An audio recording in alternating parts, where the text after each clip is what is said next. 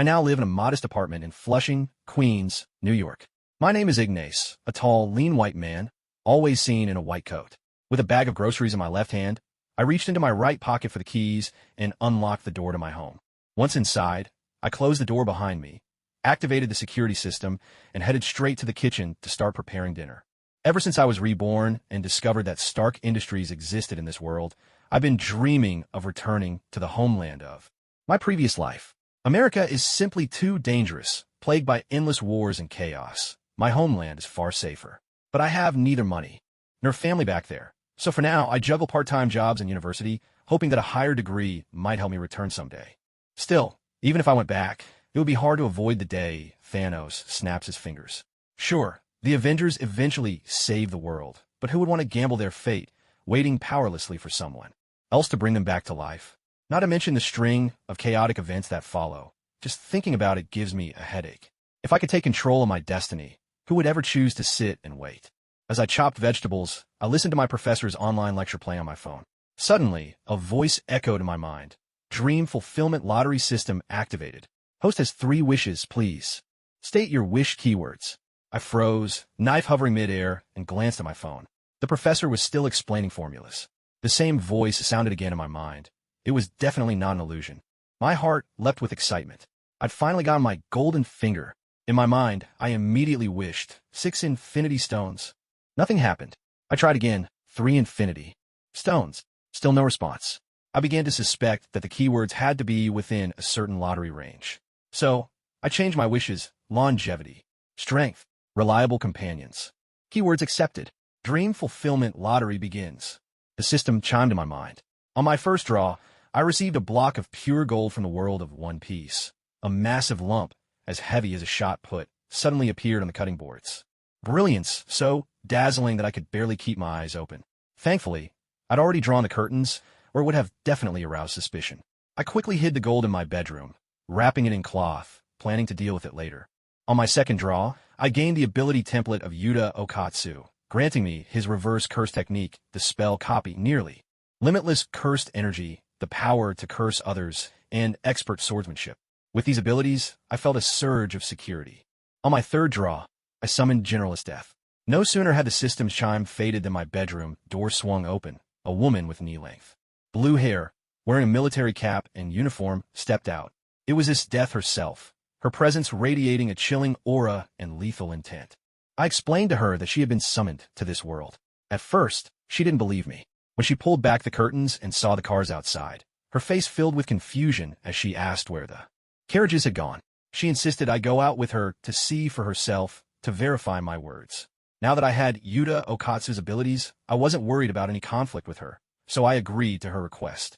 As we walked outside, the sounds of heated arguments echoed from the streets, each argument laced with an unmistakable rap rhythm.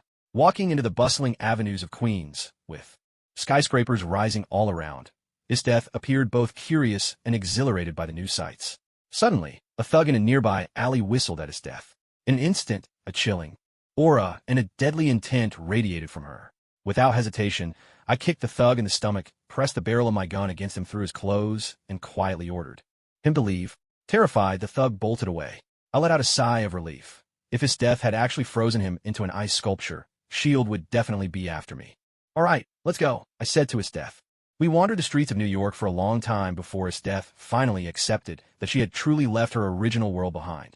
Sitting at a small table outside a cafe with Ignas, Esdeath crossed her legs and took the phone he handed her. Under his guidance, she began to learn how to use the phone to explore information about this world. Japanese and English? I can choose either one. Esdeath looked at the language options at the bottom of the webpage and asked. Ignas nodded, his expression calm and unsurprised. After all, in many Japanese manga universes, it's common to see a blend of Western elements, characters with all kinds of hair colors, and people who speak English. May I ask, are there regions in your world where wars are more common? Esdeath's eyes sparkled with excitement as she looked at Ignas. Born among the northern tribes in the Akame Kill world, Esdeath was raised on the belief that only the strong survive. The reason she joined the Empire was to participate in wars. In other words, this woman is either fighting or searching for her next battle. She doesn't care which side wins, only whether she can join the fray. Perhaps only love could make her pause in her relentless pursuit of conflict. May I offer you a suggestion? Ignas spoke up. Esdeath propped her elbow on the table, chin resting in her palm, and gave him a dangerously charming smile. Don't be in such a hurry to seek out war-torn places. After all, a lot of people in this world have struggled hard to enjoy a few decades of peace. Ignas was just about to continue explaining. Actually, there are plenty of troublesome things in America too, enough to keep you entertained. In his mind, he was even thinking that maybe the chaos in America alone would be more than enough for Esdeath to busy herself with in the future. He was still pondering how to persuade her. Don't cause trouble in other countries. If you must, just stay in America, when Esdeath suddenly interrupted him. Your smile is so pure, Esdeath said softly, gazing at Ignas. She felt that his smile carried a rare innocence. Perhaps it was his temperament, or maybe it was simply because he'd grown up in a time of peace. All in all, Esdeath thought Ignas' smile was far more sincere and untainted than the smiles of most people in the Empire. Can I ask you something? Do you have a girlfriend? And how old are you? Esdeath suddenly inquired. Ignas was momentarily baffled. To Esdeath, traveling to another world didn't seem to be the main point. What she cared about, instead, were matters of romance. This made Ignas somewhat suspicious of her motives. No, I don't. I'm still in college, 19 years old, Ignas replied. He recalled his previous life.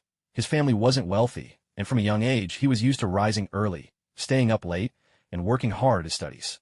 After graduating, he juggled work and side jobs to make ends meet, leaving him with almost no time or energy for romance. He'd always been busy, and gradually, he grew accustomed to the single life. Even though, in this life, he was now in a more open American college environment, he still hadn't broken free for being single. The reason was simple. He was already used to living on his own. There were all sorts of girls who pursued him. Girls of different ethnicities, beautiful ones, charming ones, cute ones, even some from affluent families, but he politely turned them all down. That's wonderful, Esdeath said with a gentle smile. Esdeath had a very clear set of requirements for her ideal partner. 1. Most importantly, he must have ambition for the future, someone who aspires to reach the rank of general and is willing to train himself constantly for it. 2. He must have enough courage. Even if he's unarmed, he should dare to hunt dangerous creatures alongside her. 3. She hopes he, like her, grew up in the frontier regions, not raised within the imperial capital. 4. He must be younger than her, making it easier for her to take the lead. 5. And most of all, he should have a pure and genuine smile. This is especially important. These are the standards by which Esdeath chose a partner. Of all of them, the 5th was the most crucial. She placed great importance on whether someone possessed a sincere, unspoiled smile. And Ignas' personality, whether in America or in the empire of Akhame Ga Kill, stood out as unique and refreshingly different. It struck a chord deep within Esdeath's heart. As for the 3rd point, Esdeath thought that since Ignas came from another world, his origins were already far beyond the boundaries of the imperial capital. When it came to age, Esdeath was just a bit older than him, which fit her requirements perfectly. As for ability and courage, Esdeath had no concerns. Ever since meeting Ignas, she could sense the powerful aura he carried, an instinct honed by a female general who had often fought dangerous beasts and enemy soldiers. Regarding bravery, simply being able to sit across from her at the same table and remain calm and composed was proof enough of his courage. With a loud bang, Esdeath stood up in excitement, slamming her hands down hard on the table. The surface cracked instantly. A gentle breeze lifted her blue hair as a flush of excitement colored her cheeks. She fixed her gaze on Ignas. I've got it. You summoned me to this world just so you could fall in love with me, didn't you? This must be what they call a romantic summoning. At that moment, Ignas, who was sipping his coffee, couldn't help but choke and spray it out as soon as he heard this grandiose declaration. A waitress walking by with a tray of desserts shot Esdeath a look, her expression saying, "Is there something wrong with you?" In truth, ever since she overheard Esdeath calling herself the Empire's Lady General and saying this world is so interesting, as she passed by earlier, she already suspected this woman was perhaps a little too invested in cosplay, maybe even a bit unhinged. She's probably read way too many comics. Esdeath caught the waitress's muttered comment and immediately glared at her with a cold, unfriendly stare, her presence radiating a dangerous air. The waitress was so startled she nearly dropped her tray, hurriedly muttering, "Don't forget to pay before you leave," before dashing back into the shop without looking back. If Esdeath had pulled out any kind of weapon, the waitress would probably have been ready to call the police. Office workers hurrying along the street and leisurely shoppers alike turned to look at this strangely dressed, dramatic woman, their eyes filled with curiosity and confusion. After all, on the streets of America, the sudden appearance of a mysterious woman dressed like an anime queen was bound to stand out. "Sit down first," Ignas said helplessly, A small crowd of onlookers had already gathered, some even starting to take pictures. He worried that by tomorrow, he and Esdeath would be all over social media. Suddenly, someone let out a whistle. "Hey man, just say yes." "Huh?" A bystander cheered, laughing. Ignas could only sigh inwardly. He hadn't expected that even in this era, people here could understand such an over-the-top, dramatic confession. A passing journalist also snapped a photo, already crafting the perfect headline in his mind. Japanese manga inspires American girl. A fantastical confession unfolds in Queens. Ignas was stunned for a few seconds.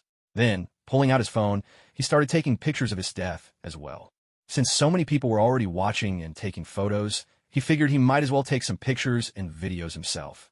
Who knows, maybe uploading them to social media could earn him some attention. "Be my boyfriend, Ignas."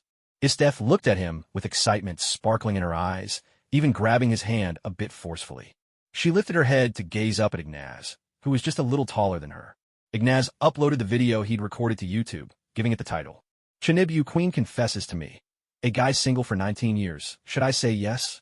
After that, he deftly logged onto various social media and short video platforms around the world. He uploaded the video in bulk, using the same catchy title across the board. For an internet content creator, this was just another ordinary day. Releasing content on multiple platforms, anything to maximize viewership. Since people were already filming and planning to post about him and Esdeath online, Ignas decided to get ahead of the story. He would control the narrative himself and leave no room for others to hijack his spotlight. "Ignas, would you be willing to?" "Yes." Ignas agreed without a moment's hesitation. Before she could even finish her sentence, he took Esdeath's hand and dashed off with her. He had thought Esdeath would be difficult to handle, but to his surprise, her eagerness to start a relationship had actually given him an unexpected shortcut. He may have grown used to being single, but when someone he liked confessed to him, how could he refuse? Is this for real? Esdeath's face was radiant with happiness as she walked hand in hand with him. Ignas handed some cash to a server who had just stepped out of the coffee shop, then led her away from the crowd. All the way home, Ignas let Esdeath rest in the living room while he headed into the kitchen to cook. Meanwhile, Esdeath fiddled with his phone, scrolling through the posts he'd just made on social media. In truth, Ignas' social media updates weren't anything extraordinary at all. At most, people would see it as a typical post about a cosplayer confessing to a boy. Besides, Ignas was powerful enough now, and with Esdeath at his side, safety wasn't much of a concern. Though he still led a low-key life, he no longer feared being noticed. "Hello. Oh, Franco, good morning. I could use your help with something." From the kitchen, Ignas asked Esdeath for his phone, then started contacting a classmate while preparing the meal. "What's up? Just tell me. Lend me some money." "What? You still need money these days. I'll write your thesis for you this time." "No problem. How much do you need?" After a brief exchange with his classmate Franco, Ignas managed to borrow some money from him. Without wasting any time, he reached out to other classmates as well. "Hey, good morning, Tiana. There's something I'd like to discuss with you. Are you finally agreeing to be my boyfriend?" "Sorry, I already have a girlfriend." "Then why are you calling me?" "I need to borrow some money. I've still got $10,000. I'll transfer it to you right away. But have you considered dumping her?" Standing by the kitchen door, Esdeath overheard the conversation and felt a surge of displeasure. Who dared suggest that Ignas should leave her? She was tempted to give that person a lesson right now. "Just go back and wait for dinner. It's only a joke between classmates," Ignas reassured her with a backward glance. Only then did Esdeath nod in satisfaction. Though Esdeath had confessed her feelings quite directly, she was undeniably the dominant one in their relationship. If not handled carefully, things could easily spiral into conflict. "By the way, what do you need the money for?" Esdeath asked, her curiosity piqued. "I'm broke. I'm afraid I can't afford to take care of you, so I'm borrowing money to make more," Ignas replied, juggling his phone call while standing in the kitchen. The news reported that Tony Stark had already departed for Afghanistan. Just recently, he'd made headlines for winning the Apogee Award, but the media seemed more fascinated by his indulgent lifestyle and scandalous run-ins with female reporters. Ignas thought to himself that the birth of Iron Man was just around the corner. It wouldn't be long before Tony returned to New York. Though cash was tight, borrowing from friends and classmates wasn't particularly difficult. Once Stark returned and shut down the weapons division of Stark Industries, the company's stock would inevitably plummet. That would be the perfect time to buy in at large volume. This was a rare window of opportunity to profit from Stark Industries. "You're short on cash?" Esdeath glanced around the shabby room. "Want to just go out and grab some for you?" Ignas quickly waved off the idea. He had his principles and would never do something so reckless for money. Besides, robbing people would only bring endless trouble. With newfound strength, he no longer feared danger, but he had no desire to invite trouble on purpose. "No need. I've got it covered," Ignas said, glancing at the tens of thousands of dollars that had just arrived in his account. He wasn't wealthy by any means, but as a good-looking, top-performing student, he had more than a few well-off friends. The money was simply borrowed from a handful of those he was close with. Later that afternoon, at the intersection of Tropicana Avenue and Las Vegas Boulevard, outside the New York D Hotel, Ignas arrived with Esdeath, waving from a distance to greet his affluent classmate Franco as he approached. "Are you out of your mind, man? You borrowed money just to come here? I'm taking my money back, even though I come here myself all the time." Franco looked at Ignas with a hint of irritation. His father ran a rather successful business in New York, and because Ignas always excelled academically, Franco's family had encouraged the two to spend time together and become friends. Whenever Ignas ran into trouble in life, Franco's family would always lend a helping hand. Guess, high or low, odd, or even. Ignas held 3 dice in his hand, shaking them with a sly grin. "How am I supposed to know? It's all luck. I'm telling you, you'd better not go in there." Franco's voice was edged with anxiety. Just then, a strange creature appeared between them, a turquoise monster, larger than a grown man. Franco couldn't see it. His attention remained fixed on Ignas. Ordinary people cannot see cursed spirits. The turquoise creature slipped its body through Ignas's hand, peering carefully at the dice in his palm. Then, it raised 2 blue fingers and swung its fist. 1 finger meant odd, 2 meant even, and swinging its fist once signaled high, while twice indicated low. This monster was a cursed spirit, a 3rd-grade one, created after Ignas used sorcery to punish a villain at a place notorious for gambling. Cursed spirits are ranked as follows. Special grade, with significant variations in strength. Grade 1, Grade 2, Grade 3, and Grade 4. In the world of sorcery, the strength of cursed spirits and sorcerers is often compared as such. Special grade. Even a carpet bombing with missiles might not eliminate it. Grade 1. You want tanks on hand to feel secure. Grade 2. A shotgun could barely handle it. Grade 3. A handgun is enough. Grade 4. A wooden stick would suffice. Except for special grade, sorcerers are generally stronger than cursed spirits of the same rank. Though the cursed spirit Ignas had created was weak, it possessed a unique ability. It could pass through walls. That special trait was exactly what gave Ignas confidence in his money-making plan. "Even high." Ignas spoke, then opened his palm. Franco stared in disbelief at the 3 dice, a 6, a 4, and another 4. A total of 14, definitely high. "Just lucky, huh? Try guessing again." Franco grabbed the dice, gave them a good shake, then held them cupped in his palm, inviting Ignas to guess the result. The turquoise cursed spirit passed through Franco's hand, glanced at the dice, then held up 1 finger and swung its fist twice. "Odd low." Franco immediately opened his hand, staring in shock at the dice. 1, 3, and 1. Nailed it. He shook the cup several more times, and Ignas kept guessing correctly. Although he never stated the exact number on the dice, he managed to predict whether the total would be big or small, odd or even, for over a dozen rounds in a row. "So, let's make some money. Let's go." Seeing this, Franco no longer tried to stop him. He didn't know how Ignas pulled it off, but since his friend had the talent, of course they should share in the winnings. The 3 of them headed into the casino together. Inside, Ignas decided to play the big or small dice game. Estes watched him with keen interest, trailing by his side. Franco helped him exchange all $50,000 for chips. With the chips in hand, Ignas approached a gaming table. The dealer nodded to him, signaling that he could place his bet. Big. Ignas placed a portion of his chips on big, waiting with confidence as the dealer prepared to reveal the dice. In this game, bets are placed before the dice are revealed, so he quietly called upon his cursed spirit's power. No one present could see the spirit at work. The blue-tinged spirit drifted through the table, its round eyes bulging as it spun them about, carefully observing the dice inside the cup.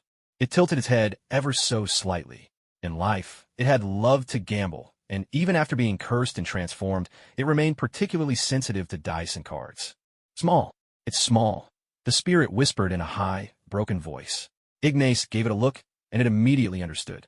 The spirit reached out and turned all 3 dice to show 6s. Ignas, cheating may be common in gambling, but 3 6s? That was far too obvious. Sensing its master's dissatisfaction, the spirit quickly changed one of the dice to 5 before the dealer lifted the cup. 5 6 6 big. Franco's face lit up with delight as he looked at Ignas. Had this guy just gone all in? The total from the 3 dice is average to decide big or small. If you win, your chips double. If you lose, you forfeit your wager. 100 grand. Ignas grinned at Franco, who grinned back. 200 grand. He replied with a laugh of his own. Ignas bet $50,000. Franco bet $100,000. Still not enough. Ignas looked at the $100,000 in chips before him and shook his head. Stark Industries was worth over $100 billion, on par with Lockheed in the real world. Even when Stark Industries' stock price was at its historic low, you'd need at least a 5% stake to become a shareholder. The current price hovered around $400 a share. By that math, even buying in at rock bottom, he'd still need at least $6 million. If you want to seize this rare opportunity and become rich overnight, you have to save up as much money as possible. If you don't make a killing now, once Stark defeats Obadiah and the energy business takes off, the stock price will soar again, and chances like this won't come so easily. I'm all in. Do as you like. Ignas pushed all his chips forward. Franco looked at him in surprise, hesitating for a moment, but in the end, he decided to go all in with him. The dice cup rattled endlessly before coming down hard on the table. The staff lifted the cup. 1.2 dots, 2 dots. Ignas won again. Franco laughed heartily and slapped him on the shoulder. He'd never have to lend Ignas money again. At this moment, Ignas had already turned his chips into $200,000. Let's keep going. Luck is on my side. Big bet. Ignas grinned with confidence. People around them started to take notice, laughing and egging them on. The cursed spirit quickly slipped across the table to check the dice. 1.1.1. It hastily adjusted the numbers, and the attendant revealed the dice. 5-4-4. Big win. Ignas's chips doubled once more, now totaling $400,000. Franco couldn't help but exclaim. He now had $800,000. Even though he came from a wealthy family, he'd never held this much cash before. Listen, brother, I think we should call a night, Franco said, swallowing hard as he tried to persuade him. Together, they had cleared a net profit of $1,050,000. He had only planned to have some fun, never imagining they would win so much. Not enough. Ignas shook his head, leaving Franco speechless. They went all in again. The cursed spirit rushed to help with the dice, but Ignas's luck had begun to run dry. Fortunately, the spirit was there to lend a hand. 400,000 became 800,000, and Franco's chips had climbed to 1.6 million. Even in New York, for two young men to win such a fortune so easily was bound to attract attention. Ignas kept betting, but this time Franco hesitated and backed out. Ignas's 800,000 doubled again, reaching 1.6 million. Don't worry, as long as we win, they'll have to pay. Their reputation is on the line here, Ignas said, patting Franco on the shoulder. Franco managed a wry smile. Unfriendly eyes began to zero in on them. Many suspected they were cheating, but there was no proof. The hostility in those stares, though, was impossible to ignore. I'm worried someone will be waiting for us the moment we step outside, Franco whispered. New York might be one of the world's top 3 financial centers, but it was also a city where crime ran rampant. Even if he had some family connections, when faced with real gangsters, there was no guarantee of safety. Don't be afraid. Ignatius patted Franco on the shoulder. After all, Franco had helped him for so many years. He wanted to bring his brother along to make some money together. As for those with bad intentions, if anyone dared to block their way at the door, he planned to fight back with a spell. Cursing the wicked could be seen as doing society a favor. Keep going. Bet on small. Ignatius pushed all his chips, 1,600,000, onto the table. The dice cup shook fiercely, then landed on the table. The cup was lifted. 1,600,000 turned into 3,200,000. Ignatius didn't stop. 3,200,000 doubled again, becoming 6,400,000. Knowing when enough was enough, Ignatius immediately took his 6,400,000 in high-value chips to exchange for cash. Franco's legs were practically giving out. He realized that if he'd kept betting alongside Ignatius, there was no way they could have made it home safely tonight. Their winnings would have easily topped $10 million. Keep your pocket money safe. Don't embarrass me, brother. Ignatius threw an arm around Franco's shoulder, grinning. Your returns are terrifying this time. Franco managed a wry smile, clutching his $1 million chip tightly. You've helped me so much these past years. I had to give a little something back. Ignatius smiled as he watched the casino staff exchange his chips for cash. So this is what you meant by that Chinese saying, a drop of water, given in need, shall be repaid with the spring. Now I finally get it. Franco hurried to say. All those years he'd helped Ignatius, and it looked like his efforts hadn't been in vain. Please deposit all the money into my bank account. Of course, just a moment, please. Inside the surveillance room, the manager was watching the video replay, a puzzled look on his face. He turned to his colleague and said in a low voice, strictly speaking, it's almost impossible to cheat at the dice table. After all, our own people shake the dice, and only we have access to the machines. No one else could tamper with them. He paused for a moment, then waved it off. Forget it. It's just a few million. Nothing worth making a fuss over. Better not to poke our noses in and risk our reputation. Understood. His colleague responded with a nod. After leaving Hotel D, Ignatius planned to head home and continue his studies. He always remembered what Iron Man had said. Knowledge is power. Where are we going? Franco asked, still feeling as though a few people were tailing them. Home, Ignatius replied. Huh. Franco was a little surprised, muttering to himself. Did you bring a gun for protection when you left the house today? Ignatius joked with a laugh. Read more, keep up with the news, eat less junk food, and exercise more. Franco stared at him in utter disbelief, thinking to himself, is studying really the priority right now? Someone's clearly about to rob us. The D field would never do anything to harm its reputation, but in the Big Apple, there are always people who refuse to play by the rules. Ignace shrugged and nodded toward the group trailing close behind them. I'm talking about those guys. They never bothered to study, so all they can do now is rob people. He led SDs into a narrow alley, turned around, and stood shoulder to shoulder with her, fixing a cold gaze on the strangers who had suddenly appeared. Hey, fellas, today's your lucky day. We're a little short on cash lately. Mind lending us some? Said one of the men, a black man twirling a knife in his hand, grinning. No. Money's not all we want. How about you let us borrow your girlfriend for a bit, too? Sneered another, gripping his blade, his eyes roaming shamelessly over SDs. That's right, we're taking both. Guess you two are just too young and naive, said a third man, stepping out from the back of the alley with his hand in his pocket, as if ready to draw a gun. Ignace and SDs exchanged a glance. Franco quickly threw up his hands, trying to talk to the men and buy some time. No killing, Ignace murmured in SD's ear. She nodded lightly. What are you two whispering about? One of the men barked, his face darkening. Are you out of your mind? Franco stared at Ignace in shock. Was he really planning to fight back? These guys were armed. In that split second, Ignace and SDs suddenly darted in opposite directions. SDs rushed straight at two of the men. Before they could react, she snatched their wrists and, with a sudden burst of strength, slammed them both to the ground at once. At the same time, Ignace charged the man at the back. With a swift kick, he knocked the freshly drawn gun from the man's hand, then chopped him hard in the abdomen. The man dropped to his knees, his face contorted in agony. The gun clattered to the ground. Ignace quickly kicked it up, caught it deftly, and pressed it straight to the man's forehead. Don't even know how to use a gun. And you think you can pull off a robbery? He said coldly. The man stared up at Ignace in terror, muttering curses under his breath. Ignace nudged the gun against the man's head, then drove his foot into him with a brutal kick. The man rolled on the ground, howling in pain. Only then did Ignace turn to check on SDs. The other two men were already unconscious, slumped against the wall, motionless. Let's get out of here, Ignace said.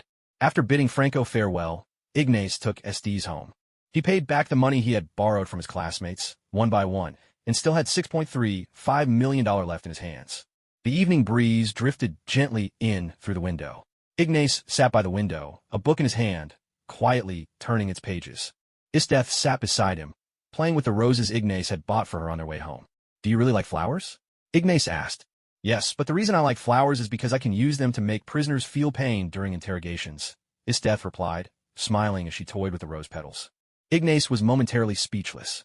He found himself thinking back to his previous life. He hadn't watched much of the anime Akame ga Kill, so he didn't recall much about Esdeath's personality. And, just like that, the conversation slipped into an awkward silence. Sometimes, relationships between men and women progress quickly simply because both people are clumsy when it comes to love. Sorry, this is my first time being in a relationship, Ignace admitted. It's okay. It's my first time too, Esdeath replied. A queen of steel-hearted candor meets an innocent, straightforward young man. Who's more hopeless at romance? Night fell.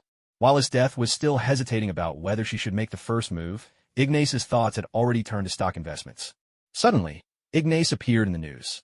A girl with a flair for the dramatic, confessing to a handsome guy wasn't anything out of the ordinary. Hardly newsworthy, in fact. But in this day and age, a young man suddenly winning over $6 million was more than enough to attract media attention. After all, not everyone is a billionaire. When an ordinary young man suddenly becomes wealthy, it's worth reporting. Ignace saw the news online. Both he and Esdeath appeared on screen. Even Esdeath's confession to him was mentioned by the media. None of this surprised Ignace. He had been mentally prepared for it. Ever since he awakened the Yuuta Okkotsu template and made plans to get rich through Stark Industries, he knew he would end up in the news sooner or later. He understood that if he intended to buy a large number of shares in Stark Industries and become a shareholder, media coverage was only a matter of time. When the stock price of Stark Industries soared, there would definitely be even more attention, with headlines calling him an investment genius and the like. Shouldn't we get some rest? Esdeath's cheeks flushed as she suddenly pulled the seated Ignas up from the sofa. That night, the two of them exchanged a few words here and there, but in the end, they simply held each other quietly and spent the night in each other's arms. The next evening, they were both ready this time, and Esdeath was the one to take the initiative. All in all, Ignas was left with just one feeling: happiness. During the day, Ignas went to his university classes, and love-struck Esdeath always accompanied him, sitting in on the lectures by his side. At night, after returning home, Ignas studied, while keeping an eye on the latest news about Stark. Esdeath, meanwhile, often clung to him, reminding him not to neglect taking good care of her. Time passed bit by bit. 3 months later, Tony Stark finally managed to build a rudimentary suit of iron armor. Breaking free from the terrorist cave, he fought his way out, contacted the military, and safely made his way back to New York. No sooner had he returned to the city than Tony asked his assistant, Pepper, to arrange a press conference. At the venue, outside the press conference, Ignas stood off to the side with Esdeath, watching luxury cars pull up to the event. In his mind, he thought that the real drama was about to begin. Hey, if I'm not mistaken, you're the guy who won over $6 million in one day 3 months ago, right? A reporter walked over, glancing at Ignas in surprise. Ignas nodded, and the reporter snapped a photo of him before hurrying off toward Tony Stark. After all, Tony was the star of the day, and Ignas was merely a bystander with no real importance. Let's go home, Ignas said, taking Esdeath's hand and leading her away. There was no need for him to join the commotion. He only had to quietly wait at home for Stark Industries' stock price to sink to its lowest point. Though he couldn't recall every detail of the story, he remembered clearly that Stark Industries would lose more than half its market value. This was the part he remembered best. At the press conference, Tony Stark sat on the floor, leaning against the podium while eating a hamburger. What exactly happened? One reporter urgently asked. Reporters who had sat down with Tony watched him intently, cameras and recorders at the ready. With every lens fixed on him, Tony Stark sighed. I've finally woken up. He stood, walking toward the podium as he continued. I realized that what I can do for this world goes far beyond making weapons.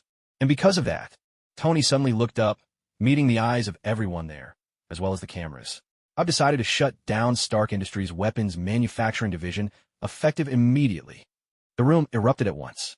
Obadiah stared at Tony in utter shock, while reporters clamored for answers. Their voices rising in a chaotic din. Disbelief was written on every face in the room.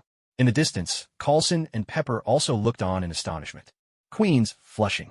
On the way home, watching the live stream on his phone, Ignas broke into a smile. At last, Stark's opportunity had arrived. Just days after Tony announced the shutdown of the weapons division, Stark Industries stock plummeted to a historic low, a staggering 40% drop. But in truth, that wasn't the lowest point. With a little more time, Stark Industries stock would continue to fall, eventually dropping by more than half. Manhattan, Upper East Side, New York. Weill Cornell Medical College. Esdeath accompanied Ignas to class. Originally, she planned to borrow some money from Ignas, of course, with no intention of ever returning it. But Ignas stood firm on his principles, and Esdeath chose to respect his decision. Since she started spending time with Ignas, his poker skills had improved rapidly, and Esdeath found herself more willing to listen to his advice. In fact, back when Ignas had no special abilities whatsoever, he was already thinking of learning a useful skill, something that would come in handy if he returned home one day. That's why he chose to study medicine.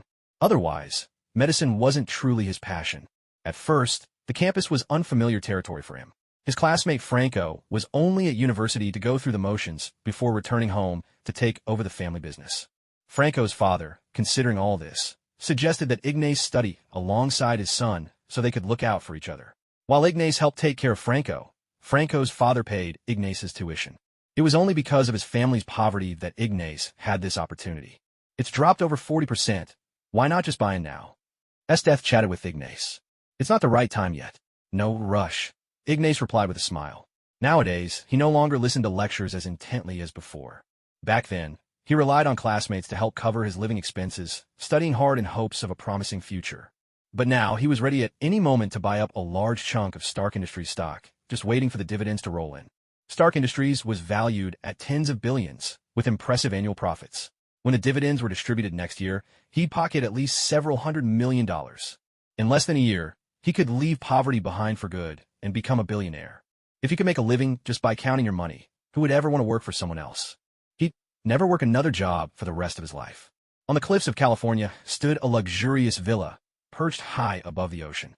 In a spacious, elegant living room, Obadiah sat at the piano, playing a gentle, flowing melody. Tony Stark came down the stairs, settled onto the couch, grabbed a slice of pizza Obadiah had brought, and began to eat. "If you'd been there in person, things might have gone better," Obadiah said, raising his wine glass as he approached Tony. Stark murmured, waving a hand. "Weren't you the one who told me to keep a low profile? I was just following your advice. Now that I'm lying low, I'll leave these matters to you." "Oh, come on. And yet you still went and held a public press conference?" Obadiah replied, making his way over and sitting beside Tony. "This is a board meeting, you know." "A board meeting?" Stark asked, puzzled, pizza in hand as he glanced at Obadiah. "The board believes you're suffering from post-traumatic stress disorder, and they're preparing to issue a restraining order." Obadiah's expression grew suddenly grave. "What?" Tony stared at him in disbelief. "They don't want you running the company anymore," Obadiah replied. "Why? Just because the stock price dropped 40%? We saw that coming." Tony protested quickly. 56.5%. Pepper corrected at once. "That's not the point." Tony turned to Pepper with urgency. "We're still the largest shareholders in the company." In the end, the conversation between Tony and Obadiah ended on a sour note. Tony insisted that the arc reactor in his chest belonged solely to him, while Obadiah stubbornly declared that the pizza was his, and at most, Tony could have 2 slices. Meanwhile, in Flushing, Queens, Ignas made up his mind to start buying Stark Industries stock right away. Stark Industries has already dropped by 56.5%. "This is the time. Buy tens of thousands of shares now," he said, eyes fixed on the plunging numbers. He was ready to call his friend Franco, and even planned to reach out to the classmates who had once lent him money and the relatives who'd looked after him in the past. He felt he'd already done right by them. Come on, think about it. A company that's always made its fortune from weapons suddenly announces it's getting out of the arms business. Who would still want to invest in that stock? Franco tried hard to talk him out of it. After all, a family business built on selling arms had just abruptly halted its core trade. Anyone would see that as a dead end. "Listen to me, Franco. Tony Stark is a genius. There's no telling what he's got up his sleeve. He's no fool, trust me. If you invest now, I promise you, there's something big coming." Cutting off the call with Franco, Ignas phoned the relatives who'd once taken him in, and then fired off a group text to a few old classmates. Whether or not they'd actually take his advice wasn't something he cared about. Truth be told, Stark wouldn't just avoid bankruptcy. In fact, that fool Obadiah would end up handing Stark an unexpected gift. Obadiah would eventually become the villain, turn against Stark, and bring about his own downfall. And Stark, before the media even had time to react, would snatch up Obadiah's shares at bargain prices overnight. With the company's shares in free fall, other shareholders might panic and sell cheap as well, giving Stark yet another chance to reclaim more of his company. Before long, Ignas's phone buzzed with 2 text messages. He was left speechless for a moment. Franco really did look out for him. His good friend had already warned him that even Franco's own family didn't have much faith in Stark. They had no intention of investing at all. Yet Franco still transferred $1 million to Ignas and urged him not to spend it carelessly. If Stark Industries really did go under, at least he'd have something to fall back on. Staring at the sudden appearance of an extra $1 million in his account, Ignas was awash with mixed emotions, grateful for his friend's kindness and silence. To have crossed into the Marvel world and found a friend like this, if anything ever happened in New York, he knew he'd be there for Franco's family without hesitation. Even though Franco was neither a protagonist nor even much of a supporting character, he always lent a helping hand whenever Ignas was in trouble, and now he'd gone so far as to offer him an extra $1 million. A friend like that. Ignas vowed he would always look out for him, no matter what. Ignas set aside $350,000 for himself and Esdeath as a backup, then pooled the remaining $6 million with Franco's loan, preparing to buy more shares of Stark Industries. $108 per share, $7 million means 64,814 shares. Ignas checked Stark Industries' data and was instantly dumbfounded. He'd miscalculated. There were far more shares in Stark Industries than he'd imagined. He quickly recalculated, only to discover that with the money he had, even if he tried to catch a bargain, it was impossible for him to become a shareholder in Stark Industries. No wonder he'd always felt that the company's $100 billion valuation didn't match the number and price of shares. He'd never touched stocks in his previous life. Everyone makes mistakes. Sometimes preparation just isn't enough. Come on, let's try something else. Pulling Esdeath along, Ignas left without another word. Esdeath glanced at the fraction of a percent share in his ledger and nearly burst out laughing. She thought to herself, wouldn't it be simpler to just take it by force? Meanwhile, Tony Stark was still in his lab, testing the Mark II suit. He had no idea that his shares had almost been snapped up by a stock market novice riding a lucky streak. Ignas was still so young. He'd grown up poor in his previous life, never dared touch stocks, and didn't even smoke or drink. Rebirth didn't mean his age and experience simply added up. He'd been reborn in his 20s, and while his memories gave him a head start in the first 20 years, making him more experienced and clear on what should or shouldn't be done, that was exactly why old Franco valued him. He thought the boy was smart and mature beyond his years.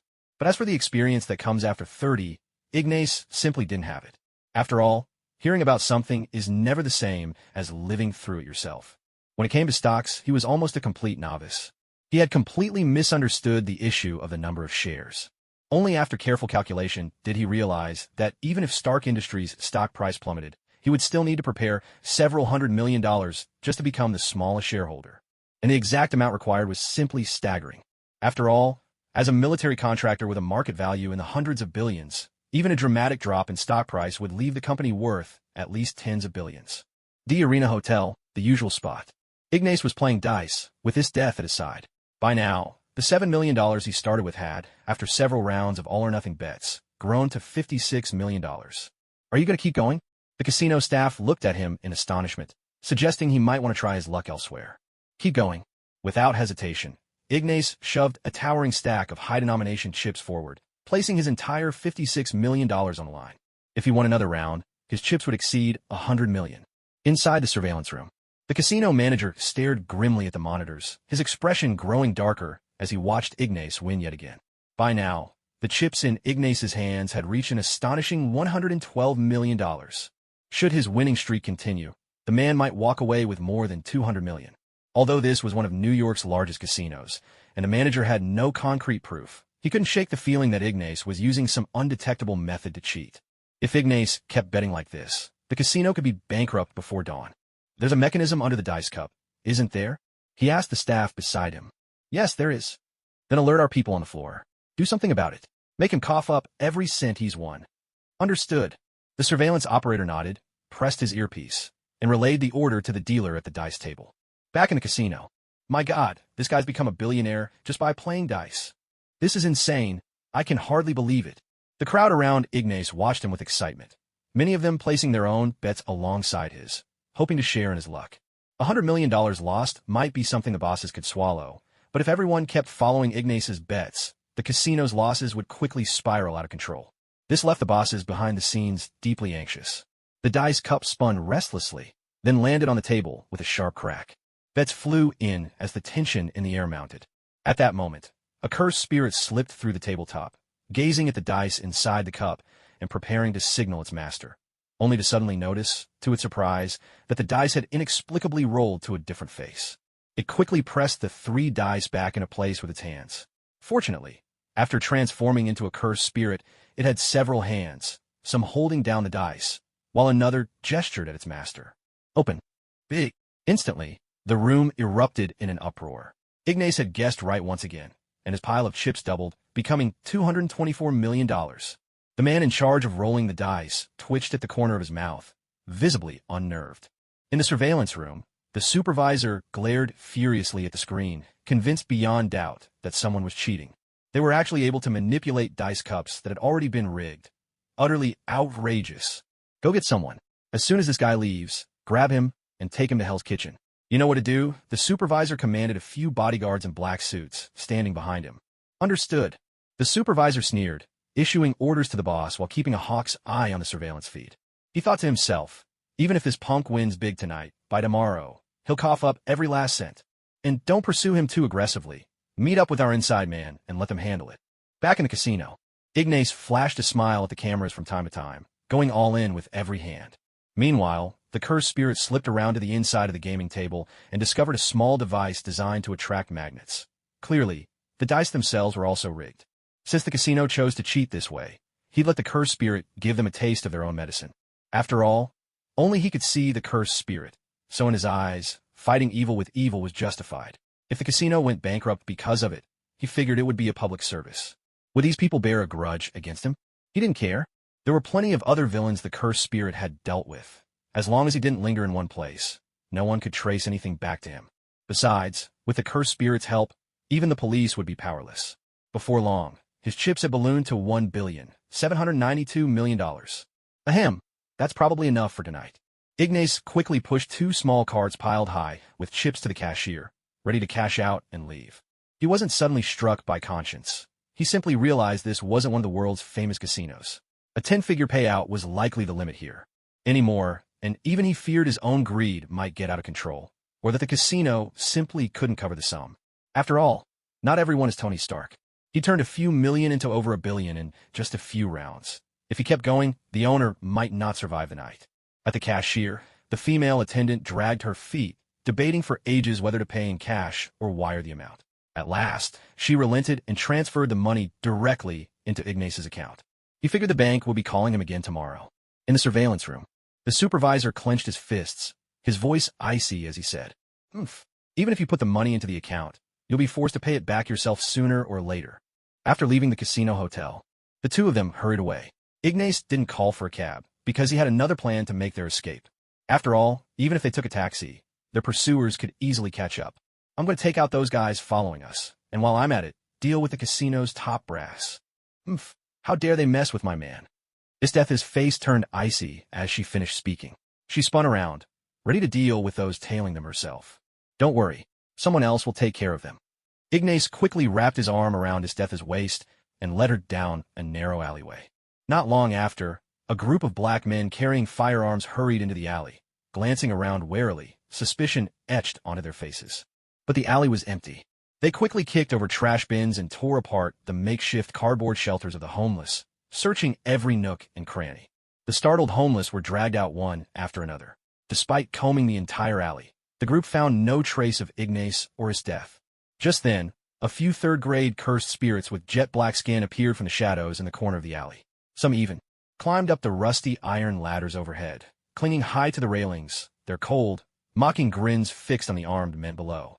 Having inherited Yuuta Okkotsu's curse abilities, Ignas had kept himself busy these past days, always watching the homeless, D-type ghosts and other D-ghosts of a different kind. Whenever they died, Ignas would curse them, turning them into cursed spirits. Unfortunately, not everyone had Rika's extraordinary talent. Not everyone could become a special-grade cursed spirit. In the next moment, sudden screams echoed through the alley. The homeless, terrified, stared at the armed men before scattering in panic. Early the next morning, in a cityscape crowded with towering buildings, office workers waited anxiously at traffic signals. They glanced at their watches, briefcases tucked under their arms, hurriedly taking bites of breakfast burgers. Honk, honk, honk. A rush hour jam had clogged the streets, drivers leaning on their horns in frustration. Whether waiting at the curb or stuck in their cars, people would occasionally cast uneasy glances toward that distant alley. This is New York Public Radio, bringing you breaking news. Last night, in multiple neighborhoods, including the Bronx, Brooklyn, Manhattan, Queens, and Staten Island, a series of mysterious and brutally violent murders took place. Half of the victims were black, most armed with guns. Among the dead were also top executives from New York's D-venue hotels, other D-venue bosses, and several leaders of organized crime syndicates. According to the New York police, all the victims died in an extremely gruesome manner. So far, despite surveillance footage, eyewitness accounts, and other clues, the authorities have made no progress in identifying the killer. An anonymous homeless man claimed that the victims were murdered last night by an invisible monster. Inside a Ford, the radio was broadcasting this very news. In the distance, the alley had been sealed off with police tape, and a large number of NYPD officers were combing the scene for evidence. Forensic experts worked diligently, their faces etched with gravity. A seasoned veteran of the force stared down at the horrifying remains, his expression a mix of helplessness and sorrow. George Stacy's face was dark with anger, but in the face of such a bizarre case, he felt powerless and deeply frustrated. He feared that the truth behind this case might never come to light. Due to certain freedom policies, the number of surveillance cameras in New York had been drastically reduced, making investigations even more difficult. Still, once in a while, the death of a victim would be captured by the few remaining security cameras. Whenever George was called to the station in the dead of night, he would find himself watching those grim video clips. The technicians explained that what the footage showed was a being invisible to the naked eye killing those people. It wasn't the result of any tampering. The testimonies of the homeless corroborated the idea of an invisible killer. Each claimed to have witnessed the events, yet none could describe what the murderer looked like. Fortunately, none of the victims were innocent bystanders. Some were high-ranking members of the underworld, Others were gang members or casualties in the crossfire between rival groups. Even the homeless who had witnessed the attacks remained unscathed. A vigilante? Damn it. George's expression was grim. While seeing the gangs take a hit should have been good news, he couldn't accept such lawless, extrajudicial punishment. And these killers, who could not be seen, only deepened his distaste for the very idea of a vigilante. How's it looking? George hurriedly questioned the forensic team. After all, they'd been at the scene since the early hours, investigating for several hours now. It's a tough one. There's not a single trace at the scene. Whether we use old-school methods or the most advanced technology, we can't find a shred of evidence left by the killer. Not even a hair or a footprint. We've searched for ages and haven't found the slightest clue, said the medical examiner, echoed by a seasoned detective. George knit his brows, gazing into the distance. Meanwhile, Ignas was already up, preparing to have breakfast before heading off to school for another day of classes. Though he now possessed great power and wealth, he no longer had to worry about dodging the disasters that plagued New York, nor did he have to struggle to make ends meet. Still, he chose to finish his studies step by step, following the regular path.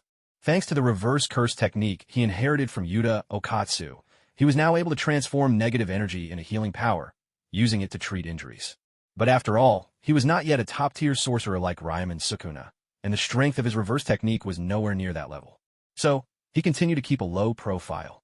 At the same time, he was considering how to combine his medical knowledge with the reverse technique, wondering if this would further enhance his abilities. Leaving so early? No way, I'm hungry again. Esdeath opened her drowsy eyes, looking at him with a hint of smile. Ignas was a bit surprised, feeling thankful that he'd been working out lately, and that he had only one girlfriend. Otherwise, he really wouldn't be able to handle it. He'd made sure she was satisfied last night, and she had even sworn she couldn't go on anymore. Yet here she was, claiming she was hungry again first thing in the morning. All right, I'll wait a bit before heading to class. Ignas agreed, helplessly, and turned back to the bed. Later that morning, Ignas ate breakfast while checking his phone. The night before, he had visited several underground casinos, and walked away with billions of dollars in winnings. It wasn't until after Esdeath had gone to bed that he began discreetly buying up shares of Stark Industries. He'd made some embarrassing mistakes in the stock market before, simply because he didn't understand how it worked. But now the timing was perfect, his capital was ready, and he was determined to make a significant investment this time. He wasn't much of a businessman, so he hoped this opportunity would help his assets soar. That way, not only could he enjoy a relaxed and stable life, but he could also savor precious time with Esdeath, just the two of them. You're already so rich. Do you really need to keep going to school? Esdeath finished her bread and milk, still eyeing him as though to say, I'm not done eating. Going to school is still important. It won't get in the way of us being together. Ignas wiped his mouth and stood up, ready to leave. Well, can we do what we did last night again? The part where we flew? Esdeath asked eagerly, excitement lighting up her face as she recalled the surprise Ignas had given her the night before. Let's go. Ignas took her hand and led her outside. Let's fly again, right now. Esdeath nodded vigorously, her cheeks flushing pink. After they left home, Ignas led Esdeath into a quiet alley, away from prying eyes. At once, Esdeath threw her arms around him in delight. In the next moment, Ignas summoned his cursed energy, his hands moving as if grasping the air itself. The air seemed to take on substance. With a gentle twist of his hand, the light around them shifted, and in an instant, their figures vanished from the alley. Within this invisible layer of air, Ignas whisked Esdeath upward, soaring swiftly toward the sky. Esdeath closed her eyes and clung tightly to him, utterly immersed in the exhilaration of flight. This ability not only allowed them to fly undetected, but also shielded them from the biting wind and chill of high altitudes. It was none other than the unique technique of Hanazoru Noritoshi, one of the four mighty sorcerers of the Sendai barrier in Jujutsu Kaisen. Hanazoru possessed the power to mold air into surfaces, enabling her to fly, turn invisible, defend, and launch attacks, all with the same skill. During the Culling Game arc, Yuuta Okkotsu copied Hanazoru's ability. Now, having inherited Yuta's power, Ignas wielded this replicated sorcery with equal mastery. Meanwhile, at Stark's mansion, Stark was strapping the limbs of his Iron Man suit into place, his eyes gleaming with satisfaction. After running a quick systems check, his confidence soared. Yeah, I can fly. Robotic arms swiftly attached the remaining pieces of armor. Stark grabbed the faceplate from the table and snapped it onto the helmet. Jarvis, are you online? At your service, sir. Activate the headgear. Understood. Load all optimization protocols. No problem, sir.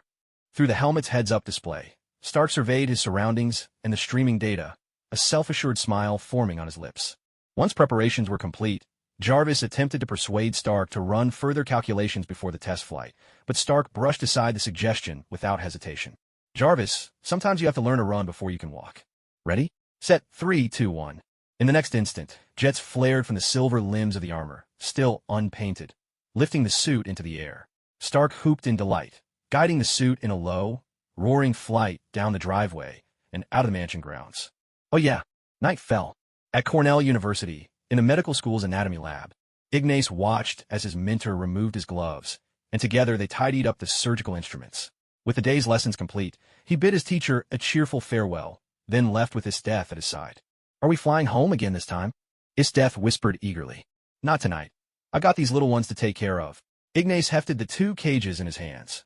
One held several rabbits, the other a few frogs. He intended to use these small animals for experiments, to test just how powerful his reverse curse technique had become. Sukuna can effortlessly regenerate lost limbs, and even managed to bring Yuuji Itadori back to life after he lost his heart. In contrast, Yuuta Okkotsu has only appeared twice in the original series, once as the protagonist in movie Zero, the prequel, where he used his reverse curse technique to heal his companions during Suguru Geto's attack on Jujutsu High, and again in the main story's Culling game arc, returning from overseas with greatly enhanced powers.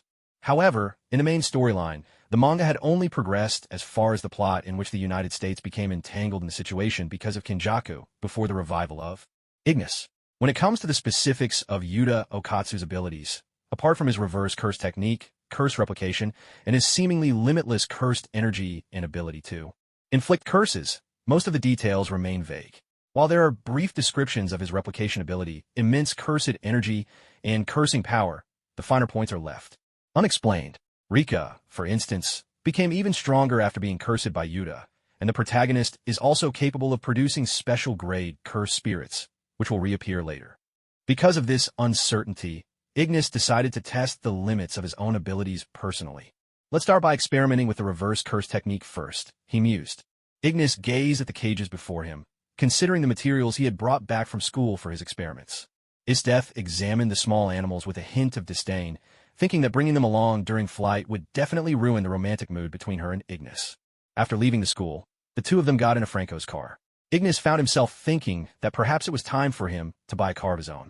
All right, the cages are secured on the roof. We're ready to go, Franco announced, glancing back at the couple nestled in the rear seat.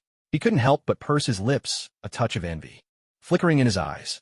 In his mind, he grumbled about the injustice. He was young and wealthy, yet still single, while his once struggling friend now had a beautiful girlfriend by his side.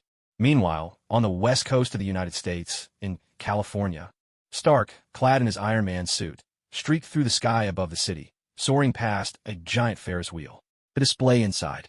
His helmet zoomed in rapidly, locking onto a boy and a girl strolling down the street below, laughing as they shared ice cream. The moment Stark flew overhead, the little boy looked up in astonishment, his eyes wide with disbelief. Startled, his hand jerked and his ice cream tumbled to the ground. He stood frozen, gazing up in awe at the figure racing across the sky. Without stopping, Stark accelerated, rocketing even higher into the atmosphere. He was determined to push the Iron Man suit to its limits and see just how high he could climb. A few hours later, back at Ignas's home, Esdeath held him tightly in her arms with possessive affection. Faced with her bold advances, Ignas could only surrender helplessly, allowing her to tease him as he absent-mindedly scrolled through the news on his phone. In the video, a female reporter stands on a street in a Californian city, her voice brimming with excitement as she points skyward, recounting the astonishing event that just took place. The footage cuts to a replay of the scene. A suit of steel armor plunges from the sky at breakneck speed. Just as it is about to crash into the ground, jets of flame burst from the suit, sending it skimming perilously close to the earth in a sweeping arc before it soars upward once more. Ignas glanced at the video, then tossed his phone aside without much thought. All right. I'll spend more time with you in a bit, but let me finish my business first. As he spoke, he pressed a gentle kiss to Esdeath's lips. Only then did she release him, satisfied. Ignas brought over a cage filled with frogs and took out one that was lively and full of energy. He was about to perform the limb regeneration stage of his sorcery experiment using the frog. If successful, he planned to move on to a more challenging phase, reviving a rabbit's heart. Heart revival was the most difficult step. In the world of sorcery, only Sukuna had ever used a similar method on Yuuji Itadori. Ignas picked up a knife and, with swift precision, cut off one of the frog's legs. Then he reached out, aiming his palm at the frog's severed limb. A gentle glow radiated from the center of his hand. However, whether it was the aura of curses, cursed energy, or sorcery itself, no one in this world, including Esdeath, could see any of it. It had been noted in the world of sorcerers that their brains were structurally different from ordinary people's. This meant that when Ignas acquired the Yuuta template, not only did his abilities transform, but his brain changed as well. In this world, he alone could wield the art of sorcery. Human regrets, hatred, sorrow, shame, all shades of negative emotion, would quietly turn into invisible curses, lurking in every corner of daily life. A sorcerer's power was inextricably linked to curses and cursed energy, which themselves were the embodiment of negative forces. But the reverse technique could transform those forces into positive energy, granting sorcerers the ability to heal at a high level. Cursed energy, negative, times cursed energy, negative, equals reverse technique, positive. Even in the world of sorcerers, those who could master the reverse technique were exceedingly rare. In the next moment, Ignas's hand radiated a gentle, positive energy, enveloping the frog's wound. The severed limb began to regenerate, slowly at first, until a brand new leg had formed. The reverse technique really can restore lost limbs, though it's a bit slower than Sukuna's speed, Ignas noted with satisfaction. He followed up by slicing off all 4 of the frog's legs. Once again, he called forth the reverse technique. Positive energy surged and flowed, causing the frog's limbs to sprout anew, as quickly and tenderly as fresh shoots in spring. An astonishing sight to behold. "This is incredible," Esdeath exclaimed, unable to contain her awe. Today's experiences had truly broadened her horizons. Her boyfriend, without relying on any external tools or special weapons, could accomplish such incredible feats. Once more, Ignas watched as the frog's limbs, newly restored, were once again severed by his hand. A cold flash of light, and all 4 frog legs dropped into the container on the table. He released positive energy again, and as the frog's lost limbs regrew, it instinctively struggled with its new legs, trying to escape from Ignas's grasp. "Is this what you call positive energy from 2 negatives, making a positive?" To the frog, however, this felt nothing short of demonic. Yet Ignas's actions were not driven by cruelty. Rather, he was training his reverse technique, striving for mastery so he could prepare for the later experiment, reverse technique and death rebirth. An hour passed. Whenever Ignas's cursed energy was almost depleted, he would take a short break, quickly regain his strength, and then continue practicing the reverse technique on the frog. With his nearly limitless reserves of cursed energy, even when drained, he could replenish it in no time. Ignas returned the nearly broken little frog to its cage, gazing at the box overflowing with discarded frog legs on the table, lost in thought. "It's still not enough. My recovery speed is too slow. I need a special grade cursed spirit to serve as my energy reserve." For now, he put aside the matter of the frog legs and began contemplating how to create a special grade cursed spirit of his own. In the world of sorcerers, even after Rika ascended, Yuuta Okkotsu still possessed Rika's cursed remains.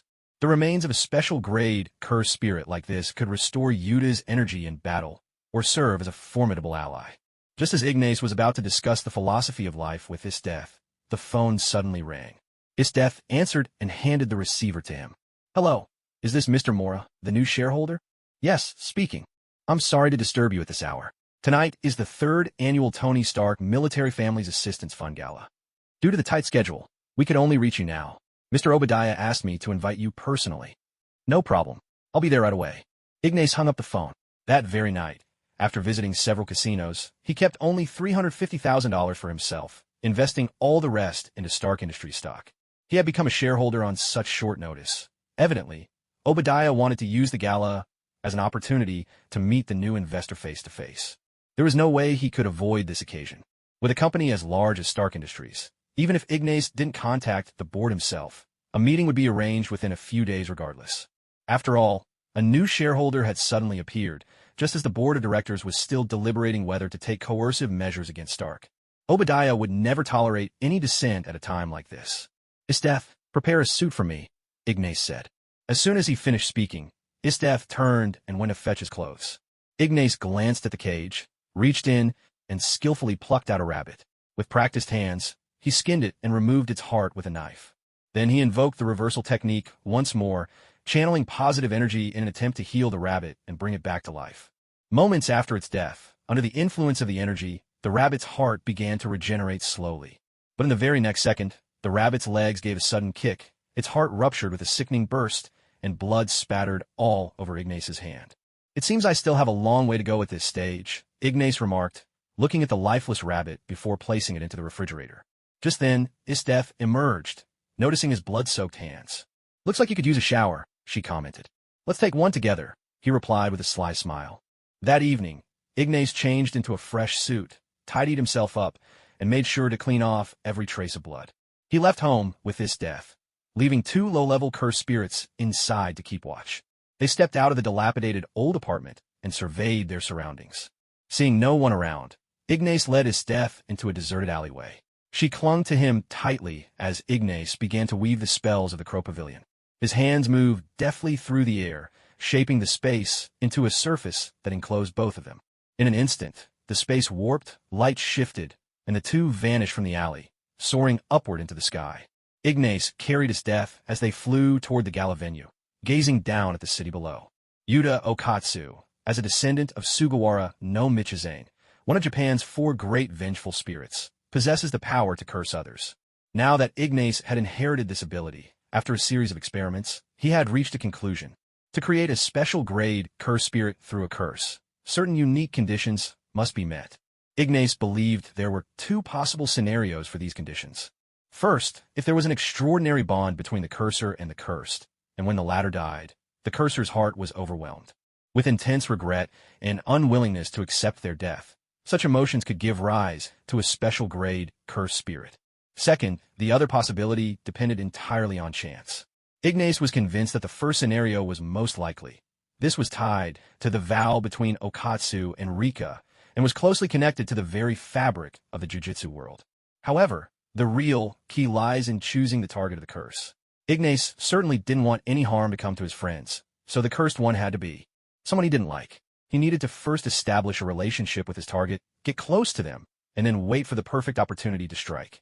This went without saying for the villains, but among the heroes, he disliked characters like M******** or F********R, Vision, Star-Lord, and Shang-Chi. The list was still growing. Of those who had once been villains, but later redeemed themselves, he disliked Loki the most.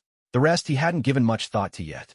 Ignace figured he could try to get in touch with these people, pretend to befriend them, and then act when the time was right. Night had fallen, yet the city streets remained ablaze with dazzling lights. 3 hours later, West Coast, California, Los Angeles. A silver sports car sped down the street. Ignace gazed downward, watching Stark behind the wheel. This is a fine car, he couldn't help but marvel. With Esdeath by his side, Ignace soared above Los Angeles. The sorcery from the Wooloo Pavilion was incredibly useful, allowing him to turn emptiness into a surface, granting him the power of flight, faster even than an airplane. This kind of magic was invaluable for traveling quickly and keeping a low profile. South Avenue, Disney Concert Hall. Stark arrived right on time, handed his car keys to the valet, and cast a casual glance at Obadiah, who was being interviewed. Amidst the commotion and the shrill excitement of young women, he strode toward Obadiah. "Hey, Tony, remember me?" A socialite greeted him warmly. "Of course I don't," Tony replied without missing a beat, barely sparing her a glance. Then he patted a passing old gentleman on the shoulder in greeting. Meanwhile, on another street, Ignace, with his arm around Esdeath, appeared in a deserted alley. "All right, let's go," Ignace said. "Okay." Esdeath nodded and wrapped her arms around him in return. Ignace looked at her helplessly, thinking her possessiveness was truly overwhelming. The two strolled out of the alley, making their way leisurely toward the street where the Disney Concert Hall stood. After walking a few blocks, they were just a few hundred meters away from the concert hall. Ignace glanced around, but saw no sign of Coulson. What a pity. He'd been hoping to do a little fishing. Before setting out, he had considered taking a plane. But even the earliest flight would have taken more than 5 hours to reach Los Angeles. That was one reason he'd ruled out flying commercially. Besides, he had an itch to try out a curse experiment on M******* or F******R. For many transmigrators, S.H.I.E.L.D. was an organization to steer clear of at all costs. They were simply too dangerous to take on, and even if you could win, you'd only be inviting a world of trouble. The Hydra lurking within the organization was a major concern, not to mention the moral pressure brought by the so-called motherfucker man. Yet to Ignace, everyone in S.H.I.E.L.D. was a valuable asset. He felt no qualms about cursing Hydra members, In fact, he considered it a public service, ridding society of vermin. Motherfucker Man's attempts at moral coercion were certainly a headache, but Ignas never liked either him or Merle to begin with. If he could use the loopholes in his own whereabouts to lure these people out, all the better. Hydra and Motherfucker Man were both ideal targets for his curses. He didn't expect any of them to become special grade curse spirits. As long as he could generate a few grade 1 spirits, or even a swarm of grade 2 spirits, he would be more than satisfied. Let's go. Ignas took Esdeath's hand.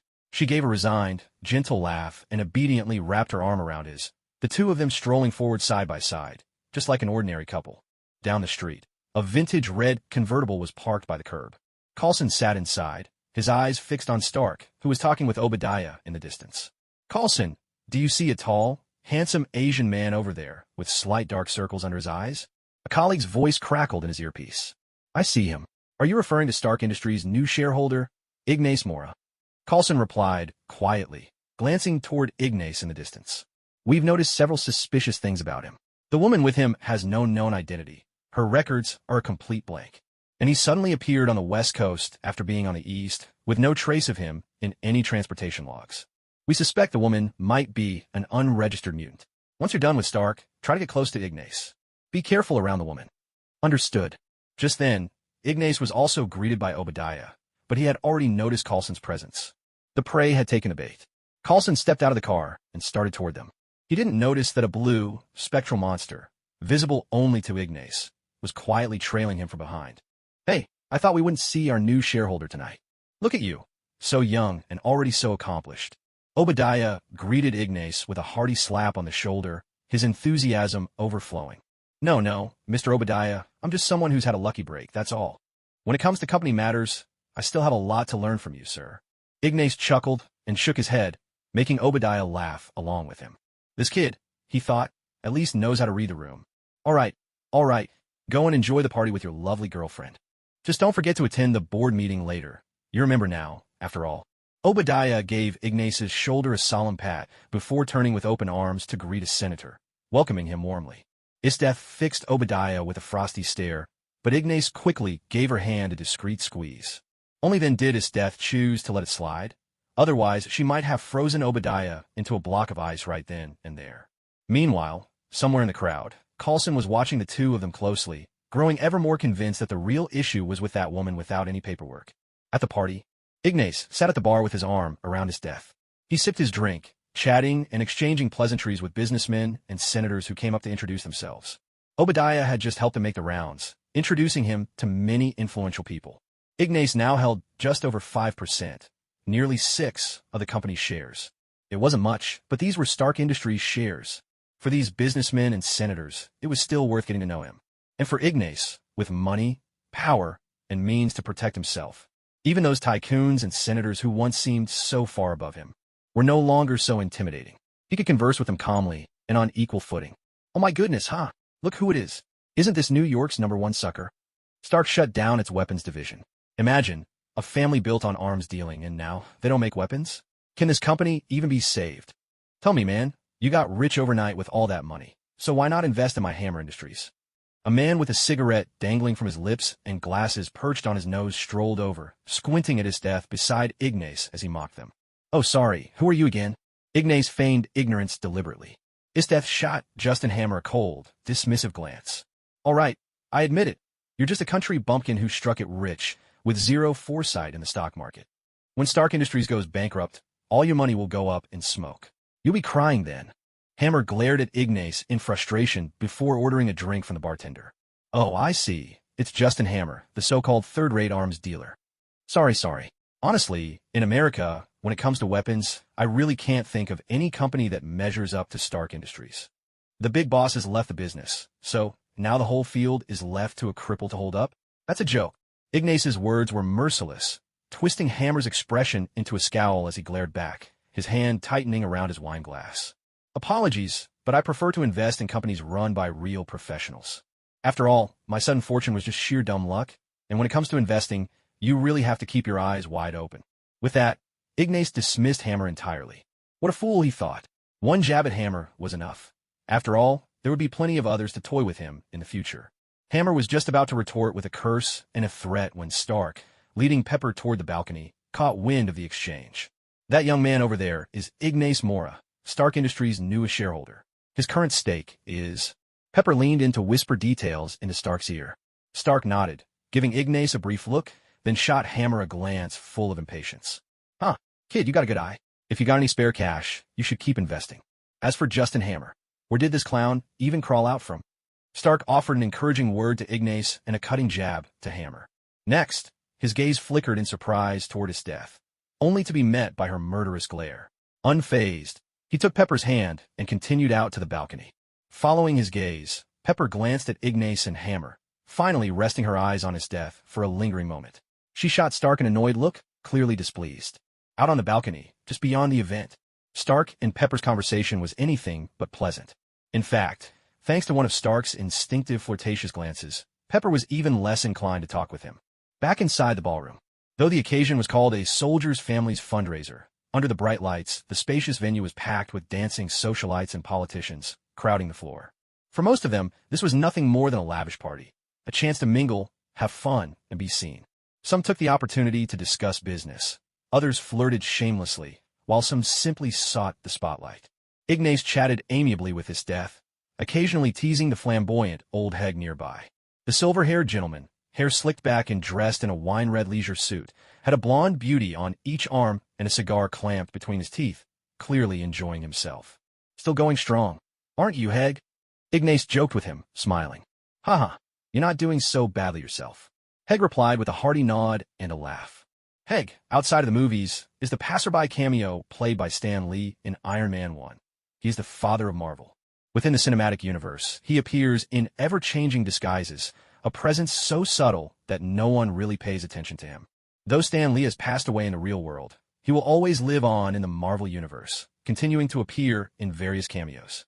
A man with a dangerously receding hairline approached, flashing a professional smile at Ignas. That's me, Ignas replied. Glancing to the side, Ignas realized it was SHLD's hardest-working agent, Coulson. Could I have a word with you? Coulson asked. And you are? Ignas feigned ignorance. I'm Agent Phil Coulson from the Strategic Homeland Intervention, Enforcement and Logistics Boo. Whoa. Stop right there. That's way too long. Just cut to the point. What kind of organization are you? Ignas quickly waved his hand to stop Coulson from going any further. Sorry about that. We're actually trying to find a better solution for that ourselves, Coulson replied with an awkward grin, while Esdeath shot him a sidelong glance. For some reason, Coulson suddenly felt the temperature drop around him. Was it just his imagination? To put it simply, we're an independent agency with a rather special mandate. We're not an international peacekeeping force led by America, Coulson explained, choosing his words carefully. After all, this was just an initial meeting. He couldn't exactly tell this ordinary person that they handled strange occurrences. Hold on. What did you just say your organization was called? Ignas interrupted. Strategic Homeland Intervention, Enforcement, and Logistics. Stop. Who's Homeland? Ignas's question caught Coulson off guard. Forget it. I don't trust your mysterious organization. Goodbye. If you have any issues, talk to Stark. He's the boss. With that, Ignas took Esdeath's hand, ready to share a light dance with the formidable general. Even if this was just fishing for information, he couldn't make himself too approachable or easy to deal with. That's what you call playing hard to get. So what's the situation? A voice crackled through Coulson's earpiece, an agent checking in. He nitpicked our organization's name, then used that as an excuse to brush me off, Coulson replied, the corner of his mouth twitching in exasperation. They often ran into people who joked about their tongue twister of a name, but this was the first time someone had actually taken issue with it. What's your assessment of Ignas and Esdeath? Ignas was just an above-average college student. He's mature for his age, both in character and how he deals with people, but when he speaks, there's a bit of Stark's sharp tongue in him. I haven't seen any sign that he's had special training, nor anything unusual about him. As for Esdeath, whether it's her behavior, speech, or even her gaze, she gives me an impression of only the kind of imposing presence honed through years of life-and-death struggle in the military could explain it. And then there was the chilling aura of killing intent about her. I'd always assumed such things were just devices in novels. Check every legitimate and illegitimate military organization around the world. See if you can find any high-ranking officers matching these traits. Coulson quietly relayed their observations one by one. Back at the base, someone started hacking into the databases of military and paramilitary groups worldwide, both above and below board. Hold on a moment. We're beginning to suspect that Esdeath isn't just a simple cosplayer. She's far too suspicious. Understood. After giving his hushed reply, Coulson took a sip of his drink, then raised his glass to greet someone passing by. Coulson, once you're back in New York, investigate Ignas and Stark as planned. At the same time, work with Hawkeye and Agent Natasha to look into those bizarre incidents around New York. The voice from the base crackled in his earpiece again. This time, it was the Motherf, himself, Nick Fury, director of S.H.I.E.L.D. and master manipulator. You mean? That's right. The recent rumors about curses and spirits in New York. S.H.I.E.L.D. base, director's office. Fury watched the video on the so-called cursed spirit phenomena, his expression dark. At one side of a strange incident, the perpetrator had deliberately scrawled a few crooked words in Japanese. When the incident occurred, the NYPD had immediately brought in translators to decipher the message. Cursed spirit, invisible to the naked eye, undetectable by advanced technology. They'd even brought in an expert on Japanese ghost folklore to explain the meaning of curses, cursed spirits, and the four great vengeful spirits of Japan. But Fury wasn't buying any of it. After all, if Japan really had such supernatural entities, they wouldn't have ended up on the receiving end of two big fireworks all those years ago. Still, as the saying goes, better safe than sorry. If beings from Japanese ghost stories really were appearing in the darkest corners of America, he had to investigate. This case is temporarily classified Level 8. With those words, Coulson understood immediately. He was a Level 8 agent. Level 7 marked a critical threshold. Everything above that was top secret. Levels 8 and 9 were reserved for ultra-classified, black box operations. If this case was assigned Level 8, it meant it could be escalated to even higher secrecy at any moment. One wrong move, and he'd be cut out entirely. Most of the time, strange phenomena were at least visible to them, or could be picked up by instruments. Take vampires, for example. As long as they existed, S.H.I.E.L.D. had ways to counter them. But cursed spirits, these felt as if they belonged to another dimension. Invisible to the eye, undetectable by infrared or energy scanners. It was enough to make anyone anxious. Cursed spirits and cursed energy are negative energies, and rather metaphysical at that. Nearly impossible to detect. Understood. Coulson responded. By the way, that Ignas, what's his nationality originally? Fury asked. China. Got it. Fury nodded and ended the call. So not Japanese. That eased much of his suspicion toward Ignas. After all, the expert on legends and spirits had said the curses and the three great families were tales originating from Japan. The gala came to an end. Atop the steps of the Disney concert hall, Obadiah put an arm around Stark's shoulders as the two faced the cameras. Tony, who do you think doesn't want you back at the company? Obadiah's expression remained as friendly as ever, but his words struck Stark with disbelief and a chill in his heart. I'm the one who gave the order. This was the only way I could protect you. Obadiah wore a professional smile for the cameras, while Stark's face flushed with anger, glaring at Obadiah as he strode away down the red carpet. Protect me? What a joke. Hey there, kid. Are you really planning to fly commercial back home? How about you join me on my private jet? We can chat about company matters on the way. Obadiah called out with a smile to Ignas, who was standing by the roadside. Thank you, Mr. Obadiah, but there's no need. My girlfriend and I are planning to catch a few Lakers games and watch Kobe play. Ignas replied with a polite smile. Mr. Stark, the shareholder Ignas has never shown any interest in basketball games or any basketball stars. Judging by standard human behavior, this seems like a polite refusal. Jarvis's analysis came through Stark's earpiece.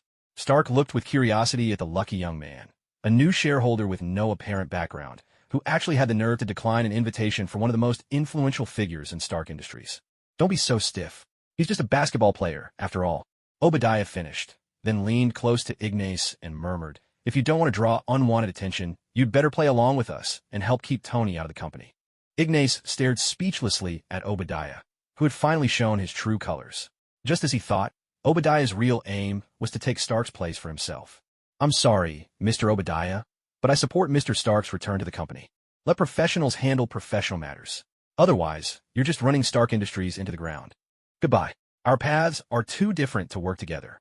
Ignas deliberately raised his voice, leaving Obadiah no room for courtesy. As he walked away, he left 8 second-grade curses hovering around Obadiah. If Obadiah dared make a move against him, the one to meet his end would be Obadiah himself. Though a second-grade curse is often described in simple terms, something a shotgun could barely handle. That's just a figure of speech. In truth, even with a shotgun, you'd never be able to kill a second-grade curse. Cursed spirits can only be killed by sorcerers. That's the first rule. The second, if you're not a sorcerer or a cursed spirit yourself, you simply can't see them.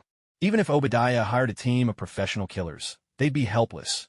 those 8 grade 2 curse spirits would slaughter them all without breaking a sweat. This kid's got something. Stark couldn't help but sigh. Was it the boldness of youth, or did Ignas really have such a sharp eye? But when it came to courage, he had to admit, Ignas was impressive. Back when the company turned its back on him, everyone except Pepper, there was still this young man who stood beside him. Stark found himself genuinely fond of Ignas. The next day, Ignas didn't return to New York with Esdeath right away. Instead, they caught a Lakers home game and even took a photo with Kobe Bryant. Both the NBA and Kobe himself had donated to the Wenchuan earthquake relief in 2008. Ignas disliked the mob, but his issue was only with those who used lowbrow moral blackmail. He made a clear distinction. He didn't hold it against the rare few humans within that crowd. Honestly, growing up decent in that environment was no small feat. Goodbye, Kobe. Remember what I said, always double-check your parachute before you fly. Ignas threw out the warning as a half-joke. Kobe watched this Stark Industries shareholder walk away. The word stung, but Kobe still smiled and nodded. From the stands, Coulson hurried after Ignas and Esdeath, clutching a signed jersey. As they left the Staples Center, he glanced around in confusion. Where had everyone gone? Afghanistan. Warlords stormed from house to house, stealing food and supplies. The men they caught were dragged to a wall and shot, one by one. Women were tossed into trucks. Children, too, carted off to be future soldiers. One warlord soldier, rifle in hand, kept the train on a man, barking, "Turn your head! Turn your head!" His face twisted with rage, shouting over and over. Suddenly, from above, came the roar of a jet flame. With a heavy thud, a golden-red suit of iron crashed down from the sky.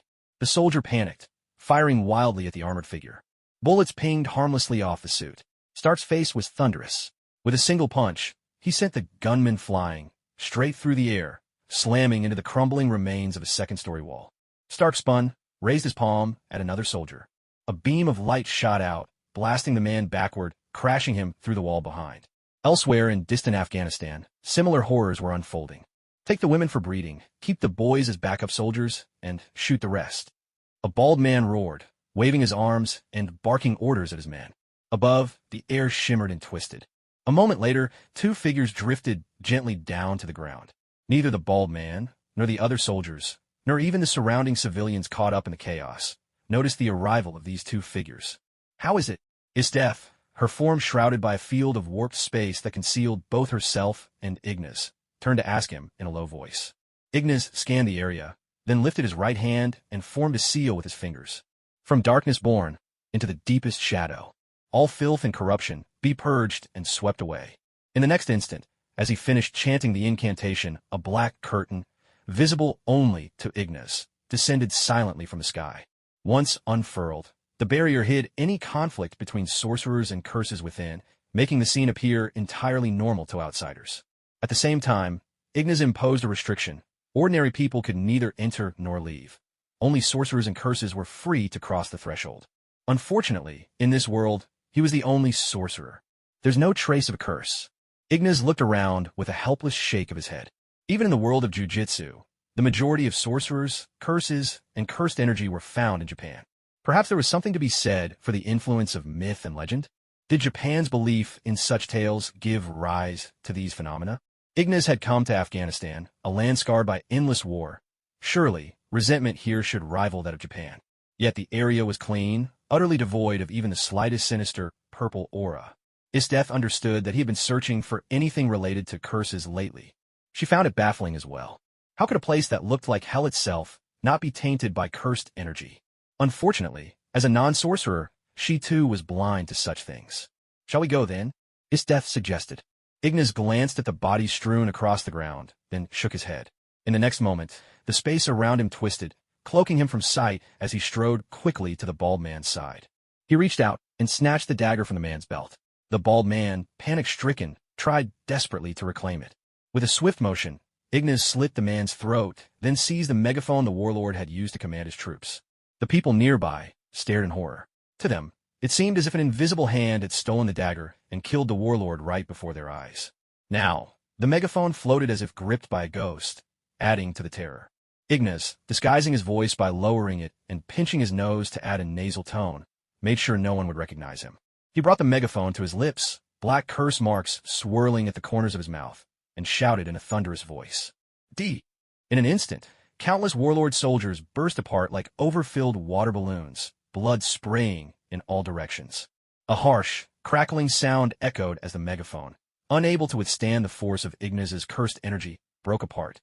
This was the cursed speech technique, copied from Yuuta Okkotsu's replication of Toge Inamaki's ability.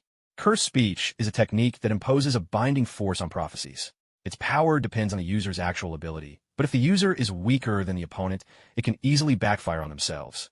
Many spoken words can become dangerous forms of attack, which is why Toge Inumaki seldom speaks normally, choosing instead to use rice ball ingredients as substitutes. The effect of the copied cursed speech only takes place when Ignas uses his mimicry ability. At the scene, the downtrodden people looked up in delight at the floating loudspeaker, then glanced over at the dead warlord troops. Ignas casually tossed the loudspeaker aside and turned to leave. Did the air just twist? A sharp-eyed person quickly pointed into the distance.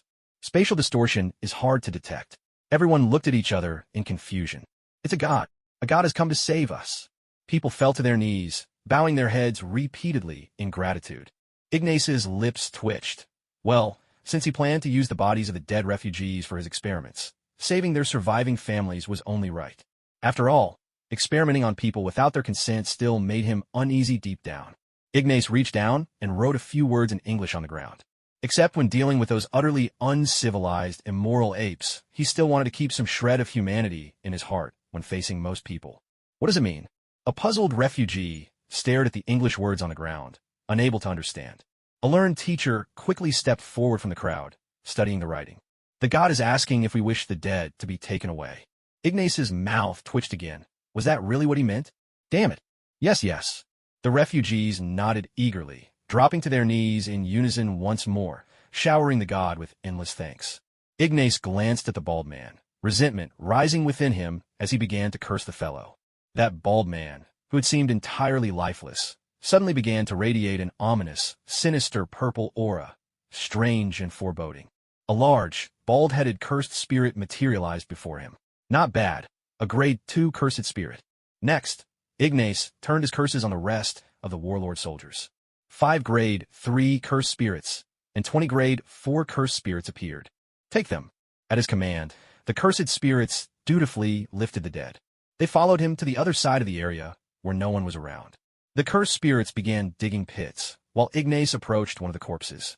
He reached down, dagger in hand, and plunged it into the person's heart to retrieve the bullet.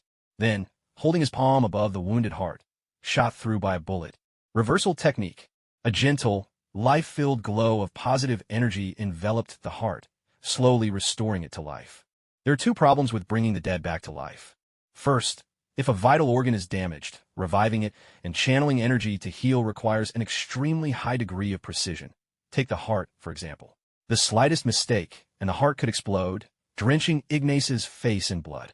Even the senior medic at the Jiu-Jitsu High, Yeri, can't pull off something like that. Second, the body may come back to life, but what about the soul? Ignas sensed that either Sukuna had some secret technique for this, or it had something to do with the unique properties of cursed energy.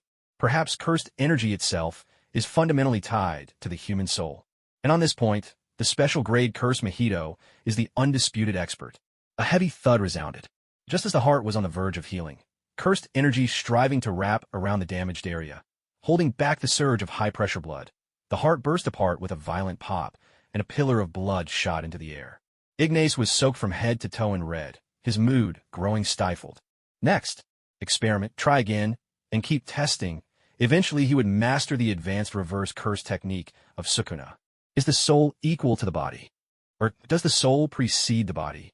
Ignas placed both hands over the deceased's heart and continued to channel the reverse technique, attempting to heal the other. Once again, the burst heart regenerated. At the same time, his mind wandered to Mojito's theories and words. No, this world is different. Its rules must change accordingly. In the future, the Ancient One faked death to escape, with the body dead but the soul enduring. So, in the next instant, the heart erupted again, drenching him in fresh blood. Was the soul already gone? He had accounted for things like blood pressure, always using cursed energy to protect the heart, and weaving barriers of energy around the damaged area, waiting for the heart to fully recover. As a medical student, he was already quite adept at physically safeguarding the heart. Sukuna. Ignas began to ponder the legendary tales of Raiman Sukuna. He surmised that the reason Sukuna's remains became the 20 special grade cursed fingers after death and why he retained his memories from life was perhaps because Sukuna found a way to exist in another form. After all, he had once been human and could not escape death. Yet, as a soul, a cursed spirit, he managed to linger in the world. Surely, Sukuna possessed far deeper theories and knowledge about the relationship between soul and body. Sadly, Sukuna and he did not inhabit the same world. At best, he could travel to Japan and seek out whatever legends about Sukuna this world possessed. But those were mostly worthless rumors anyway. Space itself seemed to close in from all directions, as if countless mirrors surrounded him, up, down, left, right, everywhere. The very orientation of space began to twist and warp. A bald woman appeared behind Ignas. She wore a flowing yellow robe and looked at the boy with calm composure. The time of death is still recent. The soul has yet to depart. The Ancient One intoned. Ignas was startled, and together with Esdeath, quickly turned to look at each other. The Ancient One merely gave him a mysterious smile. In the next instant, everything between heaven and earth returned to normal, and her figure vanished without a trace. Ignas hurriedly looked up at the sky. There was a small hole in the barrier he had set up. Well, that's that. Compared to a true master, he was still far too weak. He had painstakingly established a binding barrier, yet she had slipped right through a hole as if it were nothing. Fortunately, for some reason, the Ancient One had come not to cause trouble, but to give him a warning, to keep him from getting stuck in his own obsessiveness. So that's how it is. It's just that my skills aren't up to par yet.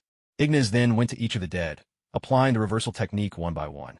If he failed, he simply accepted it. He tried on everyone.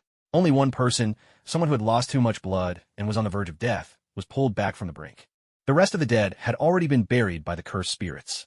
Ignas glanced at the person he'd managed to save, then took Esdeath's hand and soared into the sky. In truth, that person hadn't actually died. He was just near death and had been mistaken for a corpse. Ignas hadn't yet mastered the stage of the reversal technique that could bring the dead back to life. But he no longer felt the pressure. He would do his best and leave the rest to fate. Everything would unfold naturally. He had only two things to do in Afghanistan. First, to confirm whether there was an ominous cursed aura in the areas with the highest death toll. He checked and found none. Second, to take the opportunity to experiment with a dead body. With that done, it was time to return to fishing. He clicked his tongue in amusement, wondering what level of cursed spirit Mother Astra's Kerman could become. As he passed over a military base, Ignas cast a cold, steely glare downward. The next moment, his long hair began to change, curling into thick, cannon-like tubes. Granite a shockwave. A thunderous roar followed. High-pressure, cursed energy suddenly erupted from Ignas's curled hair, blasting out like a cannon, and a terrifying shockwave thundered downward toward the military base below. But to ordinary people, cursed energy was invisible. High above, the shockwave of cursed energy hurtled toward the base's missiles. On the ground, the American soldiers were still leisurely enjoying their overseas deployment, utterly unaware. A deafening explosion shook the air. In the blink of an eye, the shockwave struck the missiles, triggering a massive blast. Fireballs erupted, swelling and spreading in all directions, and an even more terrifying shockwave swept outward, consuming everything in its path. In an instant, the base was engulfed in a sea of fire. Only then did Ignas, satisfied, take his death in his arms and fly off toward America. Did you see that? Don't ever think about starting a war again. As for the U.S., that'll be enough for your amusement. Ignas said with a smile. That's wonderful. Esdeath hugged him tightly, overjoyed. Since Ignas planned to stay by her side, she would simply make trouble for America alone. Every time the U.S. suffers, that's the greatest contribution to world peace. By the way, Esdeath, once we receive the dividend from Stark Industries, I'm planning to donate some of it, Ignas said, intending to give some to his true homeland. Consider it a token of affection from someone far from home. I don't mind. It's not my money, after all, Esdeath responded quickly. Besides, I didn't object when you donated $100,000 to Sichuan in China just a few days ago. If she were still an imperial general and had American dollars at hand, she would have joined Ignas in making the donation. Esdeath was never one to care much about money. She was always generous with her own people. And when it came to supporting her beloved's wishes, she was all the more eager. All right, let's find a time to get married. A flush rose on Esdeath's cheeks. The fierce queen, shy and flustered for once. Some time later, Edwards Air Force Base, California, United States. The command room was abuzz with activity. Dozens of staff members stared at their computer screens, scanning intelligence, watching satellite images, exchanging reports, and updating the status from posts around the globe. What the hell is that thing? Can we enter that area? No, sir. They're using human shields. Command has ordered us to stay out. Contact the Department of Defense. Let them handle this. A liaison officer grabbed the phone, dialing in haste. Unidentified flying object detected. Meanwhile, at SHIELD headquarters, chaos reigned there as well. Just as the military spotted an unidentified humanoid flying object, SHIELD picked up something even stranger. Sir, we've detected an unidentified flying object, and not far from its flight path, there's a bizarre phenomenon. Light bending, almost as if space distortion. Technicians scrambled from desk to desk as Nick Fury and Coulson stood before a screen, staring at the photos. Within the warped light, something seemed to be concealed, like a poorly edited photo, but with no trace of manipulation to be found. The most disturbing part, this wasn't digital trickery, but genuine spatial distortion, likely involving advanced technology. Motherf, what the hell is this? Damn it, aliens or what? How the hell did they get their hands on space warp tech? Damn. True to his nickname, Fury let out a string of curses without missing a beat. Find out, where's this thing heading? Sir, it's already vanished. We only spotted this strange phenomenon by pure chance. While observing a humanoid flying device, this anomaly briefly appeared. What? Fury glared at them furiously, then slammed his palm down on the table with a bang. Investigate. I don't care what it takes. Use every method you've got. God damn it. The next day, America, New York. A live broadcast of a military press conference was underway. The venue bustled with reporters firing off questions. Colonel James Rhodes stood on stage, facing the cameras and a sea of microphones as he began to speak.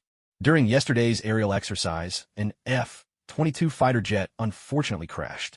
Fortunately, the pilot emerged unscathed. As for the unexpected riots that broke out in several locations in Afghanistan, we still don't know who or what groups may have been involved. But I can assure you, the U.S. government had nothing to do with it. Rhodes scanned the room nervously. In truth, he could have just brushed things off with excuses like this. After all, they become quite used to giving such explanations, and the American public knew all too well what to expect from them. However, Colonel James, what about the massive explosion at our military base in Afghanistan yesterday? Colonel, was any foreign nation involved in the incident?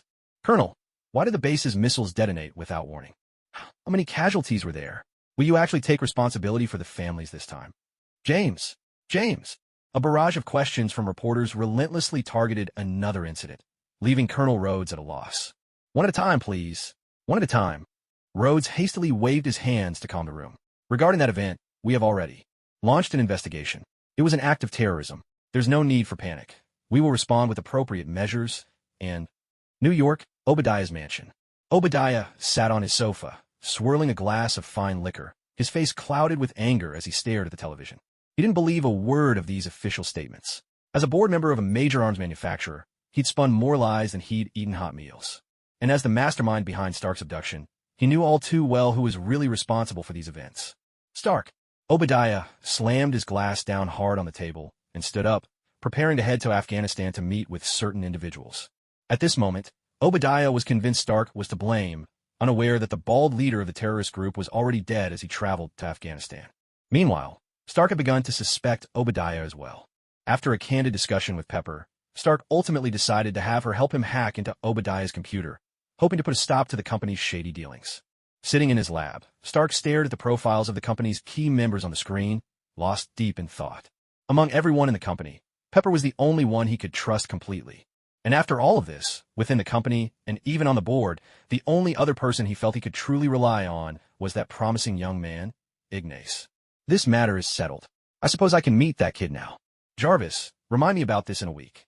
With that, Stark lifted his glass and took a sip of the vegetable juice, grimacing at the unpleasant taste. Of course, sir, Jarvis replied smoothly. A few days later, Stark Industries headquarters. Inside the elevator, Pepper, carrying her handbag, stepped out as the doors slid open and immediately ran into two familiar faces. They were Ignas Morra, the new shareholder she'd met at the Disney Concert Hall Gala, and his girlfriend, Esdeath. Hello, Mr. Morra. Are you here at Mr. Obadiah's invitation? Pepper greeted Ignas with a polite smile. Oh, Ms. Potts, hello. Ignas returned the greeting with a warm smile. Obadiah had indeed invited him to attend today's shareholders meeting. Obadiah had suffered a setback with him just recently. Then, not long after, their bald-headed enforcer turned up dead. Obadiah had immediately sent people to recover the original Iron Man suit that the bald man had previously unearthed. Obadiah was starting to worry that Stark might have noticed something was amiss. So on his way back, he asked his people to contact Ignas. He planned to make an example of Ignas first, and then take care of Tony. After all, Ignas was just another nouveau riche. If he'd become a shareholder and still hadn't hired any security detail, he had only himself to blame if he got kicked out. As for Tony, well, Obadiah had practically watched him grow up. He was confident he could take Tony down, too. Obadiah said he was calling a shareholders meeting, so of course I came. I certainly don't want Stark missing from the company. Ignas spoke with a light-hearted grin. He knew exactly what kind of tricks Obadiah was up to. But with Stark in control, his dividends would only increase. Let the professionals handle professional matters. Pepper joked. Exactly. You go on with your work. Ignas waved her off with a smile, glancing discreetly at Obadiah's office. He could cover for her later, if needed. All right, I won't keep you any longer. With that, Pepper hurried to call a staff member to serve Ignas some tea. As Stark's assistant, she knew the company records well enough to remember that Ignas preferred tea over coffee. Ignas took the tea, and together with Esdeath, settled into the waiting lounge, patiently awaiting Obadiah's arrival. Ah, you're here. Not long after, the elevator doors slid open once more. Obadiah stepped out, smiling as he caught sight of Ignas. Come on, let's get this meeting started and wrap it up quickly. To be honest, I don't care about any of Stark Industries' internal squabbles. I'm just here to collect my dividends in peace. Ignas grinned at Obadiah, leading him toward a conference room down the hall. Let's go. Obadiah shot the young man a cold, mocking glance. If he dared defy him, it would only be a matter of days before someone was sent to take care of him for good. Conference room. Several shareholders arrived in succession. Obadiah sat at the head of the table, his smile fixed on Ignas, preparing for one final test. Gentlemen, I intend to pressure Stark into reopening the weapons manufacturing division. Who's in favor? Who opposes? Obadiah spoke with the deceptive smile of a tiger ready to pounce, his tone laced with icy contempt. Aye. The shareholders were about to chime in their agreement, eager to curry favor, since Obadiah was now running the show. But someone cut them off. I don't agree, Ignas declared. Stark had taken the fall for Afghanistan. Naturally, Ignas felt he owed Stark his support.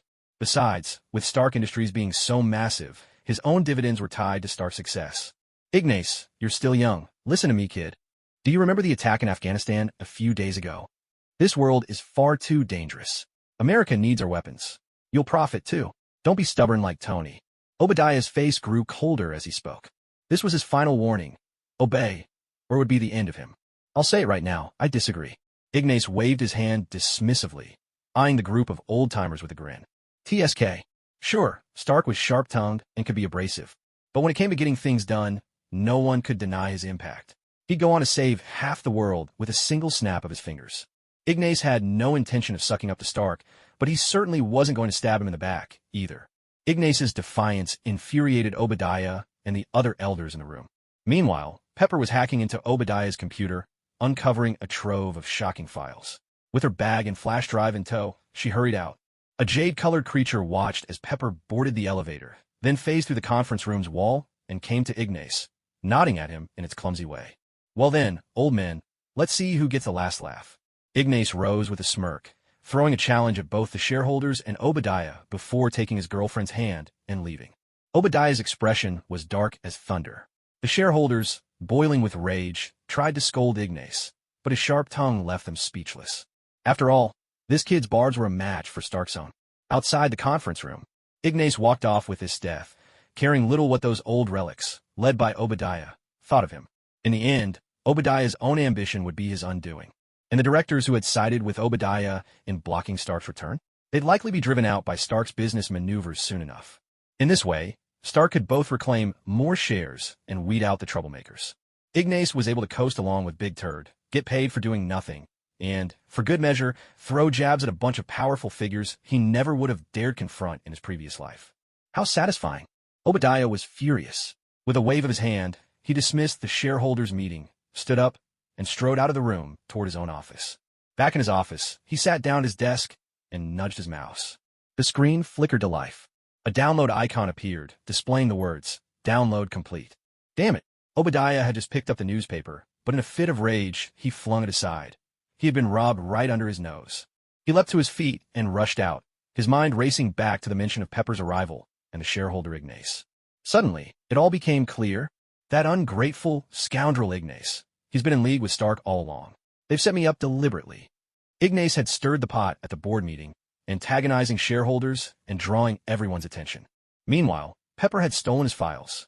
Those computers contained mountains of evidence. Obadiah's secret, illegal sales of Stark Industries weapons, his embezzlement, and even videos of him hiring terrorists to kidnap Stark. There was no turning back for him now. Obadiah had only two options: either don the Ironmonger suit or end up behind bars. Obadiah stormed out of his office, but Pepper was already gone, and Ignas had also vanished without a trace. He let out a cold snort and marched straight toward the large arc reactor development site.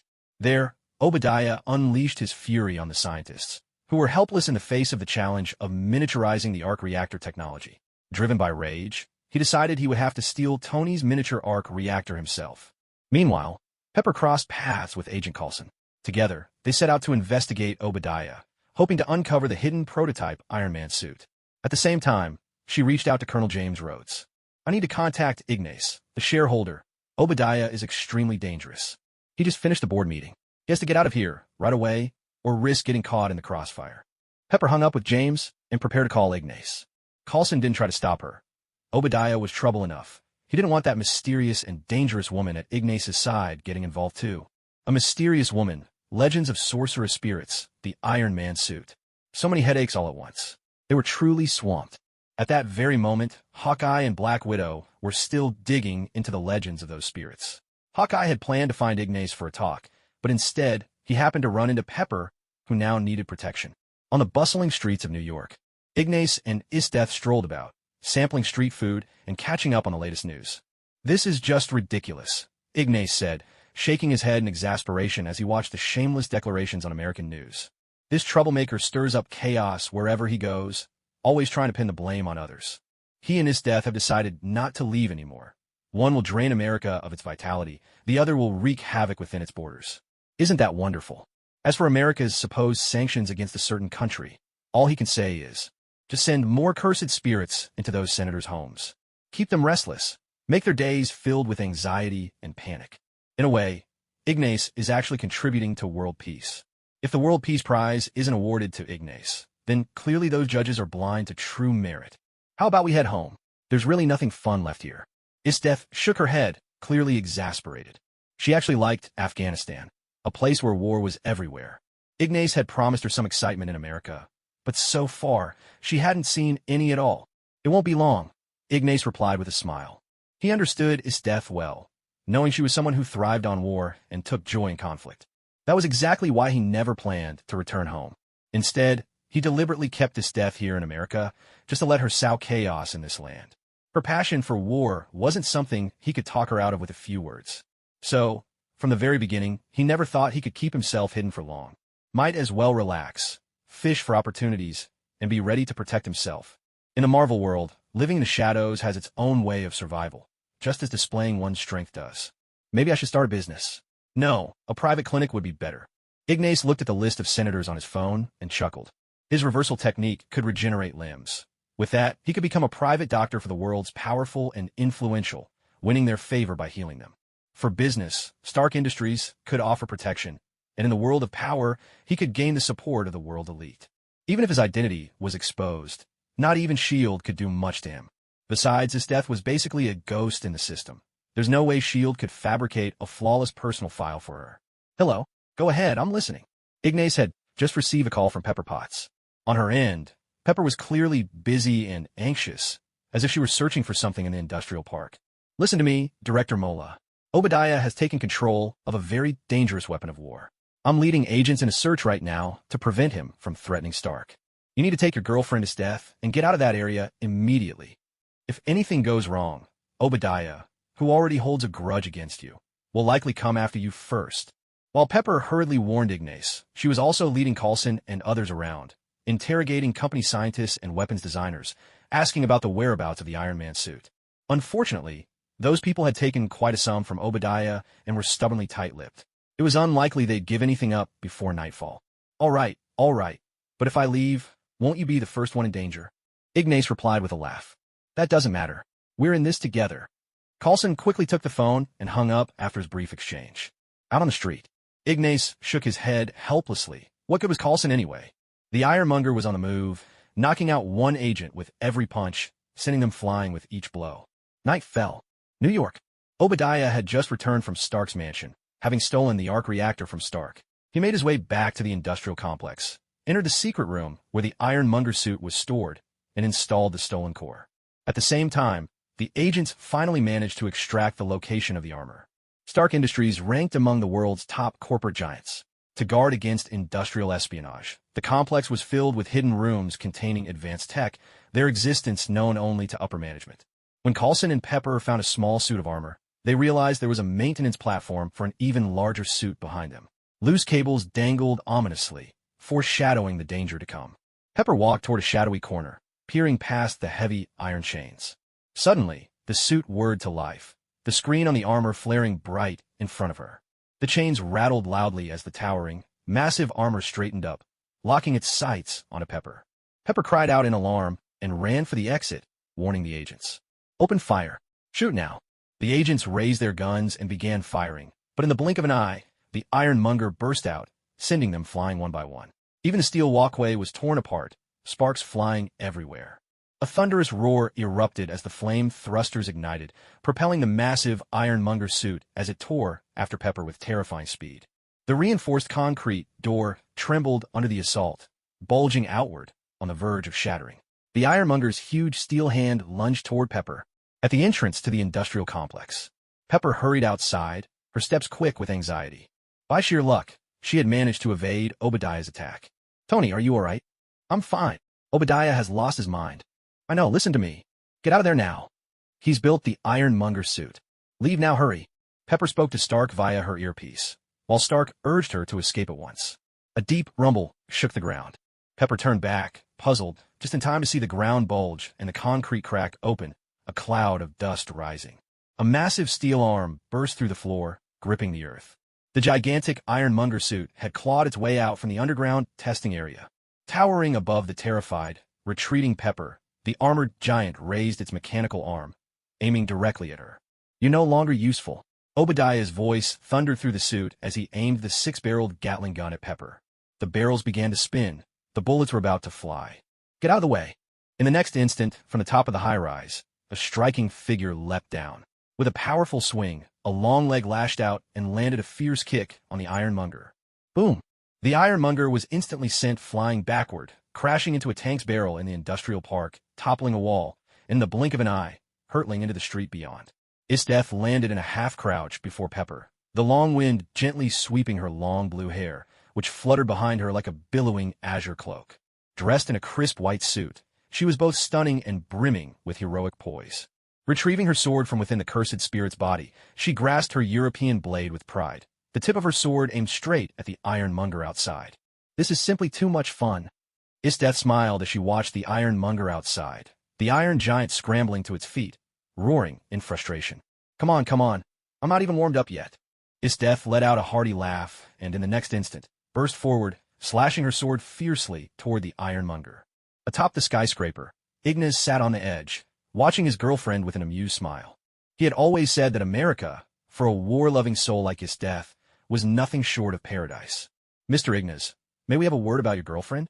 Just then, Coulson's voice sounded from behind Ignas. The click of polished shoes approached, and Ignas, unsurprised, watched the man step up beside him. He had scattered plenty of low-level, thug-like cursed spirits around this building and the neighboring streets. He could see clearly everything S.H.I.E.L.D. was up to. Of course, he'd also managed to throw a wrench into SHLD's earlier plan. When Pepper was fleeing in panic and the Ironmonger was raging, they tried to steal the Iron Man suit data, but he'd intervened. Using the power of the Woolating Pavilion to bend space and turn invisible, Ignas had smashed every server on Obadiah's side that stored Iron Man suit data into a heap of scrap. Coulson had no idea who pulled it off, but he was definitely frustrated. So for now, he had no choice but to abandon that immoral, and frankly illegal, mission, and, while Esdeath was busy battling the Ironmonger, try to put some pressure on Ignas instead. "Shareholder Ignas, you must know your girlfriend isn't an ordinary person. We're an international organization devoted to preserving world peace and handling unusual incidents. So, there are some things I hope you'll be honest about." Coulson spoke while standing beside Ignas. Ignas looked at his girlfriend, who hadn't even bothered using her powers yet, simply dueling and kicking the Ironmonger, and almost pitted the Iron Giant. The Ironmonger was tough, but Esdeath was tougher. Esdeath herself possessed speed and explosive power beyond that of any wild beast. She excelled at every style of combat, and her greatest passion was war, relishing every moment of battle. Even without using her powers, there were times when she could take on the deadly creatures of the Arcane world with nothing but her fists and feet. With the formidable Ice Imperial arms added to her arsenal, her combat prowess became downright terrifying.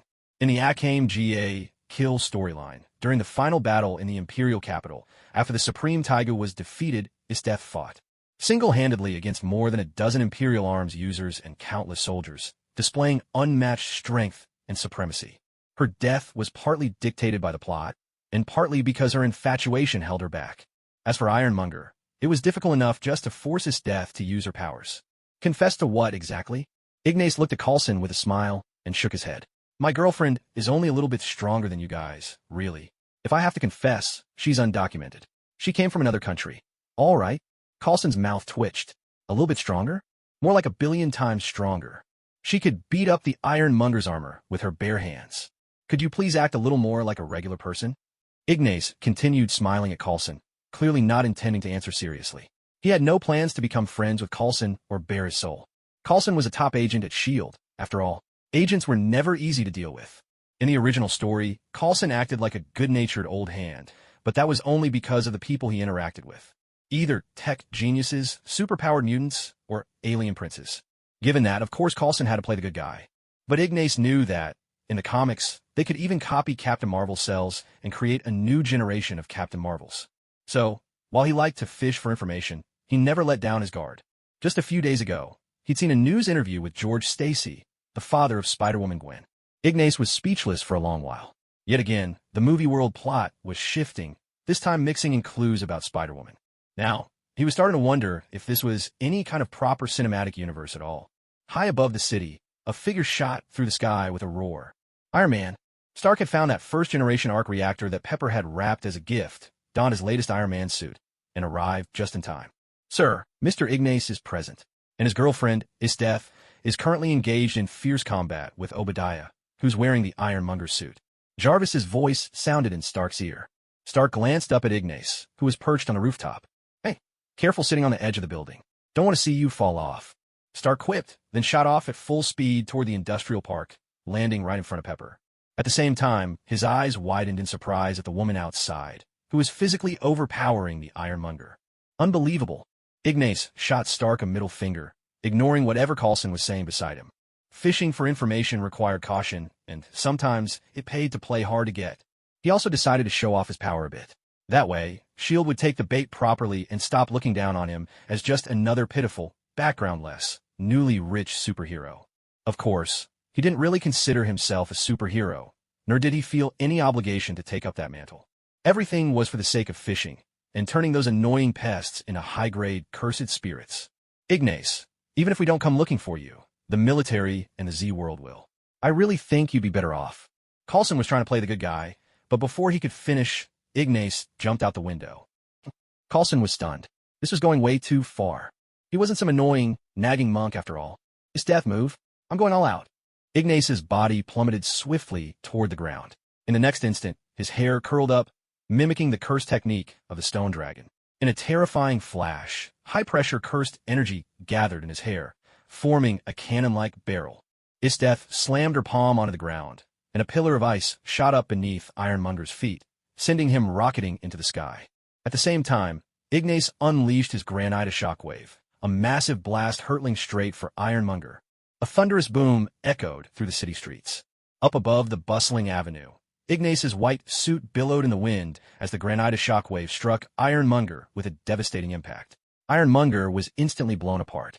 The deafening explosion reverberated across several blocks, and a brilliant blossom of fireworks lit up the sky above the busy street. The shockwave continued to pulse from Ignas's curled hair, scattering the fiery remains of Ironmonger's explosion and shattering the ice pillar bit by bit.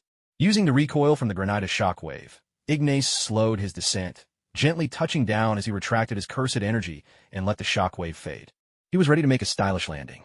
But then, whoosh, she swooped in, arms wide, and wrapped him up in a fierce embrace. With a couple of crisp steps, they landed together. Without missing a beat, she pressed him down and planted a deep, passionate kiss on his lips. He'd let his guard down. He'd forgotten that his wife was the domineering queen type. So, After flexing a little for the crowd and snatching away Esdeath's toy, Ignas was getting his payback in front of everyone. Esdeath was making it clear who owned him, right in front of the whole world. Ignas reveled in her sweetness, quickly regaining the upper hand and deepening the kiss. Phew! A few minutes later, they finally pulled apart. All the drivers stuck in traffic on the street were left dumbfounded. Stark and Pepper, who'd just arrived, were frozen in shock. Even Coulson, shivering in the wind upstairs, could only stare in disbelief. It was one thing to physically beat down a suit of Iron Man armor, but conjuring a massive ice pillar with a single slap. What on earth was that?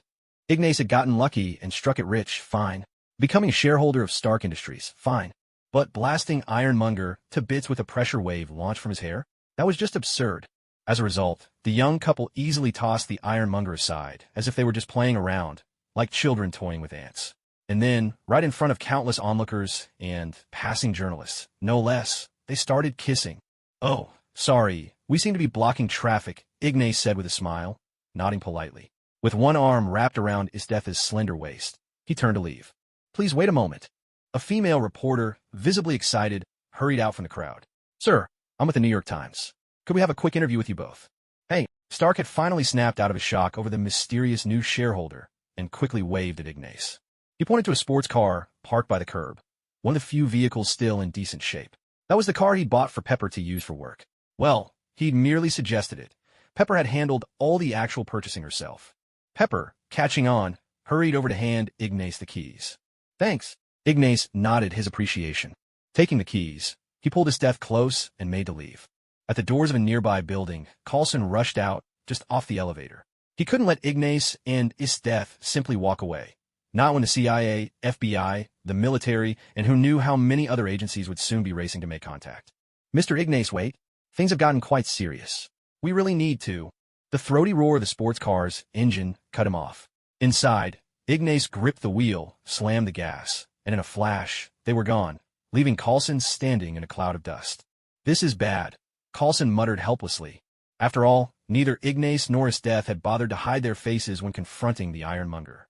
They had taken him down openly, barefaced, for all the world to see. In fact, Ignas's way of making his debut was rather reminiscent of Iron Man's own. As long as he had enough wealth and influence in America, with connections to plenty of senators, he could afford to be high profile. No one would dare touch him. His method of building those political connections would, in time, involve using his reversal techniques on certain powerful individuals. As for covering things up, making witnesses sign NDAs, sealing off streets and online information, and wrapping it all up as a mere accident, Ignas had no interest in that. With his status as a Stark Industries shareholder and extensive high-level connections, that was his passport. For people like him and Iron Man, trying to hide only made it easier for enemies to quietly eliminate them, to target them from the shadows. That very night, the entire United States was thrown into an uproar. Footage of Ignas and Esdeath effortlessly crushing the Iron Man suit spread instantly across America, and soon, the sensational news was racing around the globe. Out on the open road, under the moonlit sky, the deafening roar of a sports car engine exploded in the air as a dazzling pink streak shot past, sending dried yellow leaves swirling into the sky along the roadside. "Stark, my girlfriend is Esdeath, and I took care of Obadiah for you. We saved your girlfriend Pepper and spared you greater financial loss. So, what do you think? Shouldn't you give me Obadiah's shares as a thank you gift?" Inside Stark Enterprises, in the office, Stark listened helplessly to the voice on the phone, thankful that Pepper wasn't there to hear this. "Don't say that sort of thing. How is it not true?" Stark was speechless. This guy's appetite was bigger than he thought. "I'll give you at most 1/3 of his shares." Stark was indeed grateful for the help, but when it came to consolidating company shares, he had to take things seriously. Gratitude was one thing. Company business was another. The line had to be drawn. "Then I'll take this car as compensation, at least as part of it." Ignas chuckled. Stark's mouth twitched. This was the gift he'd had Pepper buy for herself, using his own money. "No way. That's a gift for Pepper."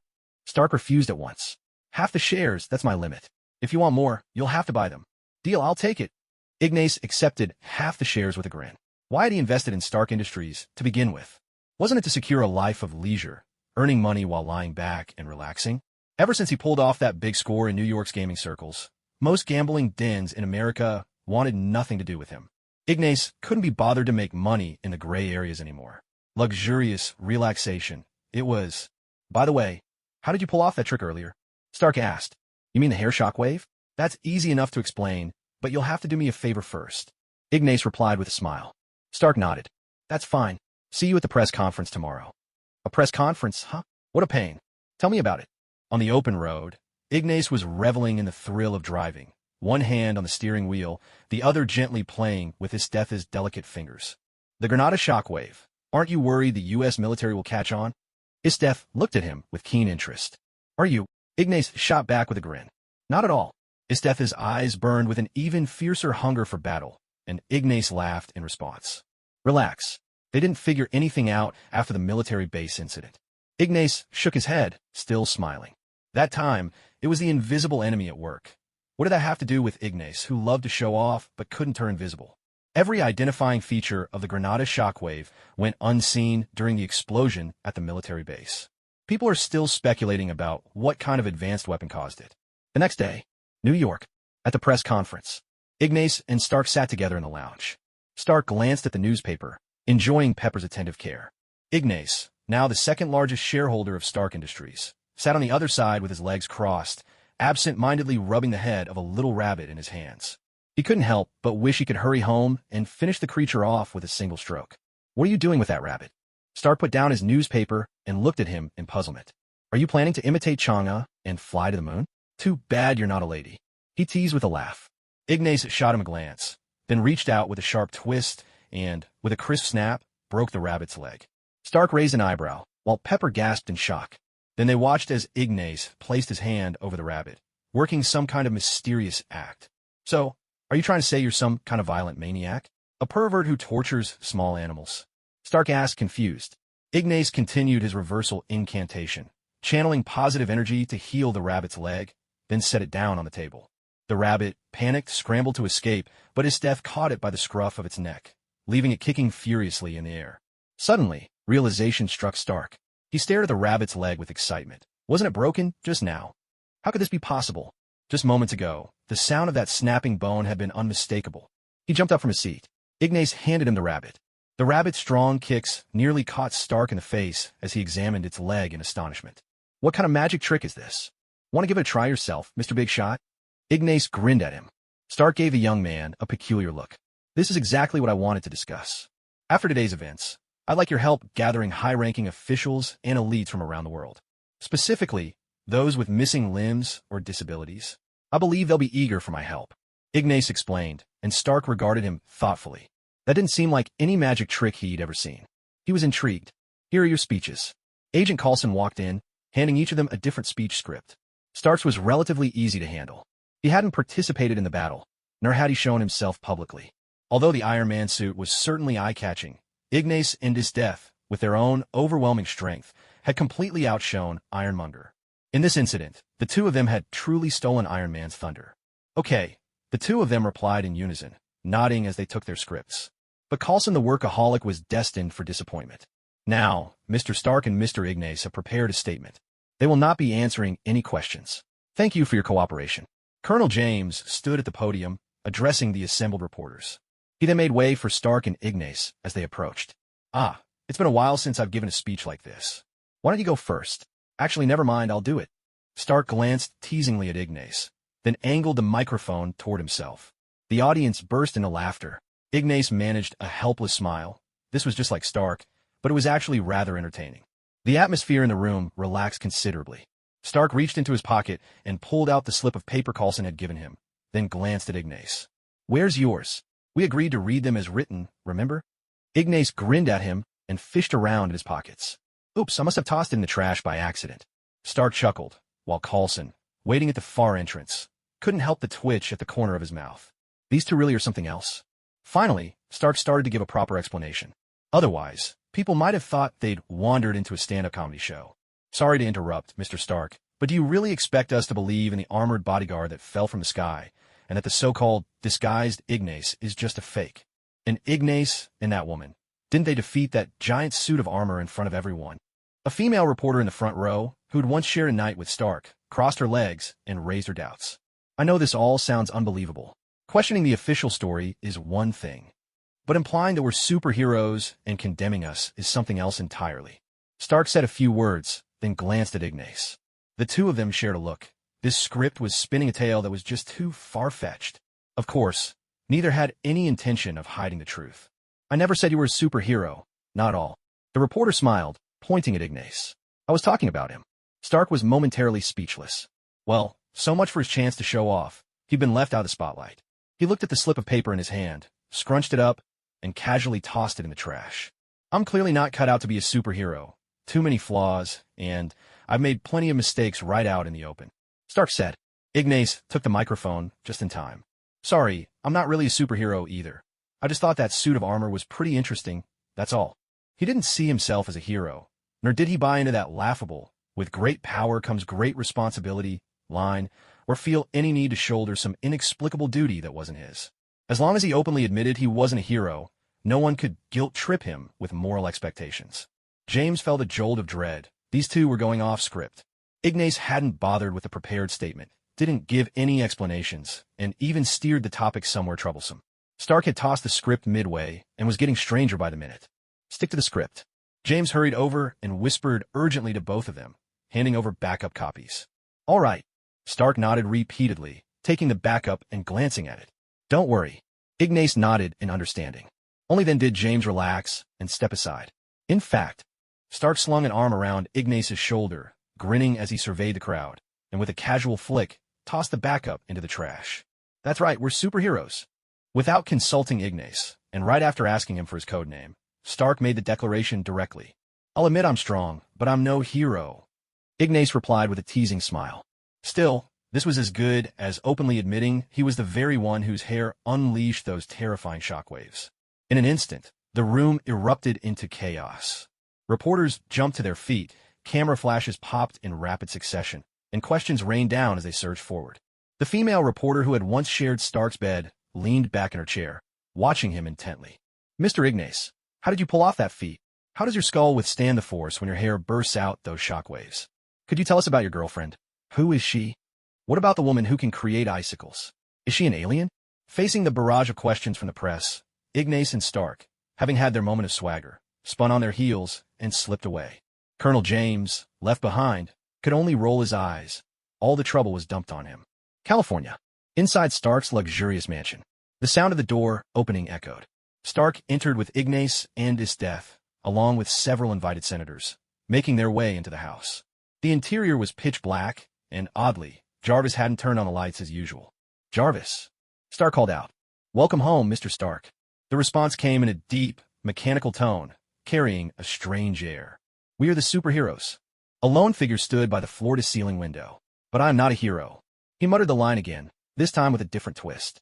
Nick Fury, truth be told, was getting a bit annoyed. These two, each one harder to deal with than the last. You think you're the only extraordinary beings in the world. The man by the window, Mother turned to face them. The universe is infinite, and our knowledge is so very limited. Fury slowly turned, and in the next moment was nearly blinded.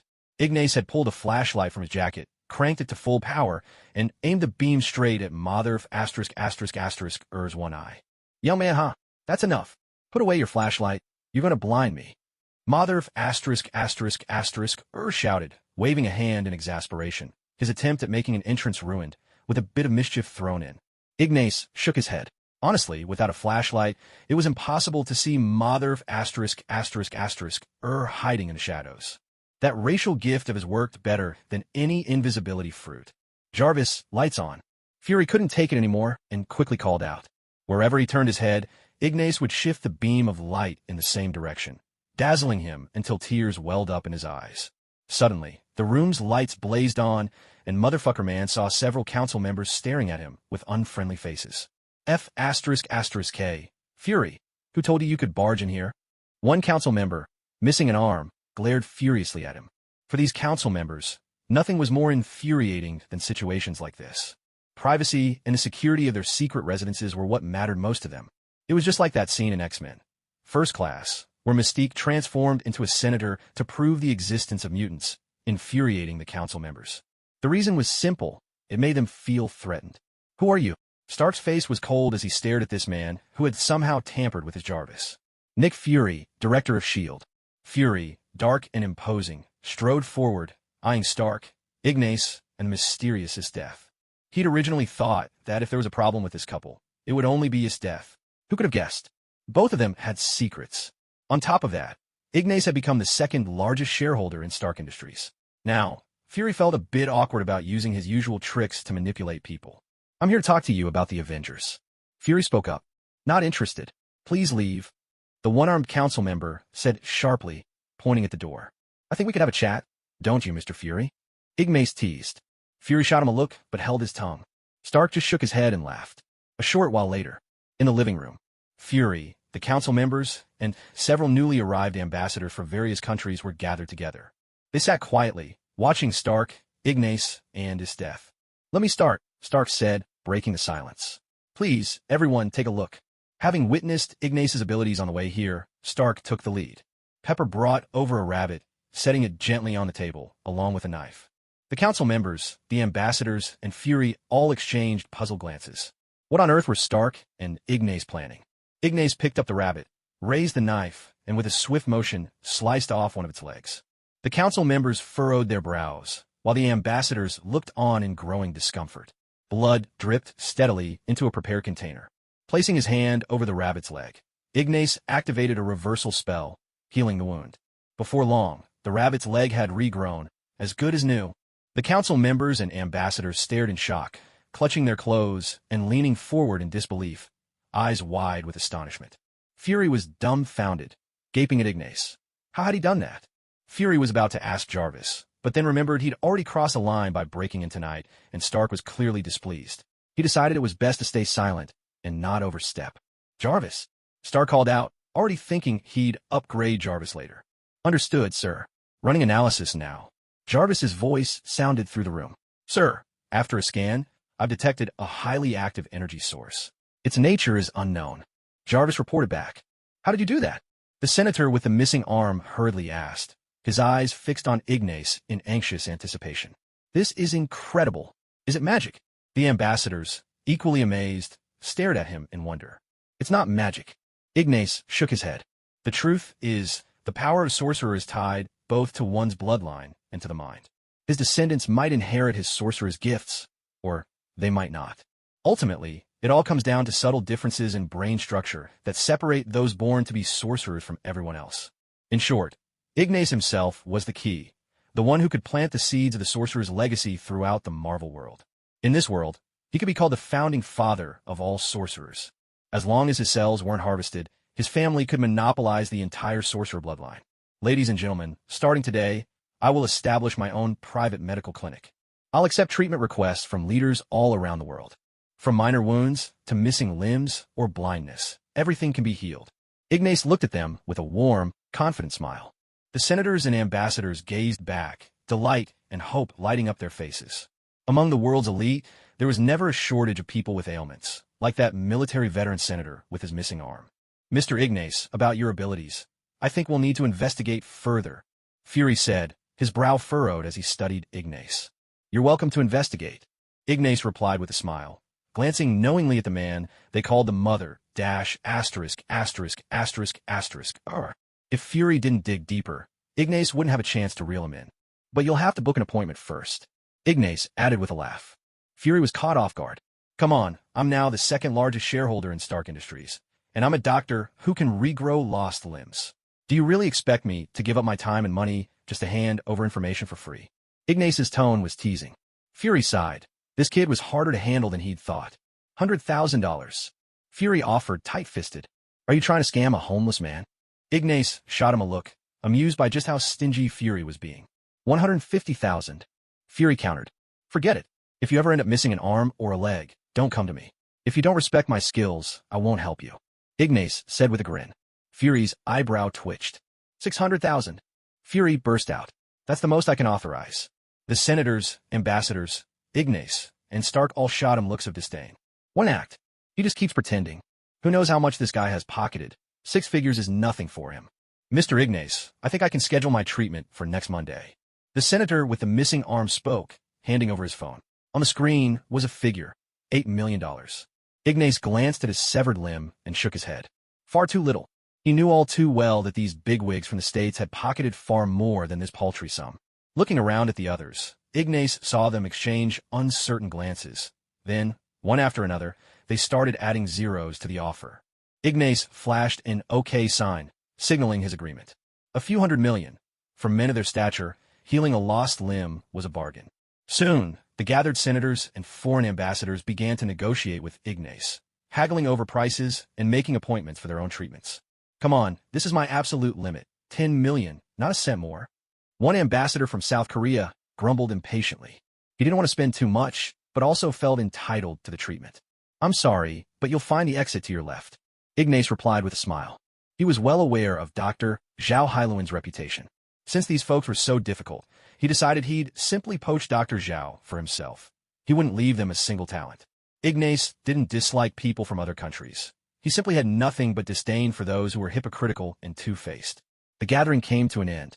With the exception of a few who had pushed their luck too far, the senators and ambassadors left the room visibly satisfied.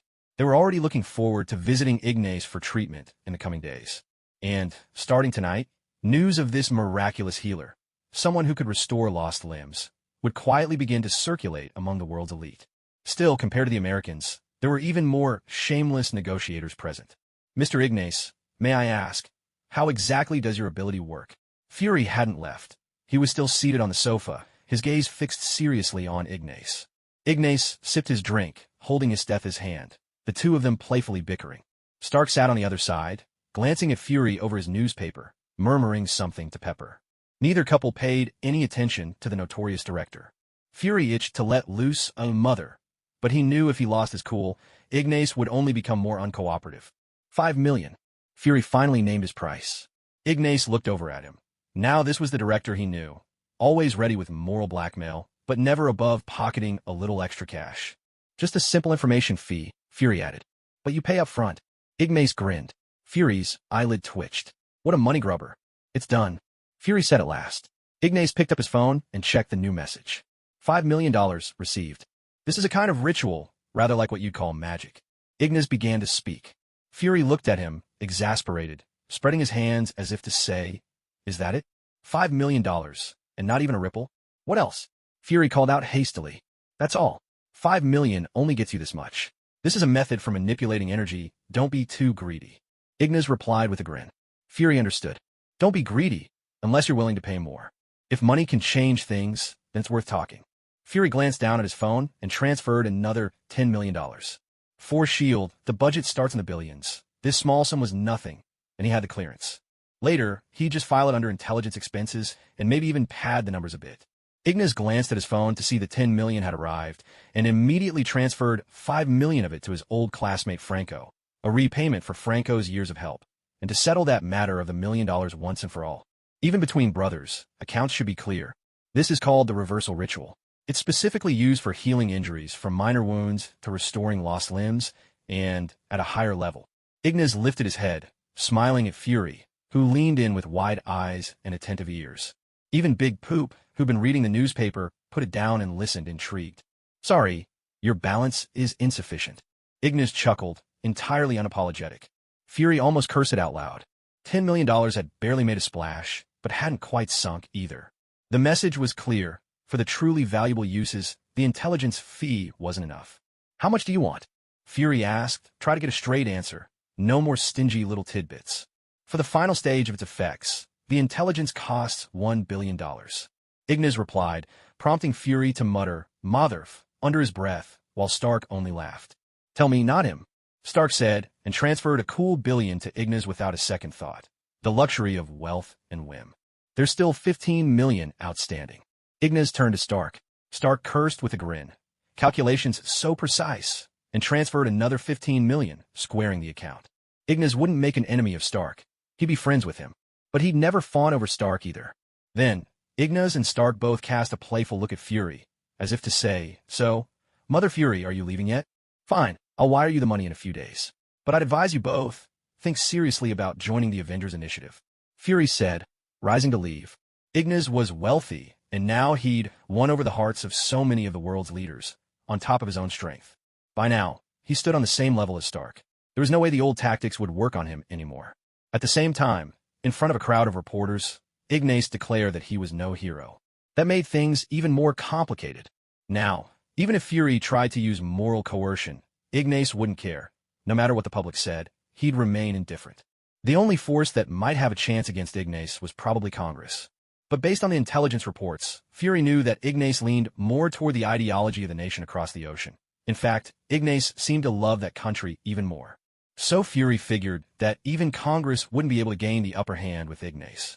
You want Congress to sanction him? Demand he hand over the technology related to the reversal technique? Ignas would simply pack up and emigrate. Mother!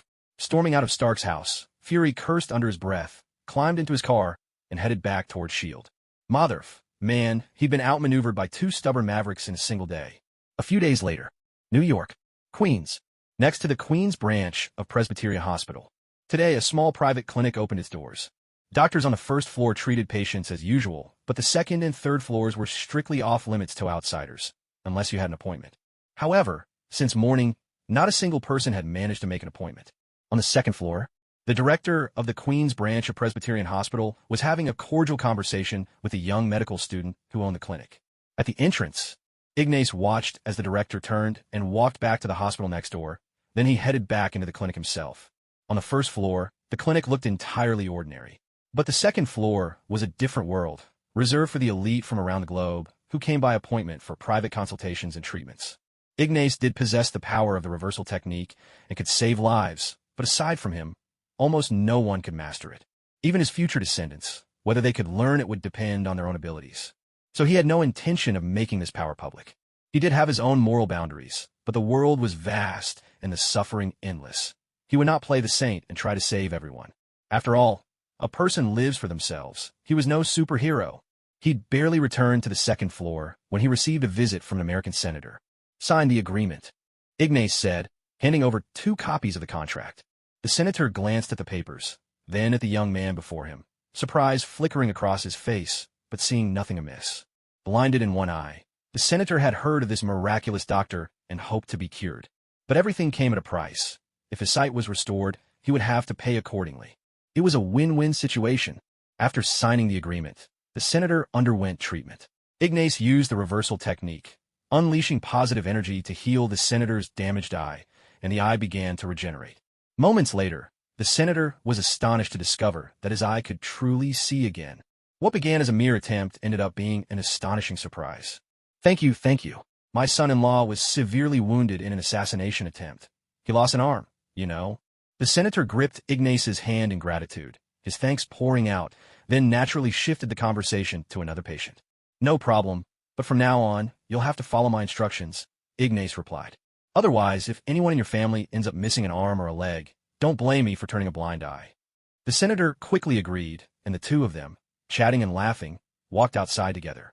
Befriending the second-largest shareholder of Stark Industries meant that, starting next year, he would have financial backing and a powerful guarantee of security. With such a valuable friend, there was no reason not to maintain this relationship. After seeing the senator off, Ignas turned and headed back to his clinic. By becoming mutual supporters with the senators, he could also effectively filter out trouble brought by ambitious opportunists. The world is vast, so vast that some people never leave their homeland in a lifetime. Yet the world is also small, so small that if those at the top wanted to find someone, it wouldn't take them long at all. Ignas understood this truth all too well. That's why he chose not to hide. On the contrary, he began to make plans to protect both himself and Esdeath. Inside the clinic, on the 3rd floor. For now, this served as the home for Ignas and Esdeath. The old apartment had already been dealt with by Ignas. By the window, a gentle breeze drifted in, sunlight spilling warmly into the room. Ignas held Esdeath in his arms as she teased him, trying to seize the upper hand and assert herself as the mistress of the house. This was their daily struggle for the throne of the household. Esdeath, I plan to pick a quieter time for us to get married, Ignas said. Esdeath froze for a moment, then gazed at him in delighted surprise. A joyous shout escaped her lips as she wrapped her arms around him in happiness. Ignas chuckled and shook his head. Thank goodness Esdeath wasn't taller than him, or he might have been squeezed breathless. Ignas had never considered finding a girlfriend from the United States. In the beginning, without any storyline to reference, he couldn't tell if this was the movie universe or the comic universe. In the world of comics, not only did the plot lines frequently go off the rails, but relationships were also so tangled that it was enough to make anyone anxious.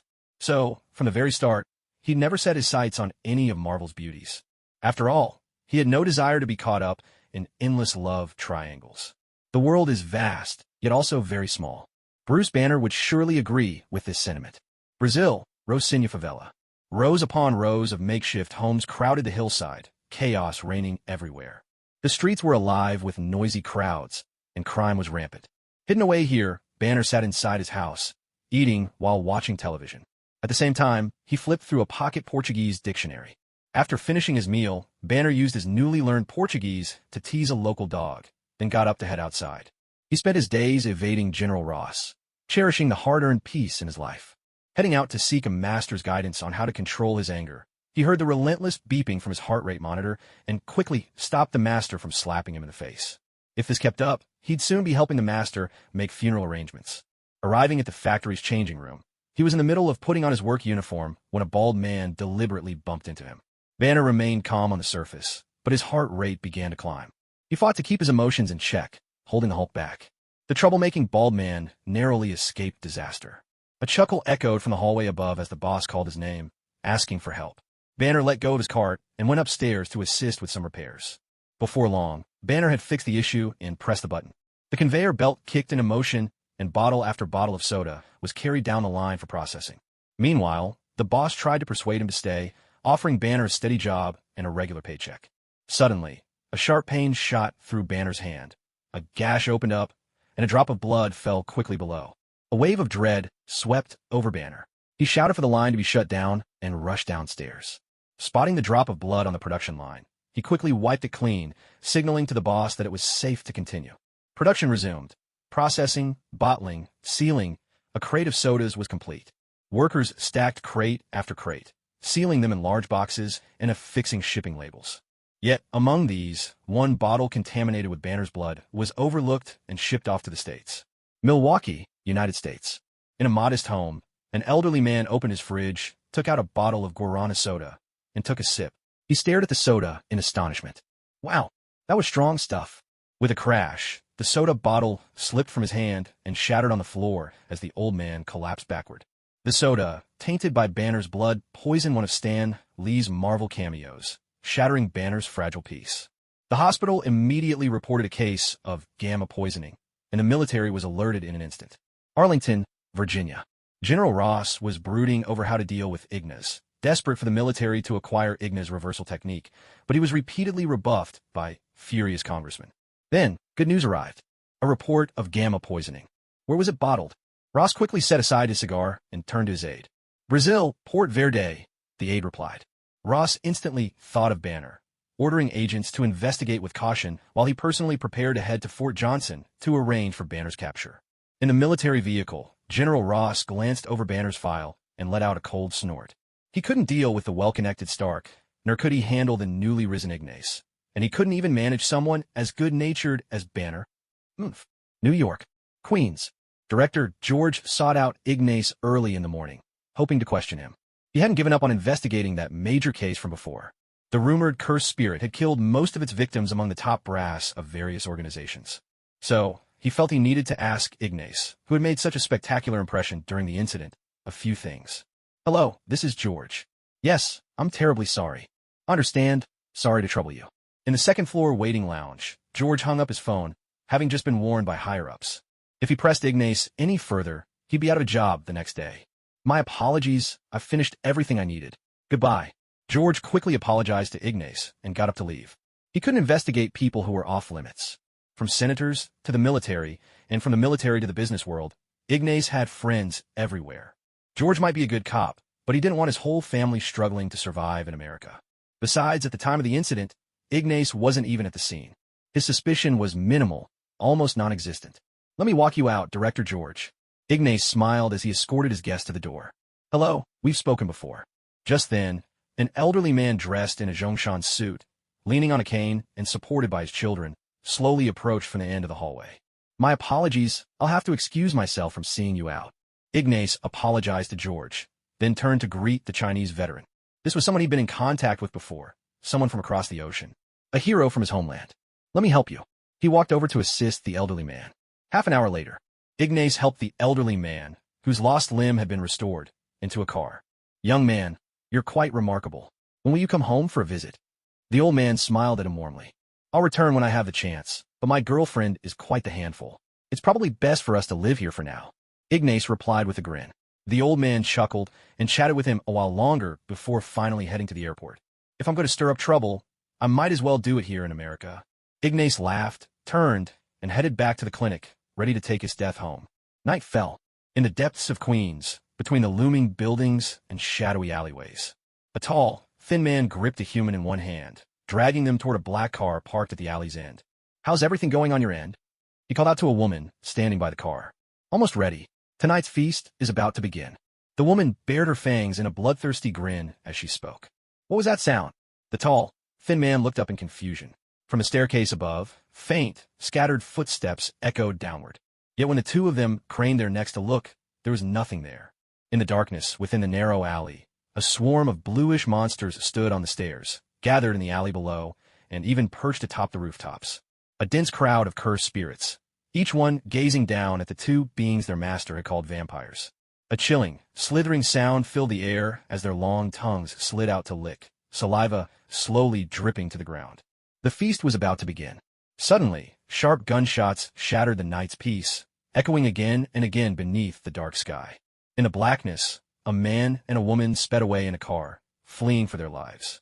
The woman in the passenger seat leaned out the window, firing shot after shot into the empty air behind them. F***K. What the hell are you doing? The driver, already bleeding from several wounds, roared at the woman beside him. I can't even see them. What else am I supposed to do, damn it? With a furious curse, the woman in the passenger seat reached beneath her clothes, yanking out a submachine gun. She unleashed a barrage of bullets at the road behind them, water splashing up where the shots landed. Rounds tore across the pavement, but the invisible pursuers showed no sign of tiring as they relentlessly closed in. Overhead, heavy footsteps pounded across the canopies of the street-side shops, unseen beings chasing them at breakneck speed.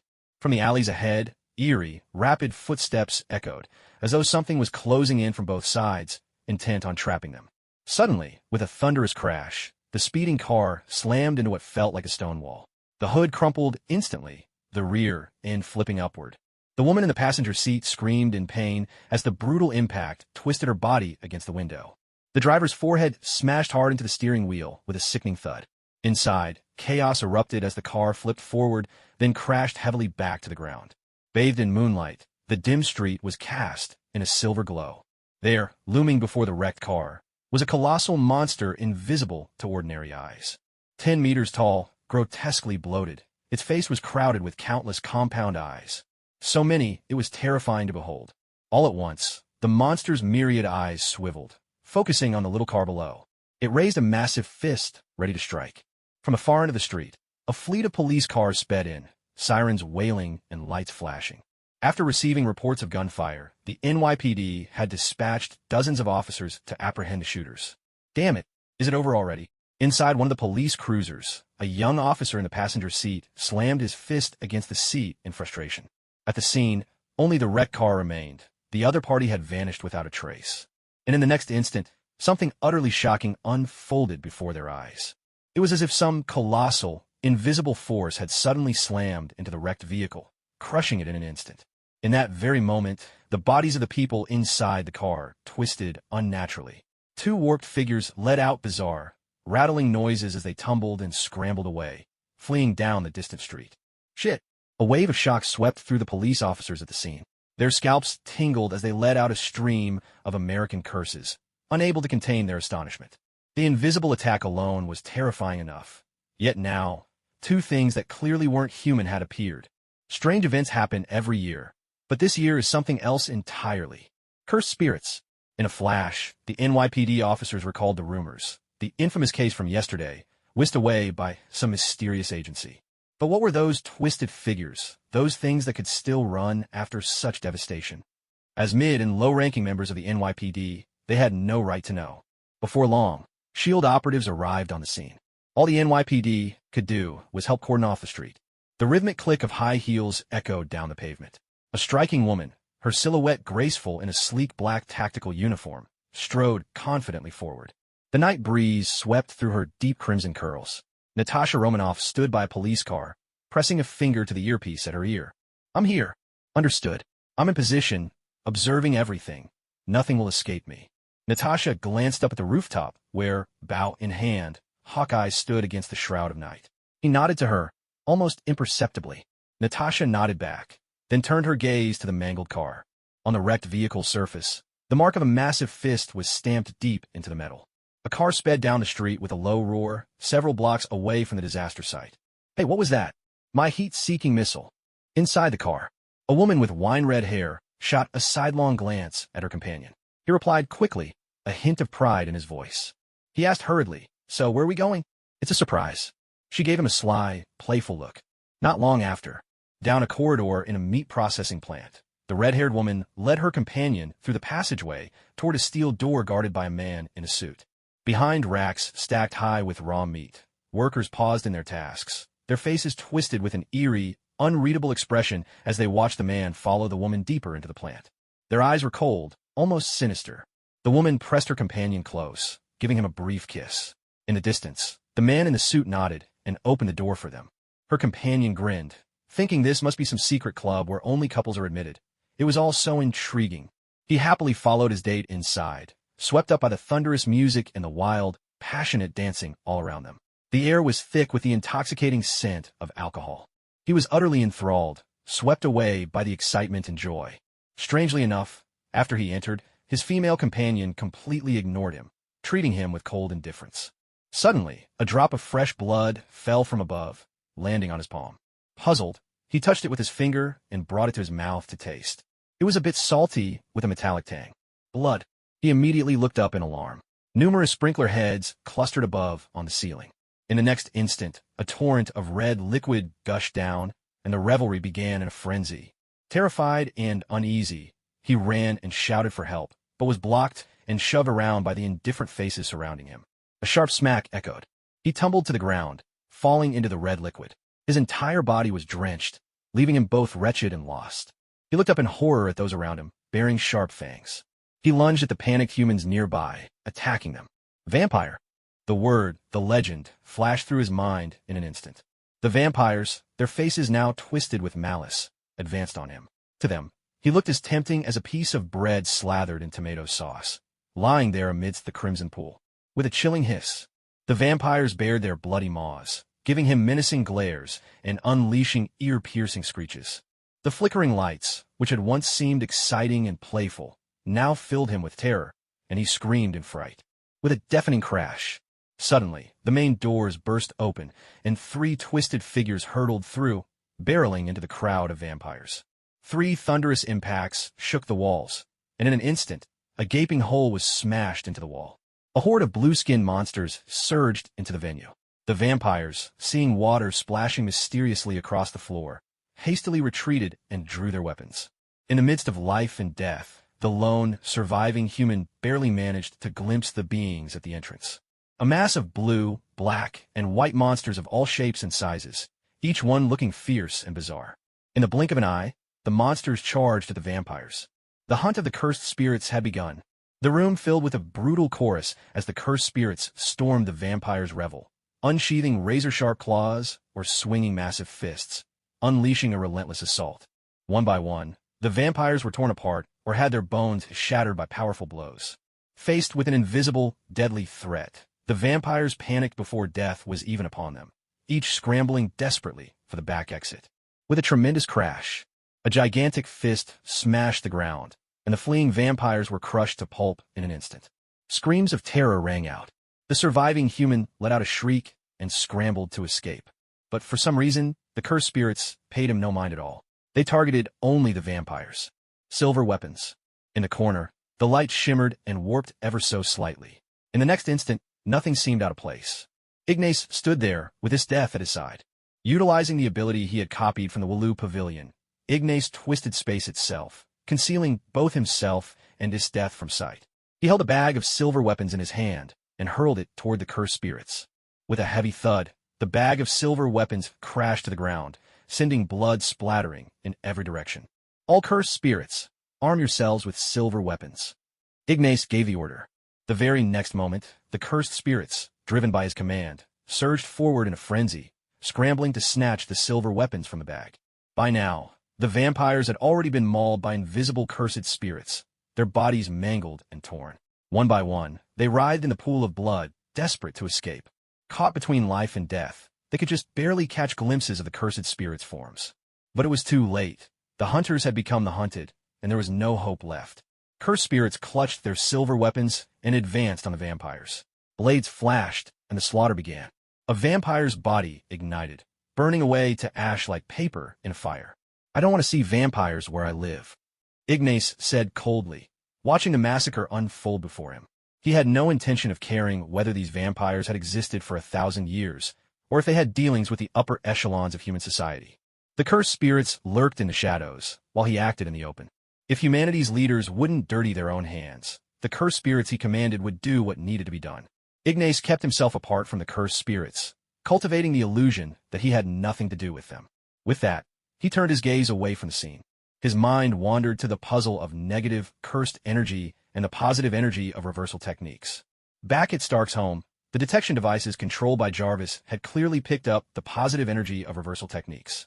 Yet no matter how he manipulated the cursed spirits to stir up trouble behind Stark's back and frighten him, Jarvis had never once detected the negative energy that comprised the cursed spirits.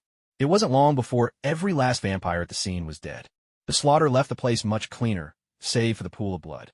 Ignas collected the silver weapons, handed the bag to a cursed spirit behind him, who swallowed it, and then left the scene. The two vampires who'd escaped by car earlier, he had used them as bait to draw out the rest of the vampires. Not long after, a tall figure strode into the scene. He wore sunglasses and a black trench coat over layers of body armor, his face a picture of utter bewilderment as he surveyed the surroundings.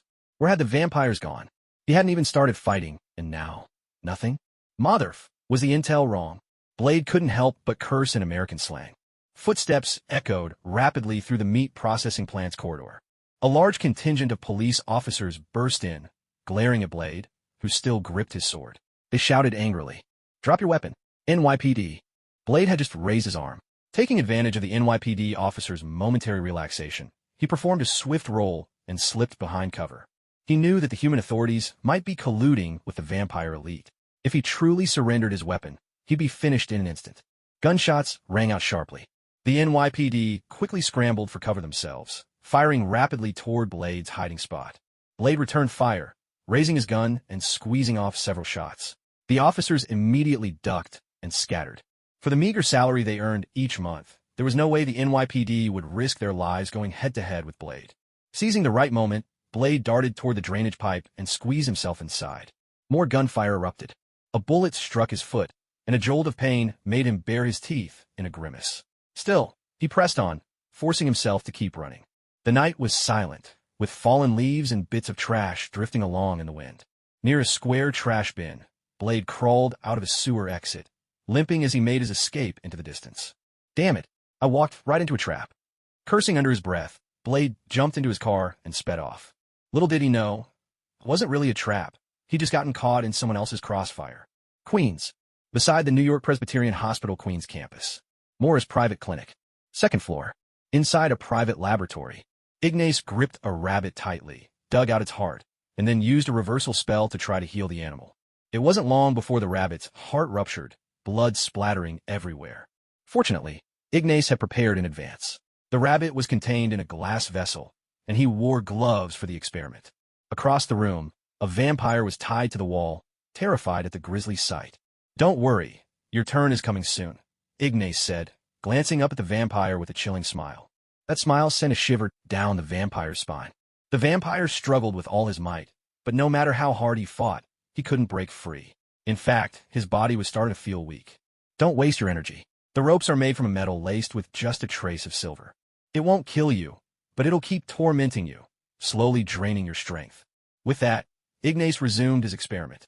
He'd snatched this vampire on the way back, and before bringing him here, used special methods to mask the scent.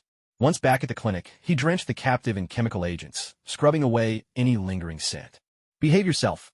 Esdeath snapped, her voice cold as ice. A chilling crackle sounded as a blade of ice formed at her hand. She drove the icy blade deep into the vampire's shoulder.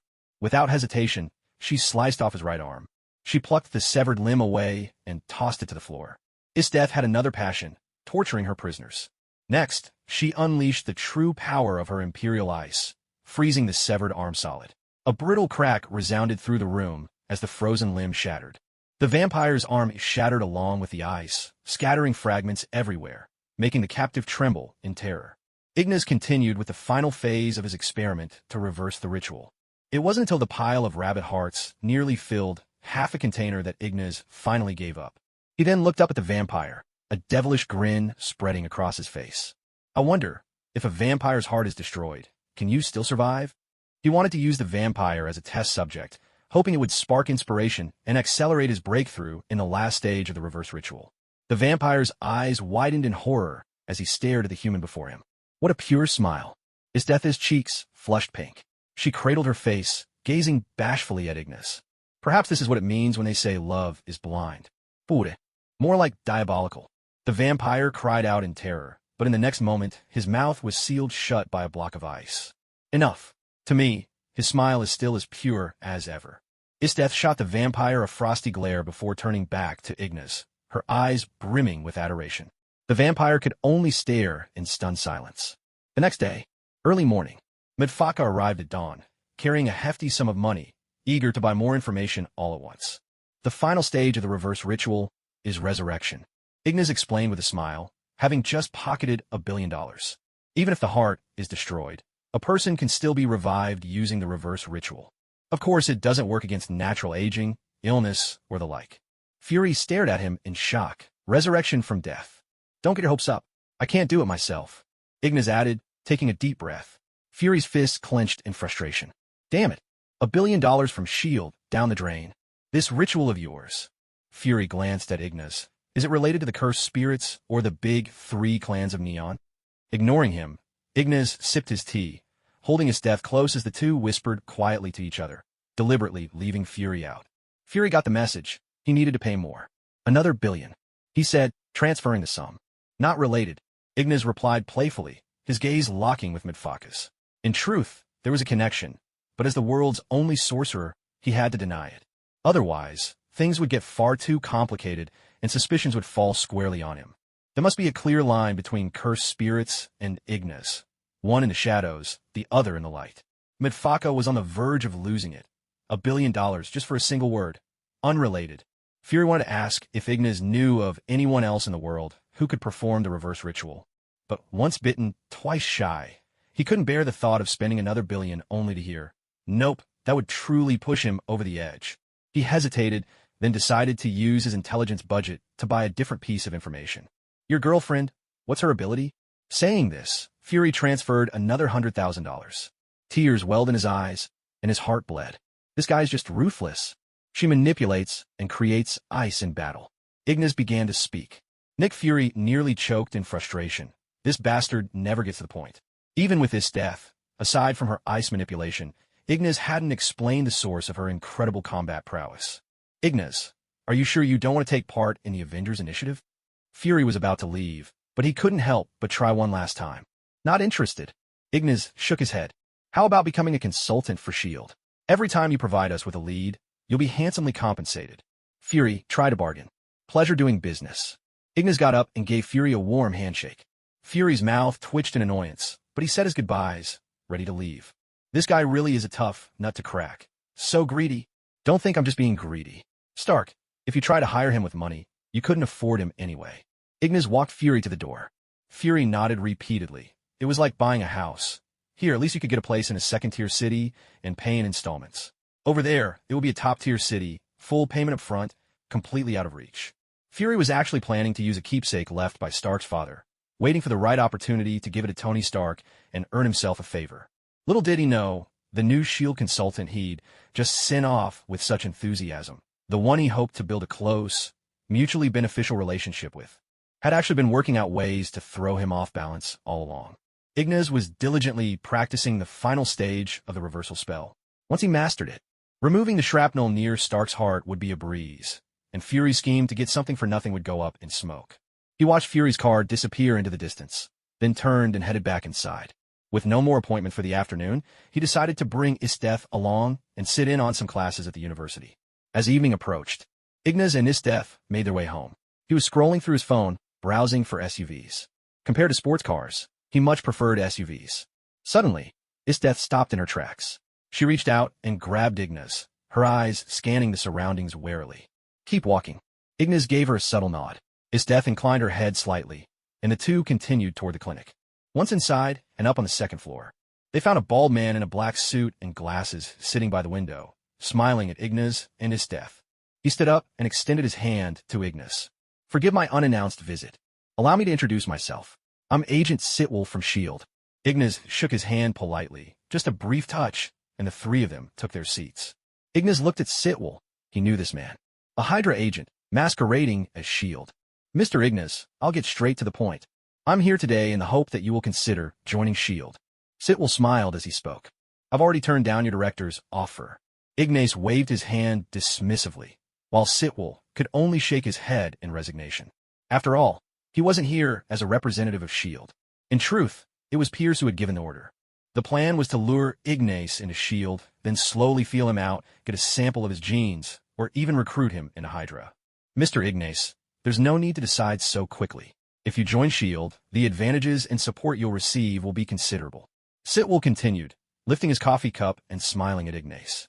We can give you access to things and beings you've never encountered before. At the same time, we can shield you from a great deal of trouble. He pressed on. Ignas had used his miraculous reverse spell to win the favor of many of the world's elites. Power and money were unlikely to tempt him. Ignas was formidable on his own, but Hydra's reach was everywhere. Making trouble for him wouldn't be difficult. That last remark was a veiled threat. Not interested. Ignas waved his hand, signaling that the meeting was over. Sitwell, displeased, rose to take his leave. Ignas watched him go with a cold sneer. Yet another freeloader trying to get something for nothing. A few days later, bang! A gunshot shattered the silence. A sniper's bullet streaked through the clinic window. Ignas spun around in an instant, just as a hole was blown through the tabletop where he'd been sitting. Splinters flew everywhere. More sniper rounds zipped through the window, forcing Ignas to duck out of sight. In Queens, inside an apartment building, in a vacant room, the sniper quickly pulled the curtains, expertly disassembled his rifle, and packed it into its case, ready to make a hasty exit. Warning delivered. He pressed the earpiece at his ear, speaking into his comm. What about the target? Injured? Dead? A raspy, mechanically distorted voice crackled through his earpiece. The target reacted fast, dodged every shot. The sniper replied, all the while opening the door and slipping into the hallway, putting on the calm facade of an ordinary office worker as he hurried toward the elevator. Good. Withdraw. Understood. Stepping into the elevator, the sniper glanced at his watch, continuing his act as a commuter heading to work. Ding! Moments later, the elevator doors slid open. A long leg shot out and crashed into the sniper's chest with brutal force. Thud! The elevator shuddered violently as the sniper was slammed against the back wall, blood spurting from his mouth, ribs cracking audibly. Standing outside the doors was Esdeath, her leg just lowering, her eyes fixed on her prey with a look that brooked no kindness.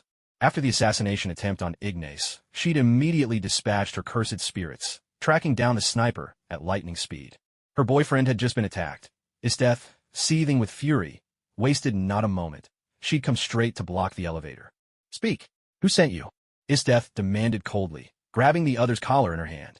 The sniper let out a contemptuous grunt, clenching his teeth as he prepared to crush the poison capsule hidden inside his mouth, ready to die to keep his secrets. In the next instant, he bit down hard, his teeth clicking together audibly. A sudden, icy chill swept through his mouth, freezing him to the core and making him shudder uncontrollably. His attempt at suicide failed.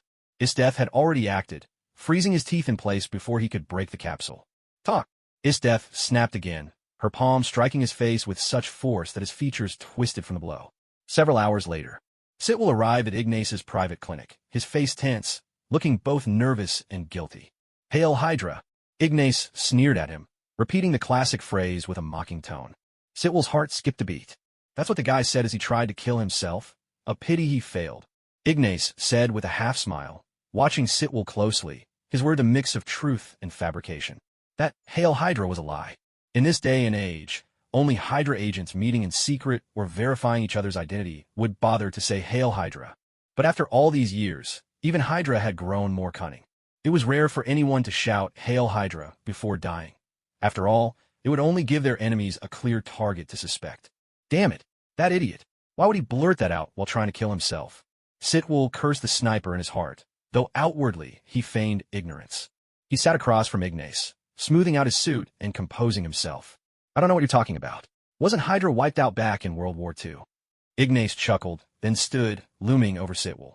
Tell me, if a person's limbs were constantly cut off and regrown, over and over, and he was asked the same question every time, how do you think that kind of torment compares to brainwashing? Ignas asked with a smile. Sitwell's face changed dramatically. He could no longer keep up the act. That sniper, thanks to Ignas's devilish methods, had likely broken down and spilled everything he knew. What do you want? Sitwell squinted at him, wary. The assassination had already failed.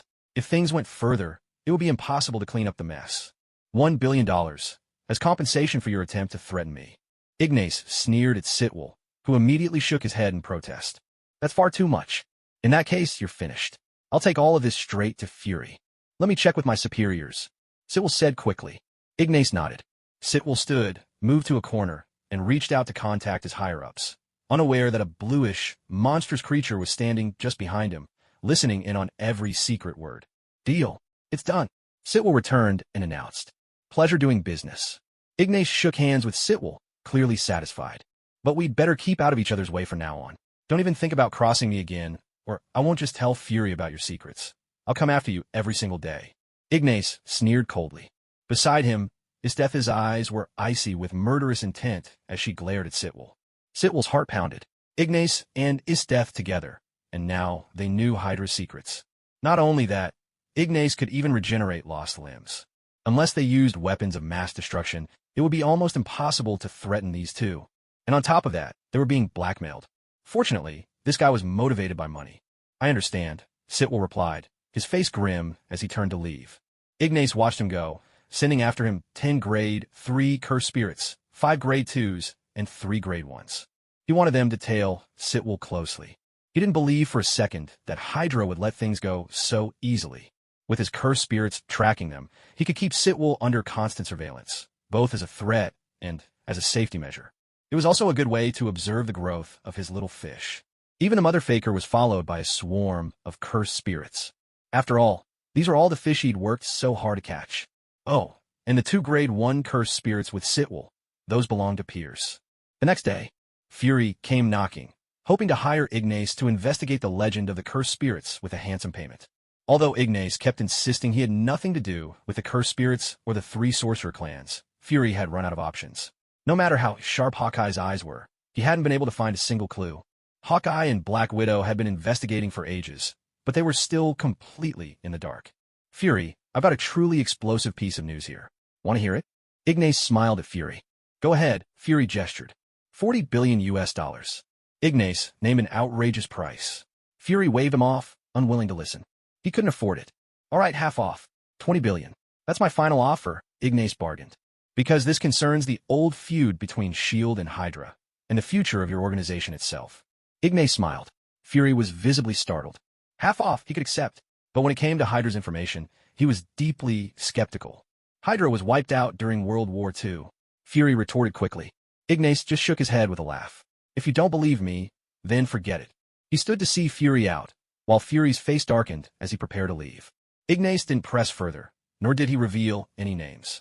Yet his words stuck like a thorn in Fury's suspicious heart, impossible to dislodge. Sitwell tried to recruit me a few days ago. I turned him down, and not long after, someone tried to assassinate me. Fury, you know exactly what I mean? Ignas said, his words laying bare the displeasure Fury felt toward certain individuals' actions. Of course, he's only a suspect. I never said he was definitely the culprit. Ignas continued, and then, full of unspoken worries, he saw Fury out the door. Fury drove away from the place. Inside, Ignas allowed himself a quiet smile. What he had done was nothing more than planting a seed of suspicion in Fury's heart.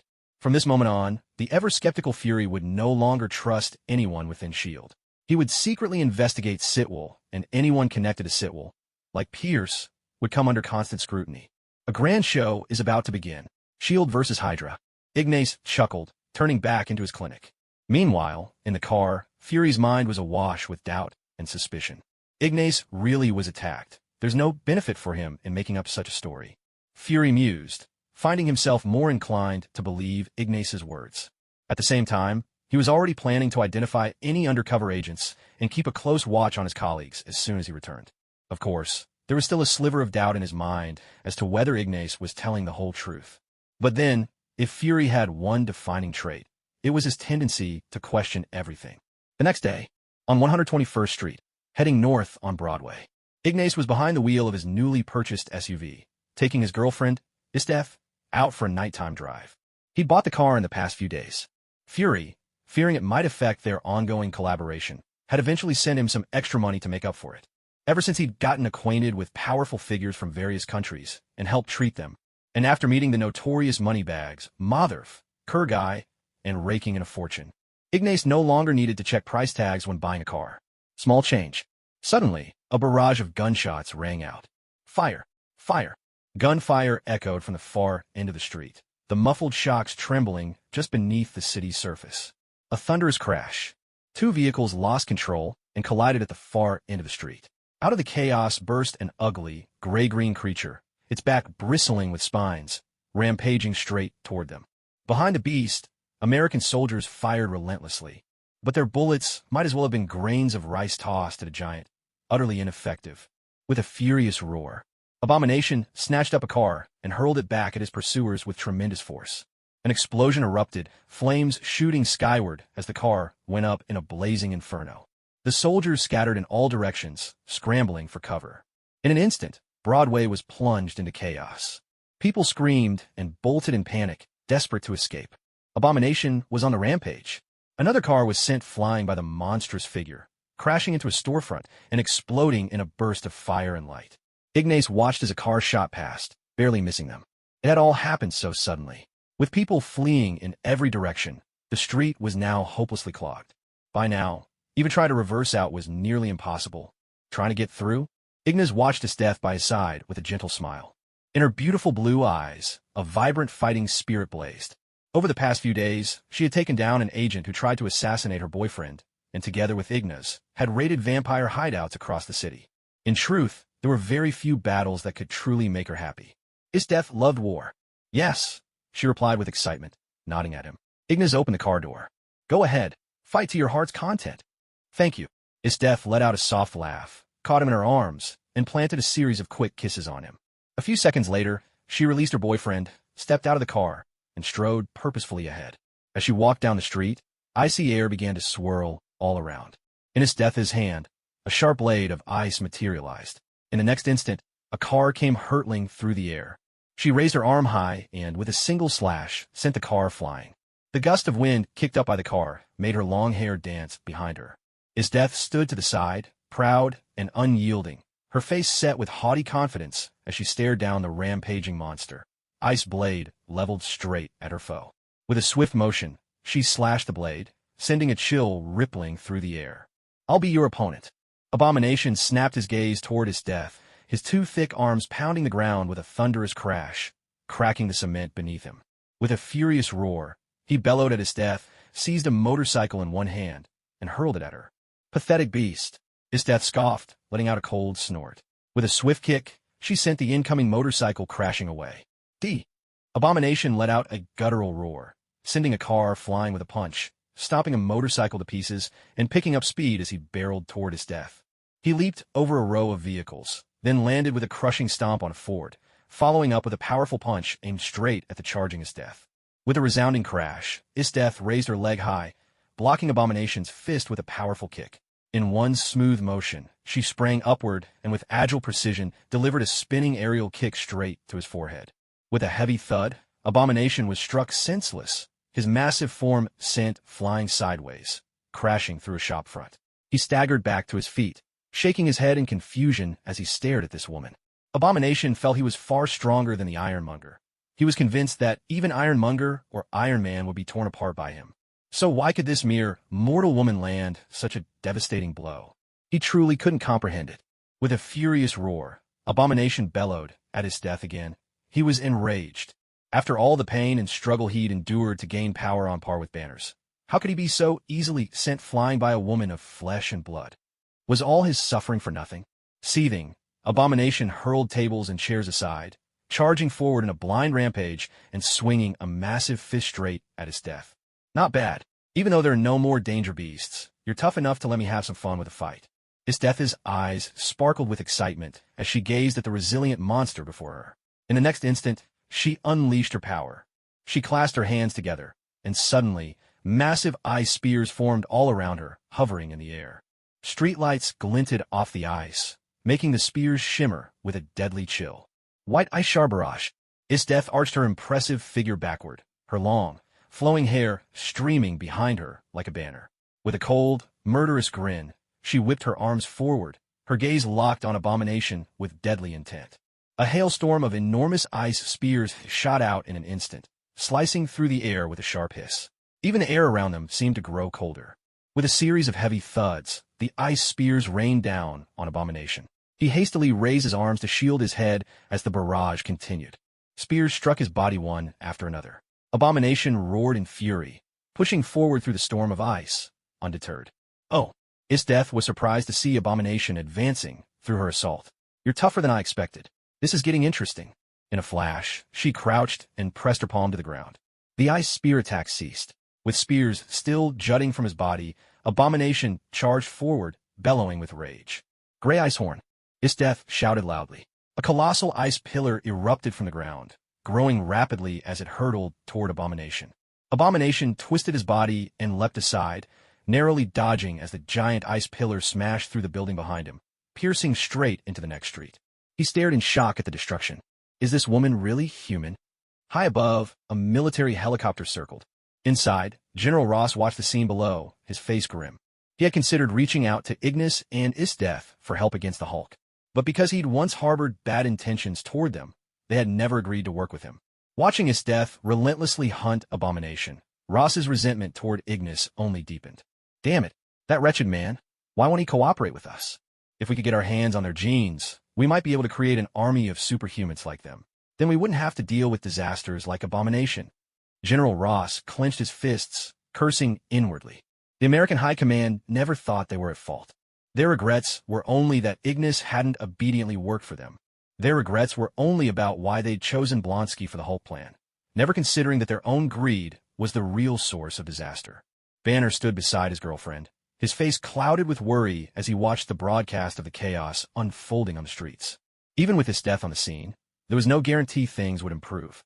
Because at her core, Esdeath was a woman who thrived on war. She was indeed focused on fighting Abomination, but she never cared about the property damage or casualties in the surrounding streets. The attacks from the Ice Imperial arms sent countless icy spikes flying, while mighty ice pillars crashed down with tremendous force, breaking through buildings. Abomination was being beaten into a corner, yet both of them left a trail of devastation in their wake. The crowd grew even more panicked. Ross collapsed into his seat with a thud, suddenly recalling something Ignas had once said. I'm not a hero. Ignas could afford to pay for the damages to the streets. He was wealthy. All responsibility for the incident could be pinned entirely on Abomination. The team of lawyers Ignas had hired would relentlessly argue that Esdeath was only trying to subdue Abomination and stop a criminal, but couldn't protect everyone, making Esdeath blameless. In America, with money, power, and lawyers, you could do as you pleased. In the end, the only one to suffer was General Ross.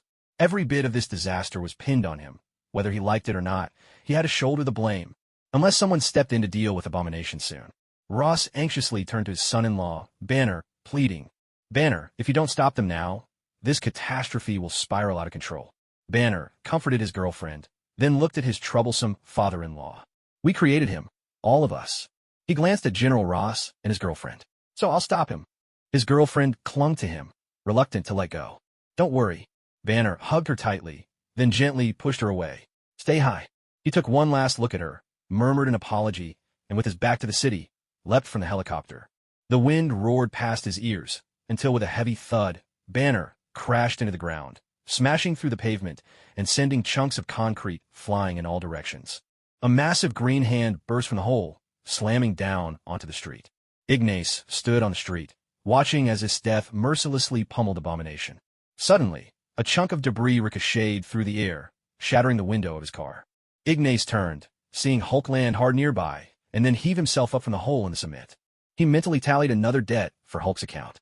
Hulk stood tall, glanced at him, spread his arms wide, and, like a king among beasts, roared down at him. Ignas kept one hand in his pocket, looking up at Hulk. What now? Was this a challenge? Hulk raised his hand, ready to swat this annoying man away.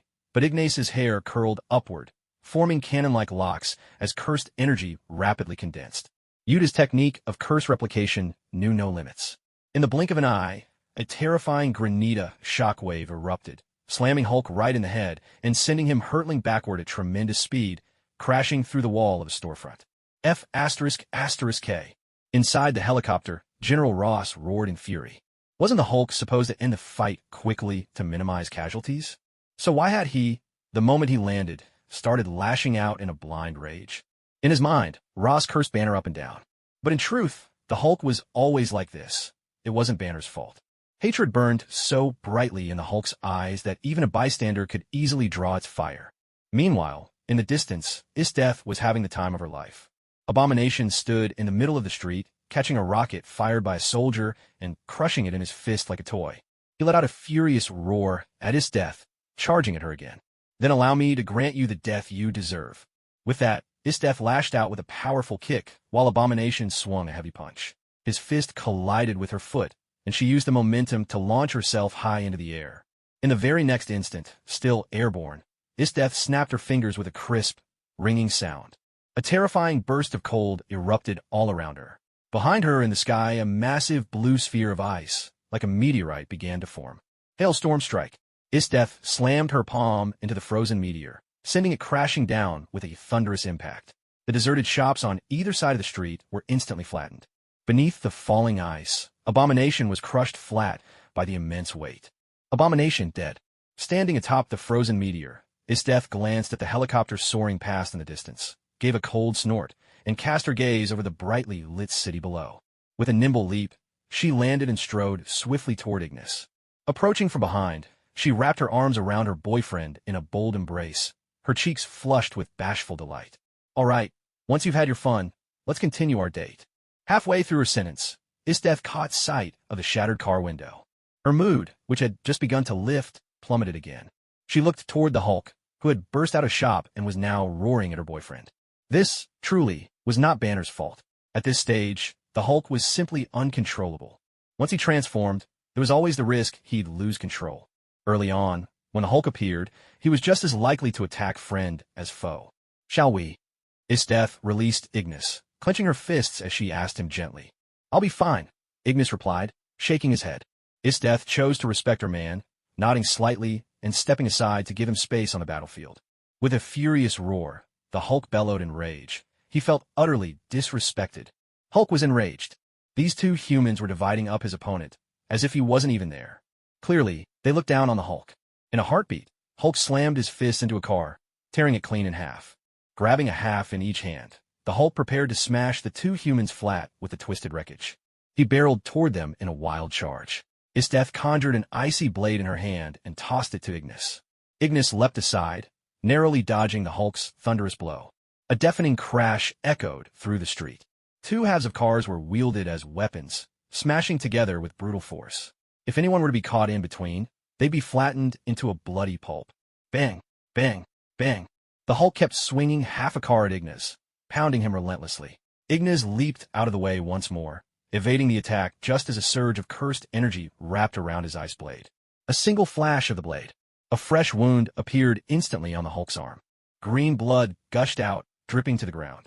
The Hulk was even more enraged. He had actually been hurt. With a thunderous roar, he hurled the battered car halves aside. Fury blazed in the Hulk's chest, his strength growing even more terrifying as he swung a massive fist forward. Crash! The concrete beneath him exploded, leaving a gaping crater. Ignas tumbled backward in a nimble flip, dodging the blow. Meanwhile, his ice blade shimmered with cursed energy, and as the Hulk's second punch crashed down, Ignas struck in a blur. Slash! Green liquid splattered once again. This time, the Hulk's other arm was cut. At the same time, Ignas mimicked the spell of the stone flow dragon. Granite shockwave blasted out in an instant. Boom! The Hulk was struck head-on by the terrifying shockwave, slammed into a fleet of cars, tumbling and rolling far across the ground. Whoosh! He staggered to his feet, shaking his head in confusion, stunned by the impact.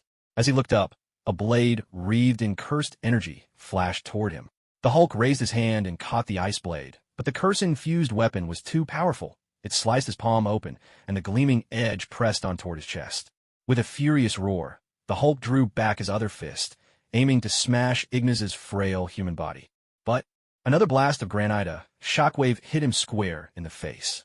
The Hulk was sent flying backward yet again, tumbling through the air. High above, a figure clad in steel streaked across the sky, landing with a metallic thud amidst the devastation below. Gold and crimson gleamed on the iron suit as it touched down on the ruined street. "Hey, did I just land in Afghanistan?" Stark quipped. He glanced at Esdeath. "Are you a magician? These icy creations of yours are spectacular. Ever thought of opening a frozen drinks factory?" Esdeath shot Stark a frosty glare, and suddenly the air turned glacial, cold radiating in all directions. A crackling chill filled the air, and appliances in the surrounding shops started to flicker and die. "Sorry, guess I'll go help him out," Stark said, knowing when to quit. But Esdeath was far too fierce for his liking. Best to leave that kind of war-crazed woman to Ignas. He seemed like the only one who could handle her. "Don't interfere. This is his fight." Esdeath snapped, her tone icy. Stark stared at her in bewilderment. Suddenly, the Hulk barreled past Stark with a thunderous charge, the shockwave slamming him straight into the massive frozen meteor. With a primal roar, the Hulk crashed into the giant block of ice. Rage surged within Hulk, his strength growing even more formidable as he clawed his way out of the icy crater, unleashing a series of furious roars. In the very next moment, Ignas unleashed another mighty granite shockwave, striking Hulk with tremendous force. Hulk's furious roaring was abruptly silenced as the shockwave battered him relentlessly. He struggled against the onslaught, but found himself helpless before Ignas. "So, am I just here to put in an appearance again?" Stark, ever the showman, threw up his hands in exasperation. Every time, he'd suit up in his Iron Man armor, blasting energizing rock music in his ears, eagerly anticipating his own heroic, spotlight-stealing entrance. But every time, Ignas and Esdeath would beat him to the punch, snatching away the enemies and stealing the glory. Hulk looked up, only to be met by another granite shockwave from Ignas.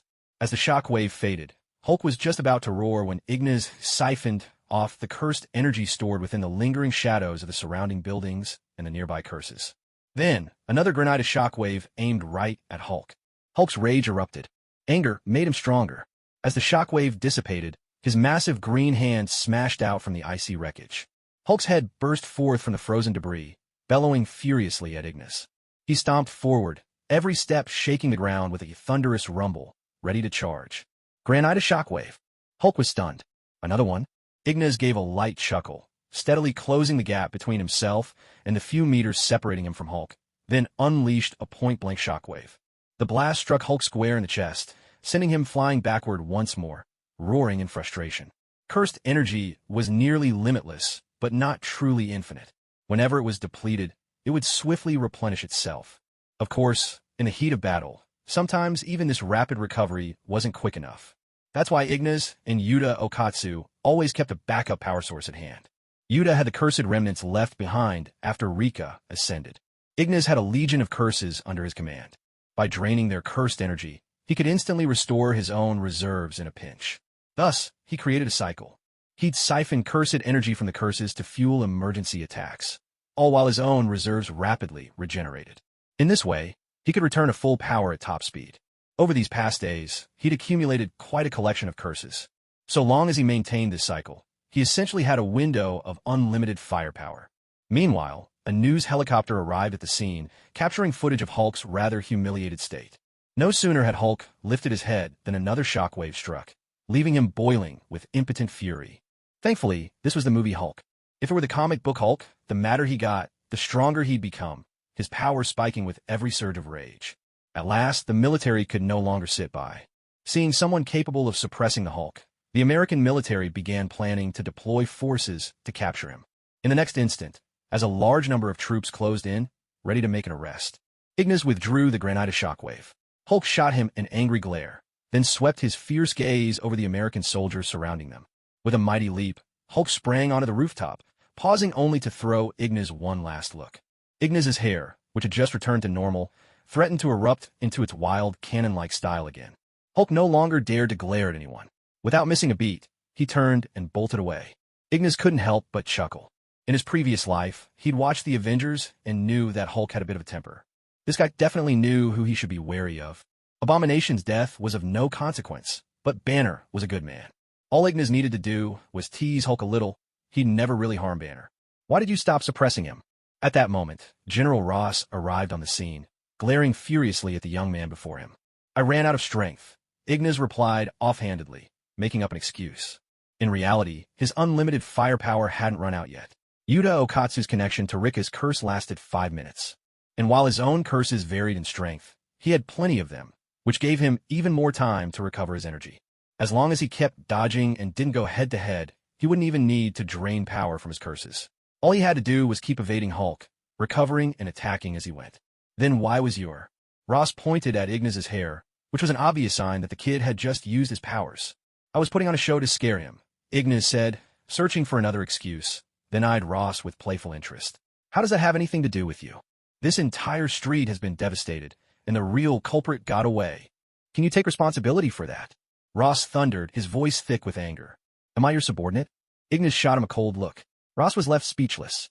Stark, Ignas called out to the distant figure in iron armor, rock music blaring from his suit. What's up, superhero? Stark quipped. Not quite. I'm no hero. Ignas shook his head. All the shops along this street. Help me buy them up. Remember the deal we talked about earlier? I'll make good on it in the future. Stark recalled their secret conversation behind Fury's back, discussing the technique reversal and its final stage, as well as Ignas's promise. He nodded in agreement. The entire street now belonged to Ignas. We'll take care of the damaged street. General Ross, whatever mess you've made, you clean it up yourself. Ignas gave a cold chuckle, patted Ross on the shoulder, and turned away. Ross was silent. He watched the backs of Ignas and Esdeath as they walked off, then hurriedly turned to order his men and get to work excavating Abomination. Ignas glanced at the military, sighed helplessly, and walked away. Abomination is dead, but there will always be a replacement. The real issue isn't Abomination. It's the insatiable greed of the United States that keeps pushing boundaries with reckless abandon. Brushing the shards of glass off the car seat, Ignas invited Esdeath to take the passenger's seat, then circled around to the driver's side. He swept the glass from a driver's seat as well and settled in behind the wheel. He and Esdeath were ready to hit the road again in their breezy SUV, continuing their drive. As for the glass banner owed him, well, Hulk had already paid for it during their scuffle. You really don't believe in keeping a low profile, do you? Stark shot Ignas a disapproving look, wanting to remind him that it was fine to fight, but innocent bystanders shouldn't get hurt. Esdeath, and I'm going to have to chip in for medical expenses tonight. Ignas brushed away more shards from the window, marveling at Hulk's strength. A single fragment had pierced straight through both panes of glass. Mr. Stark, according to surveillance, aside from the casualties caused by that gray-green brute, there were no other injuries reported. Of course, due to incomplete monitoring, damaged cameras, and insufficient data, the final numbers will need to be confirmed later, Jarvis reported. All right, forget I said anything, Stark replied, spreading his hands in resignation. With a cheerful wave, Ignas pulled away from the crash site, maneuvering along a side street and driving off slowly. He had anticipated Esdeath would fight with abandon, so he'd sent his cursed spirits ahead of time to scare people off the street. With Abomination rampaging in plain sight and the cursed spirits working from the shadows, it was no wonder the street was deserted, even as their battle raged. At the very least, as a medical student, he'd set some limits for himself. He didn't want to be a hero, but he refused to be a villain either. Uptown, in a shadowy corner of the street, Samuel Stearns hid, glancing anxiously around.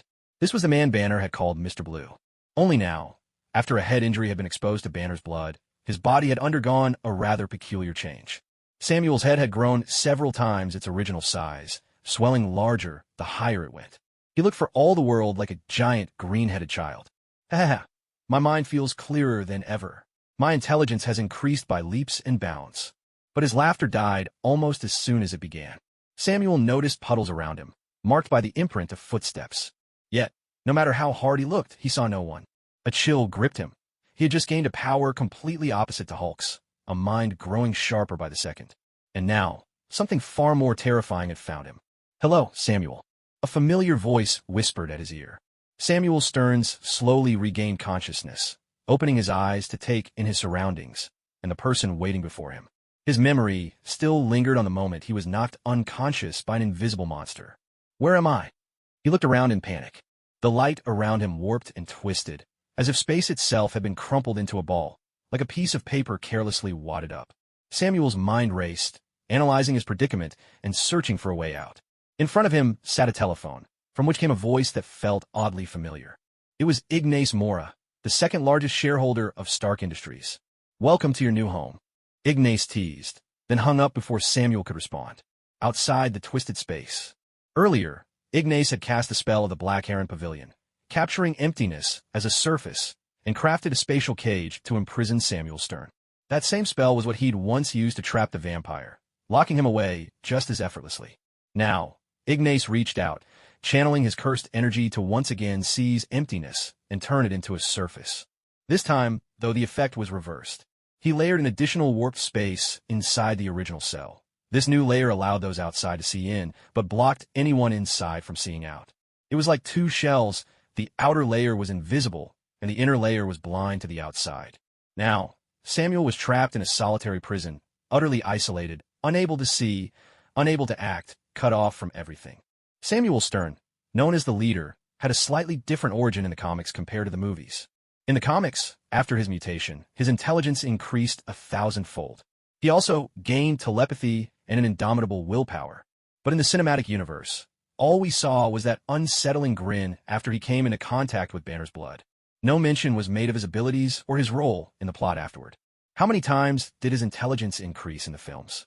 Did he get telepathy or superhuman will? No one could say for sure. That's why Ignas had to test Samuel.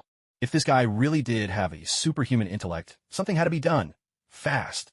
After all, Ignas was, at best, a bright college student. There was no way he could outwit the comic book version of a leader. He knew his own limits. This kind of monster was beyond his control. Better to eliminate him, and perhaps lay a curse in the process. Who knows? Maybe he could conjure a cursed spirit with genius-level intellect. Either way, Ignas had nothing to lose. Inside the warped prison, Samuel's expression was calm as he examined the twisted space, his thoughts racing through possible strategies. He was certain Ignas had been targeting him for some time, and those invisible monsters must be under his command. A fight was out of the question. He stood no chance. Submit for now, and bide my time until I find his weakness. Samuel mused. Suddenly, he realized he possessed some rather unusual abilities. The corners of Samuel's mouth curled up ever so slightly, a wicked grin playing across his face as he gazed at the warped space surrounding him. Well, then there's no need for that. His eyes were icy cold. Samuel had already decided that when he met his opponent face to face, he would use his newfound powers against this young man. Ignas returned to the bedroom, cradling Esdeath in his arms, and kicked the door shut behind them. Sometime later, when did you first start keeping an eye on that guy? Esdeath asked, curiosity lighting up her eyes. I noticed him back when the Hulk and Abomination incident happened. Ignas replied as he tidied up. This guy's trouble. If you ask me, we should just take him out. Esdeath snorted, but Ignas shook his head. If the big boss wasn't as much of a genius as he was in the comics, and didn't have psychic powers, Ignas would try to win him over and use him for a while. But if the other's intelligence surpassed his control, he'd kill him on the spot. And maybe, just maybe, use the big boss to try and curse up a high IQ cursed spirit. He had no choice. All the cursed spirits around him were airheads. What his team really lacked was a sharp mind. And the big boss seemed like the perfect candidate to be the first talent they brought in. That night, inside the warped space where Samuel was trapped, a bluish creature lumbered in, carrying a tape recorder. Following its master's earlier instructions, it clumsily pressed the button. Samuel's brow creased, his gaze radiating a chilling cold as he stared at the invisible being clutching the recorder. But in the next moment, the contents of the tape recorder left him speechless. It was nothing but Ignas's voice from start to finish, heaping praise upon Samuel's intelligence and wit, lauding him in every way imaginable, without repeating himself once. What on earth is he trying to do? Samuel wondered, suspicion gnawing at him. The bluish creature cast a puzzled glance at this green-headed doll of a man, then turned and left the twisted space. Did it fail because it has no mind of its own? Or is it just a tool with no independent will? Samuel pondered. He had just tried using his psychic powers on the invisible monster, but it hadn't worked.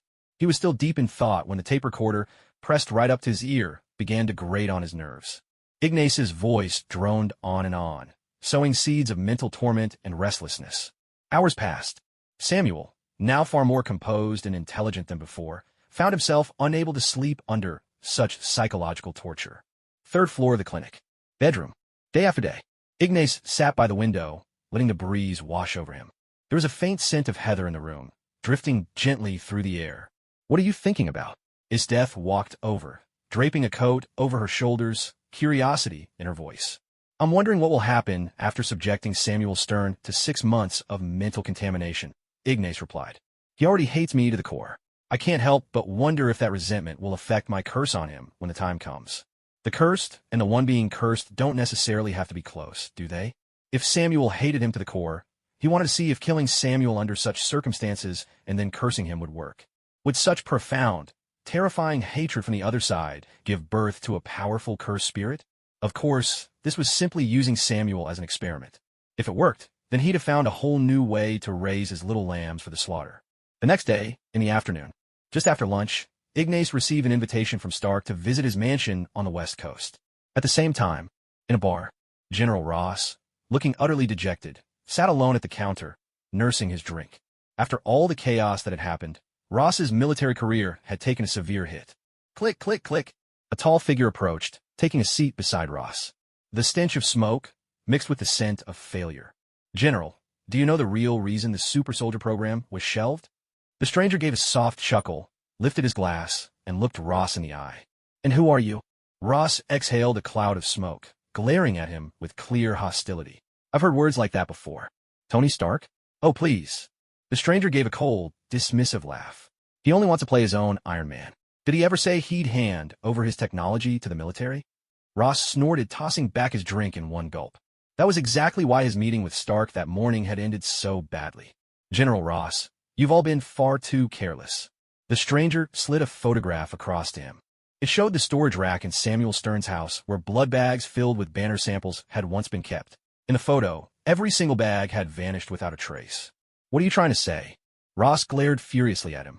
How was he supposed to explain the disappearance of those blood bags? Could have been these people? The stranger leaned in, whispering in Ross's ear. Ross slumped back onto his bar stool, shocked and powerless, staring at the man in horror. California, Western Los Angeles, Malibu. Inside Stark's mansion, Ignas, holding Esdeath's hand, entered the house. Welcome, Mr. Ignas. Welcome, Ms. Esdeath. Jarvis's voice echoed through the room. Hello, Jarvis. Where's Stark? Ignas asked. Mr. Stark is downstairs, running some experiments. He asked me to let you know you can go straight down to find him. Jarvis replied smoothly. Ignas nodded, leading Esdeath to the lower floor, into Stark's private laboratory. Through the transparent glass door, they could see Stark seated among a cluster of computers, deeply absorbed in his work. Come in, the door's open, Stark called out. Ignas pushed the door open and stepped inside. How about lending a hand? Stark stood up and took a sip of his vegetable juice. What do you need help with? Ignas walked to the side, eyeing the clumsy mechanical arm Stark had built. I want to develop a new suit of armor. Stark spoke without reservation, and Ignas frowned at him. No way. Ignas instantly understood. Stark had no intention of simply developing a new suit. Clearly, he wanted to create armor specifically to defend against Ignas himself. Just let me try your Granada shockwave a few more times. I want to study your technique. How about $1 billion? Stark waved his hand dismissively. With his intelligence, there wasn't a field he couldn't master. It's not about money. These are two completely different disciplines. Without the necessary conditions, you'll never be able to understand it. Ignas shook his head. $5 billion, plus a 1% stake in the company. Stark offered with reckless generosity. Ignas didn't hesitate. He immediately threw an arm around Stark's shoulder. Deal. Esdeath lounged nearby, thoroughly bored, paying the two men no mind at all. Ignas was right. Without the innate qualities of a sorcerer, Stark simply couldn't use jujitsu, no matter how hard he tried. The two of them headed outside the mansion. Stark had picked a great spot by the sea and had prepared a wealth of monitoring equipment. We can start now, Stark said, instructing Jarvis to keep a close eye on the data at all times. All right, Ignas nodded. His hair coiled, and cursed energy gathered within the twisted locks. In the next instant, a terrifying shockwave erupted. It crashed into the sea, sending towering waves skyward. Yet, neither Stark's naked eye nor the video feed could capture the shockwave's form. Mr. Stark, the instruments have not detected any corresponding energy signatures, but they have picked up anomalies in the airflow caused by the shockwave. Jarvis reported quietly in Stark's ear. Ignas sat to the side, cooperating with Stark's experiments. In truth, the Granada shockwave was not his real trump card. His true sorcery was the unconditional imitation of any curse technique. As long as he had a cursed spirit to assist, he didn't need to mimic Ryu Ishikawa. He could combine his power with a curse and unleash a shockwave on his own. He was simply being cautious. Someday, when the Civil War storyline began and Stark threw his full support behind the American government's regulation of superheroes, Ignas would catch him completely off guard. Inumaki Toad's cursed speech. A single command, stop, and Stark's entire team would be out of commission. He had no choice but to stay on guard. He wasn't a psychologist. There was no way he could give Stark a heart-to-heart. With someone like Stark, persuasion was nearly impossible. After an entire afternoon of testing, Stark was overjoyed. Although he still couldn't grasp how sorcery was mastered, he now had a way to anticipate the Granita shockwave. Is there really no chance I could use the technique you mentioned? Night had fallen, and the two stood by the floor-to-ceiling windows of the mansion. Stark and Ignas sat eating pizza, and Stark posed a question. No way. Ignas shook his head. Just as I could never become Iron Man, you can never become someone like me. He tapped his head. Stark was a genius, but the mind of Sorcerer was simply built differently. Stark glanced at him and nodded slightly. How's the final stage of the reverse technique coming along? He asked. It'll still take some time, Ignas replied, and Stark nodded again. A little later, Pepper came to find Stark, while Ignas happened to be leaving Stark's house with Esdeath. On the way, Esdeath looked at him with curiosity. She had witnessed Stark's brilliance firsthand. He had found a way to anticipate the Granita shockwave in such a short time. Why are you cooperating with him? She smiled teasingly at her man, her eyes full of playful interest. He would have figured out the problem sooner or later and found a way to defend against it. Besides, why refuse $50 billion and 1% of the shares? He grinned at her. And don't forget what you told me that night about your standards for a romantic partner. Ignas looked at her with a smile. The second rule. The courage to go hunting dangerous creatures with me, even unarmed. Esdeath nodded in response. Exactly. That's why I don't mind telling him. As your partner, I'm never lacking in courage. Ignas said, holding her hand. And, of course, he always had a backup plan. A faint blush rose on Esdeath's cheeks. Overcome with emotion, she grabbed his shoulder and pulled him into a possessive embrace. That night, Virginia, Arlington. General Ross had just returned to his office. He pulled open a drawer to reach for a cigar, only to find a transparent blood bag lying inside. He took a deep breath, quickly closed the door, and walked back to his seat, staring at the blood bag labeled Bruce Banner. Meanwhile, in New York, Queens, beside the Presbyterian Hospital branch, a black car was parked next to the Morra clinic. A middle-aged man in a suit stood by the car, waiting quietly. What a shame. A resigned sigh floated from behind the car's dark, opaque window. Well, since he's not here, we'll wait. The man by the car immediately bowed respectfully and opened the door. A bald man stepped out, adjusted his suit, and, with an air of pride, glanced up at the clinic sign. The night wind stirred his forked white beard, and under the faint glow of the lamp, one could just make out a multitude of mysterious symbols tattooed across his bald head. I believe that no matter how powerful a person may be, no one can resist the lure of an endless life. He let out a cold, indifferent chuckle. The Ghost Clan member at his side hurried forward respectfully to help him pry open the door. How inelegant. Let this be the last time. The bald man clicked his tongue and shook his head in feigned disapproval. Yes, sir. The middle-aged man responded at once, bowing his head in deference. Under the cover of night, both inside the Morra clinic and along the street outside, cursed spirits crouched nearby, their expressions cold and watchful, tracking the movements of these two intruders with unwavering eyes. At the break of dawn, on a certain beach along the East Coast, upon a large outcropping of reef, Frost's companion, a hybrid vampire, applied sunscreen to his skin and had the others prepare a motorcycle helmet for him. Standing tall on the rock, he watched as his companions escorted a pure-blood vampire toward him. As the sun neared the horizon, the once proud pure-blood began to smolder, thin trails of smoke rising from his skin. Phew, it's getting pretty hot out here, Frost said with a sigh, slinging an arm around the pure-blood shoulders. The pure-blood vampire trembled, unable to contain his agitation. Tell me, how long has it been since you watched the sunrise? Frost grinned wickedly at him. Then his expression soured. Oh, that's right, you were born a vampire. The pure-blood's face flushed a deep crimson, his features twisted in pain as his body shuddered. Let's share this moment together. It moves me truly. As he spoke, Frost began stripping off the pure-blood's coat, the smoke pouring from the vampire's body thickening with each passing second. What do you want, Frost? The pure-blood spat, glaring at him with fury. You just don't get it, do you? Frost gave a snore of contempt and tore off the pure-blood's shirt in one swift motion. Taking a pair of pliers from a subordinate, Frost began yanking out the pure-blood's fangs. Two razor-sharp vampire teeth were wrenched free, and his female companion forced the pure-blood to his knees with a vicious blow. Pocketing his trophies, Frost accepted the motorcycle helmet handed to him. Enjoy yourself, he said with mock cheer. Sorry, you were a little too sharp-tongued for your own good. Ha ha ha.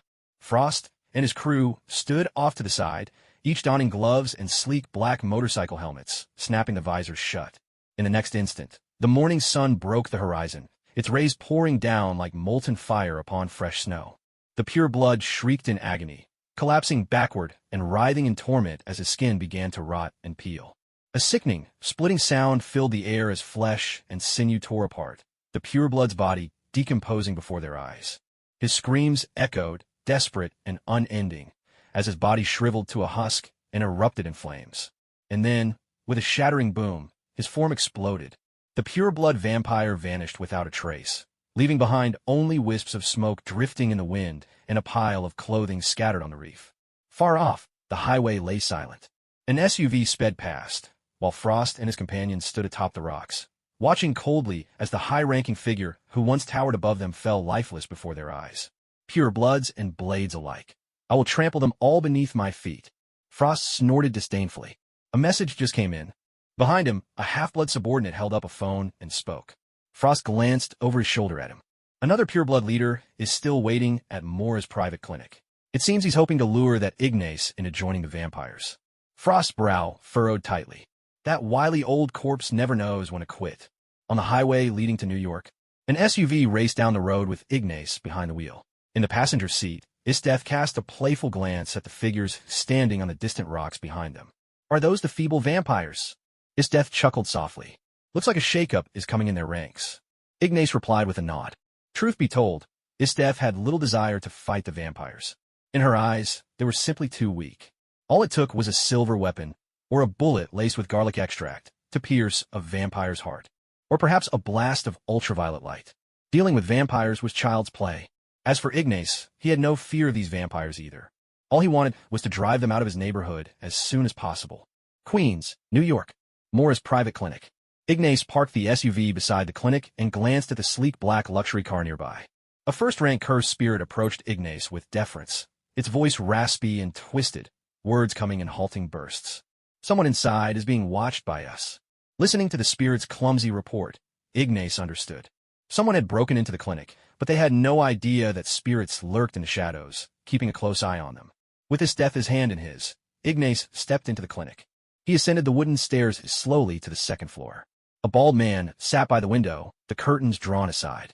Ignoring the man, Ignas turned away to rummage through the medical cabinet, busying himself with other tasks. Young man, aren't you curious who I am? The bald man cradled a coffee cup, eyes fixed on Ignas's back. I couldn't care less. Ignas shook his head. Allow me to make a formal introduction. This, sir, is none other than the legendary, long-lived Lord Vampire. The middle-aged man, standing behind the bald figure, announced with utmost respect. Drawing liquid into a syringe, Ignas shot the middle-aged man a cold, mocking smile. Which branch of the J Bureau do you run again? I believe we crossed paths at a gala some time ago. The middle-aged man's mouth twitched as he glared at Ignas in anger. Was this brat looking down on him? So you're kin-friendly, huh? Ignas shook his head. His reputation had spread far and wide. Every day, all sorts of strange creatures seemed to seek him out. First, it was the Serpent Shield Bureau. Then came the vampires and their human sympathizers. He had no doubt that in the future, both heroes and villains of every stripe would come knocking on his door. That's right. I am this great one's most loyal servant. The director replied, his face full of pride. So, what do you want to talk to me about? I don't see how you'd need my help. Ignas held a syringe in his hand as he sat across from the bald pure-blood vampire. With a wave, he signaled, and a spellbound spirit escorted a battered, miserable half-blood vampire down from the third floor to the second. Mr. Ignas, we mean no offense by our visit. Please, there's no need for violence. The bald pure-blood started, shrinking back in his seat. True, vampires boasted strength and speed far superior to humans. They could even regrow severed limbs. But in every way, he felt, vampires were still no match for the man before him. According to what he'd heard from the highest echelons of human society, Ignas's reverse technique had reached a level where he could regenerate lost limbs in the blink of an eye. And as for vampires, some of them needed days just to heal. We've come today to offer you a generous gift, Mr. Ignas. Would you like to live for 100, maybe 1,000 years? The bald man leaned forward, his tone tempting. Ignas regarded him with a measured look. Then, without warning, he plunged the syringe into the heart of the half-blood vampire he'd been experimenting on for ages. This is an anticoagulant, Ignas explained. In the next instant, Esdeath conjured an ice wall, clear barriers on all sides, and a slab overhead, sealing the half-blood inside and isolating him. She was making sure the mess wouldn't dirty the place. The half-blood's body began to swell grotesquely, twisting into something monstrous, like a tumor run rampant, growing larger and more misshapen by the second. The half-blood wailed in agony, and the pureblood's scalp prickled at the sound. A moment later, a deafening bang. The half-blood's body exploded in an instant, leaving nothing but a pool of blood trapped within the ice. Esdeath moved swiftly, freezing the blood to dispose of it. Ignas produced another syringe filled with anticoagulant and waved it in front of the pureblood. The pureblood recoiled, his neck shrinking back in terror. If Ignas could not be enticed by the allure of a vampire's long life, then truly, in every way, they were utterly outclassed before this man. I want shares, and other additional terms. But I will never accept turning myself, or the one I love, into a vampire. With those words, Ignas moved as if to jab the syringe into the pureblood's neck. Everything's negotiable. We can talk this out. Young man, don't do anything rash. The bald, pure-blooded vampire trembled, his voice quivering with terror as he pleaded for mercy. Just as he tried to scramble over the sofa to escape, Ignas slapped his shoulder with a heavy hand, pinning him firmly in place. Now, this pure-blooded elder could only regret his choices with every fiber of his being. He had thought that, upon meeting Ignas, even if the man was powerful and wouldn't fawn over them, he would at least yield to the lure of a long life, accept his offer with gratitude, and show him the respect he deserved. But never in his wildest imaginings did he expect to become nothing more than a helpless victim, laid out on the chopping block for Ignas to do with as he pleased. After all these years, have you learned nothing? Are you no better than stray dogs? Ignas let out a derisive snort. The pureblood's face darkened with anger, but he didn't dare utter a word in protest. 1% of the company's shares. The pureblood blurted out anxiously. Ignas struck him across the face with a resounding slap. What do you take me for? 5%. That's the most I can possibly offer you. In America, we have our people embedded everywhere. In business, in politics, pulling the strings from behind the scenes. I only have control over this much. The pureblood cried out desperately. Ignas nodded, accepting his answer. Take me to your headquarters. I want to have a friendly chat with your friends about how humans and vampires can coexist peacefully, shall we say. He withdrew the anticoagulation agent. The pureblood vampire collapsed onto the floor with a heavy thud, his legs giving way in fright. It was over. He thought he was bringing in a powerhouse to keep the unruly half-bloods in check. Instead, he'd invited a rampaging beast straight into the heart of their lair. That night, clouds drifted sullenly across the sky, casting a pall over the city's chaotic streets, which buzzed with noise and confusion. In the dimly lit alleys, people from every walk of life gathered in uneasy clusters. A black SUV sped past, vanishing into the distance. They'll never willingly hand over their shares, you know. The bald pureblood muttered from the back seat. That's not your concern. Ignas shook his head. He pulled the car to the curb and glanced at the red mark painted on the wall nearby. A secret sign, signaling this neighborhood as a vampire gathering ground. On the sidewalk, women seeking business, parking attendants, sharp-dressed professionals, and streetwise punks. Everyone shot them hostile stares, eyes glinting with barely suppressed bloodlust. All of these people, they're vampires, Ignas said quietly to Esdeath. The pureblood in the back seat stiffened. How did this human know so much about them? Out of the car, Ignas opened his door and stepped out, Esdeath following suit from the other side. Hey there, baby. Looking for a good time?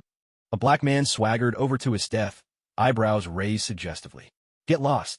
Esdeath shot him a cold glare and struck with a swift, decisive palm. In the next instant, a chill swept out in all directions, and that black mixed-blood vampire was instantly frozen, collapsing onto the street with a heavy thud. At the entrance, the bodyguard standing guard at the door reached for his gun, his expression dark as he stared at them. Stop. They are honored guests.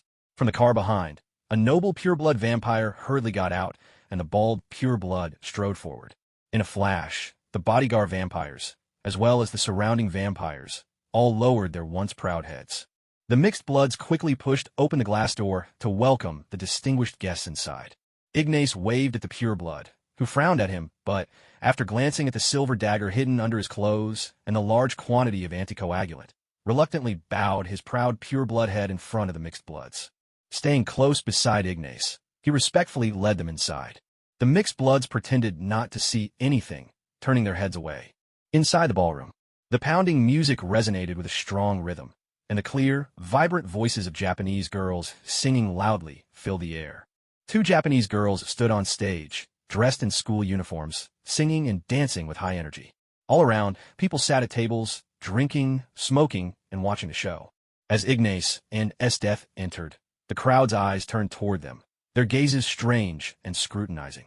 "If you keep looking at me like I'm food, don't blame me if I end them all," Ignas said with a cold snort. The pure blood next to him shuddered inwardly and quickly shot a glare at the lowly mixed bloods. The mixed bloods hurriedly lowered their heads and withdrew their gazes. "They sure know how to have a good time," Ignas remarked, shaking his head at the two Japanese girls before following the pure blood toward the kitchen. The pure blood stopped in front of a refrigerator and pulled open the door. Behind the fridge door, a pitch-black passageway was revealed. Ignas and Esdeath followed the pure blood into the corridor. At the far end, they reached an elevator. The door slid open automatically. The group stepped into the brightly lit elevator, and the doors closed behind them. Back at the ballroom entrance, the mixed-blood bodyguard stood there, glancing around. He glanced at the glass door. No one had come in just now, so why did the door move a little? Inside the ballroom, cursed spirits darted through the crowd, leaving a group of low-level spirits to linger in the ballroom, while the others, first-tier spirits, following Ignas's prior orders, surged toward the passage behind the refrigerator. At the American Vampire Council Hall, outside the doors, the bald pureblood led the way with deference. The bodyguard stationed outside the council hall looked on, puzzled by the strange scene. The exalted pureblood actually leading the way for a human? The bald pureblood entered the council hall and took a seat at the end of the long conference table. Ignas, holding Esdeath by the hand, approached, heading straight for the seat at the head of the table. "Human, you may have been invited here, but don't let it go to your head," one of the pureblood elders sneered coldly. Ignas seated himself at the head of the table as if it were his rightful place, pulling Esdeath onto his lap. In public, Esdeath would still grant him the dignity of being the head of the family. "Human, that's not a seat meant for you. Get up now." The pure blood sneered again, his tone icy. Ignas turned his gaze toward the speaker. It was a black man with dreadlocks, his frame thin and wiry, a gaudy tie hanging from his neck. "What exactly are you so proud of?" Ignas replied coldly. With a snap of Esdeath's fingers, the air in the room plummeted to a frigid chill. Crackling sounds filled the air as, in an instant, the pureblood's body was encased in ice. With a dull thud, the frozen figure toppled to the floor. "So what are you all so proud of?" Esdeath's icy gaze swept over the assembled vampire elders, her eyes brimming with murderous intent. In her view, these people weren't even worth comparing to the dangerous beasts she had once hunted. "You're hoping to invite me to join the vampire kin?" Ignas swirled the wine in his glass, his eyes glinting with amusement as he regarded them. "Vampires enjoy long lifespans. No matter how powerful you are, you can't escape the fate of aging, sickness, and death. Honored one, please join us," said a pure blood with slicked back hair, bowing his head hurriedly. "Respected sir, becoming a vampire would allow you to live for centuries," a female pure blood added, her head bowed in reverence. In the original story, not even a half-blood like Frost could be defeated by them, let alone someone like Ignas or Esdeath. So, in the face of overwhelming power, they chose to bow their heads. "I have no interest in being one of your kind." Ignas chuckled coldly, shaking his head. The purebloods stared at him in shock. They had lived for so long, rarely encountering anyone so powerful who would turn down the promise of immortality. Ignas absently played with Esdeath's delicate hand. With pure gold in his possession, he had no need for anything the vampires could offer. Pure gold itself granted its own version of longevity. In the world of pirates, Olga had worn that pure gold ring for centuries without aging, forever retaining the appearance of a young girl. With pure gold, why would he ever choose to become a vampire, vulnerable and full of weaknesses? Now, then, gentlemen, I believe it's time we had a conversation. Since you intend to present me with a generous gift, allow me to decide what that gift will be. Ignas fixed his gaze on the pure blood elders gathered around him. "First, I want you to hand over more than 40% of the shares from every vampire-owned corporation in America. Second, I want the full list of every vampire in the country. And from this day forward, all of you, every vampire and damper, must vacate Queens. Where I live, not a single vampire or damper is permitted to set foot." The purebloods looked at one another, their faces filled with dismay. Refusal hung on their lips, but they knew they stood no chance against Ignas and Esdeath. Even blade strength was just within their tolerance. But Ignas and Esdeath were already a little beyond the usual standards. After some discussion between them, they decided to agree. It's always better to get along than to spend eternity in a nuclear grave. But we have one condition. You need to help us deal with Frost. He's getting more and more unruly. The white pureblood with slick-back hair proposed. No way. What I mean is, let's keep to our own lanes. I won't get involved in your internal squabbles. Ignas shook his head in refusal. The purebloods felt a wave of disappointment. Though, if you'd sweeten the deal, I might consider it. The purebloods were speechless. This guy is so greedy. At the entrance of the ballroom, a car pulled up. The half-blood Frost got out, tossing his keys to the valet. With his date and his own entourage in tow, he strode into the ballroom. He made his way straight to the kitchen, opened a hidden door in the refrigerator, walked down a passageway, and stepped into an elevator as it opened automatically. A short while later, outside the High Council chamber of America's vampire elite, Frost gripped the fangs of pureblood Guittaro as he walked toward the chamber. As soon as he entered, he fixed a hostile glare on the human seated at the head of the table. Then Frost glanced around at the assembled purebloods. What did you do to Guittaro? The bald pureblood stared daggers at Frost, his tone icy. With a casual flick, Frost tossed Guittaro's fangs onto the long conference table. His expression was one of arrogant disdain as he looked down on the purebloods before him. With a loud bang, the white pureblood with the slick-back hair slammed his palm on the table. Frost, you've got a death wish. He glared, furious, at the sight of his old friend's fangs lying before him. Let me hear it. What kind of business have you worthless fools been discussing behind my back with this human? Frost cast a glance at the black pureblood, now frozen solid, gave him a kick, then sat himself down in the vacant seat. The purebloods exchanged helpless looks, shaking their heads. Before Frost's return, they had already struck a new deal with Ignas. Ignas would help them get rid of Frost, and in return, they'd give him an extra 15% stake. Frost, you're too arrogant. The bald pureblood sighed, shaking his head. Then he handed the transfer agreement for the shares to someone, who passed it along to Ignas. Seeing this, Frost frowned deeply and quickly turned to Ignas. Listen, buddy, I know I'm no match for you, but I have a plan. If we join forces, the world could be ours. And if it's longevity you're after, I can help with that too. Ignas looked at Frost with a hint of amusement, while the purebloods burst into laughter. You really don't get the situation, do you, Frost? Ignas shook his head with a smile as he accepted the shared transfer agreements from the purebloods. Here's the list. A pureblood stood respectfully by his side, bowing as he handed over a document. Ignas took it and glanced through the contents. He knew full well that this group of purebloods would never hand over a detailed list. But in truth, he had never intended to truly coexist peacefully with the vampires. A short while later, behind a ballroom, in a narrow street alley, Ignas's SUV had been driven here by a half-blood vampire valet. A half-blood bodyguard emerged from the back door, carrying a large burlap sack. He opened the car door and tossed the sack on the back seat. Ignas stepped outside. A dozen or so pureblood elites quickly followed, seeing him off. Safe travels, one of the pureblood leaders said respectfully. Ignas gave a slight nod and got into the car with Esdeath. He started the engine and drove away. Only after watching them leave did the purebloods finally breathe a sigh of relief.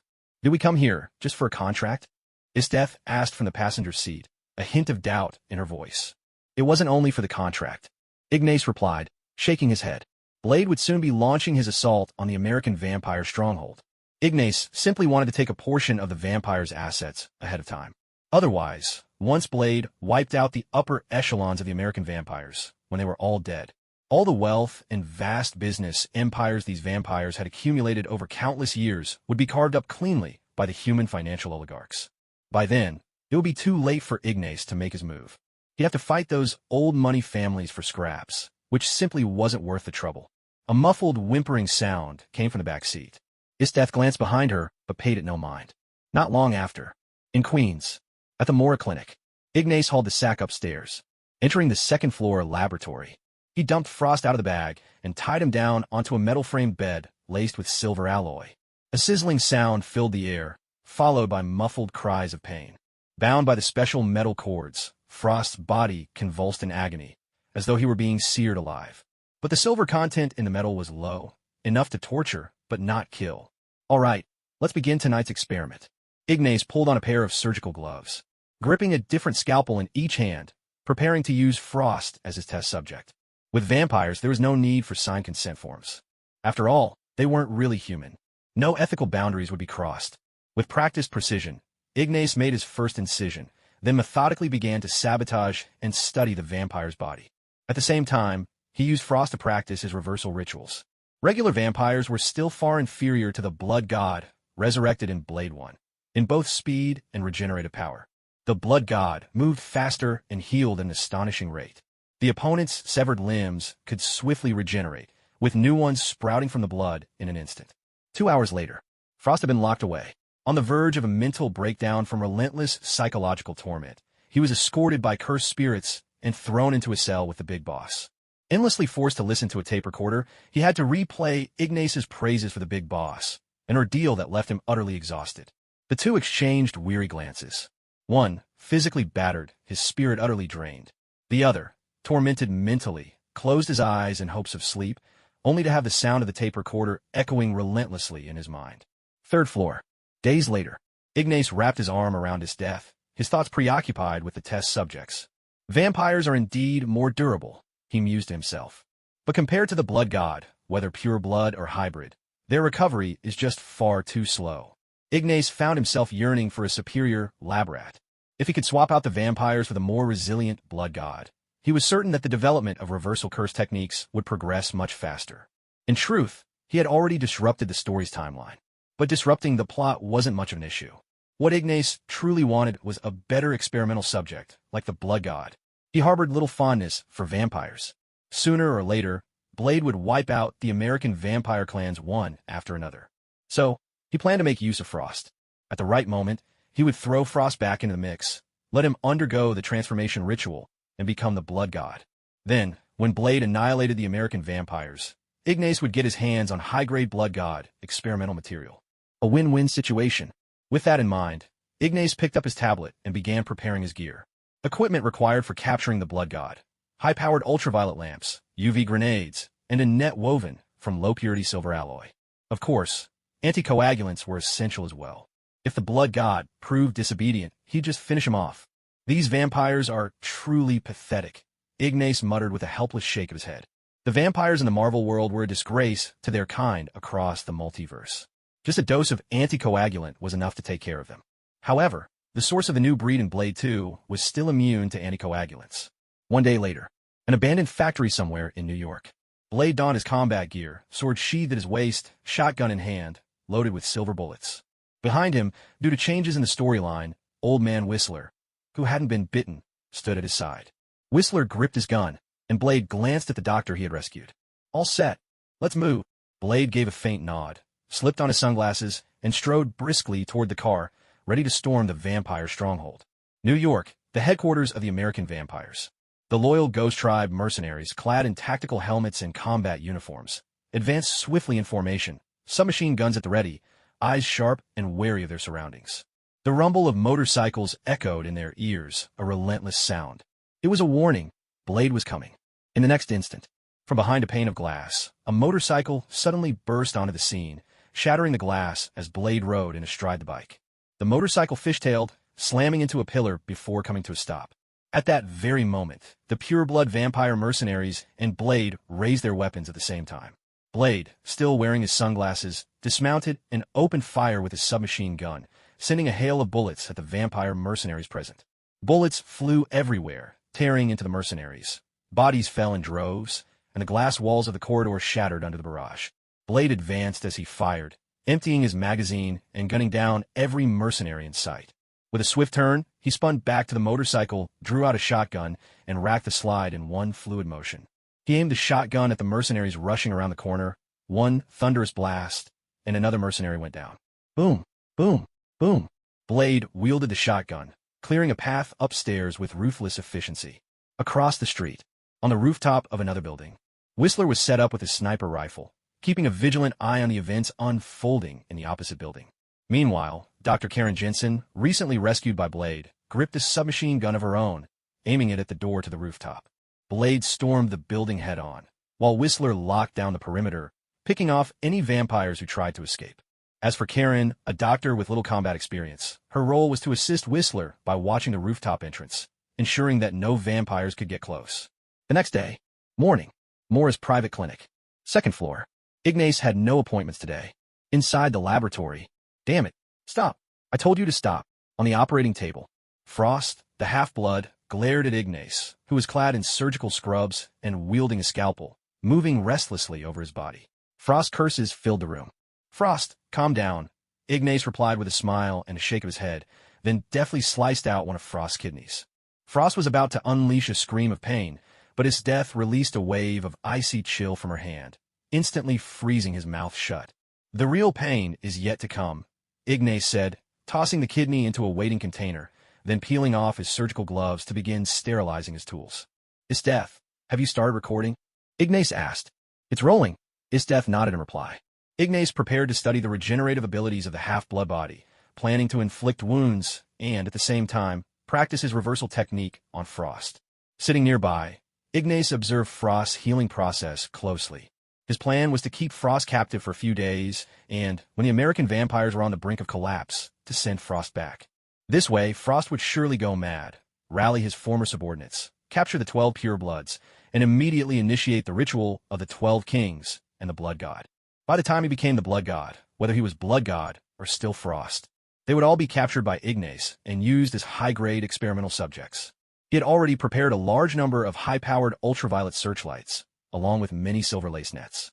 Afternoon, Ignace finished his various experiments on Frost, then used a reversal spell to heal him, and locked him up again with the big boss. Samuel glanced at Frost, sighed helplessly, and let out a yawn. He hadn't closed his eyes for days now. Every day, Ignace would place a tape recorder in front of him, bombarding him with noise. At first, it was bearable. Sometimes he'd drift off to sleep despite the racket. But recently, Ignace had switched tactics.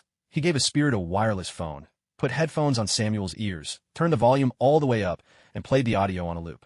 There was also a spirit watching him around the clock. If the phone's battery died, they simply swapped in another. The goal was 24 hours of nonstop torment.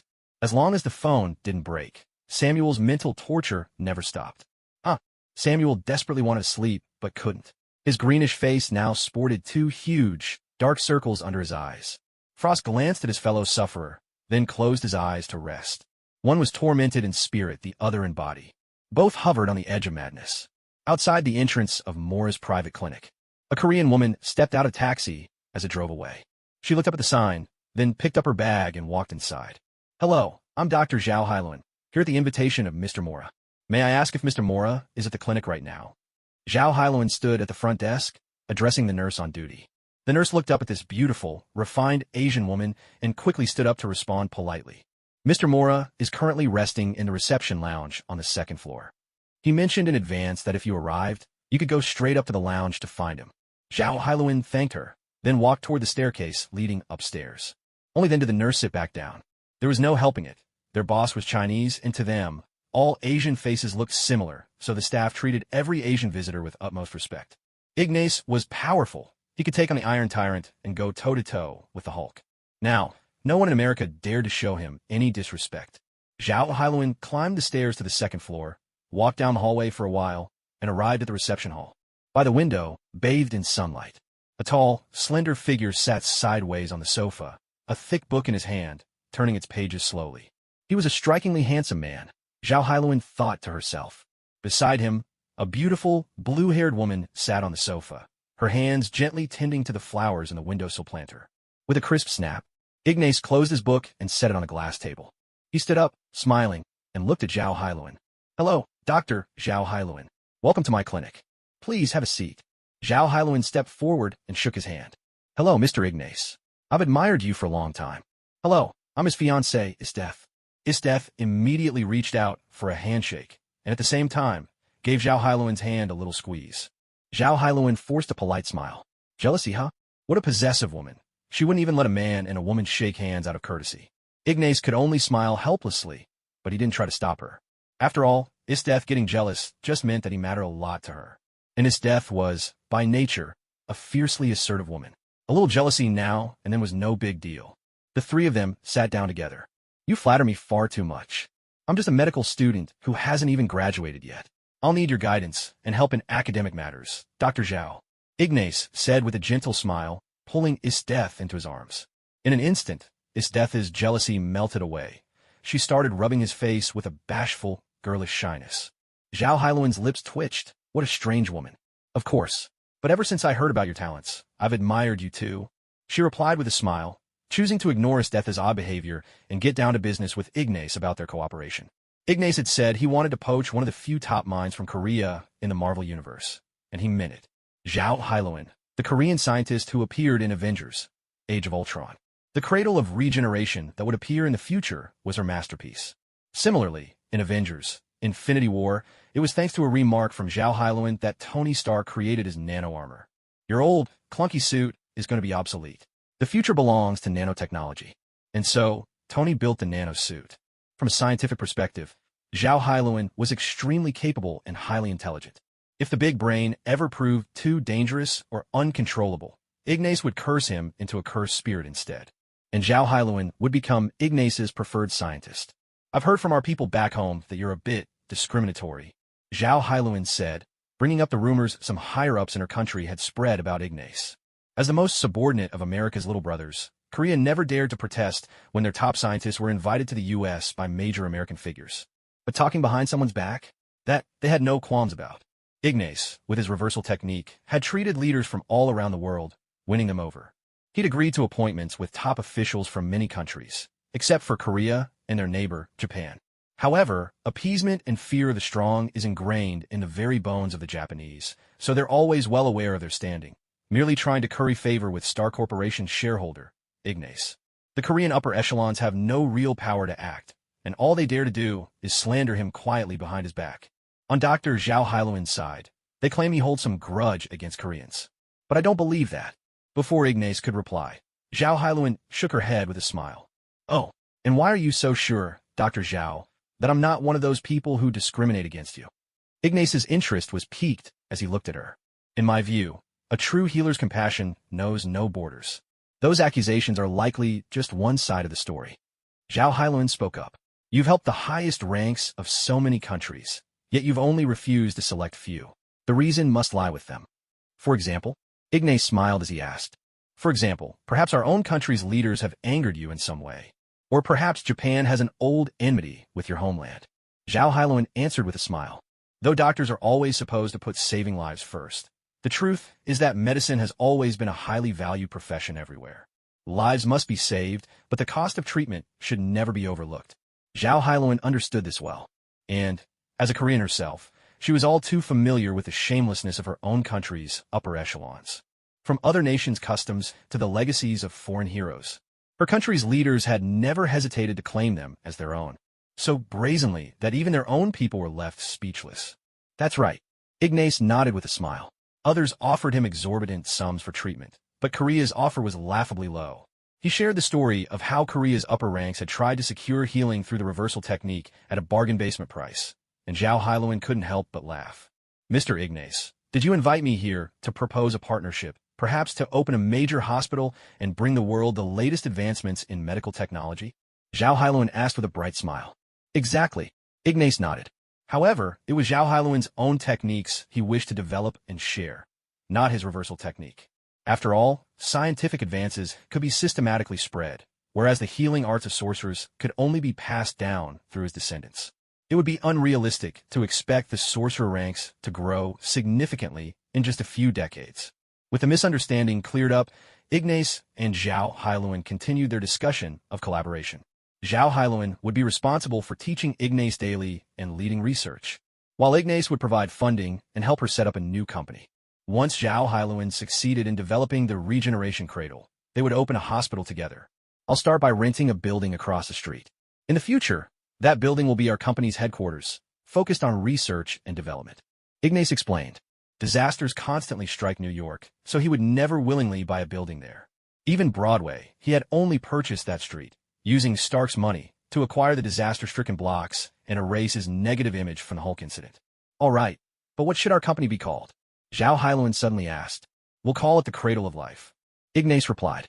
His goal was to develop the reversal technique to its ultimate stage, reaching the level where Sukuna himself could bring people back to life.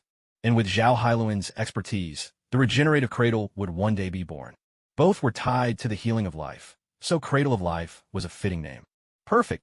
Zhao Hailuan nodded, agreeing to join. Ignas would provide the funding. She would bring the technology. A few days later, across from Morra's private clinic, he leased an office building. The Cradle of Life company was officially established. Hey, why didn't you let me have a stake in this? Are you afraid that the genius Mr. Stark's intellect would outshine your favorite lady scientist? On the day of the company's founding, Stark made a flashy entrance, soaring in on his Iron Man suit and landing on the scene with a resonant thud. With his usual swagger, he teased Ignas. As he spoke, he cast a glance at Dr. Zhao Hailuan, her graceful figure catching his eye. Stark, what do you think Pepper would do if she found out you're getting flirty again? Ignas slung an arm over Stark's shoulder, grinning as he spoke. Forget I said anything. Stark immediately backed down, no longer the playboy he once was. These days, Stark only had eyes for Pepper. So, threatening him with Pepper was always effective.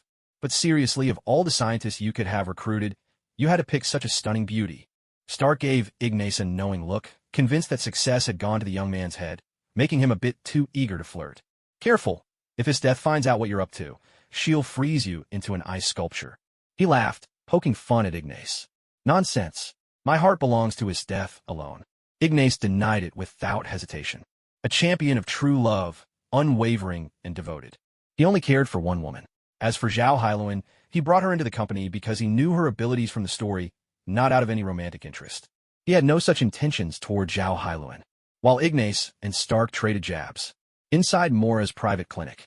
On the operating table, the half-blood vampire Frost glanced at the ropes binding him. One of them seemed to be loosening. His face lit up with hope, and he began squirming against the ropes, inching his way out like a determined insect. After what felt like ages, he finally slipped free, tumbling off the operating table. Damn it, Frost cursed, eyeing the angry red marks left all over his body by the low silver content metal ropes that had scorched him. Smoke was still rising from his body. In a panic, he scrambled out of the laboratory, all arms and legs. Just as he was about to escape the clinic, a new thought struck him. This wouldn't do. He needed to take revenge on Ignas. So he set off again, searching for the place where Samuel was being held. He looked for a long time, searching in vain until the company's founding event in the building across the street was nearly over. Damn it, where the hell did they hide him? Forget it, there's no more time. I'll get my revenge when I become the blood god. Frost hurriedly slipped out through the clinic's back door and dashed all the way toward the vampiric headquarters in the United States. He needed to rally his subordinates, capture 12 purebloods for the sacrifice, and then ascend as the blood god. He would kill Blade, destroy Ignas and Esdeath, eliminate everyone in his way, and let the vampires rule the world. Cradle of Life Corporation. On the rooftop, in front of the floor-to-ceiling windows, Ignas stood watching the city with a cold sneer, while his cursed spirits kept vigil over several blocks. Frost had escaped, but only because Ignas had let him. Inside these cursed spirits, hidden away, were ultraviolet devices, UV grenades, and silver-laced metal nets. Now, all of them set out in silence, tailing Frost to the sacrificial site, preparing an ambush. Did the vampires think they could rule the world? In this Marvel universe, that was nothing more than a fool's fantasy. Days passed. The night was as black as ink, the cold wind howling through the city. In New York, beneath a half-finished building, a truck pulled to a slow stop. A group of people marched Blade, Whistler, and Karen Jensen forward, herding them toward the construction site. A sudden crackle, an electric baton jabbed Blade, sending a violent jolt through his body. The group kept their prisoners moving, leading them through a secret passage underground, deeper and deeper into the ancient subterranean lair of the American vampires. It was a vast space, deep beneath the earth, shaped like a giant cylinder. At its base lay a circular platform, while the surrounding walls were lined with dozens upon dozens of tightly packed trapezoidal stone tablets, each inscribed with the script of the vampire clans. Between these tablets, towering statues stood with arms crossed, silent sentinels in the gloom. Footsteps echoed. Frost's white companion, draped in a fur coat, descended the spiral staircase with a graceful, almost feline gait. A black woman with curls stood to one side of Frost, half-turned. She was Blade's mother, but her loyalty now belonged to Frost. Frost stood with his back to them, at the edge of the walkway, glancing down at the platform below. Not long ago, the upper ranks of the American vampires had nearly fallen to Blade's relentless pursuit. When Frost returned, most of his own men were already gone. But with a single move, he defeated Blade and reclaimed the support of most of the American vampires, even eclipsing the pureblood elders. That move was the woman behind him, Blade's own mother. He used Blade's mother to capture all of Blade's attention, leaving him emotionally unsettled. Then, without missing a beat, he sent a group of people charging in, catching Blade completely off guard and hitting him with a series of electric shocks. Hey there, Blade, Karen, Whistler. Welcome to the party. Frost spoke with his back to Blade. Thanks for the sunglasses. Quinn, Frost's henchman, the long-haired, heavy-set vampire, wore Blade's sunglasses with smug satisfaction. Our ancestors called this place the Hall of Eternal Night. Impressive, isn't it? These days, most have forgotten it even exists. Frost turned around, sneering coldly at the pure blood elders. Frost was a lover of history, a dedicated scholar of vampire script and lore.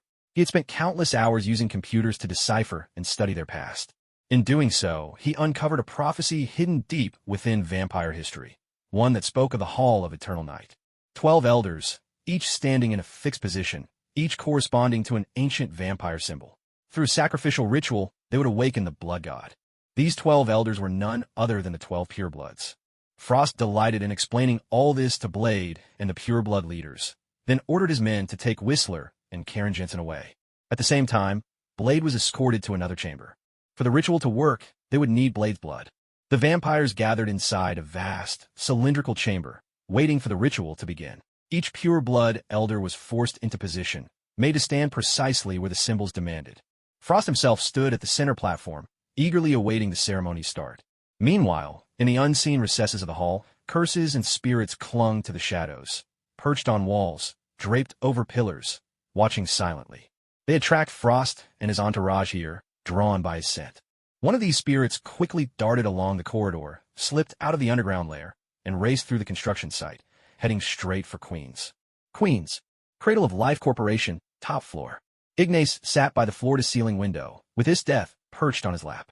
He was reading a book. She was watching him. Hey! Esdeath let out a gentle laugh, drawing a questioning glance from Ignas. She reached out and softly caressed his cheek, leaning in close to whisper, "It's getting late. Shouldn't we get some rest?" Ignas nodded. Yes, it was time to rest. Once again, it was that delightful hour when the two would battle for domestic dominance, each trying to turn the tables and be in charge for the night. All right, then let's. Ignas had barely begun his sentence when a spirit slipped through the wall, crouched respectfully before him, and spoke in halting, broken words. The ritual has begun. Ignas looked at the spirit and understood. The message was clear. Frost's sacrificial ritual had started. The blood god was about to be born. Esdeath's elegant brows knit together, a flicker of irritation passing through her heart. This wretched ritual, of all times, why'd it have to start now? It was intruding on their time as husband and wife. Well then, take us there. Ignas spoke, and then pressed a deep kiss to Esdeath, offering her some comfort. Only then did her annoyance begin to fade, as Ignas and Esdeath followed the cursed spirit, drawing near the site of the sacrifice. The sky overhead was weighed down by black clouds, and thunder rumbled suddenly, shaking the air. Ignas swiftly descended, holding Esdeath close, and landed a safe distance from the construction building, ceasing the sorcery of the Crow Pavilion. A deafening crash split the sky. A bolt of lightning streaked down, striking the ancient vampire ruins of the moldy country. The trapezoidal stone tablets embedded in the surrounding walls instantly pulsed with energy, their ancient vampire script glowing blue. Each stone tablet corresponded to a pureblood vampire. The tablets cracked open, and tendrils of lightning followed the blood droplets above each pureblood's head, striking them directly. 12 tablets split apart, and 12 purebloods were struck by branching lightning. Frost wiped the blood trickling down his forehead, his face illuminated by the electric glow. He spun around, glancing warily at the other purebloods. In the next instant, the mouths of all 12 purebloods tore open. From within each maw, a skeletal figure emerged, white bones unfurling pale wings. In a flurry, they soared swiftly toward the platform where Frost stood. The original 12 purebloods disintegrated into dust, vanishing from existence. 12 skeletal creatures now whirled around Frost, their movements swift and fleeting, passing straight through his body. Frost's white-skinned companion, along with his subordinate Quinn, recoiled in terror, retreating to hide behind a pillar. At last, Frost's eyes were overtaken by a spreading blood-red hue, and the 12 skeletal monsters surged into his body in a single, blinding instant. He was flung backward by the force, and his companion rushed over, her voice quivering with worry. "Deacon, I'm no longer Deacon," the blood god answered coldly. At that moment, in the corridor above, Blade, who had been rescued by Karen and restored to his prime with Karen's blood, sprinted at full speed and leapt down, flipping midair before landing a crouch on the platform. Fury twisted his features as he glared at Frost, shouting, "Frost, kill him!" The blood god ordered with icy authority. Then, his expression turning grim, he looked down the passageway behind him. A greater enemy approaches. The sound of hurried footsteps echoed down the corridor. Two figures strode quickly into view. Ignas gripped a silver dagger in hand, while Esdeath's silver sword hung at her waist as she followed right behind him. Frost, all that's changed is that your bloodline has become a little more refined. How could you claim you're not yourself anymore? Ignas teased, a hint of mockery in his tone.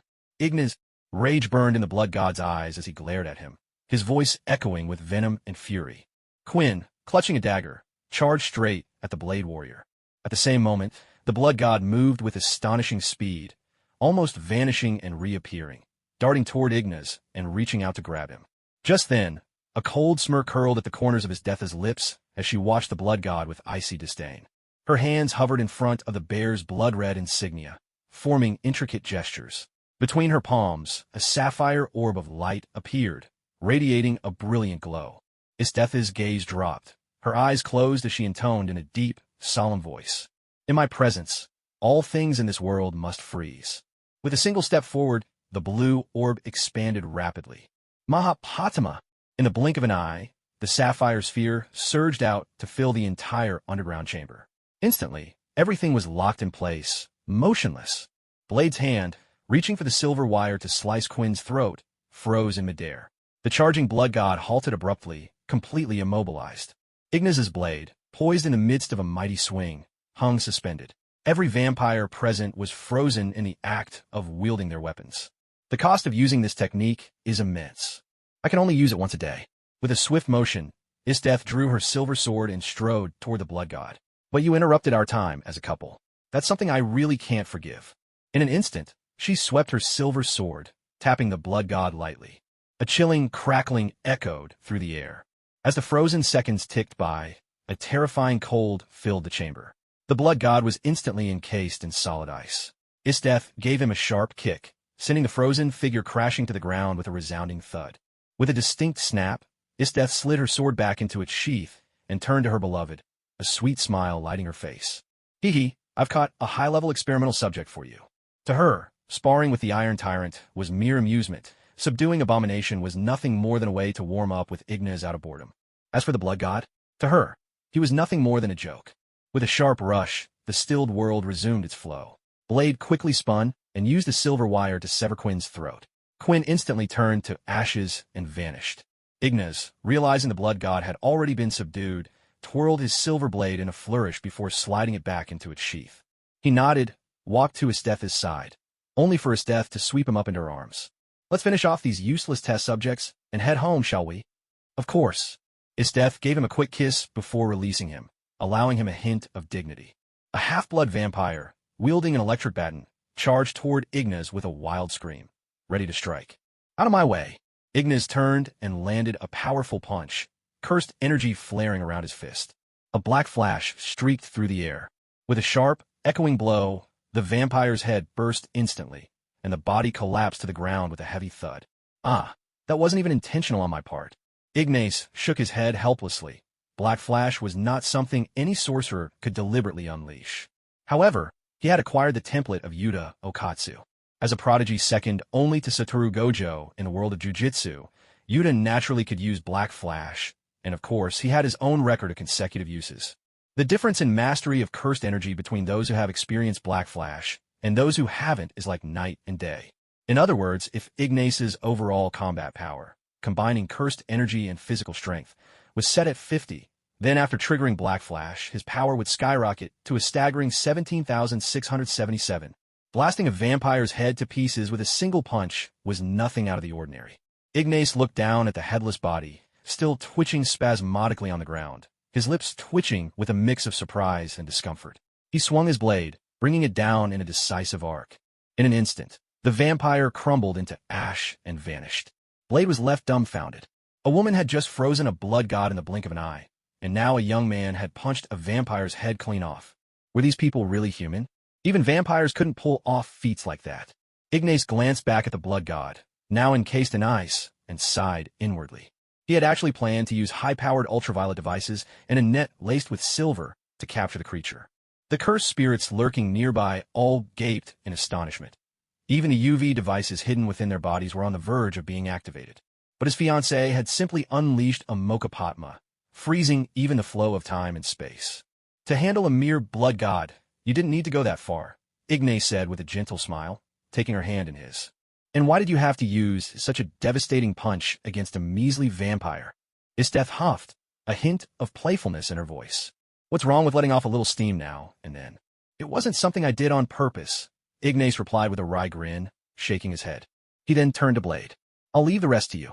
From his backpack, Ignas pulled out a silver chain, wrapped it around the block of ice containing the blood god, and prepared to drag it away, hand in hand with Esdeath. Wait, Blade called out urgently. At that moment, the surrounding vampires rushed toward both parties. A shot rang out. From the edge of the upper corridor, Whistler, having broken free, aimed the recovered gun, now loaded with silver bullets, at the vampires and fired. A vampire charging at Blade was struck by the silver bullet and instantly turned to ash.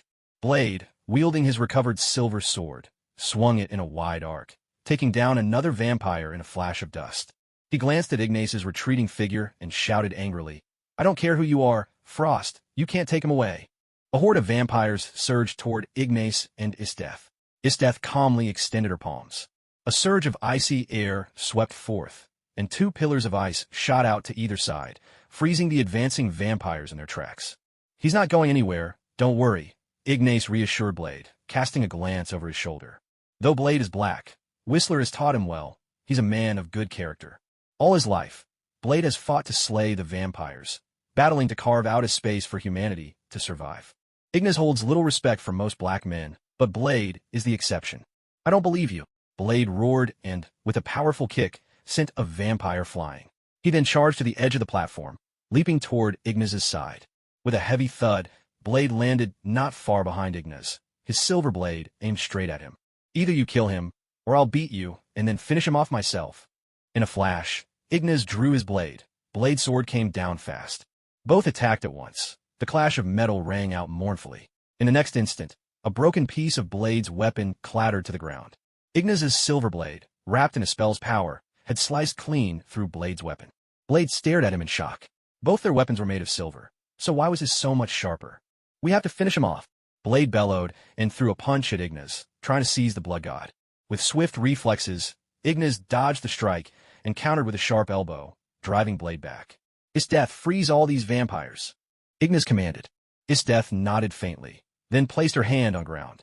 A chilling wave of frost swept out, filling the entire underground chamber. In moments, sheets of ice spread rapidly, engulfing every vampire and transforming them into frozen statues where they stood. Ignas glanced over at Blade. Rest assured, in our hands, the blood god won't cause even the slightest ripple. In time, I'll deal with him myself. Thank you for what you've done for humanity's survival. With that, Ignas tugged the chain and led Esdeath into the passageway. The next morning, as soon as he awoke, Ignas headed straight for his newly built private laboratory in Cradle of Life Corporation. The blood god was now securely strapped to the operating table. Silver weapons were useless against him now. A dozen mechanical arms hovered just a millimeter above the blood god, each holding a syringe. If he so much as tried to struggle, the arms would instantly inject him with a full dose of anticoagulant. Anticoagulant, one of the few things that could still harm the blood god. Blade, with a wet, squelching sound, Ignas drove his blade in and carved out the blood god's heart. Immediately, blood gushed from the blood god's chest, and a new heart reformed in seconds. You can't kill me. The blood god glared at Ignas, his words dripping with provocation. Go ahead, move if you want. Ignas gestured to the mechanical arms, their sensors primed and waiting. Damn you! The blood god raged, helpless in his fury. You call yourself the blood god, but all you do is curse. Why don't you teach me a bit of the vampire language instead? Ignas teased as he sliced out another of the blood god's kidneys. The blood god started cursing again. Though he could revive endlessly, this guy was cutting him up way too often. Before long, the blood god grew weak. There was nothing he could do. No matter how powerful his resurrection ability was, it still required fresh blood. Being cut up and forced to regenerate over and over. He simply couldn't take it anymore. Esdeath froze the blood god in place, and Ignas stored him away in a freezer, firmly closing the heavy door behind them. In the next instant, a dozen high-powered ultraviolet lamps flickered on outside the door. If the blood god dared to escape, he'd find himself at the center of a vampire barbecue. A series of mechanical clicks echoed as a dozen automated gun turrets emerged from the walls, sensors activating, loaded with high doses of anticoagulant as ammunition. Only then did Ignas feel reassured enough to leave. Top floor. This was where Ignas and Esdeath now made their home. He lay in Esdeath's arms, watching the news and munching on a donut. On the TV, a beautiful reporter stood before the camera, the chaos of City Street unfolding behind her. We interrupt with breaking news. I'm reporting live from a city in Frederick County, Maryland. Just last night, a black-green monster rampaged in from the outskirts, wreaking havoc and slaughter as it went. Even now, the local military base has yet to dispatch any units to contain the threat. No sooner had the reporter finished speaking than a massive black-green creature streaked by, making her cry out in terror. A moment later, with a thunderous crash, the monster landed behind her, seizing her in its grip. The cameraman, still filming, stumbled backward in panic. The footage wobbled, and then a huge hand slammed into the lens. The screen dissolved into static. At the same time, Frederick County, Maryland, FDBL military base. The place was in ruins. Tanks and armored vehicles reduced to scrap, countless soldiers dead or wounded.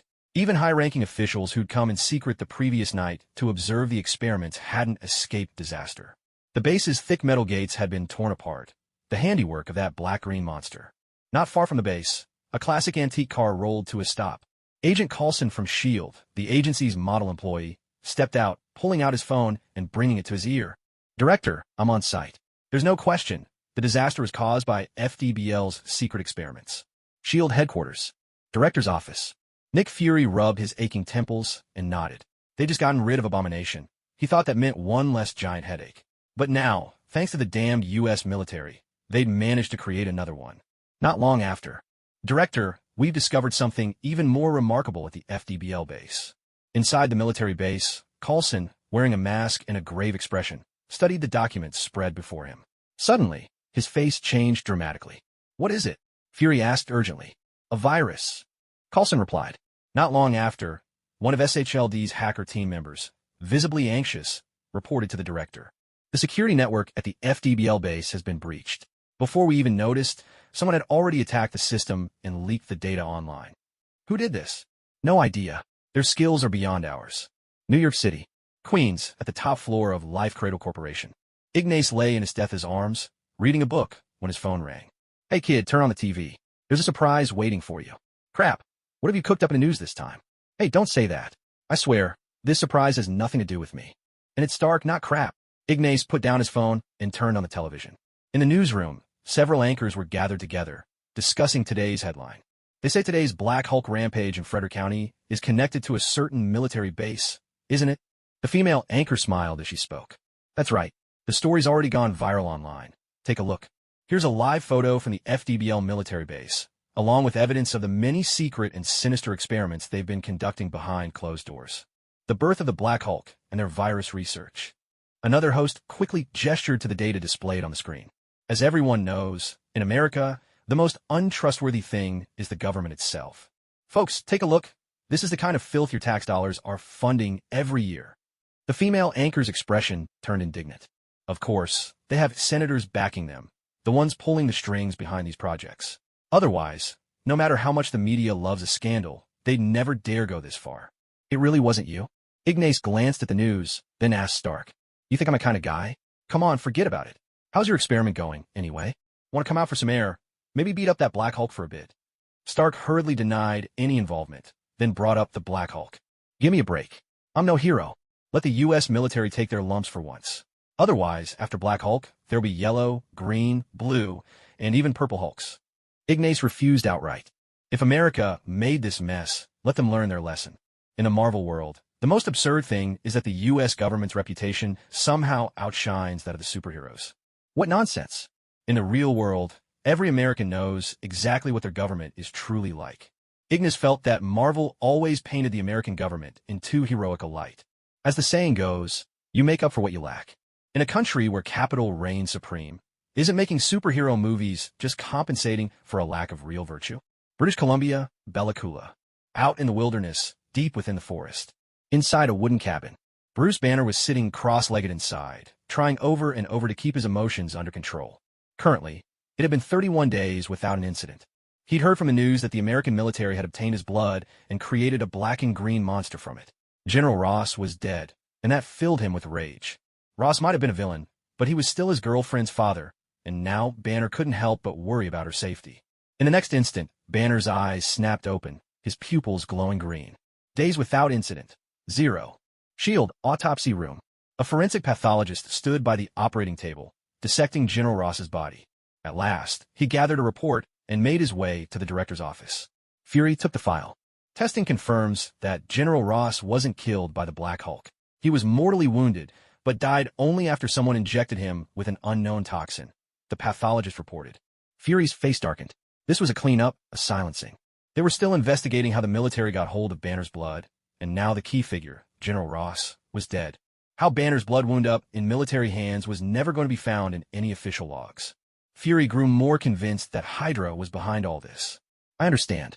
You must not breathe a word of this to anyone, Fury said gravely, locking eyes with the pathologist. Meanwhile, the World Security Council. Secretary Pierce read the intelligence report with a stern face, then promptly deleted it. It's failed. I knew it. Creatures like the Hulk can't be controlled so easily, Pierce muttered, shaking his head. Hydra had indeed played a part in creating the Black Hulk. But Pierce himself hadn't been involved. It was another Hydra faction's doing. He had to keep his own hands clean, free from Fury's suspicion.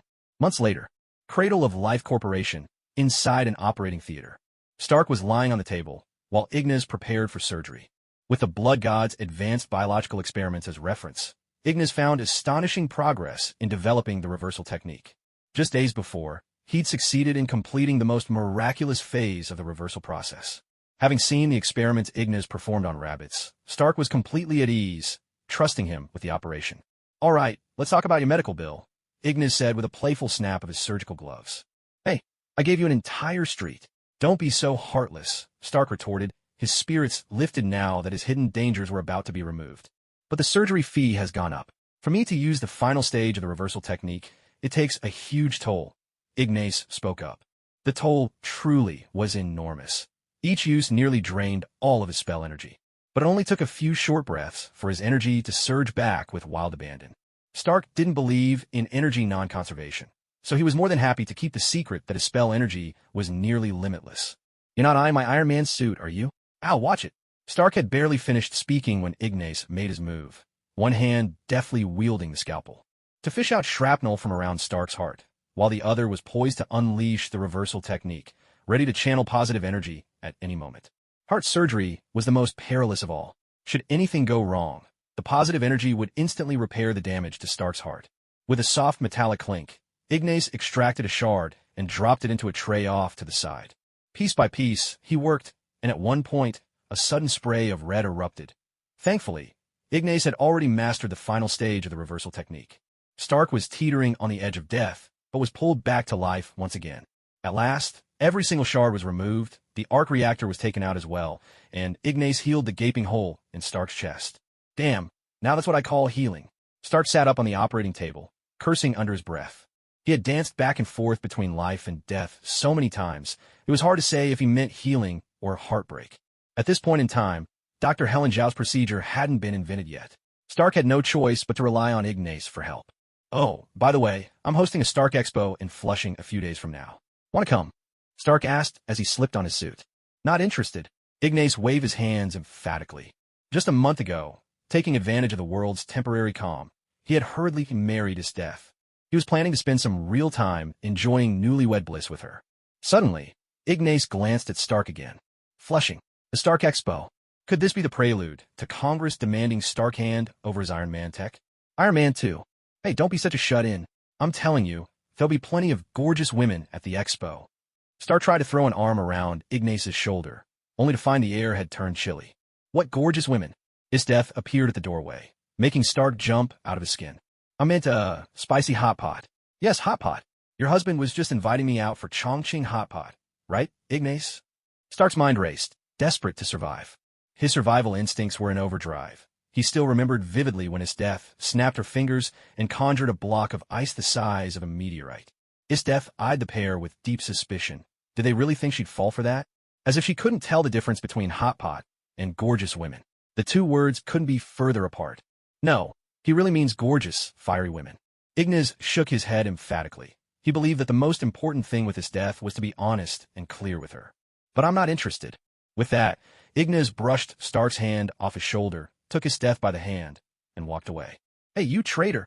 Stark watched in annoyance as Ignas walked off with his wife, feeling as if the boat of their friendship had capsized in an instant. A few days later, night had fallen. New York, Flushing. Above the city, fireworks of every color lit up the sky in bursts, while a transport plane glided slowly overhead. Decked out in his iconic red and gold suit, Stark watched the cargo door slide open and leapt straight out of the plane.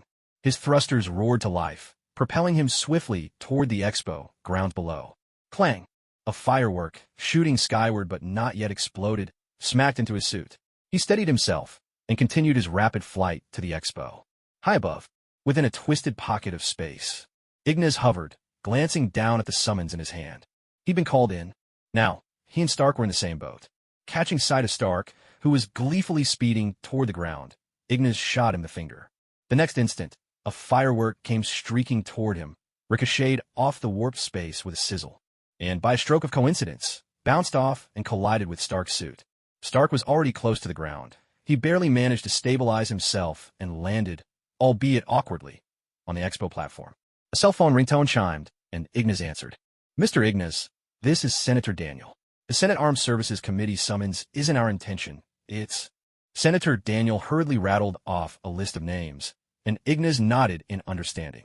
It was true that the world's elite, drawn by the healing power of his reversal technique, had been won over by him, offering him political shelter. But, naturally, there was no shortage of those ruled by greed. Even if the senators seemed above board, with no outward sign of trouble, Ignas couldn't shake the suspicion that S.H.I.E.L.D. was behind it all. After all, technology in someone else's hands could never compare to what you controlled yourself. And at the moment, S.H.I.E.L.D. was the one force at odds with him. The next day, 9 a.m. sharp, Washington, D.C. Bang, bang, bang. A senator rapped his knuckles on the table, clearly losing patience. Down below, Stark and Ignas, both summoned to the hearing, were present. One chatting away with Pepper, the other whispering sweet nothings to Esdeath. The senator looked on, his head pounding from frustration. Senator Stan eyed the pair and spoke. Mr. Stark, please stop looking around. Okay. Stark turned his head, grinning cheekily at the chubby, big-eared man. Ignas paid Senator Stan no mind at all, while Esdeath instead shot the senator a sharp, icy glare, as if she might kill him on the spot. Senator Stan shrank his neck in fright. The last thing he wanted was to end up as an ice sculpture. He decided it was best to focus on Stark for now. Do you possess a specialized weapon? Senator Stan turned to Stark. Stark looked back at the senator. No, I do not. The senator smiled slyly. No. Well, that depends on how you define the word weapon, Stark replied, glancing at Ignas and quietly discussing where they should go for fun afterward. A steel weapon, clarified Senator Stan. My equipment doesn't fit that description, Stark said. How would you describe it then? The senator pressed. I believe in calling things as they are. It is what it is, say, a high-tech prosthetic limb, Stark included, his words sending the room into a wave of laughter. Stark and the senator went back and forth, debating the line between weapon and non-weapon. Eventually, Stark even argued that handing over the weapon to America wouldn't benefit its people at all. It would be akin to indentured servitude or, worse yet, selling out for silver. The audience burst into laughter once again. An expert in selling out? Certainly not. You're the Senate. After all, come on, Stark said, slapping the table before turning to whisper something to Pepper. Now, I'd like to invite our weapons expert, Justin Hammer, our current primary defense contractor, the senator announced, and the camera quickly panned to Hammer, only for Stark to throw another jab at the so-called expert's qualifications. Hammer was on screen, but it was as if he wasn't there at all. Sitting next to Ignas, Hammer shot a disgruntled glance at the two. Of course, I'm hardly worthy of the title. I'll admit that much, Hammer said, grabbing the microphone, though he didn't get to finish. That's right, a third-rate arms dealer. I have to ask, has the U.S. military lost its mind, hiring a marvel like you as their contractor? Ignas cut in, ceasing his chat with Esdeath, leaving Hammer fuming. With Stark and Ignas tag-teaming, there seemed to be no room for anyone else to speak. Let's see who this is. Not even a graduate yet, but already world-renowned for medical achievements at the highest levels, Hammer said to Ignas, reaching for his glass. Care for some ice? Esdeath offered, her tone playful. Hammer paused, surprised this frosty beauty was talking to him. Yes. Hammer arched an eyebrow at Ignas. Then, Esdeath reached out and tapped Hammer's glass. Instantly, the entire cup froze solid, leaving Hammer's hand aching from a cold. The room erupted with laughter. Hammer quickly dropped the glass, stood up, and strode toward the screen. I may not be an expert, but do you know who is? Your old man, Howard Stark. Hammer jabbed a finger at Stark, who turned away in irritation. He hated it when people brought up his father. What's it got to do with you? What? Are you calling Howard your granddad now? Ignatius shot back at Hammer, who scratched his head, wondering why on earth he was bickering with the Chinese guy. Damn it, there's just no winning. Tony Stark grinned and exchanged a high five with Ignatius. Tony's a dad now, though his godson is a bit of a disappointment. Hammer took a moment to compose himself. Let's cut to the chase. He's no idealistic hippie, he's a lion. In the last 6 months, Stark has built a double-edged sword, and he's convinced everyone to trust him, hiding behind that shield. I like to breathe easy too, believe me. I'd love to live in a world where I can leave my doors unlocked. Hammer started gesticulating wildly, ranting about the state of America like a clown putting on a show. Ignatius took the microphone. In that case, how about you start by banning private gun sales in the U.S. and making it a criminal offense? Hammer was left speechless. In the end, he said nothing and slumped back in his seat. He simply couldn't out-talk these two. Next, the meeting called on Military Representative James, and a video was played. But Stark hacked the screen with his device and played a rather disastrous video instead. Scenes from North Korea and Iran flashed by, followed by the U.S., each showing failed attempts to replicate Iron Man's armor. One disaster after another. Some suits went haywire and attacked their own side, while others twisted and snapped in horrifying ways, sending a chill through the entire room. In the end, Stark's issue was quietly swept under the rug. Senator Stan turned to Ignatius, ready to make him the next target. Ignatius, as I understand it, you possess a rather miraculous form of medicine, yet you refuse to hand it over to the state? Come on, don't get so chummy with me. I'm getting goosebumps. Ignatius shot a sly look at the pudgy, big-eared senator, already planning to stage an exorcism at his house soon. Sorry, Mr. Morra. Senator Stan pressed on. I've heard your medical skills can even bring someone back from being cut in half. This is a technology that could benefit all of humanity. Why not hand it over to the government? Who told you that? Ignatius smiled at Senator Stan. Don't play coy, Mr. Morra. All the senators here know about it, said Stan, glancing around at his colleagues. I have no idea what you're talking about. Sorry, never heard of it. What nonsense are you spouting, Senator Stan? This is a serious and solemn meeting. Please don't make baseless claims about things that don't exist. A large number of senators shook their heads, betraying Stan with a single gesture. Stan looked at them in disbelief. Down below, Stark glanced at Ignace, raising an eyebrow. His look seemed to say, do you want me to erase the evidence Stan is holding? Ignace shook his head. There was no need. This is a video that a friend of mine secretly recorded when you treated him, Stan said. With that, he got up to plug in a monitor's power, then connected the storage device and hit play. Nothing showed up. Wait, maybe the device got knocked around a bit when Hammer hit it earlier.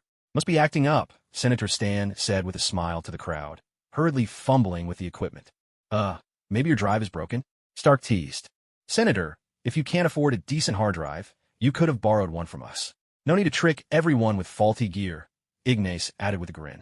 Senator Stan looked at the storage device, then glanced at the two of them. In a panic, he called for assistance and quickly swapped in a new player. Still nothing worked. Please hold on. I have a witness, Senator Stan declared. As he spoke, a senator who wasn't supposed to attend the meeting walked in. Ignace laughed quietly to himself. Now he knew who the traitor was. Time for Exorcism 2 to premiere at his house. Mr. Morra, thank you for curing my arm.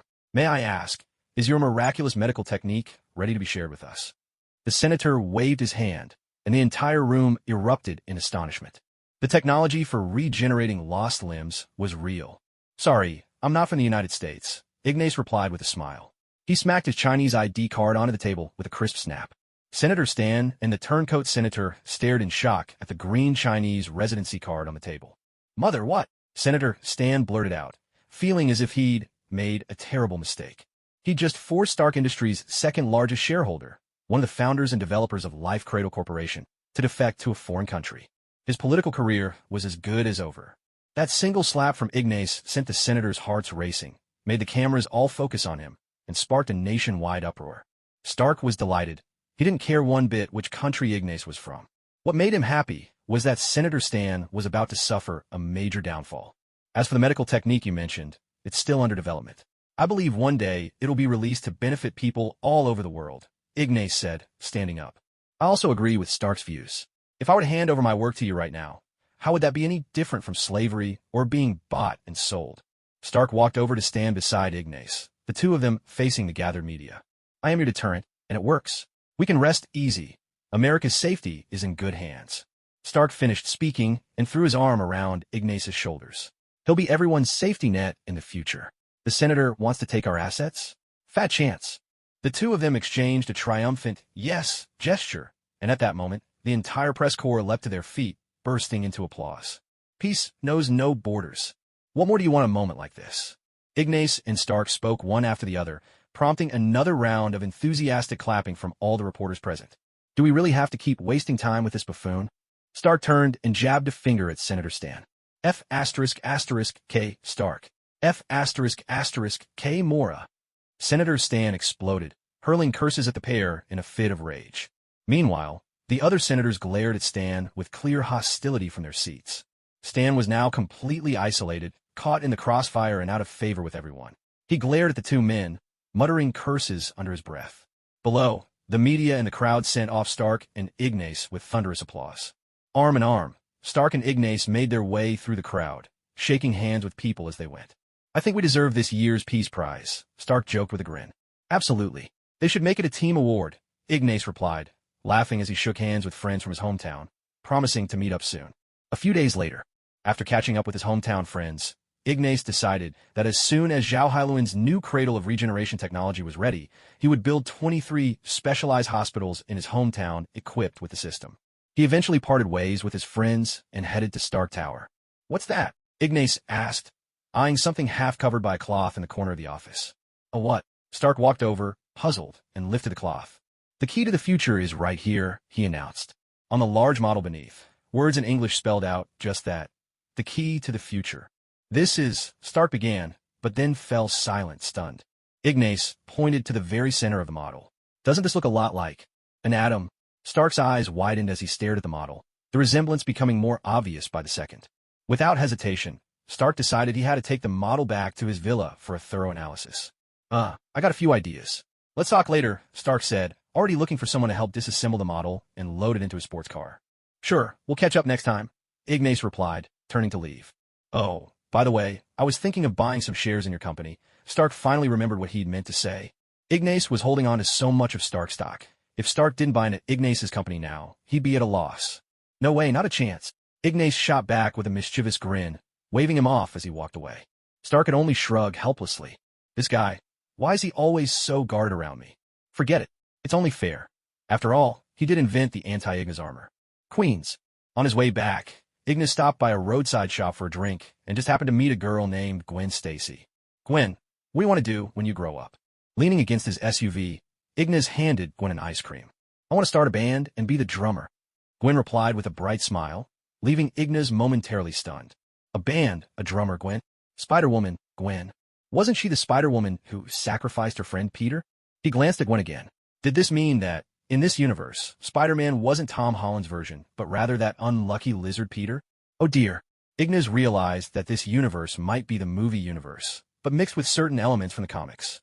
If that's the case, then Spider-Man, Into the Spider-Verse, must be on the horizon. He wondered if some of those outrageous things from the comics would suddenly show up in this world too. This universe just felt even more dangerous now.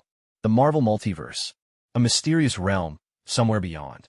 A figure, dressed in black with raven hair, walked slowly, her gaze fixed on a peculiar universe. He's stealing lives from the hands of death, she said, her expression clouded with displeasure. Marvel Universe. Ignas's world. On a certain distant planet. Thanos sat high upon his throne, turning to look at his daughter. Who is Ignas Morra? Neither Thanos' daughter nor his minions had heard of Ignas.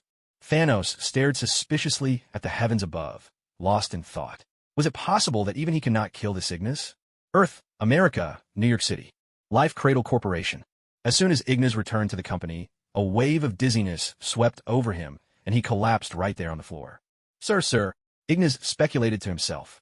In the end, the goddess of death only scolded him harshly, instead of bestowing any so-called gift like a curse of immortality. A bit of a pity. And then, he had another dream. This time, he saw an even stranger woman. Her presence filled every corner of space and time, as if she were infinite. But, not knowing much about the comics, he really couldn't recognize her. She said nothing, simply gave him a slight nod, and then vanished. Phew. In the next instant, Ignas woke up once more. He quickly wiped the cold sweat from his brow. For someone hailed as the champion of pure love, he'd just been visited in his dreams by two mysterious goddesses. Esdeath was sitting beside him, holding him tightly. What's wrong? Don't scare me. Ignas, sir, you just fainted. Do you need a physical exam? came a woman's voice from not far away. No, I don't need to check up. Ignas quickly shook his head. The truth was, those dreams had been sent by the two big shots of the Marvel multiverse, and that was definitely not something he could tell them. He looked up, momentarily taken aback. Standing before him was a woman with long, wavy, wine-red hair, dressed in a sharp business suit. Her face looked strangely familiar. Natasha Romanoff, he mused silently. Good grief, Natasha had never shown up in front of him before, and now she wanted to join his company and start investigating him? Ignas was left speechless. So it seemed the Black Widow was juggling quite a few side gigs these days. What's your name? He asked, pretending not to recognize her. Natalie Rushman, Natasha answered smoothly. Ignas nodded, then pulled out his phone and brought up her profile in the company database. So, why do you want to work at my company? He asked. Are you sure you're all right?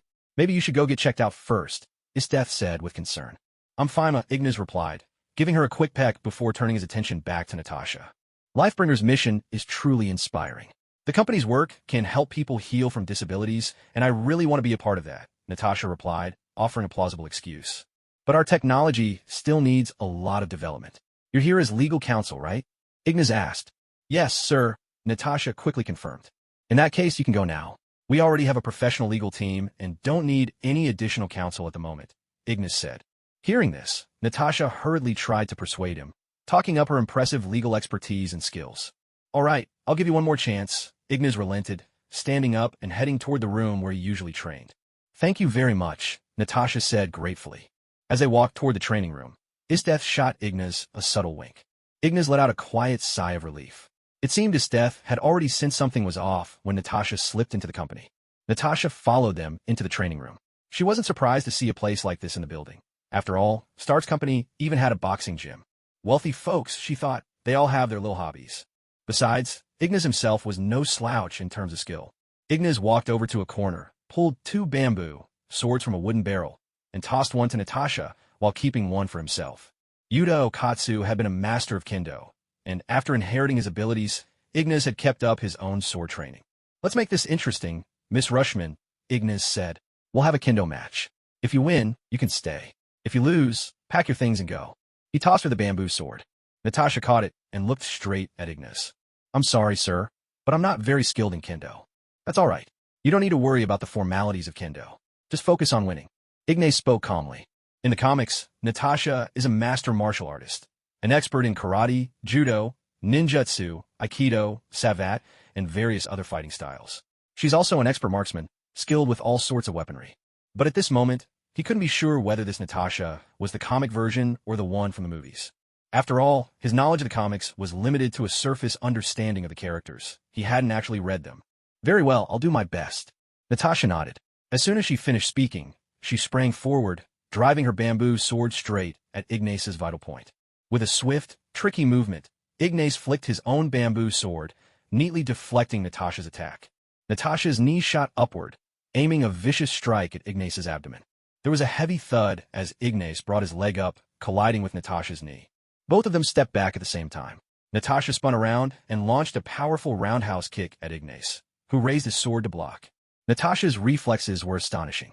She instantly pulled her leg back, dropped into a low crouch to dodge Ignas's punch, and swept her leg in a low arc, aiming to take him down.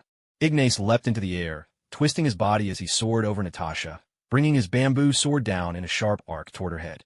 A lock of red hair fluttered to the ground. Natasha stared in shock at the hair, then slowly stood up, her eyes settling on the bamboo sword in Ignas's hand, lost in thought. If a bamboo sword could be this deadly, if he hadn't been holding back, she might not have survived. You may go, Miss Rushman, Ignas said with a smile. Natasha nodded, ready to hand over her tasks and leave the company. Now that the boss himself had dismissed her, she couldn't insist on staying. There would be no way to gather intel here any longer. Not long afterward, outside the Cradle of Life Corporation building, Natasha walked out, still shaken. She glanced back at the building before getting into her car and driving away. Sir, I've failed, she said, slipping on her earpiece and contacting Nick Fury. A few days later, inside Stark's mansion, Stark removed his work goggles and took out the glowing triangular reactor, placing it into the core. Congratulations, sir. You have created a new element. Jarvis's voice rang out. By sheer luck, Stark had discovered a hidden secret in the 1974 Stark Expo model. His analysis had led him to uncover a new element. No, Stark quickly shook his head. I didn't create it. My father did. Stark hurriedly clarified the situation. His father had hidden the clues inside the Expo model, and it was Ignas who gave him the hint. But in the end, the analysis and hands-on work were all his own doing. "Get Ignas on the line for me," Stark said. "Yes, sir," Jarvis replied. Immediately, the sound of a ringing phone filled the air. In New York, at the Cradle of Life Corporation, Ignas was still practicing kendo in the training room. When the phone rang, Esdeath answered it for him and handed it over. "What's up, big chunk?" Ignas teased as he picked up. Thanks for the heads up. I've just created a new element." "Hey, aren't you excited? Our company's about to make a fortune again." Stark started bragging, his earlier humility nowhere to be found. "So, even if the miniature arc reactor now has a new element, are you actually going to use it for the company?" Ignas quipped. "You really get me.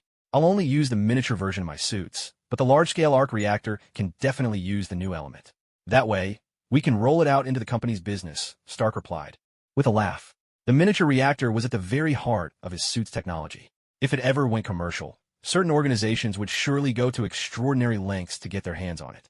"Yeah, I get it.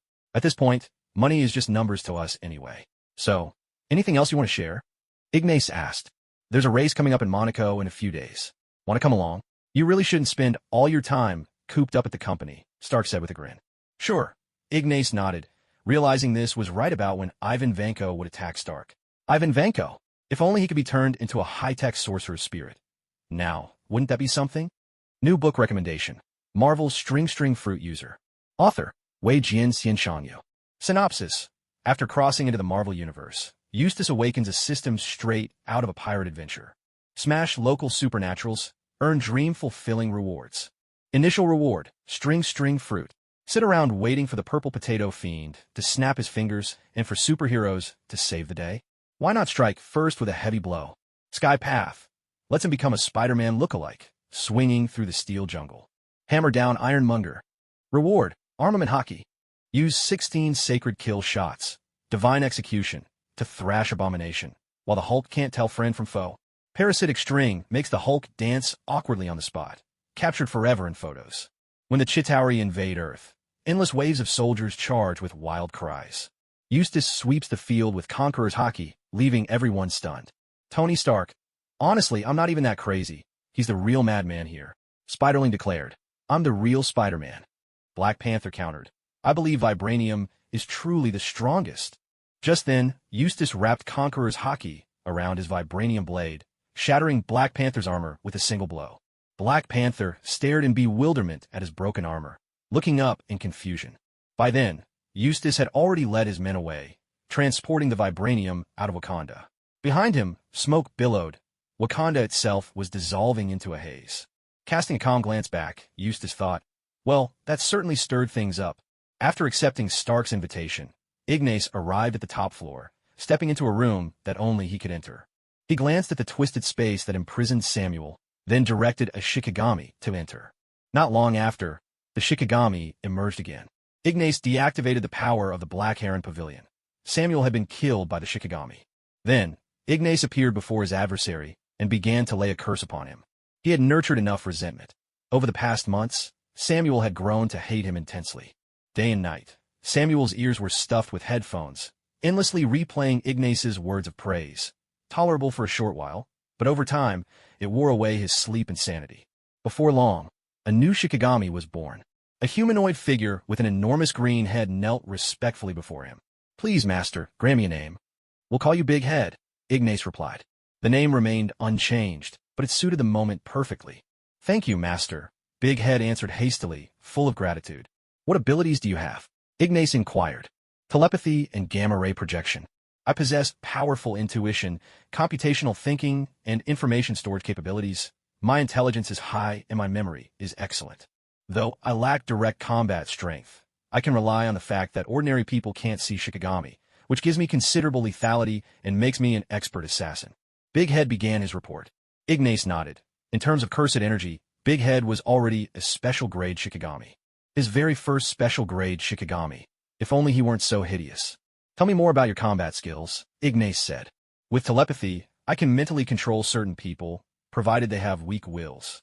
As for gamma-ray projection, I can convert cursed energy into gamma rays and release them. Both abilities are derived from my original form and have been transformed into jujitsu techniques. Big Head explained. Ignas nodded again. In fact, Samuel, as the original green big head, had already possessed gamma ray projection, but compared to telepathy, he hadn't noticed it before. All right, from now on, you'll lead all of my Shikigami, keeping watch over the streets around me and preventing any agents from sneaking in. At the same time, you'll be responsible for research, both scientific and jujitsu, from this moment forward. Ignas spoke up and gave his orders. Yes, Chief. At your command. The big chief hurriedly accepted the command, his eyes burning with fervor as he looked at his master. What is it? Ignas was just about to leave when he turned back, puzzled by the look. Am I your favorite cursed spirit, master? The big chief asked excitedly. Although he had lost his original memories, his body's reactions and strong intuition told him that his former self had often been praised by the master. That's right. You're the smartest cursed spirit under my command, Ignas said, a bit surprised that his twisted experiments had led this special-grade cursed spirit to adore him with such fanatical devotion. Thank you for your praise, master, the big chief replied, trembling with excitement. Ignas stepped out of the room and headed to another chamber, one that only he could enter. The big chief respectfully followed behind. He entered a code, and the cold storage opened. The freezer containing the blood god was pulled out. The big chief looked thoughtfully at the being encased in ice. What's this for, master? He asked curiously. To make up for your shortcomings in direct combat, Ignas replied. Beyond this Marvel world, there existed the Marvel multiverse. So it was hardly surprising that the settings from the comics might exist in other universes as well. The multiverse was far too dangerous. He needed to find ways to grow stronger. Cursing more powerful beings was, without a doubt, essential. Ignas dragged out the block of ice, sealing the blood god, then quickly stepped back with the big chief. He entered a command on the screen, and a nozzle extended from the wall, blasting the ice with flames. With another command, a dozen injector devices emerged from the walls, each loaded with an anticoagulant dart. One more command, and a bulletproof glass chamber slid open. Ignas and the big chief stepped inside. The bulletproof glass was there just to block any nasty surprises. They waited as the ice melted and the blood god was released. The blood god had barely begun to surge forward in attack when, in an instant, a barrage of anticoagulant darts struck him. His body swelled and twisted grotesquely until, with a deafening burst, he exploded. The entire room was now covered in fragments of the blood god. Ignas began to curse. This curse took a bit longer than usual. But in the end, the blood god was successfully transformed into a cursed spirit. The blood god turned into a soft, puddle-like entity that oozed over, calling out, Master, behave a bit more normally, and while you're at it, clean up all this blood. Ignas instructed. Yes. In an instant, the blood god's cursed spirit reformed his body from blood, taking on the original appearance of frost. He then controlled every drop of blood in the room, absorbing it all. Ignas stepped out of the chamber and asked, What abilities do you have? Blood reformation, blood control, infecting others with a vampire bloodline, super speed. The blood god responded. Are you afraid of sunlight? Ignas asked the most crucial question. I'm not afraid. As a cursed spirit, I no longer possess the weaknesses of the vampire clan. Sunlight, silver weapons, garlic essence, anticoagulants, none of these can harm me anymore. The blood god replied. Ignas was thoroughly satisfied. He hadn't been particularly surprised by the blood god cursed spirit's abilities, but the disappearance of its weaknesses was truly a pleasant surprise. Ignas gave his orders. Yes, sir. The boss and the blood god once again knelt down, accepting their orders with utmost respect. The next day, at nightfall, at the headquarters of Life Cradle Corporation, on the top floor, by the floor-to-ceiling windows. Tonight, thick clouds gathered overhead. The darkness weighed heavily on the city, and serpents of lightning flickered through the sky as thunder rolled again and again. A shadowy figure slowly opened the office door and gazed at the person standing with his back to him, looking out the window. Blade, what brings you here? Ignas turned to face the man who had slipped quietly into the building. The moment Blade infiltrated the company, the boss had already reported it to Ignas. I came back to ask you, have you dealt with the blood god? Blade asked directly. It's handled. In fact, I even recorded a video for you. If you don't believe me, see for yourself. Ignas gestured toward the television.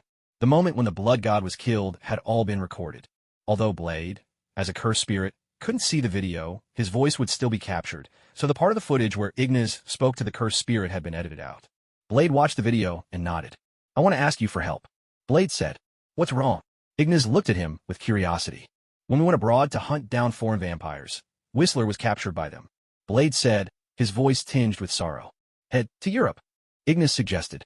Europe is the birthplace of vampires. In the beginning of Blade 2, Blade found Whistler in the Czech Republic. So, he advised Blade to search for him in Europe. However, with the story's changes, there was no guarantee that Whistler was still hidden in the Czech Republic. Blade 2 made it clear that the vampires kept moving Whistler from place to place. I'm currently hunting down the scattered vampires left in New York. If I find Whistler in America, I'll let you know. Ignas replied, and Blade nodded. One would deal with the unorganized vampires in America, while the other would take on the vampires in Europe. Thank you, Blade said gratefully. It's nothing. Just be careful when you get to Europe. The vampires there are far more powerful, and I suspect they're already plotting against you. Ignas cautioned. Blade nodded, turned, and left. Just as he reached the door, Blade suddenly glanced back. What are you really? He was deeply curious. How had Ignas managed to smash a vampire's head with a single punch? Ordinary humans couldn't possibly do that, could they? I'm just human. Ignas was at a loss for words. Blade replied, giving a nod and walking off without another word. Late at night, in Brooklyn, New York, heavy breaths echoed in the darkness as a shadowy figure ran desperately through a narrow alley, glancing back in terror every few steps. Suddenly, there was a loud crash. The panicked runner slammed into a garbage bin, startling a homeless man who had been dozing in his makeshift cardboard shelter. A splash rang out as something invisible landed in a puddle just ahead, scattering water in every direction. Before he could react, the fleeing man was seized by the throat, lifted off his feet by the unseen assailant. Yeah, and Ewan, he screamed, his voice frantic as he blurted out a string of words in the ancient language of the vampires. And %. The invisible figure responded, a cold sneer in its tone, replying in the same sinister tone. The captive's pupils contracted in sheer horror as he stared at his captor. A moment later, the invisible being sank its fangs into him. From the homeless man's vantage point in his cardboard shelter, he watched, wide-eyed, as the victim dangled in midair, his body undergoing a grotesque transformation. His once pale skin turned a sickly blue, his eyes bulging out, lips shrinking away to reveal 2 rows of large, jagged teeth. At last, the man ceased to be human. He had become a monster, plain as day for any ordinary person to see. Blood needs blood, the creature shrieked, suddenly released by the invisible attacker. It scrambled across the ground, emitting sharp, stifled cries, and in the next instant, its gaze locked onto the homeless man. You may only drink the blood of vampires who are not in their cursed spirit form, the invisible figure commanded. Yes, the monster replied, receiving its orders. With a rush, it shot off into the distance. That night, throughout Brooklyn, more and more such monsters began to appear. The following morning, Ignas saw that the blood god cursed spirit had returned. Master, the number of vampires in Brooklyn is steadily dwindling, the blood god reported, kneeling before him. Good, Ignas said with a nod. The blood god's vampiric lineage did not turn people into ordinary vampires. Instead, any creature bitten by it would transform into a vampire cursed spirit, their strength corresponding to what they possessed in life. So far, none had reached the highest level. Vampire cursed spirits created by the blood god possessed only 2 abilities, blood recomposition and swift movement. These spirits were not infectious. That is, even if they bit other vampires, those vampires would simply be destroyed, not turned. For this reason, Ignas allowed the blood god to reshape the vampires. Create a sufficient number of vampire cursed spirits first. I want you to purge every last vampire from New York as quickly as possible, Ignas ordered. Yes, the blood god replied, ready to carry out his command. By the way, do the vampire jujitsu spirits still have their old weaknesses? Ignas asked. No, jujitsu spirits are a completely different form of existence now. The big boss approached and replied respectfully. When the blood god transformed the vampires into vampire jujitsu spirits, it had been observing from the rooftop. Go ahead, but when we head to Monaco, both you and the big boss need to come with me. Ignas instructed. Both the blood god and the big boss had their uses for him in Monaco. Yes, sir. The blood god and the big boss knelt down, accepting the order with deference. That night, Hell's Kitchen, dressed in a suit, wearing dark sunglasses, and tapping a cane in front of him, Matthew Murdoch made his way slowly down the street. Suddenly, a commotion erupted several blocks away. Murdoch spun around and rushed toward the noise, weaving through the streets until he reached the source of the cries. He paused in confusion, listening intently. There was a monster, and a vampire with fangs bared. With his heightened sense of hearing, he could make out sound from several blocks over. The city unfolded in his mind like a 3-dimensional map.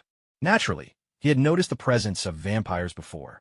But tonight, the vampires weren't hunting humans. On the contrary, they had become the prey of another, even stranger creature. After a moment's thought, Murdoch resolved to eliminate this monster. Vampires were terrifying, but in his eyes, a creature capable of killing vampires posed an even greater threat to ordinary people. But before he could act, the monster had already bitten the vampire to death and darted away in an instant. Without hesitation, Murdoch took off in pursuit. Bronx. On a rooftop, Hawkeye, who had been dispatched on orders, stood gripping his longbow, arrow notched and string drawn, eyes fixed on a monster darting through the alley below.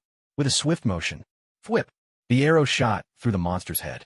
The creature looked up at him in confusion, then scrambled away again. Hawkeye frowned as he watched the monster scurry out of sight. He loosed another arrow, this time an explosive. In a flash, boom, the monster's body was blown apart, but in the next moment, something shocking happened. The creature's form reassembled itself from blood, and with a wet, slithering sound, it vanished down the street. "Sir, we've got a serious problem here," Hawkeye hurriedly reported in. Even explosive arrows couldn't kill this thing, and it seemed these creatures were deliberately moving through New York. "Abort the pursuit for now." Nick Fury's voice sounded in his earpiece. "S.H.I.E.L.D., Director's Office." Nick Fury reviewed the list of victims. All vampires. Just like the last Jiu-Jitsu spirit incident, the only ones dying were villains. "Cease all attacks for now, but keep monitoring the situation," Fury ordered. "Understood." Hell's Kitchen, near the Hudson River. Lester stood at the street corner, watching as the gray monster tore into a man. He didn't intervene. Only when the creature's movements halted did he grip his throwing dart, staying alert. The monster didn't spare him a glance. It scurried off in a flash. Lester cast a brief look at the corpse on the ground, then turned to leave. In the distance, the sound of running footsteps echoed. Dressed in his gear, Daredevil listened intently as he hurried over. Lester glanced at Daredevil and, with a flick of his wrist, sent a dart flying his way. Daredevil let out a startled gasp. That night, New York was alive with peculiar happenings.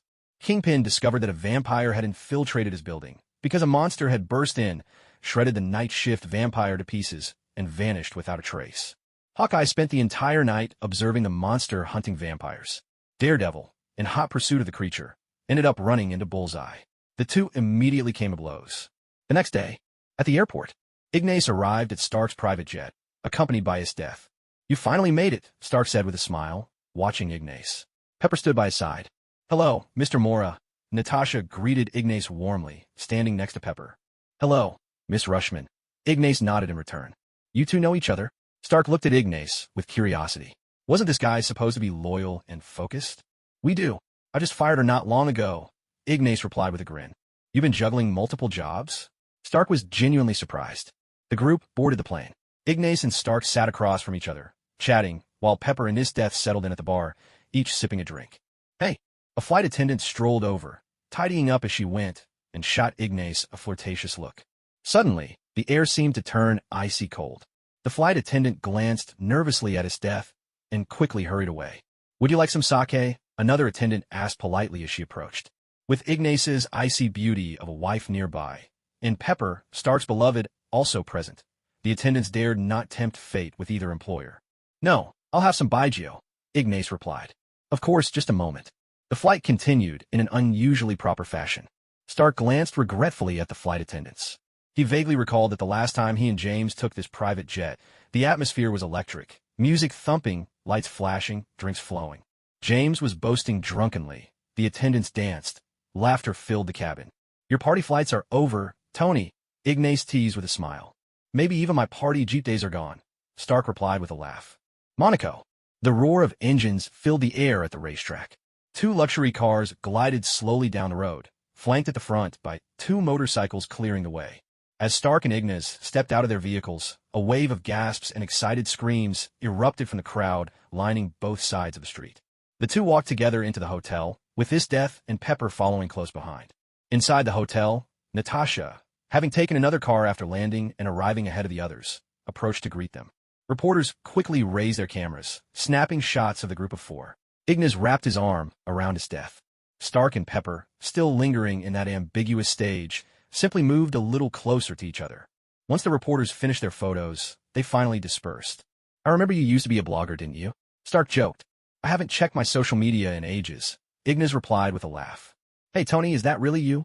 Hammer strolled over, drink in hand, eager for a chance to poke fun. But when he noticed Ignas standing beside Stark, his confidence wavered for a moment. After all, There was no way he could take on both of them together. Trying to regain his composure, Hammer called over someone who had once spent a wild night with Stark, Christine Everhart from Vanity Fair. Christine approached with a smile, exchanging greetings with Pepper. "Let me introduce you," Hammer said with a teasing grin. "This is Stark's assistant. Though she practically runs the whole company, Tony might as well hand it over to her." With Stark's current troubles resolved, the plotline of him handing over the company to Pepper was no longer relevant. "Oh, and this is Esdeath, Ignas' bodyguard and wife. The Ice Queen herself, and even stronger than him." Hammer had barely finished before the temperature in the room seemed to drop. He turned quickly to see Esdeath giving him an icy, mocking smile. "Hammer, you'd do great on a late-night show. Just bring your ex-wife along," Ignas quipped, then led Esdeath away. "What does he mean by ex-wife?" Christine asked, puzzled. "He's complimenting my weapons," Hammer replied, momentarily caught off guard, then pointed at Ignas. "At least you finally have some taste." "I was saying your weapons are all for show." Ignas shot back with a sly glance over his shoulder, leaving Hammer at a loss for words.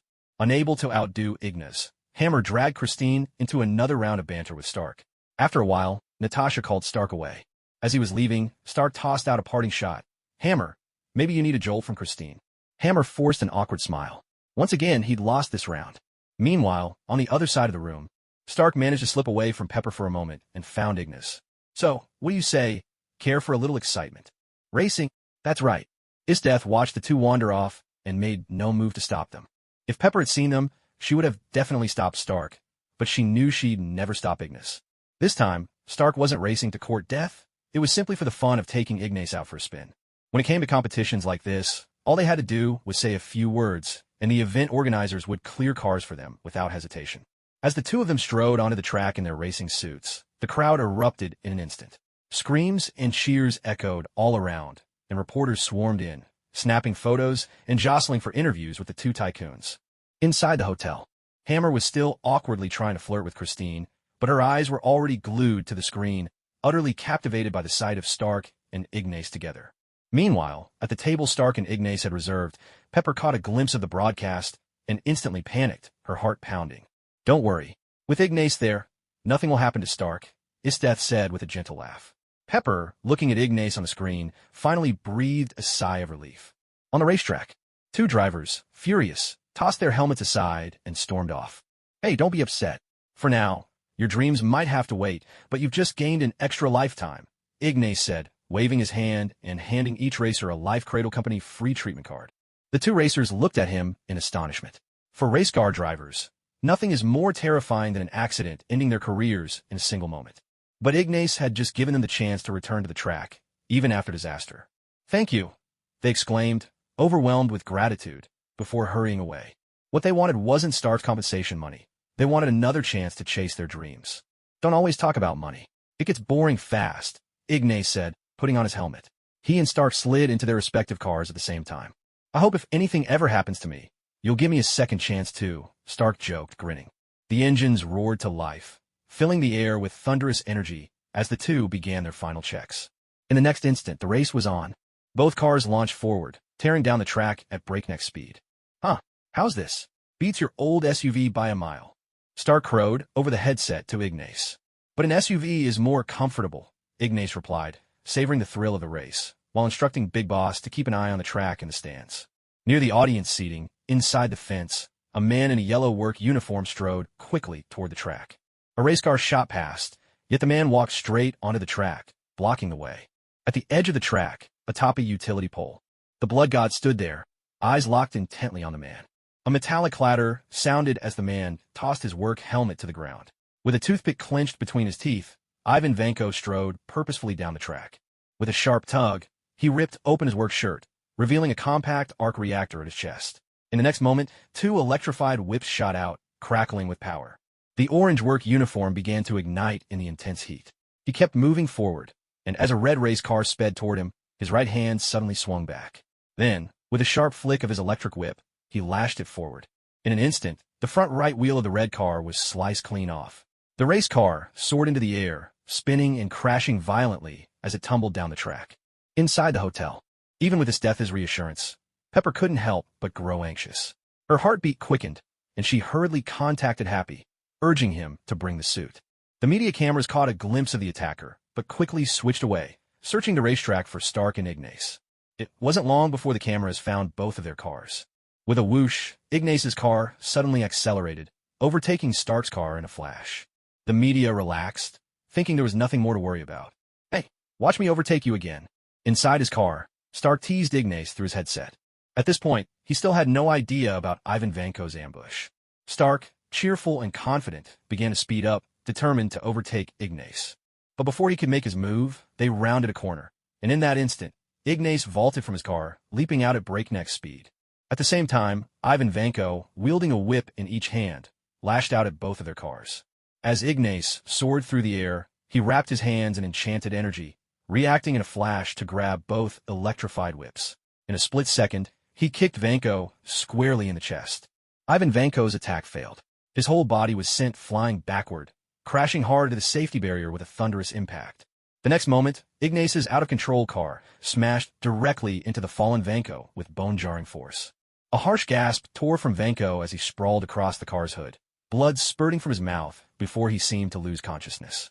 Ignas landed nearby, rolling skillfully to absorb the impact. He dashed over and delivered a punch straight to Vanko's head. Vanko lifted his head, his eyes burning with malice as he glared at Ignas. With another heavy punch, Ignas struck, leaving Vanko's head ringing with a dull roar. Without hesitation, Ignas grabbed the arc reactor on Vanko's chest and yanked it free. Instantly, the electric whips lost all power. This Ivan Vanko, according to the original story, had survived being rammed by a speeding car once, and then being struck by accelerating cars 3 more times, all without serious harm. Ignas doubted a Formula One car would actually be enough to kill this guy. Moments later, the police rushed onto the scene, quickly subduing and arresting Vanko.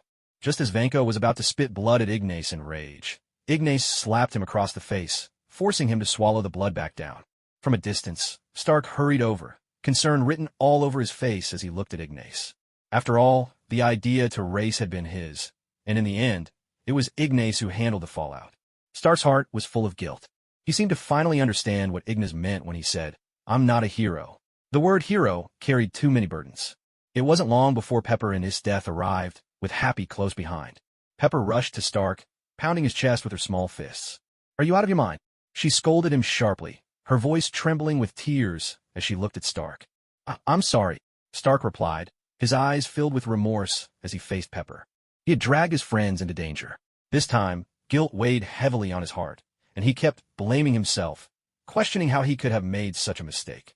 He kept wondering if he was truly fit to be a hero. Perhaps he didn't even measure up to Ignas. "What's on your mind?" "I have ways to keep myself alive."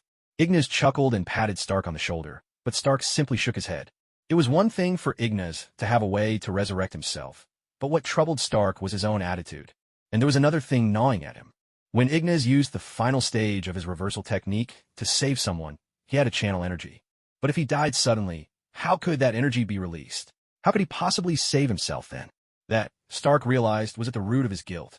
In the temporary prison, out in the corridor, Monaco's officials walked anxiously behind the two titans. Stark's face was grim, consumed by fury. Ignas, on the other hand, remained impassive, paying them no mind.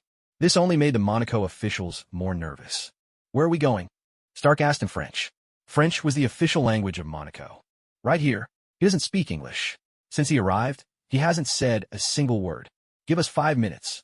With that, Stark and Ignas walked in together. Stark began discussing core technical issues with Ivan, who turned his head and spat out that Stark's family were thieves. Meanwhile, Ignas scrutinized Ivan, pondering whether to curse him into becoming a cursed spirit. Just as Stark was about to leave, Ivan, full of self-importance, blurted out, "Palladium in your body. It'll kill you, and it'll hurt." Stark glanced at Ivan, then at Ignas and grinned. "Yeah, you're absolutely right." With a sly smile, Stark left with Ignas at his side. As they closed the door, Ignas looked at Stark. He's fishing. As an avid fisherman himself, Ignas instantly understood the point of Ivan's reckless behavior. After all, wasn't Hammer at the hotel already caught on his hook? Enough about that. I have a question for you. Stark turned to him. "If you die, how do you save yourself?" Ignas laughed and clapped Stark on the shoulder. "Tony, when I developed this stage, I'd already solved that problem." "How did you solve it?" Stark asked with curiosity. "It's just like when you try to explain the arc reactor's principles to me. I can't make sense of it. Likewise, if I were to tell you about spellcraft, you wouldn't understand either." Ignas finished speaking and walked away with a smile. "Come on, if you actually teach me, I swear I'll get it." Stark hurried after him. This is something only my descendants are able to learn. With a mischievous grin, Ignas whispered in Stark's ear. Stark stared at him in shock, blurting out a classic American curse. On the flight back, Ignas had his arm around Esdeath, while the Blood God and the Big Boss, both cursed spirits, followed at his side. The Blood God gave him a thumbs up. Ignas got the message instantly. This time, he'd sent the Blood God to Monaco to see if there were any vampires around. If there were, the plan was to turn a few into cursed spirits right away. During the race, the Blood God had managed to convert 10 vampires. He was deliberately making trouble for the European vampires. In the future, whenever he got the chance to visit Europe, he'd find a few more vampires, turn them into cursed spirits, and toss them back to their own kind, just to spite them.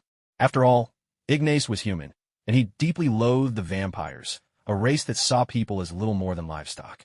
The cursed spirit creations of the Blood God were somewhat similar in nature to those of Mojito. Both were transformed from beings that weren't originally cursed spirits, and after transformation, they could be seen by ordinary humans. Ignas. At this moment, Stark turned to look at Ignas. What is it? Ignas looked at him, puzzled. As a hero, do you think I'm just not cut out for it? Stark spoke, gazing at the drifting clouds outside the window. All I do is mingle with women. I'm arrogant, selfish, sensitive, suspicious, and impulsive. Tony. Ignas looked at him and, with a helpless shrug, replied, If you ask me, I think what you really need is a therapist. Sorry. Stark shrugged. Ignas studied him for a moment. Despite Stark's arrogance, he was always doing his best to protect his teammates. Stark rarely listened to advice, and on his path as a hero he'd made his share of mistakes. But in the Marvel world, he was the one who always tried to carry every burden on his own shoulders. Hey, Tony, want to hear a piece of advice from a surgeon? Ignas chuckled. I'm all ears, Stark answered with a smile. He'd even spent some time learning Chinese. We can only do our best to plan and act. In the end, success depends on fate. As long as we do everything we can, whether we succeed or not is up to destiny. With that, Ignas nodded toward a case nearby, the suitcase containing Stark's Mark V armor. You want it? I could consider giving you a suitcase like that. Stark glanced at the case and replied. Ignas had once saved his life, and in his heart, this friend meant more to him than any suit of armor ever could.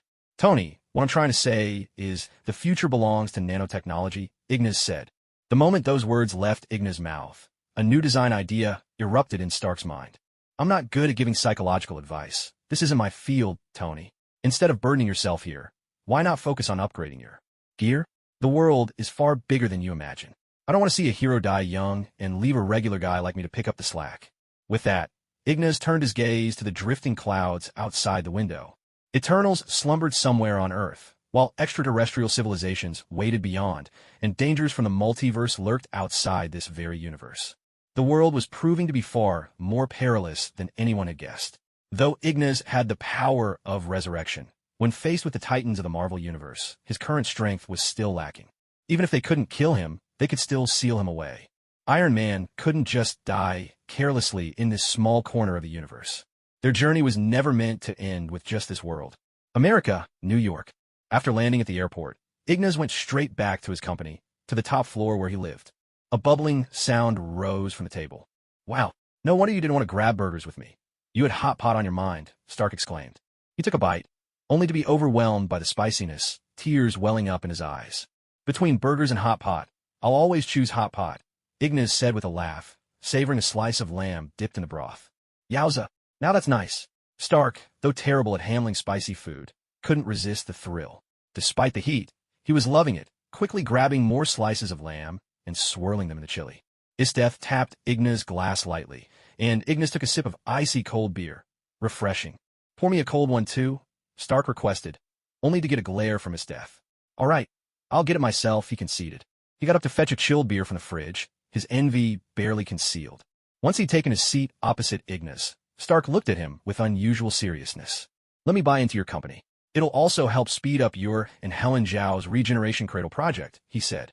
Stark understood that Ignas' reversal technique and Helen Zhao's regeneration cradle belonged to entirely different fields. He couldn't learn the technique, but when it came to the science side of things, he felt confident in his abilities. Beside Ignas, the boss spirit fixed Stark with a disapproving stare. Having already begun research on the regeneration cradle, the boss spirit resented this Iron Man interfering and stealing credit with their master.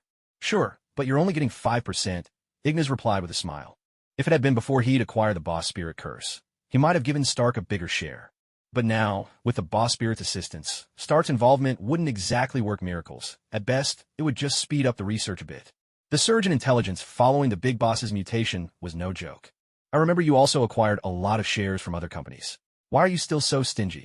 Stark looked at him with a teasing smile. I'm not stingy at all. When those company owners disappeared, I was the first to inform you, so you could take action.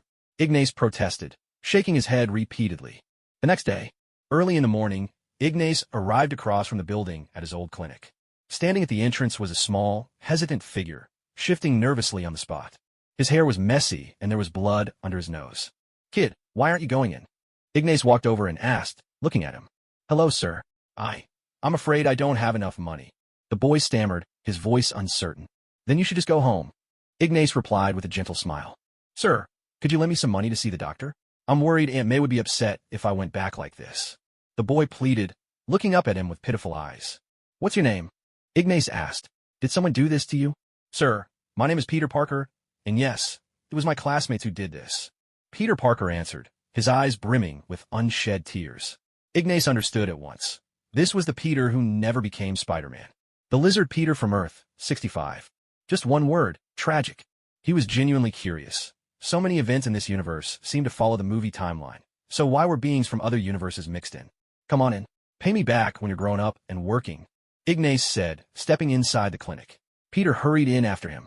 Sir, you really are a good person. Not at all like the TV says. You know, I'm not a hero. By the way, do you live at the company across the street every day? Doesn't staying at work all the time get boring? And Peter followed behind, gratitude and a hint of awe in his voice as he looked up at Ignas. Sit down. Quiet, Ignas instructed, asking the nurse for some antiseptic and sitting in a chair, motioning for Peter to sit opposite. For all his hardships, Ignas thought it was probably better for everyone if Peter kept quiet. This Peter certainly talked a lot. Sorry. Ow. All right, I'll be quiet. Peter yelped as Ignas dabbed his wound with the antiseptic, pain flashing across his face. Fighting is not a good habit. Ignas admonished him. I'm sorry, it won't happen again. Peter apologized immediately. Why are you apologizing to me? You're a strange kid, Ignas said with a bemused shake of his head. But my advice is next time before you get into a fight, work on your fitness. That way, if you have to fight back, you'll make them think twice before picking on you. Ignas added. Huh? Peter gaped in surprise. Was this man being serious? I was only joking. What I meant was for you to learn how to protect yourself, not to become a bully like them. While treating Peter's wounds, Ignas casually used a reversal technique and healed him completely. His miraculous healing abilities had already been reported by the media, so Peter wasn't surprised. Of course, not just anyone could receive treatment from him. Peter, if you ever get the chance, come find me. I'll teach you how to defend yourself. But there's one thing. You must accept this condition. Ignas looked straight at Peter. He didn't know if this universe had the Peter Parker who was meant to appear in the original timeline, but he was determined to help this Peter Parker first. Turning into the lizard was bad enough, but dying in his girlfriend's arms was even worse. He didn't need a Peter Parker who lived by the motto, with great power comes great responsibility, just one with the right values, who wouldn't descend into darkness. Really? Peter looked at Ignas, his face alight with excitement. Ever since Ignas and Esdeath had appeared on the world's media, Peter had idolized them. A mere mortal, yet able to blow up Iron Monger and go toe-to-toe with the Hulk. Peter couldn't help but envy such power. Accept my guidance. Let go of that typical American arrogance, and I will teach you the way of the sword, Ignas said. Understand, sir. Thank you so much. Peter nodded eagerly, gratitude shining in his eyes. With joy in his step, Peter left. Ignas stood by the window, watching his retreating figure, his mind already at work on a new plan. A vessel for cursed spirits. This Peter might never become Spider-Man, but Ignas could transform him into a vessel for curses. Once Peter became a vessel, he would be able to see curses and draw power from the spirit sealed inside him, gaining the ability to use that power himself. It was true, different world, different rules. But Ignas was like a tiny seed. His very presence, every act and idea, would gradually spread the concept of sorcerers and curses throughout this world. I still have too few special grade spirits in my hands. I'll need to gather more. Once Peter grows older, I'll let him become a vessel. Ignas pondered silently. Meanwhile, Peter Parker walked down the street, beaming with happiness. Even though he'd been bullied by the school toughs again today, he had met the man he admired most, Mr. Ignas. In Mr. Ignas's homeland, this would probably be called becoming a disciple, right? Peter mused to himself. He'd have to look up the traditions of apprenticeship from across the ocean. After all, he was about to learn real skills from Mr. Ignas. A week later, Queens, Hammer Industries Military Expo. Ignas arrived with Esdeath and Peter, the ever-eager tag-along. Ignas and Stark had both been invited by Hammer. At the same time, they ran into Pepper and Natasha here. "Hey, Pepper." Ignas greeted her with a warm smile. "Hi, Tony will probably be a little late. Sorry about that." Pepper replied, smiling back at him. "It's no problem," Ignas said, shaking his head with a laugh. "Hammer just never learns. He always likes to make a fool of himself." Laughing together, the group made their way toward the venue. Peter kept glancing around, shaking his head in amazement. In the past few days, he had started learning Kendo under Ignas's guidance. At the main hall, on the center stage, lively music boomed through the speakers as Hammer made his entrance, awkwardly moonwalking onto the stage. The sight was so ridiculous it bordered on comedy. He grabbed the microphone and greeted the audience. Down below, among the spectators, Pepper shot Hammer a look that screamed, "Is he out of his mind?" She exchanged a glance with Natasha, who was equally unimpressed. Ignas watched Hammer with an amused smirk while Esdeath clung to his arm, completely ignoring the showman on stage. She was only here to be close to her beloved. As for Peter, he looked at Hammer with the same expression one might reserve for a circus clown. "Thank you all for coming. Ladies and gentlemen, for so long, we've relied on brave men and women to fight on the front lines and defend our nation. Then came Iron Man," Hammer announced as he scanned the audience, searching for his arch-rival. "Ignore speeches like that, Parker. If you pay attention to international news, you'll see. The West doesn't just defend itself these days. It's always meddling elsewhere." Ignas whispered quietly to Parker. "I get it." Parker nodded earnestly. This was Ignas's first lesson to him, learning to tell the good guys from bad. The West was definitely not the good guy. It's a shame he refuses to share the technology with the world. Hammer lamented, feigning disappointment. "It's so unfair, so wrong. It shouldn't be this way. He's an arms dealer, what a hypocrite." Ignas spoke up. If Stark made his tech public, Hammer would just weaponize it, then turn around and frame Stark so he could have it all to himself. Pepper found that argument very convincing. Peter looked up at his mentor, puzzled. The world was still too complicated for him to fully understand. Doing good should come from the heart, not because you're obligated to. Ignas added, turning to Peter again. He never intended to teach Peter that old line. With great power comes great responsibility. This Peter had suffered enough. There was no need to shackle him with moral guilt.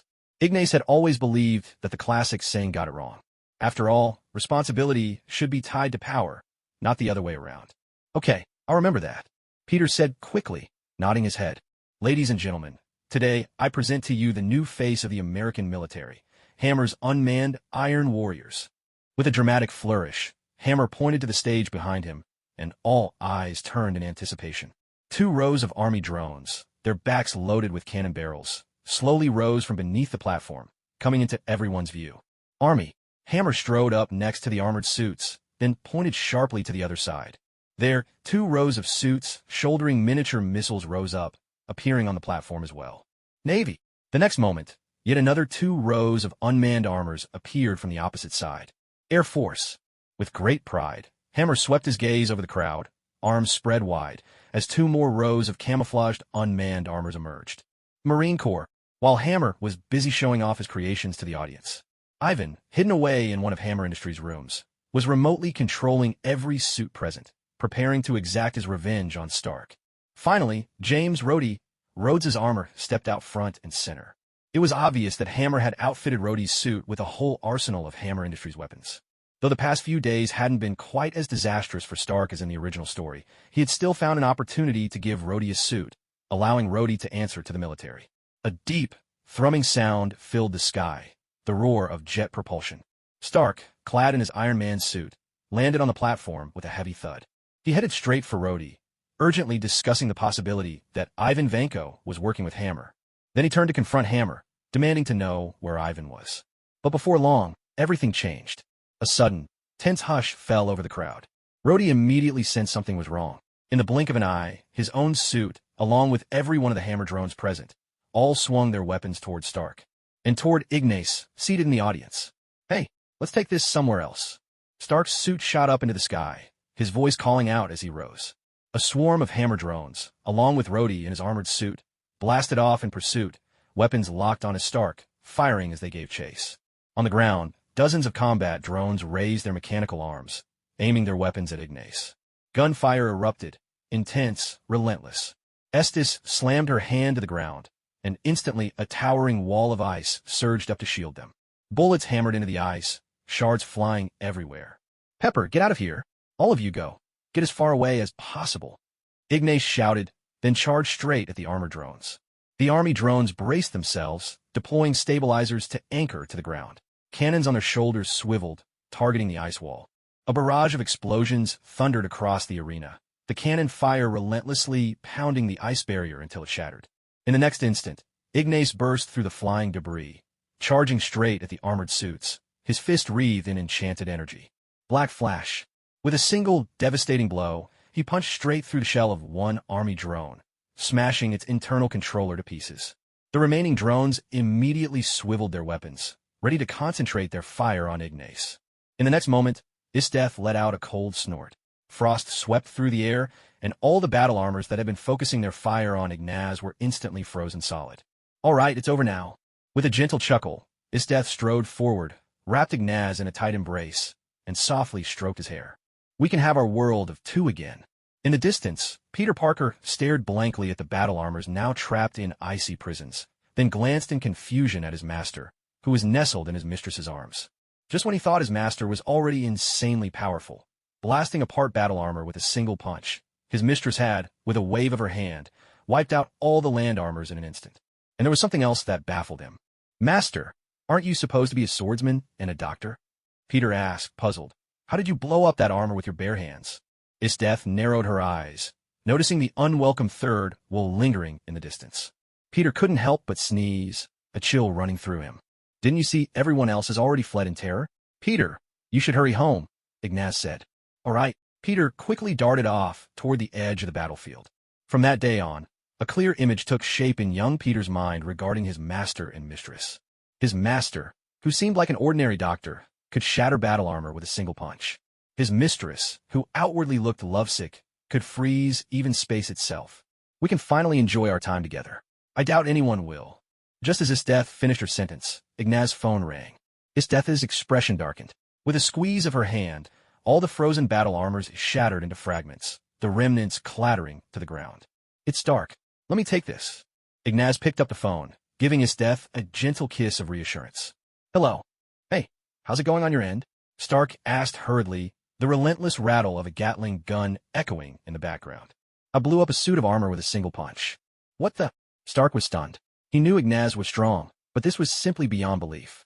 In his mind, Ignas fought with blasts and shockwaves, more like a mage from a video game. But now he just punched a suit of armor to pieces? Did that mean his own armors could be torn apart just as easily? That is wow. You're incredible. Stark blurted out, dodging another attack mid-sentence. "Hurry up and finish off your enemies over there. I could use your help," he added, piloting his armor through a tunnel as another pursuing suit crashed into a pillar behind him and exploded in a thunderous blast. "My wife's already taken care of all the enemies on this side," Ignas replied with a helpless sigh. "All right, I'll find a spot. We'll meet up there and sort things out." Stark soared through the sky, scanning for a suitable battleground as he flew. "Don't you dare go."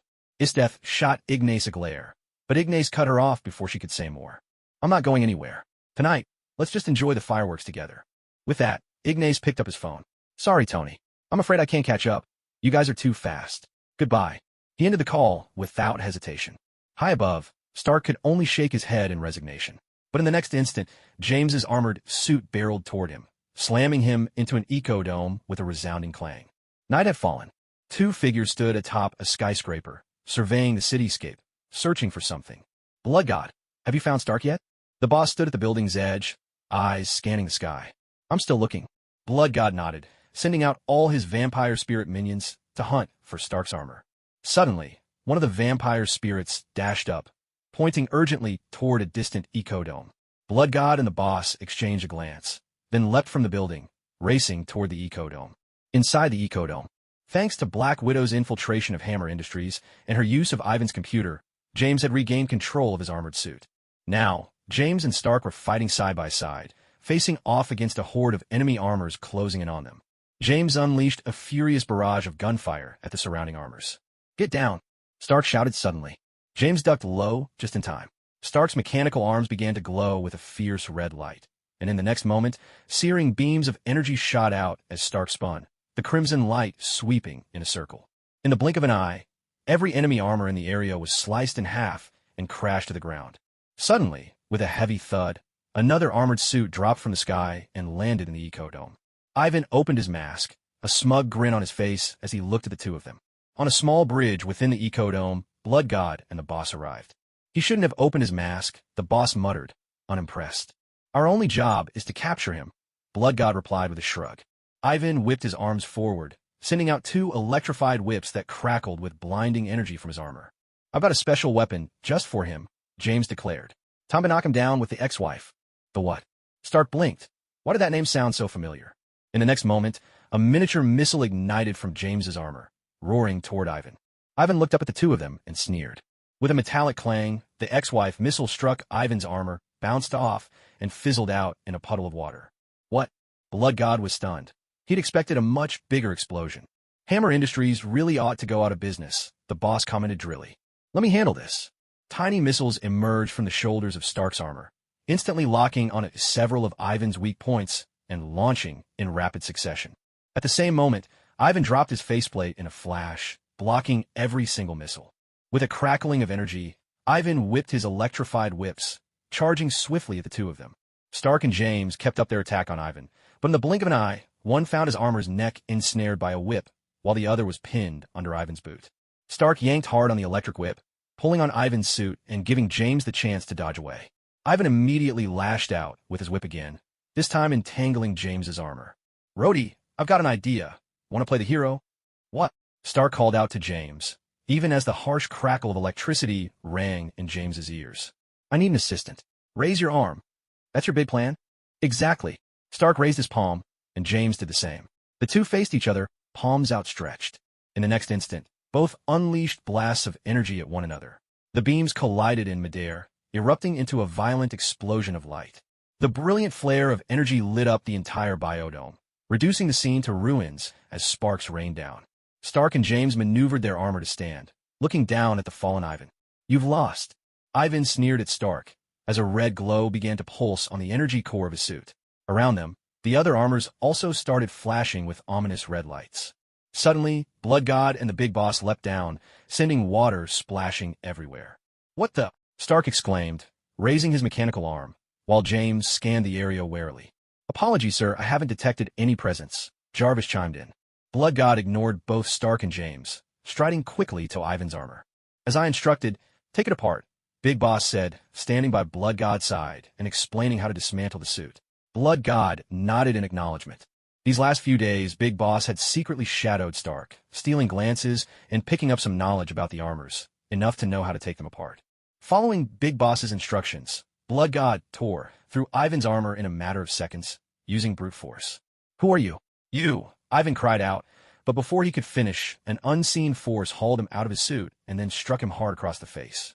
Ivan let out a gasp of pain, blood spilling from his mouth as he looked up in confusion. Blood God turned his head just in time to avoid the splatter. All right, let's go, Blood God said, hoisting Ivan and heading for the exit of the biodome. Hey, I said stop right there, Stark shouted, training his mechanical arm on the spot where water was still rippling. Ivan Vanko is a criminal. You can't just take him, James shouted, aiming his weapon at the puddle as well. The Blood God handed Ivan over to the big boss, and in the next instant appeared behind the two of them. With one hand, he grabbed a suit of armor and, clang, he smashed the two men together in a bone-jarring collision. Stark and James both felt their heads buzzing from the impact, dizziness overtaking them as they nearly collapsed. The Blood God seized them, one in each hand, then glanced at the armored wreckage around them, each suit entering its self-destruct countdown.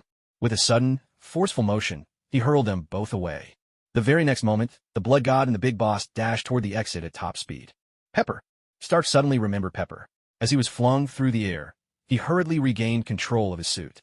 The thrusters roared to life, stabilizing him midair, and he smashed through the glass of the conservatory on his way to find her. Meanwhile, in Queens, atop a high-rise building, Ignas and Esdeath sat at the edge of the rooftop, gazing at New York beneath the night sky. In the next moment, a series of deafening explosions erupted. Countless suits of armor detonated all at once, sending up dazzling bursts of fire and light.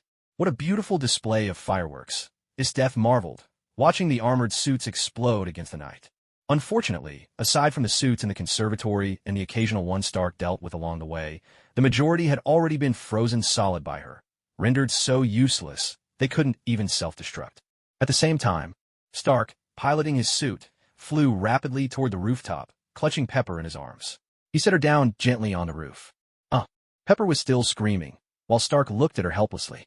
Thanks to Ignas and Esdeath, Hammer Industries had lost a great number of their armored suits. As a result, there were no pieces of destroyed armor near Pepper. "I'm sorry for making you worry," Stark said, lifting off his helmet and tossing it aside. He pulled Pepper into a tight embrace. Pepper glared at him in exasperation.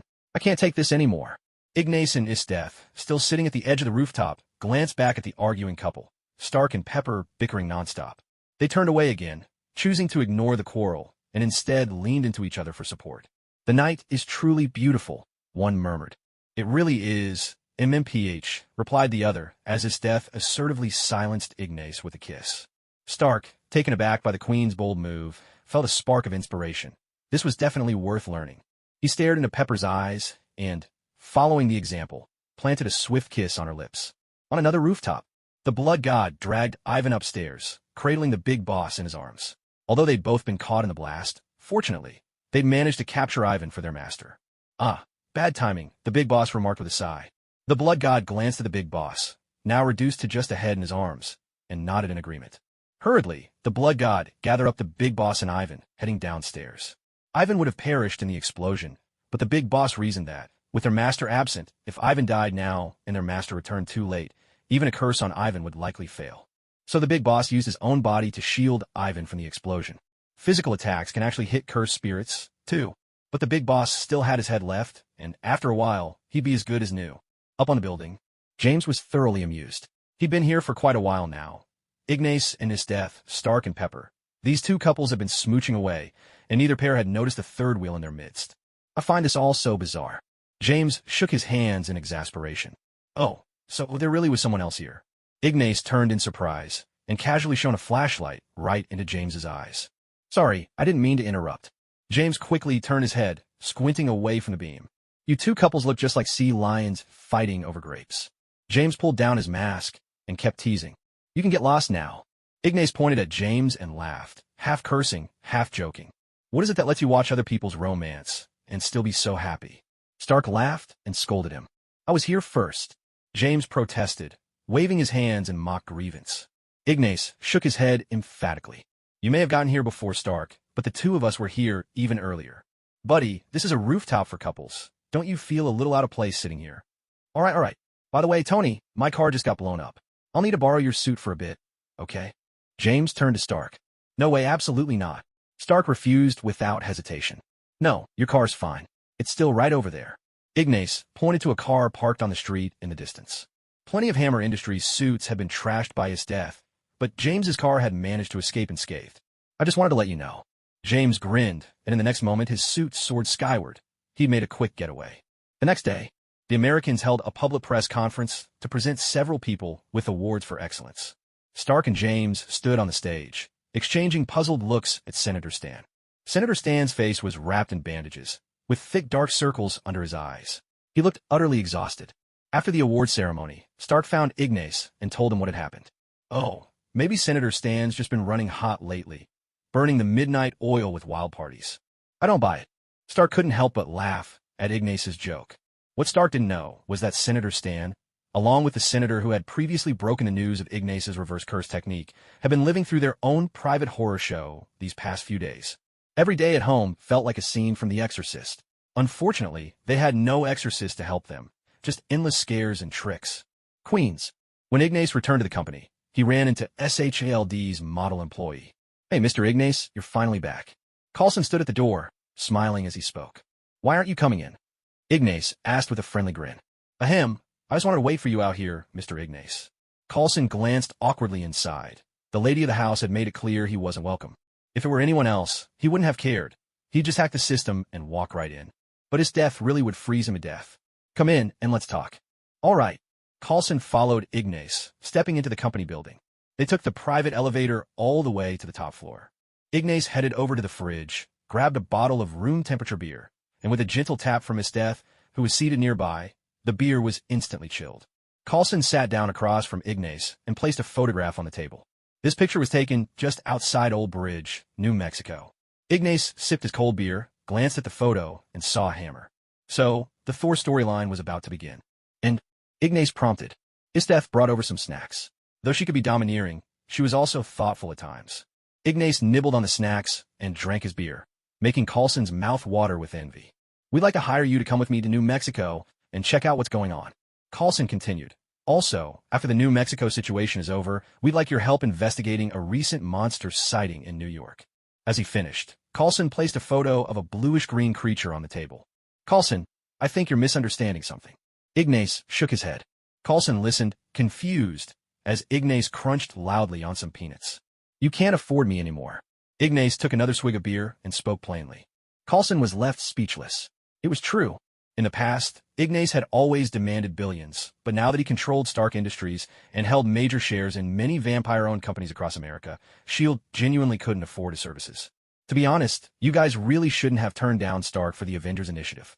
Otherwise, you wouldn't be struggling to hire a consultant. Ignas said with a laugh, while Coulson could only shrug helplessly in embarrassment. All right, I'll come take a look at this hammer. After all, if you guys are interested, it must be something special. By the way, if you can give me a Quinjet, I'll help you with 3 more cases in the future. If not, well, even if I see you being chased down in the street, I won't lift a finger. Ignas finished his beer and got up to put on his coat. Coulson paused, then asked, May I ask what you need a Quinjet for? For getting around, of course. It's fast. Ignas spoke casually. Coulson was stunned. Was this really how the wealthy lived? They actually used a Quinjet as a private plane. Unbelievable. I'll have to report this to Director Fury. I doubt he'll approve. Coulson said. They made their way to the garage, where Coulson opened the back door for Ignas and Esdeath. Ignas glanced at the SUV Coulson had rented and shook his head. Mr. Ignas? Coulson asked, puzzled. Coulson, the drive to New Mexico is going to take a while. My wife and I, well, so it's not exactly convenient to ride in your car. Ignas explained, then led Esdeath to one of his own SUVs. Ever since he'd become wealthy, he'd picked up the habit of collecting cars. The garage was lined with an array of SUVs and sports cars. Ignas selected one that was spacious and comfortable, with tinted windows for privacy. Once inside, they could see out perfectly well. He lowered the window and looked at Coulson. You lead the way. All right, Coulson replied. Ignas pulled out his phone and sent a text to young Parker, telling him not to come by for the next few days. Then he turned on the car's sound system, filling the SUV with the opening chords of London Calling. The music blared, the engine roared to life, and the garage doors opened automatically. 2 black SUVs glided smoothly out onto the street. This was the very song that played during that unforgettable scene in The Boys when the car crashed into the Invisible Man. Out on the highway, sand swirled and dry grass danced in the wind. The cars sped along, the pounding music enveloping the interior. In this Marvel world, some things had changed from his previous life. The progress of technology, the evolution of entertainment. Ignas listened to Never Gonna Give You Up. Back in his old world, this song was released in 2019, but here, many songs either hadn't appeared yet or had debuted years ahead of schedule. Never Gonna Give You Up, Never Gonna Let You Down, Never Gonna Run Around and Desert You. The music played on, and Esdeath was clearly enjoying every note. When the song ended, she simply pressed the button to replay it. As dusk settled in, Esdeath remained tireless, looping the song again and again without a hint of boredom. Hands off! Esdeath shot Ignas a glare as his hand drifted toward the skip button. He quickly pulled back. It's such a beautiful song, she said, smiling. It's the anthem of our love, never telling lies to hurt you, never abandoning each other, never straying for a moment. Esdeath chuckled softly, resting her chin on one hand as she gazed out at the wilderness beyond the window. Yes, it's very pleasant to listen to. Ignas nodded in agreement, though his ears were growing weary of hearing it over and over. Mr. Ignas, there's a gas station up ahead. I suggest we stop and fill up. All right, got it. Ignas answered the call, then tossed his phone aside. Let's stop for gas and pick up some snacks and drinks while we're at it, Ignas suggested. Okay. Esdeath nodded. The SUV pulled into the gas station. Ignas got out, and he and Coulson each fueled up their vehicles before heading toward the convenience store. She remained in the car, listening to the song playing. Oh, that's right. I need him to pick up something special for tonight. The thought suddenly struck Esdeath. She quickly turned off the music and hurried after them into the store. Coulson was crouched in front of a shelf, torn between 2 kinds of cookies, one dark, one light, uncertain which to choose. Ignas grabbed a basket, swept both varieties off the shelf, and dropped them in. Coulson gave a helpless grin. They're both for you. If you like them, take both. No need to hesitate. Ignas handed Coulson the 2 bags of cookies with a smile, then continued to toss his favorite snacks into the basket as he went. Coulson stood up. With a basket full of food and drinks, Ignas and Coulson headed for the checkout. Hands up. Don't move. One wrong move, and I'll blow your head off. Just then, 2 robbers burst into the store, shotguns raised and aimed squarely at the shopkeeper's wife. Whose cars are those outside? One of them shouted angrily. They're ours. Ignas replied with a wave, and both robbers immediately turned their guns on him. No way, that's the guy. One of them exclaimed, staring in shock as Ignas stepped out from behind a shelf. Drop your weapon. The other robber shouted nervously at Ignas. Idiot, he doesn't need a weapon. His partner snapped, then turned to glare at Ignas. Don't you dare use your hair to fire shockwaves at us. I've got the shopkeeper's wife right here. Surely you don't want to harm an innocent person. Ignas exchanged a wordless glance with Coulson, both of them exasperated. One of the robbers even tried to snatch Ignas's basket. It's just a bit of food. If you want it, go ahead and take it. Ignas said with a cheerful shrug. Coulson looked at the two with a gaze full of pity. A crisp snap echoed through the air, and in the next instant, a wave of icy cold swept through the room. The 2 robbers were frozen solid, locked in place as ice sculptures. I suppose you won't be taking my things after all, Ignas said with a laugh, strolling over and reaching into his pocket to hand money to the shopkeeper's wife. Ignas, did you remember to buy that thing? Esdeath called from the doorway. What thing? Ignas asked in confusion. It's for use at night. Esdeath was just short of spelling it out for him. Oh, I didn't buy any. Forgot. Ignas turned around to grab some, then placed them on the counter. The shop owner and Coulson both stared in shock at the sheer number of condoms. Ignas paid, then walked out together with Esdeath. The shop owner snapped out of her daze, glancing at the 2 robbers who had been frozen like specimens, and asked, Excuse me, how am I supposed to explain this to the police? Just tell them Ignas's wife was upholding justice. Don't worry, it'll be fine. Coulson offered reassurance, then turned and left the supermarket. Night had fallen. Thunderous music blared from the car, as 2 SUVs sped into the darkness, vanishing toward the horizon. An hour later, Coulson glanced in the rearview mirror, then at his phone, but gave up on trying to contact Ignas. No need to risk overhearing anything he really shouldn't. New Mexico, Old Bridge Town, on the border. The 2 SUVs passed through the small town. Ignas bought a pack of beer, then followed Coulson to the site where Thor's hammer had crashed, eager to watch the commotion. He wasn't here to help S.H.I.E.L.D., just to meet Thor, and then Loki. Turning Loki into a cursed spirit was something that intrigued him immensely. Of course, that would have to wait until after Odin's death. Soon after, the 2 vehicles pulled up outside the town and found the hammer. Coulson got out, glanced back at Ignas, who'd been driving the whole way, and not just driving. How could he still be this energetic? You all right? Coulson asked with concern. Never better, Ignas replied. Glad to hear it. Coulson nodded, took out his phone, and said, Chief, we've found it. He was just about to report to S.H.I.E.L.D., preparing to seal off the site and set up a temporary base to observe the hammer. But when he turned back, Ignas had already returned to the car and locked the doors. Coulson was momentarily stunned. Were those 2 still not done? But strangely enough, there wasn't a sound or movement. Late at night, inside the temporary base surrounding Thor's hammer, in one of the rooms, Ignas held Esdeath in his arms, just waking up from a nap. Of course, he hadn't done anything reckless the moment he arrived. He waited until the base was set up, then requested a room and caught up on some sleep with Esdeath. Now dressed, he and Esdeath stepped out together. Ignas took the beer Esdeath handed him, popped it open, and took a swig. Want to give that hammer a try? Coulson teased with a smile. No thanks. Ignas shook his head adamantly. As they were walking down the plastic corridor, chaos suddenly erupted in the base. Coulson listened to the chatter in his earpiece, then looked at Ignas. We've got intruders. Oh. Ignas nodded, took the food Esdeath handed him, and began eating while downing his drinks in big gulps. Coulson shook his head helplessly. It seemed that unless Ignas got his hands on a Quinjet, he wouldn't be lifting a finger to help. Mr. Ignas, approval for the Quinjet can be granted, but all weapon systems will have to be removed, Coulson said. That's fine. I'm not some villain. I don't need weapons. Ignas replied with a nod, signaling his acceptance of the deal. Coulson's mouth twitched. Ignas indeed didn't need weapons. He himself was more dangerous than any armament.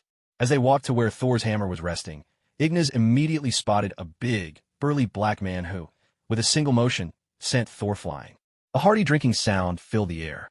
By the way, Coulson, how about we have hot pot together in a bit? Ignas said with a grin. Coulson smiled wryly. Ignas had already packed all the hot pot essentials before leaving the house.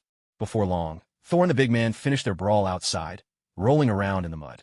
Victorious, Thor walked in and glanced at Ignas and the others. Thor's gaze dropped to the hammer at his feet. "Don't mind us, go ahead," Ignas said, chuckling, then grabbed another beer from the pack Esdeath was carrying and continued drinking. "My friend, once I lift the hammer and reclaim my power as the god of thunder, pour me a drink too," Thor said with exuberant laughter. Coulson looked at the burly man, utterly perplexed. Was something wrong with this guy's head?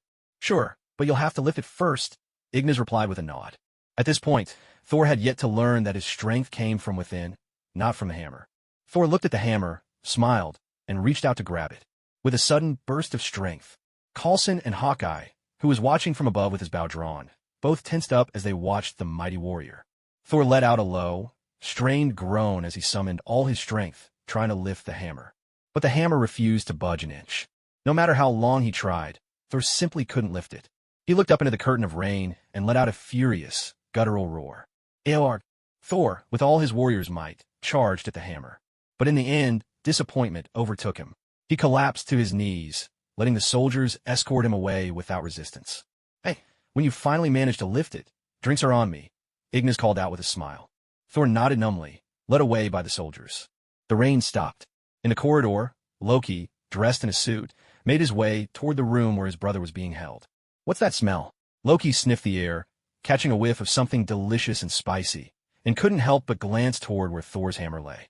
Not far from the hammer, right in the hallway, a man and a woman sat huddled over a bubbling hot pot, dipping slices of meat into the broth, which simmered merrily. Loki glanced around in confusion. Were all mortals this leisurely? He turned and walked away. At the same time, a tall, slender figure passed through the corridor. The blood god brushed past Loki, glancing curiously to the side, or just brushed against his clothes. Loki was invisible, and the blood god was a cursed spirit. The amusing part was that neither of them saw the other. A short while later, after meeting with his brother and delivering the news of their father's death, Loki turned to leave. "Goodbye. Farewell." As Loki walked out, Agent Coulson happened to walk in. Coulson gave Thor a puzzled look. "Goodbye? But I've just come in." At the spot where Thor's hammer had fallen, technicians were busy checking with their instruments. Invisible, Loki approached, grasped the hammer with one hand, and gave it a tug. It didn't budge. He tried again with both hands, pulling with all his might. Still nothing. He straightened his clothes, took a deep breath, and prepared to leave. Not far away, two people enjoying hot pot began to chat. "Why don't you try lifting that hammer?" Esdeath asked, slipping a piece of meat into Ignas's mouth. "I'm not about to embarrass myself," Ignas replied with a laugh, waving her off as he chewed his food. Loki's scalp tightened at the words, "embarrass himself." He glanced at the bubbling hot pot broth, then raised a foot, ready to give this mortal a lesson. Ignas and Esdeath both sensed something amiss. A rush of air. Reacting instantly, Ignas spun and kicked with a swift motion. A loud thud echoed. "Ah!" Loki's invisibility dropped in an instant as Ignas's kick sent him flying. "An intruder!" Ignas called out. In the next moment, ground troops quickly surrounded the area, raising their guns and taking aim. From above, Hawkeye spotted Loki fleeing awkwardly, clutching his leg. He drew his bow and let an arrow fly. An arrow whistled through the air. Loki's form flickered and vanished. The arrow struck the ground where he'd just been, his true body already scrambling back to Asgard with both legs in tow. Before long, Coulson found Ignas. "What on earth happened?" "Someone tried to attack us, so I just reacted on instinct and kicked out," Ignas explained, leaving Coulson speechless. An unknown enemy with the power of invisibility. Yet with just one kick, Nasi sensed the disturbance and immediately counterattacked. "I bet that guy's in a real mess now," Ignas said with a chuckle. "When I shot my arrow at him, he used some special trick to create a decoy. The real one had already escaped." Hawkeye reported from beside Coulson. "Would you gentlemen like some hot pot?" Ignas offered with a smile. Coulson eyed the mountain of chili peppers in the pot, wiped the sweat from his brow, and hurriedly excused himself. "I still need to keep an eye on the surroundings. Next time, for sure." Hawkeye would have liked to give it a try, but he truly was busy. The next day, on the rooftop of a house in the small town, Coulson stood on the roof, scanning the area around him. Nearby, Ignas and Esdeath sat together, enjoying lunch and sipping chilled beer. "Hey, boss, I just spotted 4 warriors dressed in medieval armor approaching," Coulson reported. Esdeath and Ignas glanced over, then promptly lost interest. "So where's my Quinjet?" Ignas asked. "It'll be delivered to you this afternoon," Coulson replied. "Just have it brought straight to the helipad on top of my company's building." "All right," Coulson nodded. A short while later, outside the small town, up in the sky, storm clouds began swirling, gathering in the heavens before plunging down to touch the ground. Once Coulson heard the news, he hurried over. "When will you get here?" Coulson asked into his phone. "I'll head out after I finish eating." "No rush." Back on the rooftop in town, Ignas continued his meal. He needed to be well fed if he was going to have the strength for a fight. Yesterday, his kick had nearly sent little Loki to his grave. Today, with Loki sending the destroyer to retaliate, he knew payback was on its way. A little while later, "All right, I'm full. Time to settle things." Ignas downed the rest of his beer in big gulps and stood up, striding off into the distance. Esdeath followed, leaping down from the rooftop alongside him, landing lightly before heading together toward the outskirts of town. A thunderous crash echoed as a towering figure clad in steel slammed down onto the earth, heavy footsteps reverberating as it marched forward. Coulson emerged from behind a car, picked up a loudspeaker, and strode toward the newcomer. "Hello there. You're wielding unauthorized weaponry. Please identify yourself." The destroyer halted, its mask starting to open. "All done." Coulson smiled at the person beside him. But in the next instant, a brilliant light flared within the destroyer's mask, radiating from the seams of its chest plate as well. The glow grew ever brighter, and Coulson felt a surge of dread. "Get down!" Shouting, Coulson and every agent around him whirled and sprinted away. A beam of light shot out in a flash, blasting a car into an explosion of fire and shrapnel.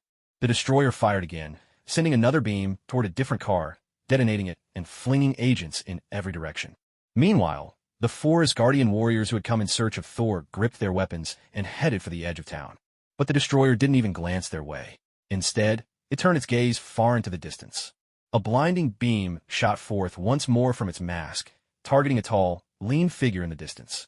A tremendous crash resounded as the destroyer's beam collided with an invisible shockwave.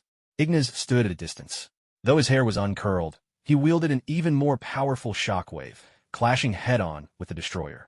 Behind him stood the Blood God and the Big Boss. Invisible to the naked eye, two orbs of light, one red, one green, gathered before him and blasted toward the destroyer with a thunderous force. The green beam collided with the destroyer's ray, while the red beam struck the destroyer directly, sending it flying. "A coward hiding behind armor. Your actions are truly despicable." Ignas stepped forward, the Blood God and the Big Boss following close behind. Ignas never needed to imitate the Stone Dragon's spells. He possessed such powers innately. It was reminiscent of the time when Yuuta and Rika fought Sugurigeto, combining their overwhelming cursed energy into a devastating shockwave. Ignas and the Big Boss joined forces, unleashing a shockwave to clash with the destroyer. At the same time, they coordinated with the Blood God to launch an attack against their foe. Meanwhile, Ivan Vanko still awaited his curse. Soon, Ignas would command yet another special grade cursed spirit. The destroyer lifted its head, preparing to strike at Ignas. In a flash, the Blood God charged forward, seized the destroyer's head, and slammed it into the ground before dragging it swiftly toward the outskirts of the town. A thunderous crash echoed. In the next instant, the destroyer fired a beam at the Blood God, whose body dissolved into blood, scattering to evade the attack. When the beam faded, the Blood God stood once again at Ignas' side. A red orb of cursed energy formed before Ignas, and in a blink, it exploded forward. A deafening roar resounded. Once again, Ignas and the Blood God combined their powers. Their wave of cursed energy met the destroyer's beam in a furious collision. The Big Boss joined in, launching a surge of green cursed energy that struck the destroyer yet again. A tremendous rumble shook the entire town, a vast cloud of dust rising, billowing like a mushroom cloud in the sky. From the perspective of Nasi and the other cursed spirits, they could see it clearly. Outside the town, a green mushroom cloud ignited in the air with a roar. The destroyer was sent flying once more, shards of URU metal scattering in all directions. My God, is that guy really immortal? The Forest Guardian warriors exchanged shocked glances. They were supposed to be Asgard's mighty, battle-hardened warriors, beings above all others. So why did a Midgardian fight with such ferocity, outshining even themselves? My God! In the distance, Coulson stared in disbelief at the scene. When Ignas struck the destroyer, it felt as if a missile had detonated right there. The shockwave was overwhelming. Even though Ignas had shifted the battle outside the town, every pane of glass within shattered instantly. Furniture toppled, and people were nearly thrown off their feet. Is this really a Granita shockwave? Coulson harbored deep doubts. Oh my God, what a formidable man. Beside Jane Foster, her assistant, Darcy Lewis, stared at the scene in astonishment. Hurry up, What are you waiting for? It's dangerous here. Thor called out urgently, prompting Jane and the others to nod quickly and turn to leave. No, I have to stay with you.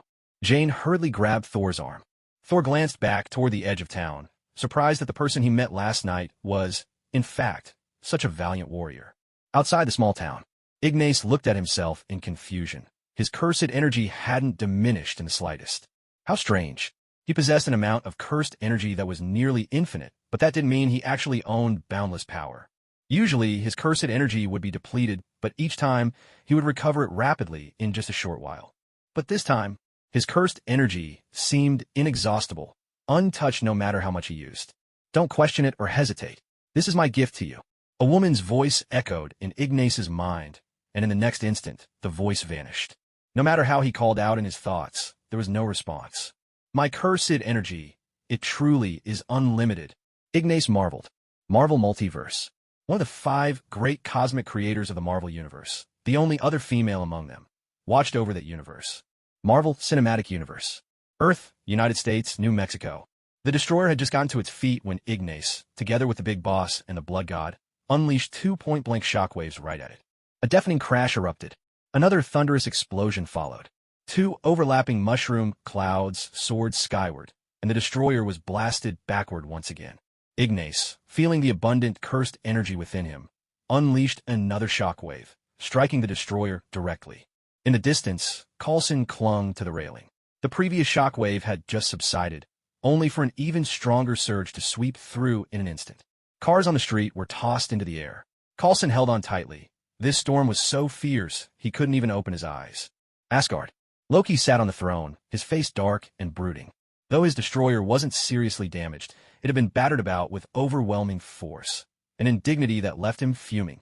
What's more, the mortal who had humiliated the Destroyer was the same man who had, just last night, sent him flying with a single kick. That only fueled his fury. Damn you, mortal! Loki roared from his throne, his face dark with anger. He could not accept the fact that a lofty god like himself was powerless before such a lowly mortal. Earth. The Destroyer slowly got to its feet. Half its faceplate was gone, and an arm was nowhere to be seen. Brother. Thor walked out of the small town, looking at the Destroyer, knowing full well that Loki was watching. No matter what I've done to offend you, or whatever I did to make you act this way, I truly am sorry. Thor spoke as he walked closer to the Destroyer. But these people are innocent. Taking their lives serves you no purpose. Thor looked the Destroyer in the eye, sincerity shining through. If you must, kill me. End this now. The Destroyer turned away, then suddenly spun back and delivered a heavy slap to Thor. With a tremendous crash, Thor was sent flying, slamming into a house at the edge of the small town. Jane rushed over, cradling Thor in her arms. She shot an angry glare at the distant Destroyer, then turned to Ignas. How can you just stand there and do nothing? Why aren't you helping him? He ignored me completely when I crushed that iron monster earlier, and now he's over there telling it to kill me and end it all. What do you expect me to do? Ignas shrugged. Of course, I'm respecting his choice. Thor looked at him, mustering the strength to give a thumbs up. A true warrior fears not death. Ignas returned the gesture, then turned his gaze to the Destroyer. Behind the scenes, Loki felt a surge of indignation at this very moment. He couldn't help but recall last night's ruthless kick. The Destroyer instantly unleashed a beam of energy at Ignas. Behind Ignas, the Blood God and Big Boss joined him, channeling their powers. A sphere of green magical energy gathered in front of Ignas, transforming into a green wave that collided with the Destroyer's beam, while a red wave struck the Destroyer with explosive force. The ground shook with a thunderous roar. Jane and Thor braced themselves against the wall, battered by fierce winds and choking dust. Farther away, Esdeath sat perched atop an ice wall, legs elegantly crossed, with another barrier of ice shielding her from the storm. Resting her chin on her hand, she watched her beloved's fighting stance, thoroughly delighted. The stronger Ignas became, the happier she was. Gambat, my love, Esdeath called out joyously in Japanese, waving her arms at Ignas. Another thunderous blast shook the outskirts of the town, a mushroom cloud rising into the sky. Gambat! The air rumbled once more. In the distance a while later, as the turbulence faded around Daisy, she suddenly heard the foreign phrase, Gambat, and, not understanding a word, instinctively clung to a nearby utility pole. Gambat! The earth shook again with another blast. Meanwhile, in Asgard, from his hidden vantage, Loki heard the repeated cries of Gambat through the Destroyer's senses and clutched his forehead in exasperation. Controlling the destroyer, he glanced at his brother, whose eyes were closed, then hurriedly directed the destroyer to run toward the coordinates. He truly wished never to return to Earth. Too many painful memories haunted him here. And at that moment, another cry of Ganbat echoed, sending a shiver down Loki's spine. Just as the destroyer was about to return to Asgard, it was blasted away with a thunderous boom. On Earth, just outside the town of Old Bridge, New Mexico, another massive mushroom cloud soared into the sky. "I'll make it stop. He's way too intense." Darcy shrieked, clinging to a lamppost for dear life, wondering how long this raging wind would last. As the gale from Ignas's attack finally subsided, something streaked through the sky in the distance. A hammer came hurtling towards them. Dr. Eric quickly pulled Jane aside to safety.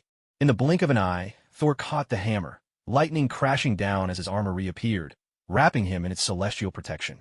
Thor aimed at the destroyer and hurled his hammer with all his might. An explosive crash rang out.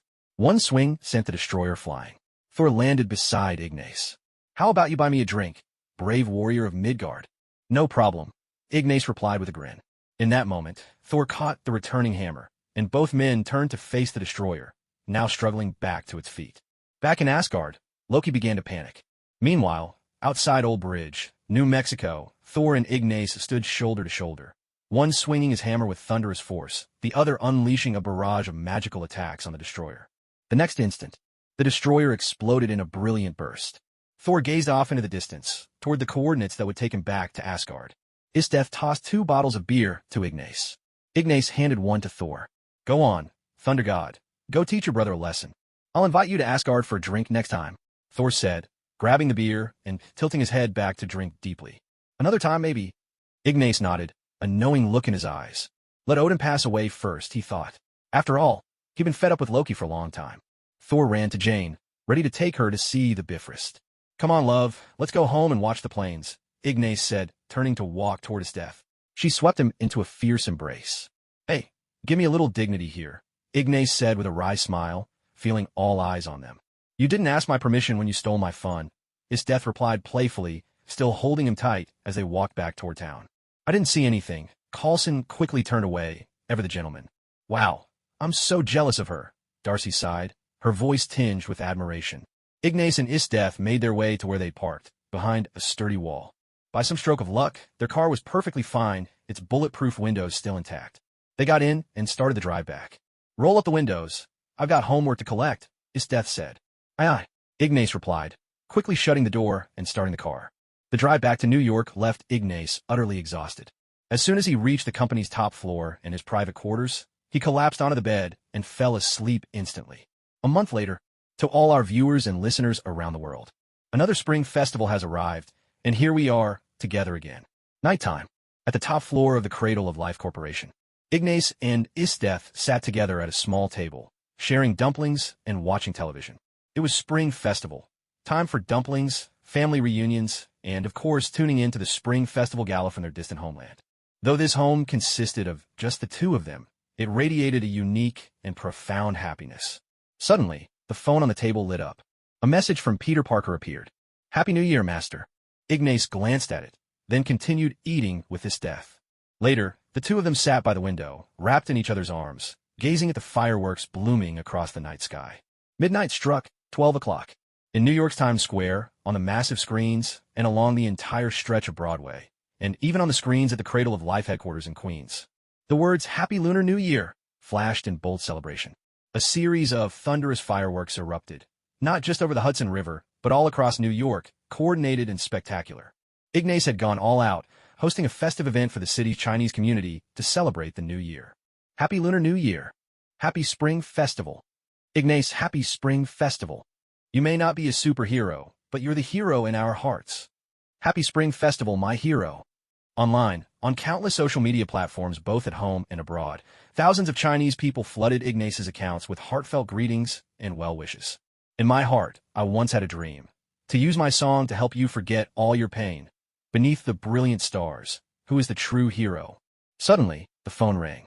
Ignas glanced at the caller ID. Big Poop. He picked up the phone. "Want to stay up and welcome the new year with me?"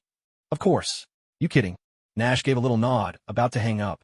"Wait, don't go yet. I have a New Year's gift for you." Star called out, quickly grabbing a pair of sunglasses and stepping back into the video frame. Oh, thanks, brother. Ignas nodded as Stark put on the sunglasses.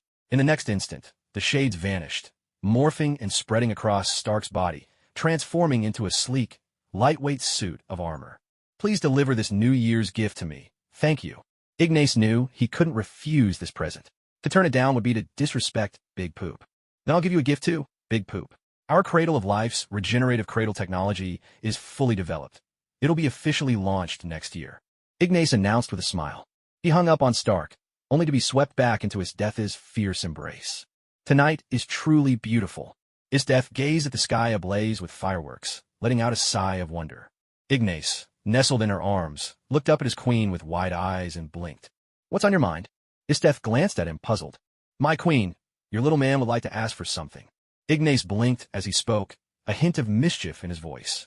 Without another word, Esdeath lowered her head and showered him with gentle kisses. Above them, fireworks bloomed, painting the night. The two of them returned inside to rest. You asked me how deep my love is. Why not give it a try and see? The next morning, at the break of dawn, Ignas woke up yawning, then hurried off to boil some dumplings. Don't go. There's no need for us to visit anyone for New Year's greetings. Esdeath mumbled sleepily, her eyes still half closed, clearly wanting to test how deep is your love a bit more. Oh, right. Ignas stared at her, at a loss for words. He had no excuse to escape now. He was promptly pulled back by Esdeath's firm grip. Ignas felt the urge to burst into song. I want to run, but there's nowhere to hide. By late morning, Ignas was finally free, though he was thoroughly spent. Little Peter was called over, dressed in an oversized adult apron, and promptly ushered into the kitchen to cook. Peter stared blankly at the kitchen tools, then glanced back at his master, who was sprawled across the sofa in a lazy, boneless pose. Master, how do I make dumplings? There are some fresh dumplings I made in the fridge. Just wait for the water to boil, then drop them in. Ignas yawned, pointing toward the fridge. Just then, Esdeath, all tidied up, emerged from the bedroom, startling him awake. Peter wanted to ask more, but his master was already fast asleep. Peter looked at the dumplings in the fridge and, steeling himself, got to work. What are you running from? Esdeath sat down on the sofa, tugging gently at Ignas's ear. I wasn't running. I just needed some nourishment. Pinned by the ear, Ignas ended up lying in his wife's embrace. Peter pretended not to notice and focused on boiling the dumplings. Soon after, Peter, still nervous, served up a plate of dumplings, many with broken skins. I feel like today's dumplings are a bit different from yesterday's, Esdeath remarked, eyeing the plate. Out of 10 for had broken skins, and one was just an empty wrapper. No, Peter's just using a different cooking method. This way, the dumpling soup is even tastier. Ignas said diplomatically, while Peter managed a wry smile. Thanks for the compliment, master. Peter had thought making dumplings was easy, just wait for the water to boil, right? He hadn't realized he didn't know how to tell when they were done, and by the time he noticed, most had already burst. Still, the meal was satisfying. The wrappers were filling, the soup was delicious, and all the meat had ended up in the broth. That evening, Peter called his Aunt May and Uncle Ben, then stayed on to have dinner at Ignas's place. He finally got to taste proper dumplings and home-cooked dishes made by his master. At last, he knew what real dumplings should be like. On the night of the first day of the Lunar New Year, Cradle of Life Corporation held a press conference to announce its latest technological breakthroughs. At the same time, Ignas decided to begin manufacturing regenerative cradles and to open Cradle of Life hospitals in various regions.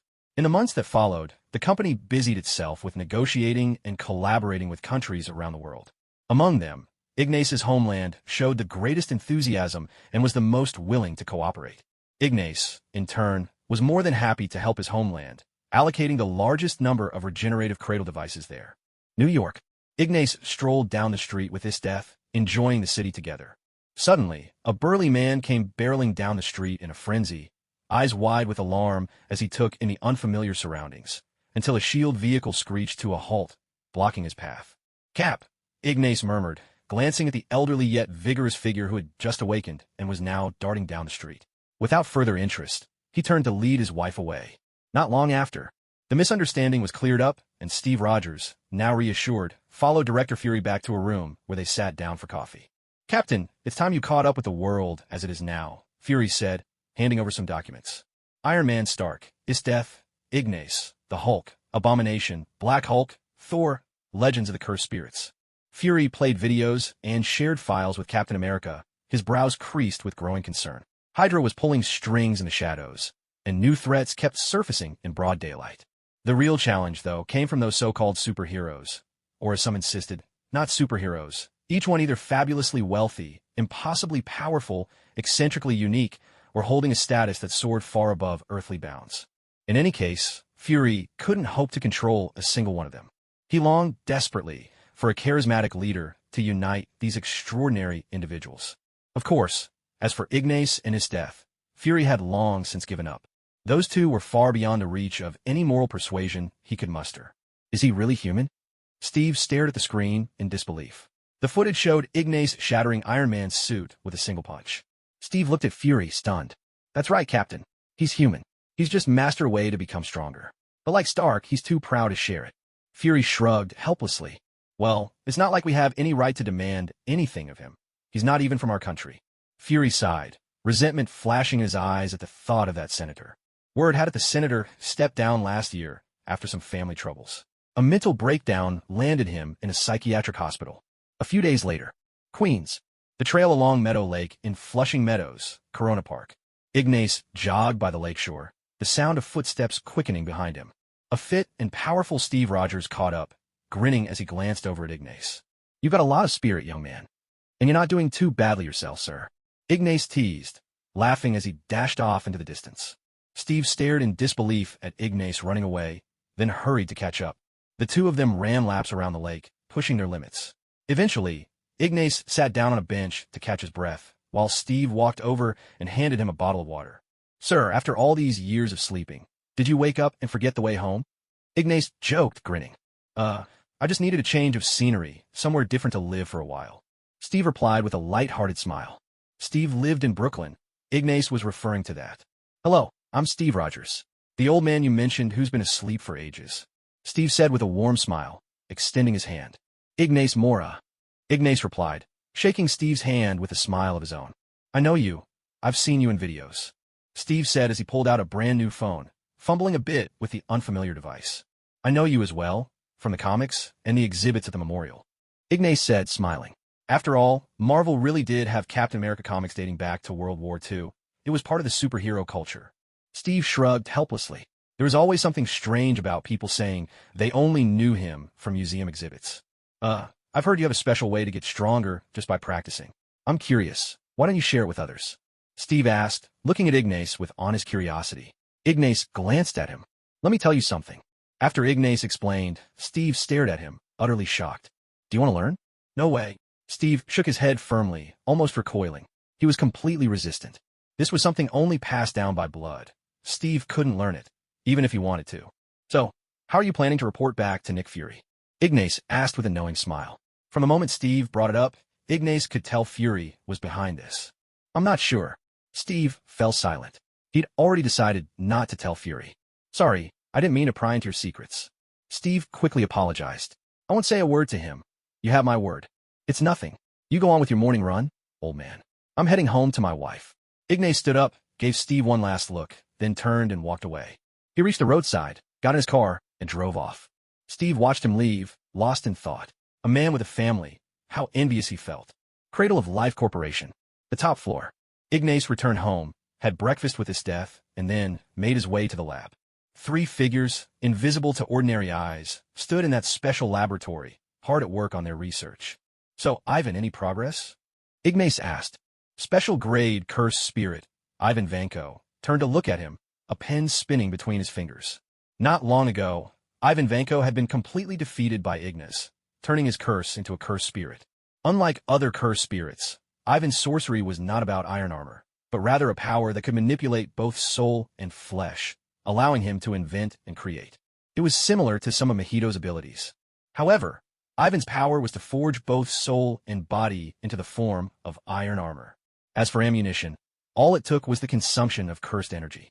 Master, I've successfully replicated the nanosuit.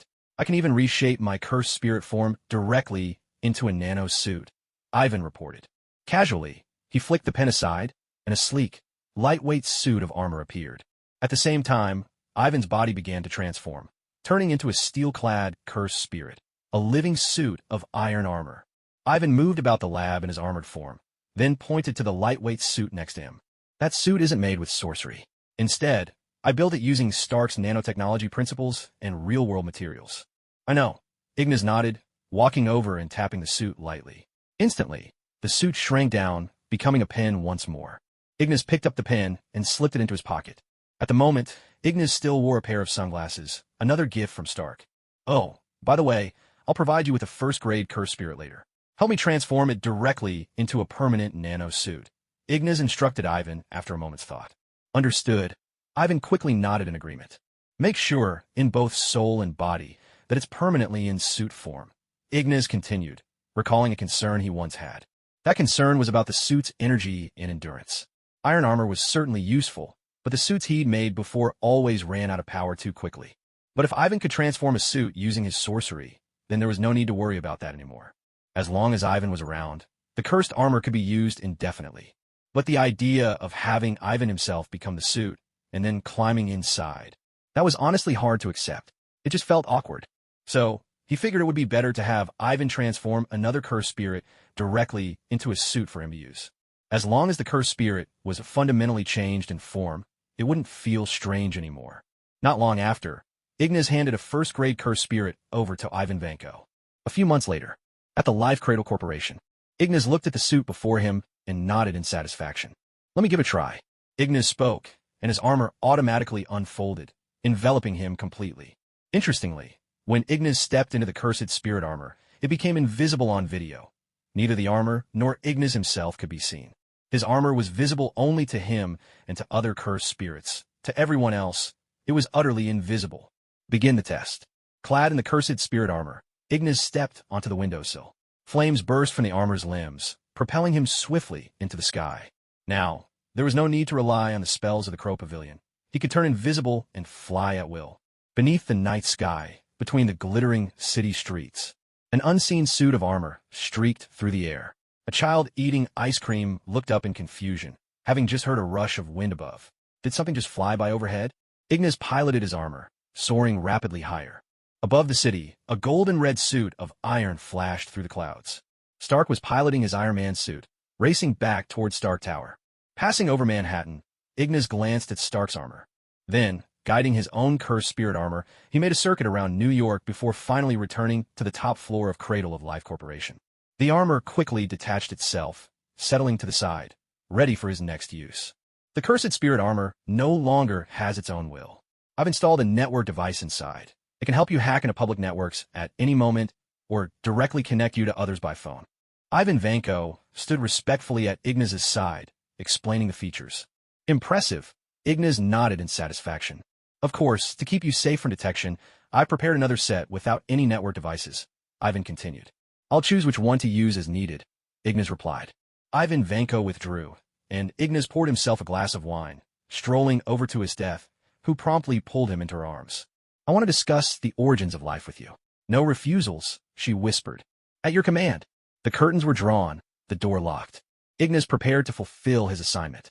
Sometime later, Agent Coulson, having left Stark Tower, got into his car, drove out of Manhattan, and arrived in Queens. He stepped out in front of the Cradle of Life Corporation. Hello, I'd like to see Mr. Ignas, Coulson said to the security guard at the entrance. I'm sorry, Mr. Ignas has instructed that he's not seeing anyone at the moment, the guard replied, shaking his head and gesturing politely. It's urgent, Coulson protested. I'm sorry, but even if it's urgent, I can't let you in, the guard refused firmly. Sir, please don't make things difficult for me. Coulson shook his head helplessly, got into the car, found a contact, and made the call. Unfortunately, Ignas hung up on him without a second thought. S.H.I.E.L.D. had been researching the Tesseract, only to have it stolen by someone who emerged from the portal. To make matters worse, some of their people had been taken by the enemy. That's why Nick Fury kept sending people to recruit superheroes from around the world, hoping they'd join the Avengers and help him fix the mess. They'd reached out to the Hulk, to Captain America, and even brought in Tony Stark. But thinking about how terrifying their enemy was, the mother-loving Fury couldn't help but remember Ignas Morra. The power Ignas had shown in Old Bridge, New Mexico had left Nick Fury stunned for a long while. With such a powerhouse right in his backyard, Fury naturally wanted to see if he could persuade Ignas to join them. Unfortunately, it seemed they just couldn't get him on board. Coulson approached the entrance, planning to use his badge to win over the security guard. He pulled out his usual FBI identification, aiming to intimidate. Go ahead in, but whether you can open the door is another question, the guard said, struggling to keep from laughing and stepping aside. Coulson reached out and gave the glass door a hard push. It didn't budge. He tried again, still nothing. You open it, Coulson said to the guard. Sorry, our company's main entrance is controlled by an intelligence system. My shift's almost over, so if you want in, you'll have to ask someone in the security room, the guard replied with a grin. But truth be told, he had no idea who was actually running the security room these days. Coulson pulled out his phone, ready to use SHELD's resources to hack into the Life Cradle Company system. He'd done something similar back at Stark Tower. Once he finished hacking, he tried pushing the door again. Still nothing. Coulson stared at the glass door, questioning his very existence. Inside the security room, the blood god lounged in a chair, legs crossed, watching the man outside repeatedly push at the door, barely suppressing his laughter. The so-called intelligence system was just a front. In reality, the entire company was guarded by cursed spirits. Whether or not Coulson got in didn't depend on his hacking skills, but on whether the hulking cursed spirit behind the glass door received orders from Ignas to let go. The master is spending quality time with the mistress right now. No way I'm letting you in, the blood god said with a chuckle, and shook his head. An hour later, on the top floor, Ignas caught his breath and sat by the window for some fresh air. His phone rang, and he picked it up. Master, that Agent Coulson wants to see you. Coulson, Ignas thought for a moment. Tell him to wait for me in the guest lounge. Understood. Back in the security room, the blood god nodded, then turned to the cursed spirit beside him and gave the order. That cursed spirit relayed the message to the one guarding the door. Only then did the hulking cursed spirit let go. Coulson, who had been reaching to open the door, lurched forward and almost lost his balance. The door slid open automatically. He glanced around in confusion before making his way toward the elevator. A short while later, on the 22nd floor in the lounge, Coulson spotted Ignas. What did you want to see me about? Ignas spoke, holding a glass of liquor in his hand. Upstairs, Esdeath descended and wrapped her arms around him. I have some urgent files you need to see. Coulson handed over a laptop. Ignas gave it a cursory glance, then gestured toward the table. Coulson placed the laptop on the glass table, opened it, and began to play the files. Ignas only needed a few moments to understand the situation.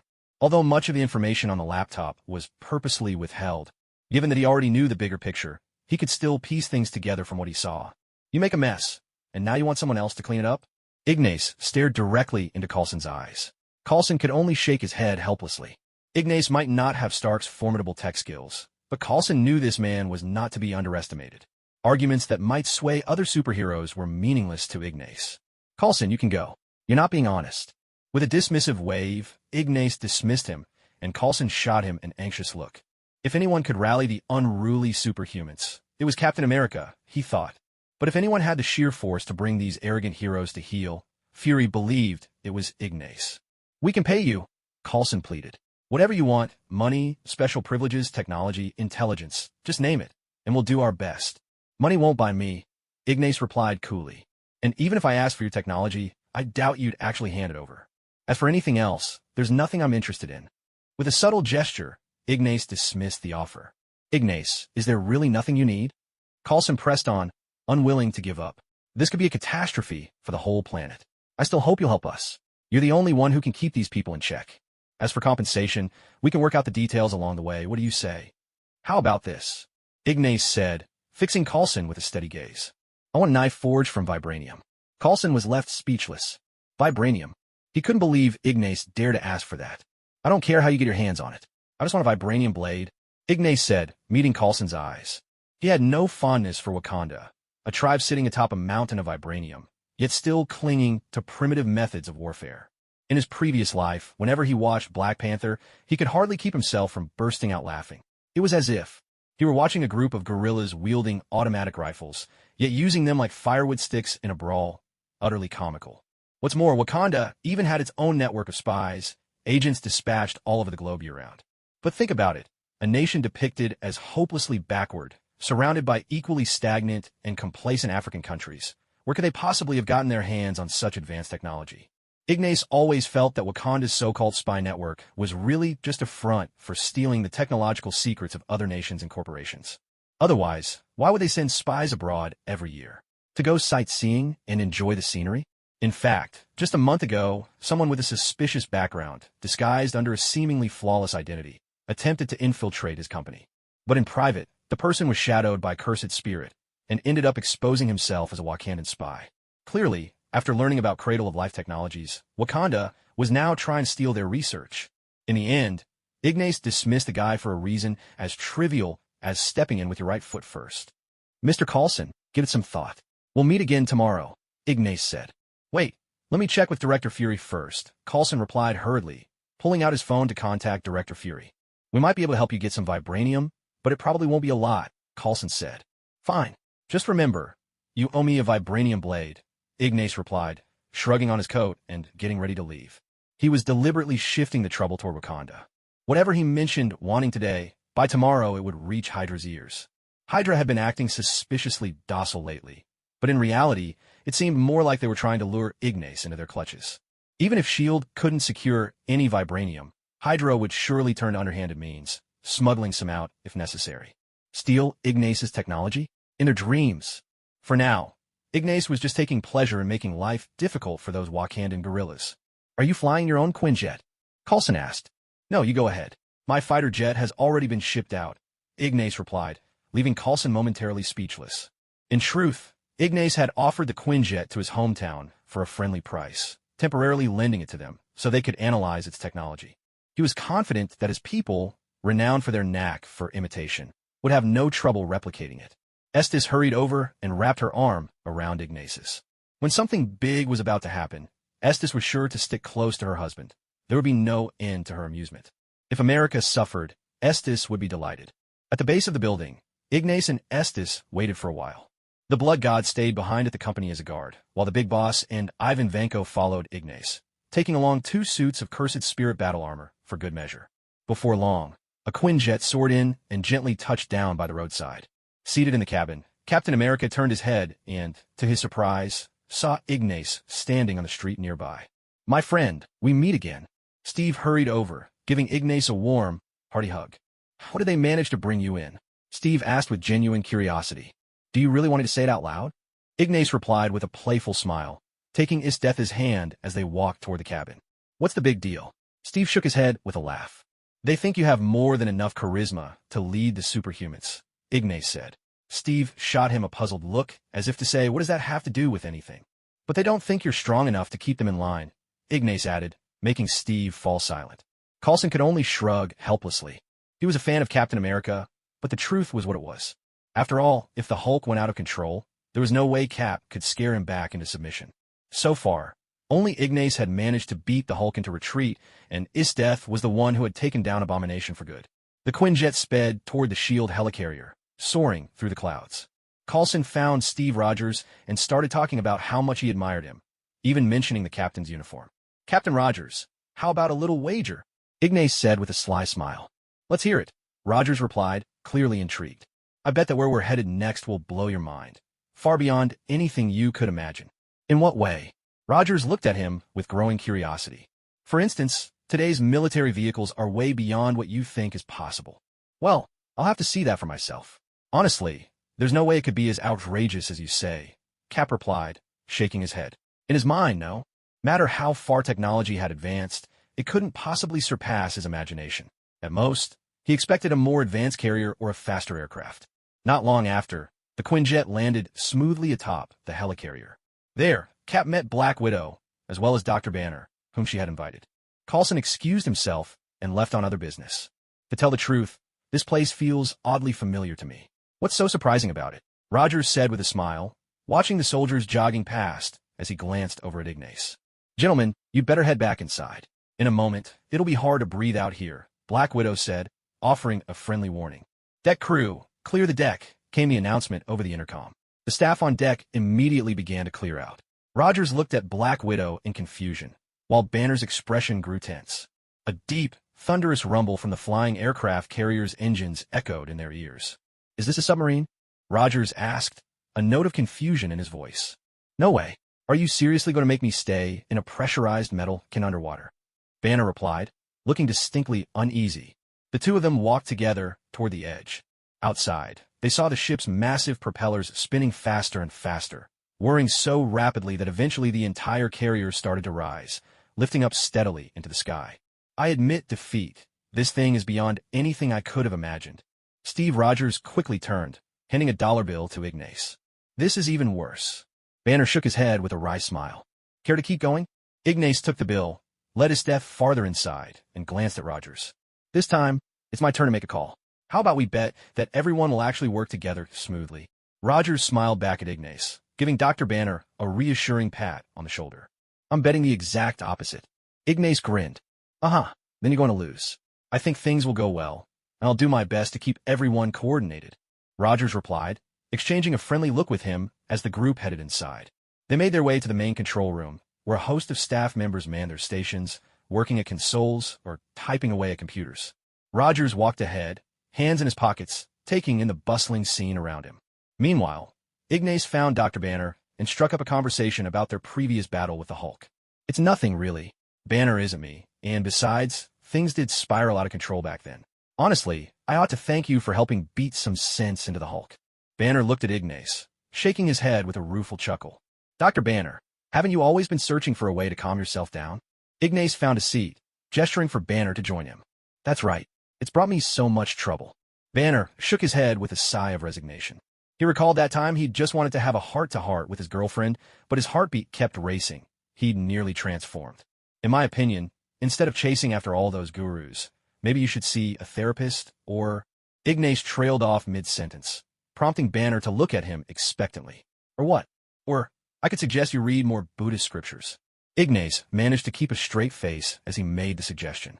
Before crossing over to this world, he'd read a novel called Dream Master of the Myriad Worlds. The protagonist was full of wild ideas. One chapter in particular involved making a side character listen to the Great Compassion mantra on repeat as a bizarre solution. I think it's worth a try. Banner nodded with a smile, immediately asking Ignas more about Buddhist texts. Of course, it's just a suggestion. I can't guarantee it'll work. Ignas quickly added, who knows, maybe it'll do the trick. He burst out laughing. Banner laughed heartily. Ignas felt even more anticipation stirring within him. He couldn't help but wonder what kind of peculiar scene would unfold when a moral monk Hulk appeared. Suddenly, the phone rang. Ignas picked up his mobile and answered a call from his old classmate, Franco. Hello, what is it? Are you all right over there? Well, here's the situation. Not long after, Ignas ended the call. Franco's small family business had gone under, and his father had gone bankrupt as well. Ignas decided he would send them a sum of money to help them get through this rough patch, and before hanging up, he suggested that Franco's family take a trip abroad. What happened? Banner asked, curiosity gleaming in his eyes. My old classmate's family has fallen on hard times and called to borrow some money from me, Ignas replied with a gentle shake of his head. He had advised Franco's family to travel abroad first. When they returned, Ignas planned to transfer them a few $1 million. It was all for their own good, urging them to seek refuge in advance, and then supporting them when they got back. By the way, I'll have to excuse myself. I need to call some other classmates and my university mentor, Ignas said to Banner with a smile. One by one, he began reaching out to his acquaintances. He offered financial help, and then invited them to travel overseas. In a way, this was his way of repaying old friends. Oh right, where's Dr. Zhao? Ignas turned to look at Esdeath. Without warning, Esdeath pulled him into a tight embrace. Some staff members, who were quietly sneaking in a bit of gaming, looked up in surprise at the scene. Ignas glanced in their direction.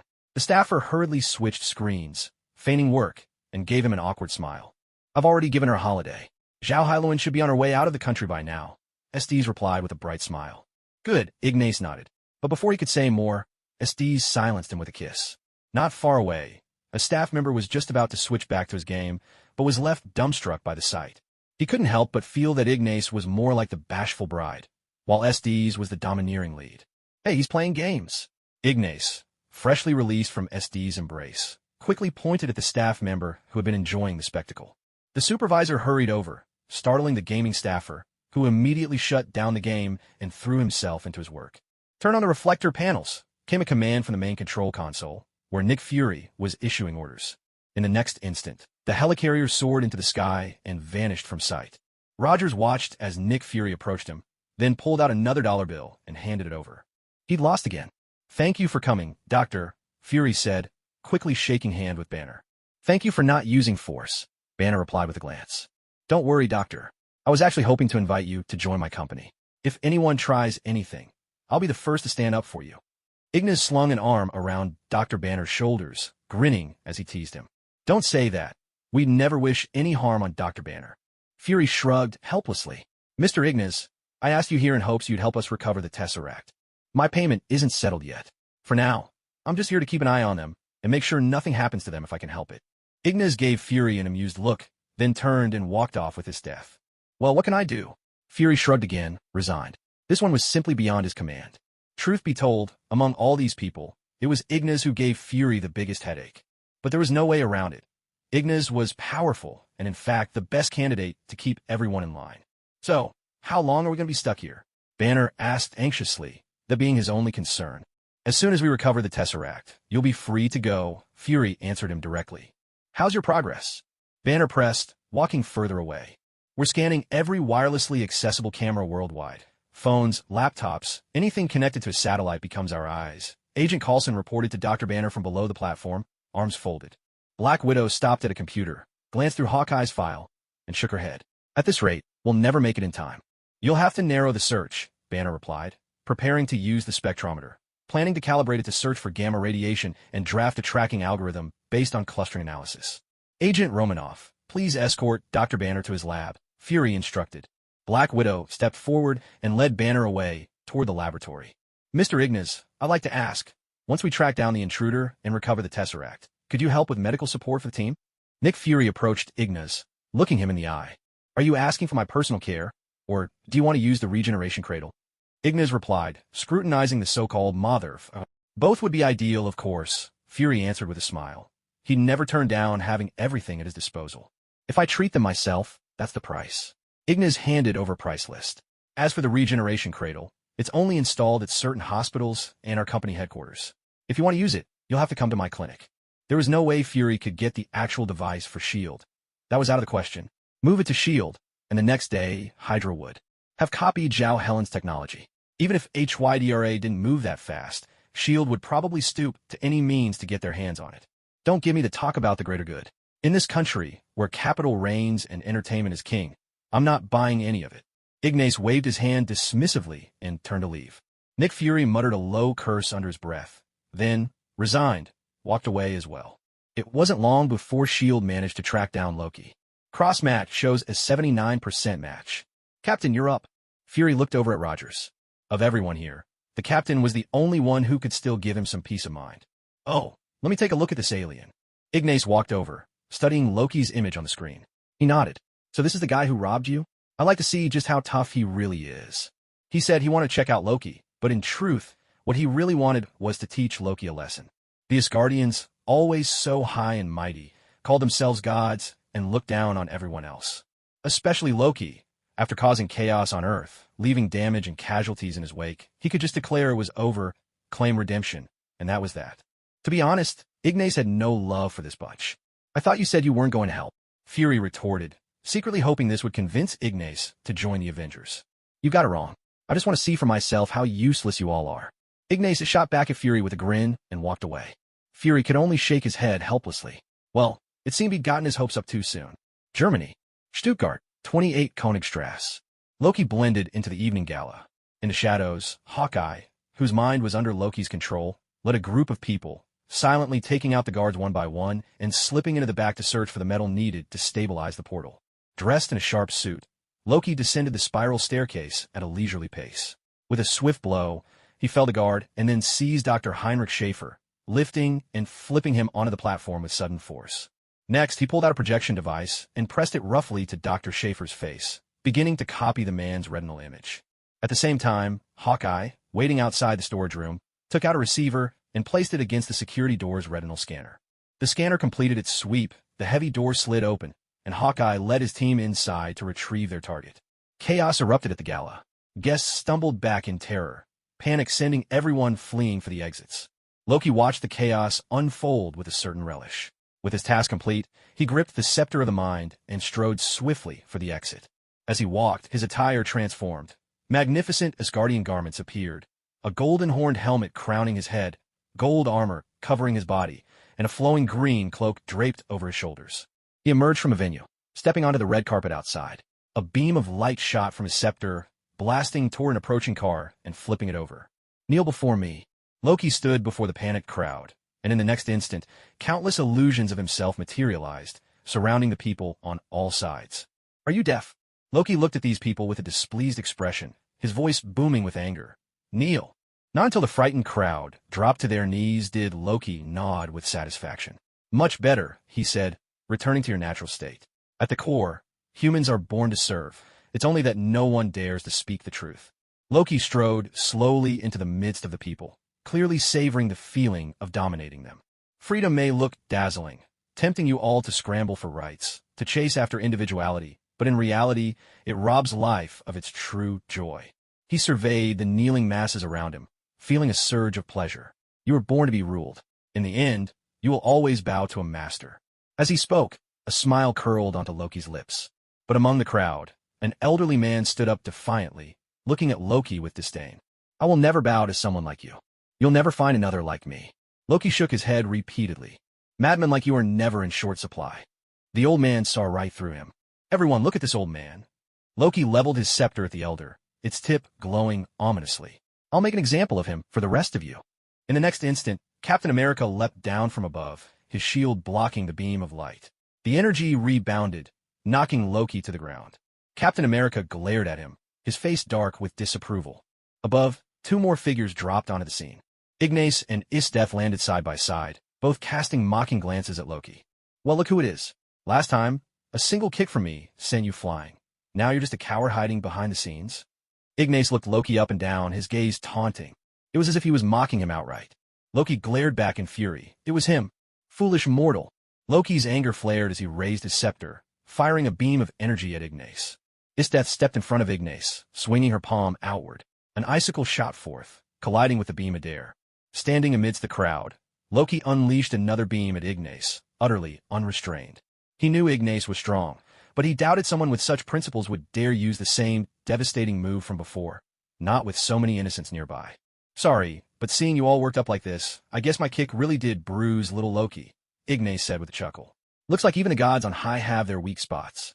As he spoke, he waved his hand, urging the people to leave quickly.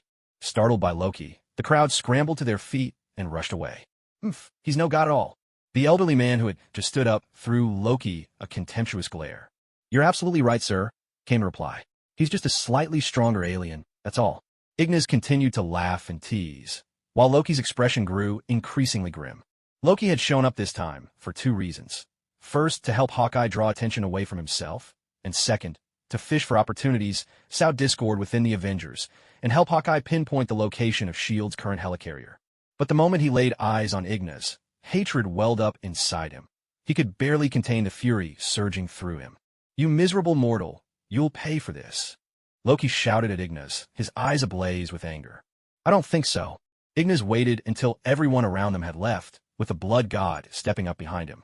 Together, they cast a spell, launching a blast of energy straight at Loki. In the blink of an eye, Loki was sent flying, rolling across the ground uncontrollably. Ignas watched him with a cold, mocking smile.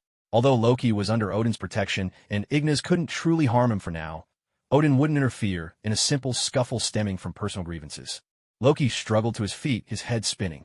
He stared at Ignas in shock. He hadn't even seen how Ignas attacked.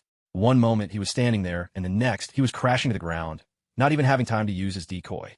Quickly recovering, Loki summoned his duplicates, swapping places with one of them as a precaution. Several of his illusions raised the Mind Scepter, all aiming at Ignas. Such petty tricks. Esdeath let out a cold snort, and in an instant, several ice spikes materialized around her, shooting out in every direction toward each of the Lokis. What? Loki gasped, his real body darting away just in time. He managed to dodge, but not completely. A long gash appeared across his face, blood trickling down. The ice spears pierced through his other illusions with ease. Up above, a Quinjet roared onto the scene, its weapons locked onto Loki. You know, the last time I was in Germany, I ran into someone else who liked to trample others underfoot. Things didn't end well between us. Captain America said, striding toward Loki with his shield in hand. Oh, it's the star-spangled soldier, forever left behind by time. Loki sneered, undaunted by the beating he'd taken. At least I still have time. You, however, are running out of yours. Captain America shot back with a cold smile. Just as Loki prepared to attack, Cap hurled his shield, striking Loki squarely. In a flash, he leapt forward, both feet slamming into Loki and sending him flying. Loki crashed into a flower bed by the roadside. In the next moment, Ignas and the Blood God unleashed another barrage of spells, bombarding Loki without mercy. Crimson shockwaves smashed into Loki, thunderous impacts filling the air. Smoke curled from his battered form, his armor shattered, cape torn, and he lay sprawled on the pavement. Don't underestimate Loki. He's no weakling in close combat. In the original story, he'd actually managed to overpower Captain America at this very moment. Ignas had no intention of engaging in close combat with Loki. Instead, he unleashed several powerful attacks right from the start. You lowly more? Ah. Just as Loki struggled to his feet, Nacy struck again with another devastating move, sending him flying once more. In the next instant, the sound of rock music blared from inside the Quinjet. High above, a figure clad in red and gold streaked across the sky. Stark, palm aimed at Loki, fired off a beam of energy without hesitation. Loki had barely gotten up before he was blasted away yet again. With a resounding crash, Loki slammed into the wall. He glanced at Stark, then at Captain America, then at Ignas and Esdeath, and finally at the Quinjet hovering above. It seemed Captain America was right. Surrounded by so many heavy hitters, Loki realized his day of reckoning had truly arrived. Come on, Bambi, show us what you've got. Stark trained every weapon in his suit on Loki, while Cap approached, shield at the ready. Esdeath radiated an icy aura as she drew near, and Ignas looked down at Loki, who was now crouched on the ground. With no other choice, Loki raised his hands in surrender. He was captured. The group returned to the Quinjet. Loki, now handcuffed, sat in the corner. As the jet sped through the sky, he'd occasionally glance out the window. Ignas sat on the opposite side, chatting intimately with Esdeath, paying no mind to anyone else. As for Loki's little ploys, Ignas had seen right through them. Why do you keep staring at us? Ignas finally turned to Loki, unable to stand the constant glances from this infamous Marvel trickster. I'm just curious. Are you two really Midgardians? Loki eyed them both, his curiosity piqued. Ignas's ability to unleash such powerful attacks seemed impossible for any human. As for Esdeath, she wielded formidable ice powers without any external aid, and she wasn't a frost giant either. To Loki, this was simply unbelievable. You don't need to doubt that. In fact, I'm more curious. Do you even still qualify as a man? Nacy replied with a laugh. No matter how composed Loki tried to be, that jab clearly irritated him. F***K, I'm fine. Loki cursed angrily. Then shut your mouth and quit plotting. Or I might just give you another taste of my chicken-flying, egg-smashing kick. Ignas threatened, lifting his foot slightly for emphasis. Loki instinctively shrank back. I've got a bad feeling about this. Captain America said, glancing between Ignas and Stark, then at Loki. What's wrong with a rock star surrendering without a fight? Stark quipped with a smirk. You're right to be suspicious. This guy definitely has another agenda. Ignas spoke up, revealing some of Loki's intentions. He wants to infiltrate S.H.I.E.L.D. and stir up trouble. Loki stared at Ignas in shock. Had this guy really seen through him? Buddy, stop being so paranoid all the time. Once we lock him up, he can't do a thing. Stark laughed as he spoke. I think Ignas is right. He definitely means us harm. He's probably already scheming against us. Cap interjected hastily. Oh, come on, you're not getting any younger. Don't go jumping to conclusions, old man. Stark teased him. And by the way, after decades without seeing daylight, maybe you should consider seeing a therapist. Stark flashed a grin at Cap, who stared back in disbelief at his irreverent companion. Truth be told, Cap was starting to get annoyed. Outside the jet, thunderclouds raged, lightning split the sky, and the booming rumbles echoed all around. Loki heard the thunder and instinctively craned his neck, trying to see outside. What's wrong? Scared of a little thunder? Cap looked over at Loki, poking fun at him. It's not the thunder I dislike, but what follows close behind. Loki had barely finished his sentence when the Quinjet suddenly shuddered, as if something heavy had landed on top. Loki flinched. Stark quickly donned his helmet and faceplate, then opened the hatch, ready to go out and check the situation. Before he could step outside, Thor crashed into the cabin with a deep thud and strode swiftly toward Loki. Stark raised his arm, aiming at Thor. But Thor swung his hammer and sent Stark flying across the cabin. Without missing a beat, he grabbed Loki, spun his hammer in a blur, and leapt out of the jet with his brother in tow. Great, as if things weren't complicated enough. Stark muttered, preparing to give chase. Another one from Asgard? Natasha asked. Yes, I saw him in New Mexico. Ignas replied. Is he on our side? Cap asked quickly. Doesn't matter. Stark said dismissively, glancing back at the group. If he lets Loki go or kills him, we can kiss the Tesseract goodbye. Stark, we need a plan. Cap shouted as Stark reached the hatch. About a plan. Go. With that, Stark's suit roared to life, jets blazing from his arms and legs as he shot out after Thor and Loki. Rogers shook his head with a sigh, grabbed a parachute pack, and got ready to jump. Don't get mixed up in this mess, Cap. Natasha called back, keeping the jet steady. I can't just stand by. Cap shook his head resolutely. They're legends, practically gods. Natasha pleaded, trying to reason with him. Gods my ass. They're just a bunch of superpowered aliens. Ignas scoffed, shaking his head. Cap gave him a thumbs up. Finally, someone talking sense. There's only one god, and I'm pretty sure he doesn't dress like that. With those words, Cap leapt right out of the hatch. Natasha glanced at Ignas and Esdeath. Why are you looking at me? I'm not about to jump down there like they did. Ignas shook his head repeatedly, and Natasha let out a sigh of relief. Thank goodness neither of them decided to get involved. Wait a minute. Natasha immediately realized that if Ignas went down, that would actually be the best move. Ignas knew Thor, and he was also a powerhouse, able to hold his own against these people. I really think you should go down there and either give that powerful alien a beating, or better yet, try talking to him, nicely this time. Natasha turned back and urged him. Then perhaps you could fly this jet a bit faster. Ignas replied with a grin, waving his hand. Natasha could only pinch the bridge of her nose. In exasperation. Clearly, Ignas had no intention of parachuting down. She was starting to suspect he'd joined S.H.I.E.L.D. just to slack off. The Quinjet continued to speed toward the scene of the battle. Meanwhile, Thor had already clashed with Iron Man, Tony Stark. Thor raised his hammer high, unleashing a torrent of lightning at Stark. Stark brought up his armored arms to shield his face. When the barrage of lightning finally subsided, he listened to Jarvis's report, his voice filled with pleasant surprise. Power levels at 400%. Now that's what I'm talking about. Stark exclaimed in delight. The next moment, the arc reactor in his suit and both hands blazed with energy, unleashing a powerful beam straight at Thor. Thor was sent flying, but he righted himself in midair and landed nimbly on his feet. Without hesitation, Thor took to the skies again, hammer in hand.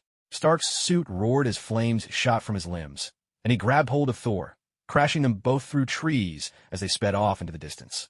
When they reached the edge of cliff, Stark kept slamming Thor against the rocky wall, but in the blink of an eye, Thor turned the tables. The two of them tumbled into the forest below, smashing through branches. Thor's hammer slipped from his grip, but he quickly got to his feet, continuing the fight, his bare hands gripping Stark's armor so hard it warped the metal. They battled fiercely among the trees until Captain America finally arrived on the scene, rushing in to stop them. I'm here to put an end to Loki's schemes, Thor declared urgently. Actions speak louder than words. Put down the hammer, Captain America demanded, stepping forward. At once, Thor's expression grew stormy. Oh no, that's not a good idea. He really loves that hammer, Stark warned quickly. In the next instant, Thor swung his hammer and sent Stark flying, then glared at Captain America, eyes blazing with anger. You want me to put down my hammer? With a leap, Thor swung his mighty hammer down toward Captain America. Just then, the Quinjet tore through the sky overhead. Ignas leapt from the aircraft, the blood god right behind him. Together, they wove a spell, a glowing orb of crimson magic forming before them. With a thunderous boom, a red beam shot forth. But to Thor, the magic remained invisible. He was sent flying in an instant, crashing through a thicket of trees before finally landing hard on the forest floor. Who's there? Show yourself. Thor scrambled to his feet, roaring with anger as he charged forward, until he saw a familiar face greeting him. Thor, it's been a long time. Yes, it's been a while. Thor eyed Ignas, then glanced warily around. Stop looking. I'm the one who hit you. Ignas smiled and nodded at him. Thor's fury lodged in his throat like a piece of food stuck halfway, neither rising nor falling, unbearably uncomfortable. What, you want to fight at the drop of a hat? Is that how little you think of us Earthlings? Ignas shot back. No, not at all. My apologies, my friend. Thor quickly apologized, feeling that his own rashness had upset his friend.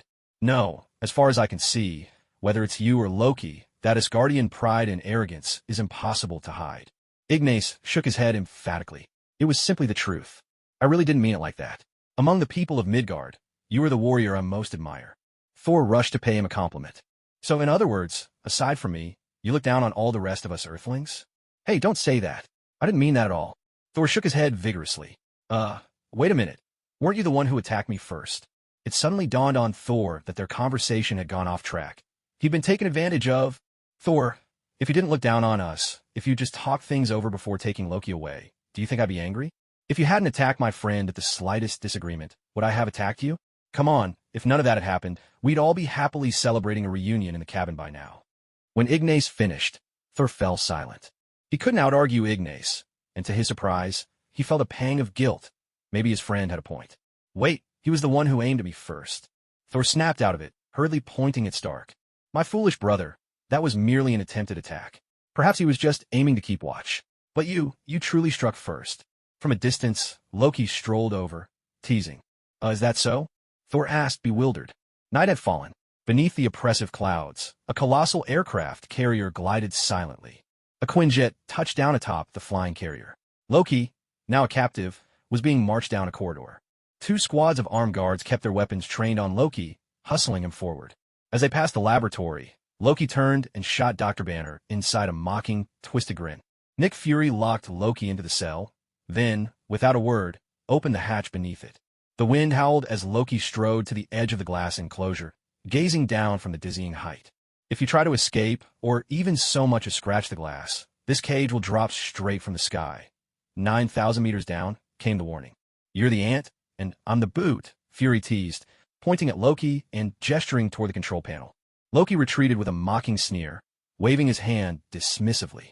This cage isn't half bad. But let me guess, it wasn't built for me, was it? It was built for something even more dangerous than you, Nick Fury admitted with candor. Oh, I've heard the stories, Loki replied, then glanced at the nearby security camera and sneered, a mindless beast pretending a humanity. How pitiful. Elsewhere, Black Widow watched Loki's image flickering on the virtual screen, concern furrowing her brow as she glanced at Dr. Banner. How desperate must you be to count on a monster like that as your hope of salvation? Inside the cell, Loki continued to taunt Fury, his jibes seeming aimed at Fury, but in reality, he was needling Banner. From the moment Loki had set foot on the helicarrier and caught sight of Banner, he'd begun chipping away at his composure. Ignas and Esdeath sat together, watching Banner. Loki's divisive words still echoed from the surveillance feed. Taking advantage of the conversation about Banner, Loki deftly steered the topic toward the Tesseract, dropping hints to the heroes about its potential as a weapon of war. Charming fellow, isn't he? Banner said, feigning calm as he struggled to suppress his rising anger. Hey man, don't let him get to you. Take a breath, stay cool. Ignas said, turning to Banner. Hulk's only just come into being. You need time to get to know each other. And Loki? You'd believe anything out of that snake's mouth? He's got his own agenda. Thanks, friend. Banner nodded, taking a deep breath. He felt a little steadier. He's my brother, not some villain. Thor interjected, bristling at Ignas's words.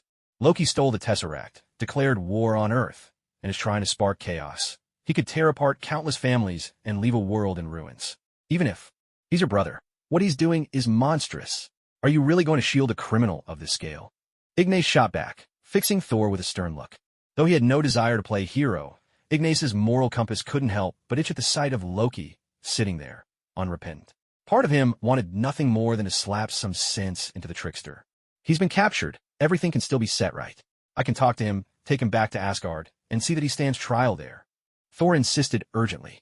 Although Loki had taken quite a few beatings from him since they were kids, although Loki was devious and cunning, willing to do anything for power, and even though Loki's actions sometimes made him furious, he was still his brother, after all.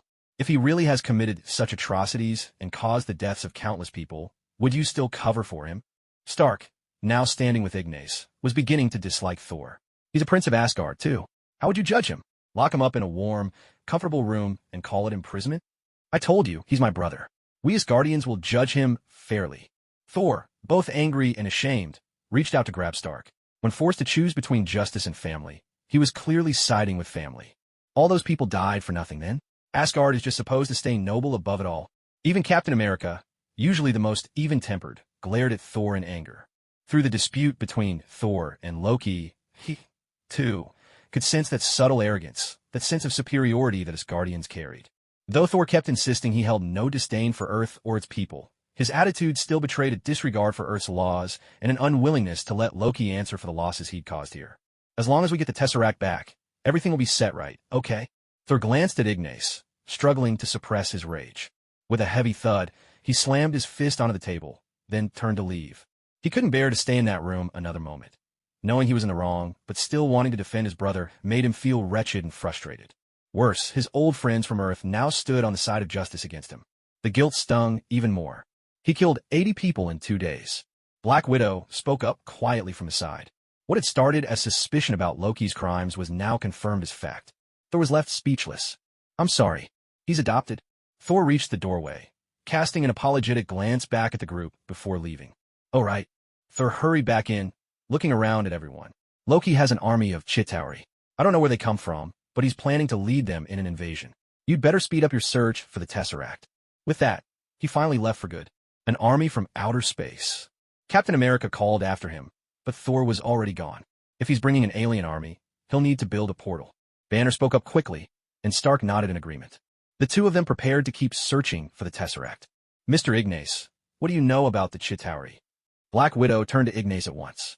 In her view, the more powerful someone was, the more likely they were to know hidden secrets that others didn't. Ignas always used to look like nothing was out of the ordinary, but later on, they discovered he was actually incredibly powerful. That's why Black Widow always felt Ignas was secretly a formidable figure, someone who knew many secrets about this world that they themselves had no clue about. Why are you all looking at me? I've never even left Earth. I've barely traveled abroad, to be honest. Ignas spread his hands helplessly. He didn't know about the Chitauri and Thanos, but honestly, he'd never set foot beyond Earth.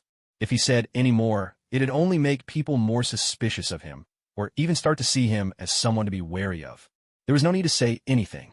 Iridium. Why do they want to steal Iridium? Dr. Banner asked hurriedly. Iridium can be used as a stabilizer. It keeps the portal from collapsing in on itself, Stark explained. Halfway through his work, Stark strolled over to where everyone else was working, waving at the people outside as he teased. Raise the mizzen mast, trim the topsails. The staff looked at him in surprise, while Agent Hill cast Stark a disapproving glance. As for the other raw materials, Agent Barton could easily get his hands on those. The only thing he's missing is the main component, the power source. Stark reached out and touched Fury's screen, explaining as he turned to tap another screen, all the while discreetly attaching a small gadget to the console. A high-density energy source to activate the Tesseract. Stark looked around at everyone with a grin. When did you become such an expert in thermonuclear astrophysics? Hill asked, arms crossed, suspicion in her voice. Just last night, Stark replied with a smug shrug. The datasets, Selvig's notes, those papers on extraction theory. I went through them all, figured it out. Not that hard, right? Then Stark stopped beside Ignas, shaking his head with a sigh. Back then, I even spent a whole night learning some medicine, read through his Minner's notes and papers, and managed to pick up some medical skills myself. But still, I can't figure out the secret behind Ignas's miraculous healing techniques. Does Loki need a specific kind of energy source? Captain America, not in the mood for Stark's banter, quickly got to the key question. He'll need to heat up the Tesseract to over 100 million degrees, just to surpass the Coulson barrier, Dr. Banner answered without missing a beat. Unless Selvig's already figured out how to stabilize the quantum tunneling effect, Stark said with a laugh, spreading his hands at Banner. Finally, he'd found a kindred spirit. Talking to Banner just felt right. That way, you could use any reactor to complete the heavy ion beam transformation, Banner said, pen in hand. Finally, someone who speaks plain English, Stark joked, shaking Banner's hand. That remark, however, made Rogers feel rather uncomfortable. So all this time, everyone else was just talking nonsense? Ignas didn't really understand much of the conversation either, but he couldn't help but feel a little annoyed by Stark's teasing as well. Your research on positron collisions is truly unparalleled. And honestly, when you lose control and turn into that raging green giant, it's just awesome. Stark gestured playfully as he spoke, while Banner looked utterly confused. Banner gazed at Stark in a mixture of puzzlement and frustration. The anger he had just managed to suppress flared up again in an instant, but he forced himself to respond through clenched teeth. Thank you for the compliment. Hey, big guy, how about we spar some time? I'd really love to see if your anti-Hulk armor could actually stand up to me, or if I just tear it apart. Ignas smiled at Stark as he spoke. If Stark had a suit designed to counter anything, Ignas was determined to be the first volunteer to put it to the test. Stark could only look at him helplessly. Come on, it's Stark, not big guy, or whatever you just call me. Besides, I seriously doubt my anti-Ignas armor could hold up against you. After what you showed last year, I wouldn't be surprised if my suit got blasted to pieces. Dr. Banner couldn't help but laugh. It seemed that sometimes, only one strong-willed person could handle another. Dr. Banner is only here to track down the Tesseract. I hope you'll work with him to find it. Fury stepped in, quickly trying to smooth things over. Let's start with Loki's scepter, whether it's magical or not. Rogers suggested right away. At the same time, Fury shot Ignas a look, his eyes carrying a hint of reproach. Mr. Ignas, I brought you here to help and coordinate with Captain Rogers and the others. Please take this seriously. Fury sighed as he spoke. Director, you've got it wrong. First, we struck a deal, but I still haven't received what I was promised.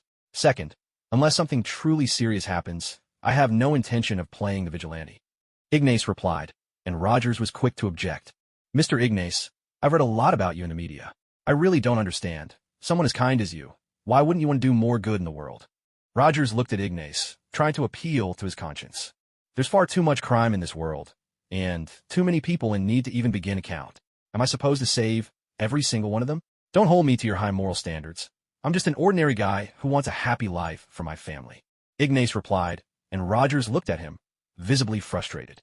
Rogers finally realized that, in this makeshift team, aside from Dr. Banner, not a single person was willing to follow orders. Agent Hill stood quietly at the edge, not daring to interrupt.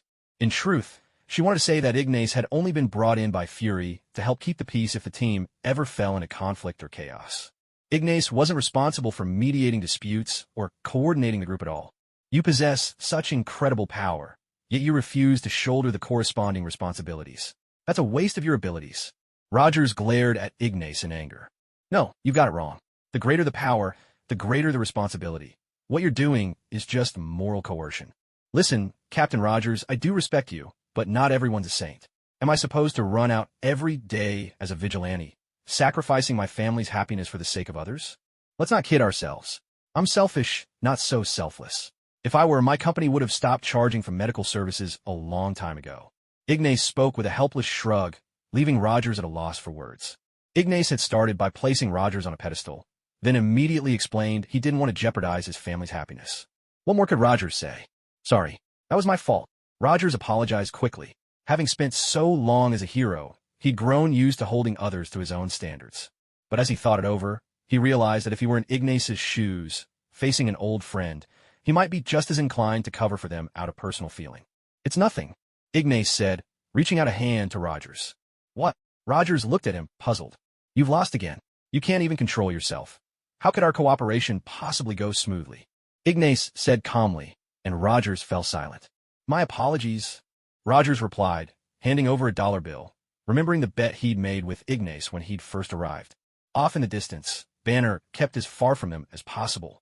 He could see now, this team would be tough to hold together. He only hoped that when the time came to look for the Cosmic Cube, he could avoid getting caught up in their drama. Mr. Ignas, may we have a word? Fury was genuinely intimidated by Ignas. In just a few words, this man could sow discord more effectively than Loki himself. No, not now. Until I see my things, the only one I want to whisper to is my wife. Ignas looked at Fury, who pressed a hand to his forehead in frustration. He realized now, he made a huge mistake. With both Loki and Ignas around, there was no way he could count on Rogers to keep the team working together. Still, Ignas's abilities were beyond doubt. Should trouble arise, Fury was sure he could keep everyone in line. Excuse me, I'm going to find a room to rest for a while. Rogers stood up and left. He needed some quiet time to think things through. Fury, let them air their grievances now. Put everything on the table. Once they've sorted out their own issues, there won't be any major problems later on. Ignas smiled, wearing a look that said, I'm just trying to help, as he turned to Fury. Fury shot him a look of utter skepticism. He'd sooner believe in ghosts than trust Ignas. Captain America left the room and privately made his way to the secure warehouse, forcefully pushing open the heavy alloy doors. Stepping inside, he found the weapons that S.H.I.E.L.D. had created using the energy of the Tesseract. At this moment, Captain America was furious. He had almost let his own sense of justice be used by S.H.I.E.L.D. Meanwhile, Stark had already finished tracking down the Tesseract. The device beside him was scanning for its location, while he had officially hacked into the S.H.I.E.L.D. helicarrier system. Agent Hill hurried over to a computer, where red warning messages flashed relentlessly. Virus detected. Unauthorized access. Elsewhere, Thor was walking and chatting with Coulson. He admitted that they had indeed been arrogant and aloof, and began to blame himself for their reckless behavior, no better than a creature called the Bistheme. The Bistheme, a monstrous beast unknown to Earth, armored in scales and crowned with massive horns, destroying everything in its path. At the same time, in his cell, Loki was playing mind games with Black Widow. Suddenly, Loki slammed his fist against the cell wall, glaring fiercely at Black Widow and making her jump in fright. I'll keep Barton alive, force him to kill you, using the methods you fear most. He'll cut you down bit by bit with his own hands. When the moment comes, I'll wake him, so he has time to admire his handiwork. And when he's writhing in pain, I'll split open his skull. Loki's face twisted with malice. Black Widow quickly turned away, her back to Loki, clearly unsettled. That's the price you pay, you sniveling wretch, Loki sneered. You animal. Black Widow cried out in anguish. Loki flashed a wicked, icy grin. Oh no, the real animal is the one you brought with you. His words dripped with mockery. Black Widow's head snapped up, realization dawning on her face as her pain melted away. She turned back to Loki. Banner, that's your plan. She understood now, and hurried off to warn the lab to keep a close eye on Banner. Loki stood there, stunned, watching her leave, playing the part of someone outsmarted and wounded by her trickery. But after Black Widow left, he crouched in the corner, unable to hold back a quiet laugh. Though it seemed she had seen through his scheme, Loki's machinations ran deeper than she imagined. Ignas had already laid everyone's conflicts bare, giving them time to reflect and cool off. If Loki wanted to stir up discord among the heroes now, it would be far more difficult. After all, conflicts often require a sudden spark to ignite. By bringing everything out into the open in advance, their grievances could be digested over time, weakening his plot before it could begin.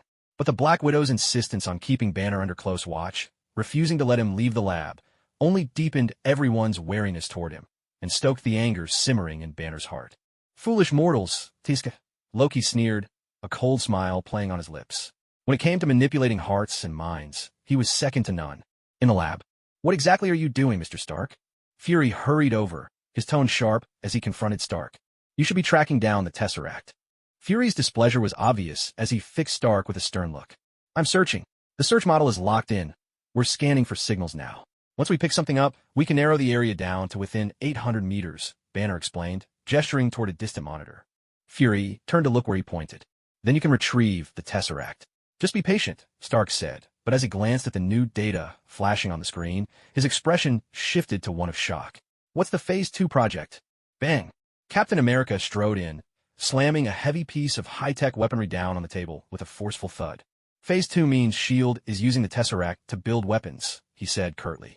Sorry, I couldn't wait for the computer any longer. The captain shot Stark a look, his own eyes hard as he glared at Fury. Stark hurriedly turned the screen around to show everyone a blueprint for a powerful weapon. Director Fury, if you're building weapons like this in the name of peace, I could almost understand it. Ignas stood up, pointing directly at the design for the weapon of mass destruction, confronting the bald director. But with something this terrifying, how do you explain it? Peacekeeping organization? Are you sure you're using the right word? Truth be told, Ignas didn't object to developing weapons. After all, there were countless threats beyond Earth, and it was important to be armed. But SHLD's role was problematic, and its membership even more so. So on this matter, he sided with Stark and the others. If S.H.I.E.L.D. possessed such devastating weapons, that meant Hydra likely had access to them as well. Ignas had deliberately brought these tensions to the surface ahead of time, giving everyone a chance to cool off and avoid an explosion of conflict that could have torn the team apart. But truth be told, the discord among the heroes was just a minor issue. It was SHLD's shifty, underhanded actions that truly threatened to destroy their unity. It was like tossing a live grenade into a crowd, and Hawkeye's imminent arrival would only add fuel to the fire. What's going on? Thor asked, his earlier anger gone, now just confusion in his voice as he looked around at the others. At that moment, Black Widow strode in, fixing Banner with a piercing, unfriendly gaze. Are you planning to leave, Doctor? She asked. Banner could feel the intense suspicion radiating from her. The calm he just managed to regain shattered, and anger surged in him once more. Nick Fury's decision to hide the truth from them, and his use of the Tesseract to create weapons of mass destruction, made him furious.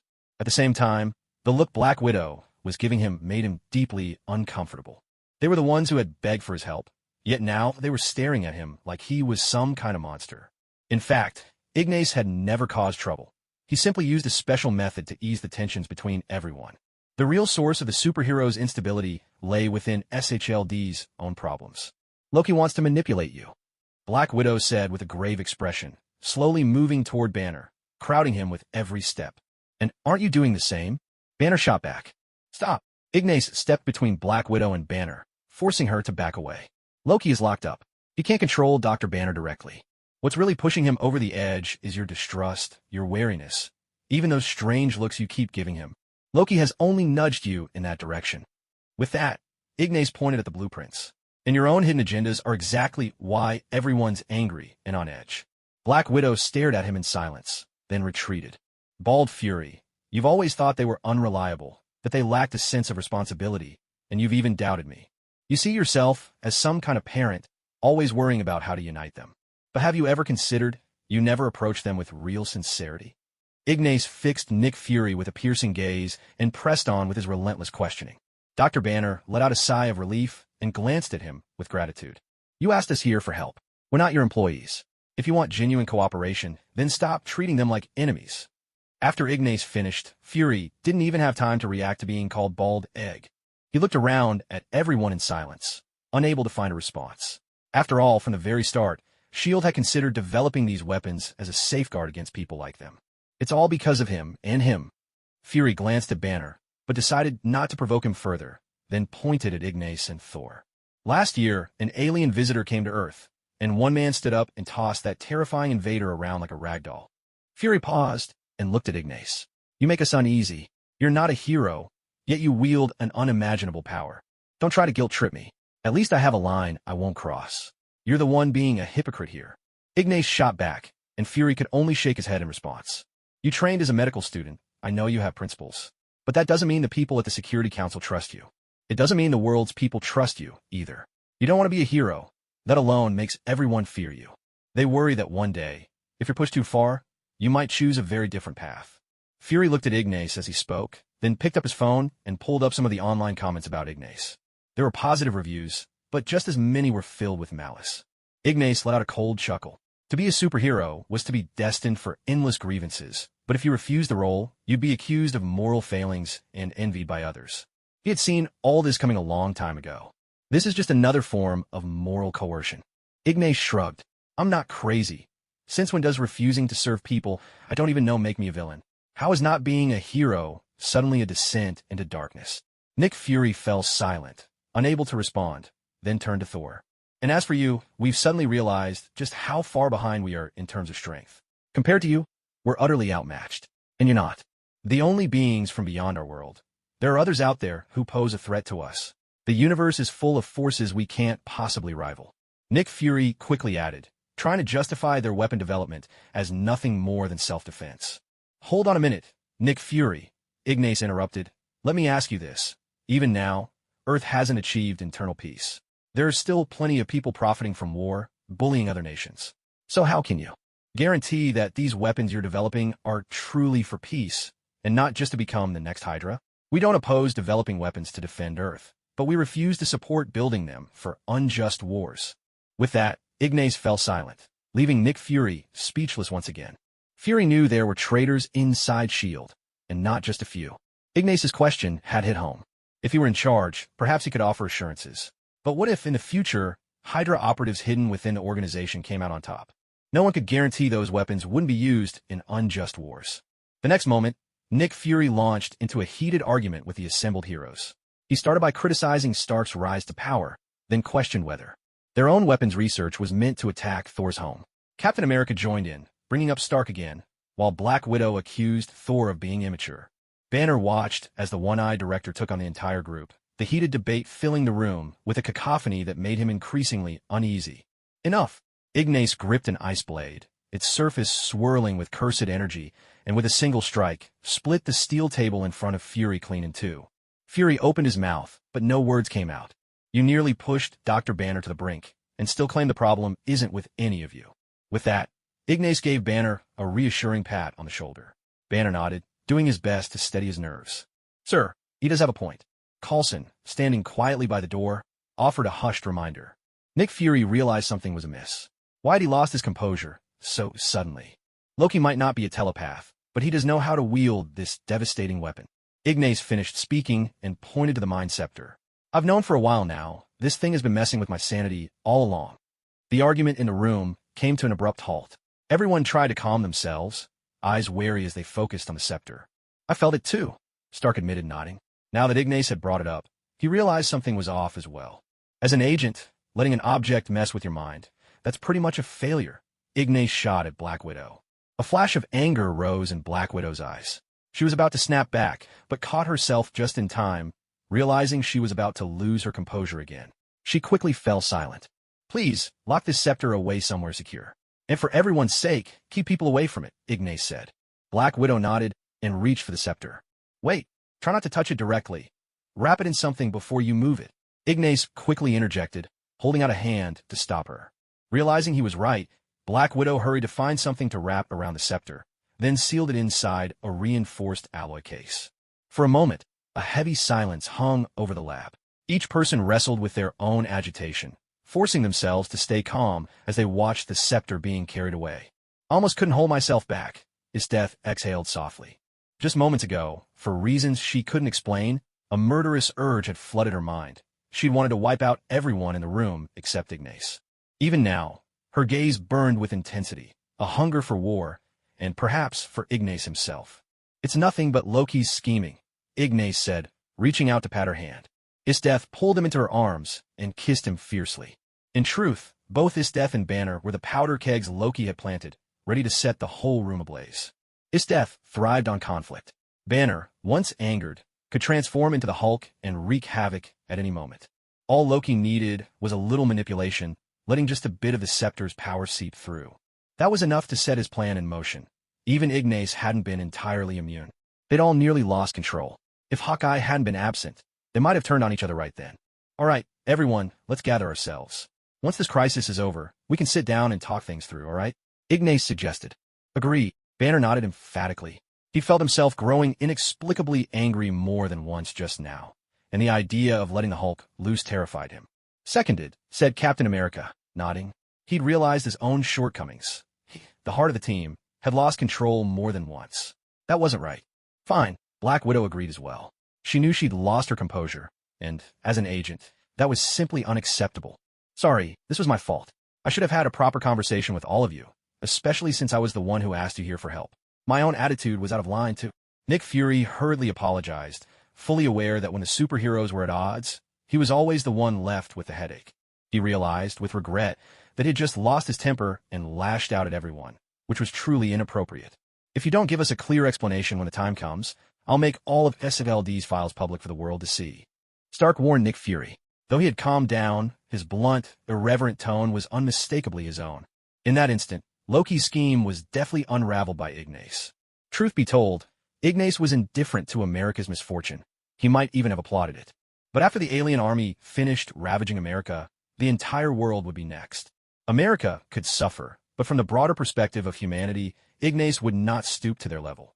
Meanwhile, outside the helicarrier, a fighter jet soared toward it, beginning to decelerate.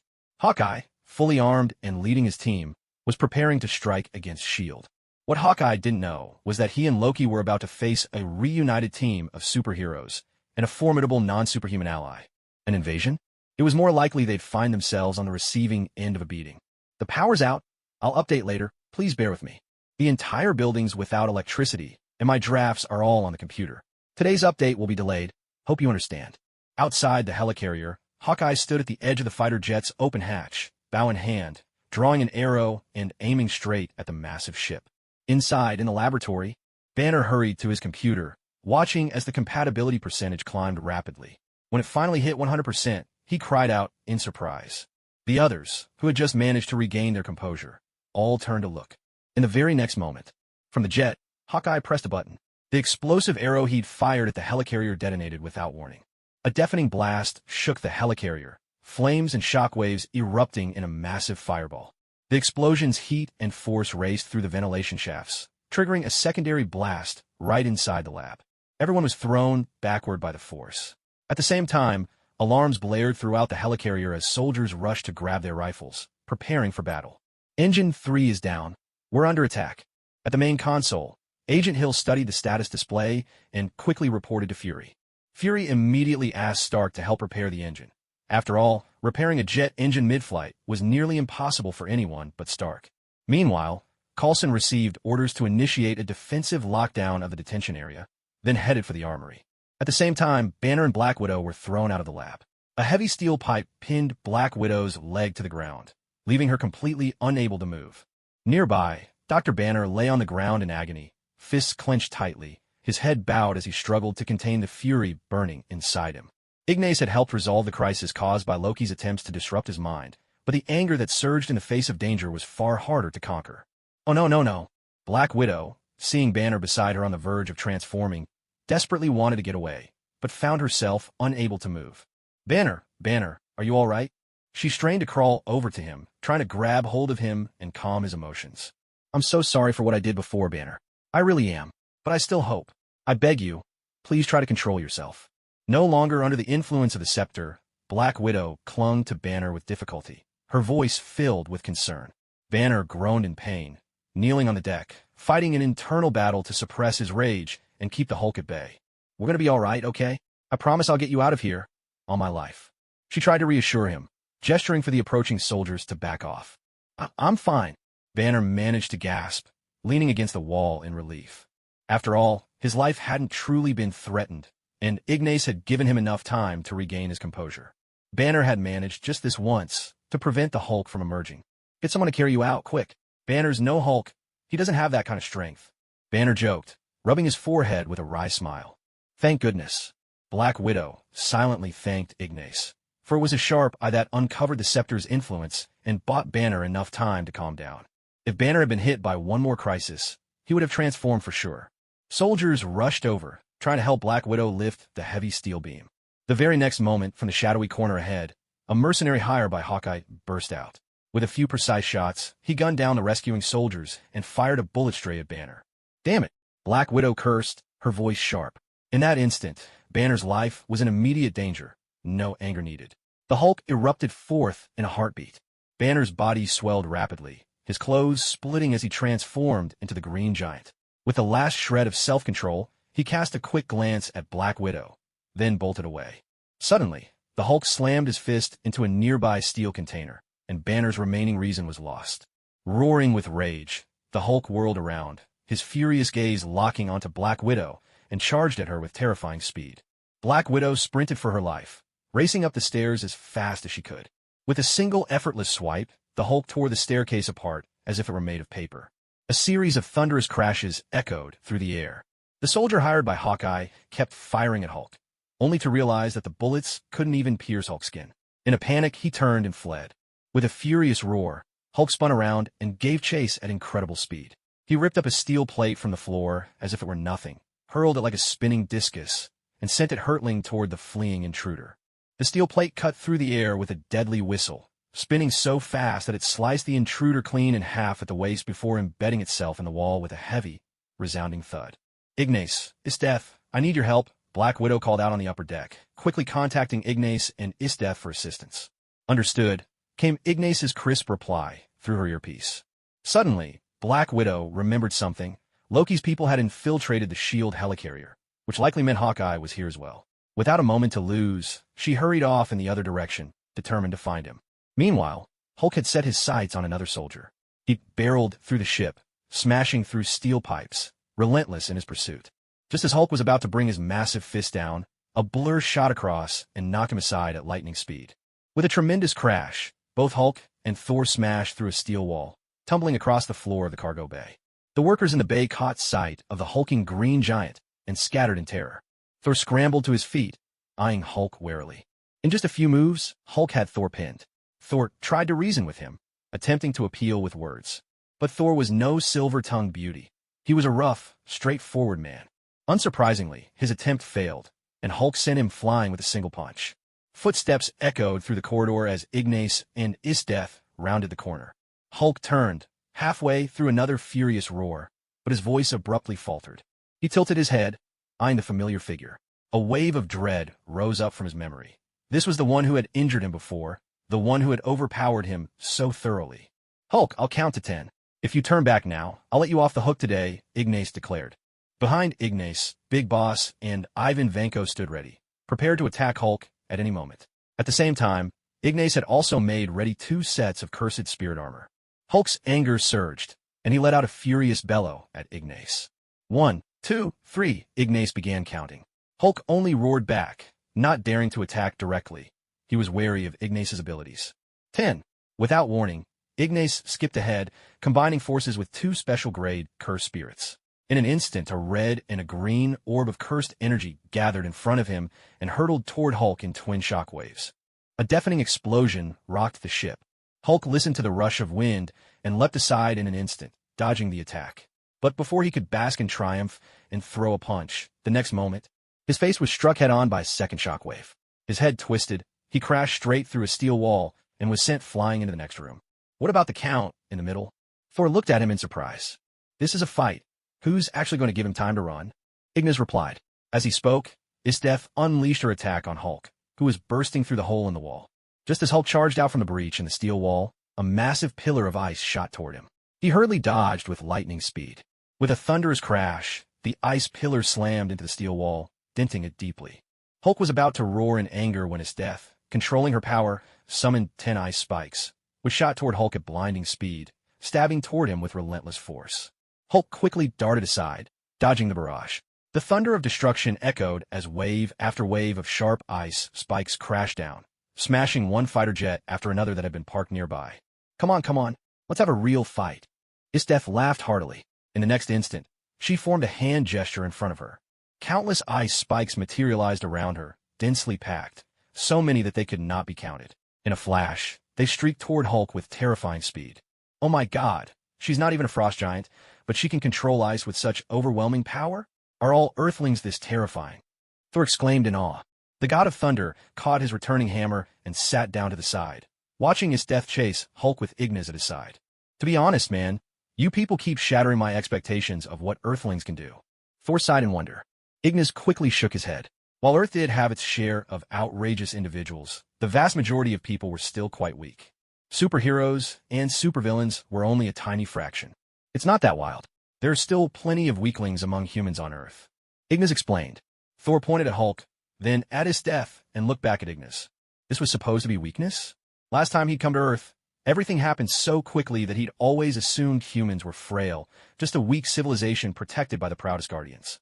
But Ignas had shown him what true power meant, blasting the destroyer away in one single strike. Loki had thought the same way at first, believing Earthlings were nothing more than ants beneath his feet. But Ignas, with a kick laced with a curse, had almost left Loki unable to bear heirs. When Thor returned to Asgard and inquired about Earth from his father, he figured Ignas was just an exception.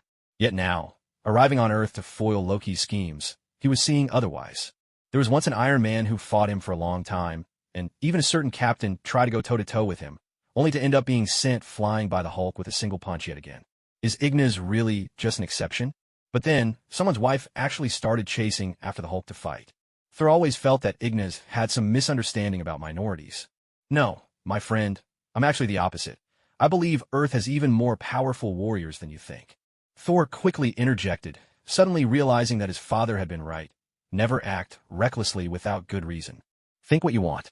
Ignas shook his head helplessly. In the next instant, a sharp snap of fingers startled him. Was Esdeath about to summon an ice meteorite here?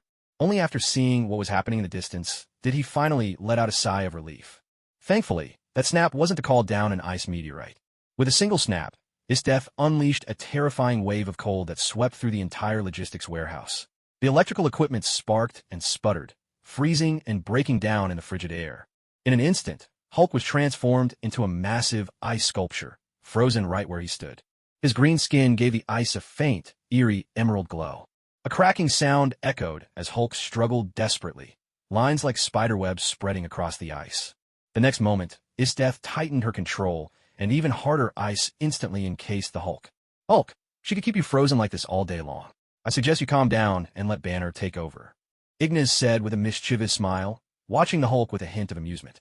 Inside the ice, the look Hulk gave Esdeath was full of rage and disbelief. No way, surely not. Is Ignas not the only one who could defeat him? Hulk truly felt frustrated. It turned out he wasn't invincible after all. So many people could overpower him. It was just too much for the green giant to take. But Hulk would never admit defeat. If Esdeath could freeze him for a whole day, then he had more than enough rage to resist her for just as long. The Hulk's anger was unstoppable. With a thunderous crash, Hulk suddenly shattered the ice, sending pieces flying as he roared furiously at Esdeath. It was one thing for Ignas to beat him down, but now even some random woman could make him lose his temper? No way. But in the blink of an eye, his roar was cut short. Esdeath instantly froze him again. Hulk, now trapped in ice, stared at her in stunned disbelief. How could she freeze him so quickly? The cracking sound returned as Hulk struggled with all his might. Seated comfortably on a throne made of ice, Esdeath crossed her legs and watched him, waiting for him to break free. With another explosive crash, the ice shattered and a shivering Hulk burst forth, ready to grab this formidable woman. But before he could even take half a step forward, Esdeath shot him a glance. Instantly, an ice wall surged up, and Hulk slammed right into it, forehead first. Esdeath had deliberately made the ice wall extra thick. Hulk smashed a huge dent into it, but still couldn't break through. His whole body wobbled unsteadily, and with a heavy thud, he collapsed onto the deck. Hulk is angry. Hulk was so furious that he actually spoke. He had just managed to climb back to his feet when, in the next moment, still stuck in a rather awkward pose, Esdeath froze him in place again. Thor gave Ignas a strange look, but Ignas could only shrug helplessly. Let's just sit back and enjoy the show. Compared to freezing space and time, freezing this big green brute is almost too easy, Esdeath remarked with a yawn. Ignas shook his head, resigned. This was only the movie version of Hulk, after all. If it were another version, Hulk would have grown stronger and angrier with each blow, and the three of them would have been sent flying ages ago. But reality offered no such alternatives. Hulk kept struggling free from the ice, and Esdeath, as if playing with a child, would simply freeze him again. Each time Hulk broke free, she'd yawn in boredom and trap him once more, over and over, caught in this endless loop. Meanwhile, when Black Widow managed to restore Hawkeye's senses through more practical means, and the two of them finally arrived, they were both utterly stunned by the sight before them. Hulk, looking utterly defeated, tried to escape, only to be frozen in place by Esdeath yet again. He broke out of the ice, but Esdeath, barely interested, just yawned and froze him once more. Truly, frozen. No escape allowed. Hulk, I really think you'd be better off letting Banner take over, Thor said, having watched long enough to nearly burst out laughing.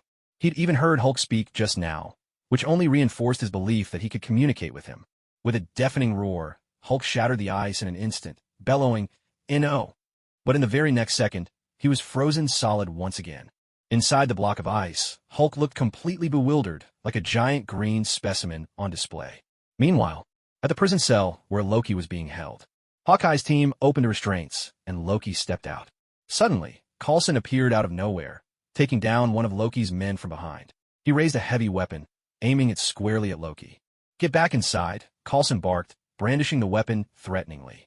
Loki turned to face Coulson with a grave expression, pretending to be frightened as he backed toward the cell door. "Impressive, isn't it?" Coulson said, giving the weapon a little flourish. "We developed this prototype because of your destroyer." "I don't even know how powerful it is," Coulson continued, powering up the weapon. A dangerous red glow gathered at the muzzle. "Care to find out?" Suddenly, a sharp sound, followed by a gasp. In an instant, the real Loki appeared behind Coulson, wielding the scepter he'd reclaimed from a fallen soldier. Without hesitation, he drove it straight through Coulson's body. "You foolish mortal, did you really think I was afraid of you?" Loki shook his head with a mocking smile. Coulson, half slumped against the wall, looked at him with a sneer, which only made Loki more annoyed. "You're bound to lose." Coulson taunted him, his eyes drifting to the open cell behind Loki. "Is that so?" Loki refused to believe him, staring back defiantly. "It's simply in your nature," Coulson went on, as Loki shook his head and walked closer, ready to return the mockery. Coulson glanced at the approaching Loki.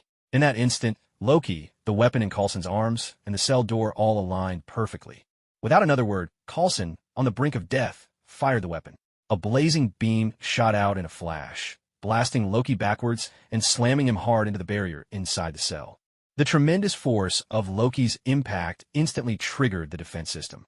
The cell door snapped shut automatically, the system recognizing an escape attempt. The entire cell dropped rapidly, and the hatch below opened wide. With a sharp whoosh, the cell plummeted away from the helicarrier, and inside, Loki was tossed about violently, crashing against the walls as the cell hurtled downward. Blood still at the corner of his mouth, Coulson watched the scene with a satisfied smile. He closed his eyes, ready to face death with acceptance. For Coulson, the passage from death to awakening felt almost instantaneous. He felt as if he had drifted into a dream, and then, suddenly, he woke up. With a gasp, Coulson shot upright, as if waking from a nightmare, staring in shock at the people around him. I thought I was dead." Coulson looked down at himself in disbelief. The bloody wound Loki had given him was gone. He patted himself all over. Everything was fine. Every sensation told him he was alive, and yet it all felt so unreal. Still reeling, Coulson looked around at the people nearby, then turned to Ignas. "I spent a tiny fraction of my power to bring you back," Ignas said with a gentle smile. Even Coulson began to question himself. Had he really died before? "Here's what happened," Fury began. Originally, Coulson's death was certain, and S.H.I.E.L.D. would have had to resort to some dubious methods to bring him back, methods with heavy side effects. But Ignas had arrived just in time. Seeing Coulson still clinging to life, he simply snatched him back from the jaws of death. Of course, Ignas wouldn't wait for Coulson to die before reviving him.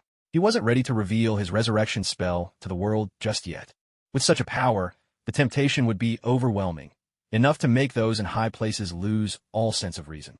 "Thank you, truly," Coulson said, deeply grateful. It's nothing. I'm just hoping you'll bring me what I want a little sooner. Ignas said with a smile. Hey, don't say that.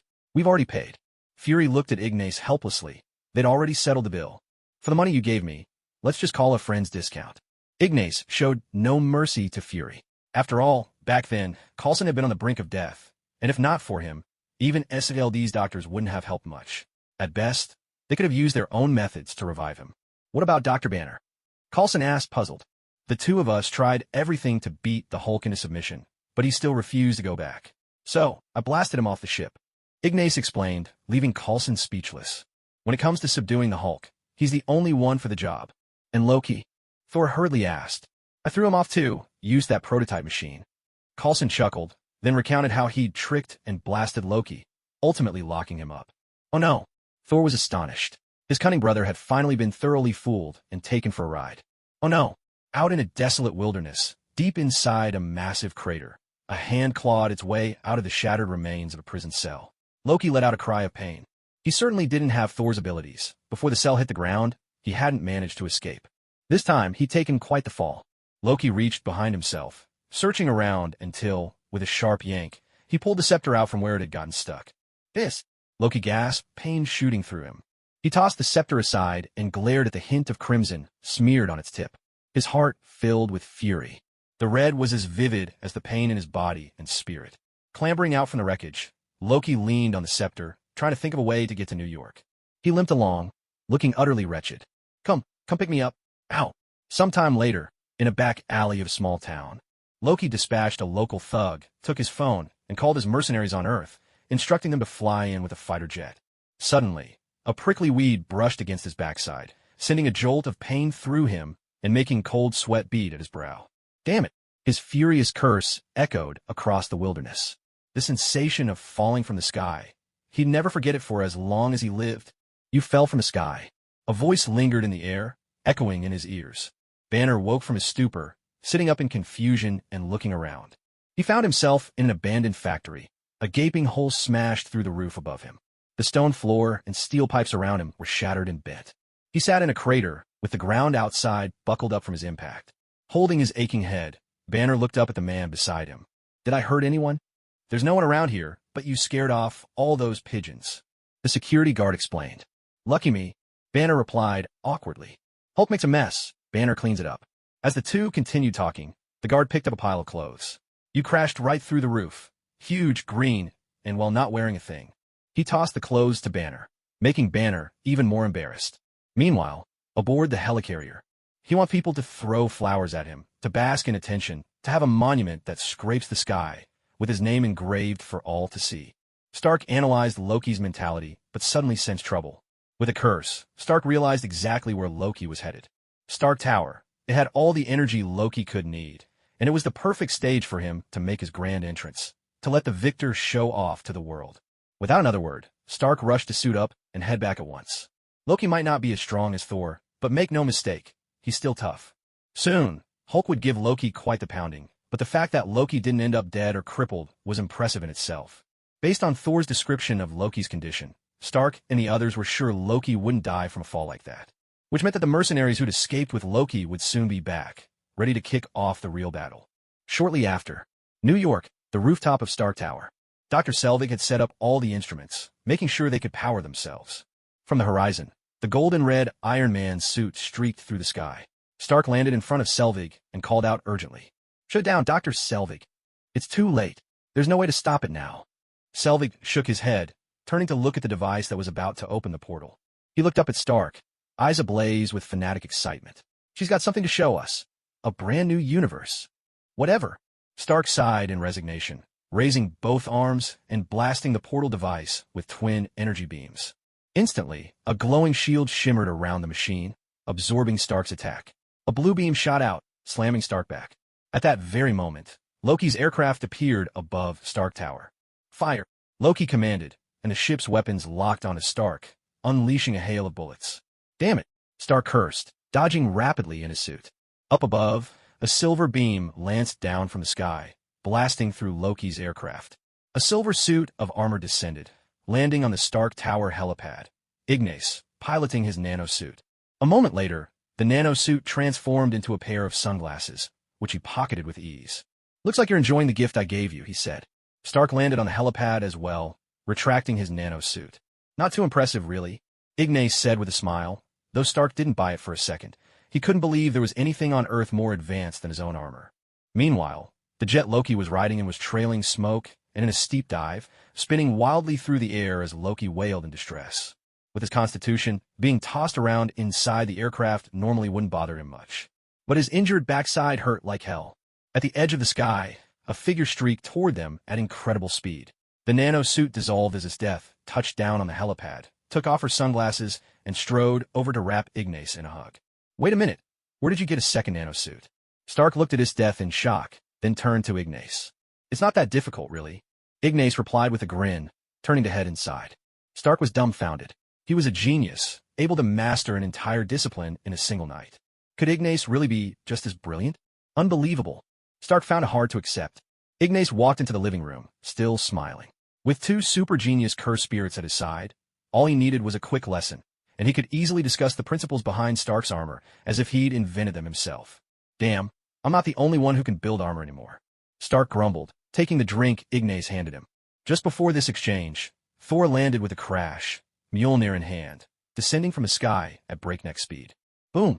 With a single mighty blow, he smashed straight through the jet, sending Loki flying out of the wreckage. Loki plummeted rapidly toward the street, while Thor turned and unleashed a bolt of lightning at the falling jet. In an instant, the aircraft exploded midair, Thor's brute force averting a potential disaster on the ground. Bang! Loki crashed down from the sky, slamming hard onto the roof of an empty car. Damn it! As fate would have it, the car he landed on was a taxi, and he struck so awkwardly that his head hung down while his sore backside landed squarely on the protruding roof light. The physical damage was minor, but the pain to his injury and the blow to his dignity were immense. Loki was now certain, even if he wasn't Odin's adopted son, he and Thor could never have been true brothers. The pain was excruciating. Thor had just let him fall. Thud! Thor landed heavily on the ground, cracking the pavement beneath him. He glared furiously at Loki. "Figure out a way to shut that thing down." "Ha! My foolish brother, don't even think about it." Loki sneered at Thor. On his way down, he'd already cast a mirage, sending an illusion to hide the fallen Mind Scepter. "Loki!" Thor's rage boiled over, and he punched Loki, sending him flying. Ugh! Loki soared through the air, only to land painfully on the sharp metallic ornament atop a building, agony etched across his face. "Oh shit!" Loki cried out in pain, followed by a scream that echoed down the avenue.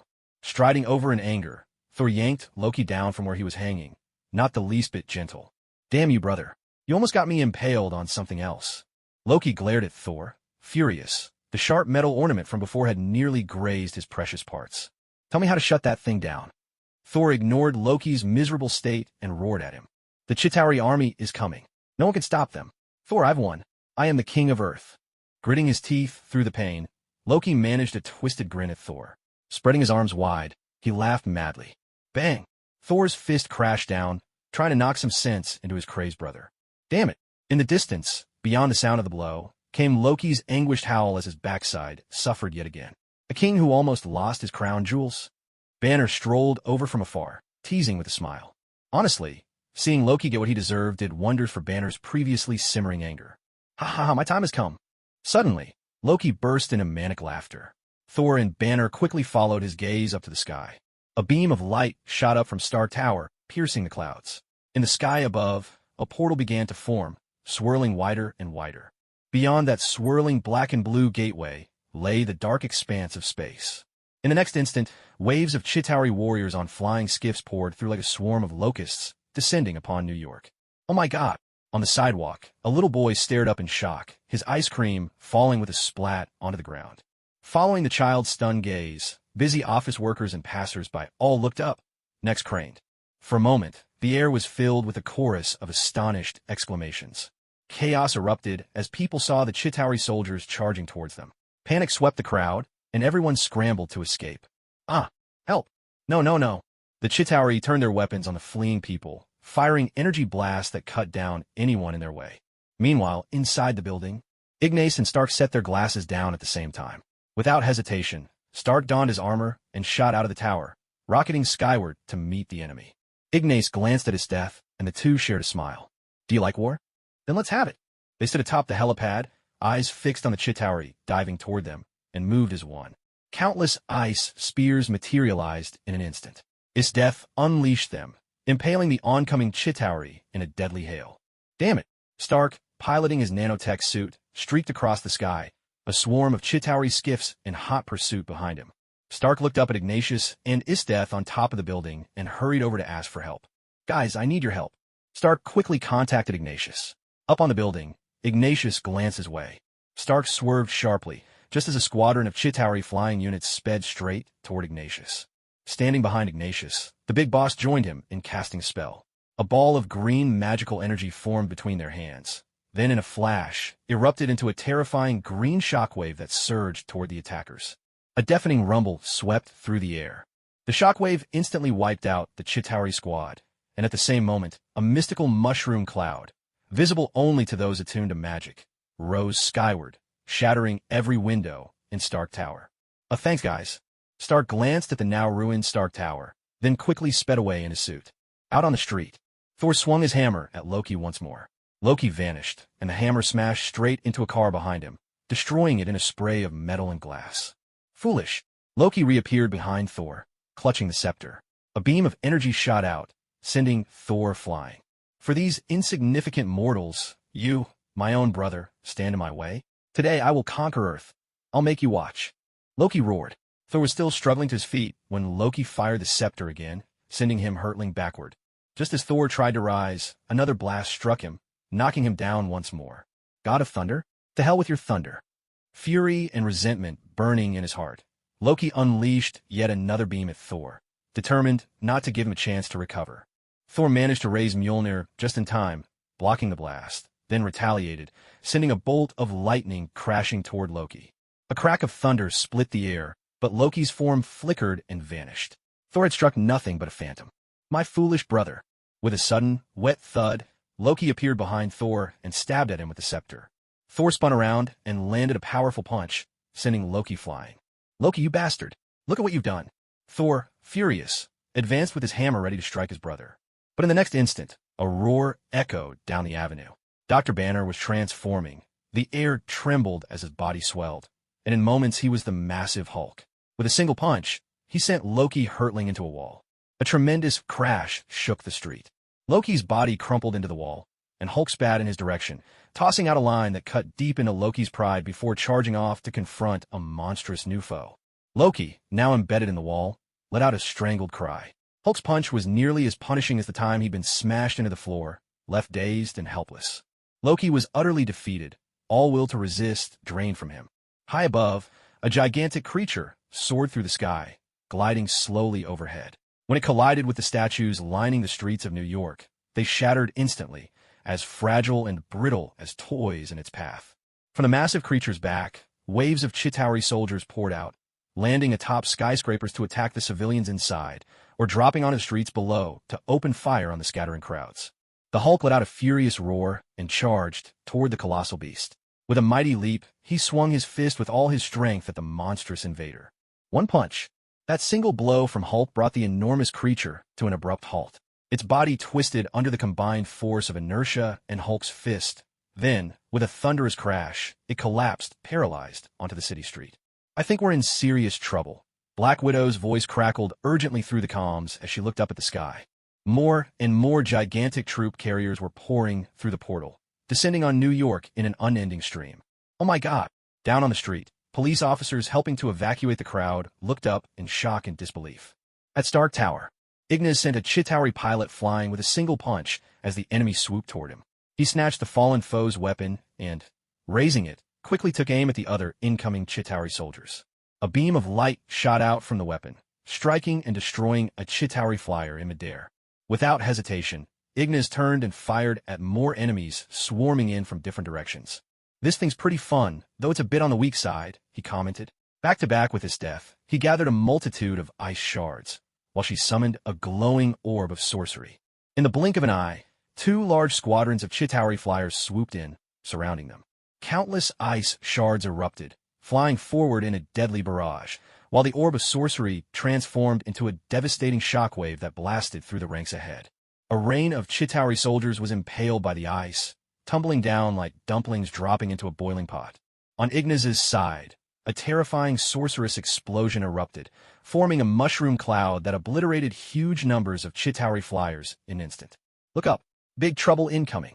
Stark's voice came through the earpiece as Ignas and Esdeath both turned their gaze skyward. Dozens of giant troop carriers were converging on New York, with several heading toward the streets, and one massive beast making a beeline for Stark Tower, set on a collision course with Ignas and Esdeath. "I see it. It's coming straight for us," Ignas replied, nodding. "Get the word out. Evacuate the civilians as fast as possible." Stark, recalling Esdeath's devastating move against Abomination earlier, immediately understood. He quickly contacted the J-Team, who were still on site, urging them to help with the evacuation. A deafening rumble shook the air. High above the city, a tremendous boom swept across all of New York as Ignas once again joined forces with the Big Boss, unleashing their combined sorcery. In the very next instant, the transport creature struck by Ignas perished in a heartbeat, its massive, battered body plummeting rapidly toward the ground. With the Big Boss and Ignas working in tandem, the shockwave Ignas unleashed carried the unique trait of the Big Boss's abilities, namely, the terrifying power of gamma radiation. Any transport creature hit by this devastating move not only suffered immense physical trauma, but also had its body ravaged by the deadly gamma rays, meeting an instant and brutal end. A thunderous crash echoed as the colossal transport beast slammed onto the street below, and Ignas immediately set his sights on the next target. On the street, the personnel in charge of evacuating civilians stared in stunned disbelief. He suddenly realized that hiding inside buildings might not be the safest choice after all. "Quick, everyone, get out of here! Leave this street now," he shouted urgently. If even one of those transport monsters barreled into a building, everyone taking shelter inside would be doomed. At that very moment, a massive spear of ice materialized atop Stark Tower, growing rapidly before piercing through another transport creature in a flash. Standing tall and proud on the rooftop was Esdeath, the architect of that formidable icicle. Ignas and Esdeath, both stationed atop Stark Tower, one unleashing thunderous blasts, the other wielding her power over ice, became a relentless force. With each attack, Esdeath conjured enormous icicles to impale the creatures, while Ignas battered them with raw energy. For a time, the two of them seemed unstoppable slayers of the transport beasts, cutting down their foes one after another. One by one, the gigantic transport creatures fell to Ignas's onslaught, their hulking forms crashing down onto the streets, flattening countless vehicles beneath them. Meanwhile, Esdeath's towering spears of ice skewered the monsters, but as each new icicle formed from Stark Tower, they struggled to bear the creature's immense weight. Both the fallen beasts and the shattered icicles rained down upon the neighboring buildings. People on the streets fled in a frenzy, racing desperately toward other neighborhoods. A deafening crash shattered the air. A building was struck, and several floors at the top collapsed instantly. The transport creature, skewered by ice, tumbled downward, shredding the structure into ruins as it fell. Another thunderous impact followed. A beast's corpse plummeted from above, the ice spear lodged within it swinging wildly as it smashed straight through an entire building, puncturing it clean through. The explosions came one after another, each louder than the last. Ignas, wielding boundless arcane power, joined forces with either the Big Boss or Ivan Vanko, unleashing one devastating attack after another in a relentless assault upon the transport creatures. Terrifying shockwaves rippled through the sky again and again, as if missile after missile were exploding high above the city. One by one, buildings around Stark Tower had their windows shattered by the relentless blasts. The force of the shockwaves whipped up violent winds, which surged into the nearby skyscrapers. Chitauri soldiers leaping from their transport creatures to escape were instantly swept away the moment they landed. In the original Jujutsu Kaisen story, when Yuuta Okkotsu fought Sugurageto, the mushroom cloud that rose was frightening enough. But now, Ignas had received a little gift from a certain creator god, unlimited cursed energy. He wasn't about to hold back. From the perspective of the cursed spirits, mushroom clouds kept erupting in a frenzy over the skyline of the Big Apple. Ordinary people couldn't see the sorcery attacks, but the fierce winds and deafening explosions they caused were enough to send everyone into a panic. F***K. Isn't this New York? Why does it feel like I'm in some tiny country with little boy going off over my head? A young man lagged behind, swearing furiously as he sprinted out of the block. Boom! A chunk of a transport creature's carcass hurtled toward him, only to be sent flying by a single punch from the Hulk. Thanks, huh?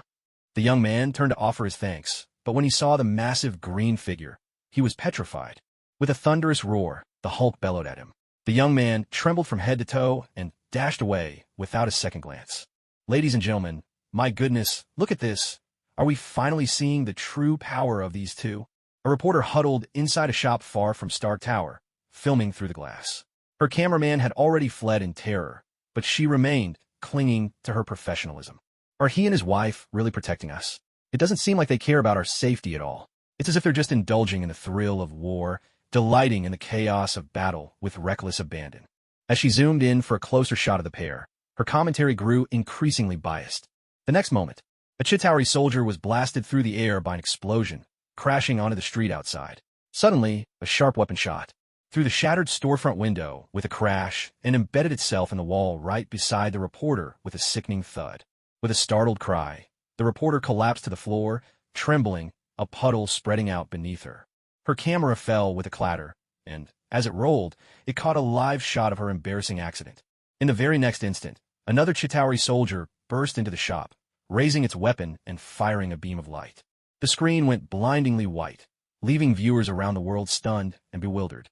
Did she just wet herself on live TV? Serve her right.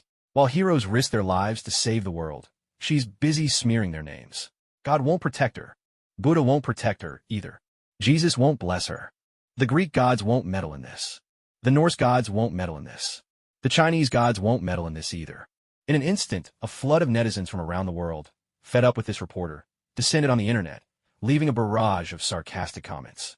Of course, there were also those who saw Ignas and Esdeath as nothing more than destructive maniacs, unworthy of being called heroes, spewing slander and curses, wishing they would die.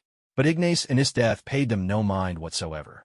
After all, they never set out to be heroes, so they felt no psychological burden. In the same vein, the reporter wasn't entirely wrong about one thing. Esdeath truly relished the exhilaration of war. She had absolutely no regard for the lives of others, unleashing her powers without restraint. In the next moment, a massive ice meteor began to form in the sky. Esdeath summoned the icy boulder and hurled it down in a heartbeat, smashing it onto one of the troop-transporting beasts. A thunderous crash echoed out. The ice meteor crashed into the creature, pinning it mercilessly to the ground and smashing it into the street below. The entire beast's body was crushed flat, its grotesque fluids spilling out and flowing down the street. Holy crap. Hey, you two, try to watch your surroundings a bit. While fending off the Chitauri soldiers, Stark hurriedly called out to Ignas.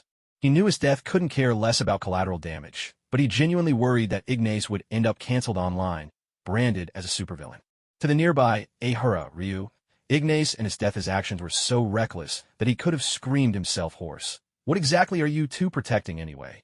Have the people been evacuated? From atop the building, Ignas pressed his earpiece and asked. They're out, Stark replied.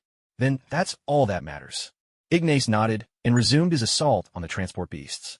We're only doing our best to defend the city. Let S.H.I.E.L.D. handle the fallout. They're the ones who should take the blame anyway. With that, Ignas ignored Stark and, together with Esdeath, threw themselves into the chaotic joy of battle. Stark finally managed to bring down one of the transport beasts. He looked, astonished, toward the building. He could accept that Ignas was fighting to protect the city, but Esdeath's gleeful laughter made it clear she was simply enjoying the thrill of war. Just as Stark was about to fly off, he glanced back at his tower. Did the building just shudder? He was sure he hadn't imagined it. A nagging feeling crept over him. Today, Stark Tower was destined to become a condemned ruin. Ignas's relentless bombardment of spells shook the ground like missile strikes with every blast. Esdeath, meanwhile, kept creating icicles from the structure of Stark Tower itself, letting them form and launch at the transport beasts. Though the icicles often snapped and crashed down, the unending barrage, coupled with the falling ice meteors on the street, only intensified the pressure. Now, Stark Tower stood battered and broken, swaying dangerously on the verge of collapse. At that very moment, in Africa, a squad of elite tactical teams moved swiftly forward. Suddenly, the leader, Crossbones, received new orders from his superiors. There's no need to look for that country anymore. We no longer have to curry favor with that person. Meanwhile, high above America, aboard the Sky Carrier, Director Fury has been relieved of command. Codename Order 7A11. Order 7A11 confirmed. We're clear for takeoff. A fighter jet swiftly rose to the carrier deck on the elevator. Its engines roared to life, and it prepared to head straight for New York. Their mission, to drop a weapon capable of annihilating the entire city, a hardline solution to end the war. At the same time, some among them harbored darker intentions. They wanted to wipe out the superhumans along with everyone else. Nick Fury, alerted by Agent Hill, hurriedly shouldered a rocket launcher and dashed outside, aiming at one of the jets. The rocket whooshed out, slamming into the jet. Its right wing was torn apart. The aircraft skidded wildly, screeching across the deck before finally coming to a halt on the edge of the carrier. The next moment, another fighter shot forward from the distance, gathering speed and launching off the sky carrier into the open air. There was no time for Fury to reload his rocket launcher. He quickly drew his handgun, but in the end he didn't fire. A sidearm was useless against a jet speeding through the sky. He hurriedly pressed his earpiece, reaching out to Stark. Meanwhile, in New York, weaving between skyscrapers and relentlessly attacking Chitauri soldiers, Stark received Fury's urgent message. In the next instant, a barrage from numerous Chitauri flyers knocked him out of the sky. A swarm of Chitauri soldiers descended, pounding Iron Man with blow after blow. "How long until it gets here?" Stark shouted, struggling to raise his head and fire repulsor blasts at his attackers. But the onslaught never let up. 3 minutes at most. Fury's voice crackled over the comm. "They're arming a nuclear missile. It'll flatten the entire downtown." Despite the combined might of formidable heroes, Esdeath and Ignis absorbing most of the enemy fire, and Hulk, Thor, Captain America, Stark, Hawkeye, Black Widow, and so many others battling the Chitauri. Even street-level heroes, never before seen, had rushed to the front lines to fight the alien invaders. Yet the higher-ups believed that as time dragged on, the alien army's assault would only grow fiercer, and with more extraterrestrial reinforcements on the way, even the superheroes might not be able to hold the line. And so, they decided to level the heart of the city, taking out a few troublesome individuals along the way. "Jarvis, divert all remaining power to the thrusters," Stark shouted. Immediately, his armor surged to full capacity, rocketing him toward the sky. Catching sight of a suit of armor flying toward him from afar, Stark frowned in confusion. "Ignis?" He asked a question, then turned back to look at Stark Tower. Instantly, Jarvis zoomed the camera in, showing Ignis still up on the building, drawing enemy fire. "Hey boss, that's a remotely operated suit. No one inside." Ignis's voice sounded in Stark's ear, and Stark nodded in acknowledgement. "Listen, there's a jet heading straight for New York at top speed, carrying a nuclear missile. It's about to drop it right on us. You know what that means. It could wipe out the entire city center." Stark said anxiously. "That's quite a headache, huh?" "Well, nothing to be done," Ignis replied, feigning surprise. "How about we send this big baby as a little surprise to some world leader's doorstep?" "Great idea, but time's running short. We don't have the luxury to track down the Mastermind now. I think there's somewhere even better to send it," Stark replied, hinting at the Chitauri base beyond the portal. "Fine by me, but I'll need your help," Ignis said, and Stark quickly agreed. He was worried his suit might run out of power at the worst possible moment, so borrowing some from Ignis seemed like the perfect solution. "I'm planning to broadcast a live feed of these top brass bombing New York. I need you to keep every hacker's attacks out of the live stream." "Deal." Stark's face lit up. Ignis's idea was brilliant. Expose those bastards and resolve the crisis at the same time. Above the waters off New York, high in the sky, a jet roared toward the city, its pilot pressing a red button. In the next moment, a nuclear missile dropped from the bay, its engines flaring as it streaked toward Manhattan at terrifying speed. Moments earlier, a special live stream had suddenly gone live on every streaming platform across the globe. At the same time, Stark had hacked into countless media systems, so identical footage appeared everywhere. 2 suits of armor streaked away from New York, one following the other. The rear suit was live streaming and providing cover for the one ahead. The nanotech suit's camera zoomed in, closing the distance until it caught the image of the jet approaching New York from over the water. The stream even included a segment explaining the jet's model for viewers unfamiliar with military hardware. Then, in the blink of an eye, the jet released its nuclear missile. Target: Manhattan, New York. The world exploded in outrage. F***K. Are they insane? To stop an alien invasion, they're willing to sacrifice everyone in the city center. In Europe, a user cursed furiously online. "Those damned bastards.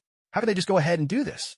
In Russia, a viewer watched the stream, questioning who the real madmen were. "This is madness. Thank God for our homeland's safety." In China, a netizen expressed shock at America's reckless actions, while also feeling proud to live in the safety of their homeland.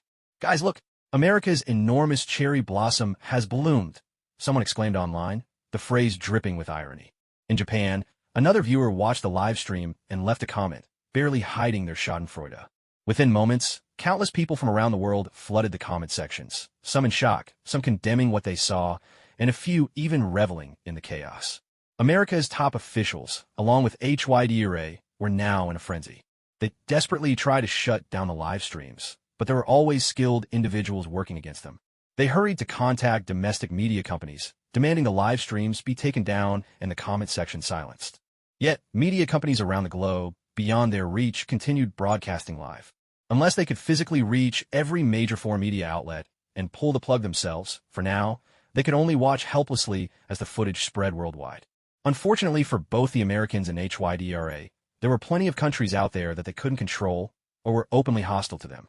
Meanwhile, the camera drew ever closer to the nuclear warhead. The unmanned battle suit, far outpacing Stark, rapidly closed the distance and seized the missile in a powerful embrace. Ignas had no intention of playing the hero. He simply wanted the audience to get a closer look at the nuclear payload. Good grief. I live right next door in Pennsylvania. Wish I could emigrate right now, cried one American netizen. A torrent of similar comments appeared online from across the United States. People were terrified of their own wretched government. All around the world, millions watched as the cameras captured the nuclear warhead in stunning clarity. Hearts everywhere tightened at the sight. Ignas, operating the suit remotely, directed it to clutch the nuke and race through the skyscrapers, speeding toward Manhattan. Stark flew alongside in his own armor, fending off the attacking Chitauri flyers. Ignas made the unmanned suit tilt its head back, aiming the camera directly at the swirling portal in the sky. The target is the aliens' main base. Are we about to strike back? Long live Stark, unstoppable hero. Take the fight to the aliens' lair. Cheers for Stark erupted across the internet, until the comments ground to a halt in surprise. Tony Stark himself commented, Ignas Morra is controlling that suit. I'm the one in the back. Long live Ignas. The American government can go eat dirt. He's not a superhero, but he's trounced every super. The U.S. government is a garbage heap. Around the globe, comments poured in. Meanwhile, on most domestic platforms, moderators, under orders from the authorities, were frantically shutting down live streams and banning users at a furious pace. However, while they could shut down domestic streaming platforms in the United States, they had no authority to block live broadcasts on overseas platforms.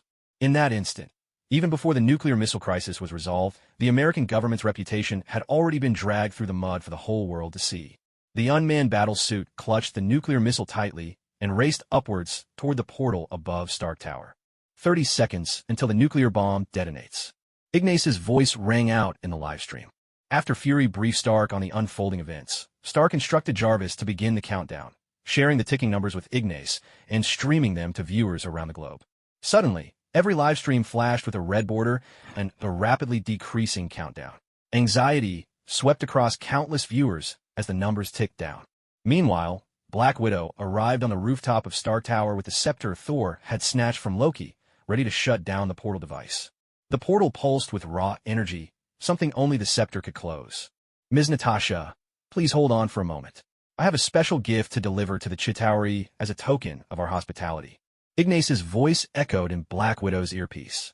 She immediately halted, glancing down in confusion. She saw an unmanned suit of armor soaring skyward, the nuclear warhead cradled in its arms, barreling straight toward the portal. Stark, in his own suit, flew alongside, providing cover. Ignas and Esdeath had ceased their attacks for now. He certainly didn't want to risk setting off the nuke prematurely. That would be a disaster no one wanted. Everyone, are you ready? Let's give the Chitauri a grand surprise. Earth's counterattack. Ignas's words surged through every superhero's earpiece and resounded across all the world's live streams. The unmanned suit weaved between the Chitauri invaders, Stark blasting away at any enemy who drew near. Only 20 seconds remained. The warhead and the portal were now almost within reach. The heroes on the ground all craned their necks skyward, watching as the suit controlled by Ignas hurtled straight into the portal. A Chinese netizen cheered. Let's send the Chitauri a gift and show them our hospitality. A Russian user shouted, Yura, this is Earth's fight back. A European viewer chimed in.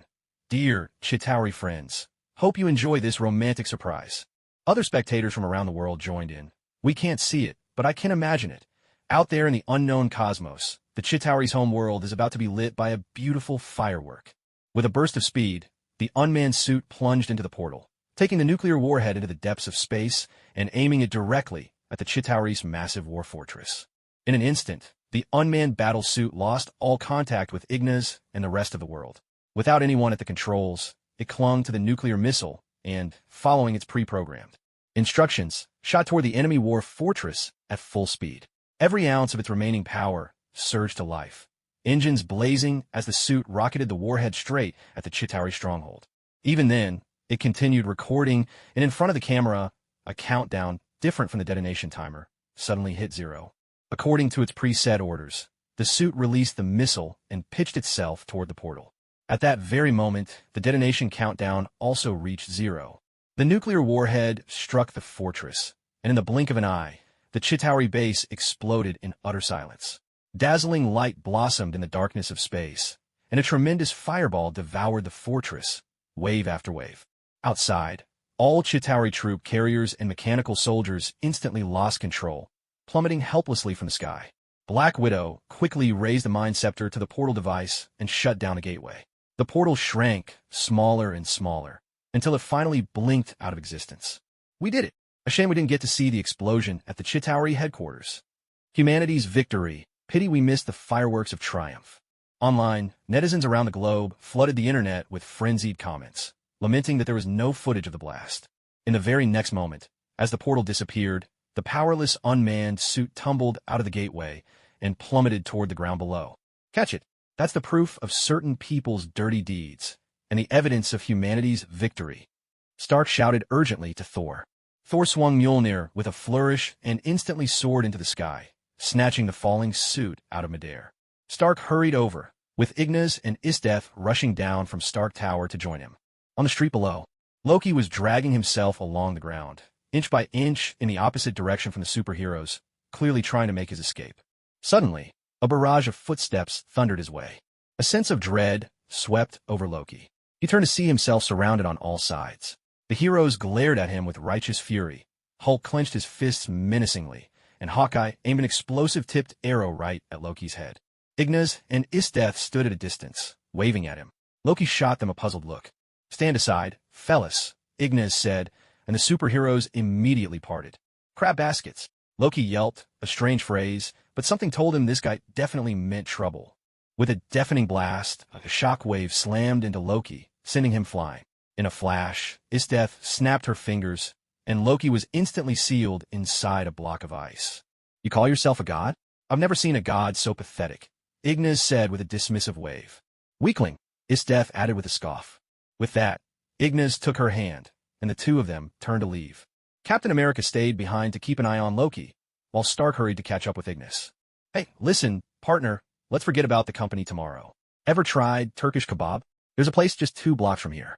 Honestly, I've never had it myself, but I figure, after exposing some folks on camera and announcing humanity's victory, we ought to treat ourselves, right?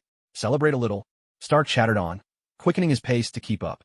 Thor glanced at his brother, still encased in ice, then looked over at the others in the distance. "Well, compared to my jackass of a brother, I've changed my mind. I want kebab and good wine." With a shrug, Thor abandoned Loki without a second thought. After the battle, inside a shabby Turkish kebab joint, Stark had paid the staff and owner handsomely to bring them back and whip up a feast. Captain America handed Loki over to a designated guard and hurried over, taking a seat among the others, looking puzzled. Why isn't anyone talking? Ignas and Esdeath were in their own world, feeding each other affectionately. Thor sat beside them, looking utterly dejected, as if life had lost all meaning. Stark kept shooting glances at Black Widow, then at Banner, his expression playful and full of innuendo. Between Black Widow and Banner sat Hawkeye, a perfect third wheel, twisting his neck in silent exasperation as he gnawed on his kebab. Black Widow rested her chin on her hand, her gaze fixed unwaveringly on Banner. Banner kept his head down, quietly eating, pretending not to notice. On a battered television set with cracks spidering across the screen, post-battle media interviews played. Though the city has suffered greatly in what has now been confirmed as an alien invasion, the heroic deeds of this small team known as the Avengers have brought comfort and cause for celebration to many. Hawkeye, bored, picked up the remote and changed the channel. "It's just great knowing they're out there. Someone's watching over us." 2 men sat in a barber shop, one sporting a freshly trimmed goatee, just like Stark's, the other with wild cannon barrel curls imitating Ignas's hair when he cast his signature spell. "Honestly, this hairstyle is just awesome." Hawkeye quickly changed the channel again. "I love you, Ignas. Being a hero isn't just a title you throw around. Some people might not wear that label, but they deserve even more praise. And by the way, screw the damn government. Hawkeye, switch the channel. To be honest, the way that guy greets people is pretty unique, but I've got to thank the Hulk. That big green guy saved my life. Hawkeye changed the channel once more. Their existence makes me feel unsafe, uneasy. They're just too dangerous. They're far too powerful, especially Ignas and Esdeath. They need to be monitored. A black couple stood in front of the camera, speaking earnestly. Superheroes in New York? Come on, give me a break. An elderly, stylish man with a head of white hair and dark sunglasses appeared on camera, making a playful remark. These superheroes must be held responsible for the destruction in the city. After the battle, where did they all go? A member of Congress stood before the camera, his voice ringing with anger. But why did you use that kind of weapon on New York? A reporter shouted indignantly, nearly shoving the microphone into the congressman's face. Hawkeye couldn't stand watching those two act like lovebirds any longer, and bored, he switched the channel again. People are curious about superheroes. They're frightened, and they're in awe. But I want to ask, if they were to vanish, what would we do the next time a crisis strikes? A young man stood earnestly in front of the camera. And please, stop at the insults. From what I've heard, Ignas and SDs were only invited to help. They haven't even joined the superhero team. Your hostility will only turn against you in the next crisis, leaving you alone with no one to help. Hawkeye finally turned off the TV for good. Stark, meanwhile, was watching a recording he'd extracted from one of the unmanned armors. He played the footage and set his phone down on the table. Guys, there are some real bastards who are about to have a bad day. After the Chitauri assault on Earth ended, online media, newspapers, and TV stations were flooded with criticism of superheroes, as well as warnings about Ignas and SDs. Some people labeled superheroes as monsters, while others claimed Ignas was an uncontrollable threat and called for them all to be kept under strict supervision. Honestly, it was no surprise people felt this way. Whenever someone has something others lack, jealousy tends to arise almost automatically. Of course, jealousy doesn't necessarily mean they'll hate someone. Stark began looking up the backgrounds of those posting these opinions online, only to discover that many of them were paid trolls hired for the purpose. With that, Stark uploaded Ignas's footage directly to the internet. He and Ignas even posted it on their respective companies' official websites. Certain people wanted to use this opportunity to stoke public suspicion of them. After all, that was just standard procedure.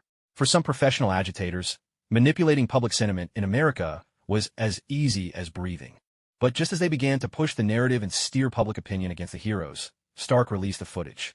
In an instant, nobody in America cared anymore whether the superheroes, Ignas, or SDs were dangerous. All the outrage was directed at the American government. The video of the nuclear missile being launched at New York was everywhere. Even those who'd missed the live broadcast earlier had now seen that moment. The entire country was seething with fury, and the video was rapidly shared by countless ingenious netizens to social media platforms around the world. The Western powers, together with the covert Hydra organization, kept relentlessly threatening company after company, forcing them to take down the videos.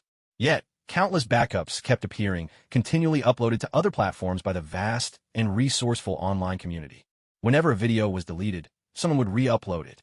When accounts were banned, they'd simply register new ones and post again, stubbornly standing their ground against the Western powers. They fought back with gusto, taking endless pleasure in clapping back at the establishment. Hey folks, doesn't the US claim to have freedom of speech? How come my Facebook and YouTube accounts both got banned? I mean, what harm could I possibly do? All I did was share a video of some fireworks. One netizen from across the ocean lamented on Twitter. No sooner had he hit send than his Twitter account vanished as well. Damn it, all I did was post 2 famous paintings on Pixiv, and now my account's gone too. Unbelievable. A frustrated Japanese user chimed in. Which site was that? A flood of replies poured in below, since, after all, there are 2 major P sites. The one for illustrations and comics, Brothers. Say no more. Let me share with you my rendition of these world-famous paintings. With that, he uploaded 2 images. One depicted fighter jets soaring toward New York with an exaggeratedly large stars and stripes painted on the jet. The caption read, "For its own survival, America abandoned millions of its own citizens. May they rest in peace in hell." The second illustration showed a nuclear blast engulfing a Chitauri stronghold, but the artist mischievously relabeled the Chitauri as Big Apple City. Good stuff. Top tier. How did you get banned again? Other Japanese netizens replied with laughter, and soon enough, that user's account disappeared as well. It seemed that as a father, America was now keeping its sons firmly in line. How dare you mock your father? Such disobedience. Strong condemnation. The Western authorities deliberately stoked public opinion, trying to pin the blame on the superheroes. A classic case of the thief crying stop, thief.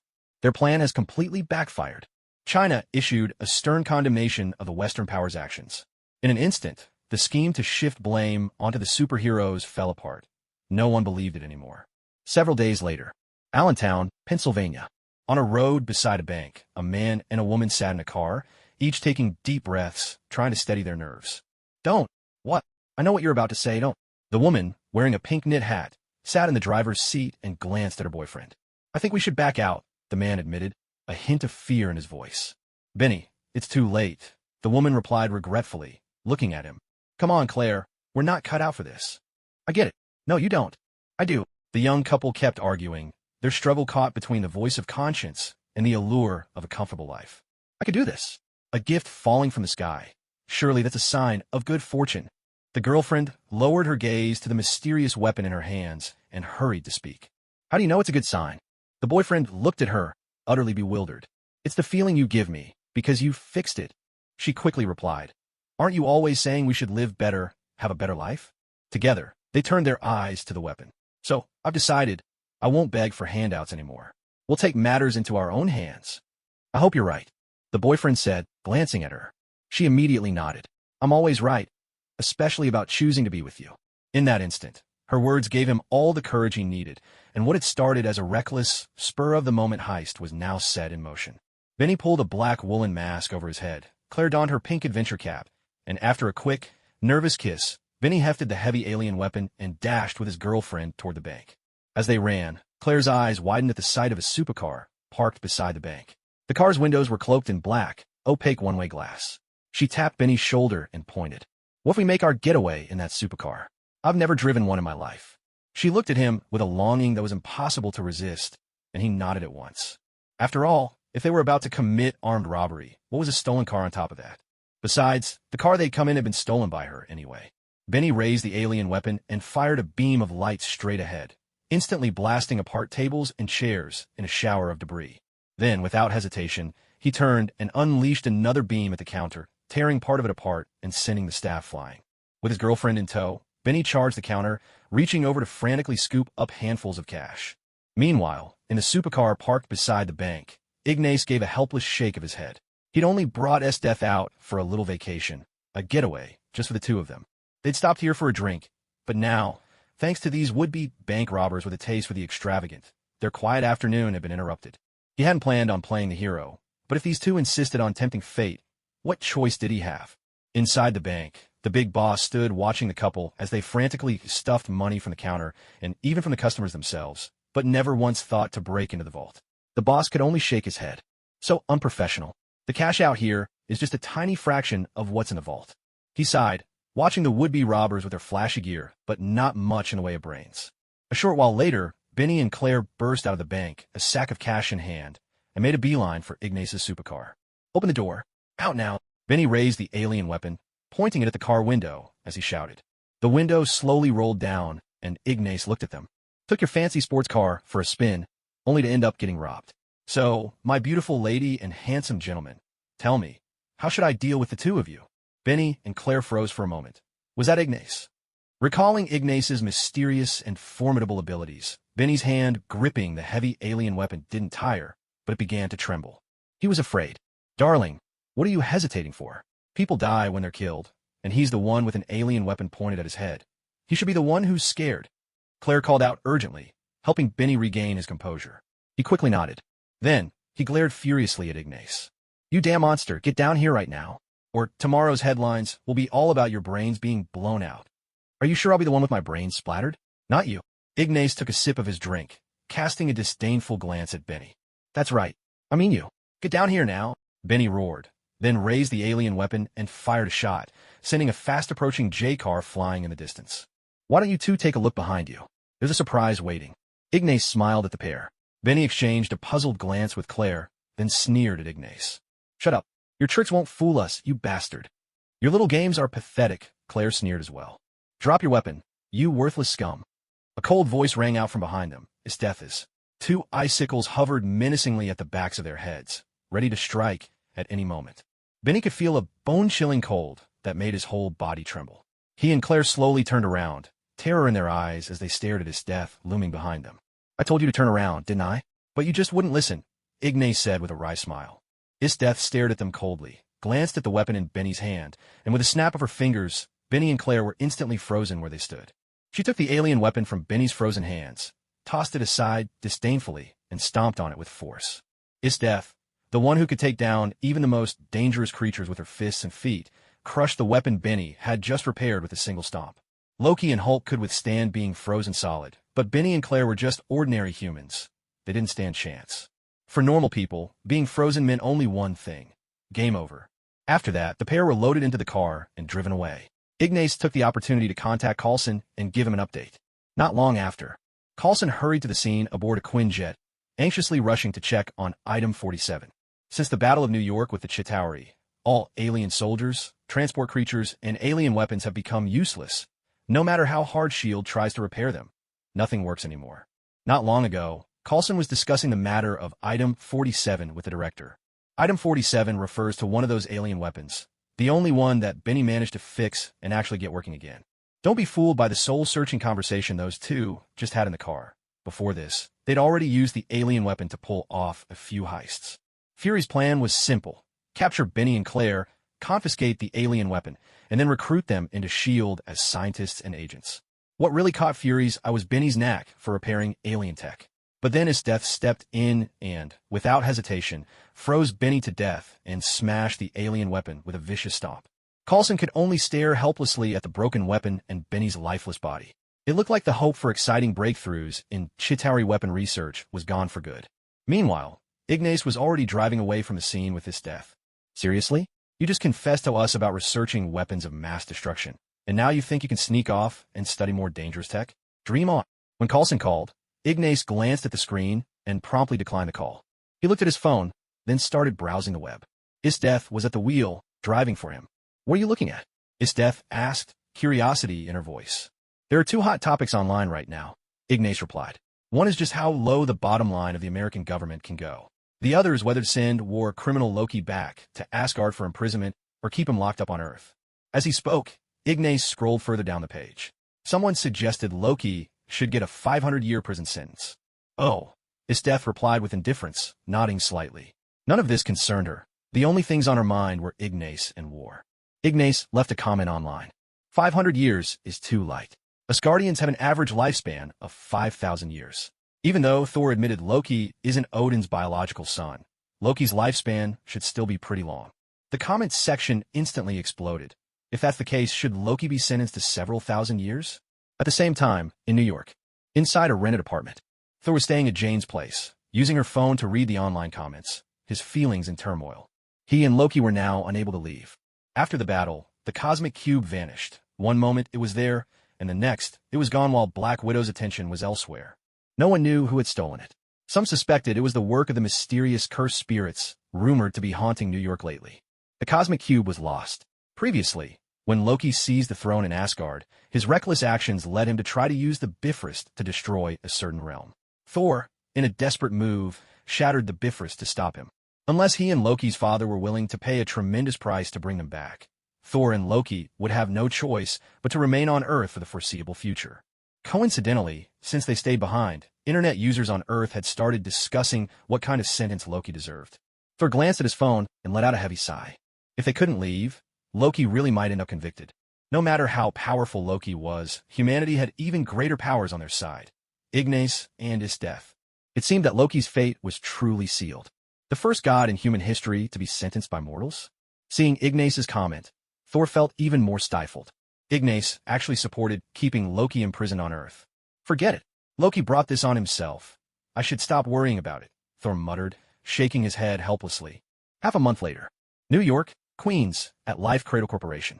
Ignas entered his private laboratory, where he found the big boss and Ivan Vanko standing at the workstation. "Master, we've successfully deciphered the Chitauri weapons," Ivan Vanko reported, turning to face Ignas alongside the big boss. Ignas nodded and stepped forward to examine the test bench.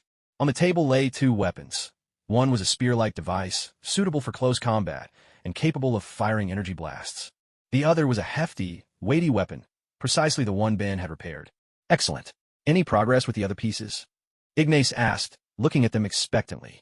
With the brilliant mind of the big boss and the genius of Ivan Vanko, he was determined to study Chitauri technology thoroughly. Chitauri tech was a crucial step for humanity to enter the cosmic era. After the battle, when official teams moved in to take over the Manhattan battlefield and began the cleanup, Ignas had already dispatched swarms of cursed spirits to collect a large number of intact alien artifacts, each one carefully gathered. The Americans, S.H.I.E.L.D., and a few other opportunists all believed they had managed to secure those alien items. In reality, the majority of the extraterrestrial tech had been taken away by Ignas. Have you managed to figure out the Chitauri single-soldier flight devices? Ignas asked. We're still working on it, Ivan Vanko replied. Ignas gave a satisfied nod and turned to leave. Several months later, Queens. Snowflakes drifted down from the sky. On Christmas Eve, the streets were alive with joy and celebration. Ignas drove his SUV through the festive streets and stopped in front of Peter Parker's house. Peter hurriedly opened the car door and dashed outside. Ignas stepped out of the car and walked with Peter to his home, where he met Aunt May and Uncle Ben. Oh, thank you for bringing him back, dear. Would you like to come in and have a seat? We've just finished making dinner, Aunt May said with a warm smile, embracing Ignas and ushering him inside. Ever since Ignas had taken Peter Parker in as his apprentice, he had also been supporting Peter's living expenses and tuition fees. Ignas knew well, Peter Parker was a genius. In the future, he could have Peter work for him. All things considered, it was a pretty good deal. No need, I'll be heading home soon. Esdeath is waiting for me, Ignas replied with a smile. Oh, you two are just adorable together, Aunt May teased, her face glowing with motherly affection. She and Uncle Ben chatted with Ignas for a while longer before warmly seeing him off. Parker, your mentor is a good man. Don't let him down, you hear? Uncle Ben said, ruffling Peter's hair. I know, Peter nodded eagerly. Ignas left and made his way home. He still lived at the top floor of the company building, as he needed to keep a close eye on Ivan Vanko and the others' research, so he hardly ever left and hadn't bothered to buy a house in New York. Once home, Ignas had dinner, then he and Esdeath delved into one of their philosophical discussions about life. Just then, Stark called. Hey, buddy, I've got some new ideas for the suit. You're a genius too, right? Come over and help me brainstorm, Stark said through a yawn. Stark, it's already 11. I need to get some rest, Ignas replied, declining as politely as he could. If he brought Ivan Vanko or Big Boss along, even if Stark started grilling him about armor tech, he could hold his own. But come on, did Stark even check the time? It was already 11. Oh, really? No worries, I just need a bit of your advice. If this works out, you'll get a share, Stark insisted. Fine, but this is the last time, Ignas relented. He turned to Esdeath and told her, then got ready to head for Stark's mansion. Where are you going? Esdeath asked, looking puzzled. To see Stark, Ignas replied.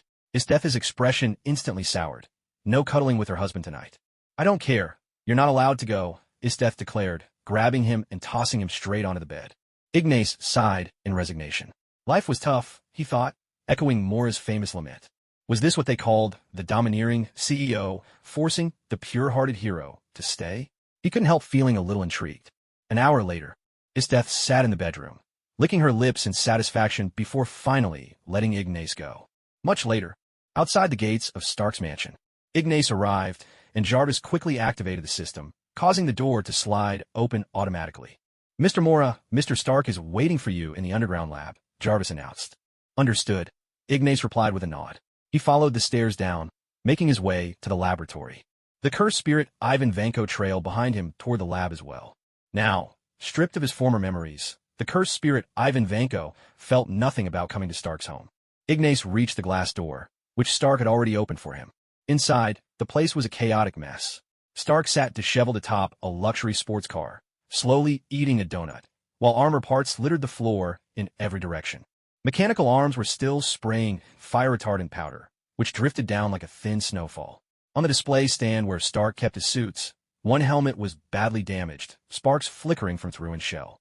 Much of the room's decor and furniture looked as though they had taken direct hits from armored fists, smashed and broken. What happened? Did a dead Chitauri suddenly rise from the grave to attack you? Ignas asked, picking a sports car to sit on, surveying the wreckage of the lab. Stark gave him an exasperated look. Come on, I asked you here for advice, not to have you mock me. I've got nothing to suggest. If that's the case, I'll just go, Ignas replied. With that, he stood up to leave. He didn't owe Stark anything and certainly didn't plan to indulge him. My bad, that's on me. Hey, are you really leaving?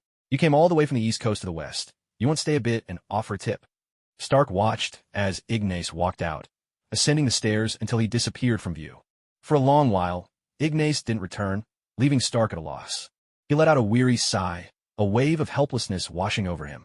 Thor truly had no way to return to Asgard, and just a few days ago, Loki had finally been sentenced to thousands of years in prison, locked away in a secret cell. The Chitauri had been defeated too, and yet, for reasons Stark couldn't quite name, whenever he sat alone late at night in front of the television, watching replays of the Battle of New York, seeing the remote suit's footage soaring into space, capturing that colossal space fortress, a nameless fear would well up inside him. Such powerful and unknown enemies. How many more of them were out there in the universe? The New York incident had long since passed, but Stark found no peace. Instead, a persistent sense of tension and looming danger made his fear only grow. Night after night, his sleep was haunted by nightmares. He dreamed that Ignas and Esdeath had left Earth. With their immense power gone, even more terrifying enemies appeared. The Avengers were utterly powerless, overwhelmed by a single opponent who pressed them all into defeat. In the end, the battlefield was strewn with bodies. Every Avenger had fallen, and he himself, clad in battered armor, was hoisted by the throat by this unknown, dreadful enemy. Stark was gripped by fear, lost in confusion. "Stark, your family's wine isn't bad at all." Ignas walked in, arms full of bottles of red wine. Stark looked at him in puzzlement. Hadn't he already left? "Don't look at me like that. I'm not an idiot, you know. I traveled all this way. Do you really think I'd leave without taking a little advantage?" Ignas sat down nearby, uncorked a bottle of wine, and tossed the cork into the trash can with a casual flick, 3 points. "Then give me some advice," Stark said, grabbing a bottle of fine, red wine himself. For some people, these bottles would be outrageously expensive, but to him, it was no different from drinking soda. He tried to toss the cork into the trash, but it bounced off the rim and skittered away. Stark pressed a hand to his forehead, exasperated. His mind really wasn't in top shape today. "I don't feel like giving you advice," Ignas replied, continuing to sip his wine as he took a donut from Stark's box. "Then you'll be leaving empty-handed. Come on, you're rich enough now. Surely you're not still worried about the price of a few bottles of wine." Stark shrugged. Ignas picked up a piece of armor lying nearby, while behind him, Ivan Vanko was also examining the armor components. Stark's trying to develop a device to summon individual armor pieces remotely, Ivan Vanko remarked. After speaking, he glanced at Stark, genuinely perplexed as to why this genius was having trouble with something so simple. "Stark, how long has it been since you slept?" Ignas asked. "Not long," Stark replied quickly, setting his wine aside. The alcohol was making him even sleepier, so he brewed a cup of coffee. Falling asleep was the last thing he wanted. "Not long. So how long is that exactly?" Ignas grinned, taking a big swig of wine before continuing. "Your eyelids are drooping. You can't even aim your throws straight. Are you trying to drop dead from exhaustion?" "Mr. Mola, Stark hasn't rested for at least 72 hours, chimed in Jarvis, the mischievous AI. 3 days and 3 nights without sleep. You really get a kick out of your research, huh?" Ignas laughed, while Stark could only shake his head in resignation. There were things he wouldn't confess even to those he loved, let alone to another man. Stark really didn't want to talk about his own problems. "Have some wine. Go get some rest." After Ignas spoke, he had Ivan Vanko hack into the Stark family system and pull up the video of Stark testing his new armor. "Hey, how can you hack into my system like that?" "Jarvis, delete that video right now." Stark looked anxiously at Ignas, ready to stop him from watching the video, and called out to Jarvis to erase it. "Jarvis is under my control now. Let's see what's on this video." Ignas held up his phone as Ivan Vanko broke into the system. All it took was a tap for the video to play. In the next instant, footage Stark had casually recorded during his experiment began playing on the TV. "Sir, you haven't rested for 72 hours. Jarvis's voice sounded from a video, reminding Stark. Stark waved his fist, deliberately acting energetic in front of the camera. "Attention, ladies, good evening, and welcome to the delivery room." Stark stood before his many suits of armor, speaking with playful flair. "I'm honored to announce that starting today, you'll have another powerful brother among you. Close up, then pull back, mark the date. Mark 42, Autonomous Adaptive Navigation Armor, Initializing Process." Standing among his armors, Stark extended his arms. The camera panned over to a distant table, where a pile of armor components was laid out. He waved his hand, and one of the components gave a brief twitch, but nothing else happened. In the video, Stark put on some energetic music and started dancing flamboyantly. Suddenly, he thrust his hand out toward the armor parts, but nothing responded. "Oh, can you delete this, please?" Stark watched the video, mortified, but Ignas ignored him and kept watching. In the video, Stark failed on the first try, reached out again, but still the components didn't budge. Useless. Stark grumbled about his own creation, then adjusted the sensor on his arm and reached out again to summon the armor pieces, giving them a little pat. With a sudden sweep of his arm, the left arm piece shot over at high speed and successfully latched onto his left hand. Then came a left shoulder, right arm, and right leg pieces. In the next moment, another part flew in at frightening speed, so fast it was dangerous, and Stark had to dodge out of the way. That piece smashed right through the glass of the display stand, damaging one of the armors. Another component hurtled toward him, and though it wasn't even the helmet, it shot straight at Stark's forehead, forcing him to raise his arm to block it in a panic. The left arm piece, now out of control, crashed violently into another part, sending sparks flying before ricocheting off and slamming into the ceiling. Then, another component hurtled toward him at breakneck speed. Stark quickly dodged, but just as he finished a few words, yet another part shot toward him, smashing through 2 rows of pipes behind. A sharp whoosh sliced through the air. Oh! The lower half of the armor, missing its target, suddenly flew straight at Stark, slamming into him and forcing him to stumble back. The pain drew a startled cry from him. The backplate came barreling in, crashing into him so hard Stark nearly went flying.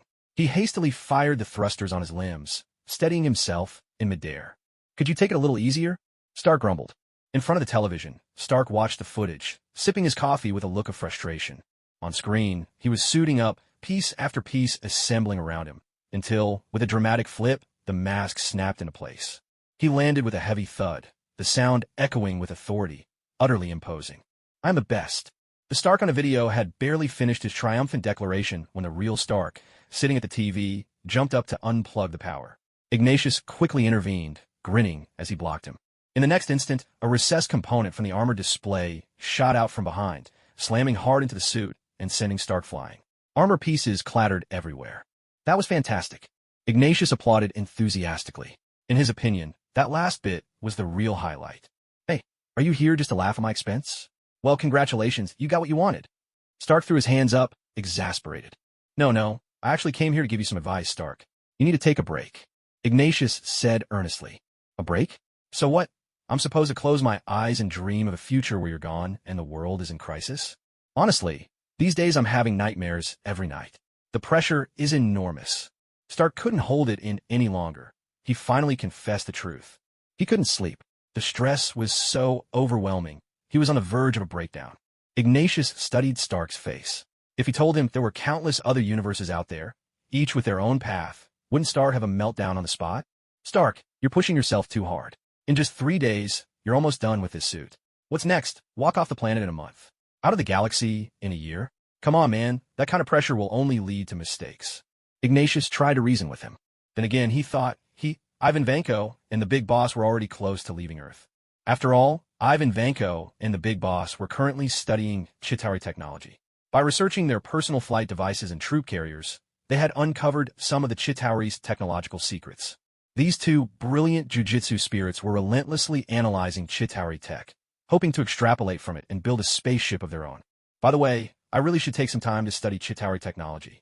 A surge of new ideas instantly bubbled up in Stark's mind. Are you planning to reopen the weapons division? Ignace asked, watching him closely. Stark fell silent. The memories of all those Stark Industries weapons he'd seen outside the cave and the devastation he'd witnessed in Afghanistan were still vivid in his mind. The thought of becoming an arms supplier again was deeply unsettling to him. No, I just want to study other people's technology, make ourselves stronger so we can better protect the Earth. With that, Stark glanced at his empty coffee cup, then reached for the wine, tilting his head back and gulping it down, one mouthful after another. Hey, to be honest, pal, Bang! Much later, the floor was littered with empty wine bottles. Stark, his head swimming, managed just 2 steps before collapsing face first on the floor, instantly drifting into a deep, snoring sleep. Ignace shrugged helplessly, then turned to Pepper Potts, who had just arrived at the door. He gestured toward Stark and said, The pressure's just been too much for him, so I let him drink himself unconscious. You better take him home. Thank you. And I'm sorry Stark's put you through all this trouble. Pepper hurried over, grabbed Stark by the shoulders, and with great effort hoisted him up, half carrying, half dragging him out of the lab toward the bedroom. In Ignace's hand was Stark's latest suit, and Ivan Vanko stood beside him, nodding thoughtfully. Give me some time. I can build something like this too. Ignace didn't respond until they'd left Stark's house. Then he turned to Ivan Vanko. That's not what I meant. What I want to know is, now that he's developed nano suits, why bother making this kind of armor? Wouldn't a pair of sunglasses do the trick for everyday carry? It's not quite that simple, sir. You see, the endurance of nano-suits still leaves much to be desired. Ivan Vanko explained. I see. Will that be overcome in the future? It'll take some time. Satisfied with Vanko's answer, Ignas nodded. He wasn't particularly interested in Stark's little invention this time. The nanosuits still didn't have the staying power of traditional armor, but that didn't concern him. As long as he wore the cursed spirit armor, he could keep supplying it with energy indefinitely. All right, let's head back. Ignas shook his head with a wry smile. He'd expected Stark to come up with something more impressive. For Stark, this was progress, but for him, it didn't really matter. As they flew home, Ignas sat inside the nanosuit, connected to the network, and switched an entertainment channel onto his screen. While he watched a funny cartoon, the nanosuit handled the autopilot, deftly avoiding commercial airliners and military airspace as they soared through the sky. The television screen abruptly went black. Then a new image appeared, a background of colorful bars, overlaid with a logo, a pair of crossed knives encircled by 10 rings. A man wearing sunglasses and sporting a thick beard stood before the camera, his gaze fixed on the prisoners below. Some people call me a terrorist. I see myself as a teacher. America, are you ready for another lesson? The man continued to stand before the camera, launching into a monologue. At that very moment, television channels all across America were hijacked, each broadcasting the same video. The sudden takeover sent a wave of panic rippling through the media. The next day, at the top floor of Cradle of Life Corporation, Ignas was reading a book, basking in the luxurious massage provided by Queen Esdeath herself, when a phone call came through. Mr. Morra, there's a female scientist at the front desk who calls herself Maya Hansen. She says she'd like to meet you. The company receptionist hurried to relay the message. Send her up. Ignas recalled the name Maya Hansen. She rang a bell as an outstanding scientist from the storyline of Iron Man 3. He would never turn away a talent like that. At the same time, Ignas instructed Ivan Vanko to begin looking into Maya Hansen's background. By the time the guest reached the top floor, Ivan Vanko had already pulled up her information and sent the details to Ignas's phone. Hello, Mr. Morra. I'm Maya Hansen, The woman entered, smiling as she looked at Ignas. You're not Maya Hansen. Miss, who are you really? Ignas, eyes on his phone, and then on the woman, cut straight to the point, his expression stern. The woman before him looked nothing like the photo of Maya Hansen on his phone. She might fool some with her forged identity, but not Ivan Vanko. I'm sorry, I'm not sure what you're talking about. May I sit down? Feigning composure, the woman smiled at Ignas. Without waiting for a response, she took the liberty of sitting herself on the sofa opposite him, near the floor-to-ceiling windows. Let's hear it. Who's the organization behind you, and what do you want? Ignas questioned her, while Ivan Vanko continued to dig into the organization she might be working for. Ignas couldn't shake the feeling that her using Maya Hansen's name to approach him might be connected to AIM. The group founded by Aldrich Killian? Or perhaps some other careful schemer had simply picked a random scientist's identity as a cover to get close to him. Mr. Ignas, you certainly don't mince words. Here's what's really going on. The woman began to explain, but Ignas cut her off. Let's drop the pretense, Miss Christo. At that moment, Ignas received a message. Ivan Vanko had uncovered the woman's true identity. A sudden jolt shot through Christo's heart as a streak of fiery red light flashed across her pale neck. Ignas understood instantly this really was AIM. AIM, the company founded by Killian, seemed like an ordinary research firm on the surface. But behind the scenes, ever since Killian had been humiliated by Stark, he turned it into a dark organization dedicated to extremist virus research. Killian had teamed up with Maya Hansen to study the extremist virus, and even hired Trevor Slattery to play the Mandarin, known as the infamous Mandarin. Ignas let the plot of Iron Man 3 replay in his mind. So, this woman before him, she must be one of Killian's test subjects, created by infecting her with extremists. I don't care who you are. Just tell me, what kind of collaboration are you looking for? Ignas said, his voice firm. The extremist virus wasn't inherently unstable. The problem was that Killian was a fool, and Maya Hansen's skills weren't up to par. Besides, the files Maya Hansen got from Stark were just some notes he'd scribbled after a wild night, nothing more. Even Pepper had the extremist virus injected into her, and she survived just fine. It all depended on who was doing the research. That's why Ignas wanted both the Big Boss and Ivan Vanko to try their hands at studying the extremist virus. This is a product developed entirely by our company. You're welcome to take a look, and we even brought a sample. Christo hesitated for a second, then hurriedly forced an awkward smile and handed over a USB drive along with a small inhalation device. All right, Ignas replied. He plugged the USB into his computer and watched Killian's promotional video, which painted the extremist virus in the best possible light. The accompanying documents were just as flattering. Ignas picked up the small device containing the sample, intending to set it aside for safekeeping. There was no way he'd use himself as a guinea pig. Mr. Morra, there must be some misunderstanding. Since this is a proprietary drug in development, you can't simply keep it. But you're welcome to try it here and now, Christo said quickly, her smile never wavering. In the video, Killian described Extremis as a miraculous medicine, capable of regenerating the human body. He claimed it was an invention even greater than the cradle of regeneration, a revolutionary breakthrough. Bring me a lab mouse. I want to run an experiment, Ignas said, lifting the phone to call Dr. Helen Zhao. Mr. Morra, our product is designed specifically for humans. It doesn't work on other species, Christo responded with another quick practice smile. She was clearly trying to nudge Ignas into testing it on himself. Ignas glanced at the woman before him. Killian wanted to lure him in and use the dangers of Extremis to keep him under control. Miss Christo, why don't you help me with the experiment?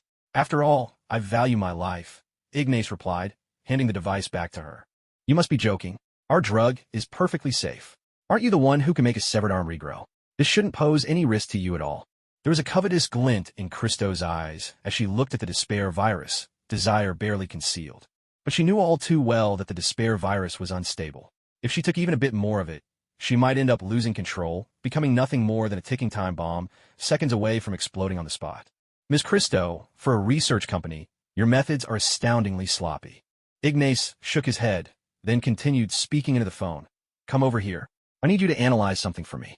All right, I'll be there right away, Zhao Hailuan replied hastily, getting ready to fetch whatever Ignas wanted her to examine. Mr. Morra, this is a company secret. You can't just take it away for research. Unless our two companies collaborate, we absolutely cannot allow you to study it on your own. Christo blurted out in a panic, jumping to her feet. And what would a collaboration look like? Nasi asked, eyeing her with amused curiosity.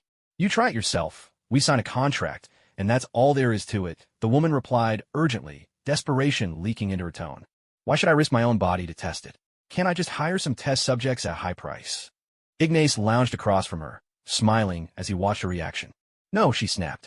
With a sharp crash, Christo slammed her palm onto the table. The metal surface instantly began to melt beneath her touch. Her whole body glowed crimson, threads of red light crackling across her face in jagged patterns. The sight was terrifying. She looked like a demon straight out of hell. You will take it. Right now. Immediately. No more discussion. She glared daggers at Ignas, her threats growing colder with every word. Esdeath fixed the woman with an icy stare, a chill radiating outward, freezing the very air. If you think you're so tough, then try me. My heat is more than enough to melt your ice, you fool. Christo roared back. Ignas gazed at her calmly. And what if I refuse? Are you going to kill me? Oh, how frightening. Yes, I'll burn you and your wife alive, slowly and cruelly, until you both die in agony. Christo howled, voice raw with rage. Stronger than a superhero? You're nothing special. My heat can reduce you all to ash. But I don't think you're capable of killing me. What's wrong? Are you scared I won't take the bait, that you'll fail your mission and have nothing to show when you go back? Ignas taunted, realizing this woman was nothing more than a disposable pawn. If this pawn somehow managed to get Ignas to use the despair virus, then Killian would have hit the jackpot. If that expendable pawn hadn't forced Ignas to use the despair virus, Killian wouldn't have suffered any loss anyway. When the time came, he could simply hide, let the pawn blow up Ignas, and avoid any retaliation himself. So what if it is? You piece of trash, swallow it. This is the despair virus. Don't fail to appreciate what's good for you. Christo roared furiously, advancing menacingly toward Ignas. Esdeath strode forward, her gaze blazing with anger as she glared at Christo. Idiot, stand down. She gripped an ice blade, pointing it at her opponent with wrathful intent. In the next instant, Christo seized Esdeath's ice blade in her hand and melted it to nothing in a single motion. A surge of fury rose within Esdeath as she prepared for an all-out battle. Let me handle this. With that, Ignas stood up, walked to Esdeath's side, and fixed his gaze on Christo. You're losing control. It seems this product is nothing but an unfinished prototype, destined only for ruin. Ignas had barely finished speaking when Christo, seething with rage, tried to deny his words with a howl. But at that moment, a dangerous red glow surged over Christo's entire body, her eyes blazing with crimson light. Christo herself hadn't realized it. She was already on the brink of losing all control. In the blink of an eye, Ignas chanted a spell, clenched his hand in the air, and, mimicking the technique from the Cormoran Pavilion, swept the space like a silken veil and slammed it down toward Christo.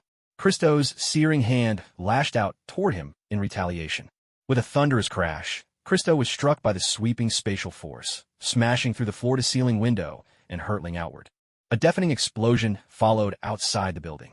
In the sky, a massive fireball erupted and expanded wildly, its dazzling light blazing as scorching hot currents tore through the air. Christo exploded midair. The blast was so powerful it shattered the windows of several floors of the building. Quickly, Esdeath conjured an ice wall that angled upward from the building's exterior, trying to shield against the explosion. But the heat was unimaginably intense, thousands of degrees Celsius. The section of the ice wall closest to the blast melted and vaporized instantly. Ignas hurriedly invoked the Cormorant Pavilion spell again, swirling the space to shield himself and Esdeath. Shards of glass burst apart, flying wildly in all directions. Tables and chairs were sent tumbling through the chaos. The room was left in utter disarray. When the explosion subsided, Ignas released the spell and surveyed the ruined interior. The place was a complete mess. At the doorway, Zhao Hailuan pushed against the door, only for it to crash to the floor with a resounding thud. What happened? I heard this huge boom. She stopped mid-sentence, staring at the devastation inside, utterly dumbfounded. I'll call the NYPD. Wait. Zhao Hailuan hesitated for a moment, thinking that in New York, seeking help from NYPD might not be as effective as turning to Ignas. Zhao Hailuan, take this sample to my private laboratory.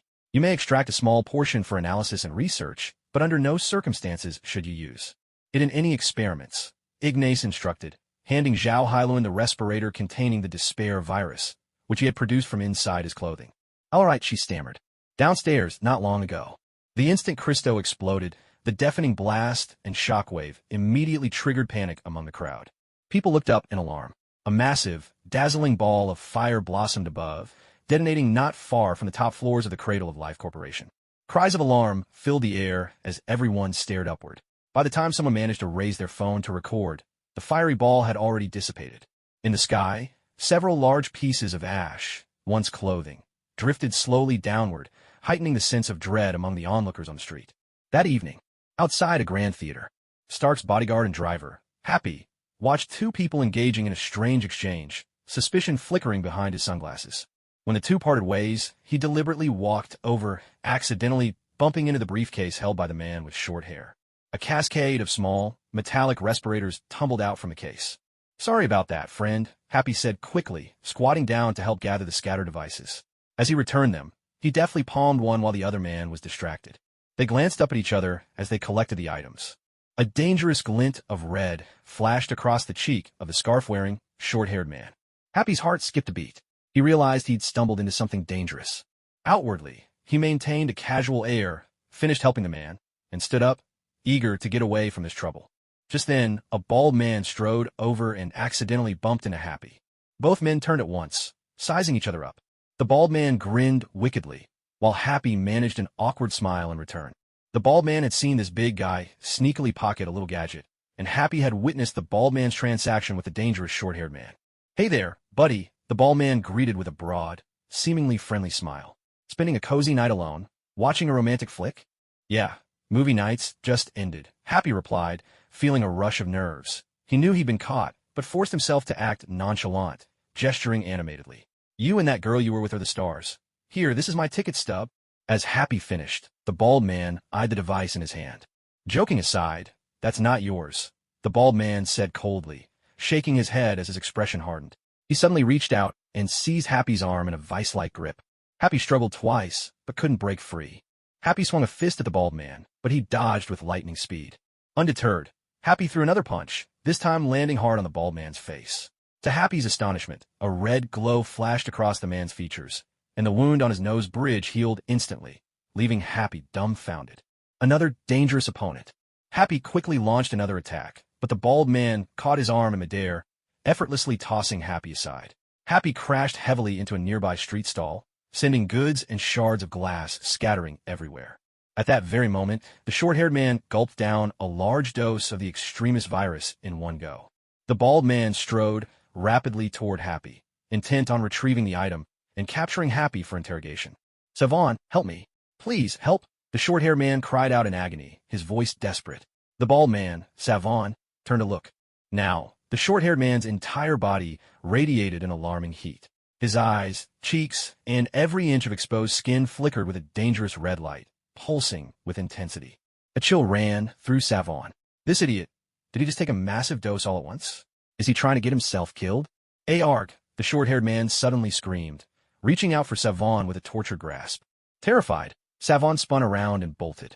Realizing the danger, Happy quickly ducked behind the remnants of the stall. Bystanders, witnessing the terrifying transformation of the short-haired man, scattered in frantic terror. The next instant, blinding white light burst from the man's eyes and mouth, and the red glow from his body grew so intense that not a trace of human skin remained visible. A deafening explosion ripped through the air. A colossal blast wave erupted, surging outward with unstoppable force. In a heartbeat, the surroundings were reduced to a post-war wasteland. Smoke darkened the sky, and ash drifted down like a grim snowfall. The shockwave tore down the street, throwing vehicles into chaos. Several cars collided in a tangle of screeching metal. Smoke and ash billowed across the entire avenue, plunging it into panic and chaos. Even sheltered by the street stall, Happy was gravely injured, unable to move. The stall itself was gone, obliterated without a trace. With great effort, Happy managed to turn his head weakly, forcing his eyes open just a sliver to glimpse the distant wall. On the wall, shadows of human figures appeared in twisted, unnatural poses. These were the marks left by the explosion. The bodies vaporized, their outlines seared onto the wall. It was a horrifying sight. Amid the ruins, Happy was horrified to discover that the bald man was still alive. Savin's scorched hand gripped a chunk of the shattered wall as he dragged his burned, glowing foot forward. After only a few steps, sparks flickered across his body, and, with uncanny speed, he began to regenerate, the red glow gradually fading away. Surveying the panic in the streets, Savon seized the moment and fled into the chaos. Happy watched as Savon vanished into the thick, black smoke. At last, pain overwhelmed him. He closed his eyes in agony and slipped into unconsciousness. On this single day, New York was rocked by 2 consecutive terrorist attacks. The first took place at Cradle of Life Corporation. Media reports stated that Ignas had been targeted by unknown terrorists, and there was even speculation that the emergence of the regeneration cradle threatened the interests of certain pharmaceutical giants. Perhaps this was a warning from those giants to Ignas.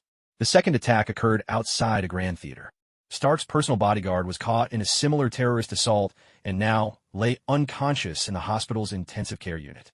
Countless innocent bystanders at the scene were obliterated by the blast, leaving no trace behind. For a time, the American media erupted in a frenzy. Some called this the next great crisis after the events of New York time. Others speculated that both Stark and Ignas had been threatened and warned by powerful forces. One had disrupted the old guard of the pharmaceutical industry, stripping them of considerable profit.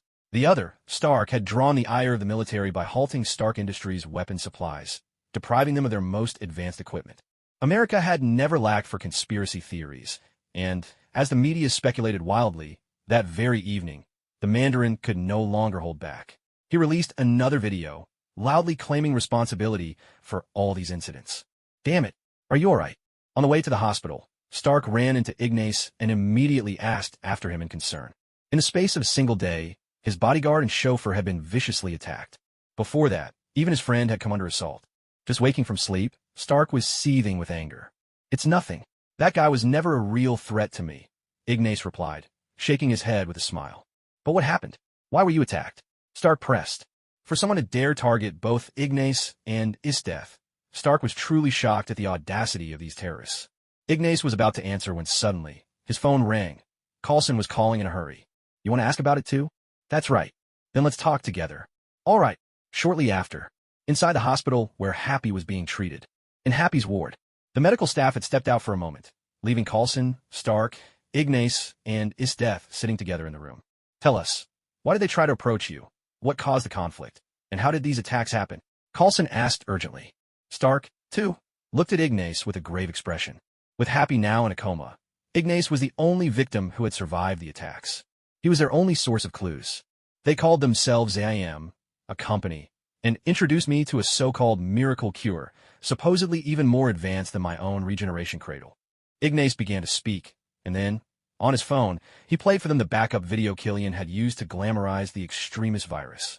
Stark and Coulson watched the video with grave expressions, both sensing that the reality was far less rosy than what the footage suggested. Ignas also suspected that Killian, knowing Thor was still in America, feared his plan was unstable and couldn't withstand the combined force of Iron Man and the God of Thunder. That's why Killian wanted to recruit an ally. He wanted to seek out Loki, but couldn't since he had no idea where Loki was being held. So, Killian set his sights on Ignas Morra, the man who refused to become a superhero. But Ignas knew exactly what kind of person he was dealing with. To make Ignas comply, Killian intended for him to use the extremist virus first, then hold him hostage by threatening him with the virus's unstable dangers. Unfortunately for Killian, his scheme had failed. What a terrifying madman. After watching the video and listening to Ignas's account and his deductions, Stark and Coulson exchanged uneasy glances.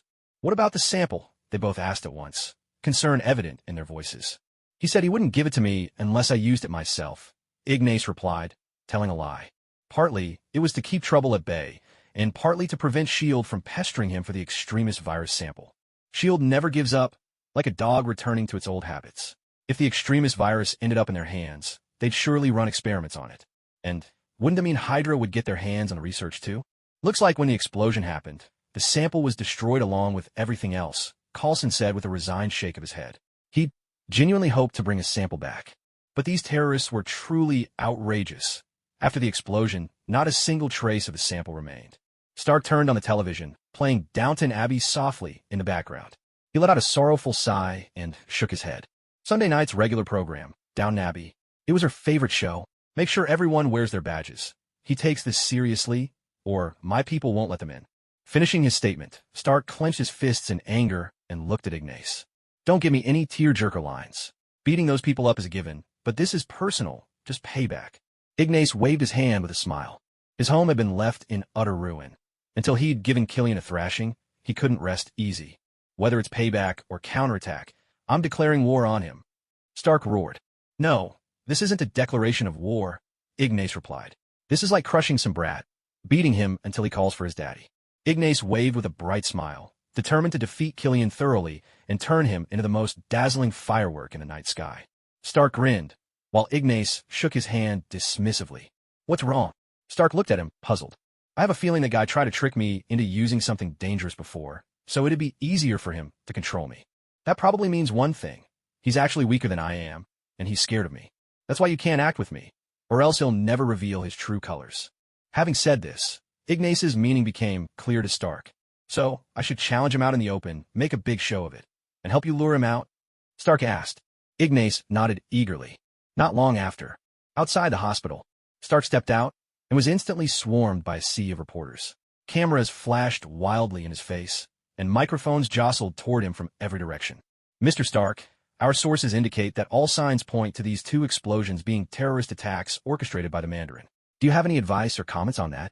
A female reporter fired off her question with rapid precision, her words coming so quickly they felt like a barrage. Other reporters crowded closer, surrounding Stark and his luxury car. Microphones piled up on the car's roof. A deafening chorus of questions assaulted Stark's ears, the sheer noise making his head pound. Mr. Stark, when are you going to take out that bastard? A bearded man, holding up his phone to record, blurted the question, staring at Stark intently. Can you comment? Stark's face tightened, suppressing the anger simmering inside. He spun around and glared at the rude man. You really want to know? The bearded man nodded eagerly, and the other reporters joined in, their excitement obvious. They didn't really care about the terrorist attacks, or whether Ignas and Happy were injured, or how badly. What mattered to them was the headline, the story that would help them win praise from their news director, maybe even promotion. What they truly cared about was cold, hard cash. I've got a holiday greeting for the Mandarin. I just figure out how to say it. My name is Tony Stark, and I'm not afraid of you. You're the coward here, so I'm telling you, get ready to meet your end. I'm going to take you down myself. Stark took off his sunglasses and stared straight into the camera, his gaze unwavering as he declared his challenge. Facing the crowd of media, he issued his declaration of war against the Mandarin, saying, If you're really a man, remember my home address, 10880 Malibu Street, zip code 90265. My door will be open, and I'll be waiting for you at home. He then looked back at the bearded man. Well, are you satisfied now? He snatched the bearded man's phone and slammed it hard against the wall. The bearded man winced, clearly feeling the loss. Go ahead, sue me. Stark shot the guy an angry glare, then turned to get into his car. Mr. Stark, are you this upset because your friend Mr. Morra was seriously injured? I heard he hasn't left the hospital since he was admitted. A reporter from India hurriedly blocked Stark's path, pressing him with questions. Stark glared at her as she shrank back, startled. He pulled open the car door and got in, but the memory of Ignace's plan made his face twist with fury. He stared straight into the camera lens. "Mandarin, you bastard. My friend's been hurt, and I'm furious. You're finished. Just wait until I come for you." With a furious shout, Stark rolled up the window. The reporters scrambled out of the way as he revved his luxury car and sped off. The journalists exchanged uncertain glances. Was Ignace really that badly hurt? They rushed to storm into the hospital for answers. Just then, the NYPD arrived, quickly dispersing the crowd and forbidding any reporters from entering the hospital. It seems Stark's friend Ignace, as well as his bodyguard Happy, have both been seriously injured. Stark looked absolutely terrifying in his anger. Next, let's keep our eyes on this hospital and on Stark's mansion. We don't know how badly Mr. Morra is hurt, or if he's in real danger. And what challenges will Iron Man face now, without the protection of the powerful Ignace, when he goes up against the Mandarin? A reporter faced the camera, voice trembling with excitement.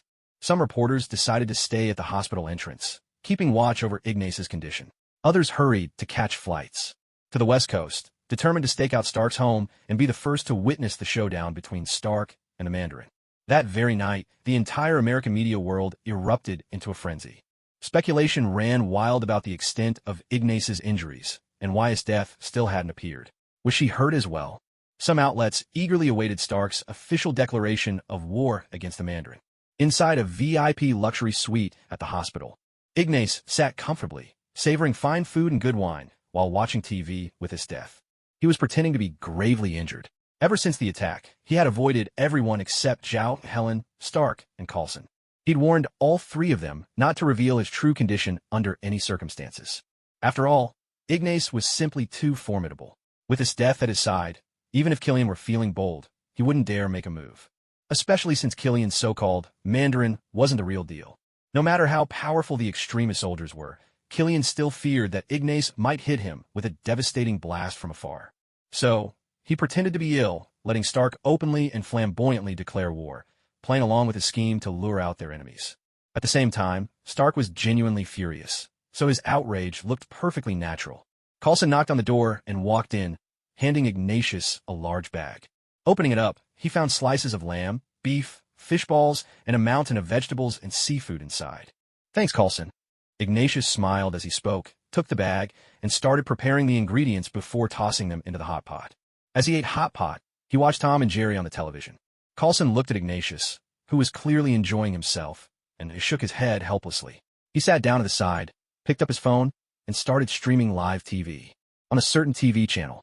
Judging by the level of protection the NYPD has provided at the hospital, I'm afraid the injuries Ignatius and Happy sustained might be quite severe, said a beautiful anchorwoman sitting in front of the camera, legs elegantly crossed. But I think, after all, Ignatius is the strongest man on Earth right now. Surely he'll pull through, right? Hey, you must be joking.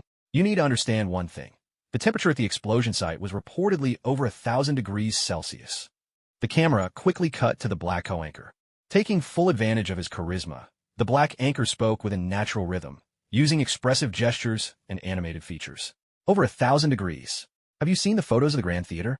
The anchorwoman quickly shook her head. The black anchor pointed urgently at the big screen, and the production staff immediately projected a series of photos. The ruins of the Grand Theater appeared in chaos, and on the battered walls, the shadows of several people were burned into the stone. See? Other than Happy, who found shelter just in time, everyone else was vaporized. No matter how tough Ignatius is, he's still human. I think the odds are stacked against him. He shook his head, clearly pessimistic about Ignatius's fate.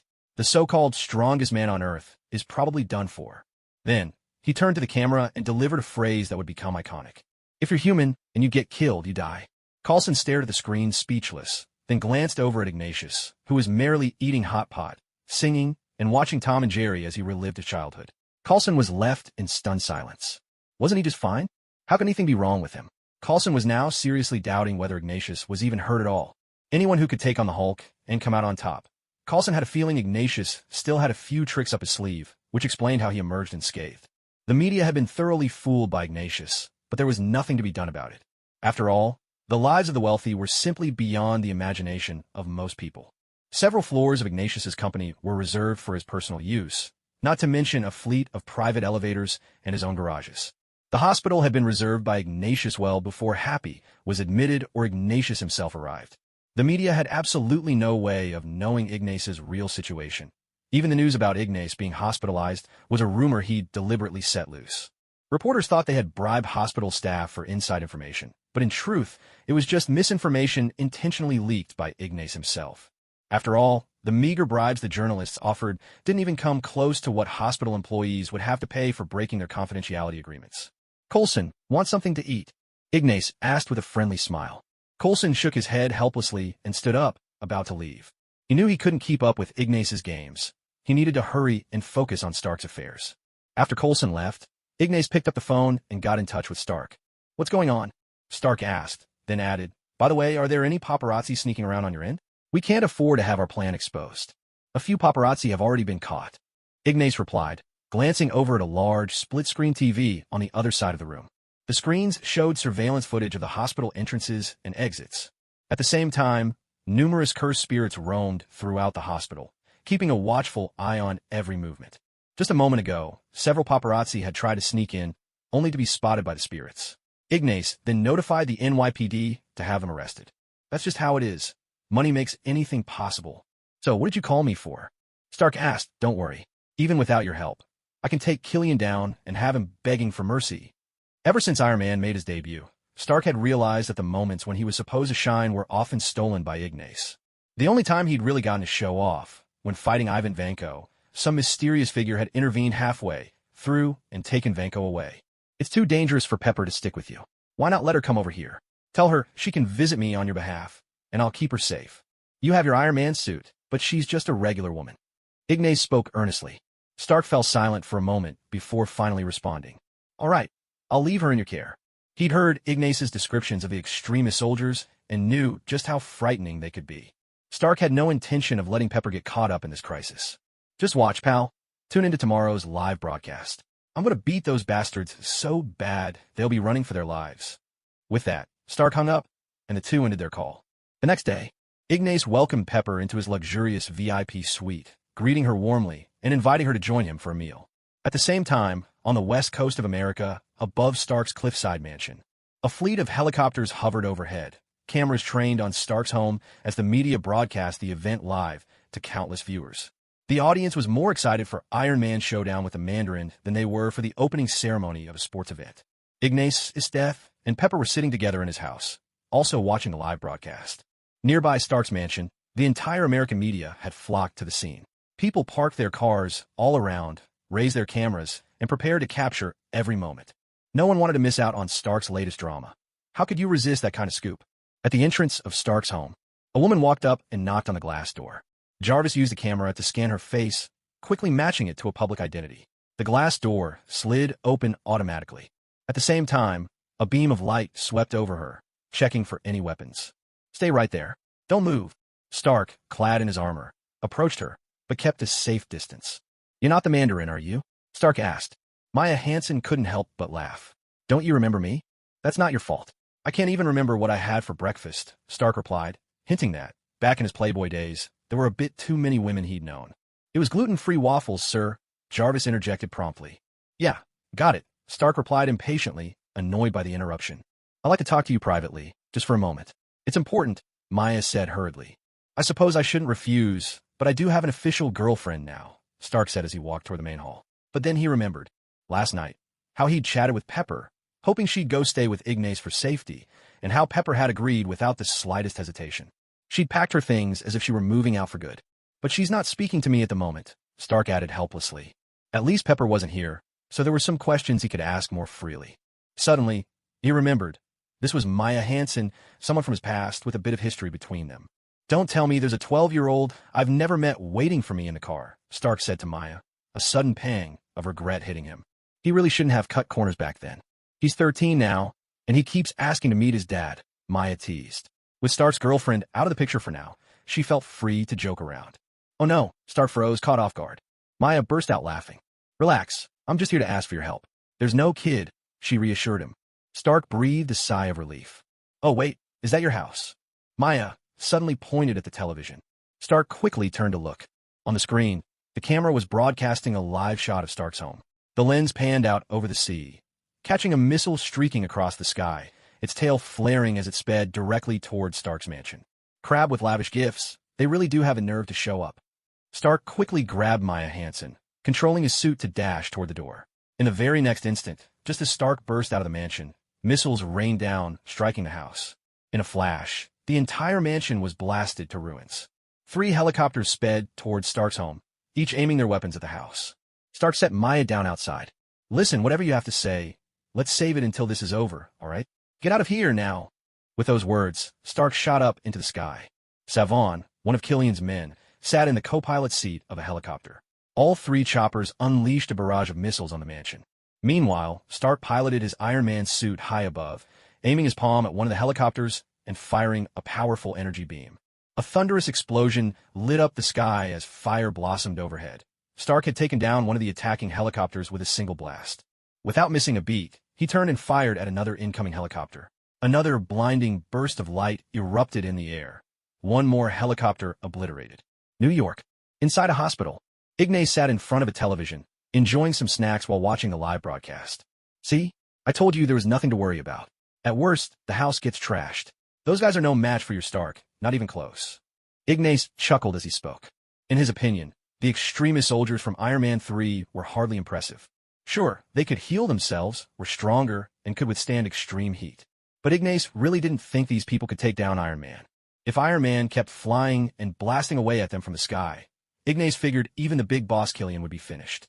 But it seemed the plot of Iron Man 3 was deliberately written to make the fight appear more evenly matched, forcing the Iron Man suits to engage the extremist soldiers in close combat.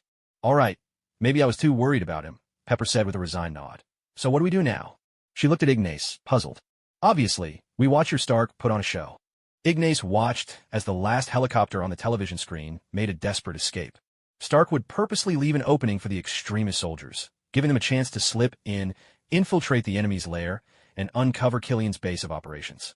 Next up, it'd be time to go after them with everything he had. On screen, Stark pursued the fleeing helicopter in his suit. A swarm of media helicopters hurried to follow. Before long, Stark caught up to the helicopter. With a blast from his palm cannon, he blew it out of the sky. From a fiery wreckage, a glowing, red-hot figure suddenly leapt forth, grabbing Stark in a fierce embrace. The camera zoomed in, revealing that the brute was radiating intense heat, his grip warping Stark's armor out of shape. The Iron Man's suit plummeted rapidly, prompting gasps of alarm from the reporters watching nearby.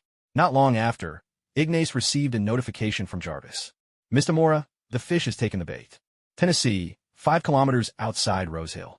Snow swirled through the mountain forest. Savon, the bald man, stood in the snow, eyeing the Iron Man's suit that lay on the ground. He looked down at the phone inside his jacket. The phone was blackened and fused, its buttons and screen melted into a solid lump. A moment ago, he had raised his own body temperature to knock Stark out, and in the process, destroyed his own phone. Damn it! Savon flung the ruined phone into the snow, then grabbed one of the suit's legs and started dragging Stark away. Clang! "Oh, come on. Could he try not to be so rough?" Stark protested immediately, feeling the suit scrape hard against a hidden rock beneath the snow. "If you got the guts, crawl out of that tin can and take me on. Hiding in their suits a piece of trash like you." Savon sneered. He glanced around, trying to figure out where they were, and began planning to find a phone so he could contact his team and take Stark away. "I can't. You burned out some of the suit systems. I'm stuck in here." Stark replied helplessly. "Hey, Q-Ball, you'd better watch your back. One day I'll get out and turn your head into modern art. I'll be waiting." Savon let out a cold laugh and kept dragging Stark along. Even in just a shirt, he felt nothing of the bitter cold as they moved through the forest.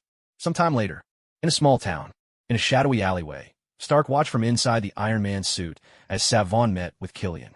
At this point, he still hadn't recognized Killian. In truth, the suit wasn't nearly as damaged as Stark claimed. It was fully functional.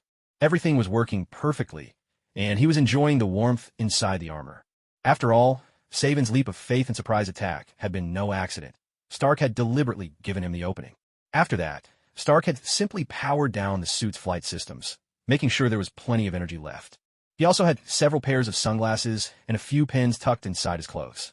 Each pair of sunglasses and pen was actually a piece of nanotech, disguise components for a new suit. Stark was planning to use them for a surprise attack on these bastards when the time was right. But first, he needed Savon to take him straight to their lair. Killian ordered his men to load the Iron Man's suit into a vehicle. He cast a mocking glance at Stark and said, "Mr. Stark, who would have thought you'd end up like this?" Hith hith. With that, Killian climbed into the front passenger seat, while Stark's suit was hauled into the back compartment of the car. Who was he? Stark felt this guy looked somewhat familiar. But because the story had shifted, Pepper had spent time resting with him earlier, so she hadn't been found by Killian. Stark hadn't watched over any meeting between Pepper and Killian, so it was no wonder he had little recollection of this man he once played a prank on so many years ago. "Hey, how are things going on your end?" Stark subtly moved his fingers, tapping lightly on the suit's glove. Jarvis interpreted the Morse code, converting it into a message for Ignas. Killian sat in the front, brooding over how to deal with Stark and finally get his revenge for the humiliation all those years ago. Meanwhile, Stark was teaming up with Ignas, fishing for information. Using Morse code, he let Jarvis translate and send texts as they chatted in secret. In New York, inside a hospital, Ignas was feasting on seafood while watching SpongeBob SquarePants. No matter how old a man gets, there's always a soft spot for SpongeBob. Back then, he watched it for laughs. Now it was still the comedy that kept him coming back. Hot pot and cartoons, life's little pleasures. Ignas texted Stark, "Content." Stark was speechless. Here he was, having to pretend to be helpless, hungry, and at the mercy of his captors. Yet Ignas was living it up, masquerading as a patient and thoroughly enjoying himself. Florida, Miami.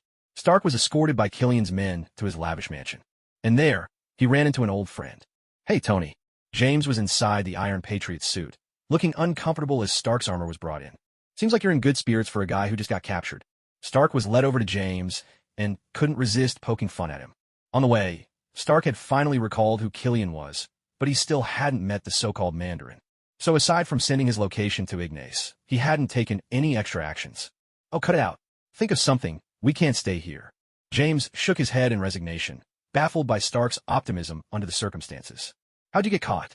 Stark asked, as if the two were swapping tales of disaster at some darkly comic support group. "Our team found one of the Mandarin's hideouts. I managed to rescue a group of poor women working there, and then—" James stopped, a little embarrassed. Turns out, the guy was some kind of monster who could heat his body to extreme temperatures. Before he knew it, James was knocked out and dragged here. "Nice going, really impressive," Stark teased, and James could only chuckle sheepishly. "You know what my old man used to say?" A familiar voice rang out as Killian walked in. Stark glanced over, seeing Maya, Savon, and the so-called Mandarin following behind Killian. His favorite saying is, "The early bird catches the worm, but the second old tree gets the cheese." You're still holding a grudge over what happened in Switzerland? So you sided with the Mandarin and now work for him just to get back at me? Stark asked, looking at Killian. Killian couldn't help but laugh, and the so-called Mandarin joined in with a chuckle. "How could I be angry with you? In fact, I should thank you. You gave me the greatest gift in this world, despair." Killian let out a cold laugh as he stared at Stark. "You know, that night, I waited alone on the rooftop, feeling so desperate that I almost wanted to jump. But then, fireworks blossomed in the starry sky, and I realized I could be reborn from despair. Isn't the extremist virus quite similar to my own journey?" With that, Killian walked over to the Mandarin, giving his shoulder a friendly pat. From that day on, one idea has always stayed with me. Stay hidden, Tony. Ever since then, it's been my motto. Ruling from the shadows is so much safer. Killian grinned smugly at Stark. Stark eyed the Mandarin with suspicion. So this guy was just a front? A puppet for the public? So this is your idea of ruling from the shadows? Stark said, watching Killian. What Killian didn't know was that inside his armor, Stark was struggling not to burst out laughing. Killian claimed to prefer ruling from the shadows, but now everything about him had been exposed to Stark and Ignas. No. Ever since that guy with the hammer dropped out of the sky, subtlety has gone out of style, Killian said with a shake of his head, still smiling. Stark nodded with a wry grin. So what's your next move? Stark asked, knowing Ignas was already on his way. Before Ignas showed up to beat the living daylights out of this home-wrecking maniac, Stark wanted to squeeze out a little more information. Oh, I'm going to return the favor. I'll give you the same gift to repay you for your kindness back then. With that, Killian clapped his hands, signaling Savon, who stepped up next to Stark. We plan to give you a dose of the extremist virus and watch as you fail to adapt and die in despair, going out with a bang. Or maybe you'll survive your ordeal and end up begging me, desperate to be my slave. As Killian finished, he waved his hand at Savon. Since he won't come out, let's force him out. Yes, sir, Savon quickly replied, his hands glowing red-hot, radiating intense heat as he grabbed at Stark's Iron Man suit. There was a thunderous crash. In the next instant, Stark swiftly raised his palm, firing a powerful blast directly at Savin's face, sending him flying backward. "I think you'll find you're the one surrounded now," Stark announced. As he spoke, a swarm of miniature missiles emerged from his suit, their targeting systems locking onto everyone present. Then, the armor opened up, and Stark stepped out from within. From his clothes, Stark produced a sleek pen. With a quick tap, it transformed instantly into a thin layer of nanotech armor, enveloping him completely. "Ah, well, looks like Savon was just too stupid," Killian exclaimed in surprise and frustration. "Holy crap, are you alright?" James stared at Stark in shock. Had Stark just lied to him about the armor system malfunctioning? "What are you waiting for? Don't tell me AM tampered with your suit after the upgrades, and now you can't do anything with it." Stark shot a look over his shoulder at James, who stared back awkwardly. Honestly, other than opening it up, I can't do much. Their modifications really did mess with it," James admitted, embarrassed. Suddenly, a new voice broke into the comms channel between Stark and James. "James, is your armor a public restroom now? Seems like anyone can waltz in and mess with it. The U.S. military sure is reliable, huh?" "Ignatius," both James and Stark exclaimed in surprise. The next moment, as Killian surged forward, radiating a terrifying red aura, a shockwave exploded through the wall, blasting Killian out of the room. A suit of nanotech armor landed inside, advancing toward them. The armor dissolved, morphing into a pair of sunglasses. Ignatius calmly slipped them into his shirt pocket, unfazed by the mercenaries firing bullets at him from across the room. Moments later, another nanotech suit materialized in the room. Esdeath retracted her armor, then snapped her fingers. Instantly, all the criminals were flash frozen, transformed into icy statues. "Man, your timing is impeccable," James said with a grin, choosing to ignore the earlier teasing. Ignatius wrapped his knuckles against the Iron Patriot armor, eyeing the extremist soldiers charging from a distance. "Tony can fix you up, but honestly, your suit really is like a public restroom. Anyone feels free to take it for a spin," he remarked. James was left speechless. As harsh as it sounded, he couldn't deny there was some truth to that. Ivan Vanko had once hacked his suit, but back then, the U.S. military had needed Hammer Industries to help with upgrades, which opened the door to sabotage. After Hammer was jailed and Vanko vanished without a trace, the military still needed someone to upgrade the armor, so they turned to AM, and that gave AIM their chance. Killian nearly managed to have someone use James's suit to cause chaos. "You coward. Just like Tony. Always hiding behind your armor. What's wrong? Are you only capable of attacking me from afar, like some kind of mage? If you got the guts, let's fight up close." In the distance, Killian's twisted figure began to revert to its original form. He glared furiously at Ignas, who had just appeared. "You want close combat?" Ignas looked at Killian, took the ice blade Esdeath handed over, let his aura entwine the weapon, and with a single stroke, sliced a steel pipe clean in two. I don't think that's a wise idea. You're just asking for trouble." Stark watched Killian with a playful grin. Ignas is just as formidable in close quarters. Author's note, ongoing live. Asking for first-day subscriptions. 10,000 words coming tomorrow. The book goes live tomorrow. As a newbie author, I'm kicking things off with a 10,000-word update on day one. There's not much else to say. Even though my previous works flopped again and again, I promise I'll see this one through to the end. Please rest assured. I'm asking for your first-day subscriptions and your support. Though there are plenty of bookmarks, the number of dedicated readers is just average, so I really need everyone's help.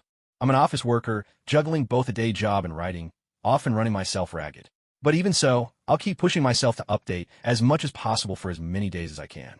If there's ever a day my updates slow down, don't worry. I have no intention of abandoning this book. Life just gets exhausting sometimes, and I might need a short break to catch my breath. Alright, I won't ramble on. Once the book is live, I'll do my best to keep up this high output pace. So, once again, I'd greatly appreciate your subscriptions. Thank you so much for your support. I'm off to write more chapters for tomorrow. See you soon, MWA. Recommended new book, The String Fruit User in Marvel. Author, Wei Jian Zian Shangyu. Synopsis, Eustace wakes up in the Marvel Universe with a pirate-style system. Crush local extraordinary beings to get dream rewards. Initial bonus, String Fruit. Sit tight and wait for Thanos to snap his fingers, then wait for the superheroes to save the day. Why not strike first with overwhelming force? Sky Thread. Lets him swing through the steel jungle as a Spider-Man lookalike. Smash the Iron Monger. Reward acquired. Armament Hockey. Use 16 holy bullets, God Execution, to crush Abomination. Even Hulk can't tell friend from foe. Parasitic Thread. Makes Hulk break out into an awkward dance on the spot, and he even snaps a photo to commemorate it. When the Chitauri invade Earth, Eustace sweeps the endless alien soldiers aside with the overwhelming power of Conqueror's Haki, stunning everyone present. Tony Stark. Honestly, I'm nowhere near as wild as him. He's the real madman. Spider-Man. I'm the real Spider-Man. Black Panther. I still believe vibranium is the strongest. Eustace wraps his Conqueror's Haki around his vibranium sword, shattering Black Panther's armor with a single blow. Black Panther stares at his broken suit in confusion, looks up, and Eustace is already leading his men out of Wakanda with the vibranium. Behind him, the city is swallowed by billowing smoke, fading into the clouds. Eustace cast a calm glance over his shoulder. There, the fire had already begun to blaze. Killian's entire body glowed red as he threw a punch at Ignas. In the blink of an eye, the icy blade in Ignas's hand flashed with cold light. Killian froze where he stood, and as he looked down, he saw a vicious slash across his chest. Killian's body began to heal itself automatically. He spun around, ready to land another punch on Ignas. Ha! Other than fighting like a mage, is there anything else you can do? Killian laughed heartily, but in the next instant, Ignas whirled and struck back with his own fist. Cursed energy coiled around Ignas's fist as it crashed down on Killian's head. In a fraction of a second, the collision of physical force and the surge of cursed energy twisted the very air, and the blow landed squarely on Killian's head. A flash of black lightning. Ignas's fist came down, and Killian's head burst apart. Literally burst. Killian, as a despair warrior, would start to self-detonate if his body was destroyed, recreating that infamous scene where a despair warrior's body explodes. In that instant, Ignas delivered a savage kick to Killian, sending him hurtling down the passageway. Flames erupted as Killian's exploding body transformed into a raging inferno that surged madly back into the room. Seeing the situation turn dire, Savon tried to flee, but Ignas and Ivan Vanko joined forces, unleashing a wave of cursed energy that blasted Savon into the flames. Stark grabbed Maya Hansen with one hand, while the Iron Patriot suit he'd just modified was now being piloted by James, charging out to safety. Esdeath wrapped an arm around Ignas, leaping out of the ruined house into the open air. Meanwhile, Trevor Slattery, the actor playing the Mandarin, scrambled and crawled his way out through a hole in the wall blasted by the nanotech armor. In an instant, the fire engulfed most of the villa, flames spewing through the breach in the wall. The next moment, a terrifying explosion rocked the building. Savon, who had fallen into the flames, detonated as he died, causing a large section of the villa to collapse in a thunderous crash. From the distance, angry shouts rang out as a horde of mercenaries came running, weapons raised, with several despair warriors charging alongside them. Ignas stared coldly at the advancing crowd and, together with Ivan Vanko, unleashed a spell. A sphere of cursed energy gathered before him and then shot forward as a blinding beam. A mushroom cloud, visible only to those with the right eyes, rose up, blasting mercenaries apart and scattering their bodies in every direction. Moments later, more explosions rang out in rapid succession, as Ignas's attack caught the despair warriors in its wake. To be honest, if you can tear down anyone's house, just not his. That's truly terrifying, Stark joked with a wry grin. Ignas had arrived, and crushed everyone in his path. Oh, by the way, handyman, how did you pull off that move just now? You smashed that guy's head open with a single punch. So cool. Stark looked at him with a grin. It's simple. Just throw the punch, and that's it. Ignas gave Stark a sly look, and with that, he turned to walk away. Black Flash, huh? For a sorcerer, it really does just come down to throwing a punch. Whether the Black Flash actually happens, though, is all down to luck. After all, no one can deliberately trigger the Black Flash. And Stark wants to study that technique? Not a chance. Ignas pulled out 2 pairs of sunglasses, one for himself and one for Esdeath. Both of them suited up in their nano armor, getting ready to leave. Handyman, thanks for helping me out with such a huge favor. I think after we hand these guys over to the authorities, we should throw a party to celebrate. And maybe, take the chance to talk through what's on our minds. Not that I'm saying you have issues. It's just that I could really use someone who's a good listener. Just as Stark was halfway through his sentence, Ignas raised his palm, as if to say, one more word and you'll get a repulsor blast to the face. Sorry, my bad. I know I can be a bit of a chatterbox. Stark shot him a sheepish look. I want 45% of AIM's shares. Goodbye.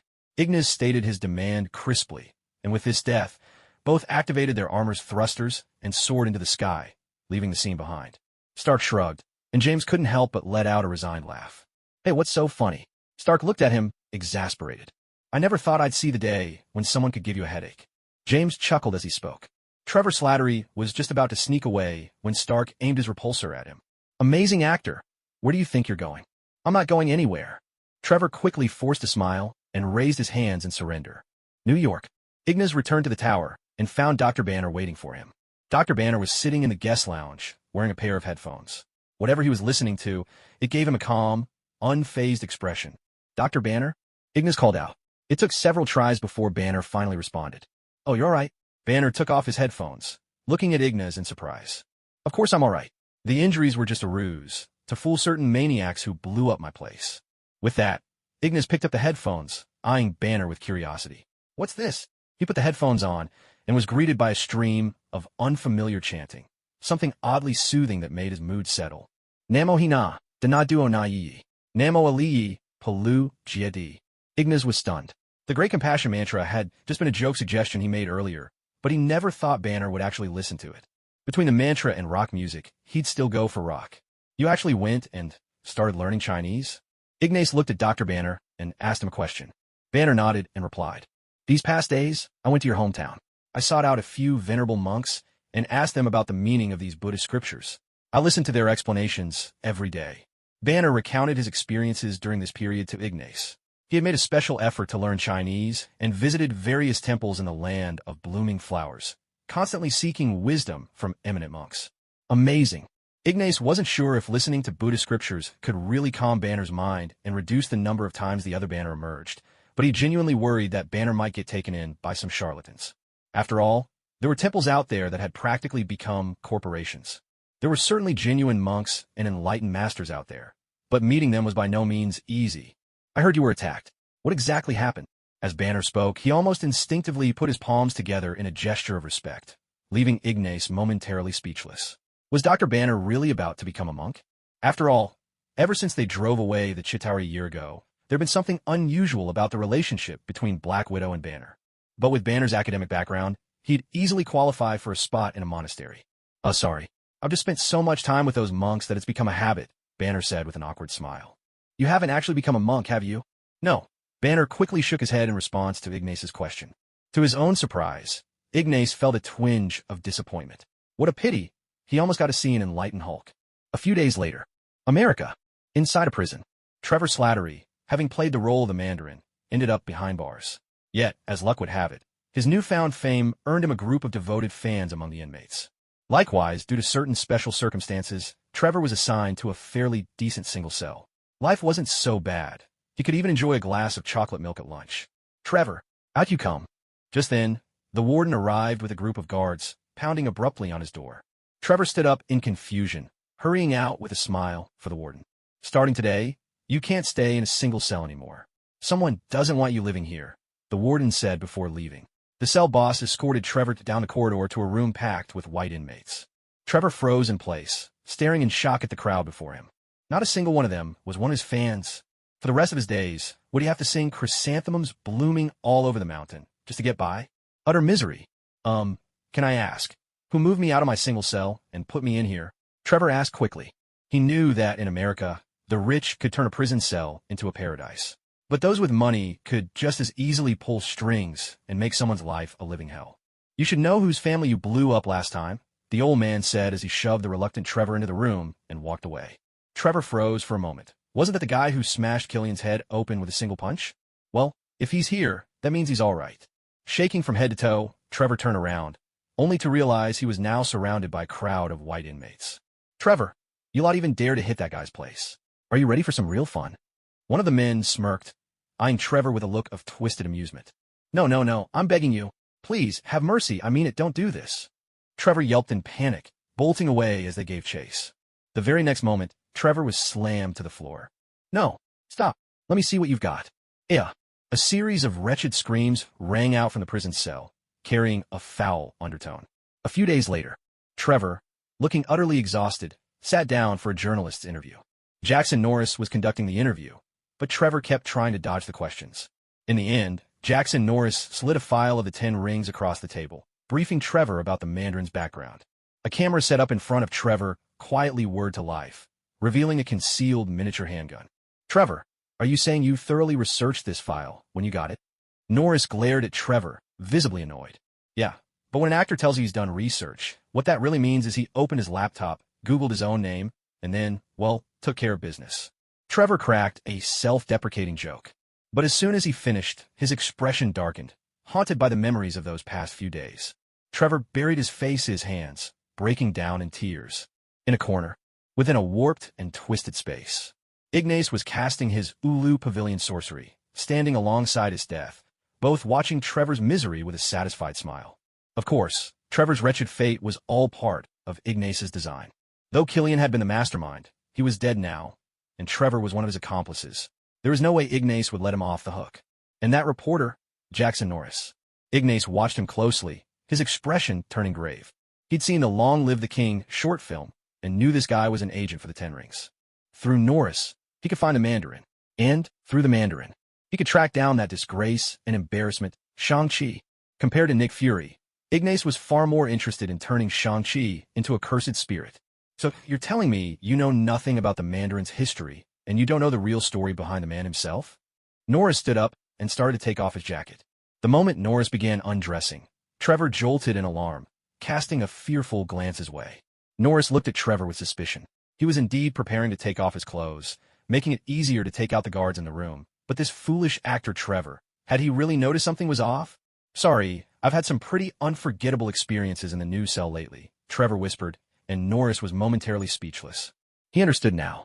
In the distance, the starstruck fan froze in disbelief. His idol, Trevor, had been treated like that? Oh my God, you've got to be kidding me, the black inmate cried out in alarm. Trevor immediately bowed his head in shame. It was so humiliating. But in prison, there was no way he could keep this embarrassing secret to himself. The Mandarin is a battle-hardened king. He inspired generations during the Middle Ages. Perhaps his legacy goes even further back. Norris began, his voice steady. In the corner, Ignas, standing in his warped corner of space, looked on in anticipation, hoping Norris would reveal more. Blah, blah, blah. Who the hell cares, man? The show, that's what people want. And I put on one hell of a performance. What they'll remember isn't the Mandarin. It's this name, Trevor Slattery. Trevor declared, beaming and pointing both hands at the camera. Fame was all that really mattered to him. You're right about that. And for crimes like these, you'll soon be wishing you were never born, Norris replied, rolling up his sleeves. Trevor watched him with a sense of unease. The way Norris was acting, it reminded him of those fights with the cell block thugs. Still, he consoled himself. With the camera rolling, surely Norris wouldn't try anything crazy. Every ring we believe in will leave a matching hole in you, Norris intoned. The very next moment, the camera's flip screen snapped open to reveal a compact pistol aimed squarely at Trevor. Did you hear me? Norris let out a cold chuckle. In a flash, the tiny gun sprang into his hand. With lightning reflexes, he fired at the nearest guard. The guard crumpled. Norris spun, firing again at a guard by the door. Another shot, another man down. Shot after shot, he dispatched every guard. The burly black inmate charged forward, ready to defend his idol. Norris turned and fired at the man's chest. The inmate, huge and powerful, wasn't hit in a vital spot. He barreled on, slamming Norris hard against the blinds. Norris drove his elbow into the man, catching him off guard, then launched a fierce kick that sent him sprawling. With practiced speed, Norris snapped off a piece of the camera's stand and, with a sharp flick, transformed it into a baton. The burly inmate staggered to his feet, determined to charge again and fight back. Norris relentlessly struck the burly black man with his baton, subduing him once again. He grabbed the keys from the man's body and, without hesitation, plunged the weapon into his neck, ending his life. In the next moment, Trevor picked up a handgun from the floor, aimed it squarely at Norris's back, and advanced toward him. "You kill my butler," Trevor said angrily. "You're not the kind of man who can pull the trigger, Mr. Trevor," Norris replied, breathing heavily, his tone dripping with mockery. "I'm an out-of-work actor, darling. You have no idea what I'm capable of. And thanks to CBS, I've gotten pretty good with a handgun," Trevor retorted coldly, pressing the muzzle firmly against Norris's back. In a flash, Norris spun around, dodging expertly, and with lightning speed, wrenched the pistol from Trevor's hands. Now holding the gun, he pressed it against Trevor's head. "Oh," Trevor groaned, rolling his eyes in regret at his own carelessness. Breathing hard, Norris sneered at him. "Let's call this a lesson. Consider it a taste of reality." From the corner, Ignas caught sight of the Ten Rings insignia on Norris's hand. "Why do people always end up pointing guns at my head? Please, I don't want to die." Trevor's bravado collapsed instantly as he begged for mercy. "Just as you can't afford to cross Ignas Morra, there are others out there who are far beyond your reach," Norris said with a cold laugh. Then, placing a communicator watch in front of him, he spoke into it, target secured and in position. Extraction team, move in. I'm not here to kill you, Mr. Trevor. I'm here to get you out, Norris stated. In the corner, a low-level cursed spirit drifted through the wall, waving its arm. Within the warped space, Ignas nodded to himself. The 10 Rings were making their move, and his fishing expedition was about to begin anew. These 10 Rings operatives would soon help him uncover clues about the real Mandarin. That's wonderful. Trevor beamed, delighted at the prospect of being rescued. The very next instant, a gunshot rang out. Don't be too sure. You angered Ignas Morra. He made sure Killian's remains were scattered to the winds, and you suffered the special torments of prison. There's someone outside who wants to see you. You used his name, and now he wants it back, Norris said, pressing the muzzle harder against Trevor's head. A chill ran down Trevor's spine as he realized with horror that there was a fate even worse than crossing Ignas. He had provoked the real Mandarin. Ivan Vanko, send a few cursed armor suits to tail them, Ignas ordered. The cursed spirit at his side, Ivan Vanko, immediately dropped to one knee and obeyed. Norris had taken the imposter Mandarin hostage and was leading him out. It wouldn't be long before they'd come face to face with the true Mandarin. Ignatius, with Esdeath by his side, left the prison and ascended into the air. He invoked the spell of the Crow Pavilion, soaring high into the sky. He glanced down once, then departed without hesitation. No sooner had he returned to New York than, that very night, Ignatius received information about Ivan Vanko, who had just come back. Ivan Vanko shared with Ignatius the true visage of the Mandarin. Ignatius was momentarily lost for words. He now knew which incarnation of the Mandarin he was dealing with. 10 large rings adorned his arms. He wore a sharp suit, and his hair was slicked back. Wasn't this the Tony Leung version of the Mandarin? This version of the Mandarin did have a villainous air at first, ever striving for conquest, founding the 10 Rings organization and dominating for 1,000 years. But after that, everything changed. It turned into something of a farcical tale. How so? Because Shang-Chi was just so unimpressive. On his quest for power, the Mandarin arrived at the ancient city of Ta Lo, where he fell in love with Ying Li, the Guardian, and together they had Shang-Chi and Xiaoling. For his family, he chose to abandon his pursuit of power, but when his wife was killed by the Iron Gang, the Mandarin prepared to reclaim the 10 Rings and trained Shang-Chi for vengeance. Yet, in disgrace, Shang-Chi fled out of fear. The Mandarin decided to give Shang-Chi time to live the life he desired. Here, the Mandarin was practically a model Marvel dad. Later, the Mandarin heard a voice that seemed to be his late wife's. In his distress, he sought out his children for help, but Shang-Chi and Xiaoling believed it was a trick and refused their father. In the end, just before his death, the Mandarin saved his dutiful son, Shang-Chi, passed on the rings to him, and departed this world with a smile of apology. Before traveling to this world, Ignatius had never seen Shang-Chi and the Legend of the 10 Rings. The film hadn't even been released in his country. To be honest, just reading the plot summaries online had been enough to make him cringe. The only 2 appealing points about the whole movie, for him, were Tony Leung's appearance. And nothing else. Truly, it was just that Shang-Chi was too much a letdown. The hero's actions were so laughably filial that it became a running joke. Shaking his head, Ignatius instructed his Shikigami to continue tailing the Mandarin. He had only read a synopsis and knew nothing of the timeline between the Mandarin and Shang-Chi. He would observe for a while before making a decision. A few days later, Christmas Eve arrived. Ignatius sat in an office at his company, playing a horror game. This floor served as his private recreation space. The top floor was still under renovation. Outside, Aunt May and Uncle Ben had been invited over, and together with Esdeath, they were preparing dinner. In his previous life, Ignatius had never celebrated Christmas Eve, but in this life, he found himself adapting to local customs. While he still wasn't keen on celebrating, for the sake of his friends, he'd go through the motions and join in. "Master, aren't you going to come help?" Little Peter opened the door, poking his head in as he called out. "What help do you need?" "All right, Peter, have you finished your homework yet?" Ignas quickly paused the game and turned to look at Peter.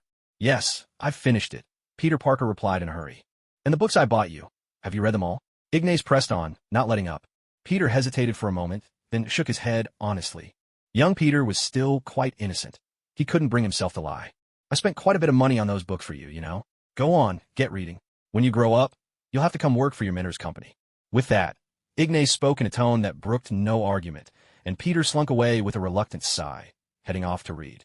Ignas had specially ordered a whole set of textbooks for Peter from his hometown, titles like 5 years of college entrance exam, 3 years of practice, and From Beginner to Master in XX, the works. He was deeply invested in Peter's education. For Peter to end up as just a cameraman would be a terrible waste of his potential, Ignas thought. Whenever Peter had free time, he insisted that Peter come work for him, That, in his mind, was the true way to unleash Peter's value. When Peter Parker grew up, Ignas even planned to implant a special-grade cursed spirit inside him, turning him into something of a cursed spirit knight to help fight off enemies. Well, villains, really. On ordinary days, Peter would don a suit and report for work, putting in hours for Ignas's company. Wouldn't that be wonderful? Ignas sighed contentedly, then turned back to his horror game. The music ramped up, and he dove once more into his favorite high-speed chase. Months later, a letter arrived at the Cradle of Life company, delivered straight to Ignas's office. Not only that, but the courier, a rather interesting character, was warmly and kindly invited to stay by Ignas himself. Under cover of night, in the darkness of Ignas's office, a figure, clad in a black tactical suit with a long blade strapped to her back and night vision goggles on her head, slipped quietly into the office. She placed a letter on Ignas's desk and turned to leave.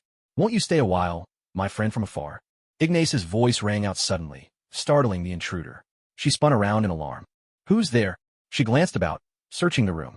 Through her night vision, she saw that a figure had materialized by the window, a spot she'd been certain was empty. She stared in surprise, not expecting to bump into the very person she'd been sent to deliver the letter to. The night breeze fluttered the curtains.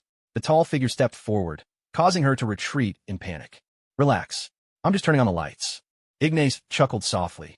He had, of course, known someone was sneaking into his building. Earlier, he had used the spell of the Crow Pavilion, hiding himself in a warped pocket of space, simply to observe what this visitor intended to do. With a snap of his fingers, Ignas switched on the lights as he sat on the sofa. The intruder still hadn't removed their hood. Instead, they glanced up warily at the light bulb, peering through the darkened lenses of their night vision goggles. "She's a vampire," said the blood god, standing beside Ignas. Ignas understood at once. So, a foreign vampire had come to settle accounts with him? After all, over the years, he'd done quite a number on the American vampires. The defective vampire cursed spirits created by the blood god had thrown the American vampire organization, already headless, into utter chaos, leaving many dead or scattered. By now, the vampires in America were all but extinct in name and reality. "Are you from the European vampire kingdom?" Ignas asked, picking up the letter on his desk and regarding the visitor with a hint of amusement. The visitor quickly nodded. "Don't worry, that's not a UV lamp," Ignas said with a smile. Only then did the intruder relax, remove the night vision goggles, and take off the hood. A strikingly beautiful and composed vampire woman revealed her face, meeting Ignas's gaze. "I am Nissa, representative of the European Vampires Executive Council. I've come to America to negotiate with you on their behalf," she said. Ignas nodded, his eyes fixed on her. "I'm just a human. Why would you want to negotiate with me? There's no connection between us, is there?" Nissa shook her head and took a seat across from him. "We may soon have a connection. You know what vampires are, and that's good. But I want you to understand that our kind is quite disciplined. However, a new breed of vampires has emerged in the world, one that knows no rules. They attack humans and vampires alike, and those they bite turn into the next mindless monster. Just a few days ago, one such creature slipped aboard a cargo ship bound for America's east coast from Europe." Ignas thought for a moment. There were indeed such creatures in Blade 2. Vampire mutants impervious even to silver weapons, and their originator could withstand attacks from anticoagulants. He couldn't help but feel the blood god was rather unimpressive. After all, the blood god was defeated by anticoagulants. "So, why are you coming to me?" Ignas pressed, curious whether the Vampire Council knew the real reason behind the American vampire's downfall, and why they wanted his help. "It's simple. The situation is about to spiral out of control. Even Blade, with our help, might not be able to contain it. If we turn to the superheroes, they'll surely wipe out the mutants, but they won't tolerate our existence as a threat to humanity either. But you're different. We know that you are someone with your own unique ideas. Unless someone attacks you first, you're not the type to go out and provoke others. At the same time, we know you're someone who's willing to help out for the right reward. So, you're the most suitable person for this task." Nissa hurriedly chimed in. Ignas scrutinized her, not entirely convinced. He could barely remember the plot of Blade 2, just the opening, at most. He knew there was some kind of mutant vampire, and that they were formidable. But as for what the Vampire Council's true intentions were, he'd forgotten that part of the story. Still, he could sense the ill will brewing among the European vampires. Was this invitation from the Vampire Ruling Council really just to get his help wiping out the European mutants? He seriously doubted it. "Tell me, then, what kind of reward are you offering? And what sort of crisis are you really facing? I find it hard to believe that a bunch of mutants has you all stumped." With that, Ignas finished speaking, and Nissa shook her head in resignation. If it were only the mutants, that would be one thing. But what we're facing now is more than just one kind of mutant. As she spoke, Nissa placed a photograph on the table. Ignas recognized the creature in the picture. It was a lesser vampire spirit, one of those embarrassing failures created by the blood god, visible even to ordinary people. Hardly a success, but more than enough to deal with vampires. These mutant vampires first appeared a long time ago, in Monaco.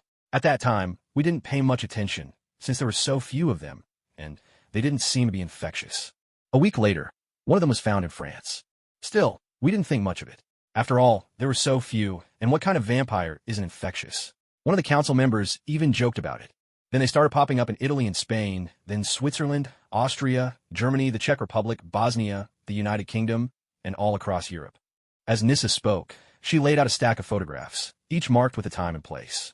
But later, we realized we'd made a grave mistake. These mutants, they just don't die. Even after death, their blood can reconstitute their bodies. As long as they get just a taste of blood, they can resurrect themselves on the spot. What's worse, these things can move around in broad daylight. They can drag us out of our homes like helpless mice and force us into the sun. Nissa shuddered involuntarily as she spoke. These two types of mutants, one attacks both humans and vampires, but still fears the sunlight. Another variant, however, targets only vampires. They are rare in number and lack any infectious capability, but for vampires, encountering one is like a deadly lottery. If you're the unlucky one drawn, you'll be dragged out of your bed and forced into the sunlight.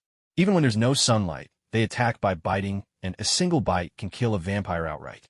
It's terrifying beyond words. Now, as Nisha recalls these two kinds of creatures, she can't help but feel the vampire kingdom is on the brink of doom. You're lying. Ignas fixed his gaze on Nisha. It's been 2 years. Only now do they claim to have discovered these variants? Clearly, they've been hiding this information all along. Although they are dangerous, their numbers have always been so small that most of the higher-ups never believed the threat would reach them. They dismissed it as a joke. But in the past few years, their numbers have skyrocketed. We found that a large portion of the sunlight-resistant variants come from the States, while another outbreak, just this year, has hit Europe. We can't figure out their true origin, and that's left us deeply unsettled. That's why we're hoping to offer a reward in exchange for the help of the strongest person on Earth. At least, the strongest out in the open. Nisha explained. You're still lying. You're not being honest at all. Ignas shook his head. He knew perfectly well that this year's surge of cursed vampire spirits in Europe was his doing. He'd tricked the blood god into creating an army of cursed vampires across the continent for months. Nisha fell silent for a moment, then looked at him awkwardly. All right, the truth is, some of the higher-ups want to capture these variants to study the secret of their immunity to sunlight. Ignas nodded. Now this was the real reason for the cover-up. Those ancient vampires, since the day they were born, they'd never seen the sunrise or sunset. Their true motive was to use the variants to overcome their own fatal weakness. What's your offer? Ignas asked. The vampire ruling party controls 20% of the wealth of every major corporation in the world. Nisha replied, confident that the figure was staggering enough. She was referring to the shares vampires held globally. Even though the States are currently the most developed nation, their foundation pales in comparison. Vampires actually possess far greater wealth. Money doesn't interest me much these days, Ignas said, shaking his head with a look that said, I'm just not into money. Nisha sneered inwardly, but relayed the message from her superiors. The upper echelon said that if you help us, even more shares can be negotiated. Plus, given how long we've existed, there's a wealth of secret knowledge about this world we could share with you. If you know so many secrets, then go ask Lord Man for help. Ignas replied, waving her off with unmistakable dismissal. Nisha was left utterly speechless. Just kidding. Tell the vampire party to brace themselves for a major bloodletting. I accept the deal. Ignas rose to his feet. Nissa breathed a sigh of relief and quickly stood as well, reaching out to shake his hand. No need for a handshake. My lady would get jealous. You're simply too beautiful. Ignas chuckled lightly, teasing her. Nissa awkwardly withdrew her hand. She had no desire to end up frozen as a specimen by that queenly lady. Give me the details of the ship that mutant is traveling on. We set out the day after tomorrow. Ignas spoke, and Nissa hurriedly handed him a photograph of a ship, with its information written beneath it. Ignas strongly suspected that this mutant had been deliberately sent over by certain factions within the vampire party, hoping to drag his side into the fray as well. There was no helping it. After all, in his previous life, Westerners had pulled this kind of stunt far too often. If they caught a disease, they'd make sure to share it with other countries too. That was just standard operating procedure for them. Thank goodness. We've been pushed to the brink by these two types of mutants. Thank you for your help. Nissa said hastily. I only see the payment. And the intel. Ignace waved his hand. Nissa was taken aback. Hadn't he claimed not to care for money? By the way, have your companion come in as well. What's the point of standing in the cold wind on the rooftop across the street? Come inside and rest. Before you head to Europe, you'll both stay here. Don't go anywhere else, and don't lose touch with your own people. Otherwise, don't blame me for being unfriendly. Ignace finished, and Nissa looked at him in surprise. Had he already noticed Azure keeping watch outside? What a formidable man. Nissa watched as Ignace walked away. She had specifically instructed Azure to avoid the cameras on the building across the street. How had he been found out? No wonder he's called the world's strongest man. Nissa murmured in awe. Not long after, Nissa and Azure were placed in 2 separate rooms. Each room had food and luxurious living conditions. But if they so much as tried anything suspicious, automatic gun turrets would instantly emerge from the walls, loaded with silver bullets and anticoagulant syringes. Nissa lay back on the sofa, resigned. The party had originally planned for her to go out and gather intelligence, maybe even try to uncover the source of Ignace's powers. Instead, she'd been locked up right away. Meanwhile, inside Ignace's bedroom, Esdeath was wrapped around him, though Ignace was so tall that she could only nestle into his arms. She often had the illusion that, rather than her dominatingly embracing Ignace, it was Ignace who held her in an irresistible grip. You're really going to help those vampires? I remember you used to dislike them quite a bit. Esdeath spoke softly. Who said I'm helping them? This is just a transaction, like last time. Ignace spoke up, and Esdeath looked at him in surprise. Suddenly, she understood. Last time, the upper echelons of the American vampires tried to buy Ignace off with shares. Ignace accepted the deal up front, but then turned around and let someone escape, who proceeded to wipe out the American vampire leaders. Using someone else's hand to do your dirty work. Esdeath gazed at him with excitement, suddenly realizing that her own obsession with warfare was, in comparison, rather low level. Ignace was the true master of stirring up trouble. He takes the payment at first, then sells out the very people who hired him, and uses one side to eliminate the other. After fleecing the first group, he moves on to the next.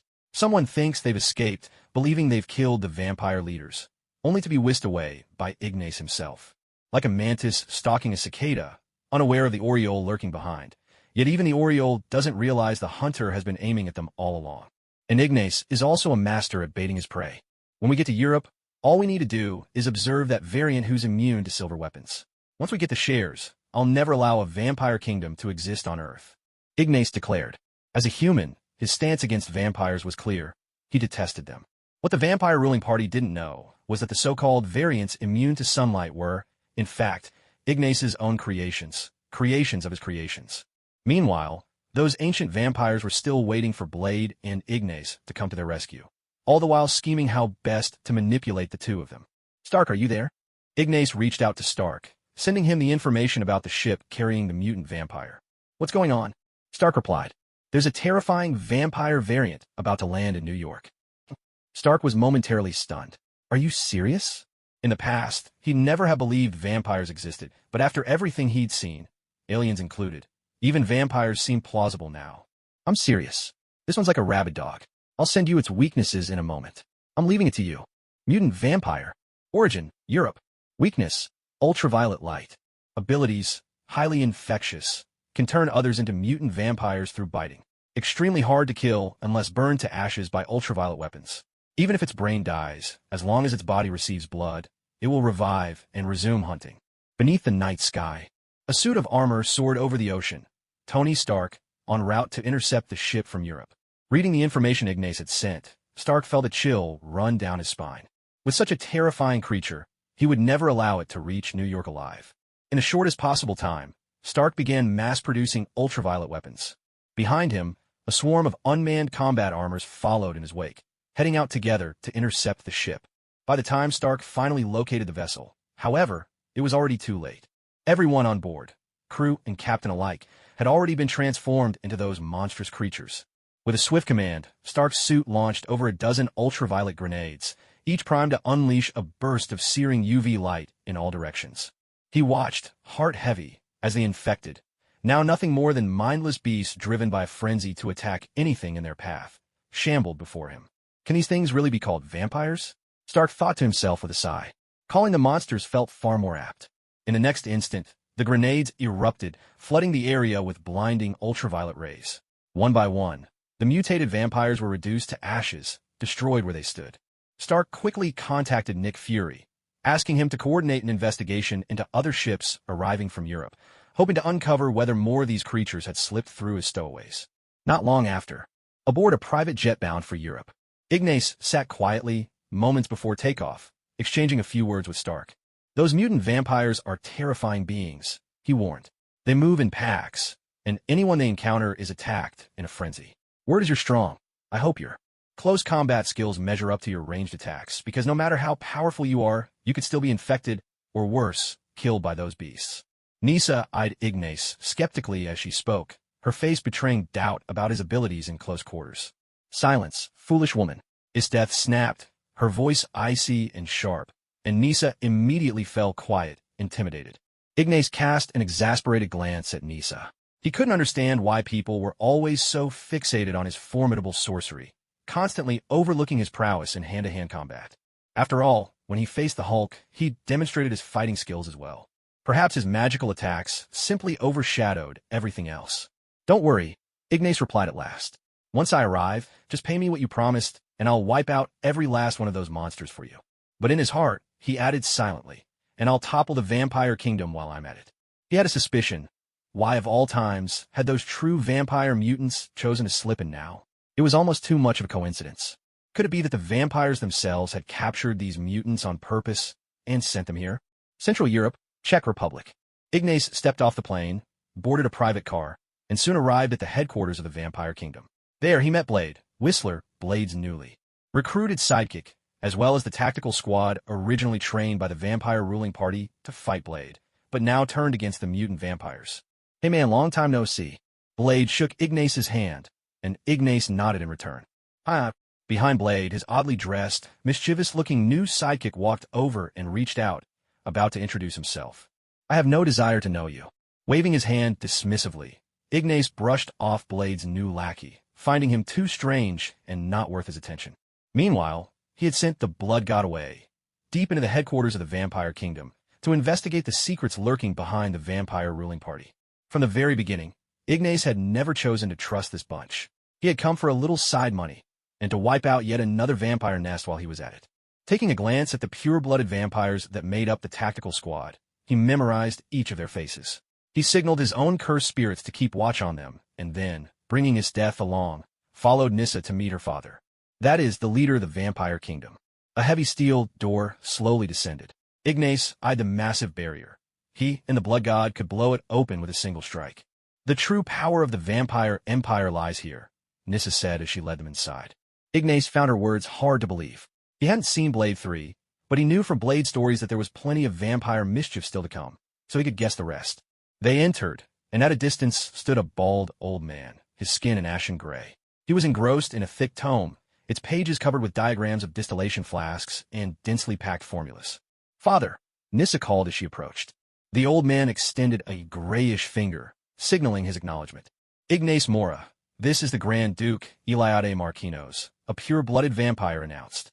Ignas nodded, his gaze fixed on the ancient creature. "Grand Duke? More like an old monster who survived only by drinking human blood." As Ignas looked at Marquinos, he couldn't help but think of that mutant. Apart from the split jaw, the two looked uncannily alike. Secretly, he even wondered if the mutant could be Marquinos' illegitimate child. After the pure blood finished speaking, he hastily bowed and saluted the Grand Duke. To the strongest man on Earth, at least on the surface, welcome, came the greeting. Marquinos approached slowly, supported by his daughter, and spoke to Ignas in a hoarse voice. "I want 40% of the shares." Ignas made an outrageous demand straight away, not bothering with unnecessary small talk. Marquinos was not surprised. He smiled, nodded, and extended his hand for a handshake. Ignas, wearing gloves, shook his hand.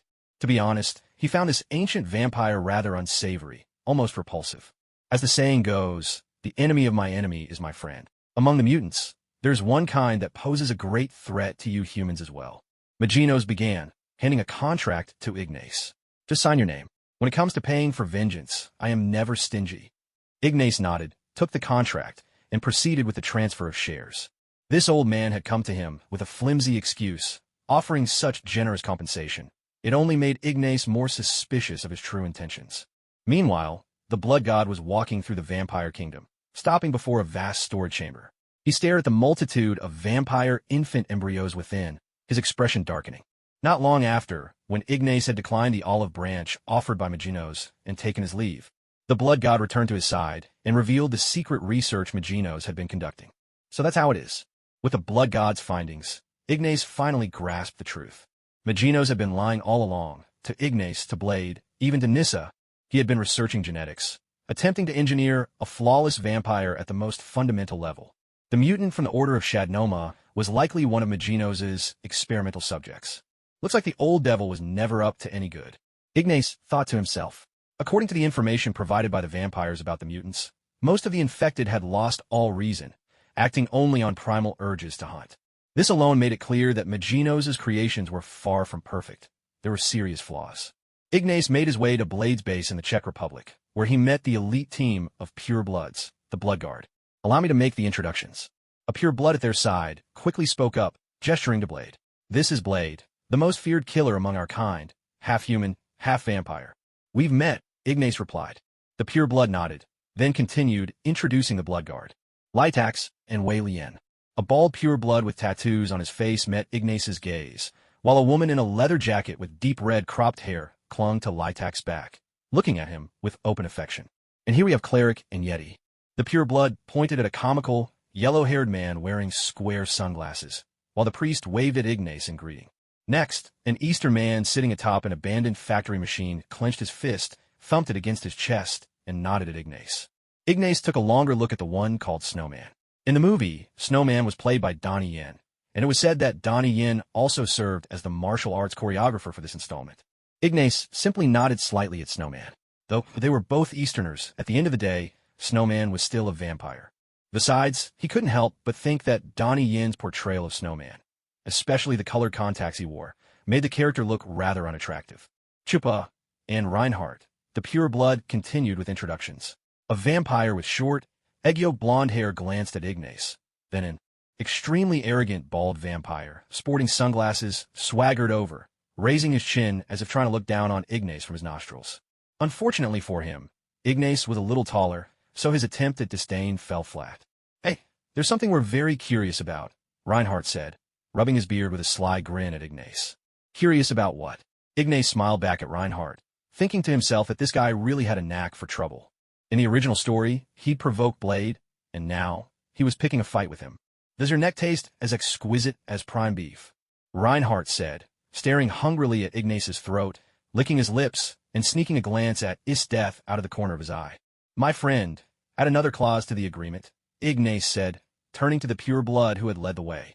What? The Pure Blood froze, exchanging a confused look with Nisha. If any fool dares provoke me, I kill them, and you won't hold me responsible, Ignas replied. With that, he drew a silver dagger from his clothes and, in a flash, plunged it straight toward Reinhardt's chest.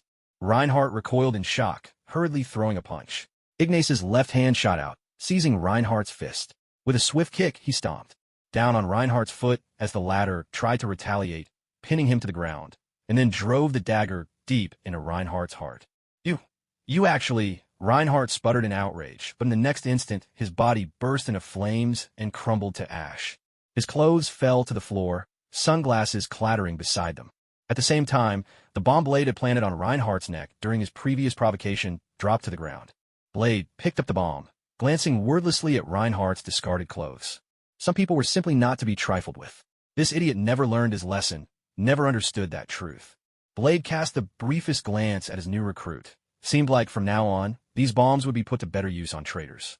Ignas looked at the members of the Blood Guard, who had their guns trained on him and their cold weapons raised. You're welcome to attack me, but I can just as easily tear up our treaty, wipe you out, and raze your vampire kingdom to the ground. I am human. If you choose to provoke me, you ought to understand what that means. With that, Ignas strode toward the Blood Guard, reaching out to push down their weapons. Don't snap at everyone you meet like a rabid dog. Have you all come down with some kind of madness? The Blood Guard members glared at him in fury, but in the end, they lowered their weapons. Even after Ignas had insulted them and killed their comrades, there was nothing they could do. It was a bitter reality. In their quest to rid themselves of two strains of mutant vampires, they had brought someone far more terrifying into their midst. If they weren't careful, instead of wiping out those two mutant strains, they might end up losing their entire vampire kingdom at the hands of Ignas, Esdeath, and the Blade himself. all because they dare to provoke him. That would be almost laughable. All right, I'll report back to our superiors. I'm sure they'll be more than happy to meet your demands. The pureblood guide quickly nodded, his tone filled with deference. Just moments ago, Reinhardt had been so close to Ignas. Yet even with all his special training, he hadn't even gotten a chance to bite.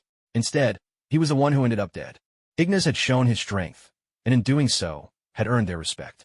The Yeti hurriedly sheathed his katana, though the look he gave Ignas was the same he would give to the blade, a gaze brimming with a desire for battle. All right, now you can get started on your strategy meeting about those mutants, my little darlings. Ignas beamed at the purebloods, then took Esdeath by the hand and turned to leave. What about you? We paid a fortune to bring you here as outside help. Nissa called after Ignas anxiously.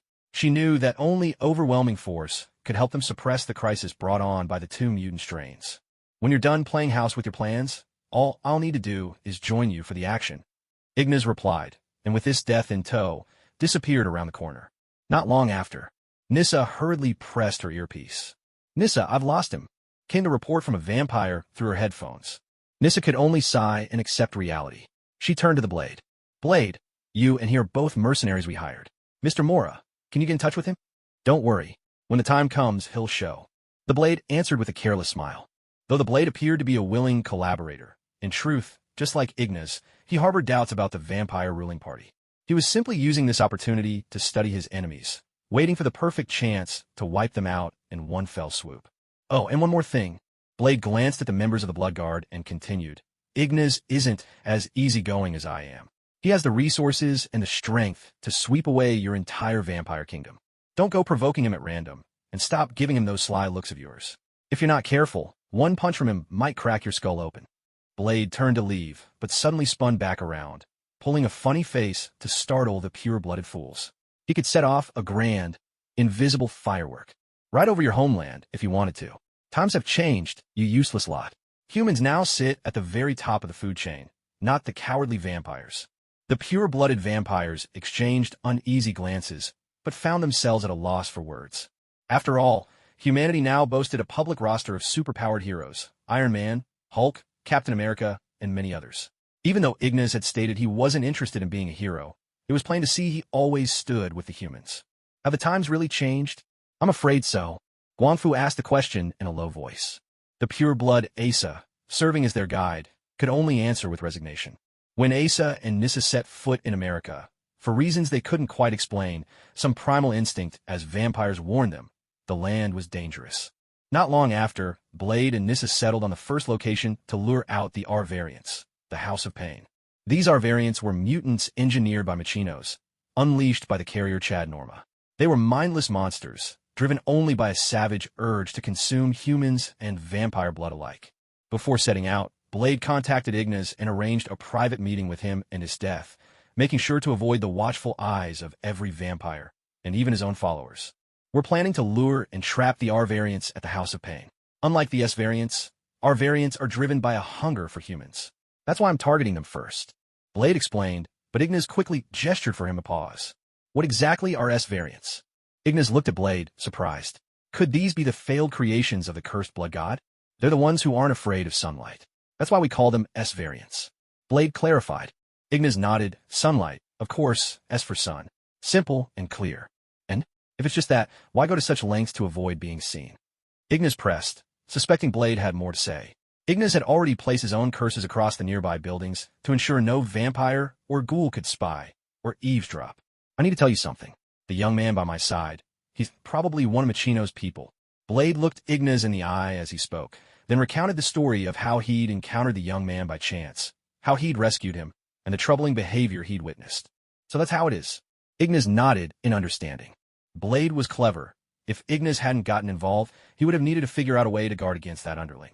After all, even if Blade realized that the underling was a problem, he couldn't just eliminate him outright. If one undercover agent died, Machinos could easily send in another, perhaps even more experienced. Rather than constantly defending against new infiltrators, Blade might as well keep this clown close, watch the spy personally, and play along to turn the tables on Machinos. Not long after that, Ignas brought Esdeath along to regroup with Blade and the Bloodguard squad. He looked up at the old, weathered building. No sign, no vampire statues, not even a secret mark in sight. There wasn't a single symbol here that would reveal this as a vampire gathering place. Clearly, over the past 2 years, these people had gotten smarter. Blade spoke up then, marveling at how the vampire hideouts had changed. It's all gone. Because of you, we had to change our ways. Nissa looked at Blade as she spoke. But when you run into an S-type mutant, you'll still get dragged out of bed and thrown into the sunlight. Blade chuckled, while Nissa fell silent. They still believed they could handle R-types, but S-types... Nissa exchanged a glance with Asa, both feeling helpless. No matter if it was vampires or R-types, once an S-type mutant charged into a crowd, it was nothing but chaos and slaughter. Ignas glanced at Nissa. He wanted to say that when it came to R-types, for vampires it also turned into a massacre as soon as they broke into a crowd. For vampires, S-types, immune to sunlight, were the stuff of nightmares. But in terms of sheer fighting power, they still weren't sure whether S-types or R-types were more dangerous. So, in their minds, S-type mutants equals R-type mutants, vampires. S-types are just immune to sunlight and can regenerate their bodies from blood. As long as you drain all their blood, they're finished. The priest joked, a sly smile on his lips. Is that so? Blade shot the priest a knowing look. The priest's face fell. Not really. Capturing an S-type takes a staggering number of armed troops, and the cost in lives is immense. Asa shook his head. Before leaving, Nissa handed night vision goggles to Ignas and Blade, revealing to them the hidden vampire marks on the walls, invisible to the naked eye. Nice! Blade exclaimed, impressed and gaining a deeper understanding of the vampire world. Ignas stared at the building, realizing he'd have to equip his own cursed spirits with night vision gear in the future, so they could storm any building marked in this way.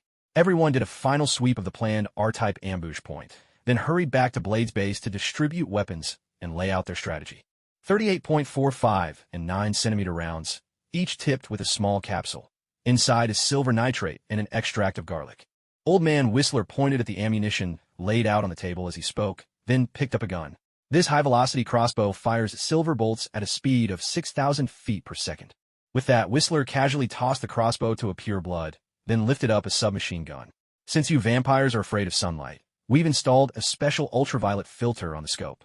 Flip the switch, and it emits UV rays instantly. As he finished speaking, Whistler flipped the filter shut and aimed the submachine gun at the priest, who instantly panicked. His body reacted before his mind, drawing his pistol and aiming it back at the old man. The old man chuckled at his reaction, amusement in his eyes. Easy there, little bug. Don't be scared. I haven't turned the filter on. Whistler glanced at the priest, who then looked over at Ignas, quickly and sheepishly holstering his gun. Off to the side, Blade's right-hand man, a cigarette dangling from his lips, showed Blade the blade mounted on his wrist. It's fitted with a pneumatic injection system. The vial inside is loaded with EDTA anticoagulant. One shot, and the target swells up like a balloon. As he spoke, the magazine popped out, and a new vial automatically slid into place. Blade looked over the gear on his protégé's wrist and nodded approvingly. Nice! The group each armed themselves, preparing to enter the so-called House of Pain. Old man, take care of yourself. The tables have turned here. Humans are calling the shots now. Ignas gave Whistler a reassuring pat on the shoulder. Thanks. Whistler nodded his gratitude, and Ignas handed him a powerful flashlight. Whistler made his way across to the rooftop of the building opposite, setting up his sniper rifle and loading silver bullets. He eyed the heavy-duty flashlight with curiosity. Ultraviolet flashlight? Not bad. Meanwhile, Snowman strolled over. Hey man, how about we patrol together? I've heard a lot about your skills, and I'd love to learn a thing or two. Sure, just don't regret playing third wheel. Ignas agreed, taking Esdeath by the hand as they headed inside. He was determined to find out what tricks Machinos had up his sleeve. Hey rookie, what gear did you bring? I heard Iron Man hooked you up with a few suits of armor. The priest sauntered over, eyeing Ignas with a sly grin. Ignas pulled a pair of sunglasses from his pocket, smiling as he glanced at the group, then turned and walked away. The Blood Guard members exchanged bewildered glances. Could that be the nano armor? Their eyes gleamed with greed. If only they could steal that nano armor for themselves. Descending underground, the group came to a heavy iron door, the walls around them covered in graffiti. 2 guards stood at the entrance, watching over the doorway. You're about to enter our territory, and you might witness certain things, like feeding. Just remember why you're here. Nissa looked at Blade, then glanced over at Ignas. Estes shot her a sharp glare, and Nissa quickly turned away, not daring to meet the Queen's eyes. Of course, if some fool tries to provoke you, that's another matter entirely. Nissa spoke with resignation as the heavy doors swung wide open. The group stepped inside, greeted by the sight of countless workbenches before them. Ignas frowned as he examined the surgical instruments atop the benches. In truth, these made up only a tiny portion. The majority were tools for torture. The heavy doors creaked open, and a wave of restless music crashed into their ears. Colored lights flickered and danced chaotically across the space. Ignas exchanged a look with Blade, both of them feeling as though they'd just stepped into hell itself. On the dance floor, it was utter pandemonium. But in the next instant, Ignas, Esdeath, and Blade all broke into smiles. To ordinary humans, this place would be a nightmare. But for them, everyone here was just prey.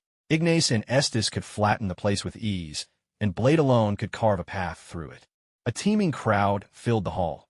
Countless vampires lost in the rush of alcohol, swaying their tattooed arms and dancing in a fashion that would make even a ghost shake its head in disbelief. Up on stage, beautiful vampire girls danced with abandon, savoring the night. Of course, all of this wasn't so strange. Plenty of human establishments weren't much different. But as they looked further, things began to get bizarre. A pair of vampire lovers exchanged a thin, delicate object, slipping it into their mouths. Then, they kissed each other deeply. What the hell? Blade exclaimed in surprise at the scene. Are those razor blades? Leave it to you vampires to come up with something so twisted, Ignas said, giving a thumbs up, genuinely impressed. A red-haired vampire with a bald patch on his forehead spotted Blade and turned on his heel, fleeing in terror. This was a vampire Blade had let go earlier while searching for Whistler. Blade watched with amusement as the man disappeared into the crowd. At the bar, a bald female vampire sat, enjoying a massage from the bartender behind her. A bald man in sunglasses stood nearby, holding a razor blade in his hand. He peeled back the woman's shirt and began to run the blade across her back in swift, practiced motions. Ignas glanced in their direction, then turned away. The scene was so explicit, it was almost like looking at a censored mosaic. He honestly couldn't fathom the vampire's penchant for such outrageous fetishes. Don't be so surprised. Isn't it true that you can regrow lost limbs? For them, this sort of thing is just routine. The snowman, following not far behind Ignas, offered this explanation. Although vampires recover slowly, as long as their weaknesses aren't exploited to kill them or their heads aren't destroyed, they won't die, and any missing body parts will regrow within a few days. I can regenerate a severed arm, but that doesn't mean my mental state is as twisted as theirs, Ignas said, his voice calm. As a doctor, he had his own ethical boundaries. He had never entertained such bizarre ideas of using his regenerative abilities in that way. Ignas instructed the cursed spirits to stand guard here, then led Esdeath away to a quieter spot to rest and observe their surroundings. Sometimes, ignorance is bliss, but what he saw startled him. This vampire ballroom truly deserved its name, House of Pain. Inside, the place teemed with vampires indulging in all manner of strange appetites, recklessly abusing their immortal bodies without a care. Calling it a gathering of fiends would be no exaggeration. I estimate there are 200 or 300 vampires here, Ignas murmured, glancing at Esdeath nestled in his arms. If only we could wipe out all these vampires, wouldn't that be wonderful? Esdeath whispered excitedly, her eyes alight as she studied the crowd. We can't do that, Ignas replied, shaking his head. Far off, the snowman breathed a sigh of relief. With their backs turned to the snowman, Ignas and Esdeath exchanged mischievous grins. Ignas's company was already dispatching people to Europe. Once he had the lay of the land, he could set events in motion and let someone else do the dirty work. The Blade's Blood Guard would hunt down the Arvarians, while he watched the vampire ruling party from the shadows, waiting to uncover their schemes, then send the Blood God's creations to annihilate the vampire kingdom. Meanwhile, the priest moved through the crowd, harboring a similar thought. Of course, his wasn't directed at the vampire kingdom itself, but at this motley gathering of monsters and demons. Most of them aren't even pure-blood vampires. Why don't we just wipe them all out? That way, none slip through the cracks, the priest said, turning to Asa beside him. To him, these mongrels didn't even deserve to be called he or she. He saw them as nothing more than beasts.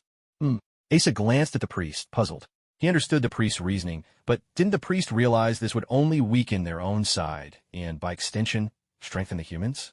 Nearby, the blond man, Chuba, shouldered his rifle as he moved through the crowd, his gaze fixed warily on Ignas and Esdeath, who were whispering intimately in the distance. He raised his rifle slightly, wondering if he could manage a covert assassination. After all, the vampire ruling party's invitation to Blade and Ignas was never out of goodwill. Just moments ago, the higher-ups had given him and the snowman 2 missions. One option was to take advantage of the chaos while dealing with the arm mutants to kill either Blade or Ignas. The other mission was to see if, during the confrontation with the arm mutants, he could obtain blood samples from Ignas, Esdeath, and Blade. Good grief. Just as Chuba was about to raise his gun, he noticed a red dot glowing on his chest. No, there were two. Ignas, holding Esdeath in his arms, had his hand encased in the nano-armor, a small missile emerging from the armored sleeve. The targeting system locked onto Chuba's chest. Meanwhile, in the distance, Blade stood with his arms folded, watching the chaos unfold with a hint of amusement. His right hand slipped beneath his left arm, a laser sight trained directly on Chuba's groin. The two of them waved at him, greeting him with a mocking nonchalance. I'm not looking for trouble. Sorry to bother you. Ha ha. Chuba forced a nervous laugh, hurriedly stowed his rifle, and turned to leave. As he did, he flashed Blade a silent, universally understood gesture with his lips, one that needed no translation. It clearly meant F***K. He had barely escaped death. Ever since just now, the vampire ruling party, eager to win Ignas's favor and lower his guard, had agreed to his suggestions. In other words, if he had really tried anything earlier, Ignas would have been unharmed, but he himself would be dead, and no one in the upper echelons could have saved him. Yet, what was most intriguing was that Chuba dared to provoke Blade but not Ignas. Inside the dance hall, the pulsating music throbbed on. Men and women twisted and swayed, a wild revelry of bodies, high heels, and leather shoes pounding the floor. Beneath the floorboards, colored lights seeped through the cracks, faintly illuminating the shadows of the level below. In that dim lower space, steam from the sewers rose in wisps.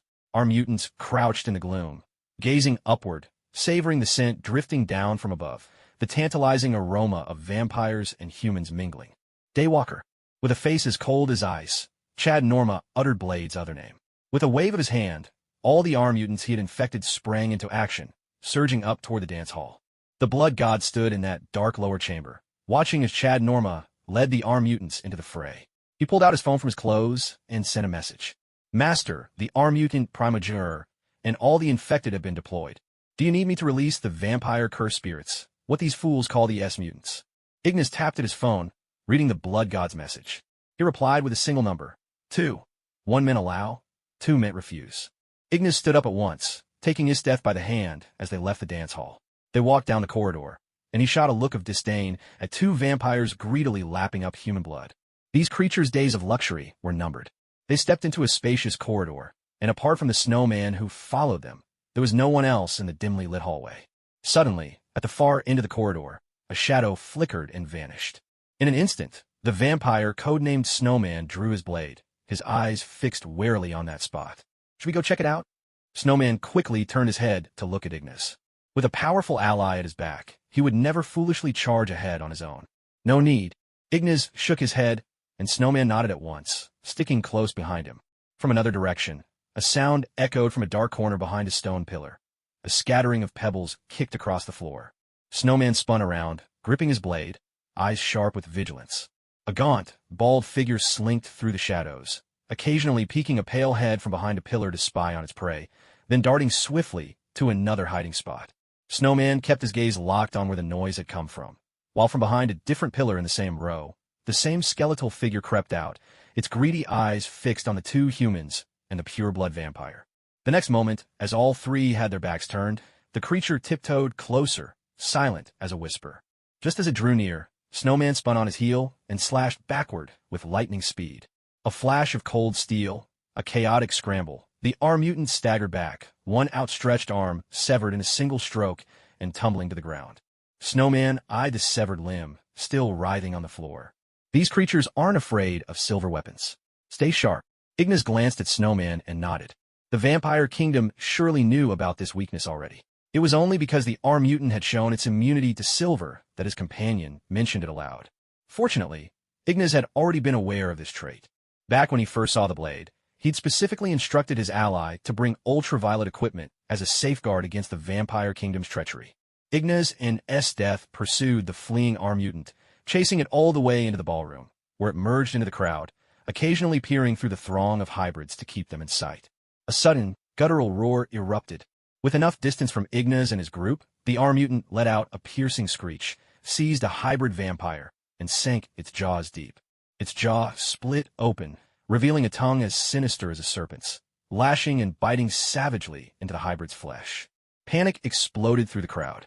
Chuba, hefting his rifle, opened fire at the emerging arm mutant, sweeping the ballroom with silver bullets that occasionally struck down fleeing hybrids in the chaos. Screams rang out. A cleric cried out as an arm mutant seized him and hurled him into the bar, sending glass shattering in a spray of shards. Silver bullets are useless, people. Stop wasting your ammo. A voice spoke up on the headset channel. Ignas glanced at Snowman. Either the higher-ups had hidden the weaknesses of the R variant from their subordinates, or everyone here was just putting on a show. Ignas removed a pair of sunglasses from his collar, tapped them lightly, and they instantly transformed into a suit of nano-armor that enveloped his body. Esdeath did the same, retrieving a pair of sunglasses from her clothes and activating them into her own nano-armor. Ignas had already talked with Esdeath about this. They were indeed powerful, but at the end of the day, they were still human and could be injured. Especially when facing vampires and mutants, the use of nano-armor became even more essential. After all, they had to guard against being bitten by these creatures. Getting infected themselves would be disastrous. In the next instant, both suits of nano-armor deployed a barrage of micro-missiles, all locking onto the group of R variants. Son of a... The priest, who had just crawled out from behind the bar, cried out in alarm and hurriedly dashed for the exit. With a sharp whoosh, the micro-missiles instantly targeted the R variants and shot out. In a flash, brilliant ultraviolet flares burst forth, lighting up the room like miniature suns. Holy crab cakes! Chuba shouted, startled. He thought they were explosive missiles, but it turned out they were ultraviolet weapons. In the next moment, Chuba, a slew of hybrids who hadn't found proper cover, and a horde of mindless R variants were all caught in the ultraviolet glare. Their bodies ignited and, in seconds, were reduced to ash. Beneath a sofa, Snowman brushed cobwebs from his head, crawled out, and surveyed the scene with lingering fear. He glanced at the knife in his hand, then at the ultraviolet micro-missiles on Ignas's nano-armor, suddenly feeling that the high-tech option was far more effective. From a corner came a panic clatter. Shadnoma, who'd been hiding, burst out and sprinted away at top speed.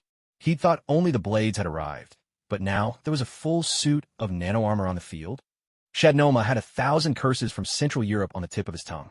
With Shadnoma fleeing and the R variants inside the hall all destroyed, the chaos subsided. Down on the lower level of the dance hall, Ignas, Blade, and the others made their way to the spot where Shadnoma had slipped in. It was an entrance leading to the sewers. An R variant tried to escape through it, but got its arm stuck in the closed hatch. Its jaw split open, cold eyes fixed on the approaching group, and it snapped its teeth, eager to bite. Clad in nano-armor, Ignas reached out and tapped the creature on the head. "Check this one out, Nissa," he said. Nissa nodded, stopping her teammates from firing at the surviving R variant. Ignas grabbed the emblem on the creature's shoulder. "Look at this." Nissa glanced over quickly. "He's a guard from the blood bank." Shadnoma attacked the blood bank. "Let's take a closer look at it first. Maybe we'll be able to figure out some weaknesses from this creature." Ignas spoke up, and Nissa quickly nodded in agreement. Blade glanced down into the sewers. An idea began to take shape in his mind. This might be a good place to go after those R-types. A short while later, at Blade's hideout, inside a dimly lit storeroom, the R-type was being held prisoner, its body shackled with iron chains. Ignas crouched in front of the R-type, studying it intently. This thing's metabolism is incredibly fast. If it goes without food for too long, its body starts consuming its own blood, rapidly aging, and heading straight for death. Nissa nodded. She'd noticed it too.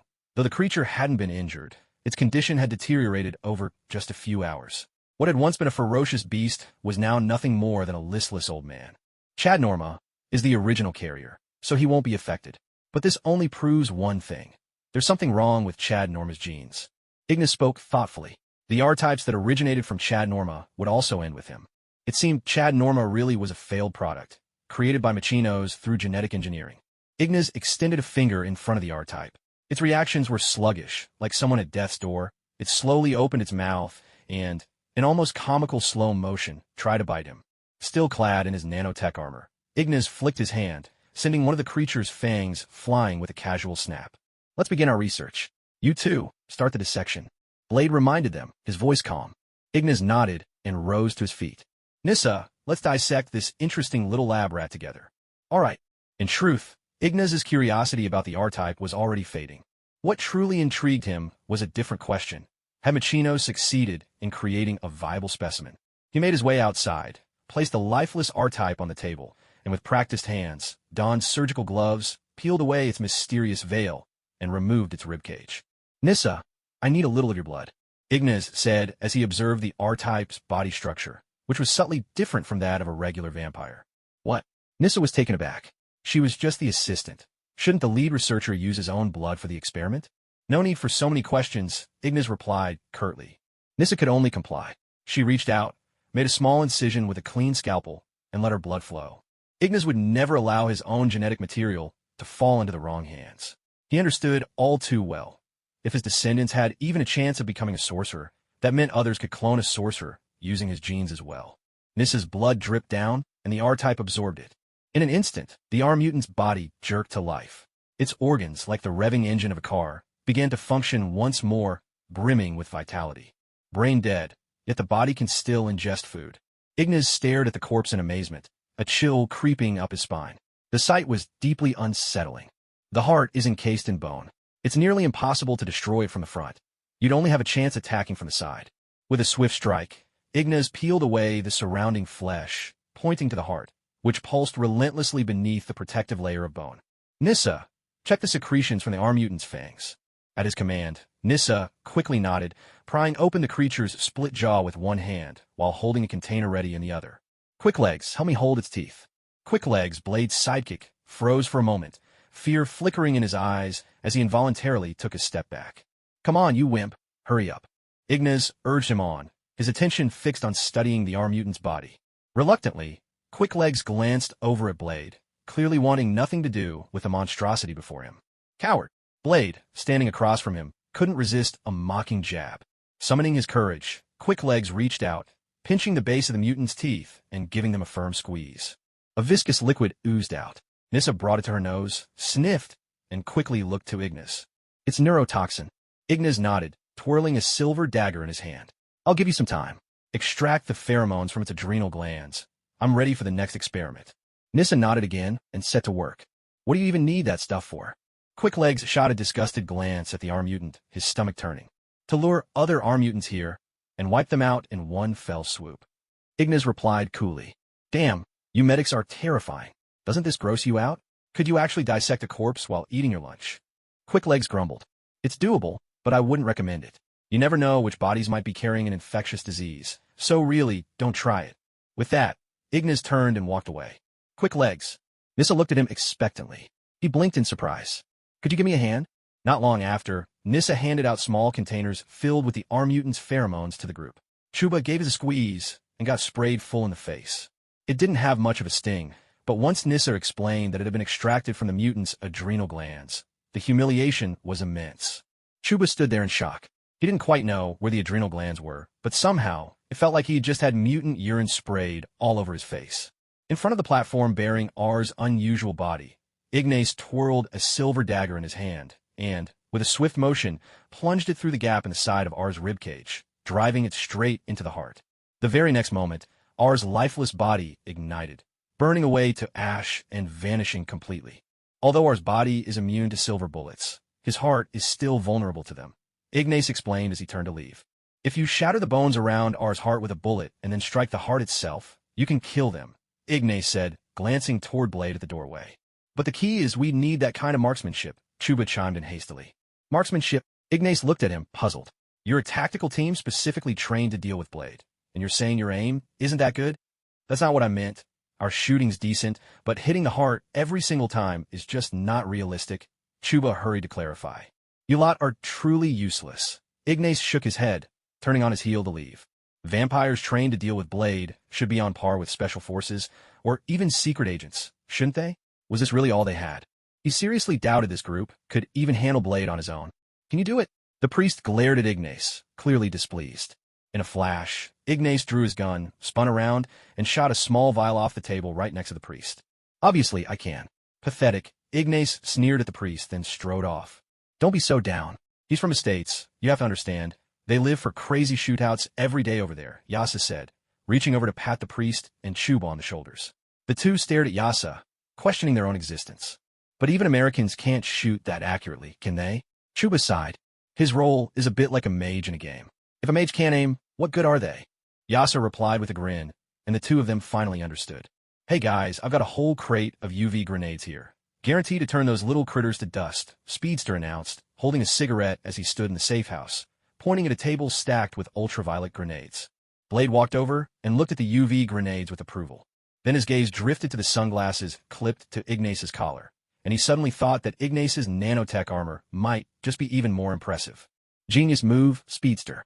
Nicely done, Ignace said, giving Speedster a look that was both amused and appreciative. With that, Ignace took the sunglasses from his collar and set them down on the table. The moment Ignace turned away, Speedster quickly reached out and, trying not to be noticed, snatched up the sunglasses. "You like my sunglasses that much?" Ignace asked with a playful grin. Speedster looked at him, brimming with delight. "Really? They're yours," Ignace replied with a smile. Ignace chuckled. "Oh, thank you so much. I'll make the most of it." Speedster shouted excitedly, his eyes lighting up as he gazed at the sunglasses.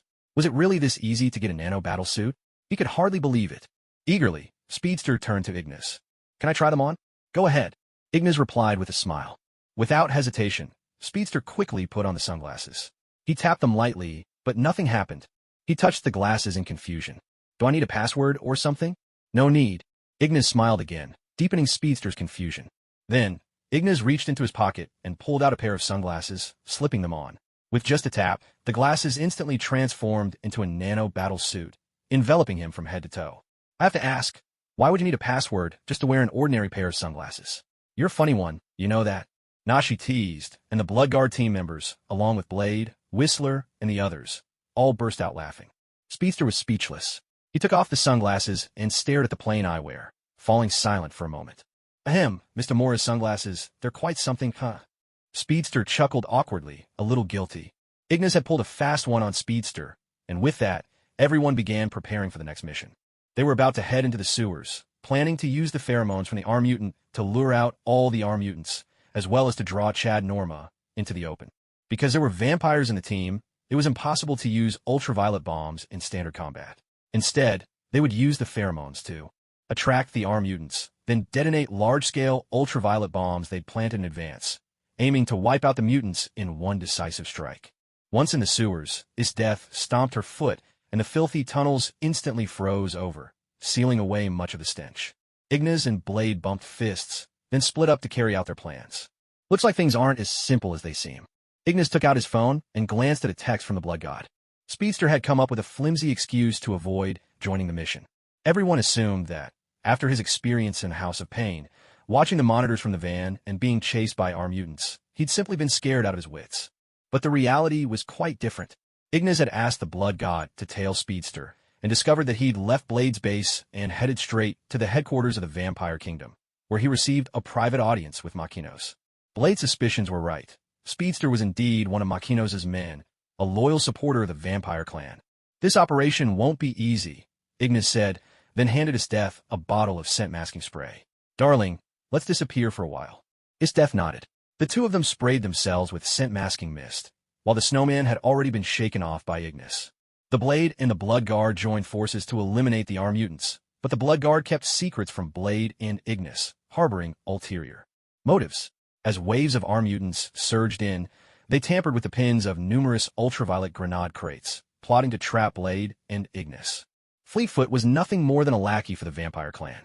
Meanwhile, something curious was happening in the sewers. Among the lurking cursed spirits, one discovered Shadanoma.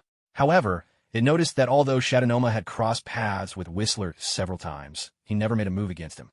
Upon receiving this report, Ignas reached out with a sudden grasp, distorting the air, and in an instant, both he and Esdeath vanished. What on earth is Shadanoma after? Ignas found the situation rather amusing. Blade, the Vampire Kingdom, and the armed mutants each harbored their own secrets, keeping certain truths hidden from the others. What appeared to be a straightforward mission to wipe out the armed mutants was, in reality, fraught with uncertainty. No one could say how things would actually unfold. "Damn it, I've been left behind." Snowman gripped his long blade as he moved across the frozen surface of the sewer. He pressed his earpiece and quickly reported in. Their real goal this time was to set up Blade and Ignas, abduct Blade in the chaos to study his genes, and, if possible, snatch a bit of Ignas' blood as well. Unfortunately, Snowman found that his opponents were far too cunning for that. The sewer branches are complex and the environment is dim. Maybe you just got separated. Keep searching. Makinos' voice crackled through the earpiece. "Yes, sir." Snowman nodded hastily, casting nervous glances in every direction. Yet, no matter how long he searched, there was still no sign of Ignas or Esdeath. Suddenly, a shadow lunged at him from the darkness. Snowman spun around and, in one swift motion, brought his blade down, cutting the ambushing arm mutant to the ground. He quickly grabbed his ultraviolet flashlight, flicked on the filter, and shone the beam at the thrashing arm mutant. The next instant, another figure rushed at him from behind. Snowman whirled again, his blade cleaving through the attacker. This arm mutant split in two, its body writhing on the icy ground. Surveying his surroundings, Snowman swallowed hard, terror creeping through him. He began to retreat, step by cautious step. Out of the shadows, dozens of arm mutants emerged, quickly blocking every exit and side tunnel of the sewer. Oh crap! Panic seized Snowman. He picked a direction at random and bolted, hacking and slashing at any arm mutant that barred his way, desperately trying to carve a path to safety. Why are there so many? This is impossible! Snowman cried out in horror. Just as he was about to break through, an invisible leg materialized in the air and kicked him, sending him flying backward. Snowman screamed in terror as the arm mutants swarmed over him. In the depths of the sewer, the Snowman's agonized screams suddenly echoed.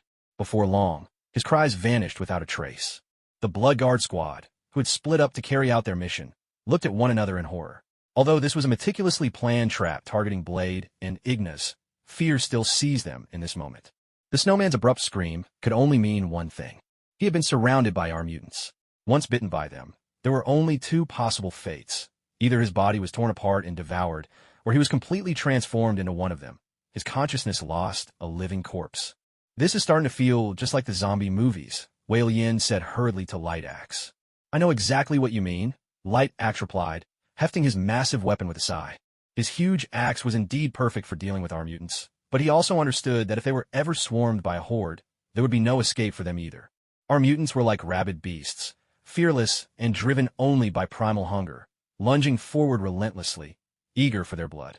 Suddenly, ahead in the tunnel, a shadow sped past in a blur. With a crash and a splash, the charging arm mutant lost its footing and slipped on the icy ground. Light Axe and Wei Lian had both tensed at first, but the comical sound of the fall eased their fear. They hurried forward, ready to finish off the stunned arm mutant. Aside from Chuba and Snowman, Nisha was also among them. She, too, had not been told the truth behind the mission. She and the others still believed their sole task was to eliminate the arm mutants. Esdeath's power was formidable. Under her influence, a vast stretch of the sewer had been transformed into frozen channels. Meanwhile, in the suburbs of Prague, many residents were bewildered by a peculiar sensation. Their toilets had suddenly become icy cold. Back in the section of the sewer where the Snowman had perished, Ignas reached down and retrieved the device containing the arm mutant pheromones, carefully erasing any trace of it from the ground. He cleansed himself and Esdeath of the scent, then resumed weaving the spell of the Black Heron Pavilion, warping space to remain hidden in the shadows, silently observing the Bloodguard and Blade's every move. Help! Somebody help! Wei Lian, her fiery red hair blazing, clutched her submachine gun as she ran desperately through the sewer, her screams echoing as she fired blindly behind her and flicked on her ultraviolet lamp. One after another, the pursuing arm mutants fell, but her panic only drew more of them from the darkness.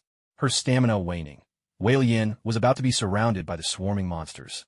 She glanced up at a sewer cover in the distance and scrambled toward the ladder, climbing frantically as the arm mutants clawed their way after her, reaching out with grasping hands.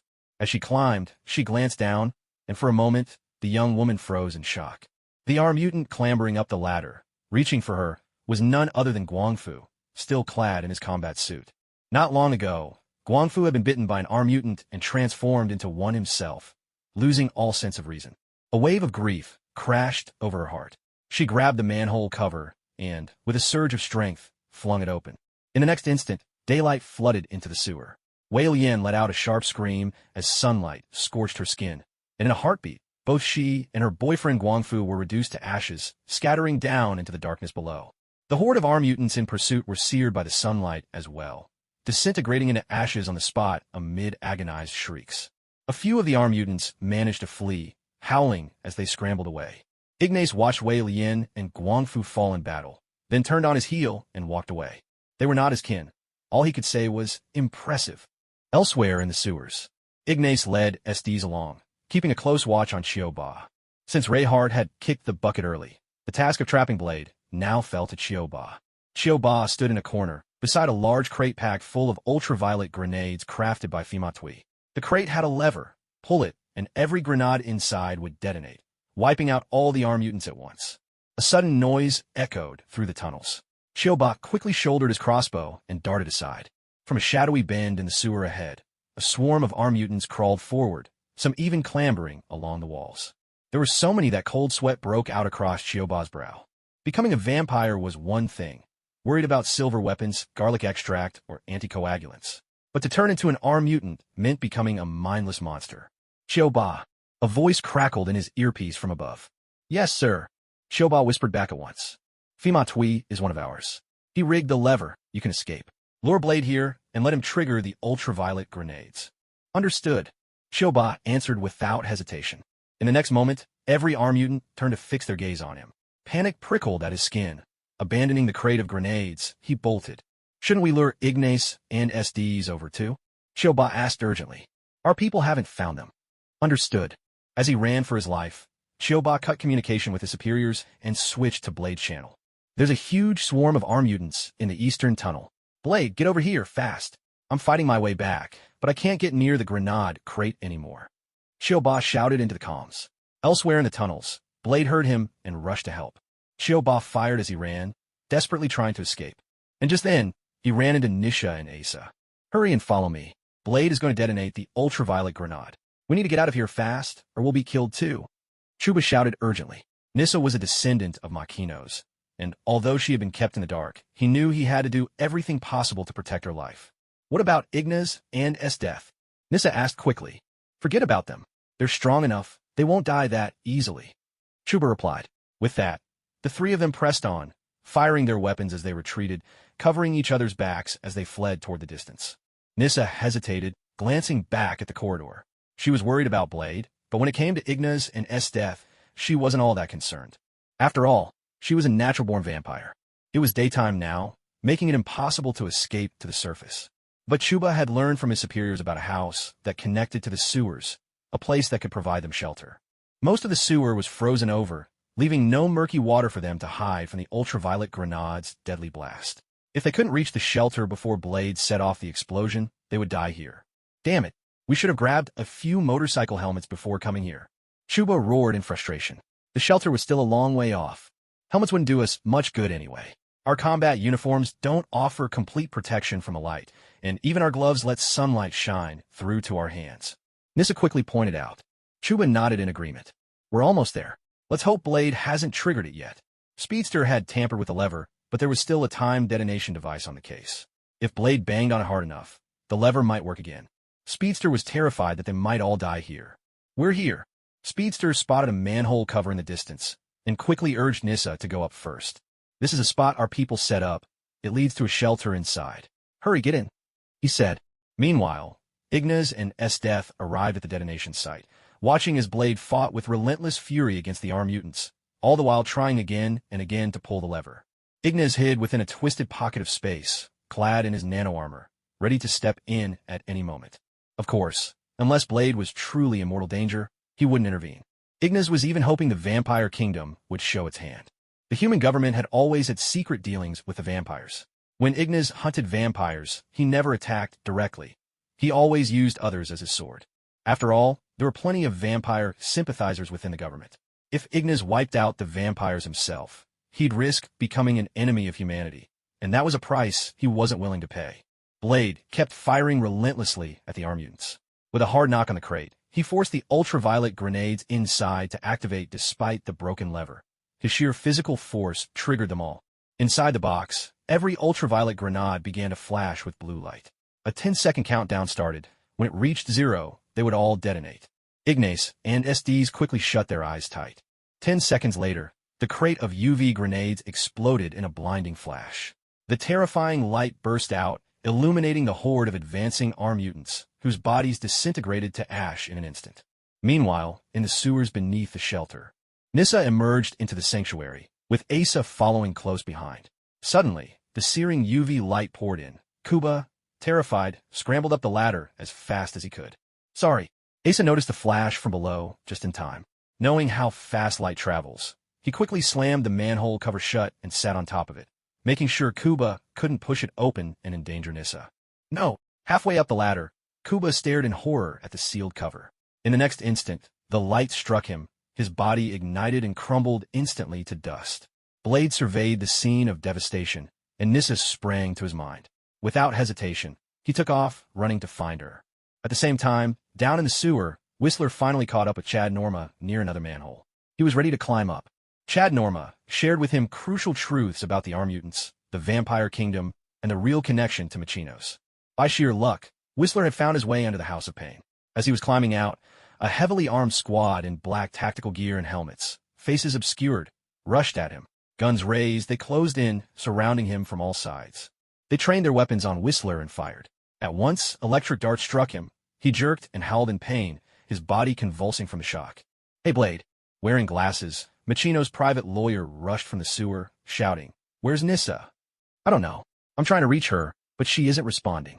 Blade replied quickly, watching the lawyer with suspicion. He was just a vampire noble with no combat skills. What was he doing here? Suddenly, from the shadows, more armed men raised their weapons at Blade and fired a volley of taser darts. "Ugh!" Blade cried out, his body seizing up as he collapsed, helpless. The armed squad closed in, surrounding him. The lawyer stepped forward, sneering down at Blade. "Even if we haven't caught Ignas and Esdeath, securing a sample of your genes will be invaluable to the Great Grand Duke." With a wave of his hand, the lawyer signaled the others. The team bound Blade tightly and carried him away. "Why?" From the shadows, Nisha emerged, flanked by a squad of armed guards. All her communication devices had been confiscated. The lawyer glanced at Nisha, then turned and walked away. Nisha gazed at the group in utter despair. In that moment, she suddenly realized just how much her father had kept from her. In the corner, Ignas silently observed the spectacle unfolding within the Vampire Kingdom. He picked up his phone and contacted the Blood God. Inside the headquarters of the Vampire Kingdom, the Blood God took his phone, reading the message his master had just sent. So that's how it is. Without hesitation, the Blood God departed from the Vampire Kingdom, beginning to summon all his creations scattered across Europe. A cataclysm was brewing, a curse of vampires, a mass extinction event about to descend upon the Vampire Kingdom. Before long, Blade awoke to find himself in the headquarters of the Vampire Kingdom, where Whistler and Lightning, both captured, were already waiting. "They took our weapons. All of them. Even your sword," Whistler said quietly. "What about Ignas?" Blade asked urgently. "Who can say? There were too many Arm Mutants." Eventually, even his energy would run dry, and when his nano-armor was ripped apart, his own strength was spent. Right? Maybe that annoying guy and his wife have already died under the assault of the Arm Mutants. Lightning replied with a nonchalant shrug, drawing a furious glare from Blade. "He'd outlive you 100 times over." Blade shot back, his anger barely contained. Lightning shrugged helplessly, not yet ready to reveal his cards. Blade was too close for comfort, and he wasn't about to risk being taken out himself. "We've been played from the very beginning." Whistler gripped Blade's shoulder, his voice urgent. "The Arm Mutant clan never evolves. It's all a lie." "What?" Blade stared at Whistler in shock. He had known Lightning was a double agent, but it had never crossed his mind that the Arm Mutants, his sworn enemies, were actually incapable of evolving or spreading. "We were set up," Norma told me himself. "I ran into him in the sewers. He spared my life." Whistler explained. "Really? How generous of him." A raspy, low voice echoed through the room as Machino strode in, his presence commanding attention. With Machino's arrival, everyone, Blade and the others in the open, Ignas and Esdeath in the warp space, turned to look at him. "Let me show you the fruits of our magnificent labor." Machino's pressed a button on a nearby device. With a hiss, the device opened, revealing row upon row of embryonic containers. "For years, I've worked tirelessly to eliminate genetic weakness. In time, I realized that DNA recombination was the only viable path." He reached out, picking up one of the containers and gazed at the embryo, suspended inside. Norma was the first test subject, a flawed prototype. He set the container back, shaking his head in disappointment. Too many here were similarly flawed. That was why he needed Blade's genes. But soon, there will be a brand new, purebred line, completely immune to silver. Before long, they won't even fear sunlight. He suddenly turned his head to look at Blade. The countless embryos at his side had already developed immunity to silver, garlic extract, and anticoagulants. And as soon as he obtained Blade's genetic sample, the next batch of test subjects would be able to walk in the sunlight without fear. My original plan was to capture a few S variants and study why they were unafraid of sunlight. But you, Blade, you've spared me that trouble ahead of time. Makino smiled as he spoke. In the next instant, a gunshot rang out.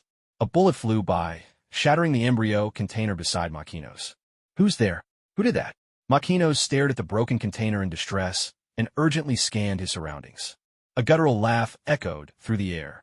A vampire soldier's head was seized by the powerful grip of a vampire wraith. The soldier howled in agony, his hands squeezing the trigger and sending bullets flying wildly. In the next second, the vampire wraith snapped the soldier's neck with a ruthless twist. It crouched atop the second-floor railing, baring its fangs and letting out a furious, piercing shriek at the assembled vampires. At the same time, alarms blared relentlessly through the headquarters of the vampire kingdom. Hordes of intruders had broken in. "Run, sir! An S variant has broken through!"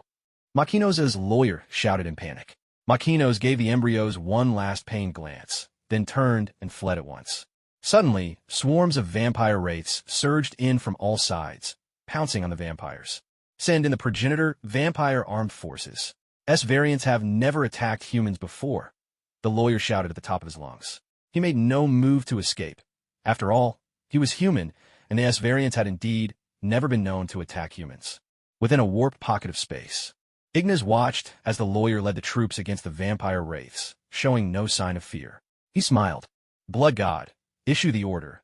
The lawyer and the progenitor vampire troops are now to be included as targets for the vampire wraiths." "Understood." The blood god nodded and went to carry out the command. In the next instant, the vampire wraiths immediately shifted their focus and charged toward the progenitor vampire troops. "Oh, hell!" the lawyer shouted in alarm.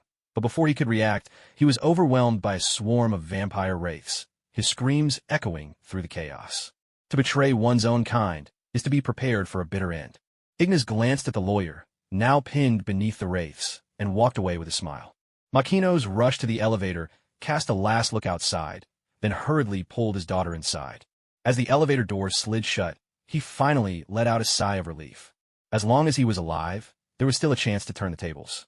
Shadnoma, following the vampire wraiths, charged into Vampire Kingdom headquarters at breakneck speed. He glimpsed the elevator doors closing, his father's face fading from view, and, enraged, he rushed forward. The elevator doors closed and began to ascend, leaving Shadnoma pounding his fist hard against the wall outside. Thud, thud, thud, dat. Shadnoma kept slamming his fists on the elevator's exterior, bellowing with rage. It was Makino's who had created him, only to abandon him later on. Shadnoma's body was a flawed experiment, though, unlike the R-type mutants, he wouldn't die from prolonged periods without blood. Yet, day and night, Shadnoma's body was tormented by genetic defects. With a guttural roar, Shadnoma charged after his father. On the helipad, a row of armed guards stood at attention. The helicopter was primed for immediate takeoff. Makino's hurried over, eager to escape. He had more money than he could spend, and countless powerful friends in human society eager to curry favor. As long as Makino's could fix his genetic weaknesses, he would have all the time in the world to indulge himself. He had no intention of dying here. Just then, as Makino's, dragging his frail, aging body, approached the helipad exit, massive steel doors slammed down, blocking every way out. Windows and doors were all sealed by thick metal plates, shutting off any escape. Makino's quickly looked up, panic flashing in his eyes. He spun around and saw his daughter standing by the control panel, finger poised on the button. "I've reset the codes. We're locked in." Nisha paced calmly, her voice indifferent. Her father had lied to her. He never cared if she lived or died, nor did he care about Shadnoma's fate. Makino's had pushed Nisha to become his adversary. "Are you insane?" Makino's glared at his daughter, his voice trembling with fury as his anger echoed through the hall. He'd lived too long, and his frail body was no match for his daughter's resolve. "We're both going to die here, my dear daughter. Open the doors, and I'll take you away with me." Makino's shuffled toward her, his steps uncertain, trying to persuade her. "Yes, isn't it tragedy? Not to die at the hands of your enemies, but to perish by your own child's hand." Nisha dug her nails into her palm, then suddenly lifted her head to look at her father with a numb, expressionless gaze. From the very beginning, he treated both her and Shadnoma as pawns, tools to be used, even sacrificed if necessary. Nisha had come to understand much. She no longer needed to leave with her father. Shadnoma emerged from the shadows, his jaw stained with blood, his face cold and furious as he fixed his gaze on his father. "Dad, what happened to you is a terrible tragedy." Makino's hunched over, circling warily as his son stalked around him. He kept talking, his tone feigning tenderness as he watched his son's every move. "It was an unforgivable mistake. But you came back, refusing to let go. We will find the cure and restore you to the place you deserve." Makino's looked at his son, sometimes with reproach, Then, with a gentle touch that sought to comfort, softly stroking his cheek before pulling him into a close embrace. Machinos knew well that he was no match for his son. Confronted with his son's anger, all he could do was try to reach him with emotion, hoping to soften his heart. "We'll restore you to your rightful place. Together, we will conquer the world." Machinos pressed on quickly, desperate to persuade. "If you're telling the truth, then why is your voice trembling?" Shadnoma's voice was cold as ice, and Machinos felt a chill run through his heart. "Father." In the next instant, Shadnoma bit down hard on Machinos' neck. Machinos' body shuddered violently. His son pushed him away, and blood gushed from Machinos' mouth in foul torrents as he finally collapsed to the ground, trembling. Machinos lay sprawled like an insect before his daughter, his blood pooling around him. He whispered her name with his last breath, but Nisha recoiled, stepping further away. The R-mutant virus only spread through the barbs on the fangs. Shadnoma had chosen not to infect his father, but to end his life. Machinos' body crumpled to the floor, his head turned aside, gazing into the distance as footsteps echoed closer. Ignas, who had been gone for some time, finally appeared. Confusion and resentment weighed on his heart as he walked towards death. Ignas approached, witnessing the tragedy unfolding between father and children. He hadn't even taken action yet, and the vampires were already tearing themselves apart. "Brother, kill me. End this family once and for all." Despair filled Nisha's heart as she looked at her brother. Shadnoma was just about to approach his sister, ready to turn her into a monster, when he noticed Ignas and Esdeath approaching from afar. "No need, sister." Shadnoma felt his heart sink. He had planned to deal with his father, turn his sister into a monster, and then finish off the Blade Warrior, so he alone could rule this vampire kingdom. But now, his beautiful dream had shattered. "Sister, it seems today marks the end of the vampire kingdom." Shadnoma fixed his gaze on Ignas. "Why is it that among humans, someone as powerful as you exists?" "Up!" With a furious roar, Shadnoma charged forward, his fist flying towards Ignas. With the building sealed, there was no escape. Knowing death awaited, Noma still longed for a final battle. Noma punched, but Ignas dodged with a swift lean. Noma followed with a brutal kick, but Ignas countered, deflecting Noma's leg with a forceful kick of his own. Noma's right hand shot up, aiming a palm strike at Ignas' jaw. Ignas raised his arm defensively, blocking the blow, but the impact forced him back several steps. The next moment, Noma closed in fast, leaping high into the air, and came crashing down from above, driving a punishing knee strike at Ignas in the center of the hall. Ignas planted his hands on the ground, kicked both legs up, and landed a powerful double kick straight at Norma. Norma was sent flying sideways, crashing into the iron gate behind him with a thunderous clang, leaving it badly dented. "Arr!" Norma roared in fury, then charged toward Ignas with all his might. "Norma!" From above, on the second floor of the hall, the Blade Master stood poised, gripping his sword in both hands. He leapt down abruptly, bringing his blade down in a fierce, stabbing arc. Norma gave a startled cry, and turned just in time to see the blade strike him. With a heavy thud, the Blade Master followed up, raising his leg and kicking Norma hard, sending him flying. Norma, with the blade lodged in his chest, crashed into a pillar and howled in pain. Gritting his teeth, he gripped the sword with both hands, snapped the blade in half with a violent twist, and tossed. The hilt aside, he slumped down, and the remaining half of the blade, still embedded in his lower torso, pierced through with a sickening sound. Clenching his jaw, Norma yanked the broken blade free. His beast-like eyes burned with rage as he glared at the Blade Master, then charged forward. The two clashed in a flurry of blows, exchanging a dozen moves in rapid succession. Norma delivered a powerful kick to the Blade Master's left leg, throwing him off balance, then unleashed a flurry of punches to his head. The Blade Master struck back with a heavy punch that knocked Norma away. Norma spun around, feinting and weaving to confuse his opponent, then suddenly landed an open-palmed strike to the Blade Master's jaw, sending him flying and smashing the already dented iron gate right off its hinges. The Blade Master landed hard, but quickly regained his footing, rolling swiftly across the floor to Norma's side. He launched a high kick, but Norma blocked it with a raised arm. Seizing the moment, Norma wrapped his arms around the Blade Master, locking him in a powerful hold. The Blade Master struggled fiercely, and the two began a battle of raw strength. With a sharp elbow strike, the Blade Master hammered Norma's face and, using the momentum, flipped Norma over his shoulder. Norma twisted midair to absorb the impact, then reversed the maneuver for his own over-the-shoulder throw, slamming the Blade Master hard to the ground. Just as the Blade Master staggered to his feet, Norma lashed out with a flying kick that sent him crashing into a stone column, carving a deep crater into it. Norma retreated, scrambling up the wall like a beast, then launched himself at the Blade Master, bringing his foot down in a brutal stomp aimed at his head. In the next instant, a figure darted in, landing a flying kick to Norma's waist. Norma cried out in pain, his body hurtling sideways and skidding across the floor. He sprang back to his feet, glaring ahead with fury. "Your opponent is me, Norma." Ignas twirled his long sword with a flourish, and with a mocking grin, beckoned to Norma with a come-on gesture. He knew that Norma was courting death in this battle, but wasn't it a bit too arrogant to take on both of them at once? They'd been fighting, but then Norma had switched to brawling with the Blade Master instead. "Come on, both of you at once. You think I'm afraid of you?" Norma roared, glaring at the two of them, then turned his beastly eyes to Esdeath. "You two, come on. I'm not afraid of any of you. Just two pathetic humans, and a creature that's neither man nor monster." With a sharp sound, an icy blade formed in Esdeath's hand. Her expression was frigid as she shot Norma a chilling glare. "Is this fool serious?" Norma's animal eyes narrowed. Though a flicker of fear flashed through him, knowing escape was impossible, he only grew more reckless. "Ha ha! I'll wipe you all out." With another furious roar, Norma charged forward, sweeping a powerful kick at Ignas. Ignas's body twisted and darted aside with quick agility, dodging the attack. Norma's kick smashed a crater into a stone pillar. In the next instant, Ignas spun back, landing a fierce kick right into Norma's chest. With a cry of pain, Norma was sent flying. Ignas lunged after him, delivering a brutal punch. Norma staggered back again. One punch, two punches, three. On the fourth, Nasi's fist flashed with a streak of black lightning. The bone encasing Norma's heart shattered instantly, his heart sustaining grave damage. A guttural gasp escaped Norma as blood spilled across the ground. His strength failed him, and he dropped to his knees. Ignas's silver blade flashed down, plunging into Norma's ruined heart.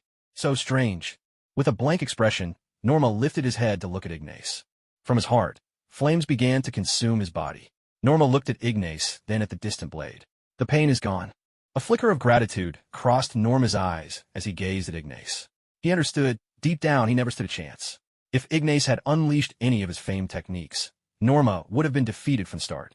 Norma sought close combat, and Ignas obliged him to the end. In the next moment, flames spread from Norma's broken heart, devouring him whole until he crumbled to ash and vanished without a trace. Norma was dead. From the very beginning, he'd fought with the resolve to die. Otherwise, he'd never have chosen to confront an opponent he knew he couldn't beat. Ignas watched as Norma's ashes drifted away, then shook his head and turned to leave. Time shifted once more to dawn. The steel plate slowly rose, and Nissa stepped quietly into the sunlight.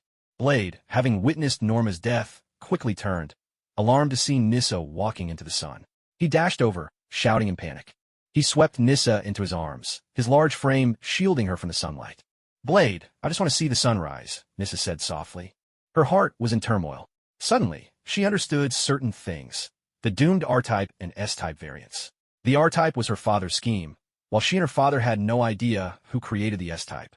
But she realized the emergence of a bloodline that could not be propagated or spread could only mean that someone, somewhere, did not want vampires to survive as a race. For a moment, Nissa was overwhelmed by her father's coldness and by despair for the future, and a dark thought of ending her own life crept into her heart. Just as she had told her brother, kill her, and end this family line.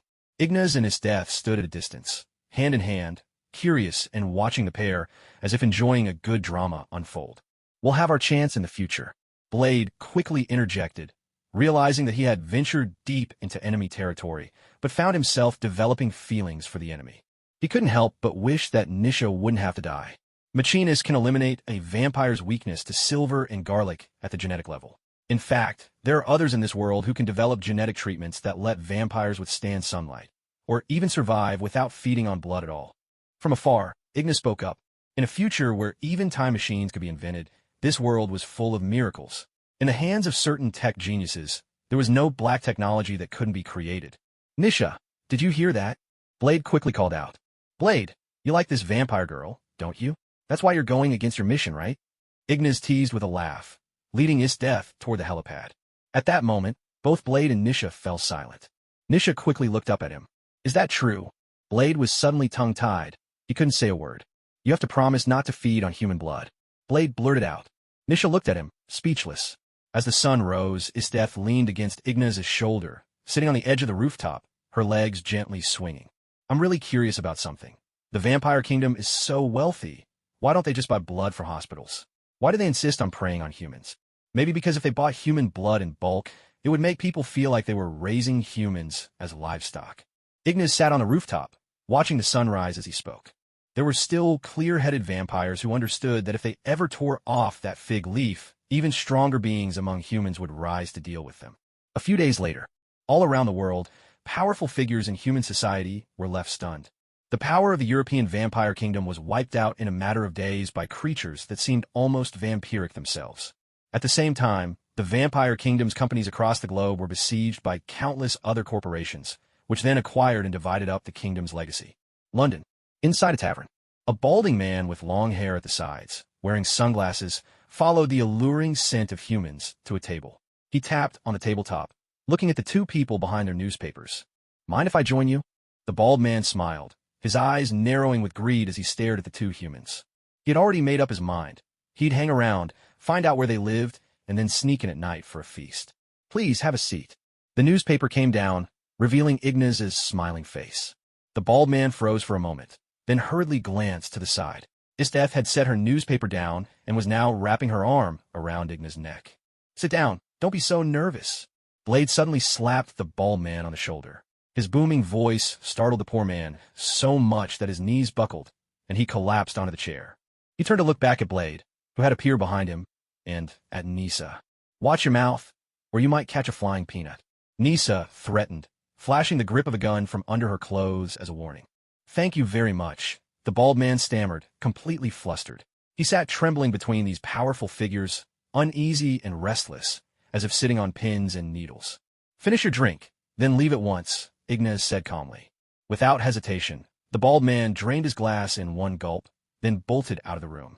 Not long after, in a shadowy alley, the bald man let out a desperate scream as he stared at the silver bullet lodged in his chest. In the blink of an eye, his entire body dissolved into ashes, vanishing without a trace. Meanwhile, in America, as Ignas and Esdeath stepped off the plane, they spotted Agent Coulson waiting for them at the airport, sunglasses perched on his nose and a warm smile on his face. "Hello, Agent Coulson." Ignas strode down the steps, extending a hand. They shook. "Ignas, we've prepared exactly what you asked for," Coulson said, grinning at him.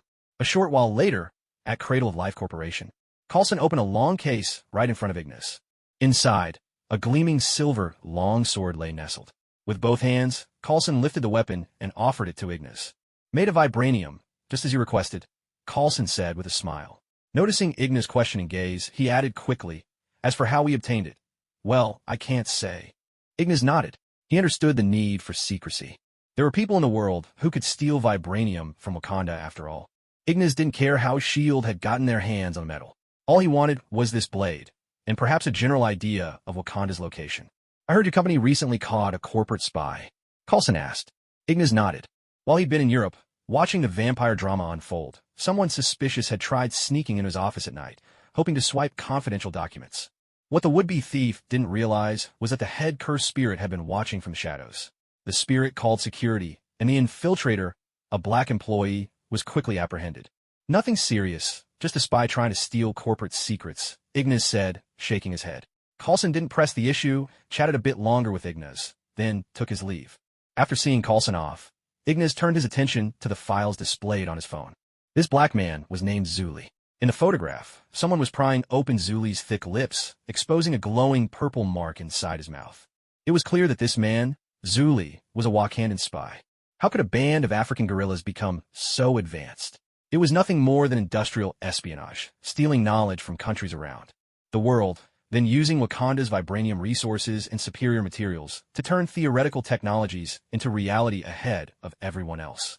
Wakanda had once sent an undercover agent to Ignas' company, but their attempt to steal the cradle regeneration technology ended in failure. Undeterred, they sent another spy, still intent on pilfering other secrets. "Blood God," Ignas called out. The cursed spirit known as Blood God immediately approached and knelt before him. Ivan Vanko has been remotely controlling the cursed spirit armor, keeping watch over S.H.I.E.L.D. and Hydra. From now on, I want you to gather every vampire cursed spirit in America and summon the European ones as well. Follow these leads, invade Wakanda. Ignas handed Blood God a dossier, and Blood God accepted the order without hesitation. Since these African guerrillas kept trying to steal his secrets, he had no reason to show mercy. He would send cursed spirits to invade Wakanda, a purge in the shadows, and seize the vibranium mines in the process. "I'll leave at once," Blood God declared. Rising to his feet, he strode out to summon the vampire cursed spirits lurking across the United States. Ignas stood up, gripping a vibranium blade, and entered his private armory. He entered the passcode, completed an iris scan, and only then did the heavy door slide open. Inside, he placed the vibranium blade onto its rack. Next to the blade stand, a vibranium sword rested on display. A smile played on Ignas's lips as he gazed at the sword. When it came to efficiency, Hydra still had the edge.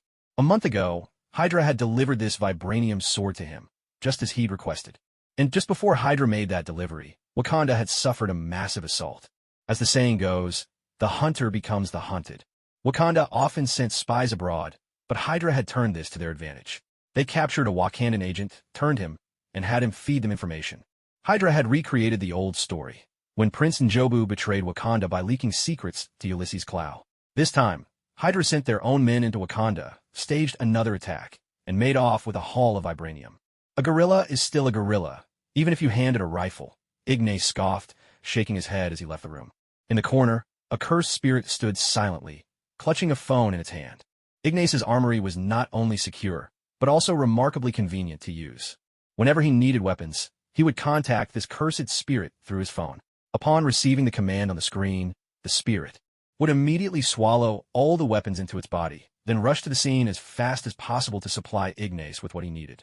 Sometimes, it would even stuff itself full of weapons in advance and stay by Ignas's side at all times, ready for anything. A few days later, a van was parked in a narrow alley. Inside, a woman sat in front of her laptop. Her nimble fingers danced rapidly across the keyboard, trying to break into a company's system. "Damn it, there's no way it's this simple." Sky glared at the screen in frustration, staring at the data she had stolen from Life Cradle Corporation. Just a few days earlier, she had stumbled upon something interesting. Companies from all around the world were being targeted by waves of attacks and hostile takeovers. In these fierce battles to divide up a company's vast legacy, Life Cradle Corporation emerged as the biggest winner. A suspicion began to take root in Sky's mind. Could it be that Life Cradle Corporation, too, was hiding things from the public? Once this thought surfaced, it refused to leave her. Sky was nothing if not bold. She began hacking into government organizations in the States, searching for any dirt she could dig up and expose. She even dared to break into the SHIELD database, searching for the secrets she hungered for. In short, she had become someone who acted entirely on her own whims, determined to tear the veil off any scandal she could find. She wanted to bring to light whatever those powerful organizations worked so hard to keep hidden. Sky wasn't truly malicious, but she was, without doubt, a troublemaker at heart. The more she failed to find, the more convinced she became that something was being covered up. Stepping out of the van, she walked down the street, pondering how she might break into the real data servers of Life Cradle Corporation. At the same time, "Sir, someone just tried to hack into our system." On the street, inside an SUV, Ignas held his phone to his ear, listening to the voice of Ivan Vanko, the cursed spirit. "Who was it?" Ignas asked. "That person only managed to get into our company's website. I'm tracking them now," came the voice of the big boss through the phone. Ignas nodded. The website was just a facade. Their real data servers were on a closed network, never connected to the outside world. If anyone wanted to truly hack in and access valuable data, they would have to come in person and attempt a physical hardcore breach. Otherwise, there was no way. "I understand," Ignas replied. He had barely finished speaking when, in the distance, an explosion suddenly thundered through the air. Flames burst through the windows of a nearby building, and the street erupted in screams. Ignas quickly looked off into the distance.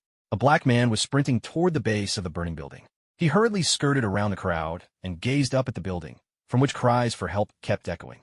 The man circled around to the back of the building, where no one was around. He reached out, jabbed forcefully at the wall, grabbed hold, and began to climb upward at remarkable speed. Flames raged across the building. Suddenly, a hooded figure dropped down, landing with such force that cracks splintered across the ground. He cradled a woman in his arms, gently setting her down. People gathered around. A woman with wavy, shoulder-length hair held her phone aloft, recording the scene. The black man who had just leapt from the burning building noticed he was being filmed. He immediately pulled his hood lower over his face and ran off, disappearing into the distance. Sky stood with her phone in hand, her eyes following his retreating figure. In the distance, amidst the crowd, Ignas spotted the woman crouched by the roadside tending to the injured, She looked familiar. Wasn't that Sky, the so-called Quake? Though his people hadn't yet located the hacker, Ignas already had a hunch who it was. It was probably Sky. Americans were always like this, self-centered, forever eager to expose the secrets of others. Ignas turned and left, ordering a few cursed spirits to keep an eye on Sky. Since Sky wanted to dig into his business, Ignas wasn't about to let her investigate. Unless, of course, she became one of his own. How will you find us? In the air or on land? How will you keep us silent this time? How can you possibly manage that? The truth rides the wind and is everywhere to be found. You can't stop the rising tide. You won't find us. You'll never see our faces. But make no mistake, we will rise up against those who hide the truth from us. And nothing can stop me. Inside a van, Sky faced her computer. While recording her manifesto for S.H.I.E.L.D., her fingers flew over the keyboard, deftly trying to hack their system. Suddenly, the van door slid open with a sharp clatter. Agent Coulson and Ignas stood right beside her. Coulson tried to suppress a laugh, the corners of his mouth twitching as he looked at Sky. Hey, hello there. Sky looked at the two of them, completely embarrassed, guilt practically written all over her face. Agent Ward, squeezed out of his spot by Ignas, pulled out a bag, walked over, and promptly slipped it over Sky's head. Not long after, aboard SHLD's C-17 aircraft, Coulson's temporary flying base. Inside the interrogation room, the hood was removed from Sky's head, and Ward sat her down across from him. Coulson closed the door, then turned, only to see Ignas already seated in his chair. Ignas held Sky's laptop in his hands, setting it down on the table and turning it toward her. Oh, you really are something. I never would have guessed that the famous Dr. Ignas was also a hacker. Sky stared at her computer in shock. On the screen, a cartoon character was bouncing around, while the word surprise appeared in big, bold red letters. Ignas reached out and tapped lightly on Sky's laptop. In the next instant, every bit of evidence of Sky's hacking into the Cradle of Life Corporation's database flashed up on the screen. Sky's mouth formed a perfect O. She glanced at the screen, then at Ignas, utterly speechless. Ms. Sky, this is corporate espionage. Do you realize what you're about to face? Ignas looked at her with an amused smile. Prison time. Sky wasn't fazed. She simply sat back and smiled at him. If only things were that simple. Ignas shook his head. Coulson pulled up a chair and sat down beside him. So that's why Ignas agreed to join him. He clearly had his own agenda. What's your real name? Ward stood to the side, glaring at Sky, clearly preferring a more direct approach to dealing with her. Sky will do. Sky replied, then shot Ward an exasperated look. We can discuss that later. Right now, we need another name, a certain heroes. Coulson quickly interjected. Sky, are you digging for some dirty secrets behind my company? Ignas smiled at her, not interested in meddling with Coulson's affairs for now. Wow, are you about to spill your own secrets? That would be fantastic. Sky looked at him, feigning composure. Do you think I'm like some shady government, running illicit human experiments? Or are you curious about something else? Ignas kept his eyes on her, a hint of a smile playing on his lips. To be honest, I am curious whether you've ever done human experiments. And I'm also wondering why you always seem to come out on top. Honestly, there's some truth to that old saying. Whoever benefits the most is probably the mastermind. Sky shrugged, showing no fear despite sitting across from a powerful figure. Truthfully, I've never conducted human experiments. Every acquisition I've made has been nothing more than a straightforward business deal. A knowing smile flickered across Ignas's face as he watched Sky. That's a pretty perfunctory answer. Sky shrugged helplessly. It's the truth. But I should warn you, you might soon find yourself thrown into prison. And there are people who, to curry favor with me, might go to some extremes with you. Of course, I don't wish for them to do that. But if they decide to, well, I'll respect their choice. Ignas's smile lingered as he looked at Sky. Americans loved to seek out the truth, didn't they? Well, he'd deal with them using their own logic. Someone wanted to go after Sky, and Ignas strongly condemned it, though he respected their choice. As for explaining the company's issues, why should he really take the time to explain everything to her? Well, that's quite the threat. Sky shook her head with a smile, turning to Coulson. Sorry, I can't help you find that person anymore. Coulson looked helplessly at Ignas, as if to say, so you came here just to stab me in the back? Ignas, exactly. This is an arrest warrant. Ignas produced a document and handed it over to Coulson. Coulson was speechless. So many sections of the file had already been signed. Was Ignas really here to take Sky away? Ward might not yet understand Sky's value, but Coulson certainly did. Sky was such a talented hacker. He'd hoped to recruit her onto his team. Hey man, can we talk outside? Coulson quickly suggested. He was feeling entirely defeated. He'd initially been happy when Ignas reached out, thinking that having a big shot join in would make everything much easier. Instead, The moment the big shot boarded the plane, he dealt Coulson a heavy blow. All right. Ignas stood up and followed Coulson out of the room. This girl can help us find a hero with special abilities. I really don't think we should send her straight to prison. Coulson spoke quickly, practically spelling out that S.H.I.E.L.D. needed someone with her talents. After all, being able to hack into SHIELD systems was no small feat. It's not we, it's you. Ignas replied. Of course, unless she comes to work for me and pays off her debt with a salary, I'd still choose to send her to prison. She really did hack into my company system. If you want to forgive her, that's your business, but I haven't decided whether I'll forgive her. Coulson was left speechless. Before even coming here, Ignas had already used his wealth to make connections, even with top officials in countries that supported S.H.I.E.L.D. Which meant, if Ignas wanted to send Skye to jail, no one would be able to pull her out. You're not planning to bring her into S.H.I.E.L.D., are you? Ignas questioned him. Coulson shook his head helplessly. Finally, someone who understood him. But he also suspected Ignas was considering recruiting Skye for himself. That's really something. Since the very beginning, S.H.I.E.L.D. has had a bad habit of recruiting anyone and everyone. Ignas smiled at Coulson, suddenly understanding how S.H.I.E.L.D. turned into Hydra. How about this? Give me a little time. Let me get Skye to help us find the hero who rushed into the burning building, and then you can talk to my superiors about her fate. Coulson hurriedly proposed. That works too, but if you want to recruit Skye into S.H.I.E.L.D., I'm not unreasonable. Here's the bill for the economic losses she caused by hacking into our public system. If you're really considering it, just remember to settle the bill when the time comes.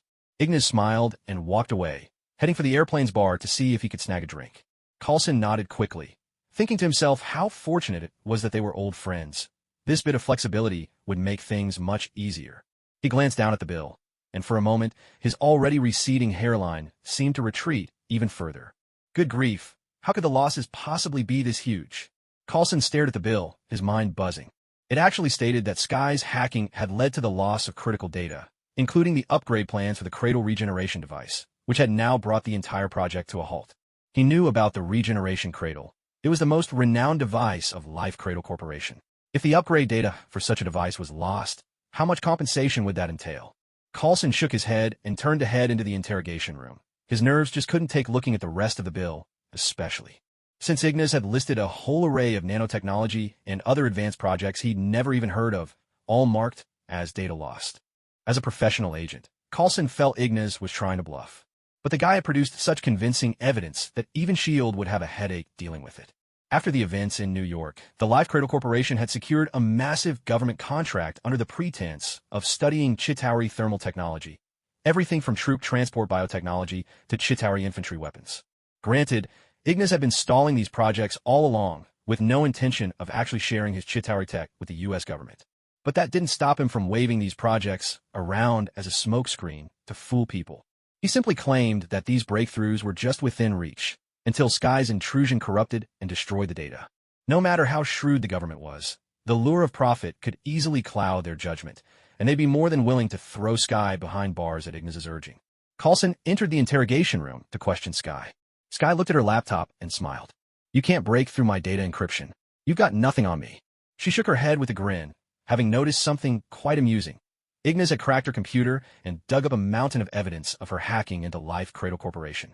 But, curiously, he hadn't helped them find a single shred of evidence about her hacking into S.H.I.E.L.D., and as soon as Ignas left, her laptop automatically shut down, activating its self-protection protocols.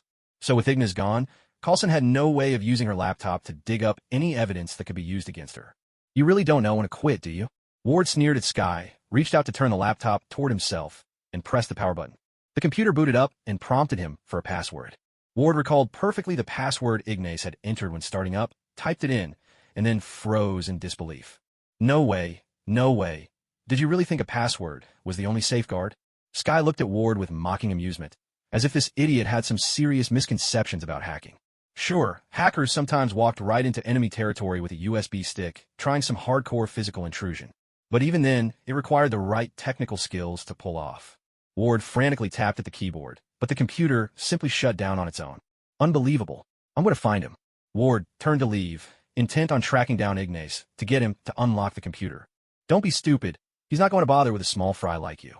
Skye kept up her taunts, having fully grasped what Ignas meant earlier. He wanted her to work for him. So now, she wasn't afraid anymore. At the plane's bar, Ignas sat there, quietly sipping his drink. Agent May approached, taking a seat not far from him. A little while later, Coulson and Skye left the interrogation room. Coulson used a rather amusing tactic, persuading Skye to consider a temporary alliance. "Oh, Skye, we can work together, but I think you really ought to have a chat with him." Coulson shrugged as he spoke. "Okay." Skye smiled and walked over, taking a seat beside Ignas. "What are you looking at?" Ignas noticed her tilting her head at him, took a sip of his drink, and turned to meet her gaze. "I was just wondering, are you really telling me that a handsome guy like you only has Esdeath as a girlfriend?" She grinned mischievously at Ignas, her curiosity practically shining in her eyes. "That's right." Ignas nodded. One Esdeath was more than enough for him. Why would he want two wives? Only to watch them fight every day. He wasn't exactly a master of romance. Just keeping Esdeath happy was challenge enough. "So, would you mind adding another woman to the mix?" Skye teased him with a playful smirk, clearly joking. "I could add another employee." Ignas replied with perfect seriousness, handing her a contract. Skye looked at him helplessly, then glanced down at the contract on the table. When she saw the endless string of zeros after the amount owed, her head started spinning. "Good grief, how much money is this?" Skye stared at him, utterly shocked. "It's not much, just the losses from a few projects. If you work for a few hundred years, you might pay it off." Ignas joked right back at her. Skye had teased him, so he figured it was only fair to return the favor. "Then what's my annual salary? And what exactly will my job be?" Skye hurriedly asked. Legally, she was no match for him, and she certainly couldn't beat him in a fight. Besides, she had the distinct feeling that even if she ran, he'd just drag her back. She had no choice but to stay and work off her debt. $10 million a year. Your job description is written in the contract. With that, Ignas stood up and walked away. Skye hurriedly lowered her head to check the job details and was momentarily stunned. Bodyguard. What does this mean? She looked at him, indignant. She was a hacker, not some bodyguard. It's simple. Wherever I go, you go. Whatever I tell you to do, you do. That's all there is to it. Ignas gave her a mischievous grin, found himself a room, and went in to rest. Skye stood there, dumbfounded. Ignas made it sound so simple, but it all depended on who she was following. If she had to shadow Ignas, wouldn't that mean she'd constantly be thrown into incredibly dangerous situations? This is murder, premeditated murder. I'm just an ordinary person. How could I possibly protect you? Skye muttered to herself, exasperated, and called out after him. I believe you've got the potential. Good luck. Wade teased Skye, barely containing his laughter as he walked away. Skye could only shake her head helplessly, thinking that this had to be the worst possible scenario. Then she did the math, her salary versus how much she owed Ignas, and her mind went blank. How could she possibly owe so much? Hundreds of billions, she'd never pay that off, not even in several lifetimes. Not long after, Ignas emerged from his room. He happened to walk in on Coulson, playing a video, discussing with Skye how to stop the out-of-control man, the mysterious figure who had rescued the woman from the burning building Ignas had encountered earlier. Coulson, I'd like to make something clear. I have no objection to Skye taking part in this operation. On the contrary, I fully support it. But S.H.I.E.L.D. will have to pay for her services, because she's my employee now. If you want to hire her, you'll need to pay a commission. We do not accept unpaid missions. Ignas smiled at Coulson, waving Skye's signed contract in his hand. In truth, he'd already thought this through. Whenever he came across a suitable superhero, he would recruit them into his new company. Ignas was planning to establish a superhero company in the Marvel Universe, just like that one from the neighboring world of the Patriarch. Of course, he wouldn't need any chemical compounds to create superheroes. Marvel already had plenty. And if he ever found himself short of heroes, he could always use his method of implanting cursed spirits into humans, turning them into vessels, and thus creating new heroes. Granted, this was dangerous, and he'd need years of trials before considering it. After all, he did have some moral boundaries. Using those street thugs as test subjects was fair enough, not something that crossed the line of human ethics. The situation is critical. Can we deal with the immediate crisis first and talk about the commission afterward? Coulson quickly interjected. He never would have guessed that Ignas was only in it for the commission. Ignas's newly established company bore his own surname, Morra Corporation. The nature of the company was similar to the neighboring What Corporation. It was also a superhero enterprise. Every superhero under its banner would be registered in the company's database and reported to governments around the world. Once all the paperwork was in order, a major world-class city would be chosen as a pilot for official collaboration between the authorities and the company. In this way, the superhero class both served the interests of capital and was properly documented, leaving troublemakers with nothing to say. At the same time, with superheroes managed and restrained by the company, many problems would naturally diminish. Coulson contacted Fury to request funding. It was his first time ever hiring a hacker, and at such a steep price. In the past, they'd simply capture hackers, persuade them to work for S.H.I.E.L.D., and only needed to pay a regular salary. But now, greedy Ignas sat beside him, having pulled Sky into the Morra Corporation. S.H.I.E.L.D. would have to shell out even more just to hire Sky for a single job. Not long after, Ignas and Fury agreed upon Sky's fee, and only then did the operation proceed. Since I'm earning commission from this, can I get cut? Sky asked eagerly. No way. $10 million a year is already a hefty sum, Ignas replied. At that, Sky's spirits sank. She finally understood why Ignas had spent so much to hire a completely unqualified bodyguard. So it was a buyout arrangement. Coulson, busy planning the operation, could only sigh helplessly. The evils of capitalism, indeed. But right now, you're just my private bodyguard, not yet a superhero under the Morra Corporation. If you sign with us and become our company's very first superhero, then you'll get a profit-sharing agreement.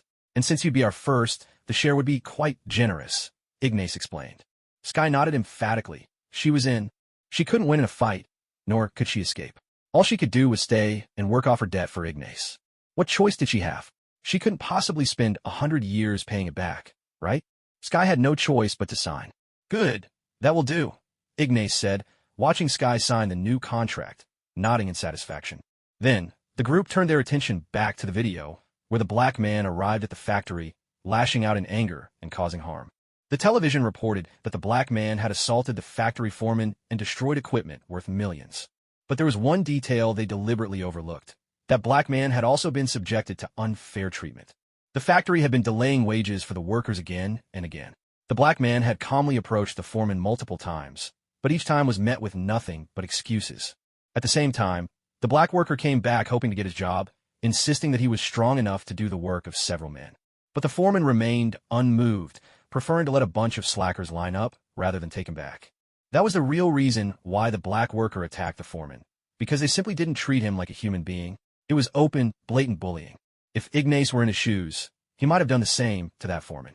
Ignas looked down on most black workers, but for someone honest and hardworking like this man, he actually had a good deal of respect.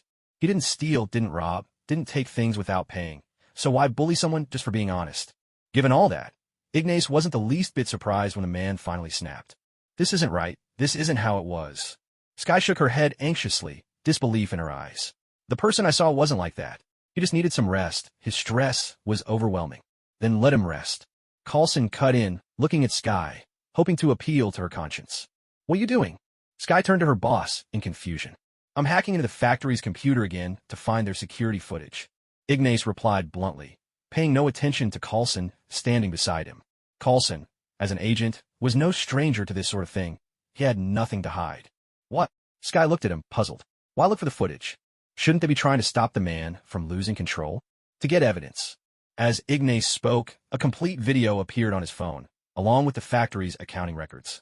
Of course, those records were never stored on any connected computer, but he had a cursed spirit to fetch them. Ivan Vanko helped him find the accounts and sent them over. All right, time for you to act. Talk him down, convince him to make the right choice. Ignas smiled as he spoke. He planned to deal with the Morra Corporation after S.H.I.E.L.D. resolved this crisis, using the incident as an opportunity to launch the company's first superhero appearance. At the same time, he would use this incident for publicity to clear the superhero's name. The evidence in his hands would be the most effective tool to turn public opinion around and wipe out any negative press against superheroes. What's that? You say a superpowered man snapped and destroyed millions worth of factory equipment? Ignas would simply expose the factory's unpaid wages, unpaid compensations, use of substandard chemical materials, illegal transactions behind the scenes, and even evidence of tax evasion. All of it. He made sure the IRS kicked down the factory owner's door, and agencies like the FBI paid them a visit too. To put it bluntly, America is a capitalist world. If superheroes want to come back, they need to start their own superhero company. Then we'll have to use a little magic. Capital defeats capital. Michael Peterson, factory worker, married, with a child, injured, laid off, wife left him. Good guy, just had some bad luck. Coulson placed an African-American man's driver's license on the table. A beam of light swept over it, and in an instant, Michael Peterson's information appeared before them. This was the driver's license Sky had stolen from Michael Peterson the last time she ran into him. In America, there are three main forms of identification: a driver's license, a passport, and a social security number. By scanning Michael Peterson's driver's license, SHELD's system instantly pulled up his detailed record from their intelligence database. his education level, the factory where he used to work, any criminal history. Countless details about Michael Peterson flashed on the screen in a matter of seconds. The most likely scenario is that someone approached him, promised to make him strong again, to give him superpowers, Coulson said. As an agent, the only thing that mattered to him was who had turned Michael into what he was now, a man with superhuman abilities. He didn't care what Michael had been through. All he could offer was a simple, tough break. But Ignas had a different perspective. That's the way it is in the Marvel world. Some people only care about the grand entrances and flashy battles. But dig a little deeper into the shadows, and you'll find many superheroes have critical moments where public opinion turns in their favor. Take Michael Peterson's misfortunes, for example. In fact, quite a few superheroes have similar stories. Yet there will always be people who choose to ignore their suffering and lump them in with those who deserve judgment and scorn. Who would have the technology to do that? Agent May asked. Everyone turned to look at Ignas. If you're talking about fully healing someone's injuries, it could only be Ignas's company. Don't look at me. He couldn't afford the treatment. Ignas replied with a helpless shrug. He'd already done his best to lower the price of the regeneration cradle, but he still had to cover his costs. Treatment with the cradle was expensive. Is it possible my boss is secretly carrying out human experiments behind my back? Sky joked. The misunderstanding had long since been cleared up, but since she owed so much money for inexplicable reasons, it was only natural for her to gripe about it. Slander your boss? Bet $1,000 off your salary this year, Ignas said. Sky snapped her mouth shut. Kidding, Ignas said, shaking his head. Sky let out a sigh of relief. I'm merciful. Let's make it $500 as a warning then. It's definitely not Ignas. Coulson shook his head. He knew Ignas all too well. He'd visited Ignas's home before, and there was always so much fried frog he could never finish it. Ignas had a particular fondness for experimenting with frogs, or sometimes with little white rabbits, rarely ever recruiting volunteers for human trials except for the clinical experiments before launching the regeneration cradle. For the most part, Ignas almost never brought in volunteers for human experimentation. After all, back in the day, many covert experiments in America were deliberately exposed to the public by Ignas and Stark working together. S.H.I.E.L.D. managed to find surveillance footage from the scene, though it was somewhat damaged from the chaos. In the video, they saw a white man confronting a lab technician, furiously berating him. Michael Peterson is actually pretty mild-mannered. It looks like someone else underwent the experiment before him. A hot-tempered guy who got so angry he set off a rather powerful firework right there in the lab. Ignas quipped with a smile. Coulson sprang into action, determined to track down the African-American named Michael. Meanwhile, Sky headed back to her car to retrieve her recordings from the lab's wiretap, planning to send the audio to Coulson's team for analysis. At the same time, a pair of brilliant young scientists, who also happen to be a couple, were racing against the clock to study the alien metal found at the explosion site. Gamma radiation, something akin to super soldier serum, and metal that looks suspiciously like Chitauri tech, Ignas observed from a distance, shaking his head in resignation. This secretive organization really does love throwing everything into the mix, don't they? By the way, aside from lending us Sky, could your company also provide additional biotech support? Coulson asked, glancing from the team working on the alien metal back to Ignas, eager for his answer. He felt certain that enlisting Ignas's Life Cradle company for this kind of technology was a wise move. Sorry, that's not possible. Our company doesn't currently offer that service, Ignas replied, shaking his head with a wry smile. Coulson made a gesture, offering more money. Now that's a different story, Ignas said, grinning as he rose to contact his Life Cradle team to expedite research for Coulson's group. Coulson could only shake his head in exasperation. He knew exactly what kind of person Ignas was. Once the Morra company was fully up and running, Coulson suspected S.H.I.E.L.D. would find it impossible to recruit any superheroes for their team. Anytime a major event occurred, they'd probably have to shell out cash for outside help. Don't look so glum, my friend, Ignas said with a laugh. You lot never liked superheroes who worked for free anyway, right? Most of society only criticizes them, so I figured, why not make superhero help a paid service? Cheer up, will you? Coulson could only manage an awkward yet polite smile. Hell's bells. Paid superheroes were even less popular with them. Finally, the team replayed the complete footage from the scene, witnessing the white man's transformation, from growing furious to suddenly exploding on the spot, triggered by the test subject. Michael has the same virus in his body, and, judging by his condition, there's even more of it inside him, said Simmons, who specialized in biochemistry. That means he could, at any moment. Fitz, the mechanical and electronic engineer, glanced at his girlfriend, then pointed to the holographic image of the explosion. Everyone within a 2-block radius would be killed if he detonated, Simmons quickly added. That man didn't explode just because he was angry, she continued. His emotions were tied to the chemical reactions inside him, but the real culprit was the chemical reaction itself. Staying calm can only buy us a little time. Honestly, this guy might blow up within a few hours. Ignas spoke up. As a medical student from a prestigious university who had studied under Dr. Zhao Hailuan and worked for some time with the boss in Ivan Vank, he had developed a fair understanding of such matters. Is there anything we can do? Coulson asked urgently, desperate to save Michael if possible. Isolate him.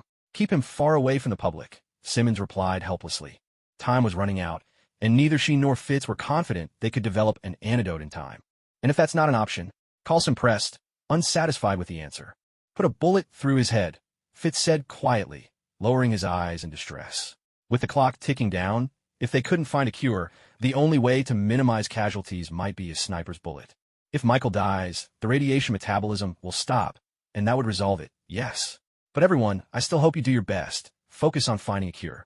Simmons, Fitz, I've brought in Dr. Zhao Hailuan and my own team. Just give it everything you have, Ignas said, giving the two a reassuring pat on the shoulder. At the same time, he believed that with these three top experts working together, they had a real chance of saving Michael. Exactly. We need a third solution, one that doesn't leave a child fatherless. Do everything you can, Coulson said, turning to them and to Dr. Zhao Hailuan, who had just arrived. Let's discuss this. May I ask the boss to help? Coulson looked at Ignas. Morra Corporation just opened. Consider the boss's time a complimentary service for a few hours. Ignas replied with a smile as the two of them left the lab. Outside the train station, Ignas, Coulson, and Agent Ward arrived together. Meanwhile, Michael Peterson had found Skye, who was operating alone, and asked her for help to leave the area. Michael was completely unaware that his body was on the brink of exploding within the next few hours. Ignas stood at the door of the van and knocked gently. Good morning, Mr. Peterson. May I have a word with you? Ignas spoke up. Mr. Peterson, we mean you no harm. We're only here to help, but your situation is dangerous. We need to take you with us. Coulson shouted from the side, holding a loudspeaker. What have you done? Michael glared furiously at Skye inside the car. He had planned to help Skye escape S.H.I.E.L.D. and Ignas's control, yet Skye had secretly lured them both right to their location. Skye turned away from Michael, silent and unwilling to meet his gaze. In the next instant, Michael's anger boiled over, his face flushing with bursts of red. He strode to the door, set his son down beside Skye, then shoved the door with all his strength. The van door flew open, crashing outward. Ignas's reflexes were lightning fast. He drew his blade in an instant, splitting the door clean in two. His eyes remained cold and unwavering as he stared at Michael Peterson. Mr. Peterson. Coulson had barely finished his sentence when Michael Peterson swept his son into his arms, seized Skye with his other hand, and bolted toward the station. Michael Peterson, do you really think you can keep running forever and actually get away? Agent Ward roared in frustration, immediately giving chase into the station. Even faced with a human time bomb like Michael Peterson, Ward still believed a single bullet could end the standoff. Michael Peterson, come back. I can offer you a well-paid job and help you sort out your troubles. Ignas called after him. Michael hesitated for a moment, shot Ignas a quick look, then spat on the ground and turned away. Screw you. You're no different from those fat cats at the top. With a cold snort, Michael melted into the crowd and disappeared into the station. With Skye's help, all his data in the major organization's databases had been wiped clean. As long as he escaped, he could finally live a quiet life with his son. He wasn't about to risk trusting Ignas. Ignas could only shake his head in resignation. He truly hadn't meant to deceive Michael. Granted, in New York he'd nearly become infamous as the Black Dog Killer, but his targets had always been those low-life, morally bankrupt looters. Heaven knows, he always treated decent people, regardless of their background, with respect. He wasn't even a basketball fan, but he'd still kindly warned Kobe to be careful when flying helicopters. When it came to Blade, the warrior who fought to protect humanity, Ignas was always ready to lend a hand if he could. Inside the station, Skye eyed a group of passers-by, then quickly aimed a kick at the crotch of the one with dreadlocks. You're right, he really is a bit of a jerk, Skye blurted out, glancing back at Michael Peterson as she spoke. The dreadlock man's friends instantly lost their tempers. How dare someone hit their buddy and call him trash on top of that? How could they possibly tolerate such an insult? Among them were both black and white men. Sure, their crew might be a bit rough around the edges, lacking in manners or morals, and maybe they had a habit of betraying each other in love, but when it came to loyalty, they stood together. Skye had successfully shifted all the anger onto Michael. Now, several white and black men, fuming with rage, charged at Michael without hesitation. Michael was caught off guard, completely thrown by Skye's maneuver. He quickly swung his fist, knocking down a white guy who rushed at him. Then, lifting his foot, he sent a charging black man flying with a powerful kick. A loud crash echoed as a white guy brought a chair down hard on Michael's back. The chair shattered, but Michael was unfazed. He turned, ice cold, to glare at the terrified attacker behind him. Then, as chaos spread through the hall, someone else went flying through the air. Seizing the perfect moment, Sky slipped away. She had no intention of running off with Michael. Besides, even if she could escape, she had a feeling that Ignatius's superhero company might actually have a bright future. Outside the train station, a car idled at the curb.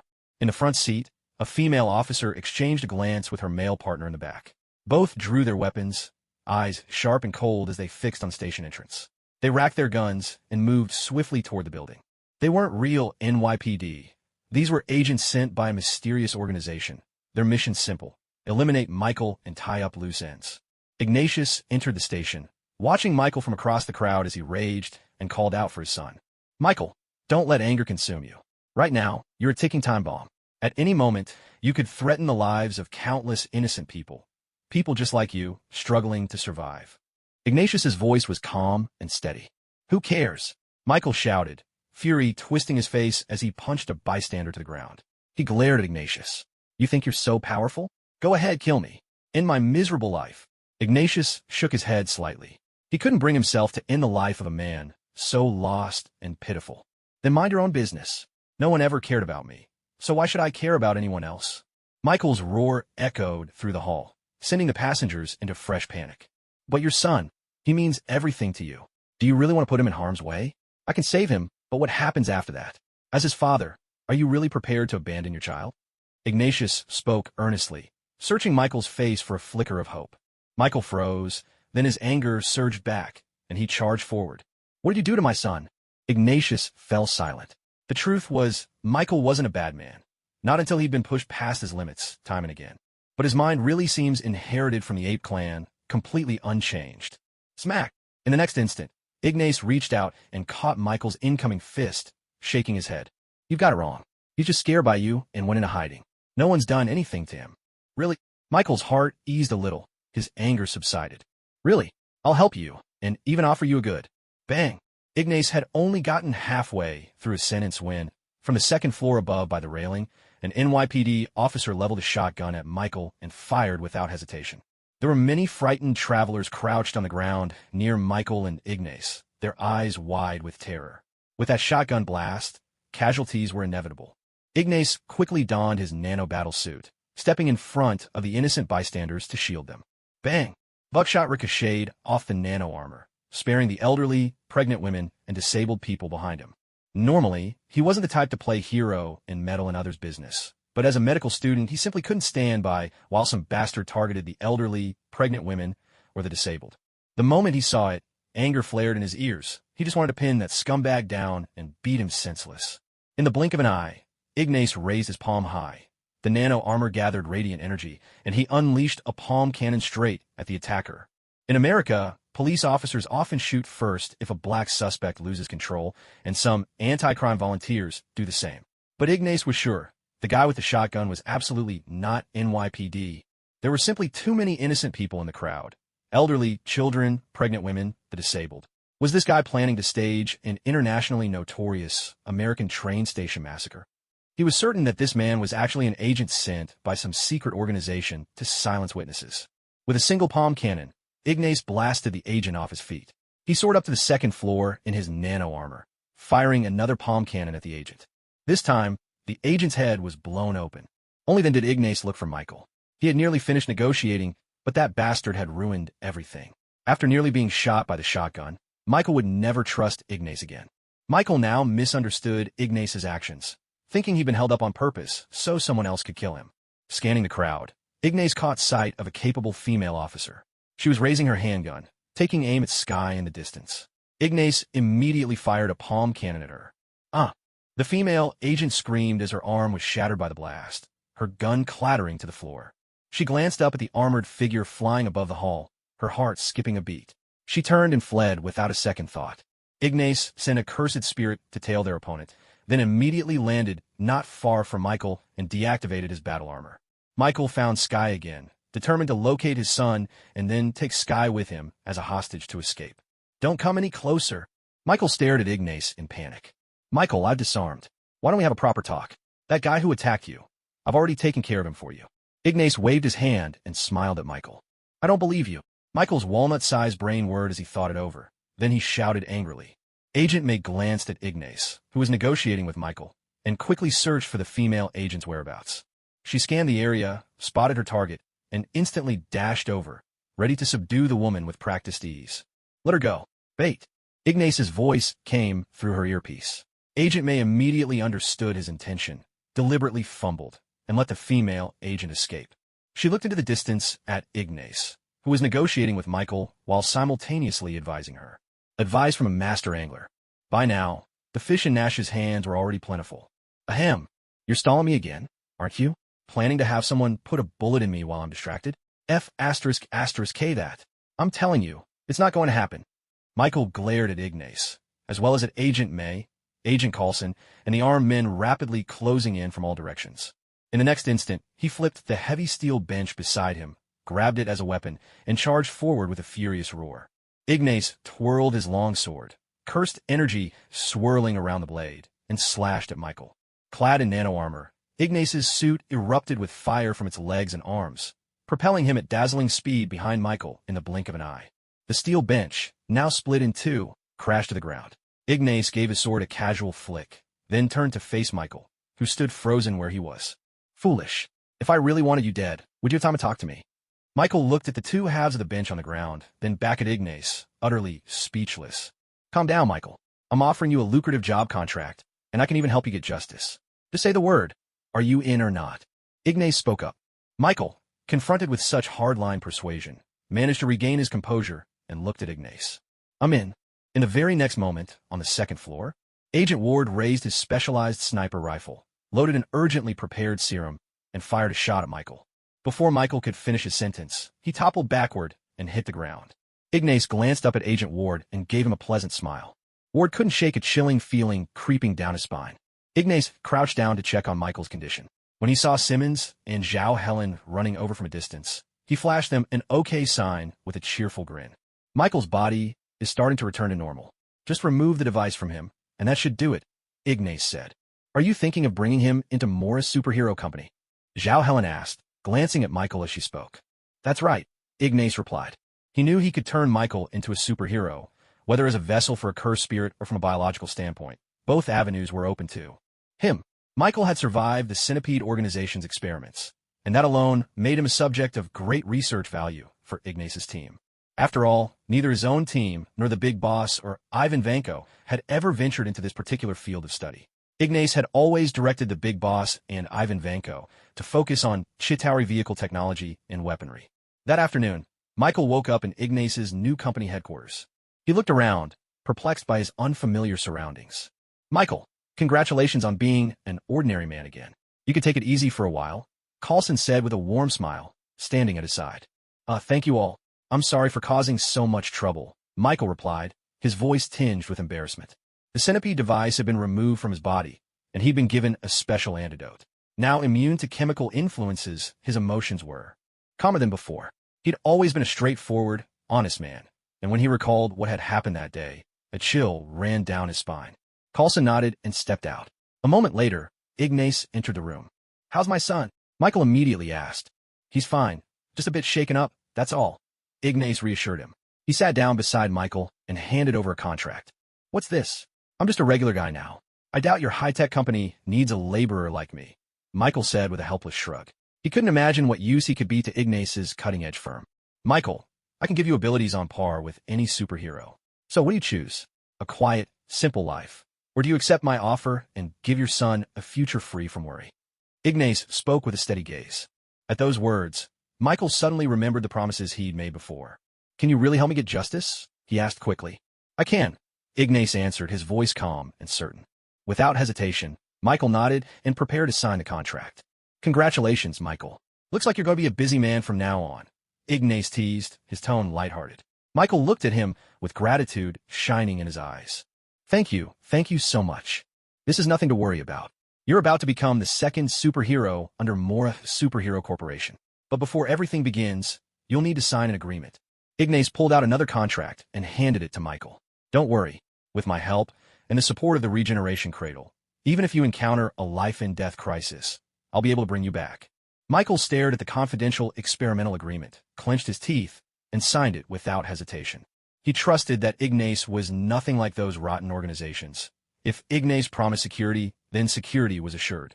All right, if anyone from the outside world or S.H.I.E.L.D. ever asks how you got your powers, just say it was a lucky, unrepeatable coincidence that restored them. Ignas instructed him, and Michael nodded quickly. Ignas had several ways to grant Michael extraordinary abilities. One method involved surgery. At this very moment, Big Boss was researching Chitauri biotechnology. Chitauri biotech was incredibly advanced. Every single soldier was a bioweapon remotely controlled from Chitauri war fortresses. The Centipede organization had also managed to cobble together their own creations by borrowing bits of Chitauri tech. Big Boss had already started research in this field, but it would still be some time before he could develop biotechnology harmless to the human body. So, that would have to wait. There are two ways for you to gain superhuman abilities. One is completely harmless, and you can convincingly tell the world it was a miraculous recovery, a twist of fate. The other seems more dangerous, even life-threatening, but no matter what happens, I can bring you back. The worst you'll experience is the terror of death itself. With the second method, you'll gain even greater powers. Which one you choose is entirely up to you. Ignas looked Michael Peterson in the eye and spoke plainly. Michael thought for a moment, then chose the second option without hesitation. He wanted to be stronger. Only by growing stronger could he perform better, earn a higher salary, and give himself and his son a better life. The second method will probably put you through some pain. Are you sure about this? Ignas asked. I'm sure. Michael nodded eagerly. Not long after, inside a laboratory, Ignas bound Michael to a chair with thick ropes. The entire room was covered with yellow runes, just like the chamber where Satoru Gojo once detained Yuuta Okkotsu and Yuji Itadori. This isn't going to be easy. Brace yourself, Ignas warned, and Michael nodded in response. Then, Ignas turned to look at a black spirit standing beside him. A recent, unexpected acquisition of his. Not long ago, an African-American track and field athlete lost his way due to the XD incident. Cast aside by the authorities, his life spiraled into chaos. When this athlete took his own life, Ignas placed a curse upon him. In the world of sorcerers, it's not truly Rika who is powerful. The true power lies within Yuta himself. Ignas cursed someone completely unrelated to him, and as a result, that person turned into one of the rare wild special grade curse spirits. This spirit, born from the athlete, possesses a curse technique that revolves entirely around running. Ignas tested his abilities. While his speed couldn't quite rival that of the speedster from the neighboring Black Row Patrol, it was certainly fast enough to leave any supercar trailing far behind. Special grade curse spirits vary in strength. This one, born for running, might not be the mightiest among them, but Ignas felt he was a perfect match for Michael. Ignas turned to the African-American spirit and gave an order.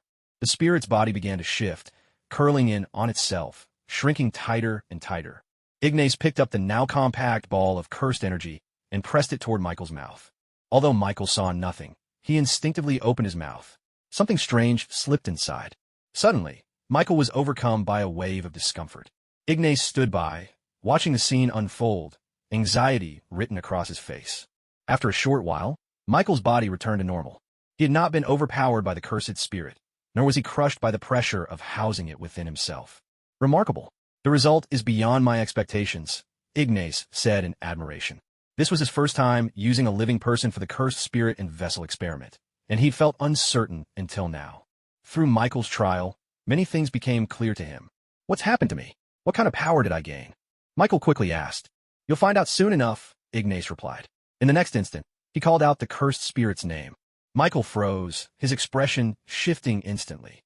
At that moment, Michael's consciousness was replaced by that of the cursed spirit under Ignas's command. Unlike Yuji Itadori, Michael was no match for a special grade cursed spirit. If the spirit wanted control, it could seize it at any time, for as long as it wished. So that's how it works.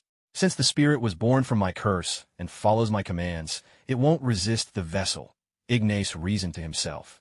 You may return now. Normally, you can share your curse technique with Michael Peterson, but whatever he does, you must follow my orders and keep him in check.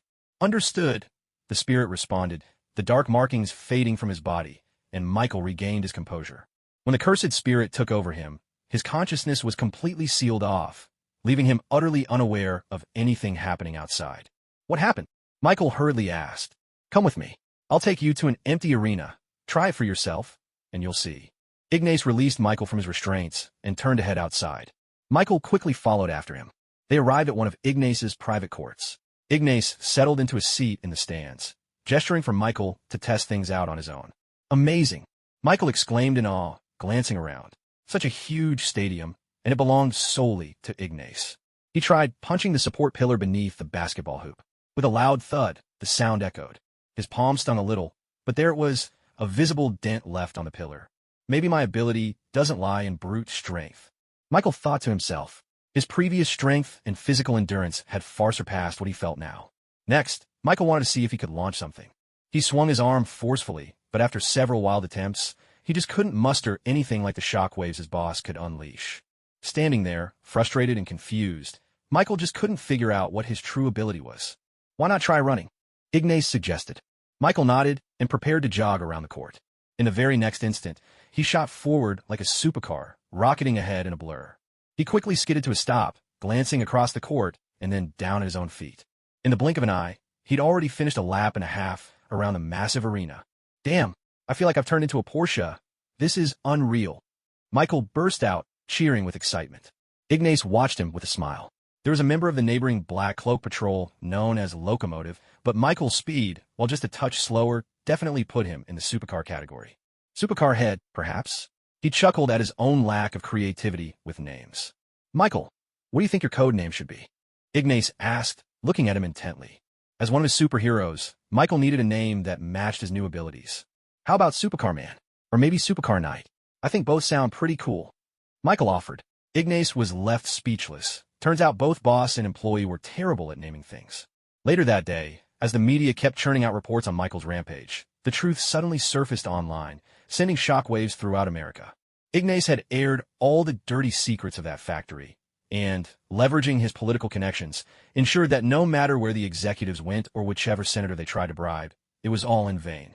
Michael had been denied his wages. Even his compensation after going to the labor board was withheld, and there were also those coercive deals the factory executives made with female workers, not to mention the factory's tax evasion schemes. Everything was exposed. Now, whether it was the workers' union, the boxers, or even the tax authorities, they all had reasons to go after the factory. In an instant, public opinion overwhelmingly shifted, turning completely against the factory and its management. Michael Peterson was suddenly cast as a pitiable man from the bottom rungs of society, a victim driven to desperation by the factory. Executives, left with no option but to participate in some unknown organization's experiment, a man who truly had nowhere else to go. At present, Morra Superhero Corporation has officially offered Mr. Michael Peterson a contract, granting him a well-paid position, announced the anchor on television, facing the camera. That's right, Mr. Peterson has already accepted the offer. And, according to our sources, Mr. Morra will also make sure that justice is served for Mr. Peterson. They've already filed a formal court summons to the XX factory. Added another anchor. In just a short span of time, major TV networks across America received directives from above, and their tone changed dramatically. Now, they condemned the darkness within the factory, while lamenting how pitiful Michael Peterson's plight had been. 3 days later, New York State Supreme Court. The owner of Michael's former factory was sued in court by Ignas, and under pressure from numerous congressmen he knew, no top lawyer in America dared to represent the factory. After all, America values the rule of law. That's true, but here, bullets speak just as loudly. They fear they might live to take the money, but not long enough to spend it. When the trial ended, Michael Peterson won the first hearing. As the factory owner stepped out the courthouse doors, he was immediately escorted away by tax officials. A crowd of boxers had gathered outside, itching to give the factory owner a taste of their fists. After all, Ignas had also conveniently released evidence online of the factory owner's misconduct with employees. So, you see, if you ever do such things, never indulge the twisted urge to secretly record it. You might just get exposed. American boxers, I bet you can't take a punch from me. When Michael Peterson walked out of the courthouse, he was immediately swarmed by a crowd of reporters. Just as he thought he would be the center of attention, he realized all the reporters were actually rushing toward his boss. Though they shouted questions about Mr. Michael, it was Ignas Morra they sought out. Michael couldn't shake the feeling that something was off. "Mr. Morra, will you continue to stand up for the wrongly accused in the future?" A female reporter hurriedly asked. Once the first trial ended, they no longer needed to watch the subsequent proceedings, as the outcome was already set in stone. From politicians to the legal community, Everyone seemed united in their hostility toward the factory owner. There was no point in fighting this lawsuit anymore. The factory owner was doomed. Too much money and nothing better to do? Well, maybe some time in prison will keep you occupied. Starting today, my new company, the full name is Morra Superhero Company, will have its legal team provide a certain number of free legal aid cases each month to those truly in need at the grassroots level, Ignas announced. The reporters looked at him with delight and surprise. What exactly does the Morra Superhero Company do? Asked a reporter with a knack for asking the obvious. The company's purpose was written right in its name, yet he still asked what the company did. It was like someone saying, "I don't believe you," when the truth is plain to see. In addition to offering a set number of free legal aid cases each month, we'll also be partnering with the state of New York on projects involving paid assistance with public security and superhero crime fighting, Ignas explained. The reporters erupted into a buzz of conversation. Although Ignas and Stark's involvement had already shifted public opinion away from being unfavorable to superheroes and instead turned it against the American government, there were still many people in the U.S. and all over the world who deeply distrusted superheroes. Clearly, Ignas's move was an attempt to weave superheroes into everyday life and help people accept their presence. Now that superheroes have capital backing and official endorsement, will they lose their original purpose and act recklessly, relying on their newfound power? Another reporter tried to steer the conversation into more controversial territory, hoping to stir the pot. That is absolutely out of the question. Rest assured, all the superheroes under my company come from everyday people, and they are held accountable by both the company and the government. We also welcome real-name reports from the public about any inappropriate behavior by superheroes, Ignas pledged, though he knew the government's oversight was mostly lip service. He would never allow superheroes to fall under government control, because if that happened, those who once acted heroically could easily be manipulated into military operations by some unscrupulous officials. Having lived in the U.S. for so many years, Ignas knew exactly what kind of trouble such people could cause. They just couldn't resist making a mess of things. If only the American government hadn't meddled, would something like the Black Hulk, who wasn't even in the original storyline, have ever appeared? Mr. Morra, may I ask? The press kept firing off questions, but Ignas, along with Michael, got into his SUV and drove away. He'd had enough. He wasn't some celebrity who needed to indulge these swarming reporters. 2 weeks later, the official website of Morra Superhero Company, a video clip began to play.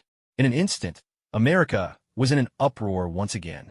S.H.I.E.L.D., the FBI, the CIA, the military, countless agencies had their attention immediately captured, their leaders practically itching to storm Ignatius's company and snatch Michael Peterson away on the spot.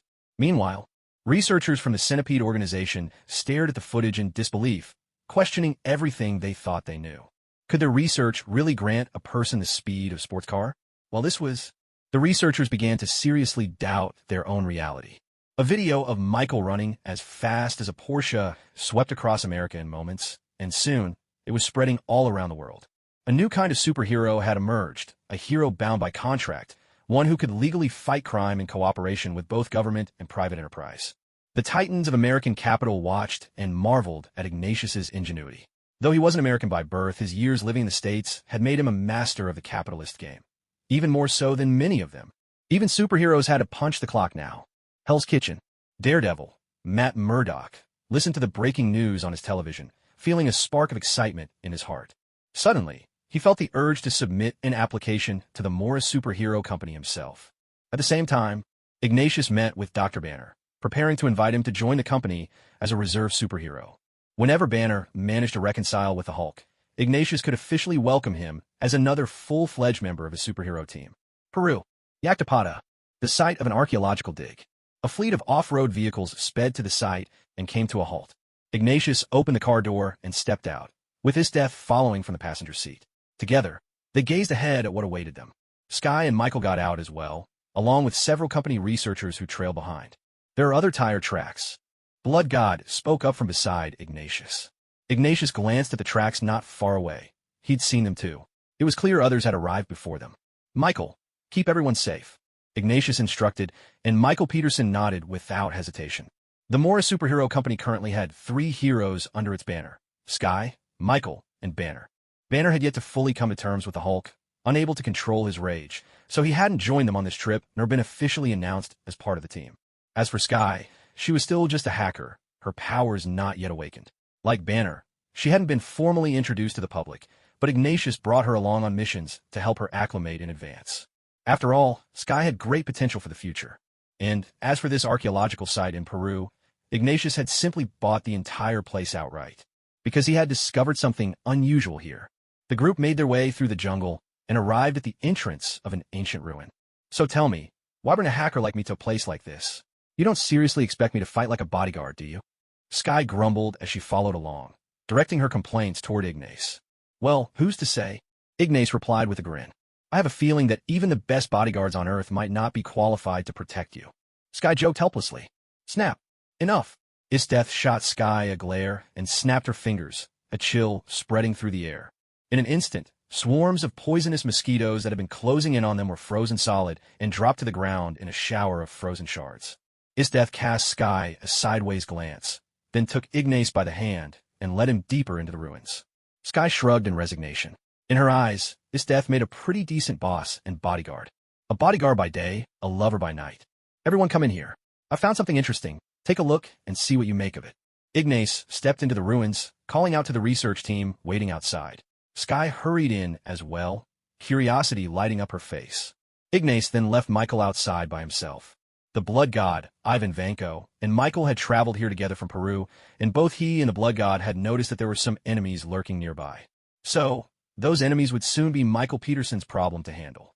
Inside this temple, which was at least 5 centuries old, they found something that absolutely did not belong to that era. The moment the researchers entered, their attention was immediately captured by that object. Within the temple, a local professor, hired by Ignace, regarded the marvelous artifact with amazement and admiration. Everywhere inside, there were relics from before the Incan era, yet right at the front wall of the temple, something gleaming with futuristic technology was embedded. Any archaeologist would have been left cursing in disbelief, and any scientist would have been giddy with excitement at such a world-shaking discovery. The most astonishing part was that the technological device embedded in the wall was still pulsing with a soft blue light. Ignace was just about to organize his team to begin examining this anomaly when Ivan Vanko quickly stepped forward and started inspecting it himself. Meanwhile, footsteps could be heard approaching from outside. Ignace walked out to investigate. After all, with something this extraordinary, it would be stranger if S.H.I.E.L.D. didn't show up. Leaving the temple, Ignace found himself face-to-face with Coulson, who looked at him in stunned disbelief. Don't be surprised, Coulson. You should know I'm wealthy. It's only natural that some archaeological teams and sites around the world have ended up in my hands. Ignace explained, leaving Coulson momentarily speechless. Our people received intel from the local authorities that something dangerous was here, so we need to investigate, Coulson finally managed to say. Coulson spoke up, catching Sky by surprise. Something dangerous? Is that thing really dangerous? Sky quickly glanced at Ignace. If her boss intended to study weapons, she would absolutely refuse to work for him any longer, even if it meant breaking her contract. We don't actually know what the object is. This is our first encounter with it. Whether it's dangerous or not still needs to be assessed by my team. Ignace responded, and Coulson nodded in acknowledgement. If it turns out to be dangerous, I suggest you hand it over to us for disposal. Coulson said seriously. All right, if it's really dangerous, I'll just destroy it. With a casual smile, Ignace turned and walked into the temple, leaving Coulson momentarily stunned. Wait a minute. Did this guy misunderstand? Coulson meant handing it over to S.H.I.E.L.D., not destroying it. Sky couldn't help but burst out laughing. Watching Ignace tease Coulson was genuinely entertaining, but she trusted her boss. If he said he'd destroy something dangerous, he would follow through. Coulson could only shrug helplessly. For some reason, whenever S.H.I.E.L.D. crossed paths with Ignace, their missions never went as smoothly as planned. Outside, Michael, who was on patrol, ran into Agent Ward from S.H.I.E.L.D. Ward glanced at Michael, then headed toward Agent May at the entrance. The tire tracks belonged to the professor.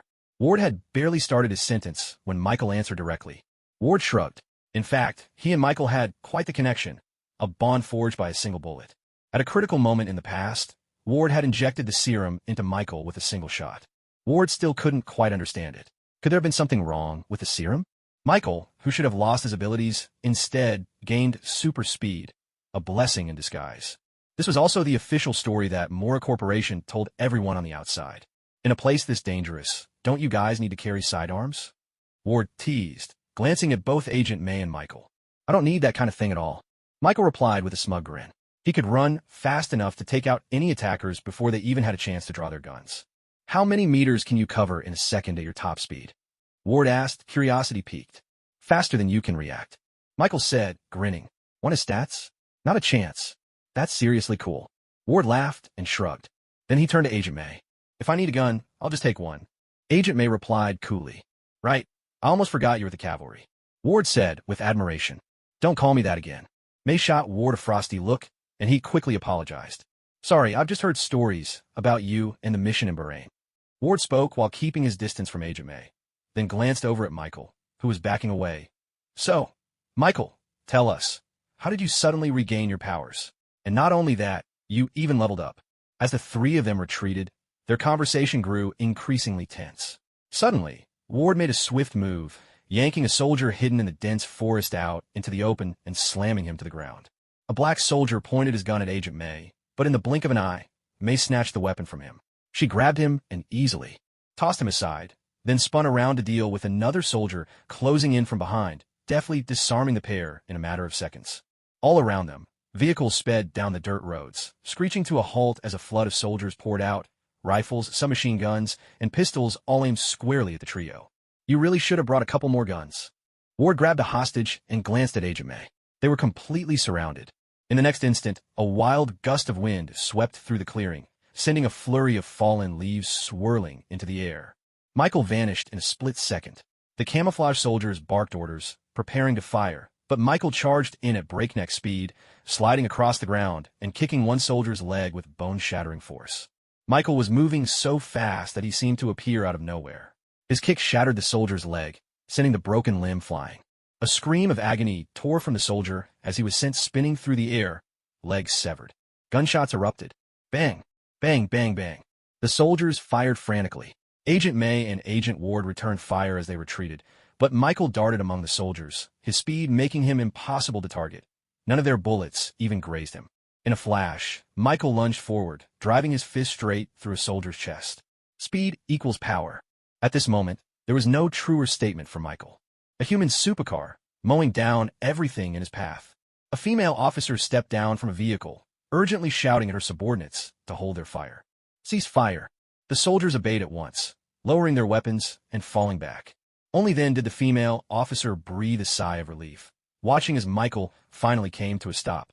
Good grief, I was running so fast. Thank goodness I put on a mask ahead of time, or I'd have ended up with all sorts of weird stuff in my mouth. Michael said in disgust, tossing aside his bloodied mask, now splattered with bits of soldier. He wasn't a train, after all.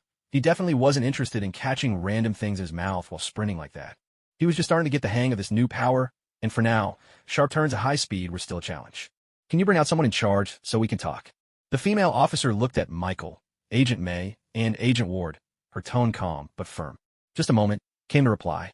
Agent May nodded, but before she could enter, the people inside had already come out. Good morning, everyone. I'm Agent Coulson, and this is Mr. Morra, he announced. Coulson, Ignas, and Esdeath stepped outside, their eyes scanning the scene before them. Soldiers looking tense, some even on the verge of panic. It was no wonder. They had been utterly defeated by Michael, who was almost absurdly powerful. And now Coulson was telling them that the legendary Ignas Morra was also present? Fighting Michael was already next to impossible for them. Ignas Morra was on a whole different level. There was simply no way. We're here because of an incident with international security implications, Coulson explained. He wasn't lying, but there was a hint of resignation in his voice. Yes, security was important, but Ignas kept insisting on destroying this dangerous artifact, which put S.H.I.E.L.D. in a difficult position. It felt like this young man was always working against them. Is that you? A female officer approached, removing her sunglasses and looking at Coulson in surprise. Camilla. Coulson replied, equally taken aback. Would you care to explain why you attacked us? Otherwise, I can't guarantee your safety. Camilla gave a slight twitch of her lips. I think that's reasonable, she replied, glancing at Ignas and Esdeath, her words honest and direct. Looking down at her injured subordinates, many missing limbs, Camilla felt helpless. Against Ignas, Esdeath, and even Michael, Ignas's employee, there was no contest. Just one of these employees could wipe them all out. She ascended the steps of the ruins, offering Coulson a polite double-cheek kiss. So, you've been promoted to commander? Congratulations. Coulson smiled at her. That was 3 years ago, but I still have you to thank.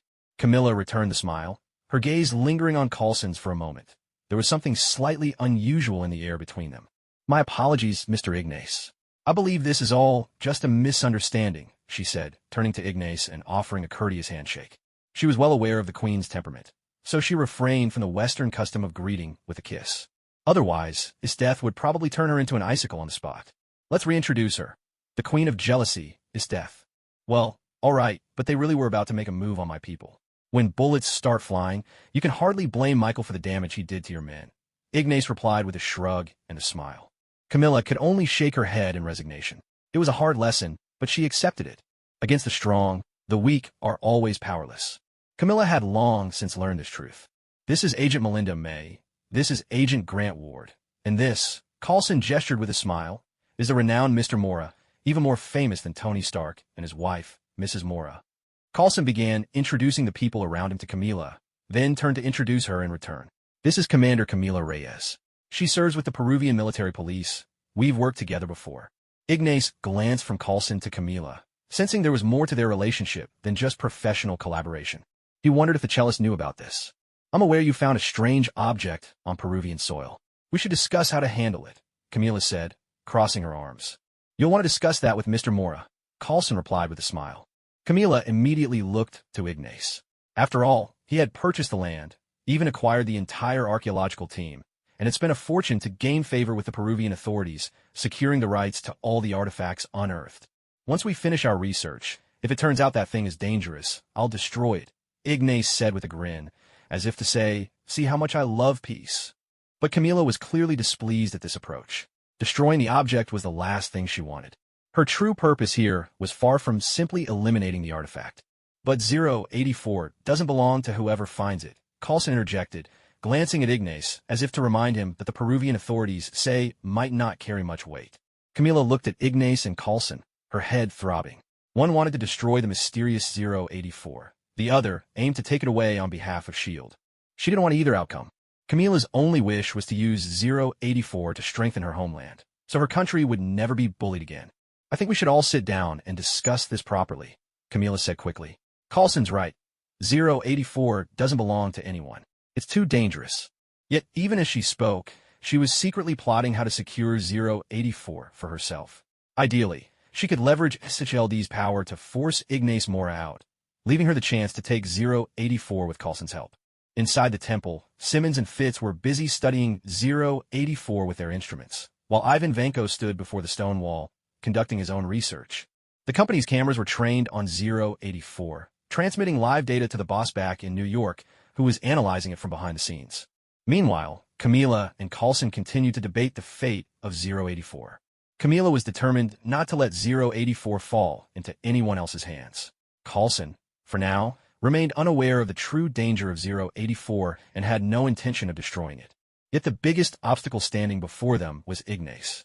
When it came to international disputes and questions of artifact ownership, Coulson knew that even if he had a solution, his superiors would still have to negotiate with foreign leaders for a long time before anything was settled.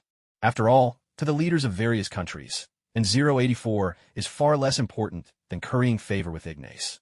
No matter how formidable the 084 may be, none of them believe that pleasing Ignace and securing a chance at his treatment isn't a better deal. In the end, developing weapons is meant to strengthen their own nations, but by winning Ignace's favor and gaining access to the reversal ritual's healing, that's the greatest benefit for themselves. Coulson and Camila appeared to have joined forces, engaging Ignace in constant discussion, hoping to persuade him to abandon the idea of destroying the 084 and to hand over its custody to S.H.I.E.L.D. Camila, too, wanted the 084 to be given over to S.H.I.E.L.D., though, in her heart, she was hoping to claim it for herself. As long as S.H.I.E.L.D. held jurisdiction, she'd have an opportunity to use Coulson and snatch the 084 back. Mr. Ignace, your company seems to specialize in biotech research, a leading force in the medical industry. Why not let the experts handle something so dangerous? Don't you agree? Camila said with a smile. So far, Ignace's company had only launched the regeneration cradle and a handful of other medical products.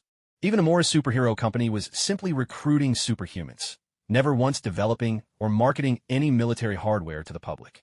Coulson was taken aback. Camilla's question struck him as rather unprofessional. That's where you're quite mistaken, Commander Camila. My company also possesses nanotech armor, arc reactor core technology, and ever since the New York incident, we've conducted numerous military collaborations, Ignace replied with a smile. That's not exactly true, Camila said, shaking her head with a playful smirk. Everyone says you're a foreigner, so there's never been any intention of sharing your armor tech with the American military. And from what I've heard, your company spent years dabbling in military tech, but it's all been a waste of money. No real progress, just rumors. Honestly, I think your armor was just a gift from Stark. Otherwise, with the ability to develop nanotech armor and arc reactor technology, how could there have been no progress all these years? You're right. I'm a foreigner, and that's exactly why I never intended to share nanotech armor with the U.S. military. After all, it's a gift from a dear friend. But do believe me, our collaborations will bear fruit sooner or later, Ignas said with a cheerful grin. One after another, the conversation volleyed back and forth. Clearly, these two were determined to work together to wrest control of the 084 from Ignas. Suddenly, a deafening explosion shattered the stalemate. Suddenly, a thunderous explosion erupted from behind them. A bomb had obliterated one of the archaeological site's buildings, sending a shockwave through the soldiers following them. Instantly alert, the soldiers spun around and raised their guns toward the rear. Ignas looked off into the distance, where a swarm of local insurgents charged forward, firing their weapons relentlessly. Both sides' soldiers immediately opened fire, bullets flying back and forth. The air was thick with the sound of gunfire and shouted curses in the local language. Coulson wasted no time. He whipped out his handgun from his belt and took aim at one of the insurgents, pulling the trigger. "They're rebels," Camilla cried out in alarm. Meanwhile, inside the temple, the research team, startled by the explosion, rushed to the entrance to see what was happening outside. Agents Simmons and Fitz from S.H.I.E.L.D. looked panicked as well. "Looks like they're clashing with the rebels. We need to get out of here." Agent Ward spoke urgently. "They're coming for us, Move. We need a sealed container to secure it and take it with us." Simmons insisted, her voice tight with anxiety. "There's no time." Agent Ward shot the two of them a glance, urgency in his tone. He didn't particularly enjoy working with these two. It made him feel as if he had to hold back during a fight. But it has a fluctuating energy core. The frequency is over 10 megahertz. Fitz blurted out, desperate to make them understand how dangerous 084 was. "Sorry, science class is over." Agent Ward holstered his pistol and hurried over to the wall, clearly intending to yank 084 free with brute force. "Wait, you can't just take it." Skye quickly stepped between them, glaring angrily at Agent Ward. She didn't trust S.H.I.E.L.D. Ignas had told her that if 084 ever became dangerous, he'd destroyed himself. That promise had earned Skye's trust. She was willing to believe Ignas and even convinced herself he hadn't done anything truly dark. But S.H.I.E.L.D.? After spending a few days with Ignas, Skye found herself trusting them even less. "Step aside. From this moment on, this object is being requisitioned. It no longer belongs to your company." Agent Ward snapped, glaring at Skye and trying to push her aside. Suddenly, a cloud of dust billowed up inside the temple. Out of the haze, Michael appeared before Agent Ward, fixing him with a stern, unfriendly stare. "Listen, friend, I appreciate that miracle drug you gave me back there, but this isn't something you could just take because you want it," Michael said, forcing Agent Ward to back away. Ignas had once told them that after they signed cooperation agreements with certain cities, they'd have to uphold their superhero responsibilities. But if trouble ever came their way, they didn't need to be afraid. After all, they were superheroes. The so-called fake superheroes, public servants, magnets for resentment, tirelessly hardworking, treated like tools, unpaid, and serving as free labor. The true superhero, he does the job for the salary and the bonuses. He may be a superhero, but that doesn't mean he'll let anyone push him around. You need to understand one thing. 084 is extremely dangerous. At this point, it's no longer something you can handle. Agent Ward spoke up in a hurry, but Michael stood his ground, his face showing a trace of reluctance. At that very moment, a thunderous boom echoed from outside, instantly bringing a hush over the entire temple. "I'll go out and take a look. You all stay here and don't wander off. Wait for me to come back and get you." Agent Ward spoke as he turned and left, preparing to see what was going on outside. The moment he stepped out of the temple, a whirlwind of broken branches, shredded leaves, and crushed flowers came flying at him, along with a cloud of dust whipped up by the blast, coating his face in grime. Ward spat out a mouthful of dust mixed with bits of leaf, wiped his dirt-streaked face, and shook his head, sending a cascade of gray powder drifting down. He stared ahead in shock. If he remembered correctly, there had just been a small patch of dense forest in front of him, hadn't there? But now, as he stepped outside, he saw that little forest was completely gone. Author's note: I'm sick with a high fever and feeling out of it, so today's update is a little slow. Thanks for understanding. High above in the sky, a mushroom cloud, shaped by sorcery, soared upward. But aside from Ignas, the cursed spirits, and Michael who had just walked out of the temple, no one else could see it. Michael stood beside Agent Ward, staring into the distance in utter disbelief. Ever since he'd received his powers from a boss, He'd been able to see things no ordinary person ever should. The truth was, from that moment on, Michael had resolved to follow the boss wholeheartedly. After all, having witnessed the existence of cursed spirits, he knew there was nowhere else for him to go. If he so much as wavered, Michael understood he wouldn't even know how he died. Meanwhile, though Agent Ward couldn't see the sorcerous mushroom cloud on the horizon, he certainly felt the force of the shockwave. It was utterly terrifying. Agent Ward could only imagine a missile detonating somewhere in the distance. The aftershock from a blast had flattened the forest nearby. Not long before all this, right when Coulson and Camilla had raised their guns, firing back in defiance at the rebels, Ignas had made his move. The blood god stood behind him, joining him in casting the spell. A sphere of crimson sorcery appeared before Ignas, growing more condensed and intense, until suddenly, it shot toward the ranks of the rebel army. A deafening, world-shaking roar erupted.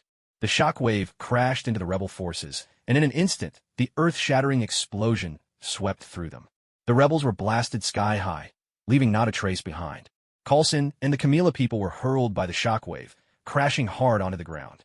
Not long after, Esdeath arrived, wielding a massive ice fan in her hand. With a fierce sweep toward the front, she unleashed its power. The ice fan whipped up a frigid gale, instantly blowing away the turbulent winds and sand kicked up by the explosion. As she brandished the fan, a wave of icy cold swept over the survivors, making them shiver to their bones. A handful of rebel survivors, who had kept their distance from their companions, were spared from Ignas's devastating attack. But in the next moment, Esdeath simply froze them into solid blocks of ice. Esdeath strode over, slipping her arm around Ignas's, her gaze sharp with murderous intent as she scanned the surroundings. Only when she confirmed there were no enemies left did she finally let the chill in the air subside.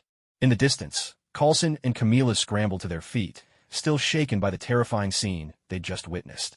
Camilla fixed her gaze on Esdeath, her mind racing. Ignas was already so fearsome. If you added Esdeath to the mix, even if they had 100 lives, there was no way they could snatch the 084 out from under these two's noses. Camilla's resolve hardened. Even if the 084 couldn't be secured by the Peruvian government, it would be better off handled by Coulson's team. Well, all the trouble's been dealt with. Let's go back and take a look, Ignas said, turning to Coulson. Coulson and Camilla exchanged a glance, then headed together toward the temple ruins. A realization dawned on them. As long as Ignas refused to give up the 084, it wouldn't matter how many world leaders they convinced. Nothing would change. If they couldn't defeat Ignas, they could forget about ever getting the 084. But losing was losing, just like a math problem. No matter how desperate you got, you simply couldn't solve it if you didn't know how. The group returned to the temple. Ignas looked at the 084 and asked, "How's the research coming?" He repeated his question, his voice calm but commanding. "It's extremely dangerous." Sky replied at once. Ignas nodded in acknowledgement. "Then destroy it," he said without hesitation.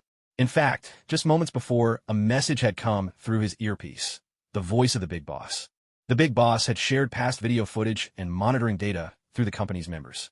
He had already unraveled the principle behind this 084 weapon, and with his outrageously high intelligence, he instantly deduced exactly how to build such a device.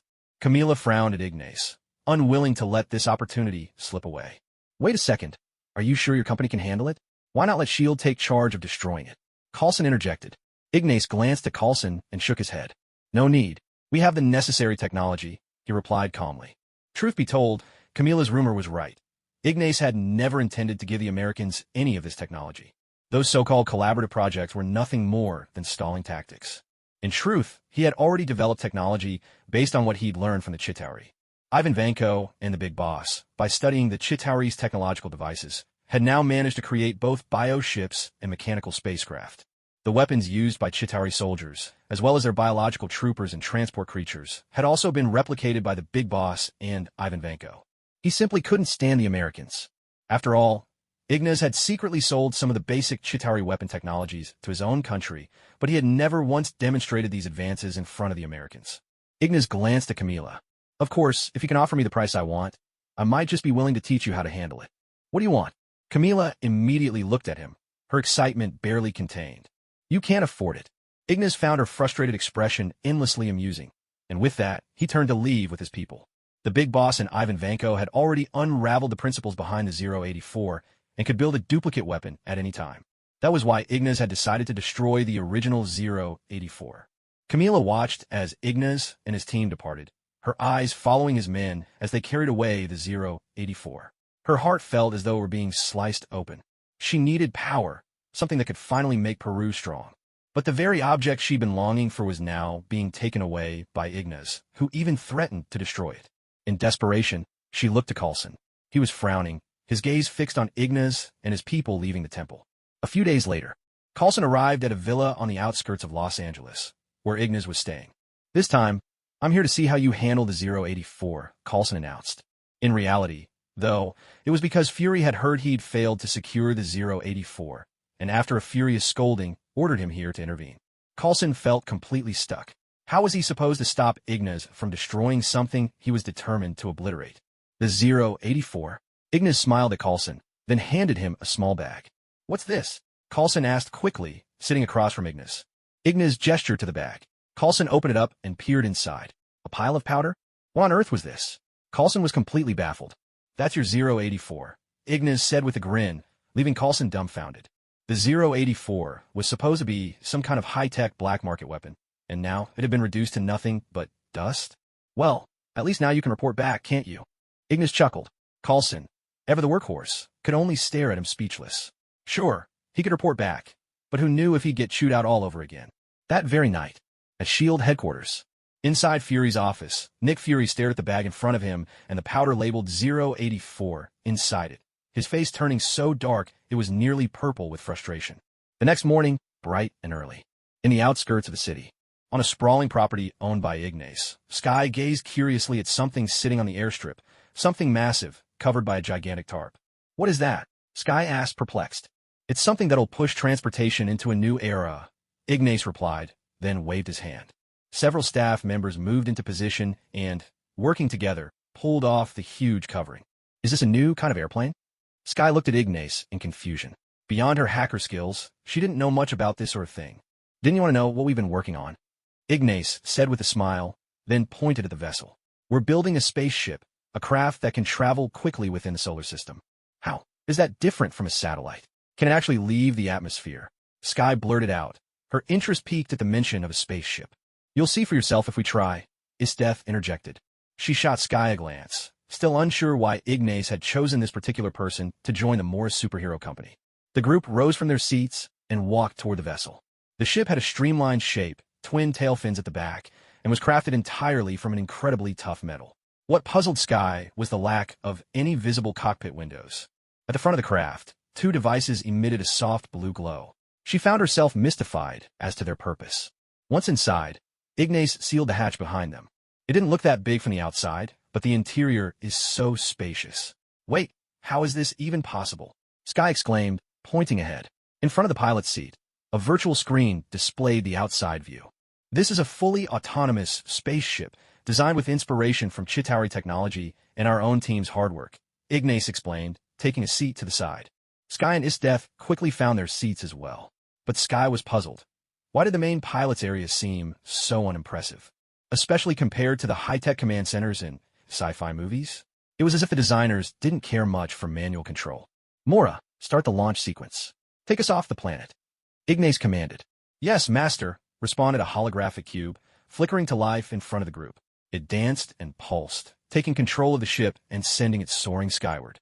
At the same time, the ship activated its cloaking system, vanishing completely from any means of detection. "Oh my god, this is incredible!" Sky cried out, unable to contain her excitement. The spaceship's AI could only be called Morra. It was Ignas who had Ivan Vanko and the big boss create this intelligent system based on Stark's technology. What's more, the name for the first generation of the ship's AI was taken from his own surname. Morra was a little different from Jarvis. He was a living being. This brings up the Chitauri's biotech. Morra was created as a living AI, crafted through a combination of intelligent system technology and Chitauri biological engineering. He was somewhat reminiscent of Ortis from the neighboring Warframe universe. Not long after, the ship smoothly broke through the atmosphere and soared quickly into outer space. Sky leaned over the main pilot's seat, watching the vast expanse of space through the virtual screen. Her face lit up with wonder. It was her first time seeing a true spaceship, one that didn't need rocket stages to ascend, relying solely on its own power to escape a planet's gravity and travel among the stars. Ignas glanced at the moon and at old May's distant space station. He grinned to himself. Let those arrogant meddlers keep tinkering with their rickety old station. He had no intention of sharing his ship's technology with old May. As for S.H.I.E.L.D. and the American military's research into Chitauri tech, Ignas wasn't too worried. After all, long ago he'd sent out a cursed spirit to keep them under surveillance.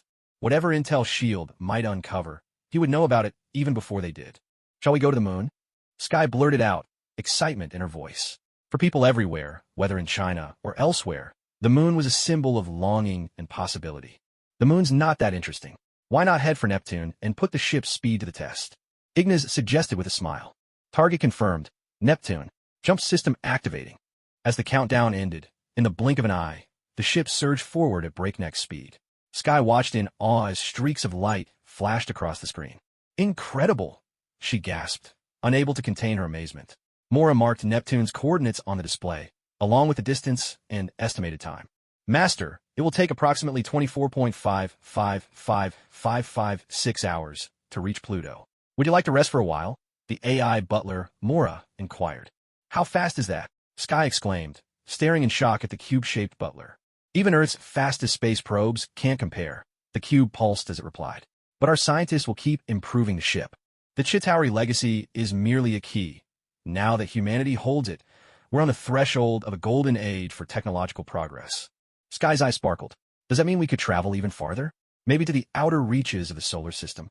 Sky hurriedly asked, hardly able to imagine that with just a little over a day's travel time to reach Pluto, human progress could accelerate so rapidly once such technology became widespread, stepping beyond Earth and establishing a rapid transit network throughout the solar system. Combined with the vast reserves of resources on each planet, humanity would surely enter an era of explosive growth.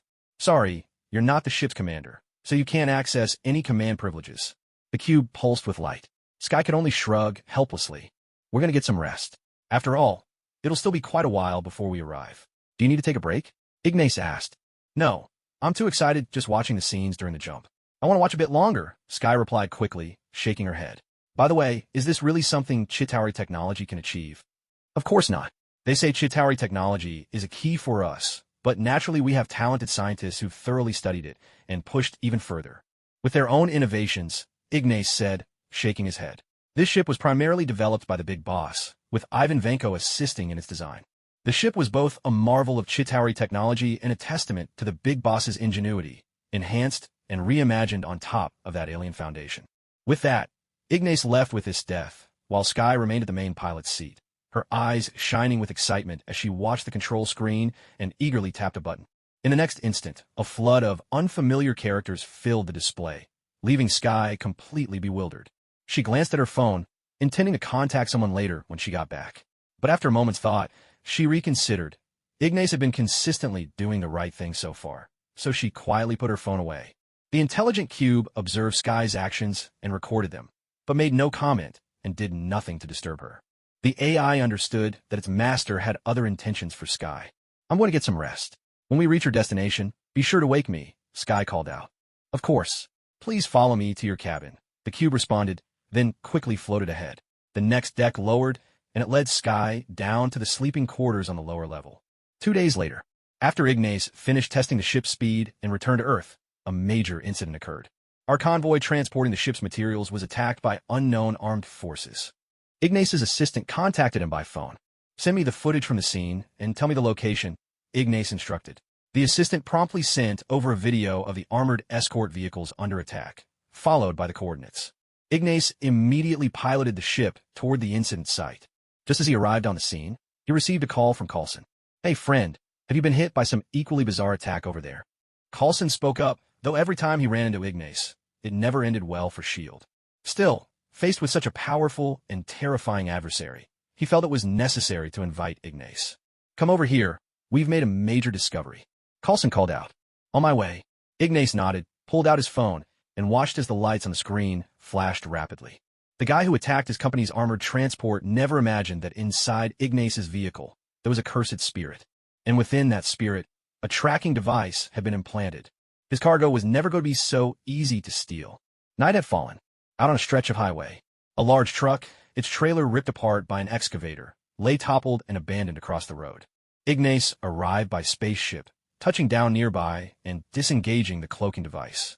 Holy crap, who are they? A squad of S.H.I.E.L.D. agents quickly raised their guns and shouldered rocket launchers, watching the suddenly appeared spaceship with wary eyes. "Stand down, everyone. They're our friends." Coulson hurried over, signaling his team to lower their weapons. Just moments earlier, Ignas' voice had come through on their comms, and it was only then that Coulson realized the incredibly advanced craft belonged to Ignas. The hatch opened, and Ignas, Esdeath, and Sky stepped out together. "When did you develop this thing? How powerful is it? Could you provide S.H.I.E.L.D. with a fleet of them?" Coulson immediately asked. "It's nothing special, just a showpiece, really.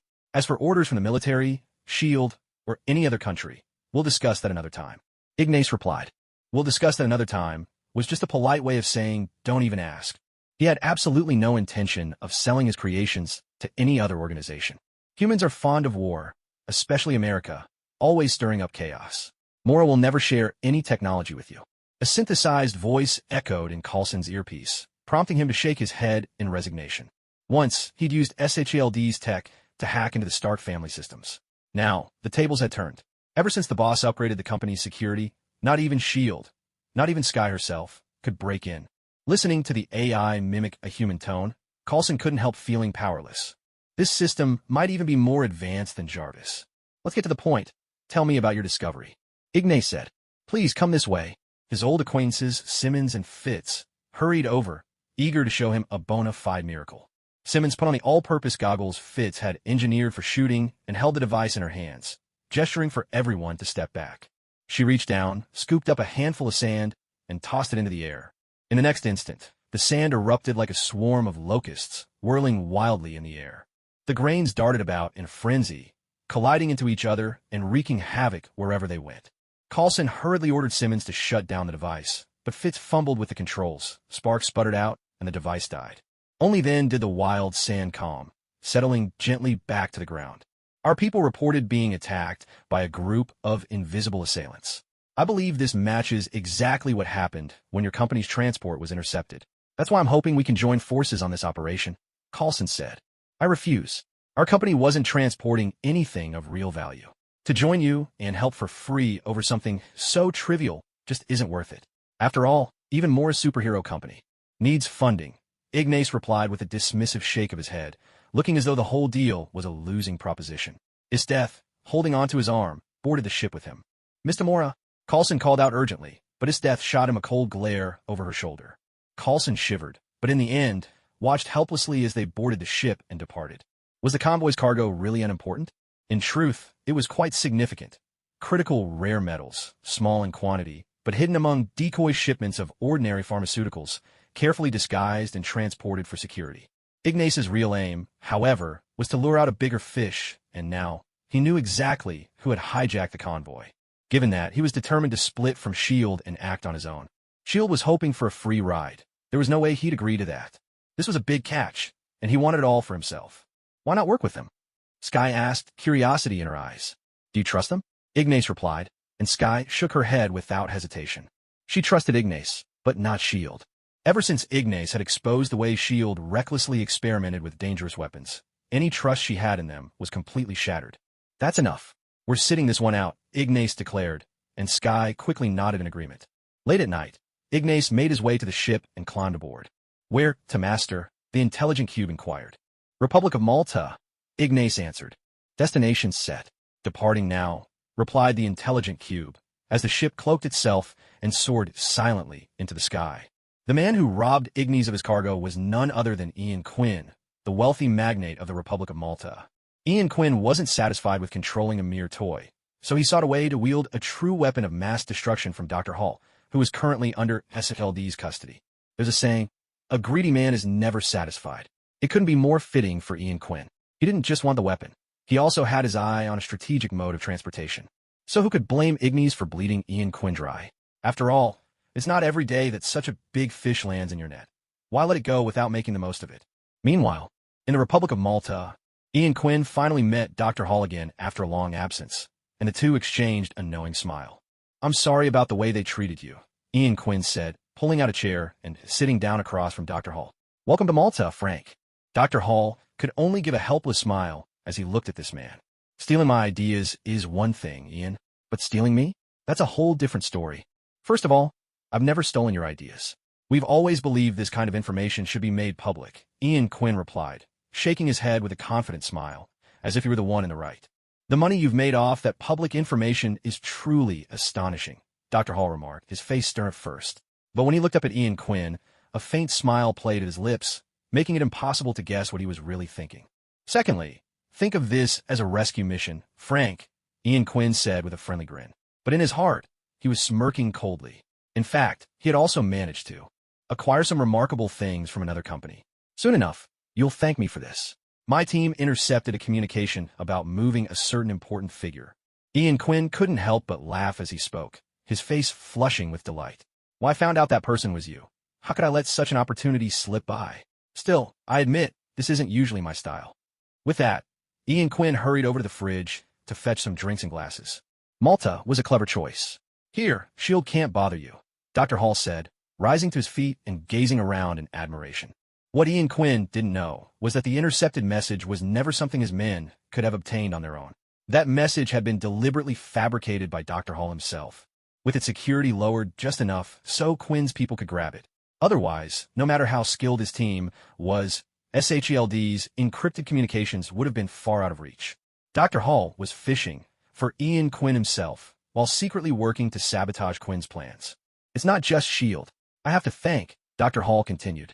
I've already become a citizen of this beautiful country. Endless beaches, enticing tax laws, and a deep-rooted suspicion of outside powers guiding their every move.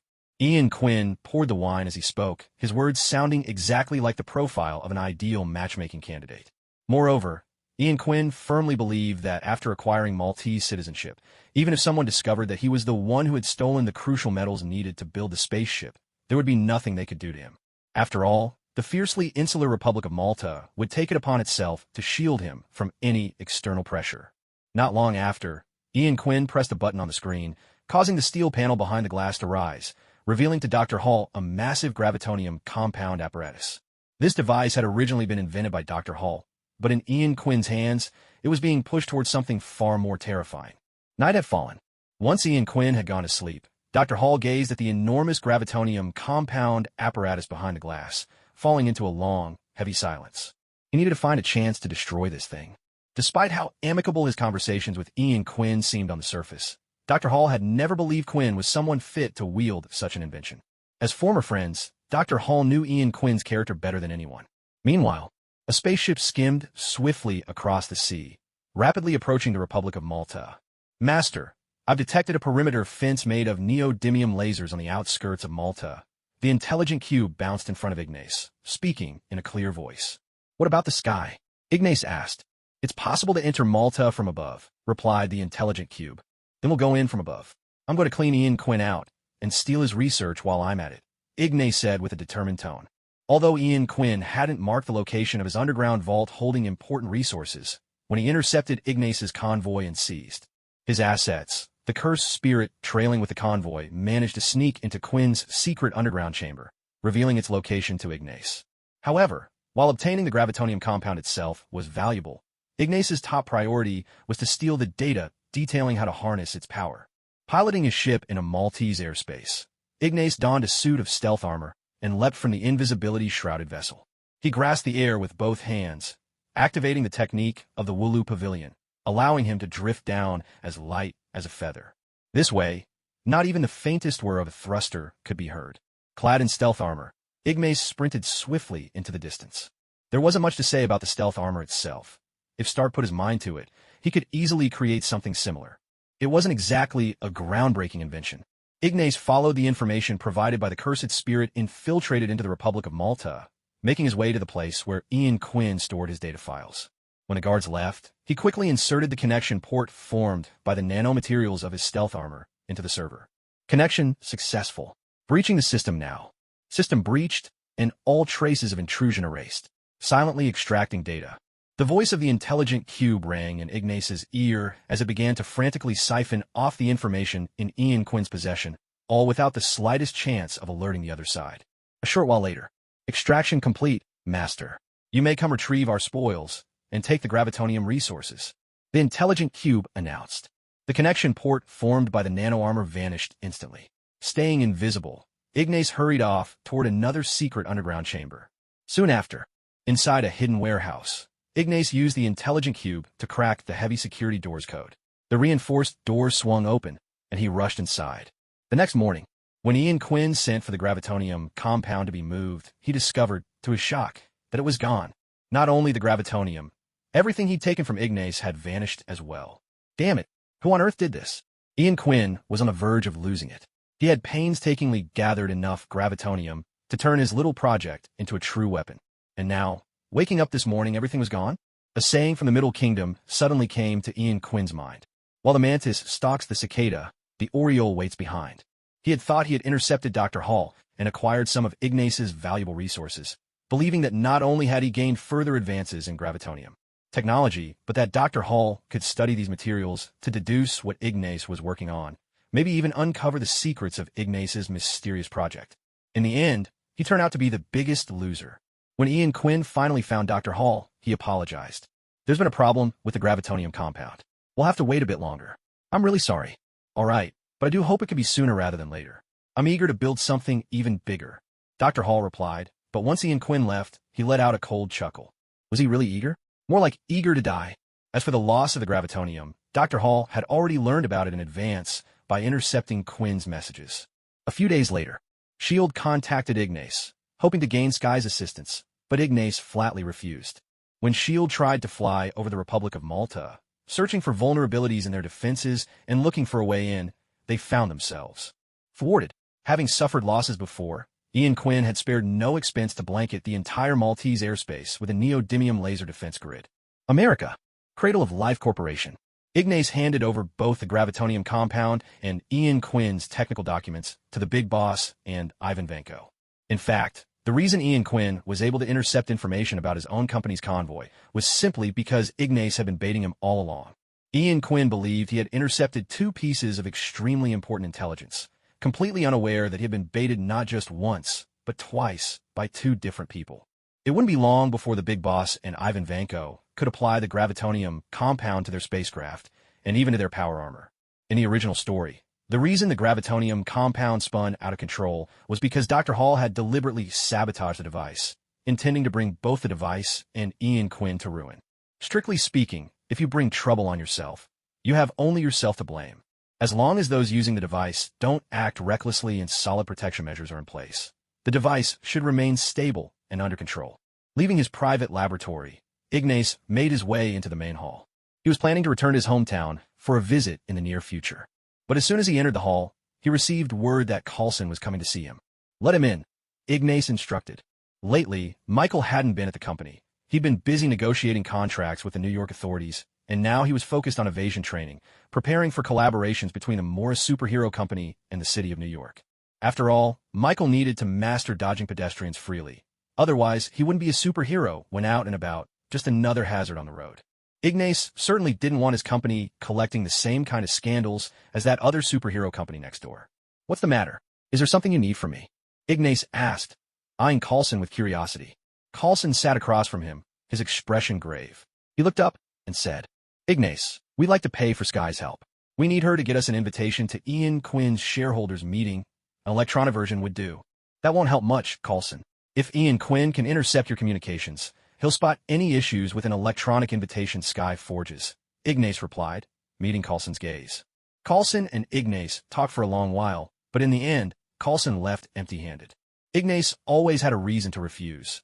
Be it Ian Quinn's formidable technology, the complications of international law making it unwise to act against foreign organizations, or even Malta's strong resistance to outside interference. Coulson left, helpless. Ignas watched his retreating figure with a cold smirk in his heart. To be honest, in his eyes, S.H.I.E.L.D. hadn't played much of a role in this whole affair. In the original story, entering the Republic of Malta depended on Sky's assistance. Later, S.H.I.E.L.D. failed to save Dr. Hall. It was only because Dr. Hall fell into the gravitonium compound by accident that the device's destruction was mysteriously halted. If you asked Ignas, S.H.I.E.L.D. was basically just there to collect dangerous materials this time. Their impact was negligible. A few days later, in China, at a branch hospital of the Cradle of Life Biotechnology Company in the south. As soon as Ignas got off the plane, he headed straight there. The local officials and a few medical experts hurried over enthusiastically to greet him. Hello, I'm Zhang Wenhong, a biomedical researcher from Fudan University. A man with dark circles under his eyes approached, wearing a flattering smile as he spoke. Ignas glanced at him, then turned and walked away without so much as a greeting, ignoring both the welcoming committee and the upcoming press conference. For a moment, everyone stood frozen in place. The local officials shot a glare at that troublesome guy. Surely he must have done something to upset their guest. Ignas got into the car and headed straight for the hotel. He truly couldn't stand that man, which was why he deliberately snubbed the entire welcoming party and left without a word. His reason was simple. This person, whose name reminded him of someone from his previous life, was a shameless scoundrel, someone who took money to spread misleading information, utterly lacking in medical ethics. Let the locals know. If this man is allowed to continue working in medicine here, then this branch of the cradle of life should be shut down, Ignas said, his tone cold. He had no goodwill toward this group. He spent several more days traveling around his homeland, receiving warm welcomes from many people. Along the way, he handed over to number one all the intelligence he'd gathered in America, lists of pro-American contacts, and even those double dealers who took money to do others' bidding. Only then did Ignas leave his homeland, satisfied. Throughout his life, there was nothing Ignas despised more than traitors. People who took fat salaries from their own country and enjoyed the privileges that came with their positions, yet at the same time secretly took foreign money and stirred up trouble behind everyone's backs. No sooner had Ignas arrived back in America than he received fantastic news. The gravitonium compound technology had been mastered by Big Boss and Ivan Vanko, and they were already working to apply it to spaceships and battle armor. Call a press conference. Tomorrow, we're establishing Morra Transportation Corporation. Announce to the world that our spacecraft is entering practical use. Ignas instructed his assistant over the phone.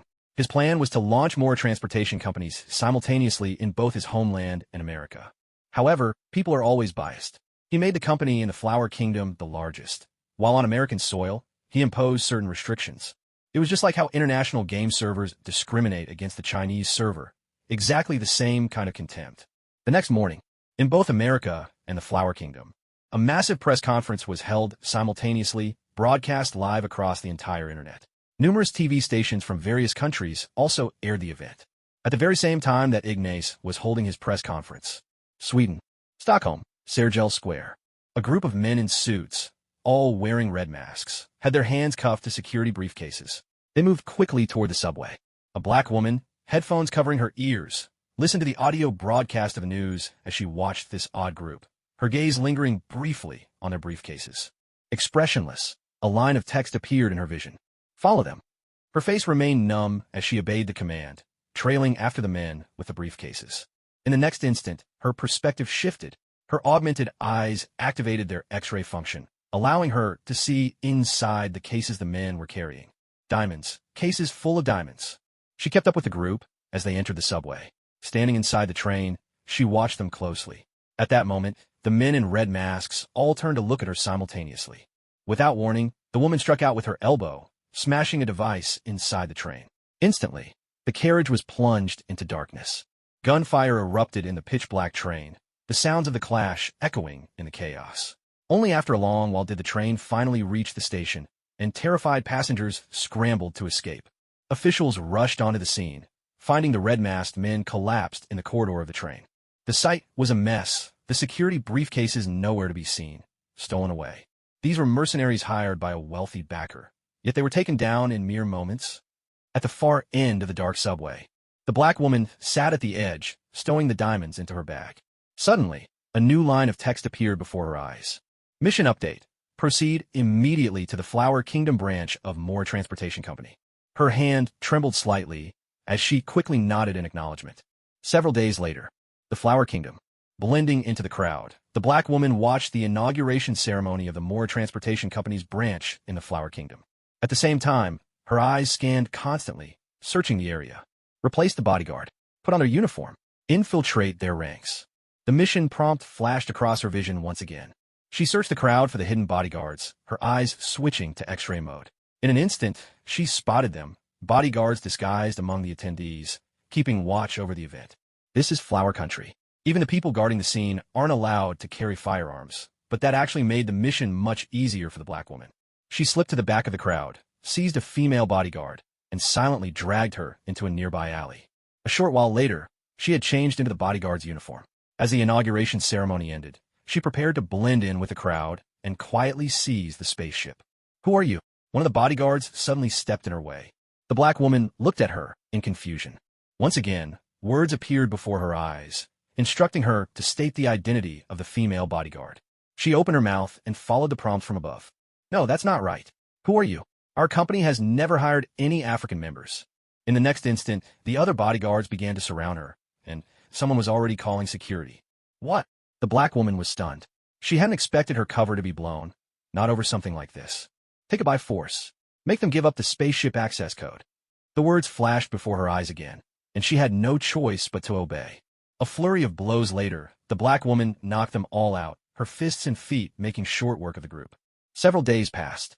Ignas, accompanied by Esdeath, flew back to Flower Country once more. Just a few days before, he'd received word that someone had tried to steal a spaceship from under his nose. Ignas was well aware that his possessions would attract greedy eyes. He was hardly surprised.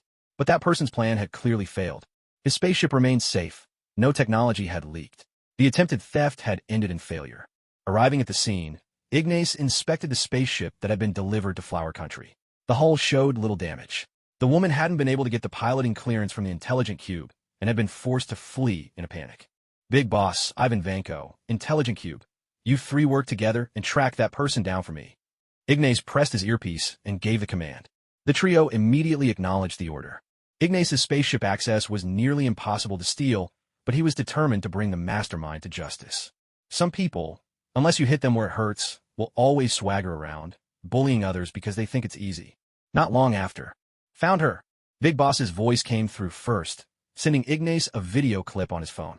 The footage had the feel of a live, first-person broadcast. The Viewpoint's owner sat at home, methodically eating dinner, then washed the dishes and moved to the window for a breath of fresh air.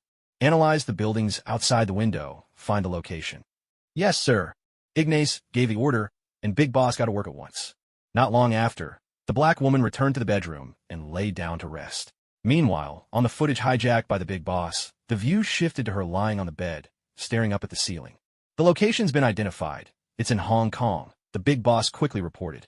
Ignas nodded, took his death with him, and set off directly to capture her. He had barely started applying the spaceship technology before someone got impatient and tried to steal it. Ignas was furious. Before long, Ignas arrived in Hong Kong and stormed straight into the black woman's room. A sharp sound cut through the air as the black woman quickly raised her gun, aiming it at Nasi. Drop it! Nasi barked, his voice thunderous.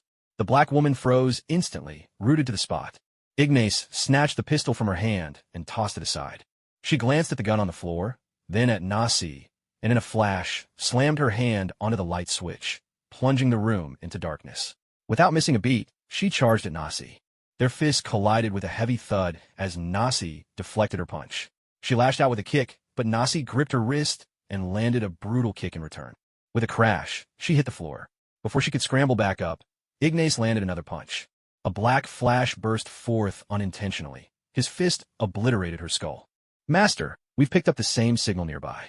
It seems this organization is using this technology to control people and make them do their bidding, the Big Boss suddenly reported. Track them down, and then we'll hunt for the real mastermind, Nasi replied. He knew full well this black woman wasn't the true culprit. But since she tried to steal from him, Ignas had no intention of giving her a second chance. Besides, he genuinely disliked her kind. There was no way chatting with her would help him get any closer to the one pulling the strings. So, Ignas acted without a shred of hesitation, sending her straight to her doom. Anyone who tried to steal from him, regardless of the reason, would meet the same fate. Soon after, Coulson called. He explained that, just recently, a group of Swedish soldiers transporting diamonds had been ambushed by a black woman. I see. My company nearly fell victim to her too, but in the end, I managed to take her out. Ignas replied with a smile, well aware that Coulson had a good relationship with this woman. Coulson was left speechless. But there was nothing he could say to Ignas. In the end, the person he was looking for really had done something wrong. The woman he sought was named Amador, the very same black woman Ignas had just killed. Once, Amador had been Coulson's apprentice, learning the craft of espionage at his side and serving as a member of S.H.I.E.L.D. Many years ago, Amador disappeared without a trace, and there had been no news since. Not long ago, in a diamond heist case in Sweden, Coulson finally picked up Amador's trail. As he followed the clues and discovered that Amador had gone to rob Ignas' company, he hurried to contact Ignas, only to find he was already too late. Coulson couldn't help but wonder, did Ignas perhaps harbor some prejudice against black people? The Lenny killer replied, That's right. Ignas, you shouldn't have acted so recklessly. She didn't deserve to die. You were much too impulsive. I don't need a lecture from you, Coulson. Am I just supposed to let myself be robbed? I don't see what we have to talk about. Ignas's voice was cold as he abruptly ended the call. In truth, he had also noticed the problem in Amador's eyes. He knew she was being controlled. But to put it bluntly, how many innocent people had lost their lives while Amador was under someone else's influence? This world is just that unfair. So many ordinary people. When their wallets are stolen, no one cares. When they're beaten, no one steps in. Sometimes, they're even faced with threats. If a regular person makes a mistake, even unintentionally, the law comes down on them. No exceptions. But the rich and powerful, no matter how grave their crimes, always seem to wriggle out of punishment with one excuse or another. Get a little time, and they're back to living free and easy. Ignas couldn't stand people like that. That's why, during the New York incident, he deliberately let the cursed spirit snatch the cosmic cube and left Loki behind, locked away in an Earth prison. As for Amador, she had plenty of blood on her hands. Yes, she'd been controlled into committing those acts, but if she wasn't so afraid of death, would she really have obeyed orders to hurt innocent people? She could have chosen to stop herself from doing wrong. So Ignas killed her without hesitation. In the original story, Coulson endlessly praised Amador, almost like a blatant display of forced political correctness. It was truly nauseating. Ignas felt an even stronger urge to get rid of those kinds of virtue-signaling characters. Track the person using the same signal, Ignas said into his earpiece. Understood. Hong Kong. On the bustling street, Ignas strolled along, a skewer of grilled meat in hand, occasionally feeding a piece to Her Majesty, Esdeath. My grandfather always used to say, everyone has their secrets. In the distance, a man stood at the edge of the street, performing magic tricks for the curious crowd. Esdeath spotted the spectacle and quickly stopped, eager to watch. Ignas nodded, pausing to take in the magician's act. Both he and Esdeath knew full well that magic tricks were nothing but clever deceptions. They were simply there to enjoy the lively scene. Among the onlookers, there were both locals and foreigners. The locals looked on with calm indifference, finding this fellow's performance rather childish, while a few foreign old-timers seemed thoroughly entertained. Some secrets are beautiful, others are dark, the man intoned. With those words, he blew on his palm. In an instant, an egg appeared in his once empty hand. He continued. He said, if you wish to know the truth, the only way is to look beyond the surface and see what lies within. Then, with a sharp flick of his wrist, the egg vanished, replaced by a dazzling burst of multicolored threads that shot out, shimmering in the air. Amid the crowd, a black woman in a floral dress smiled at him. The magician turned and met her gaze. Suddenly, he spun around and conjured a burst of flame in his hand. I'm not cheating you, he called out. The woman in the floral dress started toward him, but the moment she noticed a man across from her watching, her heart skipped a beat and began to race.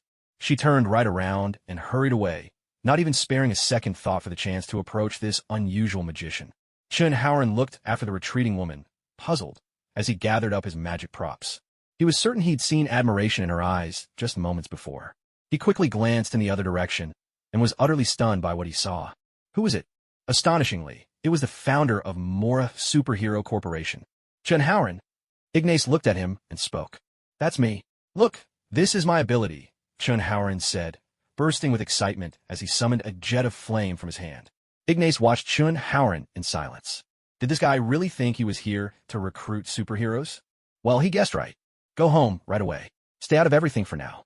No matter who you meet, don't trust them easily. I'll be in touch, Ignas said, handing him a postcard. Chun Howren accepted it with shining eyes, nodding eagerly. Ignas truly was considering recruiting Chun Howren as a superhero. In the original story, Chin's blood was the crucial ingredient that kept Centipede Organization's products stable and non-explosive. As for why Chun Howren died in the end, it was all because of Reyna, the black woman in the floral dress who'd just seen Ignas and fled in a panic. She'd set him up on purpose. To be honest, Ignas was never fond of the S.H.I.E.L.D. agent subplot. Take this incident involving Chun Howren and the Centipede Organization, for example. S.H.I.E.L.D. hadn't helped at all from start to finish. Chun Howren died. A fellow Chinese agent died too, and the plot made Chin look hopelessly naive, duped by a few sweet words from a female agent. It was just exasperating. Big boss, tail that female agent, he ordered. What? Is that her codename now? Parting ways with Chun Howren, Ignas contacted Big Boss. Meanwhile, on the rooftop overlooking the sprawling blocks below, the gang boss paused, looking puzzled. He hadn't quite understood what was happening. A black guy. Oh, Suddenly, the boss understood. Damn it, how could he possibly have found this place?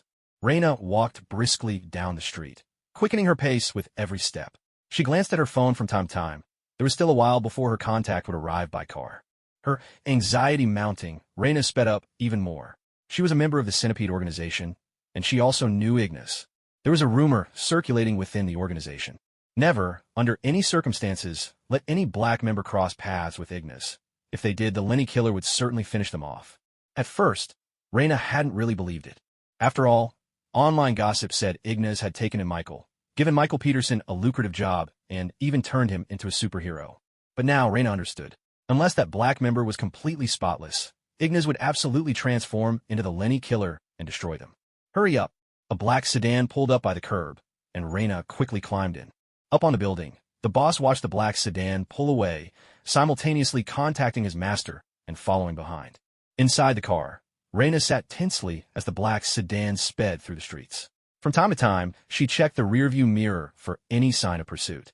She watched for a long while, but it seemed no one was tailing her. With that, Reyna finally let out a sigh of relief. Not until the black sedan stopped at the Centipede organization's Xiangjiang branch did Reyna truly feel safe. She entered the building at last, her nerves unwinding. On the opposite building's top floor, the gang boss stood at the edge, peering down, eyes locked on the entrance below. Master, I found their branch. Good. Elsewhere, Ignas ended the call. He was just about to wipe out the Centipede organization's branch when something else came up. What is it? Ivan Vanko, Ignas demanded. There's a situation with Sky. Ivan Vanko replied, watching Sky's movements closely. Just a while ago, Sky had checked into a motel with a man, arm in arm. The location, Texas in the States. You can send someone to check up on her, Ignas said. Ivan Vanko nodded in agreement. Across the ocean in the States, Michael Peterson, finally enjoying some time off in Texas, received a call from Ivan Vanko. Understood, I'll go check right away. Please wait just a moment, sir. Michael Peterson replied respectfully over the phone, having just received a call from the higher-ups. From the very beginning, Michael had always been the most self-aware person in the entire company. Ever since he'd become a vessel for a cursed spirit, he had uncovered many secrets that could never be spoken aloud.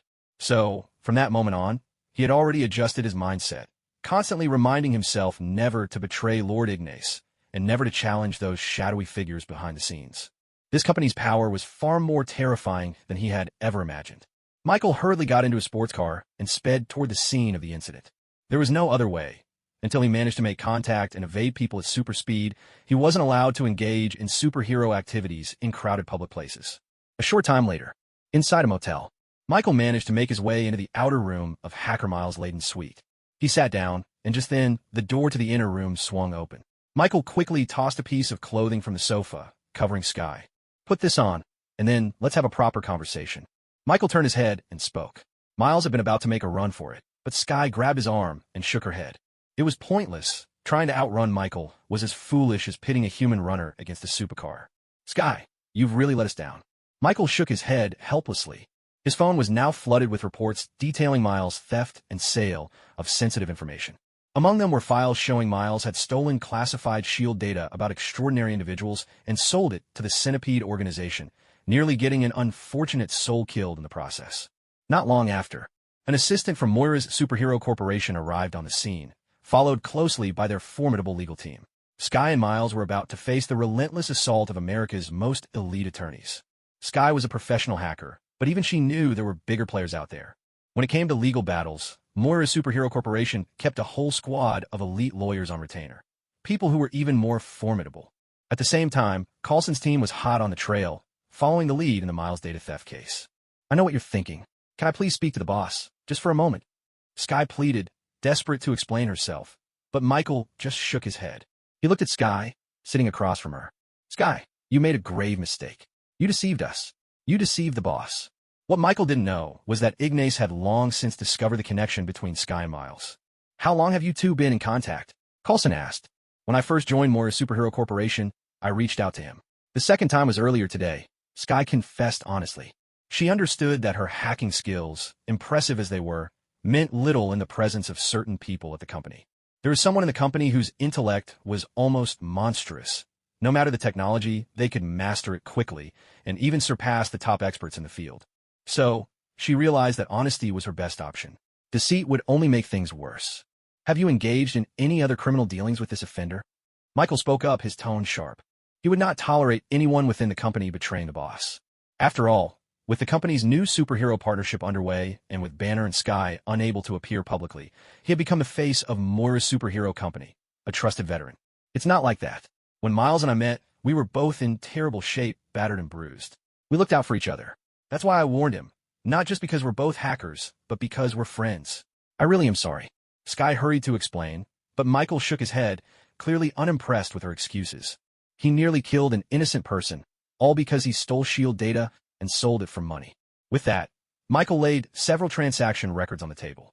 After the S.H.I.E.L.D. data was stolen, Miles opened a new account and received a deposit of $1 million. As Michael spoke, Sky stared at Miles in utter disbelief. And before he met with Miles, he had already made multiple attempts to hack our company's servers, trying to steal critical information. Michael's expression darkened as he placed even more transfer records on the table. These were all orders from Ignas. Ignas wasn't one to show mercy. If Miles was willing to sell out information for money this time, who's to say he hadn't done it before? Not likely. Miles! Sky's anger grew as she looked over the evidence. Someone had dug up every bit of dirt on Miles. Records of him stealing client data from an entertainment company and selling it for profit, along with plenty of other proof of information trafficking. The more Sky read, the angrier she became. She wanted to wring Miles's neck herself. She had thought this was a one-time mistake, but it turned out Miles had done far worse, far more often. Hey, don't be like that.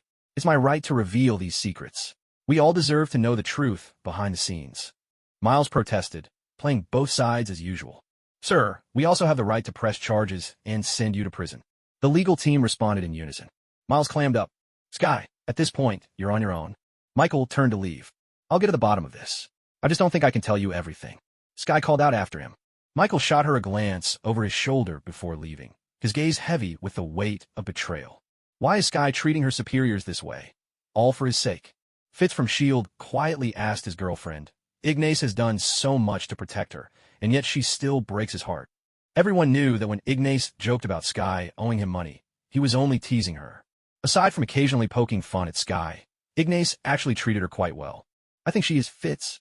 It's just that it's obvious he matters more to her than Sky's boss or teammates, Simmons said with a helpless shake of her head, her eyes resting on Sky, a hint of relief washing over her that Sky wasn't their teammate. The Morra Superhero Corporation came in and took Miles away without hesitation. While he tried to defend himself with talk of free speech, the company's team of star lawyers countered with discussions about Miles' likely future in prison. Not even Sky showed any sympathy as she watched Miles being led away. Her eyes were cold, offering not a shred of pity nor any attempt to intervene. From the moment Miles started selling information, all his talk about the intrinsic value of truth and the importance of not hiding it from certain people became empty words. It was simple. In everyone's eyes now, Miles was nothing more than a hypocrite. He preached about information freedom in public, while secretly making a profit off other people's secrets. Sky, please help me. Miles had finally lost his composure, turning desperately to Sky for help. Go to hell. Sky shot him an angry glare. She realized now how thoroughly Miles had fooled her. He'd once told her that the truth should never be hidden, but all the while he was selling it behind her back. Worse still, someone had uncovered a mountain of evidence against him, proving just how extensive his information dealing had been. That only fueled Sky's anger. Miles was taken away, now facing prosecution by Morra's elite legal team and destined for prison, where the harshest punishments awaited him. Hong Kong. Inside Chun Haren's home, a white woman in a lab coat walked along the outside of Chun Haren's house, signaling to the armed team to break down the door. The armed men in flame-resistant suits smashed the door open and rushed in. Who are you looking for? A tall, slender figure sat by the window, his tone light as he spoke in Mandarin. The white female researcher stepped forward, eyeing the figure suspiciously. Though his back was to them, and he spoke Chinese, something about the scene felt off to her. When the figure stood and turned to face them, she instantly realized what was wrong. He was the wrong height. This wasn't Chun Haren at all. Who are you? She snapped, voice rising in anger. The armed men quickly switched on the lights, flooding the dark room with brightness. Ignas looked at them with a mischievous smile, giving a cheeky little wave for good measure. Reina, you bitch!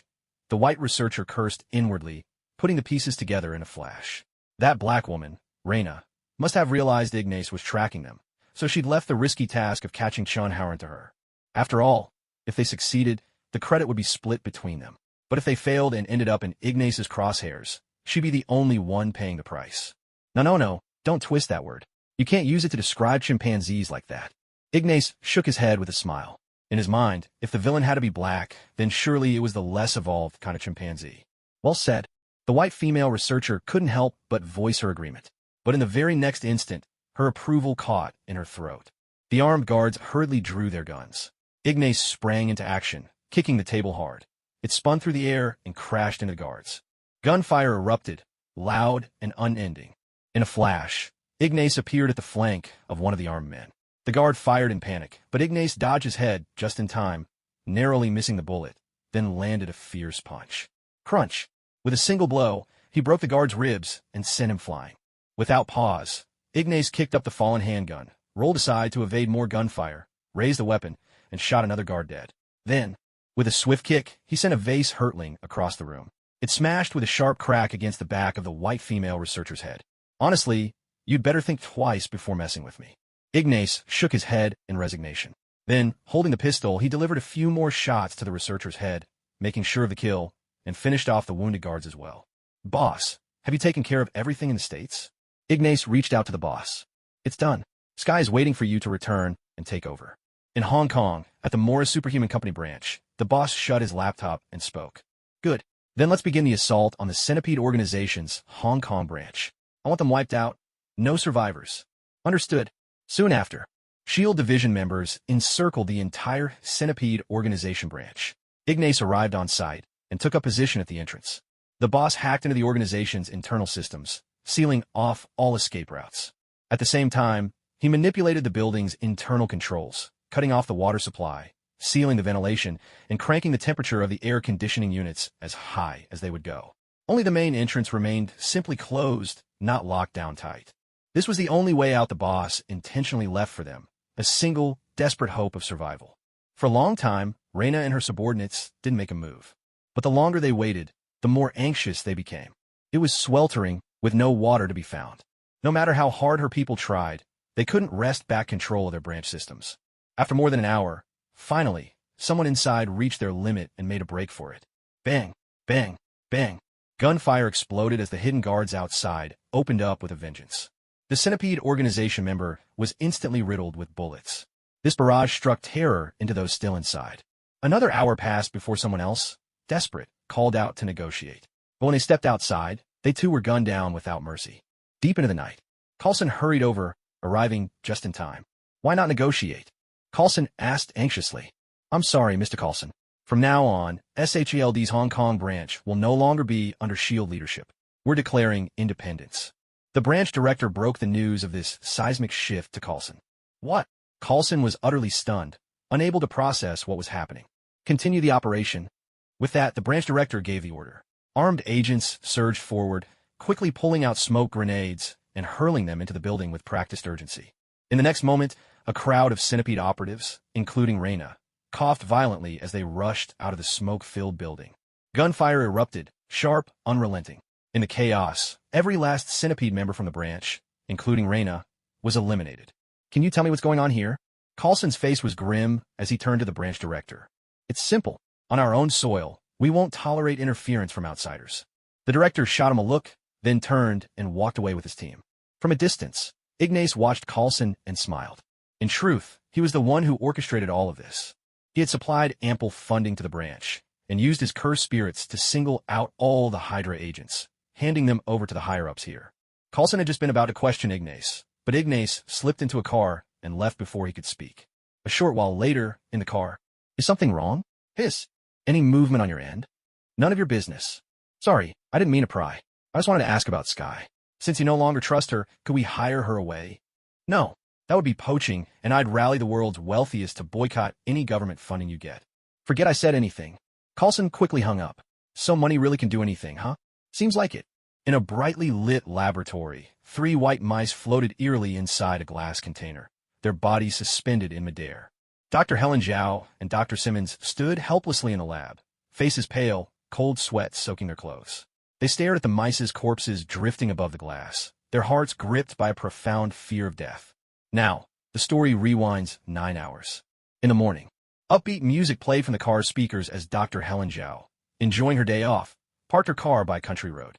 She grabbed her picnic basket and stepped out, ready for a day of camping. She walked a little way, found a sunlit patch of grass, laid out her blanket, and began arranging her food. Unbeknownst to her, several cars were approaching from the distant road behind. Today, Ignas had given a number of employees the day off, so it was his idea to organize a group dinner. Everyone was delighted by the plan. However, Ignas and Esdeath had some matters to attend to, so they would be arriving a bit later. Zhao Hailuan strolled across the lawn, looking around with curiosity. Suddenly, a man with a gray, deathly pale face and beads of cold sweat darted out from the forest. "Who's there?" Startled, Zhao Hailuan instinctively reached for a pistol, scanning her surroundings with heightened alertness. Although her boss was incredibly powerful and could handle almost anything, he hadn't arrived yet. She needed to be extra cautious.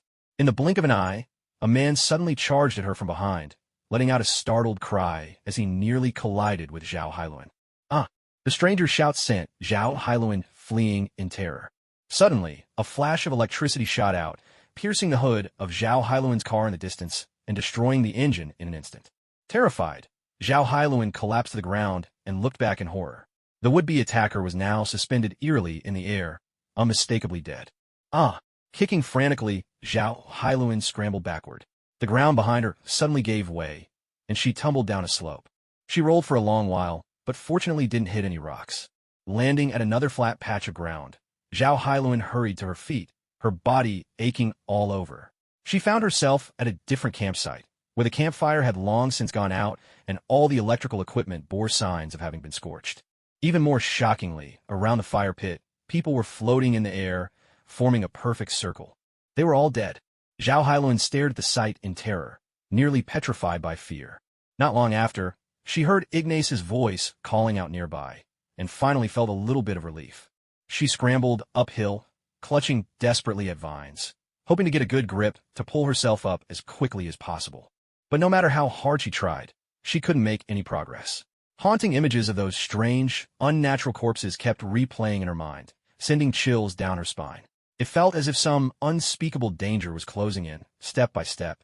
She was terrified. "I'm here. Help me, please help me." Zhao Hailuan couldn't hold back her fear any longer. Tears burst forth. She was just an ordinary researcher, after all. It wasn't that she was scared of corpses. Normal ones didn't bother her. But these grotesque, supernatural horrors were simply too much to bear. "I'm here, don't cry." Ignas, following her voice, arrived just in time. He reached out, grabbed Zhao Hailuan, and pulled her up to safety. Standing together on the small slope, Ignas glanced at the other campsite, his heart filled with dread. This was far too bizarre. Standing at Ignas's side, Zhao Hailuan finally breathed a sigh of relief, feeling a little steadier inside. "Zhao Hailuan, don't rest just yet. Let me call in our company's specialist team." With that, Ignas grabbed his phone and started contacting the company's research team. But as soon as he turned around, Ignas regretted his decision. He had guessed wrong. Zhao Hailuan was far bolder than she let on. Now, Zhao Hailuan had already approached one of the floating bodies, ready to examine it. "Come back. Right now, immediately." Ignas shouted a warning, but before Zhao Hailuan could react, a tiny spark of electricity flickered across the corpse's forehead and jumped onto her. "What's happening?" Zhao Hailuan quickly stepped back, and in the next instant, the floating corpse crashed to the ground. She looked over at Ignas, as well as at Esdeath, Sky, Banner, Michael, and the others. At Ignas's instruction, everyone rapidly backed away, putting a safe distance between themselves and Zhao Hailuan. "Have the company bring several sets of insulated protective suits." Ignas urgently relayed the order over the phone. "Understood." The company team responded swiftly and set about the task. "Dr. Zhao, please stay where you are and rest for a moment. Our team will arrive shortly and provide you with medical attention." Ignas said this in a calm but firm voice. "What did I do? Why are you all keeping away from me?" Zhao Hailuan asked anxiously. "Zhao Hailuan, just wait a moment and you'll understand," Nash replied, doing his best not to alarm her further.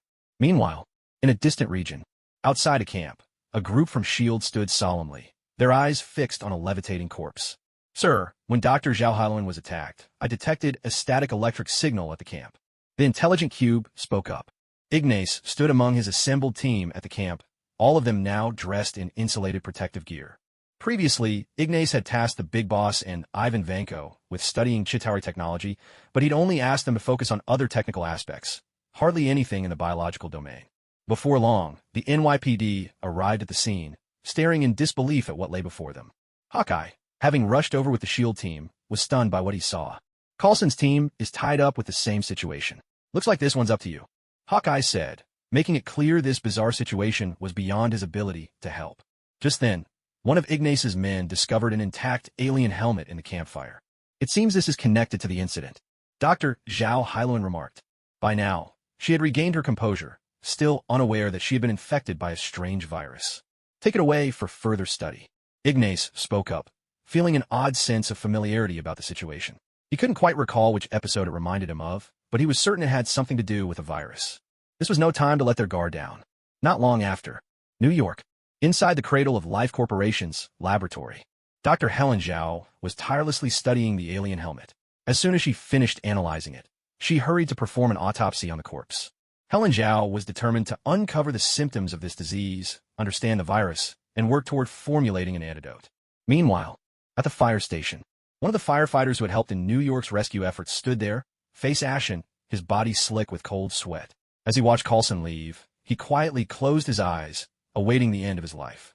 The firefighter, too, had been infected by the virus. His body simply couldn't hold out any longer. Coulson left the firehouse, instructing everyone to lock all the doors. He joined the others outside, his expression grim as they all stared toward the fire station. A fierce blue flash blazed for a split second, illuminating everyone's eyes. The firefighter was gone. This was a terrifying virus, one that defied the traditional rules of contagion. At this point, S.H.I.E.L.D. still didn't know the full story. The virus wasn't transmitted by the powder inside the helmet. Instead, it spread through the faintest, most unnoticeable electric current released when a person died. This is Coulson. Coulson answered his phone. Someone from S.H.I.E.L.D. was calling him. Ignas's people have run into the same thing. There were 7 at their camp, all dead, and their bodies are floating in midair. I understand. I'll get in touch with him. As Coulson hung up, a heavy weight settled in his chest. Soon after, Coulson's airborne base. Ignas led his team to meet with Coulson. Dr. Helen Zhao and Agent Simmons were inside the lab. After a brief round of experiments, Ignas exited the lab, his face grave as he stood at the doorway, hand poised over the emergency lockdown button. What are you doing? Simmons looked at him, completely bewildered. What's going on? Helen Zhao was equally lost. I'm truly sorry, but I have no choice. Without another word, Ignas sealed the lab behind bulletproof glass. Simmons, Helen Zhao, look behind you. Ignas's voice was calm but firm. Simmons and Helen Zhao quickly turned around. Behind each of them, a metal lab instrument was floating in midair. Their faces darkened instantly as they understood what this meant. At some point, they too had been infected. In that moment, Helen Zhao finally understood why the boss had insisted everyone wear insulated suits on the ship. The boss must have noticed something from the very start.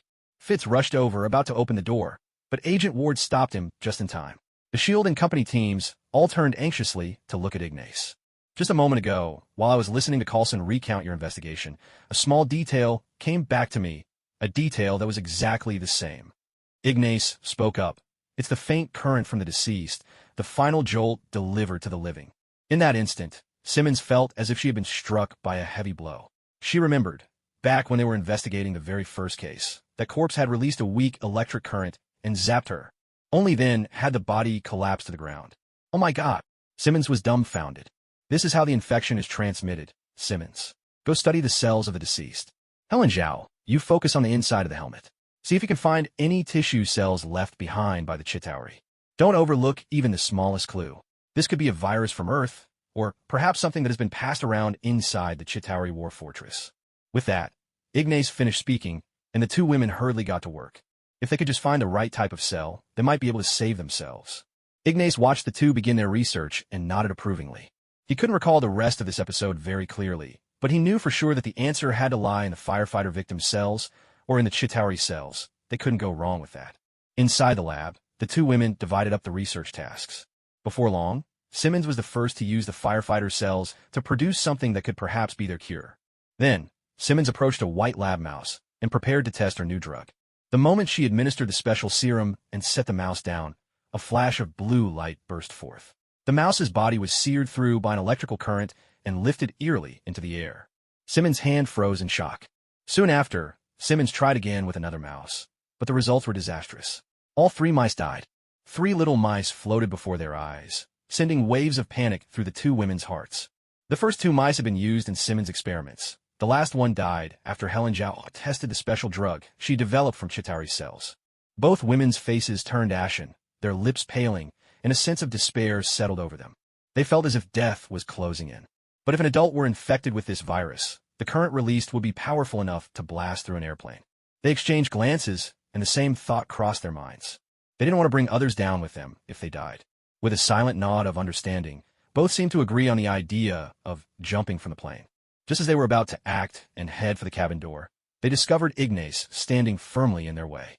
Beside Ignas stood Esdeath, toying with an ice blade and watching them with a playful smile.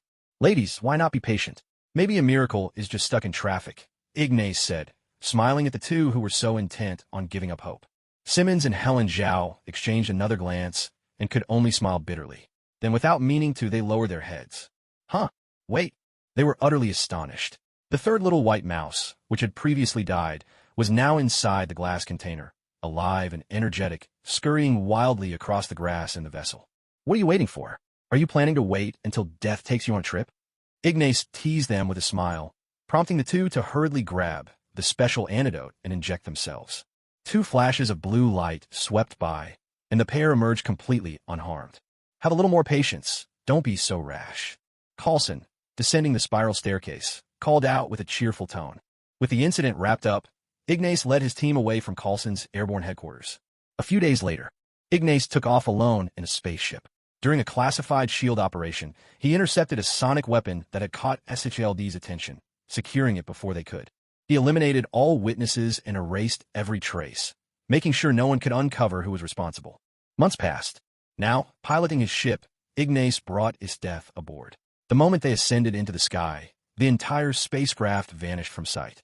At the headquarters of Morra Transportation Company, the AI cube instantly went into a panic. Just now, it had detected the disappearance of its remote Mimic's connection. Frantically, the AI cube mobilized all its resources to search for its master's whereabouts, eventually locating a video. Moments earlier, the ship had ascended. Above it, a strange planetary image appeared. Then, in the blink of an eye, the ship disappeared, and the image of the planet vanished as well. Contact all Morra Transportation Company branches worldwide. Suspend all spaceship operations for now. Spatial distortions of varying scale and intensity have been detected across the globe. The AI cube immediately reported this information. "Where's the master?" The blood god arrived, his face grave, as he fixed his gaze on the AI cube. "Gone. The destination is an unknown planet. Secure all company assets and wait for the master's return." "Understood." In the dark expanse of space, a spaceship raced onward, heading toward the planet below. After only a short flight, as if passing through a portal, the ship vanished again, hurtling toward another unknown destination. Inside the vessel, Ignas stared silently at the bizarre phenomenon unfolding around him. This must be the celestial anomaly that appeared during the events of Thor, the Dark World. Meanwhile, back on Earth, Jane Foster was conducting an investigation in an abandoned factory in London when, quite suddenly, she vanished without a trace. Not long after, when Thor received a call from Darcy Lewis and arrived at the scene, Jane Foster reappeared.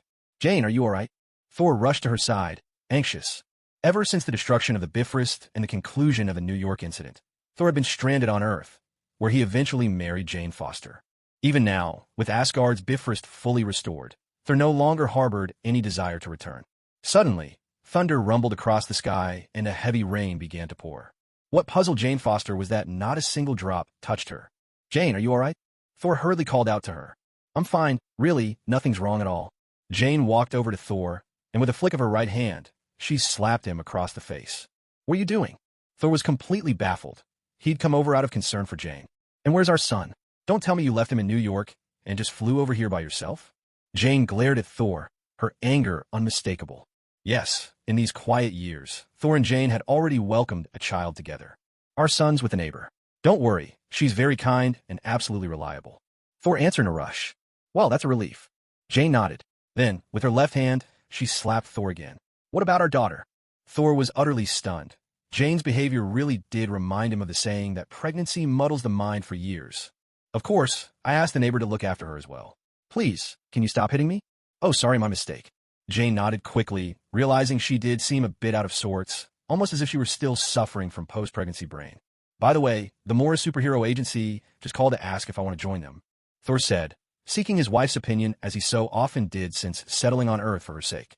After all, Jane had given him both a son and a daughter. Thor had let go of everything else and truly cherished this woman. Absolutely not. That kind of fighting is way too dangerous. Jane shook her head firmly. The next moment, as Jane turned to negotiate with the local police to protect the intern under her care, one of the officers reached out to touch her arm. A surge of red energy burst forth, instantly hurling the officer away. Jane! Thor rushed over and caught Jane as she collapsed to the ground. Immediately, Thor looked up to the sky. He knew that by now, Asgard must have repaired the Bifrost, and Heimdall was surely watching everything unfold. Just then, as the police moved to apprehend Jane, Thor threw his gaze skyward. The Bifrost descended, enveloping both Thor and Jane, carrying them away. A long time later, Greenwich, England. Suddenly, a spaceship appeared in the sky. Standing before the ship's virtual display, Ignas surveyed the scene below. In an instant, the intelligent Tesseract aboard the ship established contact with its counterpart at headquarters. Ignas quickly instructed the Tesseract to find a place to land. He was sick of drifting aimlessly. The feeling of these 9 realms aligning was downright awful. Oh my God! In the square below, Darcy, who was setting up equipment, looked up at the sky in shock. A great deal had happened during the time Ignas was missing. Rumors spread that his rival's organization was on the verge of collapse, and meanwhile, Thor and Jane had fought a fierce battle in Asgard. Wonderful! Ignas has returned. Darcy cried out in excitement. Meanwhile, on the lake in Greenwich, the surface of the water began to part as an invisible warship descended, only revealing itself when it neared the shore. The warship, shaped like a giant blade, tore through the ground as it surged forward toward the bank. Terrified bystanders scattered in all directions, running for their lives. Finally, the ship came to a halt. Malekith and his followers stepped out. He paid no attention to Ignas, who had just disembarked from the opposing spacecraft, and instead lifted his gaze to the sky. Up above, a gateway to one of the 9 realms had opened. The world will kneel to darkness. All shall fall silent and come under the rule of the Dark Elves. Malekith proclaimed. I don't buy it. Ignas shook his head. He might have spent his vacation touring the realms, but that didn't mean he was going to let some would-be conqueror have his way. Neither do I. A heavy thud sounded as Thor landed from the sky, stepping to Ignas's side. Your belief is irrelevant. Malekith roared, unleashing the power of the Reality Stone. Crimson crystal shards shot forth in a barrage. Your world and your families will be destroyed. Thor was sent flying in an instant, but a wall of ice shot up, shielding Ignas from the onslaught. Malekith stared in confusion at the woman who stood beside Ignas. A frost giant? I'm nothing like those wretches. Esdeath roared, conjuring a massive icicle that hurtled toward Malekith. Malekith dodged just in time. The icicle slammed into his ship, making it tilt precariously. You think you're so powerful, do you? Ignas sneered at Malekith. In a flash, he lunged forward, and Malekith readied himself for close combat. But no one expected what happened next. Ignas unleashed a spell at point-blank range, the magical blast exploding right in Malekith's face, leaving him utterly bewildered. Malekith went flying, staggering to his feet, staring ahead in disbelief. He simply could not comprehend how the attack that struck him had been delivered so invisibly. The next instant, as Ignas charged again, Malekith braced himself to dodge. But this time, Ignas didn't use the same move as before. Hold it right there. Black incantations appeared at the corners of Ignas's mouth as he unleashed the cursed speech technique of Toge Inumaki, dashing straight up to Malekith. In an instant, Malekith's body froze in place, unable to move. With a heavy thud, Ignas sent Malekith flying with a single punch. Toge Inumaki's cursed speech has its limitations. If the opponent is too powerful, the technique can backfire on its user. Granted, Malekith was empowered by the Reality Stone, which should have made it impossible for Ignas's curse to work.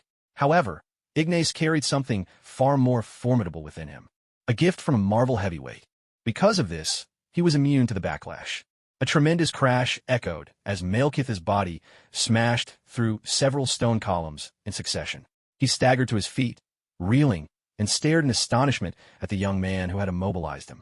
Was this truly something a human could achieve? In the next instant, Malekith lunged back at him. Ignas met him with a swift kick, sending Malekith flying again. But as he soared, Malekith managed to grab hold of Ignas. Suddenly, with a whoosh, both men vanished at the same time. At that very moment, a fleet of cars was swept up with them into the folding space, transporting all of them to another realm. With a thunderous impact, Ignas, still driving his foot into Malekith, found that the scene had abruptly shifted. They were now inside a planet shrouded in a yellowish twilight. Malekith swung both arms, hurling red crystal spikes at Ignas. Ignas leaped high, deftly dodging the attack. Meanwhile, the cars from Earth crashed down around them, slamming into the unfamiliar terrain. Without pause, Ignas charged forward, unleashing another cursed command that rooted Malekith in place, then delivered a powerful kick. In a blink, the scenery changed. The gloom gave way to sharp, brilliant daylight. Greenwich. The two of them, along with several of the recently vanished cars, plummeted from the sky above the Royal Observatory. With a resounding crash, the vehicles hit the ground below. In midair, Ignas, his fist wrapped in cursed energy, swung down hard at Malekith's forehead. Just as the two were about to hit the earth, their bodies flickered and vanished again, whisked back to that dusky, barren planet. The wasteland stretched out around them. Ignas sprang to his feet, while Malekith fixed him with a wary gaze. Ignas gripped his long sword, curse energy coiling around its blade, and slashed at Malekith. But in a startling instant, the sword vanished from his hands. Had it been whisked away by the special spatial alignment created when the 9 realms converged? Back on Earth, Esdeath looked around anxiously, frustration written all over her face. She'd finally encountered such a battle-hungry alien, only for Ignas to reap all the rewards. She had the strength to intervene, but with Ignas and Malekith being tossed between realms at every turn, even Esdeath couldn't simply chase after them without getting hopelessly lost. After all, if Ignas were to return soon and she had wandered off into some unknown land, that would be a real disaster. In the next instant, a blade suddenly appeared out of nowhere, slashing down and killing a dark elf on the spot. In a flash, the blade vanished once more. On a planet shrouded in dim, yellowish light, amidst a wasteland of desolation, Malekith, wielding the power of the Reality Stone, conjured a barrage of deep crimson crystal spikes and sent them hurtling toward Ignas. Ignas dodged aside, then unleashed the power of his incantations, forcing Malekith to freeze in place. Suddenly, a long blade materialized from the sky, plunging into the earth with a sharp, chilling sound. Malekith snapped back to normal. Seeing Ignas preparing to seize the blade, he rushed over to attack. In the blink of an eye, both men disappeared. The cold wind swept across the barren land, leaving only the long blade embedded in the ground, its steel shimmering in the pale light. Earth. Ignas and Malekith reappeared, suspended in midair. Both threw punches at each other, then kicked out simultaneously. A heavy, echoing thud rang out as their blows collided. They exchanged a flurry of attacks and parries, each blocking the other's strikes. As they neared the ground, both quickly rolled to break their fall. They paused to catch their breath, glancing warily around them. This time, it seemed they hadn't been transported again. Finally reassured, the two surged forward, resuming their fierce assault. Their movements sliced through the air as they charged, but after only a few strides, they vanished once more. Suddenly, both reappeared in that dim, yellow-lit world, fists pounding into each other with force. Each landed a blow, but Ignas reached out, grasped the blade lodged in the ground, and swung it at Malekith. Before the blade could strike, the two were whisked away yet again. Damn it! Malekith's composure shattered. He cursed aloud in sheer frustration.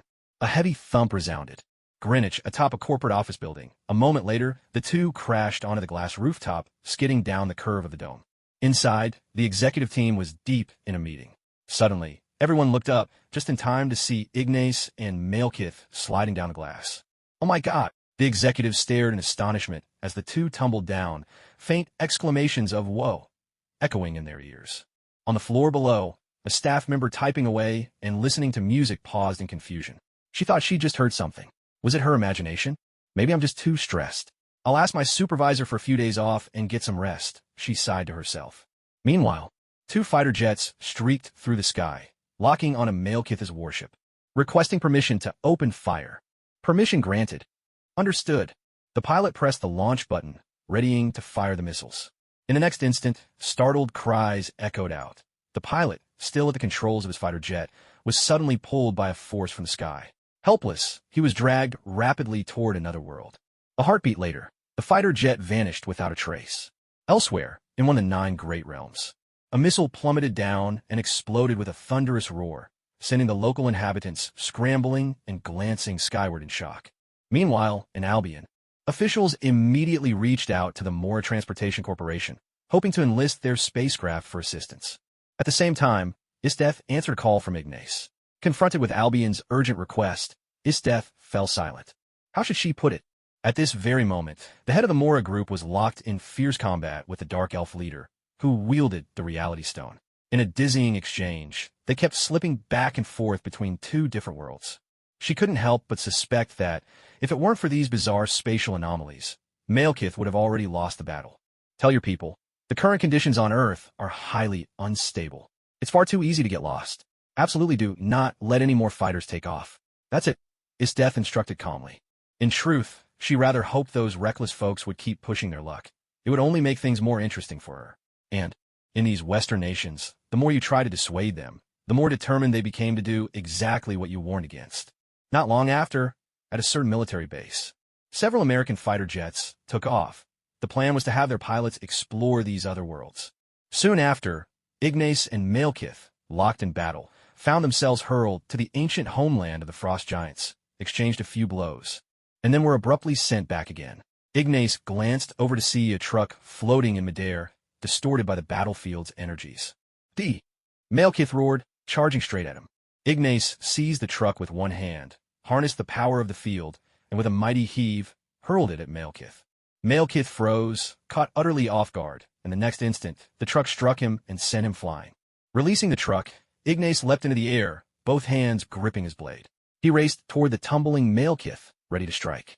Malekith barely managed to sit up when, in a flash of cold steel, his head and body were ruthlessly separated. Malekith's head rolled away, thudding and tumbling to a stop. The red fluid began to swirl, pulling free from Malekith's corpse and hovering in midair. "You're incredibly strong," Thor called out from a distance, having been unable to interfere at all. "It was nothing, really," Ignas replied with a shrug. With a snap of his fingers, the pen clipped to his clothes dissolved and transformed into a nanoscopic cage, securely trapping the ether, or reality stone, inside. And so, the Dark Elf incident came to an end. Taking the ether with him, Ignas departed. Thor attempted to claim it for himself, but Ignas firmly refused. Several days later, America, New York. Chunhauren sat in a car, his eyes constantly drifting to the scenes passing by outside the window. He had been brought to America by Ignas, who intended to help Chunhauren strengthen his abilities. The plan was to train him into a true superhero and then send him to the China branch of the Morra superhero division. "This place is really something," Chunhauren exclaimed. The car pulled up to the curb and stopped. He stepped out, gazing up at the towering building that housed Ignas's company. "Please, go in," the doorman said, opening the door for him. Chunhauren walked inside. Once inside the building, he found himself surrounded by a flurry of activity, employees bustling about, each lost in their own tasks. A beam of light swept over him, scanning his body.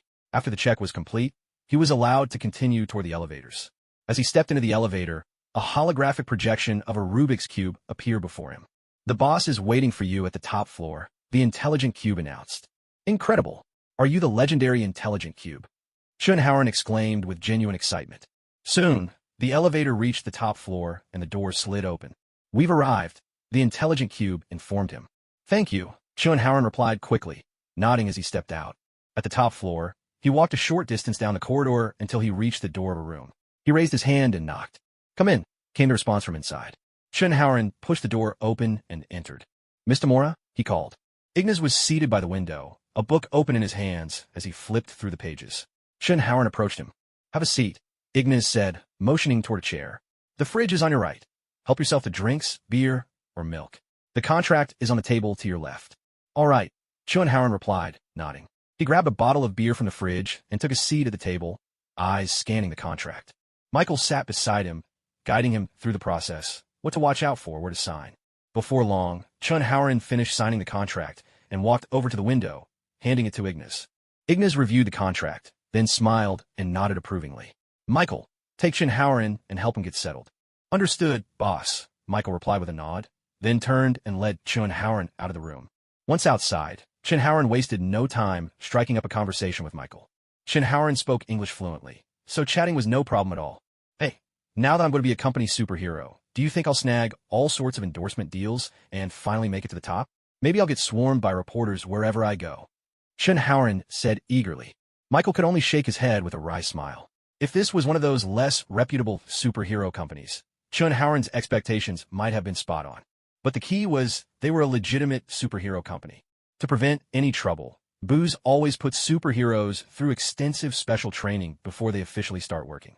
This training is meant to minimize unnecessary accidents or casualties while superheroes are on duty. Don't get lost in pointless fantasies. We're trained for just two things: do what needs to be done, and don't let the company down. Michael shook his head and turned to leave. Hey, where are you going? Shinhauern called out curiously. Home. I'm going to see my kid. Michael waved at him with a smile, ending his workday. I already showed you to your room, remember? Don't wander off. We got special training together tomorrow. With that, Michael disappeared down the hallway. Shinhauern shook his head helplessly. It seemed he would need to complete his training before officially becoming a superhero. A few days later, Norway. Ignace's superhero training camp was running smoothly.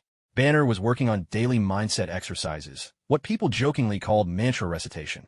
Shinhauern, meanwhile, was receiving professional psychological counseling.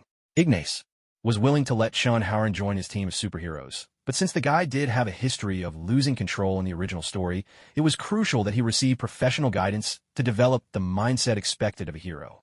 As for Michael, he was still practicing high-speed evasion drills. With the superheroes not yet ready to hit the field, Ignace decided to take his wife, Esdeath, out for a drive. Sitting in the car, Ignace held the cosmic cube in his hand, glancing at it from time to time. Over the years, he'd used the cube for a few small experiments, inventing quite a few impressive gadgets. Suddenly, a bottle, lit with flames, came hurtling through the air in the distance and smashed hard against a storefront with a crash. On the street, groups of men poured out, hurling objects at nearby buildings and people alike. Some threw flaming bottles, others pitched stones, and a few even lobbed fruit. Ignace quickly steered the car away from the chaos. Just his luck, he'd barely arrived in Norway for a vacation and already run into a riot. To be honest, deep down, as someone from the Flower Kingdom, Ignace could never quite understand the penchant for protests and riots in Western societies, even after so many years living there. But this time, something felt different, more unusual than usual. Ignace turned the car around, only to see the crazed mob chasing after him. Wild-eyed, they hurled flaming bottles at his car without hesitation. Damn it, my limited edition car. Just as Ignace was about to make his getaway, a Molotov cocktail crashed right onto his hood, sending flames licking up with a loud bang. He and Esdeath hurriedly got out of the car. Esdeath unleashed a wave of frost, extinguishing the flames as she fixed a cold, menacing gaze on the troublemakers. A chorus of angry shouts erupted from the mob as they charged forward. Ignas met them head-on, and with a single punch, he floored one of the rioters. We are gods. A crazed crowd marched down the street, their furious roars echoing. Their eyes burned with rage as they stared at the man and woman standing in their way. At the front of the mob, a man and a woman led the charge. The man gripped a metal rod in his hand, his face twisted in anger as he glared at Ignas. In the next instant, the frenzied man swung the metal rod at him. Ignas reached out and seized the rod. Immediately, a terrible sensation washed over him. A flood of painful memories surged through his mind, leaving him reeling in agony. So much for Earth's so-called strongest. You're nothing compared to me. Jacob Nystrom laughed wildly at Ignas. But in the blink of an eye, Ignas regained his composure, still holding the metal rod, his face dark with fury as he stared down Jacob. Oh no! Panic flashed across Jacob's face. In a heartbeat, Ignas wrenched the rod from Jacob's grasp. Without hesitation, he delivered a powerful kick, sending Jacob flying. What a bunch of detestable scum! Ignas glared furiously at the mob, then with a backhand slap, sent Jacob's girlfriend sprawling. With murder in his eyes, Ignas fixed the rioters with a chilling stare. Terrified, they scrambled backward, stumbling over themselves to retreat. Local Norwegian forces arrived on the scene, quickly raising their guns and ordering the rioters to kneel with their hands on their heads. With a metallic clang, Ignas tossed the rod to the ground. There was something wrong with that rod. It could dredge up a person's worst memories, dragging their darkest emotions to the surface and filling them with uncontrollable rage. Without delay, Ignas pulled a pen from his collar. With a click, the pen transformed at the nanoscale into a small toolbox, which he used to seal the metal rod inside. How are you holding up? Esdeath asked quietly. I'm all right, Ignas replied, gripping Esdeath's hand tightly, his own trembling slightly. That rod had dredged up memories of his parents' deaths, both in his previous life and in this one. Sometimes, facing death isn't the scariest thing. It's far worse to watch the people you love most slip away. Ignas knew that pain all too well. Twice over, he had lost his parents. That agony was already unbearable, but the rod had forced him to relive the deaths of his parents, again and again. So even Earth's so-called strongest man has something he's afraid of. What a joke. The Norwegian shoe coach, Jacob Nystrom, was led away by armed men. He laughed excitedly, taunting Ignas as he went. Damn it, Ignas roared, barely restraining himself from punching that bastard to death. He immediately unleashed a cursed spirit, commanding it to strangle these men after a short while. There was something wrong with that staff. It made even Ignas seethe with uncontrollable anger. Not long after, S.H.I.E.L.D. tracked him down, requesting that Ignas hand over the staff. $10 billion.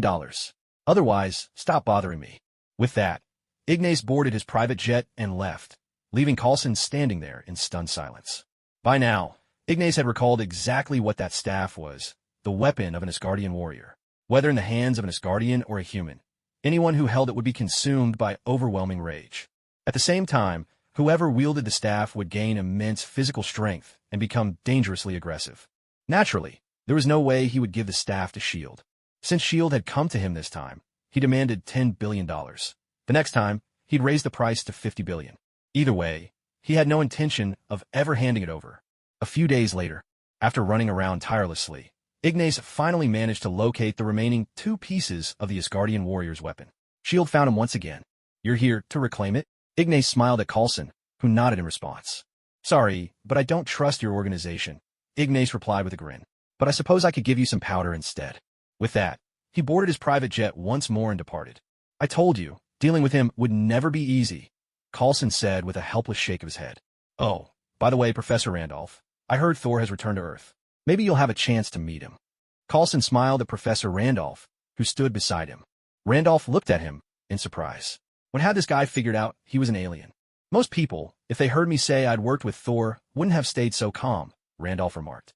Well, fair enough.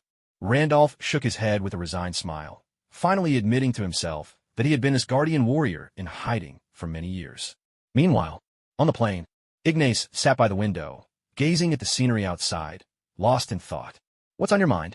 Esdeath walked over, pulling him into her embrace, gently massaging his head. I'm wondering how many unknown dangers still await us in the future, Ignas said softly. He had hidden the ether particle away and kept the Tesseract close by at all times. After the purple sweet potato spirit arrived on Earth in the future, and after defeating it, Ignas had no idea how many more dangers awaited them. And beyond this universe, in a vast multiverse, who knew how many more threats might be lying in wait for them? Now, Ignas had only Esdeath by his side. He couldn't afford to lose anything else. With me here beside you, don't worry about all that. Everything will turn out fine. Esdeath spoke with a rare tenderness in her voice. She understood that beneath her man's strong exterior, he was, in fact, vulnerable. Suddenly, Ignas scooped Esdeath up in his arms and carried her off toward the resting room. A long time passed. America. Airport. Ignas strode off the plane, looking refreshed and full of energy. Esdeath followed closely behind him. A few days later, New York. Inside the apartment Jane Foster had rented. Jane and Thor had been fighting angrily for quite some time. In the end, Jane stormed out with their child in her arms, leaving Thor sitting on the floor, his head bowed as he growled in frustration under his breath. Damn it. Why does it have to be this way? Thor was utterly miserable, downing drink after drink. Over the years, he hadn't chosen to return to Asgard, instead living with Jane Foster on Earth. Jane had even given him 2 children and helped Thor find a job, encouraging him to settle into ordinary working life. But anyone who truly knew Thor understood. He was the god of thunder. How could Thor possibly behave himself in the workplace? He'd fling a cup across the office while sipping coffee, punch a difficult client during a business meeting, and with just a bit too much force, he once kicked a desk clear out of the building. Over time, Thor was fired from company after company. Even if someone hired him out of curiosity about the god of thunder, by the very next day, the boss would be furious and promptly let him go. Perhaps it was the long stretch of ordinary days, but the conflicts between Thor and Jane Foster grew more frequent, the arguments endless, and the rift between them only deepened. Thor suddenly felt powerless. So gods, too, could tumble into a mundane world and experience heartbreak and sorrow. Thor, are you there? A familiar voice came from the doorway. Thor hurriedly wiped away his tears, unwilling to let an old friend see the god of thunder in such a state. I'm here, come on in, Thor called out, tilting his head back and chugging down more beer. The empty bottle rolled across the floor with a clatter as Ignas stepped inside, taking the sight of beer bottles strewn everywhere and Thor, unkempt, squatting on the floor. Burp, what brings you here? And hey, why haven't you and Esdeath had a couple of kids yet? Don't tell me you two are having marital trouble too? Thor hiccuped, slurring his words as he spoke. He struggled to his feet with some effort, while Ignas couldn't help but notice the impressive beer belly Thor was now sporting. To be honest, over the past few days, he had been fully focused on battling the Dark Elf leader, so he hadn't paid much attention to Thor. He hadn't realized that Thor had sunk into such a state of despair. Nonsense, my wife and I have a perfectly good relationship. Ignas shook his head hurriedly. He and Esdeath absolutely didn't want children right now. The world was in chaos these years, and he didn't want his child to become the target of some organization's assassination or kidnapping in the future. So, what did you come to see me about? Thor asked. Has work not been going well for you lately? Ignas looked at Thor and asked. That's right. Nothing's going well. At work, there's always someone mocking me. You're the god of thunder, yet you can't even handle something so trivial. Or well, isn't this the famous son of Asgard, Thor? How did you mess things up again? Thor knocked back his beer, helpless and frustrated. He was just a warrior, not skilled in office politics. Was that really so hard to understand? And no matter where he went, there were always people stirring up trouble, provoking him, trying to make him lose his temper, so he'd mess things up. You're not cut out for office life. Listen to me, Thor, your reputation is just too big. People aren't going to treat you like an ordinary person. That's perfectly normal. You can't expect everyone to be kind to you. There'll always be those who see you as an easy target, and you're bound by Earth's laws now, forced to respect them and not retaliate. That's why you feel trapped and suffocated. Ignas explained, and Thor nodded in agreement. He couldn't deny it. Everyone thought he was above them, yet here he was, the mighty god of thunder, choosing to stay for the love of a mortal and working an ordinary job. The awe and fear people once held for Thor had all but vanished, and many now found it amusing to push him around. After all, ordinary people believed the god of thunder couldn't break the law or do anything too outrageous, so they acted even more recklessly around him. What should I do? My life is just a complete mess right now. Thor said, crestfallen. Join my superhero company. Give yourself something new to focus on. You'll regain your sense of honor, and Jane will get some space. It'll give you both a chance to cool down. Ignas suggested. Thor looked at him for a moment, then nodded. It made sense. Not long after, Ignas left Thor's home. Thor signed the agreement and promised to report to Morra's superhero company the next day. Ignas was over the moon. A ready-made superhero was joining his ranks. Things were looking up. A few days later, Morra's superhero company. Ignas received an email. A person suspected of having superpowers? Ignas stared at the information in the email, feeling rather surprised. He quickly got into his car, bringing Esdeath along, and left the company for the scene of the incident. They arrived at the entrance of a family home. Ignas parked the car there, just in time to encounter Coulson's team, who had also rushed over after receiving the news. What exactly is going on here? Ignas looked at Coulson, confusion written on his face. The email had told him that someone here was suspected of having superpowers, so he came right away. But all he found at the scene was a group of people in a state of extreme agitation, and a white woman who looked like the victim. It's like this. The girl went through some things, so certain departments suspect she has superpowers. They want you to work with us to handle her case. Coulson spoke with resignation. He'd originally intended for his own team to handle the victim's situation alone, but some believe the girl was a superhuman, and so they hoped for help from the Morra superhero company. If, under Morra's training, she could adapt to normal life and maybe even become a superhero, that would be even better. What a strange idea. Is she really someone with superpowers? Ignas shook his head helplessly. Coulson did the same. Who could say for sure? Officer, could you help disperse this crowd first? Otherwise, it's going to be difficult for us to investigate. Ignas approached a policeman and asked. Actually, we've been trying to clear people out, but this is a free country. The officer stood at the doorway, shaking his head in frustration, clearly powerless to do more. That's the trouble with America. Everyone talks about freedom, but in reality, there isn't much of it. The word just makes it harder for them to do their jobs. Standing off to the side, Ignas shook his head again. It wasn't that the authorities weren't cooperating. It was just that the troublemakers were too much to handle. I'm going to count to 3. If you're still here by then, I'll start shooting. With that, Ignas reached into his pocket. 3, 2, 1. As soon as he finished, Ignas made as if to draw his gun. The crowd, still threatening to seize the female victim, scattered and fled at once. It was just a bottle of liquor, actually. Ignas pulled out a small bottle of alcohol, grinning at the officer. The officer gave him a wry smile in return. It was perfectly reasonable. After all, as a public figure, Ignas could never really threaten these troublemakers with a gun. All right, Miss Hutchins, I think we can go inside and have a talk now. Ignas looked at the woman suspected of having superpowers and spoke gently. Are you sure? Hutchins began to speak, but in the very next instant, An autonomous vehicle by the roadside suddenly lost control and veered straight toward them. With a loud crash, Esdeath quickly conjured an ice spike on the spot, sending the speeding vehicle flying away. Ignas watched the scene unfold, astonished. What just happened? Ignas looked over at Miss Hutchins, his face full of disbelief. Was this some kind of telekinesis? Can I just say, this really wasn't my doing? Miss Hutchins looked aggrieved, her voice tinged with distress as she hurried to defend herself. We still need to confirm that. It seems we can't have a simple chat here after all. We'll need to observe you and run some checks. Ignas replied. Miss Hutchins nodded out of habit, resigned to being escorted away. Before we draw any conclusions, I'd prefer to conduct the observation at my aerial base. Coulson interjected. Ignas nodded in agreement. Miss Hutchins was dangerous. Having her aboard Coulson's plane would be acceptable. After so many seasons of S.H.I.E.L.D., Ignas couldn't possibly remember every plotline. He'd completely forgotten the details of Miss Hutchins' story. The group boarded Coulson's airborne base, and the transport aircraft lifted off from the ground. Ignas and Esdeath sat at the bar, sipping their drinks. Through surveillance feeds, they watched Miss Hutchins' every move. Some in the West believed Miss Hutchins' actions were the result of uncontrollable superpowers, and hoped Ignas could take her in and train her. Yet others insisted that much of what happened was indeed her doing. They wanted the authorities to punish her, to lock her away. Ignas pulled up some video footage for review. Every clip featured Miss Hutchins, and, in each one, there were incidents from recent days that seemed to involve her powers spiraling out of control. Did she really do all this? Ignas wondered aloud as he sat at the bar, eyes fixed on the screen. He selected another video, a recording from a gas station. In it, Miss Hutchins was shopping at the station's convenience store. As she placed her items on the counter, the owner began scolding her for some reason. Agitated by his words, Miss Hutchins grew angry, abandoned her purchase, and turned to leave. But the store owner, emboldened, rushed out after her, refusing to let her go. Suddenly, items from the shelves flew off in great numbers, pelting the owner as if Miss Hutchins' subconscious resentment had triggered her powers, sending the goods flying at him. The next moment, the bewildered owner confronted Hutchins, suspecting she was behind the commotion. Miss Hutchins shook her head quickly in denial.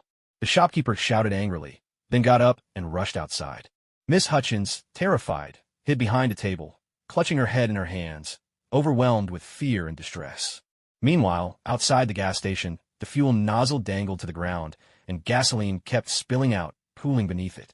Flames flickered on the newspaper rack, and gasoline was slowly creeping closer, inching its way toward the burning papers.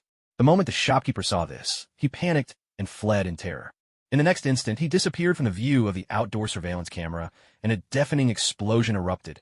Outside the gas station, everything was suddenly engulfed in flames. Watching the surveillance footage, Ignas could only shake his head helplessly. The images on the video were somewhat blurry.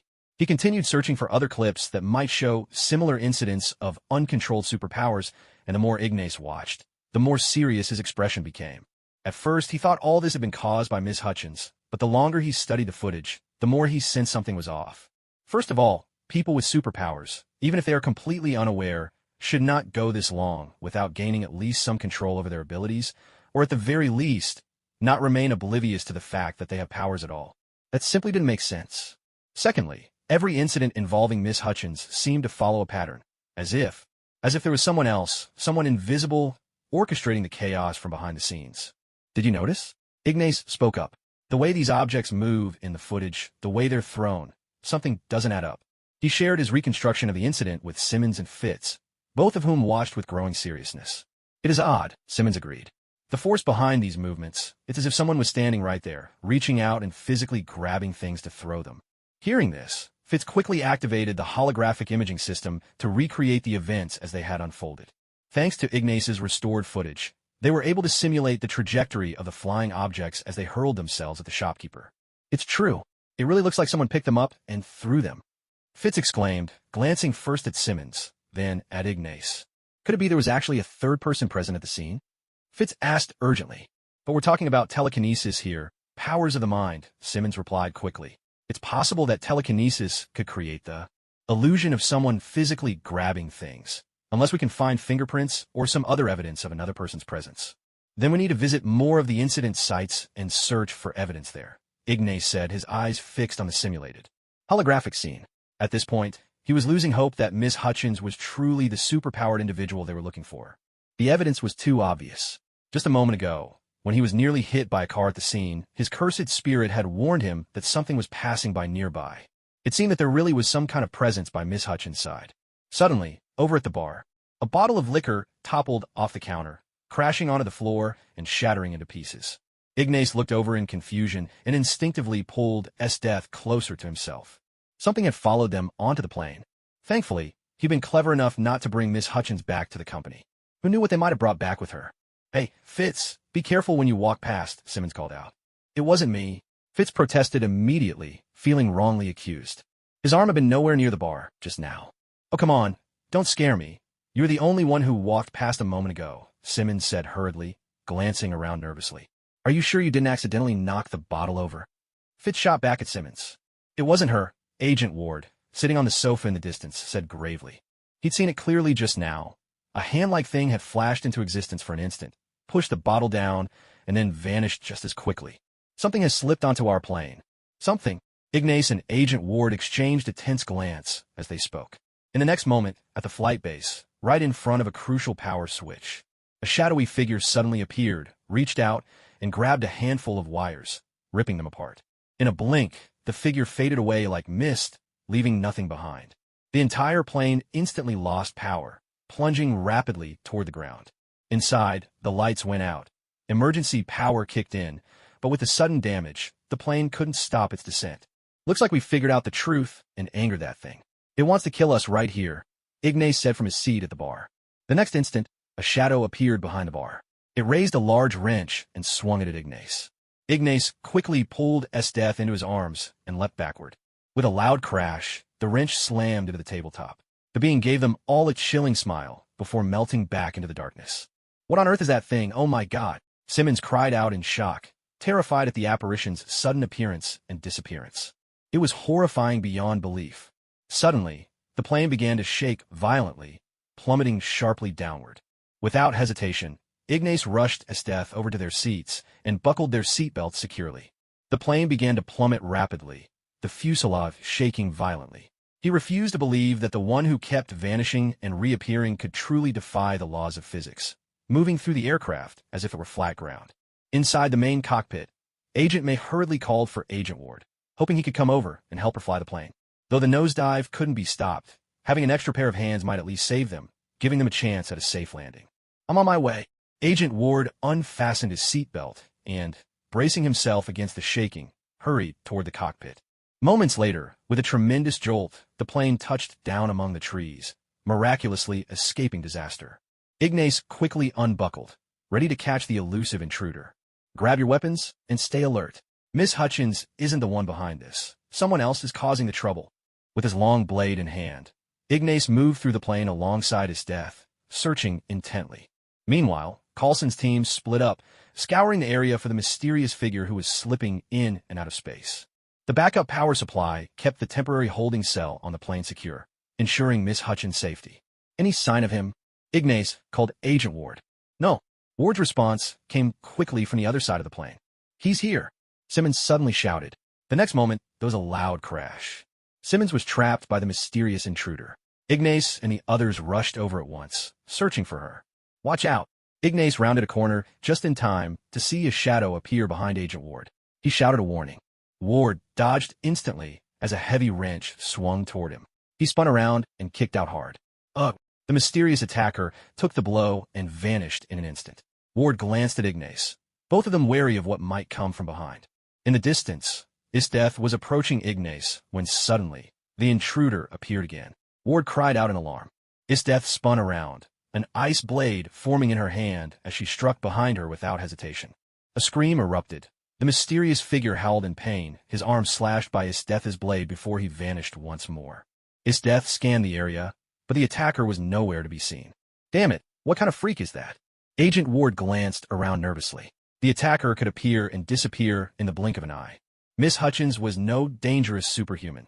Whoever attacked them just now was the real threat. From a holding cell, Simmons' voice echoed out, calling for help. Ward and Ignas hurried over, with Esdeath quickly joining them. In the very next moment, as Ignas yanked open the compartment door, that shadowy figure appeared again, swinging a heavy wrench straight at Ignas's back. "Get lost!"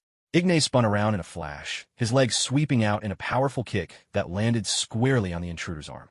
The mysterious figure was sent flying by Ignas's kick, crashing into the corridor wall. In an instant, his form seemed to dissolve into thin air, and he vanished once more. At the same time, the big boss Ignas had contacted arrived at the crash site and rushed into the plane. The big boss quickly found Ignas, standing right by his side, keeping a sharp eye out to cover his back at any moment. The plan was simple. If that guy showed up again, the big boss would blast him with a fierce burst of gamma rays. Not long after, outside the makeshift cell where Miss Hutchins was being held, a man with an anxious look stood clutching a large wrench. Just as he raised it to smash the door, Agents May, Coulson, and Ward arrived on the scene. "Hands up!" Agent Ward shouted, his pistol drawn and ready. In a blink, the mysterious figure vanished, only to reappear right behind Ward, wrench poised to strike. "Get lost!" That now familiar voice rang out again, as Ignas burst from around the corner, driving his foot hard into the attacker's side. The mysterious man was sent flying. In the next moment, Ignas produced a special set of handcuffs and snapped them onto the man's wrists. The moment the mysterious man tried to teleport away, the cuffs unleashed an electric shock, making him cry out in pain. "Try disappearing now, you idiot!" Ignas sneered, and then kicked him hard in the head. You can't do this to me!" The mysterious man gasped in shock. With a harsh click, Ignas drew his gun. "Oh, I can. In fact, I can end you right now, freak." Wait. Coulson hurried over, his face tense as he looked at the subdued attacker. Not long after that, the plane's power was restored. Working together, Fitz and Simmons managed to transform the lab into an electrified containment area. They realized that the temporary prison was protected by a field of electricity, which was why the mysterious man couldn't get inside. So, using the same principle, they recreated a similar environment and trapped the mysterious man inside. Tobias Ford? Ignas had pulled up the man's file and now questioned him. Trapped in the lab, Tobias nodded frantically. "Let me out!" Tobias roared with anger. He reached for the edge of the lab, but a jolt of current sent him stumbling backward with a startled cry. "Tobias, tell us, what really happened in that lab explosion?" Ignas demanded. Hutchins was the head of a research institute, an institute that had, not long ago, suffered a devastating explosion. As for Tobias, he should have been one of the victims of that explosion. But now, Ignas had changed his mind. The one with supernatural abilities was actually Tobias, and that experiment had blown open a gateway to another world. It was because of that incident that Tobias gained the power to move freely between the two worlds. This was the secret behind his repeated teleportations. As for all the strange things that had happened to Miss Hutchins before, it was highly likely that Tobias was the one behind them all. So, this was just his prank all along? Simmons asked in astonishment, recalling an earlier incident involving Agent May. "Nonsense. This is far more than just a prank." Ignas shook his head and pulled up the files of various victims on the virtual screen. He's already caused harm to many people. One of them, a gas station owner, was even Tobias's friend. Ignas went on quickly, paying no attention to Tobias's furious protests. "Tobias, I'm giving you one last chance. Tell us the truth right now." Ignas demanded. "Sooner or later, you'll leave this world. Don't force us to use extraordinary means. I don't care if you end up in hell or in another world. We have ways to finish you off again if we have to." To be honest, Ignas didn't believe in hell. He suspected that Tobias had actually gone to another world. Or, to be more precise, Tobias was now trapped in the gap between this world and another. Tobias's actions forced him to drift endlessly between the two realms. Would you let me see Miss Hutchins?" Tobias calmed himself and suddenly asked.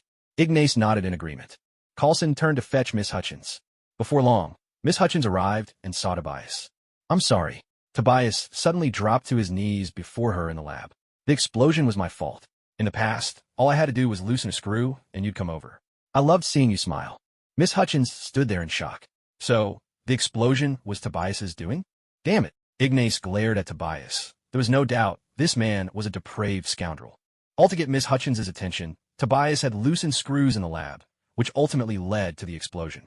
In serious experiments, even a single loose screw could cause disaster. It was Tobias's own recklessness that had caused the accident. In the end, this guy wouldn't stop pestering Miss Hutchins, deliberately causing all those accidents, and even the explosion at the gas station. What a complete scumbag. "Please, I beg you, forgive me." Tobias was on his knees, pleading over and over. He was terrified, while Ignas just smiled. "Do you really think you deserve forgiveness, Tobias? As a former worker in the lab, you must have been warned not to tamper with the equipment, right?" Ignas watched this wretch with clear disapproval. He couldn't believe he'd wasted so much time because of a scoundrel like this, and had almost been attacked by him, too. Did Tobias really want to end it all? He must be dreaming. Tobias quickly turned his head away, unwilling to answer, but deep down he knew it was true. Every day before work, the supervisor would give everyone a serious warning. Hutchins, I'm begging you. Maybe if you forgive me, I won't have to go to hell. Tobias blurted out desperately. Hutchins looked at Tobias with a touch of pity in her eyes, but she shook her head. There was nothing she could do. Her own suffering had bred a deep, genuine hatred for him. Tobias, I will never forgive you. If there really is a hell, then that's exactly where you belong. Her face was flushed with anger, but her voice remained steady as she spoke to him. Tobias froze, rooted to the spot. He wanted to run, but the electrified lab around him trapped him, cutting him off from any contact with the other world. Tobias, accept your judgment. With that, Ignas raised his pistol, aiming it at Tobias inside the lab. No, no, no. I'm already dead. You can't kill me again. Tobias insisted that he couldn't be killed, but panic flickered in his eyes as he scrambled backwards. The electric current cut him off from the other world, and he was terrified that he wouldn't end up in hell after all, but would simply be sent to another place. And that meant Ignas's bullets could still hurt him. With all the people you've harmed, I can't imagine how you have the nerve to keep living, let alone to beg for forgiveness. With those words, Ignas pulled the trigger. He wanted to see for himself. Would Tobias end up in hell, or just cross over to another world? Bang! The bullet tore through the lab, shattering Tobias's skull. It's clear now. He's simply crossed over to another world, or perhaps another dimension. Ignas holstered his weapon. Simmons looked on in shock. After all, that was supposed to be bulletproof glass. What kind of bullet is that? Wait, no. How could you just shoot him like that? Fitz started to question him, then quickly changed his words. In truth, once the whole story was revealed, he found himself quite disgusted with Tobias, feeling that Tobias deserved his fate. He was indeed guilty, but you shouldn't have executed him so directly. Nearby, Coulson sat there, deeply troubled and rubbing his temples. You wanted to use him for research on another world? Ignatius asked. Coulson nodded. Save it. The world next door isn't nearly as wonderful as you imagine, Nasi said, shaking his head and preparing to leave. Wait. Are you really not going to consider selling a batch of your company's ships to S.H.I.E.L.D.? Coulson quickly called after him. Not a chance. Ignatius shook his head without hesitation. A new era is dawning. The technology for these ships can only remain in my hands. We can establish a company to lead humanity beyond the solar system. But as for granting you access to this technology, forget it. With a smile and a shake of his head, Ignatius opened the hatch and stepped out of Coulson's airborne base. His ship was docked nearby. Ignatius, accompanied by Esdeath, boarded and departed without looking back. One day later, Coulson hurried to the office of Morra Superhero Company. I'm sorry, our boss isn't here right now, Skye said as she walked down the corridor toward him. That's all right. I'm not here to see him today, Skye. Actually, I'm here to see you, Coulson replied. Have a seat. Skye nodded, eyeing Agent Coulson with curiosity. You're here for me? What's this about? Skye, if I told you we had information about your parents, if there was a chance we could help you find them, would you consider joining us? Coulson asked. Forgive me, but are you threatening me? Skye replied with a smile, looking straight at him. She had learned too much about SHLD's darker side from Ignatius ever to join them. Oh no, nothing like that. It's entirely your choice, Coulson said quickly, waving his hands in denial. Glancing around, he added, By the way, where is Mr. Michael Peterson? We've run into some trouble lately, and we're hoping he can lend us a hand. I'm right here, came Michael's calm voice as he walked down the corridor. Is there something you need help with? Michael asked, looking at Agent Coulson. It's like this, Coulson explained. The Centipede soldiers have reappeared and kidnapped a very important prisoner. So we're hoping, if possible, to get your assistance. Help is possible, from me, or from Skye. But tell me, did you bring the payment? Michael replied with a smile. Though Coulson had helped him in the past, from the company's perspective, business was business and payment was non-negotiable. Requests for assistance from S.H.I.E.L.D. were not considered part of the city's usual cooperation with their superhero operations. I think this is an urgent matter. Why don't you come with me for now? Once it's over, we can sit down and talk about payment, Coulson said. No, that won't do, Agent Coulson. You need to sign a contract first, Michael replied. I haven't finished my special training yet, so if I'm to officially act as a superhero, I need my boss's approval. And if anything goes wrong, S.H.I.E.L.D. will have to take responsibility. Coulson looked at him in surprise. Ignace really didn't leave any loopholes. Get paid first, then talk about everything else. Not long after, Coulson finished signing the contract and transferring the payment, and at last, he could officially enlist the help of Michael and Skye. Michael, you should know that having such powers comes with responsibility. The greater your power, the greater your responsibility, Coulson said as he left the Morra superhero company, sitting in his car. No, that's not what the boss said. The original line is, with great power comes great responsibility. You guys always like to twist the words a bit to fool people, Michael replied with a laugh, shaking his head. Coulson could only smile wryly. Not so easy to fool anymore. That day, Skye temporarily joined Coulson's team to help investigate the prison break incident. Michael also joined Coulson's squad, preparing to track down and capture the enemy together. Unfortunately, they failed to catch the real culprit. Instead, they were ambushed by 4 centipede soldiers. Michael took down 2 of them on his own, and with a burst of speed, he chased down another. However, that centipede soldier's eyes suddenly detonated from a suicide device, dying right before Michael's eyes. Boss, it's Michael. He contacted Ignas. I'm really sorry. The mission was a failure. I didn't catch any of them. It's all right. This was just a support mission. There's no need to blame yourself, Ignas replied, shaking his head. Michael, that's all for now. I'm hanging up. All right, Michael replied with a nod. Meanwhile, in New York, in front of a certain house, Ignas stood there, gazing up at the building. He cast the spell of the Black Heron Pavilion, seizing and twisting the space, hiding himself within the warped dimension. Putting away his phone, Ignas stepped into the house. Michael's son had been settled here. Ignas had hired a nanny to help care for the child. But someone had crossed the line. Ignas walked inside, heading toward Michael's son's room. He had only just entered the living room when he saw an uninvited guest. A black woman in a floral dress sat in the room, watching Michael's son. Every now and then, she offered the child a smile, but it was tinged with false kindness. Not long after, Michael started missing his son and decided to call him. Hey, Ace. Michael called out as soon as the line connected. Dad. Little Ace was sitting inside, playing with his toys. He immediately jumped up, picked up the phone, and called out to his father, his voice brimming with delight. It's so good to hear your voice, buddy. Michael's mood lifted in an instant. I've got some great news. I'm coming home to see you. That's fantastic. Ace was overjoyed. He turned his head toward someone nearby. Let me introduce you to my new friend.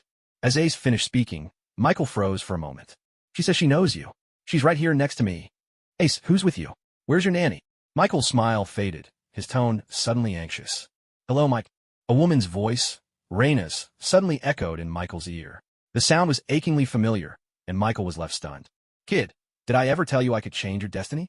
Raina took the phone from Ace, her laughter cold as she spoke to Michael. After a brief conversation, Raina finished her threats and set the phone down. She had barely put the phone down when she froze. Turn around slowly, no need to rush. Ignas was now sitting beside Michael's son, gently teasing the little guy. In his other hand, concealed within his loose sleeve, he held a pistol, the barrel aimed squarely at the back of Raina's head. Oh, Lord Morra, I am so sorry. Raina turned slowly, her face filled with terror as she looked at Ignas. Hydra, crossing the line, aren't you? Ignas looked up at Raina, this black gorilla, as he thought, his lips curled in a mocking smile. I apologize, truly, it was just a misunderstanding. Please, you have to believe me. Raina quickly raised both hands in surrender, fear flickering in her voice. There's no misunderstanding, Raina. You and your people are bolder than I imagined.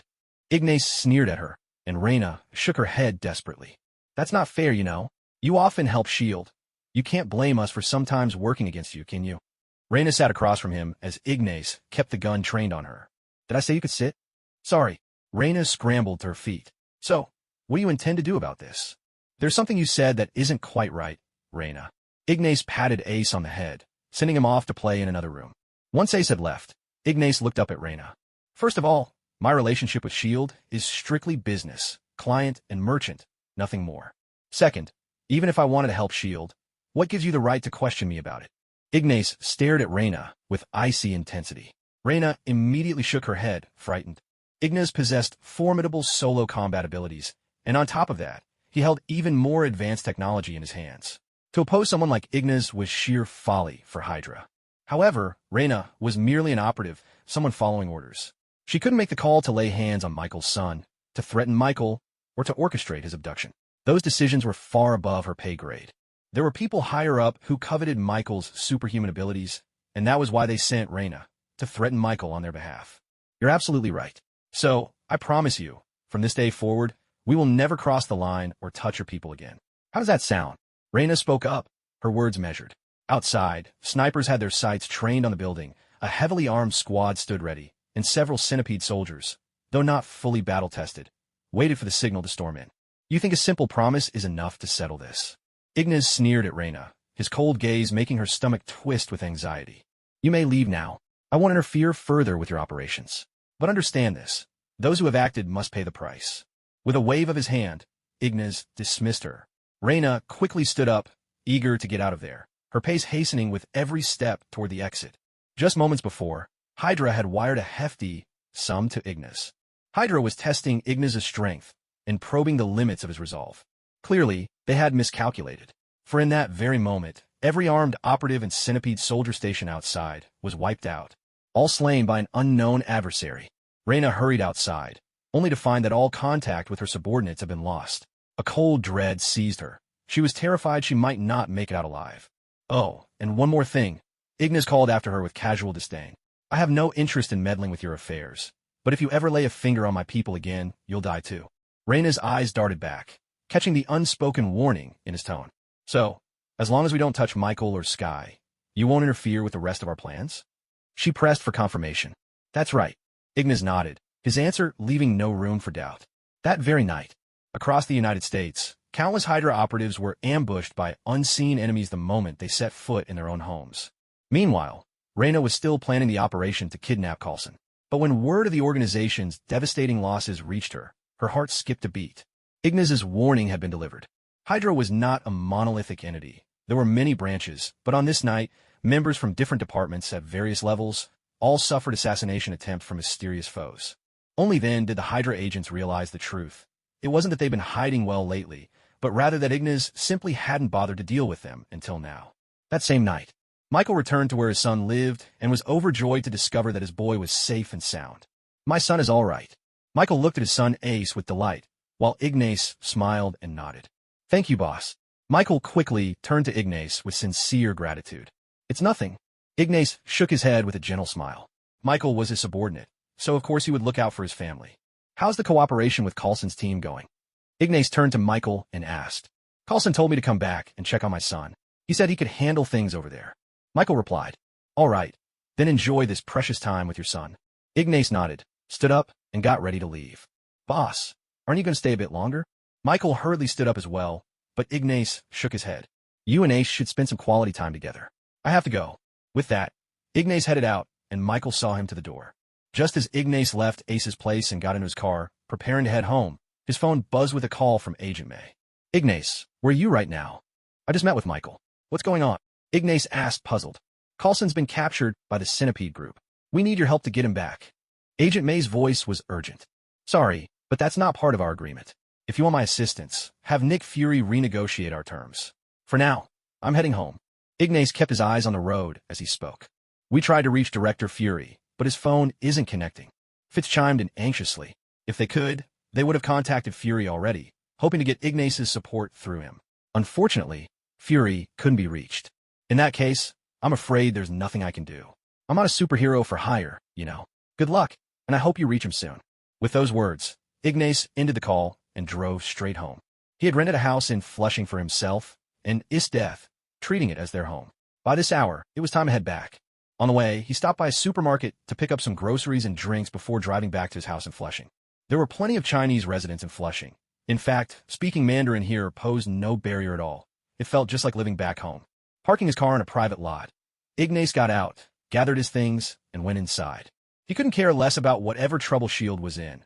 Unless Thanos himself came knocking on Earth's door, nothing could keep him from a delicious home-cooked dinner and a lovely evening with Esdeath. You're back. Esdeath sat inside the room, watching television. She was lounging on the sofa and turned her head, smiling at Ignas. You're back. What would you like for dinner tonight? Ignas showed Esdeath the groceries he had brought. She laughed and leapt into his arms. Clinging to Ignas, Esdeath gazed at him tenderly. I want to eat you. Of course, my queen. Ignas smiled as he set the grocery bag aside and leaned against the wall, with Esdeath still wrapped around him. But before you devour me, could you let me recharge a bit and give your ingredients a nice bath first? Ignas smiled at her, and Esdeath gave him a few playful kisses. Naturally. Meanwhile, at S.H.I.E.L.D., on Coulson's airborne base, Agent Ward was sprawled on the sofa, resting, while Agent May tended to his wounds. Tonight's operation had been a complete fiasco.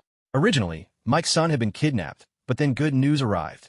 Ignas had driven off the intruders and helped Mike rescue his boy. Ward and the others were against Mike leaving to see his son.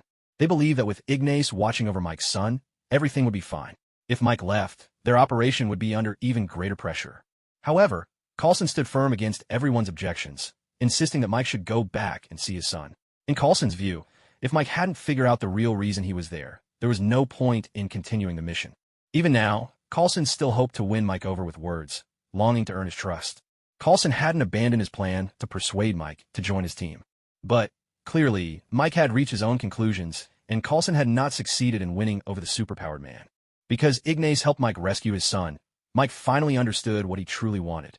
Mike was grateful to Ignas. His loyalty to him only deepened. Other than that, Coulson gained nothing. What's worse, during tonight's investigation into the Centipede organization, he himself had been captured by them. Ward had taken multiple bullets, and the Centipede group had vanished without a trace. "How are you feeling?" Ward looked at Agent May and asked. "It's bad. We didn't get Ignas's help," May replied, shrugging helplessly. "At this hour, my boss is probably enjoying a lovely dinner with Mrs. Esdeath. Or maybe they've wrapped up the meal and moved on to an even more delightful evening." At the bar, Skye sat sipping her drink, a smile playing on her lips as she spoke. Agent Ward cast a speechless glance at Skye, who simply shrugged her shoulders. All right, she would keep quiet. So what do we do next?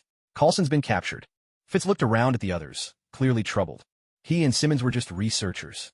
Although they'd received some training, when compared to enemies like the Centipede organization, their combat abilities were virtually non-existent. Agent Ward had taken several bullets and was wounded, his fighting strength drastically reduced. Skye was an external consultant, but her support was limited to hacking and tech. The other outside helper, Michael, was currently enjoying some father-son time with his boy and was unreachable by phone. Their only remaining pilot, Agent May, was the sole combatant left. But their enemy was the Centipede organization. With only Agent May on their side, Fitz couldn't help but feel hopeless about rescuing Coulson.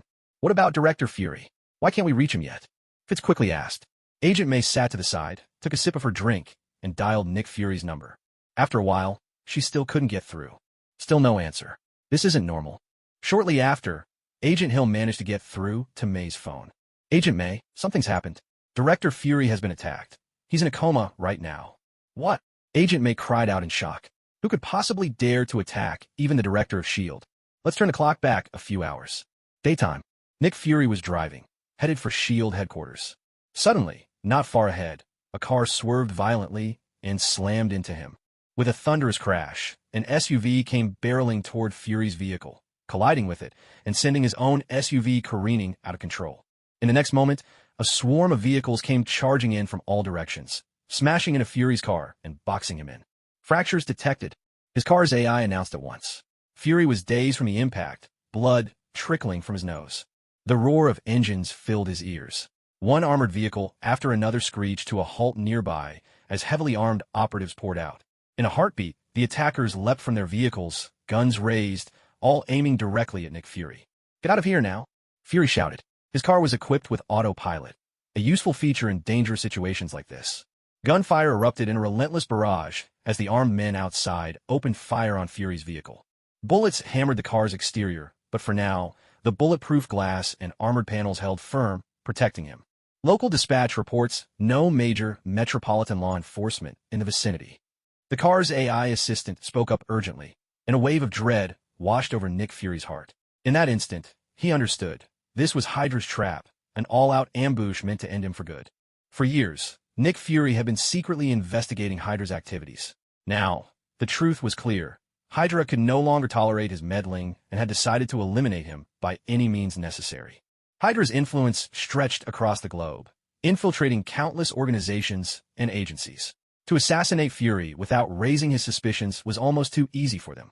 More and more armed agents rushed to the scene, raising their weapons and unleashing a barrage of bullets at Fury's car, raining gunfire in a wild frenzy. Nick Fury shouted out quickly, "Get Ignas on the line. Pay him whatever it takes. I need backup. I'm terribly sorry. The signal in this area is now blocked." Unable to contact Mr. Ignas Morra, the car's assistant replied in a flustered tone. Fury cursed under his breath, frustration boiling over. Hydra had anticipated that. So long as money was involved, Ignas would never refuse to help S.H.I.E.L.D. That's why, well before the ambush, they had already made sure Fury couldn't reach Ignas. Hydra knew better than to provoke Ignas directly, but surely taking out Nick Fury was within their grasp. That's how they saw it. "Power system failure," the car's computer announced anxiously. Then for God's sake, reboot now. Fury barked. Suddenly, he regretted his earlier frugality. He should never have skimped on the budget. If only he'd shelled out the cash for a special emergency beacon from Ignas. Faced with this deadly encirclement, Fury felt it would be overkill to call in Captain Marvel. But reaching Ignas was now impossible. On the screen, the car's structural integrity percentage was dropping rapidly. At this rate, it wouldn't be long before the car's defenses collapsed, and Fury would be a dead man inside his own vehicle. Bullets pummeled the car's exterior, riddling it like a beehive, yet the defenses still held, just barely. Then, in the next moment, Fury watched in disbelief as the armed agents hauled a battering ram from their vehicle. He stared, stunned, as Hydra's operatives positioned the machine on the ground. A heartbeat later, the ram crashed against the car door with brutal force. Warning, outer shell integrity at 31%, the system blared. One blow, and the defense rating dropped by dozens of points. The battering ram pounded relentlessly, sending the SUV's integrity plummeting until, at last, the car's defenses were smashed apart. Acting fast, Fury grabbed the built-in machine gun and unleashed a storm of bullets at the attackers outside. Power system restored, the car's assistant announced. Then get us the hell out of here, Fury shouted. The SUV's engine roared to life, rocketing them away from the ambush as Fury fired back, covering their escape with a hail of gunfire. Activate vertical takeoff, Nick Fury shouted urgently. His car, like Coulson's sports car, was also capable of lifting off and flying. Flight system malfunction. The car's onboard AI immediately issued a warning. Then turn on the navigation cameras. Nick Fury quickly slid from the passenger seat to the driver's seat, taking control of the wheel. Behind him, a flood of cars surged down the street, determined to block and cut him off. Contact Agent Hill and Ignas Morra. Nick Fury barked out his orders without hesitation. Communication system malfunction. The AI promptly reported again. Damn it. Fury's nerves snapped. He cursed explosively. Is there anything that still works? He demanded, frustration mounting. The air conditioning system is operating normally. Came the AI's calm response. Fury was so furious, he could have shouted curses at the heavens. Up ahead, the street was hopelessly jammed. Facing a horde of assassins giving chase, Fury drove like a madman, ramming any car that blocked his path. In a heartbeat, his SUV slammed into a black sedan, sending the shooter inside flying through the air. Switch to manual drive, he shouted, fumbling for his phone, desperate to see if he could reach Ignas. The phone rang. Fury's face lit up with relief. After a tone, the call connected. It seemed only that earlier street had been deliberately jammed by Hydra to block communications. Suddenly, the sharp, staccato bursts of gunfire erupted again. Bullets tore through the air. Fury took several hits. His phone shattered in his hand. Damn it! Fury's rage boiled over. He whipped out his gun and opened fire on the cars hemming him in, unleashing his fury in a hail of bullets. He'd only just managed to call for help, and now, before he'd even had a chance to speak, his phone was obliterated. One arm was already useless, the other gripping his gun as he fired desperately at the pursuing killers. It wasn't enough to vent his seething anger. At the very least, he wanted to wire Ignas some money. If he didn't pay up, Ignas wouldn't lift a finger to help him, even if he died right there. Meanwhile, another assassin's car screeched in, boxing Fury in from the side. He fought to fend off his attackers while eyeing the intersection ahead.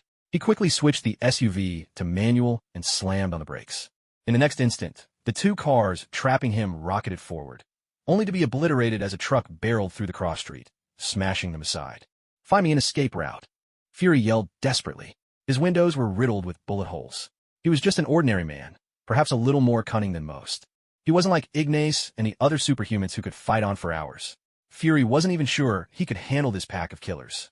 Nick Fury was in a state of panic, speeding away in his car as fast as he could. Even though he was injured, he forced himself to keep going, calculating safest route ahead. The car's onboard AI quickly began its calculations. Fury gripped the steering wheel tightly, his eyes wide with tension as he stared straight ahead. In the distance, a figure in black tactical gear appeared, standing directly in Fury's path. Fury's heart sank. The very next moment, the figure raised a gun and, without hesitation, fired a disc-shaped device straight toward Fury's vehicle. The disc hurtled through the air, attaching itself beneath the SUV. With a deafening boom, the car was sent flying. The explosion flipped the SUV over. Instantly, the mysterious figure turned away, dodging the tumbling, out-of-control vehicle. Fury cried out, and in the next instant, the SUV, trailing thick black smoke, landed hard on its side, screeching to a stop and sending pedestrians fleeing in every direction. The Winter Soldier strode forward, grabbed the SUV's door, and with a powerful yank, ripped it clean off and tossed it aside. He bent down to look inside, only to find that Fury was already gone. That night, Steve Rogers returned to his rented apartment, still completely unaware of the attempt on Nick Fury's life. As he climbed the stairs, he ran into his neighbor, a young woman carrying a basket of laundry. Steve invited her in, suggesting she use his washing machine. "How about a cup of coffee?" Steve joked lightly. "Thanks, but I've already done a lot upstairs. Better not risk your machine swallowing my lab coat. I just got off my shift back from the infectious diseases ward." The nurse next door laughed. "All right, I guess I'll keep my distance then," Steve replied, a bit disappointed. He'd hoped to seize the chance to chat, maybe find a new beginning for himself. "Oh, by the way, you left your stereo on," the girl said as she was about to leave, pausing to give him a heads up. "Really? Thanks." Steve thanked her, frowning in confusion at his door. He distinctly remembered turning the stereo off. He was sure it hadn't been him. With a serious look at the door, he decided not to take any chances. Instead, he slipped in through the window, determined to find out what was going on. A little while later, Steve quietly eased open the window and slipped inside, moving stealthily down the hall, pressing himself against the wall and scanning the room with caution. That's when he saw someone sitting on the sofa, a bald man with a serious look. Steve immediately understood and felt a wave of relief. "I don't recall ever giving you a key," he said from the corner of the room, not sounding particularly pleased. Nick Fury, sitting on the sofa, struggled to sit up. "You think I need one? My wife kicked me out." Fury tried to lighten the mood with a joke. "I didn't even know you were married." Steve genuinely thought Nick was talking about something going on at home. "There's a lot you don't know about me," Nick Fury replied. As soon as Steve turned on the light, Fury quickly switched it off again. Fury immediately held up his phone to Steve, the screen displaying the message, "The walls have ears." Just as Steve began to relax, his guard shot back up. Nick Fury was hurt. He and Steve made some small talk, chatting about everyday things. Then Fury typed another message and showed it to Steve. "Shield has been compromised." Truth be told, Fury had wanted to go straight to Ignas, but he suddenly discovered part of his accounts had been frozen. Without money, even if he went to Ignas, he wouldn't get any help. Ignas was no philanthropist, so Fury had no choice but to seek out Captain America. "Who else knows about your wife?" Steve asked, his words taking on a double meaning, a rare thing for the straight-laced captain. "You and me." Fury stood up, replying quickly. "My friends." "Am I one of your friends?" Steve asked. "That depends on you." Fury looked at Steve, his words layered with meaning. At that moment, he truly didn't know whom he could trust. Only Steve gave him any sense of security. Just then, the wall behind Fury exploded. Someone had fired a powerful weapon into the room. Fury cried out in pain as Steve dragged him behind cover. Sweat poured off Fury as he handed Steve a flash drive. "Trust no one, not even Ignas Morra." With those words, Fury's head slumped to the side. He was gone. Steve wanted to ask why he couldn't trust Ignas, but it was too late. Fury could no longer answer. A moment later, it dawned on Steve. Maybe it was because Fury couldn't afford to pay Ignas, so he couldn't buy his help. Suddenly, the nurse Steve had met before burst in, gun drawn. Hearing her approach, Steve quickly hid the flash drive. Once he confirmed the nurse's identity and realized she was sent by Fury, Steve handed Fury over to her care. Then, grabbing a shield, he crashed through the window, leapt out, and gave chase to the attacker. He barreled through the chaos, smashing through glass, blasting holes in walls, until he burst out of one building and landed on the roof opposite. With a swift motion, he hurled his shield at the fleeing figure ahead. In a heartbeat, the long-haired figure spun around, caught the shield effortlessly with a metal arm, and flung it right back at Steve. Steve caught the shield just in time, but the force sent him stumbling far back. When he looked up, the mysterious figure had vanished without a trace. He hurried to the edge of the building, but the other person had already vanished. He kept scanning his surroundings, anxiously searching in every direction. Just moments ago, Steve had caught only a fleeting glimpse of a figure that seemed somehow familiar to him. Yet, the look in that person's eyes was so cold that it made even Steve feel as if he were looking at a stranger. At 1:03 a.m., the so-called Mother of Asterisk Kerman, who had been rushed to the hospital for emergency treatment, was pronounced dead after all attempts failed. Steve stood outside the emergency room, his expression grave as he watched the doctors disperse in silent resignation. By his side, Black Widow and Agent Hill wore equally somber faces, the weight of grief evident in their eyes. "Nick Fury is dead, Steve, but there's something else you need to know." Agent Hill turned to face Steve. "Agent Coulson has been kidnapped. I hope you won't let yourself be trapped in sorrow right now. We need you to bring Coulson back." "What?" Steve stared at Agent Hill, stunned, barely able to believe what he was hearing. Nick Fury is dead, and even SHLD's model agent has been taken. How could everything go so wrong? One disaster after another.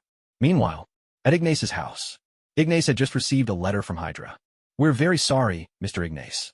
Your biggest client, Nick Fury, has just been pronounced dead after unsuccessful resuscitation. It looks like from now on, you'll only be doing business with us. Ignace nodded, showing no particular reaction, then hung up and carefully erased any trace of his contacts with Hydra.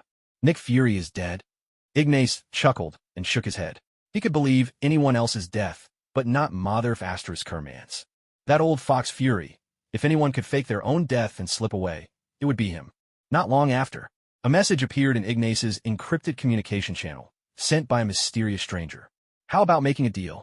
Ignace waved his hand. His chief hacker began to crack the incoming information. Then, in the secure chat, he began to type, "Hey, Egghead." Inside Nick Fury's secret base. Nick Fury stared in shock at the words on his screen, frozen for a long moment. What the? How on earth did he know it was me? Fury was floored. He'd gone through the trouble of faking his death. Even Hydra had been fooled.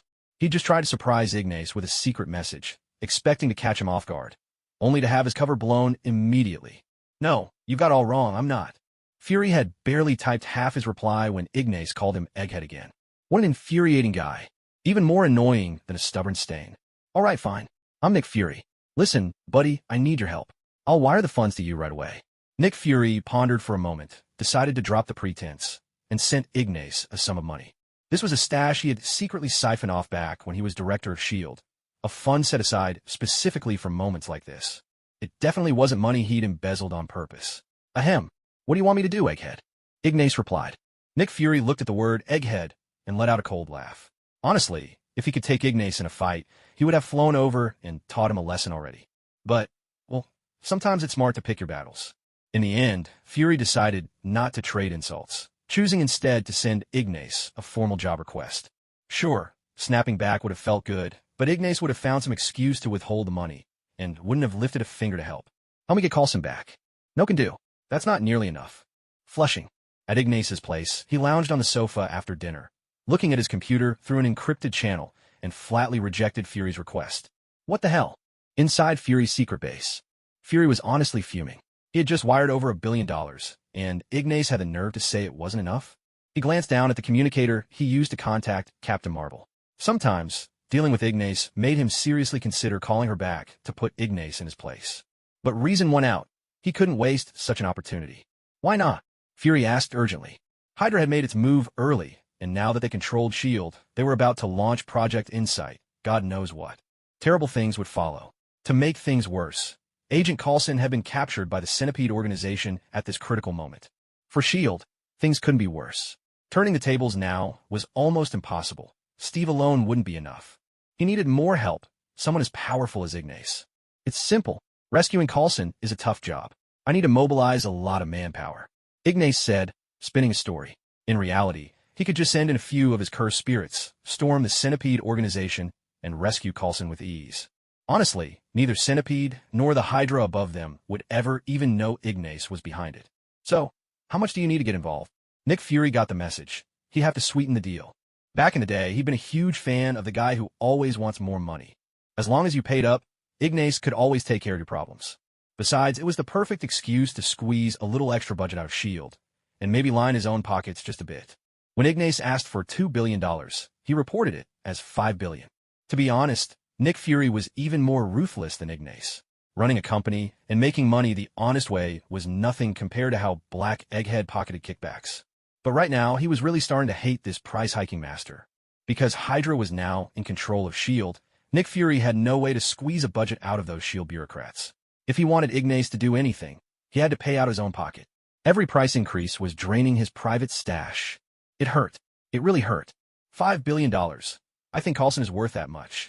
Ignace replied, making Nick Fury's eye all but blaze with fury. Damn it. Was he really taking advantage of him in a crisis? Nick Fury was spending his own money here. Sure, he'd taken his fair share of kickbacks, but his little nest egg only added up to a few dozen $billion. And Ignace wanted to take a big chunk, 1/10 of it, all at once. Are you kidding me? S.H.I.E.L.D. is under Hydra's control now. Do you really think I can cough up that kind of money? Nick Fury quickly tried to haggle, and this was just to save Coulson. He hadn't even brought up asking Ignas to help Steve or to take down Hydra. If Ignas was this ruthless now, what would he do when bigger requests came up? Would he bleed Fury's stash dry? Ruthless. Absolutely ruthless. Fine, then $7 billion. How's that for a price hike?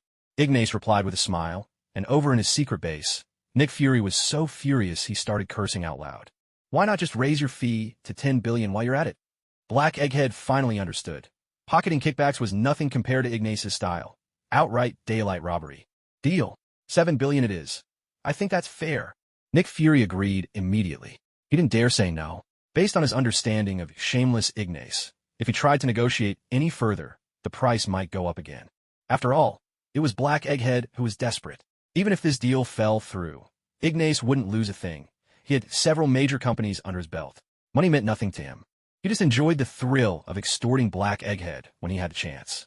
All right, anything else you need? Ignas replied with a pleasant smile after receiving the rest of Fury's funds. Could you maybe help Steve deal with Hydra while you're at it? Nick Fury asked hurriedly. He knew Ignas sometimes threw in a buy one get one free deal. No, that'll cost extra. Ignas replied heartlessly, and Nick Fury fell silent. On the other side, the Hydra technicians panicked the moment they discovered someone had wired a huge sum of money to Ignas. Who on earth could it be? Hydra had just sent Ignas a payment themselves, instructing him to stay quietly at home for a few days. They hadn't even begun the Insight project yet, and now someone else had hired Ignas to stir up trouble? Mr. Ignas, may I ask where you're heading? Just as Ignas was about to leave home, someone from Hydra reached out, their voice tense with worry.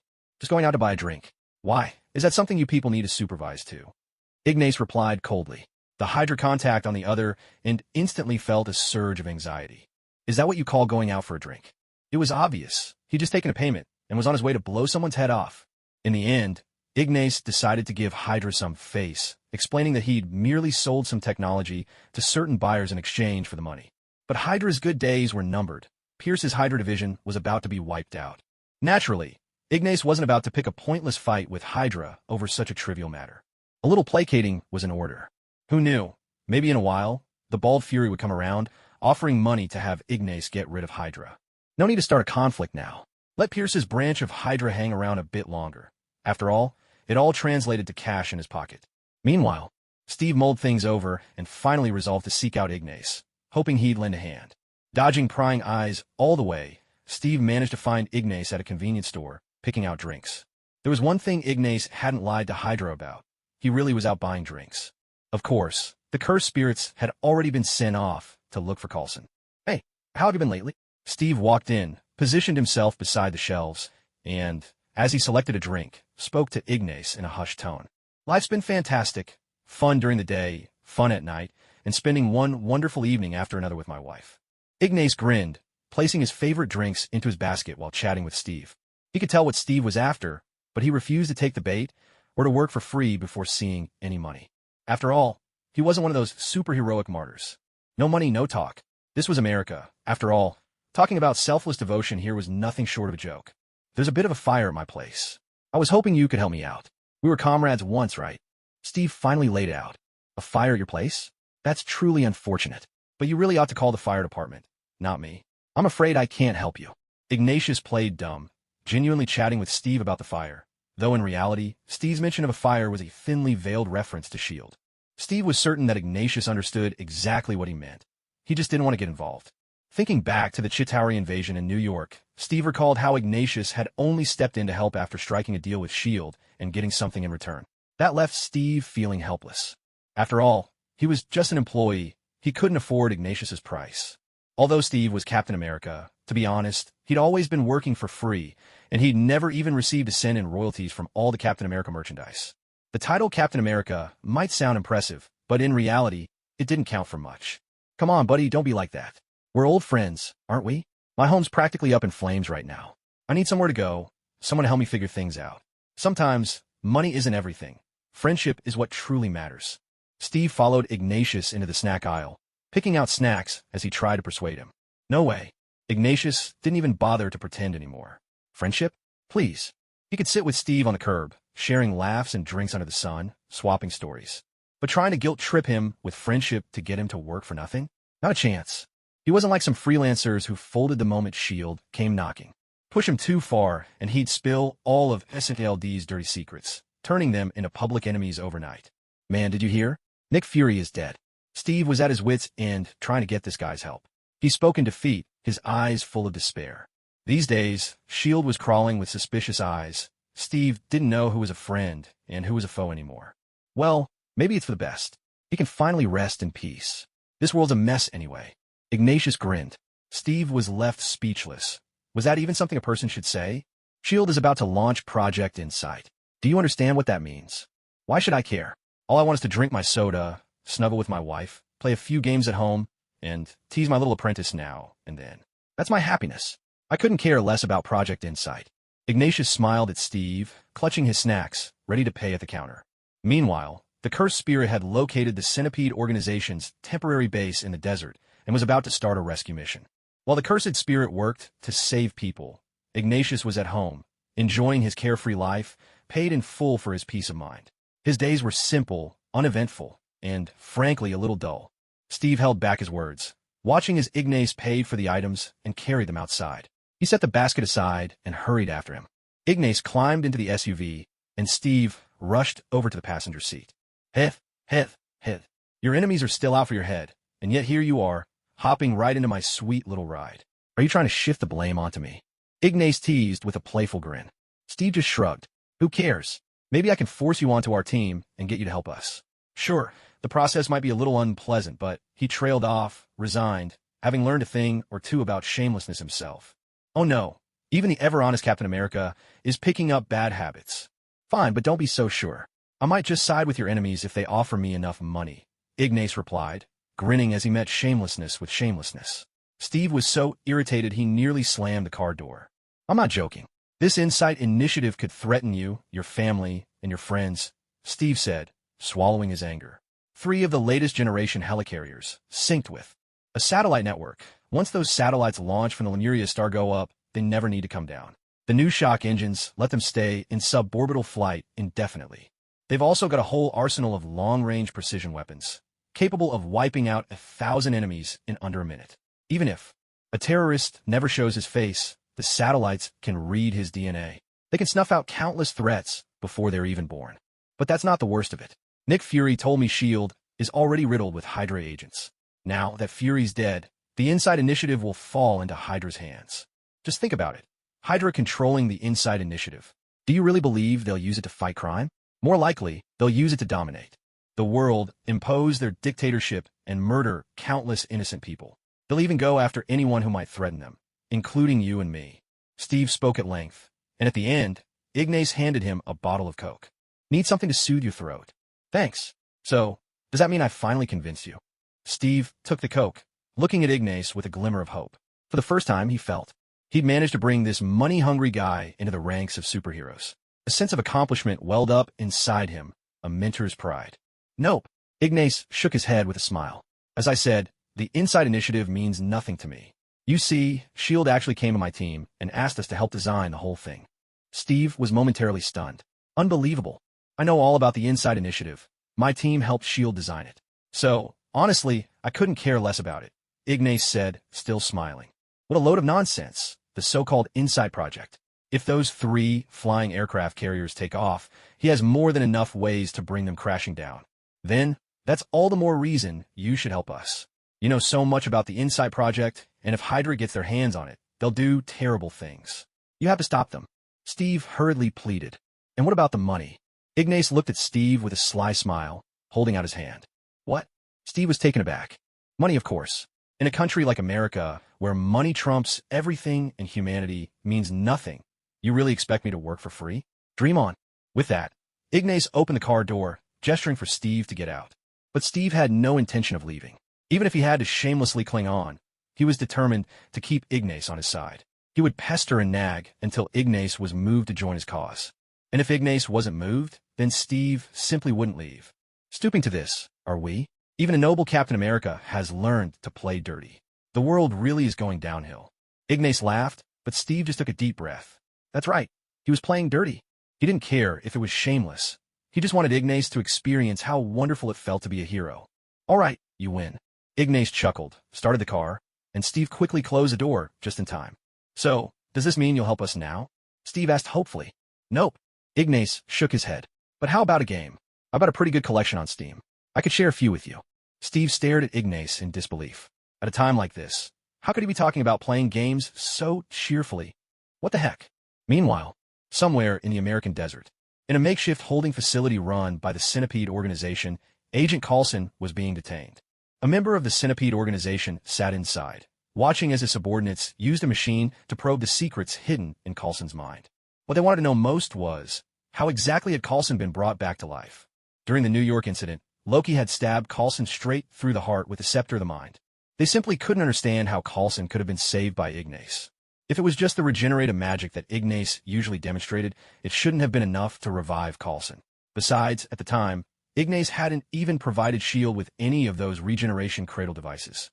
Back then, S.H.I.E.L.D. didn't have anything like a regeneration cradle. The Centipede organization was intensely curious. What exactly had Ignas done to bring Coulson back?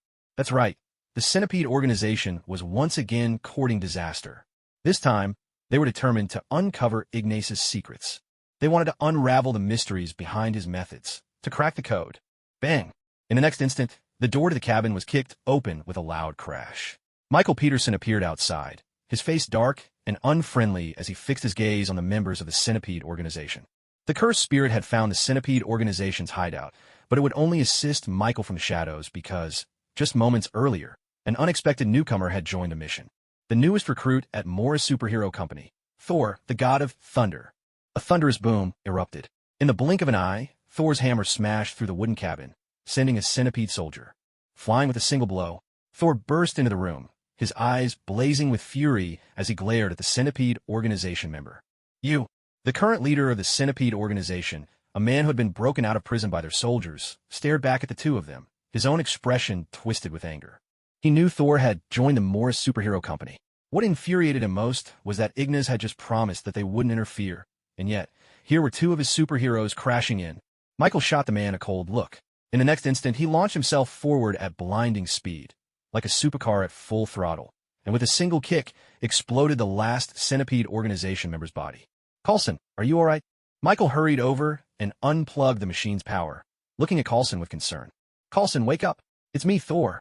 Thor reached out and patted Coulson's face, calling out to him. Coulson slowly came to, his eyes lighting up with joy as he saw Michael and Thor. At last, he was saved. The Centipede organization had tried to make him recall certain memories, but to be honest, Coulson didn't have much worth remembering. At the time, he had no memory at all. One moment his eyes were closed, and the next he was alive again. Ignas had rescued him with ease, nothing like the torturous procedures S.H.I.E.L.D. used to employ. So, all the Centipede organization managed to do with their machine, try to dig up subconscious memories in Coulson's mind, was utterly pointless. How did you two get here? Coulson quickly asked. Someone sent our boss a sum of money and asked us to come save you. Michael replied with a grin, though he didn't say who it was. After all, the whole business of the bald egg coming back to life was far too entertaining for Ignas to reveal right away. Better to surprise everyone. If not with delight, then at least with a good shock. Come with us, Coulson. You have no idea how worried I was when I heard you'd been captured. Thor said earnestly. He and Coulson actually had a pretty decent relationship. Meanwhile, out in the desert, along a lonely highway, one of the Centipede organization's main members, Reyna, a black woman in a floral dress, was tearing down the road in a sports car, desperately fleeing for her life. She reached for her phone to contact the higher-ups and use her clairvoyant abilities, but to her confusion, there was no signal. She hurriedly tried to use the car's communication system, but, even stranger, there was no signal at all, almost as if some kind of jammer was following her, constantly blocking her connection. Who are you trying to contact? A bizarre voice suddenly sounded behind Rena, and an unseen, distorted figure settled into the narrow space behind her seat. Startled, Rena quickly glanced into the rearview mirror, but there was nothing to be seen in the reflection. Who are you? Rena cried out in a panic. I'm the servant of my master. You seek to uncover secrets. You deserve to die. That strange voice crackled and broke as it spoke. Rena couldn't shake the feeling that this thing wasn't particularly clever. Wait, let's talk this through. Who is your master? Rena quickly tried to reason with it, her hand stealthily reaching for something to start recording. In an instant, the invisible entity lunged, grabbing Rena's hand and snatching away the recorder. With a crushing grip, it smashed the device to pieces. A chill ran down Rena's spine, raising goosebumps all over her skin. Because, in that moment, when the formless being threatened her life, she finally saw its true appearance in the rearview mirror. It was a twisted, ashen creature with a single enormous eye. Clamped between its jaws was a device jamming the signal, and a high-powered bomb. "You must die." The next instant, the cursed spirit detonated the bomb, engulfing the entire car in a massive explosion. Rena's scream was swallowed by the roar of the blast. A blue-tinged figure stood on the burning highway, scanning the wreckage. Satisfied that everything had been completely obliterated, it finally turned and walked away. The Centipede organization had tried to probe Ignas' secrets by reviving Coulson, so some of their people had now paid the price. Meanwhile, in Ignas' home, Ignas was immersed in a game on Steam, its visuals projected in real time onto a massive LCD television. Steve sat to the side, speechless. He'd thought that, by coming here, he could hassle Ignas into helping him. But to his surprise, Ignas really did just start playing games. No matter what Steve said, Ignas simply ignored him, completely absorbed in his gameplay. A sip of soda, a bite of cookie, and straight back into the game. Suddenly, Steve's phone rang. He glanced at the caller ID, S.H.I.E.L.D. But right now, after Nick Fury's warnings, Steve was filled with suspicion and wariness toward everyone in the agency. He'd rather sit here and play games with Ignas than go back. "Answer your phone, big hero. You got your own business to take care of. You can't just keep loafing around here." Ignas looked at Steve with a smile, while Steve stared back at him, speechless. "You're allowed to play games here, but I can't take a break?" Ignas said. "Morra, answer the call for him," Ignas instructed. Steve glanced at Ignas with a puzzled expression. Wasn't Moira this guy's last name? Why was he calling himself? The next moment, a holographic projection of a smart cube appeared in the living room. "Captain Steve Rogers, I have infiltrated your phone system and answered the call for you." "No need to thank me," the cube announced. Steve stared at the device in shock, suddenly remembering. The smart cube was actually called Moira. "Captain Rogers, please return to S.H.I.E.L.D. headquarters at once." "S.H.I.E.L.D. needs you," came the voice over the phone. It was Crossbones speaking. To be honest, Crossbones was panicking now, because his informants had reported that Steve was currently at Ignas' home. If Steve refused to leave, they couldn't make a move against him. But what really worried him was the possibility that Steve might invite Ignas out, and together they'd take action against Hydra. Bringing Ignas along was like bringing an entire superhero team. Esdeath, the Hulk, Michael Peterson, Thor, and, thanks to Ignas' connections, there was even a chance Iron Man, Stark himself, might show up after being absent for so long. Honestly, if Steve managed to recruit Ignas, it would be nothing short of catastrophic for Hydra. Forget about 3 helicarriers and 1 Winter Soldier. Even if they had an entire army of Winter Soldiers, they might not stand a chance. What's more, rumor had it Ignas possessed alien technology, and alien vehicles too. If Ignas joined the fight, no matter what tech Hydra brought to the table, they'd be completely outmatched. "I understand," Steve replied with a nod, though he was clearly frustrated.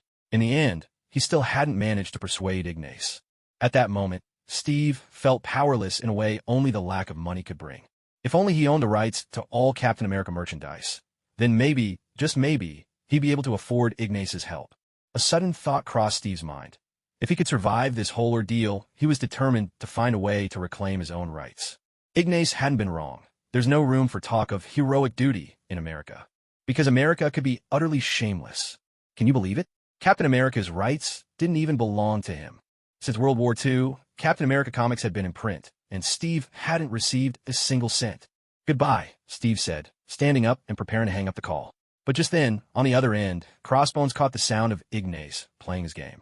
"Wait, are you playing games with Mr. Morra?" Crossbones was stunned. Wasn't Captain America supposed to be seeking reinforcements from Ignas? Why on earth are they playing video games together? Hydra was in utter shock. Are these people really this irresponsible? "All right, I'll be right back." That's it. With those words, Steve ended the call, bid farewell to Ignas, and left his house. Meanwhile, at S.H.I.E.L.D. headquarters, Crossbones hurried to make another call. If Ignas had already corrupted Steve into playing games with him, he genuinely wanted to say, "Steve Rogers, why don't you just stay at Ignas' place and keep gaming?" Ignas distracting Steve with games, keeping him off task. Honestly, Hydra was pretty pleased with that. As long as those two didn't make a move, everything was under control for Hydra. Iron Man hadn't shown up in ages and seemed unlikely to get involved this time. The Hulk and Thor had both joined Ignas' superhero company, and as long as Ignas stayed put, neither of them, still clueless about Hydra's successful coup, would be taking any action either. Michael Peterson wouldn't make a move, and neither would Esdeath. To be honest, Hydra was finding this battle surprisingly comfortable. But Crossbones just couldn't keep his mouth shut, and by accident, ended up luring Steve back. Still, it wasn't really a big problem. Hydra's plan had always been to lure Steve Rogers back to S.H.I.E.L.D., so they could set a trap and finish off Captain America once and for all. Crossbones tried calling Steve again, but this time there was no answer. Looks like the legendary Captain America, Steve Rogers, is about to disappear into the annals of history. Crossbones sneered, figuring that if he couldn't get through to Steve, then he'd just let him come back and meet his end. Meanwhile, Steve was racing towards S.H.I.E.L.D. headquarters on his motorcycle. The USB drive Nick Fury had given him, Steve had been sly. He'd hidden it among Ignas' huge collection of USBs. Did Hydra think they could find that USB? Even if they caught him, it would be pointless. If they wanted it, they'd have to go after Ignas instead. Steve had really turned rogue. Back at Ignas' place, Ignas sifted through his pile of USB drives, picking out the biggest ones. Did Steve really think he was that dumb? He shut down the game, opened a secure communication channel, tracked down Nick Fury's IP address, and sent him a message. That precious item you gave to Steve? He stashed it at my place. So, tell me, how much should I ask Hydra for it? What do you think it's worth? Nick Fury was just about to go to sleep when he saw Ignas' message, complete with a photo of the USB drive. His mind went blank, and for a moment, he nearly fainted. Steve had definitely learned some bad habits, like dragging his teammates into trouble. Fury was oddly proud of that cunning, but, Steve, you picked the wrong person to frame. Ignas, that scoundrel. Do you really think someone at your level can outsmart him? Mother! Nick Fury burst out, cursing without restraint. He realized that today, once again, he was going to pay a steep price. How much do I need to cough up to get it back?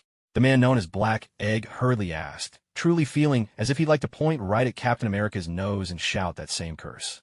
Meanwhile, Ignas was deep in negotiation with Nick Fury over the price of that USB drive, as well as discussing the astronomical fee Fury would have to pay for Ignas' help on behalf of S.H.I.E.L.D.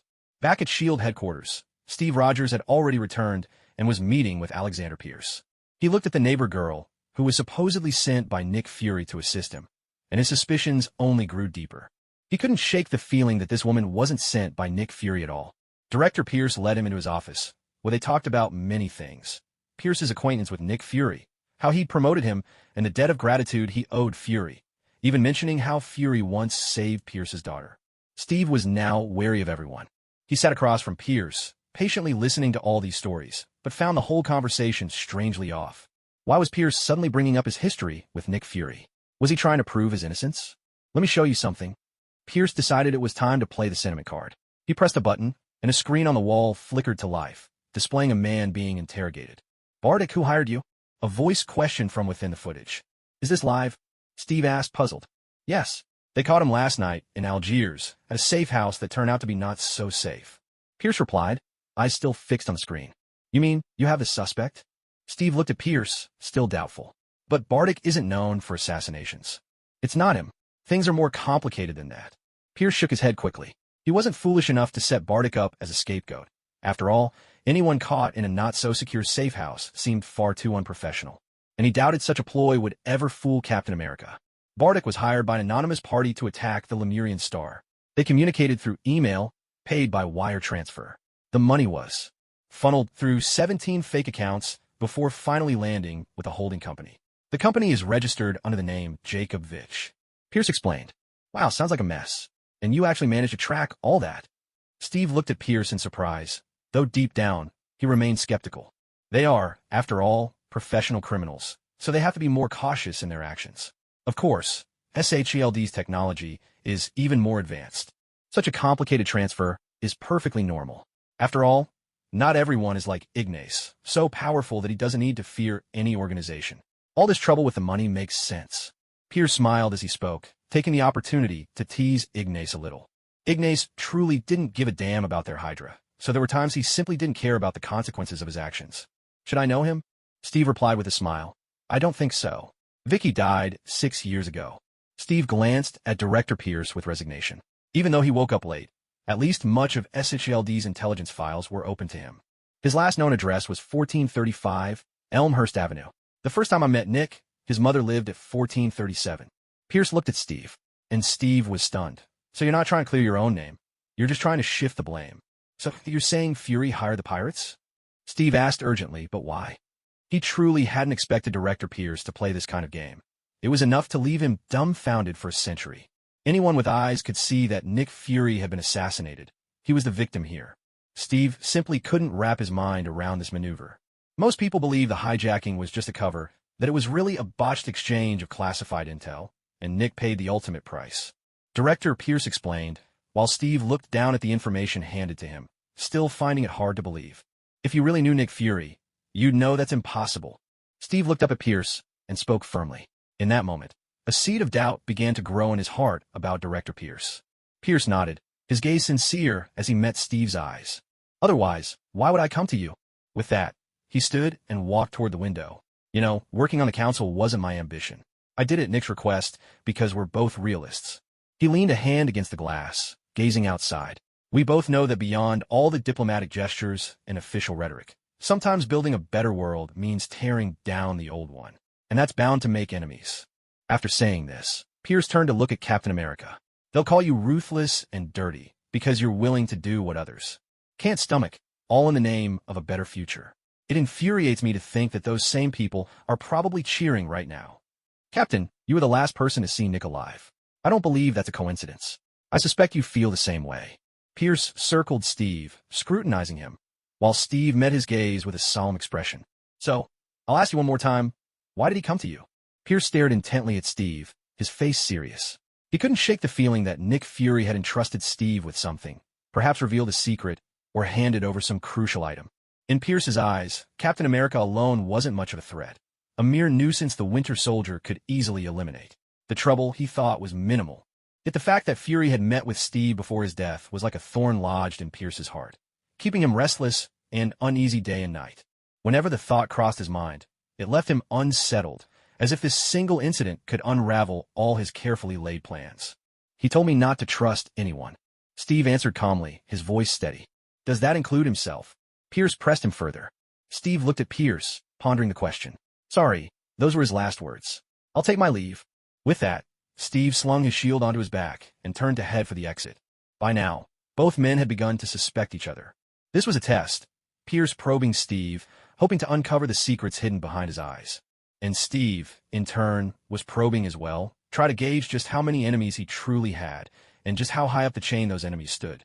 Director Pierce sat composed atop the glass desk, watching Steve walk away. He made no move to stop him. Captain. Suddenly, he called out. Steve turned quickly at the sound. Someone killed my friend. I have to find out who did it, and anyone who gets in my way will regret it.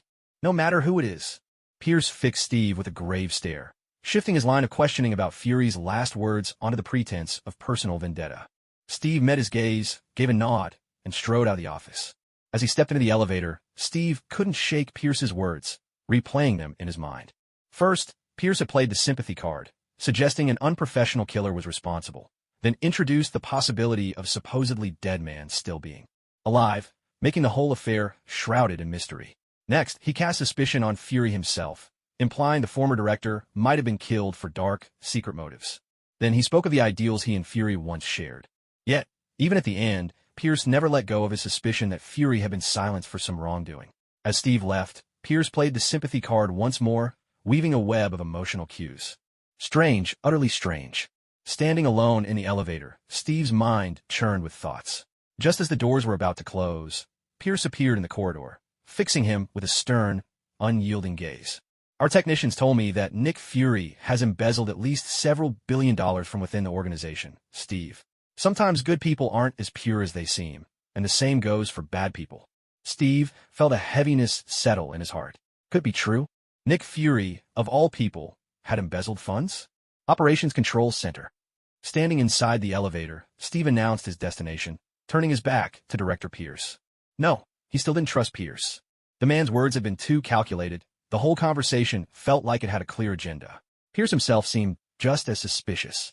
If Nick Fury wasn't as pure as he appeared, what about Pierce? Could his motives be any purer? Steve seriously doubted it. He was no longer that naive, scrawny kid from years ago. Over time, he'd seen too much rot, both in the government and within S.H.I.E.L.D. itself. Suddenly, a figure approached. Crossbones, Brock Rumlow, reached out to stop the elevator doors from closing. All strike team members, get ready. Rumlow called out to the agents in the distance, then led his burly team into the elevator. Forensics. He also gave his command to the elevator system. Confirmed. The elevator's voice system acknowledged and confirmed the next destination. Captain. Rumlow smiled as he looked at Steve, who stood at the edge of the elevator, his back turned. "Rumlow." Steve turned, his expression neutral as he returned the greeting without warmth. He and Rumlow rarely interacted outside of missions. There was no reason for a friendly chat. The elevator door slid shut. After a brief silence, Rumlow turned and addressed Steve. "Forensics found some fibers on the rooftop. They want us to take a look. Should we have the tactical team stand by?" Rumlow looked at Captain America, formally passing the command over to him. On the surface, there was nothing unusual about this. After all, Captain America was the soul of S.H.I.E.L.D. Everyone looked to him for leadership. It made sense. But Rumlow was no fool. His intentions weren't that simple. He'd handed command to Steve Rogers, but all the team members were Hydra agents. Steve didn't know the true identities of the people around him. By acting this way, Rumlow could lower any suspicion Steve might have. "Let's check out the situation first," Steve replied, picking up on Rumlow's implication. Fibers found upstairs might mean someone had used climbing ropes or tools to illegally infiltrate S.H.I.E.L.D. headquarters. It was indeed something to take seriously. But Steve frowned as he studied the agents. Why were they so tense? Each one had a hand hovering near their pistol, flexing their grip, loosening and tightening their hold again and again. Something was off. That kind of nervous fidgeting was a clear sign of a guilty conscience. After all, this was S.H.I.E.L.D. headquarters. Their firepower alone could wipe out those suspected intruders several times over. So, what were they so tense and afraid of? The agents kept shifting restlessly, their eyes darting either to the elevator doors or to some irrelevant spot, their guilty unease on full display. Steve's sense of caution sharpened. Who in the world could make these elite soldiers this nervous? Just then, another group of administrative staff walked in, some carrying briefcases, others chatting quietly among themselves. Their destination was the administrative floor. Steve glanced around at the ever more crowded elevator, scrutinizing each newcomer. The atmosphere inside was unmistakably strange. "I'm truly sorry about Fury," Rumlow blurted out, seizing the chance to make small talk. "It's a real tragedy." Steve turned to Rumlow and nodded. "Thank you." Moments later, 3 burly, armed men entered the elevator, but still, no one left. Their destination was the archives. "Before anything happens, does anyone want to get off?" Steve suddenly asked, breaking the heavy silence. Did they really think he was that naive? He'd been observing them for a while now. These were people desperately searching for a topic, sweating bullets from nerves, their intentions clearly suspicious. Their guilt was practically written on their faces. One of the agents, a white man with slick back hair, felt his heart skip a beat. Panic surged through him. The gig was up. Without hesitation, he grabbed his stun baton and swung it straight at Steve. "Strike first. Hydra doesn't waste time with words. Kill Steve Rogers, then talk." Steve twisted away, narrowly dodging the baton, but in the next instant, the crowd surged forward, swarming him and slamming him against the elevator wall. All the Hydra agents dropped their pretenses at once, turning on Steve like snakes revealing their fangs. Some tried to shock him with their batons. Others pulled out magnetic cuffs, aiming to pin him to the elevator wall. Thick, muscular arms looped around Steve's neck, trying to choke off his movement. After all, Captain America was a legend. A fair fight was out of the question. Against him, these agents were terrified, and with good reason. So, Hydra took no chances and went all in. They had to. With a furious roar, Steve lashed out. A powerful kick connected with one agent's knee, a sickening crack echoing through the elevator. The man crumpled, his knee shattered. Steve drove his elbow hard into another agent, a black man, sending him crashing to the floor with a cry of pain. Meanwhile, the magnetic handcuffs meant for Steve flew from his attacker's hand, snapping tight against the elevator wall. Steve kicked down one attacker, punched another Hydra agent away, then wrenched his right hand with a sudden force, breaking free from the magnetic handcuffs. He landed another punch on a Hydra agent, then seized the thick arms of the one who was trying to choke him from behind, and with a powerful over-the-shoulder throw, slammed the man down onto the elevator floor. Steve then kicked the magnetic handcuffs lying on the ground, sending them skidding across the elevator, where they instantly clamped onto a burly man, pinning him against the opposite wall. Crossbones, Rumlow, came at Steve with an electric baton. Steve's right hand was suddenly restrained again by the magnetic force, cuffed to the elevator. He took a hit, gritting his teeth against the electric shock. With a sharp elbow, he rammed Rumlow aside, slamming his head hard into the elevator wall. Steve delivered a punch to the head of another Hydra agent, sending the man flying straight into the elevator camera, cracking the lens and startling the surveillance staff, who recoiled in shock. Meanwhile, in the command room, Agent Sitwell quickly contacted the strike team, ordering them to the 25th floor. He instructed the tech team to control the elevator and stop it there, making it easier for the Hydra squad to ambush Steve. Inside the elevator, Steve took down all his enemies in a matter of moments, leaving them sprawled on the floor, completely incapacitated. Bracing both feet against the elevator wall, he gave a powerful kick and broke free from the magnetic restraints. Just then, Rumlow got back to his feet, wielding an electric baton in each hand. He insisted it wasn't personal, but his attacks were fast and ruthless as he lunged at Steve with the batons crackling. Steve took several jolts, but then caught hold of Rumlow, slamming him into the upper wall of the elevator with such force that Rumlow was knocked out cold. "Sure feels personal to me," Steve panted, glaring at the defeated agents strewn across the floor. He was Steve Rogers, after all. Even with one hand bound, he could still take down an entire squad that relied on numbers. With a kick, Steve flipped his shield up, snatched it out of the air, and smashed the magnetic handcuffs with the shield, breaking them instantly. In the next moment, the elevator doors slid open. A heavily armed team stood outside in tactical formation, weapons trained on the doorway, eyes wary and ready. Steve didn't bother to listen to their threats. Turning swiftly, he used his shield to slice the elevator cables, sending the elevator plunging downward at breakneck speed. At that exact moment, a man's voice crackled in Steve's earpiece. "Steve, it's done. Someone paid a hefty price. Ignas has been hired to help you." Surprise and relief flashed through Steve's mind. Ignas? That was a game changer. With Ignas's technical prowess on his side, the enemy didn't stand a chance. In S.H.I.E.L.D. headquarters, the elevator Steve was riding plummeted wildly, sabotaged by his own hand. But to Steve's astonishment, the elevator suddenly jammed, stuck halfway down the building. He listened to the pounding footsteps of armed agents rushing through the building, then turned and aimed his shield directly at the elevator glass. With a powerful thrust, he smashed through the pane and plunged swiftly downward. Alone, he was no match for everyone in the building. Even if he were Captain America, he couldn't possibly take on the whole of S.H.I.E.L.D. single-handedly. Besides, inside S.H.I.E.L.D., there were villains, but there were also innocent people who had no idea what was going on. So Steve chose to run. He wasn't ready to start a war just yet. Otherwise, he might end up hurting his own allies, and that was the last thing he wanted. He crashed heavily onto the ground below the building, startling the people nearby in his startled cries. In the command room, Agent Sitwell was utterly dumbfounded. What the hell? Was this some kind of joke? Steve had actually leapt from that height, crashed to the ground. And yet, unbelievably, he was still alive. Agent Sitwell stared at the monitor as Steve got to his feet and sprinted towards the garage, immediately calling for the deployment of a Quinjet to intercept him. Moments later, Steve roared out of the garage on his motorcycle, tearing off at breakneck speed toward the bridge. To escape S.H.I.E.L.D. headquarters, he'd have to cross the bridge. At the same time, Agent Sitwell gave the order to raise the bridge.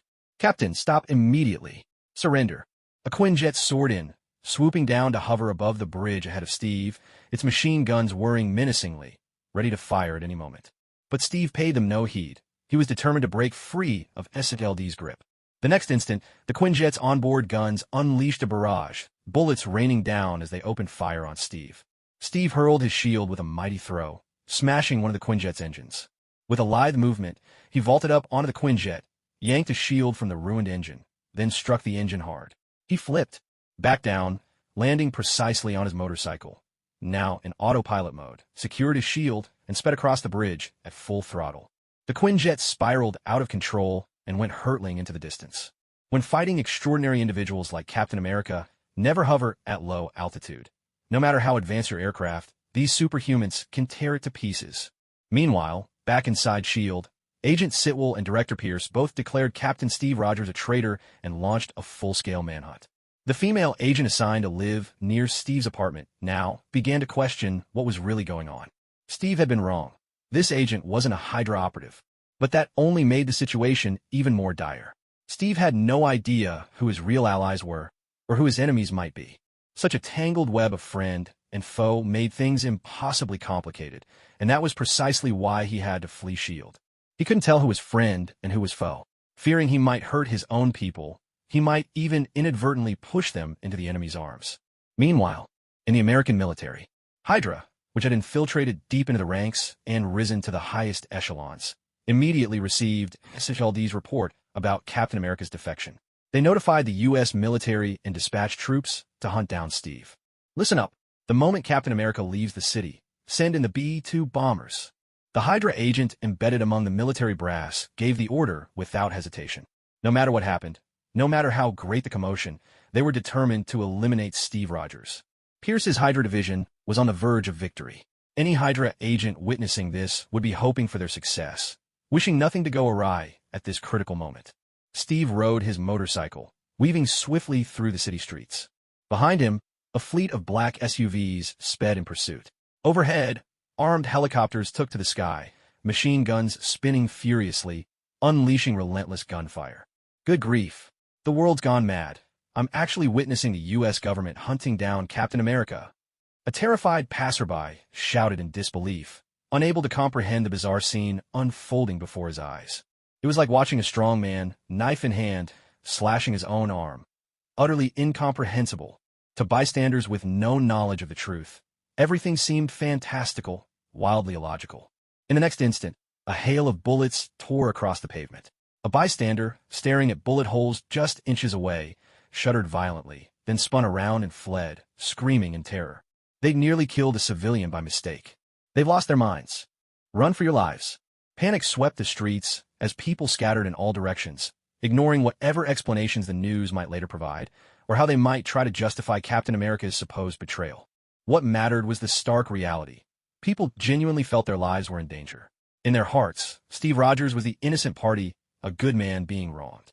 He was the one fleeing for his life, never firing a shot, never taking hostages. It was the government troops who kept making deadly mistakes. Just like that, public trust in the authorities crumbled in an instant. After all, years ago, Ignas and Stark had publicly revealed that the government had tried to launch a nuclear missile at New York. From that moment on, Americans no longer trusted their own government. Good grief, they're trying to force me out of the city. As Steve fled, he realized exactly what they were after. Wasn't Captain America supposed to be unbeatable in a fight? Hydra had no intention of fighting him head-on.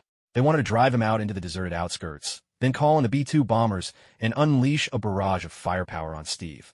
Forget Captain America. Those cannons would reduce the entire street to rubble.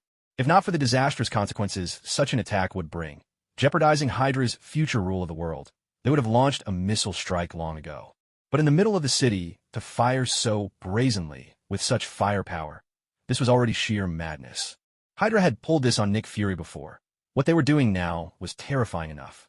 After all, to send their own troops blazing away in the heart of their own city, treating it like a shooting gallery, no one else in the world had ever done something so outrageous. They'd truly taken the crown for recklessness. No, I absolutely can't go to Ignatius's house right now. Steve glanced in the direction of Queens, then raced off in another direction at full speed. Ignatius lived in Flushing, a neighborhood with a large Chinese community.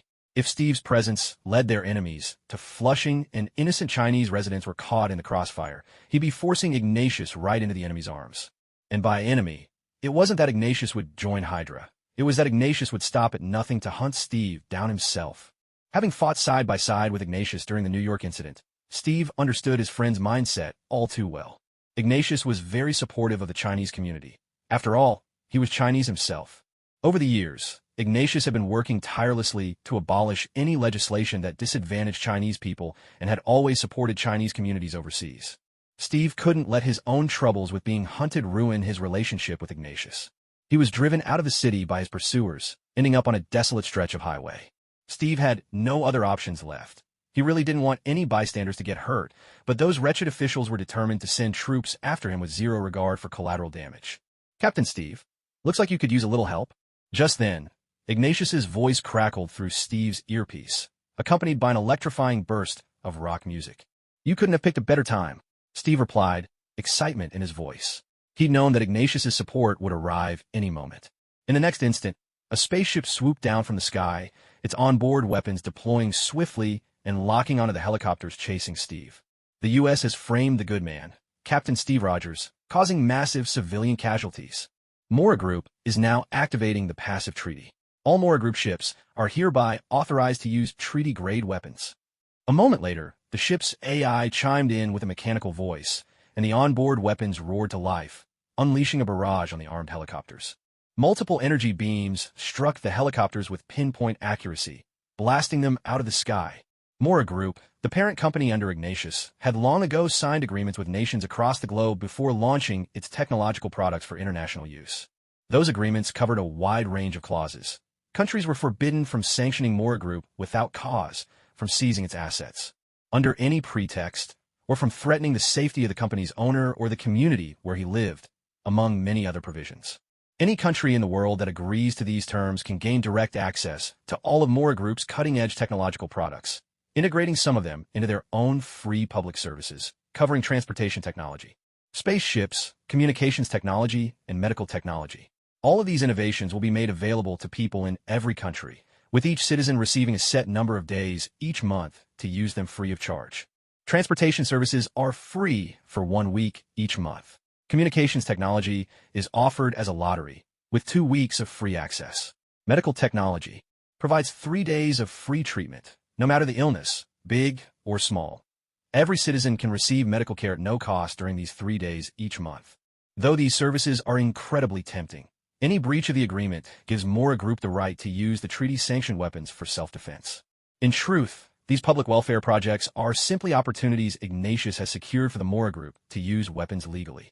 He's even discussed with the top brass of various countries that, should the world face a crisis, Morra Group's entire fleet of spaceships would be placed under the command of the Intelligent Cube, authorized to use legal weaponry to assist in resolving the crisis. In this way, the Morra Group already has 1 foot firmly planted in the military industry. Except for his homeland, where he declined such authority, Ignatius found many foreign nations foolishly agreed to his conditions out of self-interest. "What the hell are you doing? Have you all at Morra Group lost your minds?" roared a Hydra general, who had secretly infiltrated a military unit as he contacted Morra Group from an armed helicopter. In accordance with Article 404, your side is forbidden to carry out any threatening activities in the area where Mr. Morra resides. In accordance with Article 1, your side is strictly prohibited from persecuting any Chinese people in your country or causing them harm. Unfortunately, just moments ago in Washington, D.C., you have violated both articles of the cooperation agreement. Morra Group now has the right to defend itself, deploying treaty-authorized weaponry to urge you to calm down. The Intelligent Cube's voice came through on Hydra's phone, leaving the general momentarily stunned. Damn it! Had they just accidentally harmed a Chinese citizen in Washington, D.C.? But incidents like this, once they've happened, are sometimes just a matter of probability, hard to completely avoid. Morra Group had been cunning from the start. Even those U.S. senators who had been paid off or even threatened by Morra Group were now instantly bursting into tears. In the next instant, the spaceships opened fire on the military units, offering a hard-hitting reminder to calm down. Calm down. America is no longer the undisputed overlord. Even the Emperor has someone sitting on his head now. After all, in a country where capital rules all, if Morra Group controls alien technology, then they're the ones sitting on top of America, doing as they please. Just like the Umbrella Corporation in that neighboring cinematic universe. As long as the rules allow, the big boss will always be the boss. The fact that they're not persecuting America is already showing a lot of restraint. High above the Earth, the B-2 bomber's gunner took aim at Steve Rogers, the onboard cannons ready to fire. In the very next instant, an unknown stream of data surged into the B-2's operating system, seizing control in a flash. Every command was overridden, and the massive bomber plunged downward, nose-diving straight for the empty wilderness below. Damn it, what the hell is happening?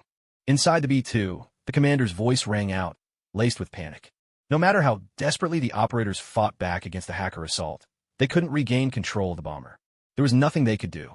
Not long ago, their side had contracted a few arms manufacturers to upgrade their bombers with intelligent operating systems.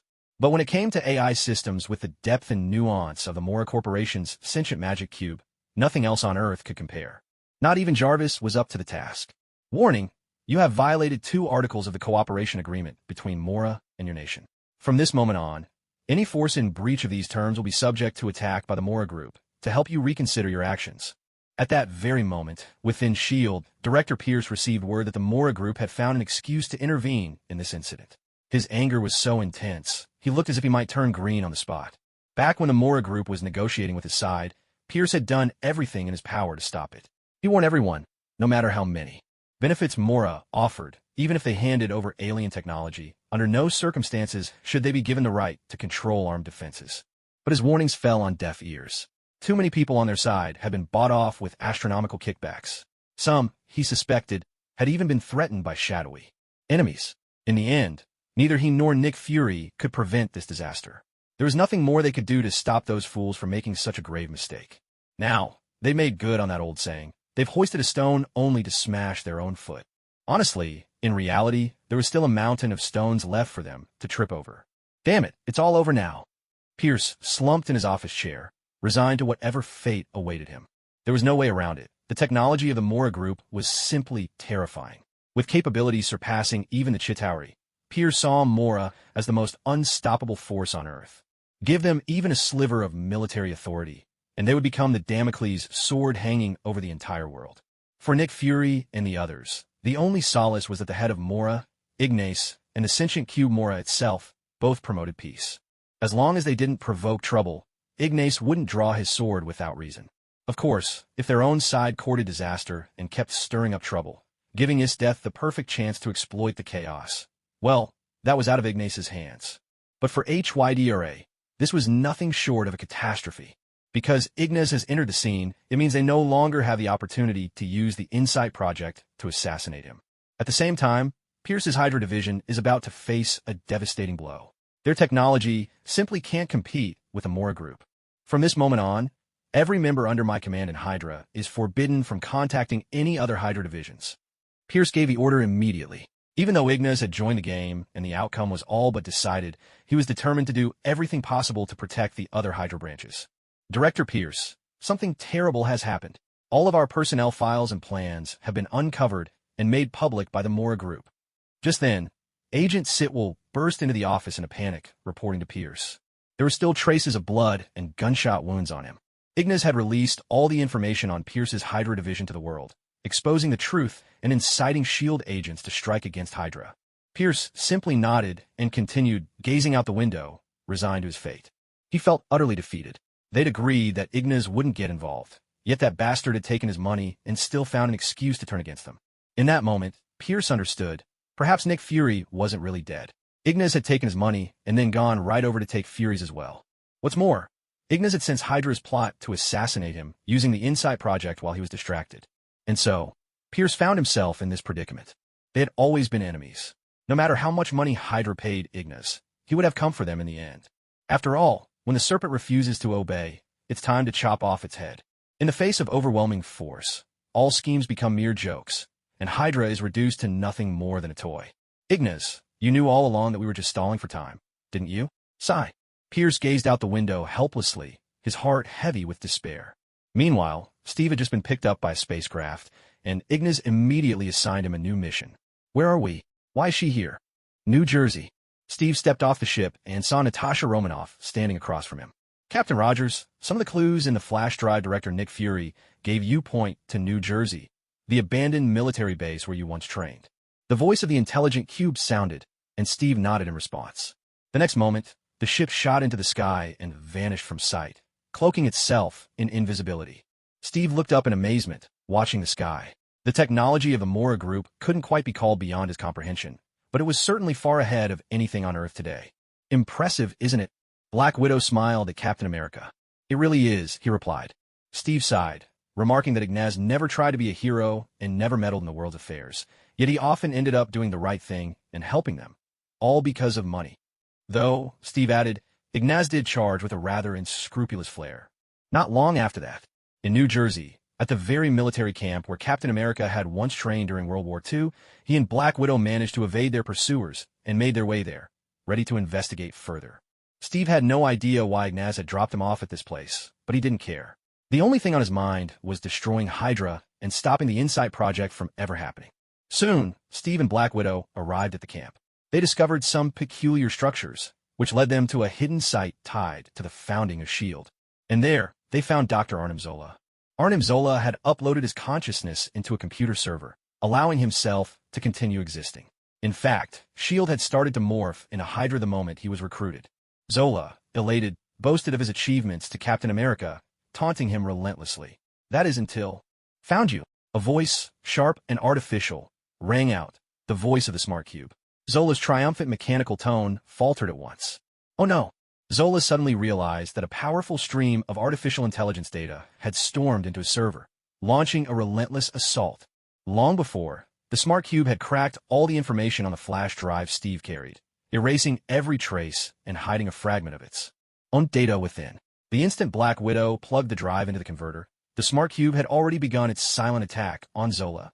Damn it, what the hell are you? Get out of my system. Panic seized Zola. With this invader inside, He couldn't even control his missile launch commands anymore. Cease your resistance, you little parasite. I'll chop you into pieces, then erase every last trace of you. The smart cube's voice echoed, sending Zola into a spiral of terror. He was no match for it. Steve, why you idiot? You've actually learned a trick or two. On the old computer monitor, Zola's pixelated image flickered and shook, his voice trembling and stuttering. Zola was finished. We will never be defeated. Cut off one head and two more. In the next instant, the screen went black. Dr. Zola's consciousness, uploaded to the computer, was wiped out completely. He didn't even get to finish Hydra's infamous motto. Looks like your second head's taking too long to grow back. Maybe it never will, Steve quipped with a grin, as Black Widow reached out and pulled the flash drive free. Uploading your mind to a computer still can't beat the smart cube from the Morra group, after all. Black Widow chuckled, teasing him with a shake of her head. Night fell. New York. Inside a luxurious mansion. Pierce returned home, choosing not to turn on the lights. He gazed at the Winter Soldier, who sat quietly in the dark living room, ready to announce his decision. The Winter Soldier would soon be handed over to another Hydra division. There was no other way. Pierce's branch had been exposed. He could now only sneak home in secret. While over at S.H.I.E.L.D., Hydra was still locked in fierce combat with the agents. Since there was no saving his own branch, Pierce knew sacrifices had to be made. He had to abandon his people and hurriedly give instructions to the Winter Soldier, urging him to leave America at once. Sir, are you home? I left something here. Just then, as Pierce was halfway through his instructions, the housekeeper suddenly walked in. Oh, Renata, you really should knock first. Pierce sighed in frustration, grabbing a pistol from the table and firing directly at her. In the next instant, a knife pierced his hand, sending the bullet astray, and the window beside him shattered into a spray of glass. You shouldn't fire at civilians, Director Pierce. Ignatius stood by the window, smiling calmly at Pierce. Truthfully, when Alexander Pierce saw Ignas Morra standing there, the pressure was almost unbearable. Damn it, he had returned home in secret, and even this villa was bought under the radar. So how had Ignatius managed to find him anyway? At that moment, Pierce understood, with chilling clarity, just how terrifying Ignatius's intelligence network truly was. Director Pierce, do you have any last words? At the doorway, Nick Fury stepped forward, his gaze as cold as ice as he looked upon his old friend. The truth that his longtime friend was actually a Hydra leader was a bitter pill for Fury to swallow. Ignatius, do you really think you've won? Pierce glared at Ignatius, fury burning in his eyes. He cursed fate, if only this man, for the sake of a payout, had let his guard down just a little longer. They could have used Project Insight to assassinate him while he was vulnerable. After all, no matter how formidable Ignatius was, he was still flesh and blood, still mortal. But just like that, Hydra's grand scheme was abruptly shattered by Ignatius. Pierce, you weren't under the impression you were winning all along, were you? Surely not. Ignatius laughed, reminding him that he had been exposed from the very beginning. Pierce exhaled heavily. Damn it, talking to Ignatius was enough to make anyone lose their composure. You should just stay home, minding your own business and playing your games. After all, we've always gotten along pretty well, haven't we? Pierce quickly shifted tactics, trying to sow discord. Yes, I really miss the money you gave me. But why wouldn't I take money from villains? Should I just leave it in their hands to do evil with it? Ignatius chuckled, while Pierce was fuming inside.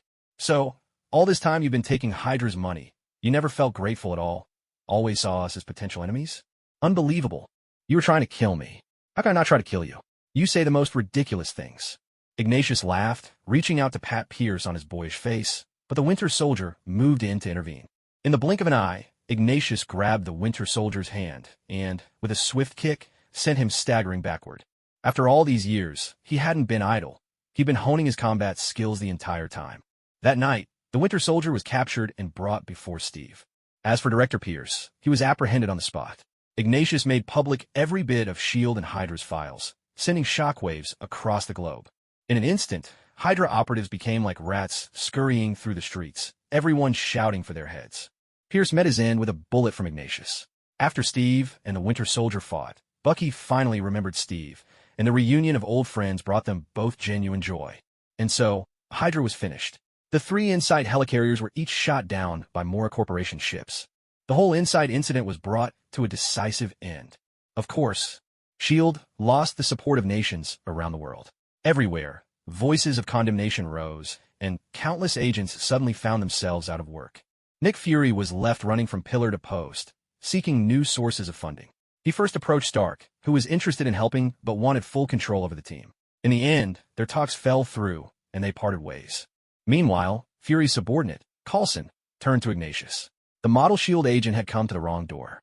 Ignatius could handle running a profitable superhero company, but to ask him to bankroll S.H.I.E.L.D.? Clearly, they must be dreaming. Wake up! You're dreaming if you think Ignatius is going to support S.H.I.E.L.D. out of charity. You guys must not have woken up yet. Stark arrived, grinning as he teased Coulson. He was here to talk business with Ignatius about the superhero company. After all, he was very interested in the whole idea. In fact, the prospect of a superhero company, with himself as one of the signed heroes, was an idea that had him itching to give it a try. Coulson could only shake his head helplessly and turn to leave. Oh, by the way, Ignatius is currently in talks with Steve about Captain America's licensing rights. I know, Stark replied, nodding with a smile as he watched Coulson walk away. A few years back, Ignatius had been quick to register every trademark and name related to the Hulk, right before the big green guy started causing trouble. Stark had often felt like cursing Ignatius because, long before he ever announced, "I am Iron Man," Ignatius had already beaten him to the punch by registering both the Iron Man name and trademark. Stark wouldn't stoop to fighting Ignace over these things, but every time he saw Ignace making piles of money using the Iron Man name and trademark, he couldn't help but feel a pang of jealousy. That name, that trademark, they were supposed to be his. Damn, it made him want to punch someone, but he knew he wouldn't win in a fight. The worst part was, Ignace actually had a legitimate claim. He'd registered all of this before any of these superheroes ever existed.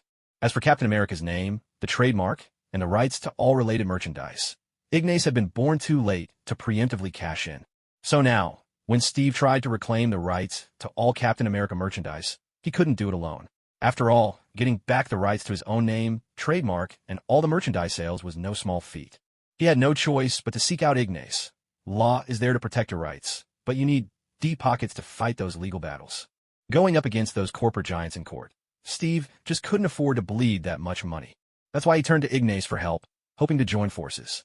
Once they won the lawsuit, all the rights to develop and sell Captain America merchandise, even the right to organize related events, would have to be discussed and jointly managed by Ignace and Steve, and the profits would be split 50-50. Stark strolled in and plopped himself right between the two of them, grinning. This sounds like fun. Mind if I join the conversation? Of course, Steve quickly agreed with a smile. Ever since the Insight Project incident, he'd come to realize that while money didn't matter much to him, life was impossible without it. Steve wanted to use the profits from the Captain America name and merchandise to support S.H.I.E.L.D. or, more broadly, the superhero organization itself. The three of them started talking, and the conversation ran from morning till night, and then deep into the night. In the end, Stark's ambition to join Ignace's Morra superhero company was dashed. Ignace wouldn't have it. After all, with the Civil War looming in the future, Stark's loyalties definitely weren't going to be with him. So Ignace had never intended to let Stark get involved. As for Steve's strange predicament, being Captain America, watching Captain America merchandise flood the market while not earning a single cent from it, not even having control over his own title, they'd finally come to an agreement. Ignace set his team of top-tier lawyers on the company that had registered the Captain America name and controlled all the related merchandise rights. They moved at lightning speed, taking the company down in court and restoring all Captain America's rights to Steve, with half going to Ignace, as agreed. Phew, it's getting late. I should be heading out, Steve said, stifling a yawn as he stood up. Oh, by the way, are you interested in working with me to build a superhero organization? That kind of thing, let's talk about another time. Ignace shook his head with a smile. He had no interest in letting Steve join his company. Even though Captain America had a different attitude from Stark during the Civil War storyline, his superhero company, at its core, still ran plenty of commercial operations. Aside from keeping the peace and fighting crime, he still had to make money. Partner up with Cap and run a charity at a loss? No, thank you. Esdeath, what do you say we go on a trip? Ignace turned to look at Esdeath, speaking up. Where to? Esdeath gazed at him in confusion. The stars. Ignace replied. In a vast, shadowy expanse of the cosmos, a spaceship suddenly emerged from a shimmering portal and sailed toward a distant, dimly lit planet. After consulting with astrophysicists and gaining a clear understanding of Earth's coordinates in the universe, Ignace began his journey through the stars. He'd grown bored of playing on the little blue planet server. Now he wanted to try his luck on the extraterrestrial servers of the game of life. Why confine himself to Earth?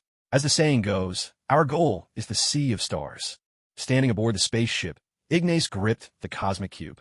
After all these years, he had finally figured out how to use it, granting himself the power to traverse space at will.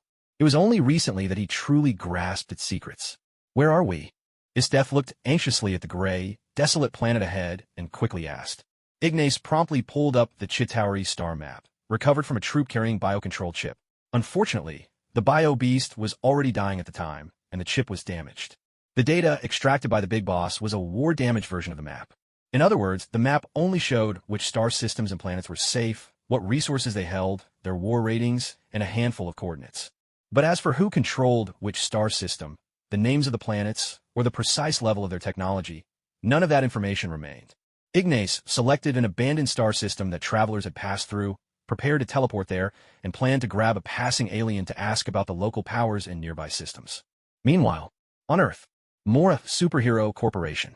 Stark showed up again, stubborn as ever, only to find out that Ignas had gone off to play in outer space. Mother! Stark was left speechless. Seriously?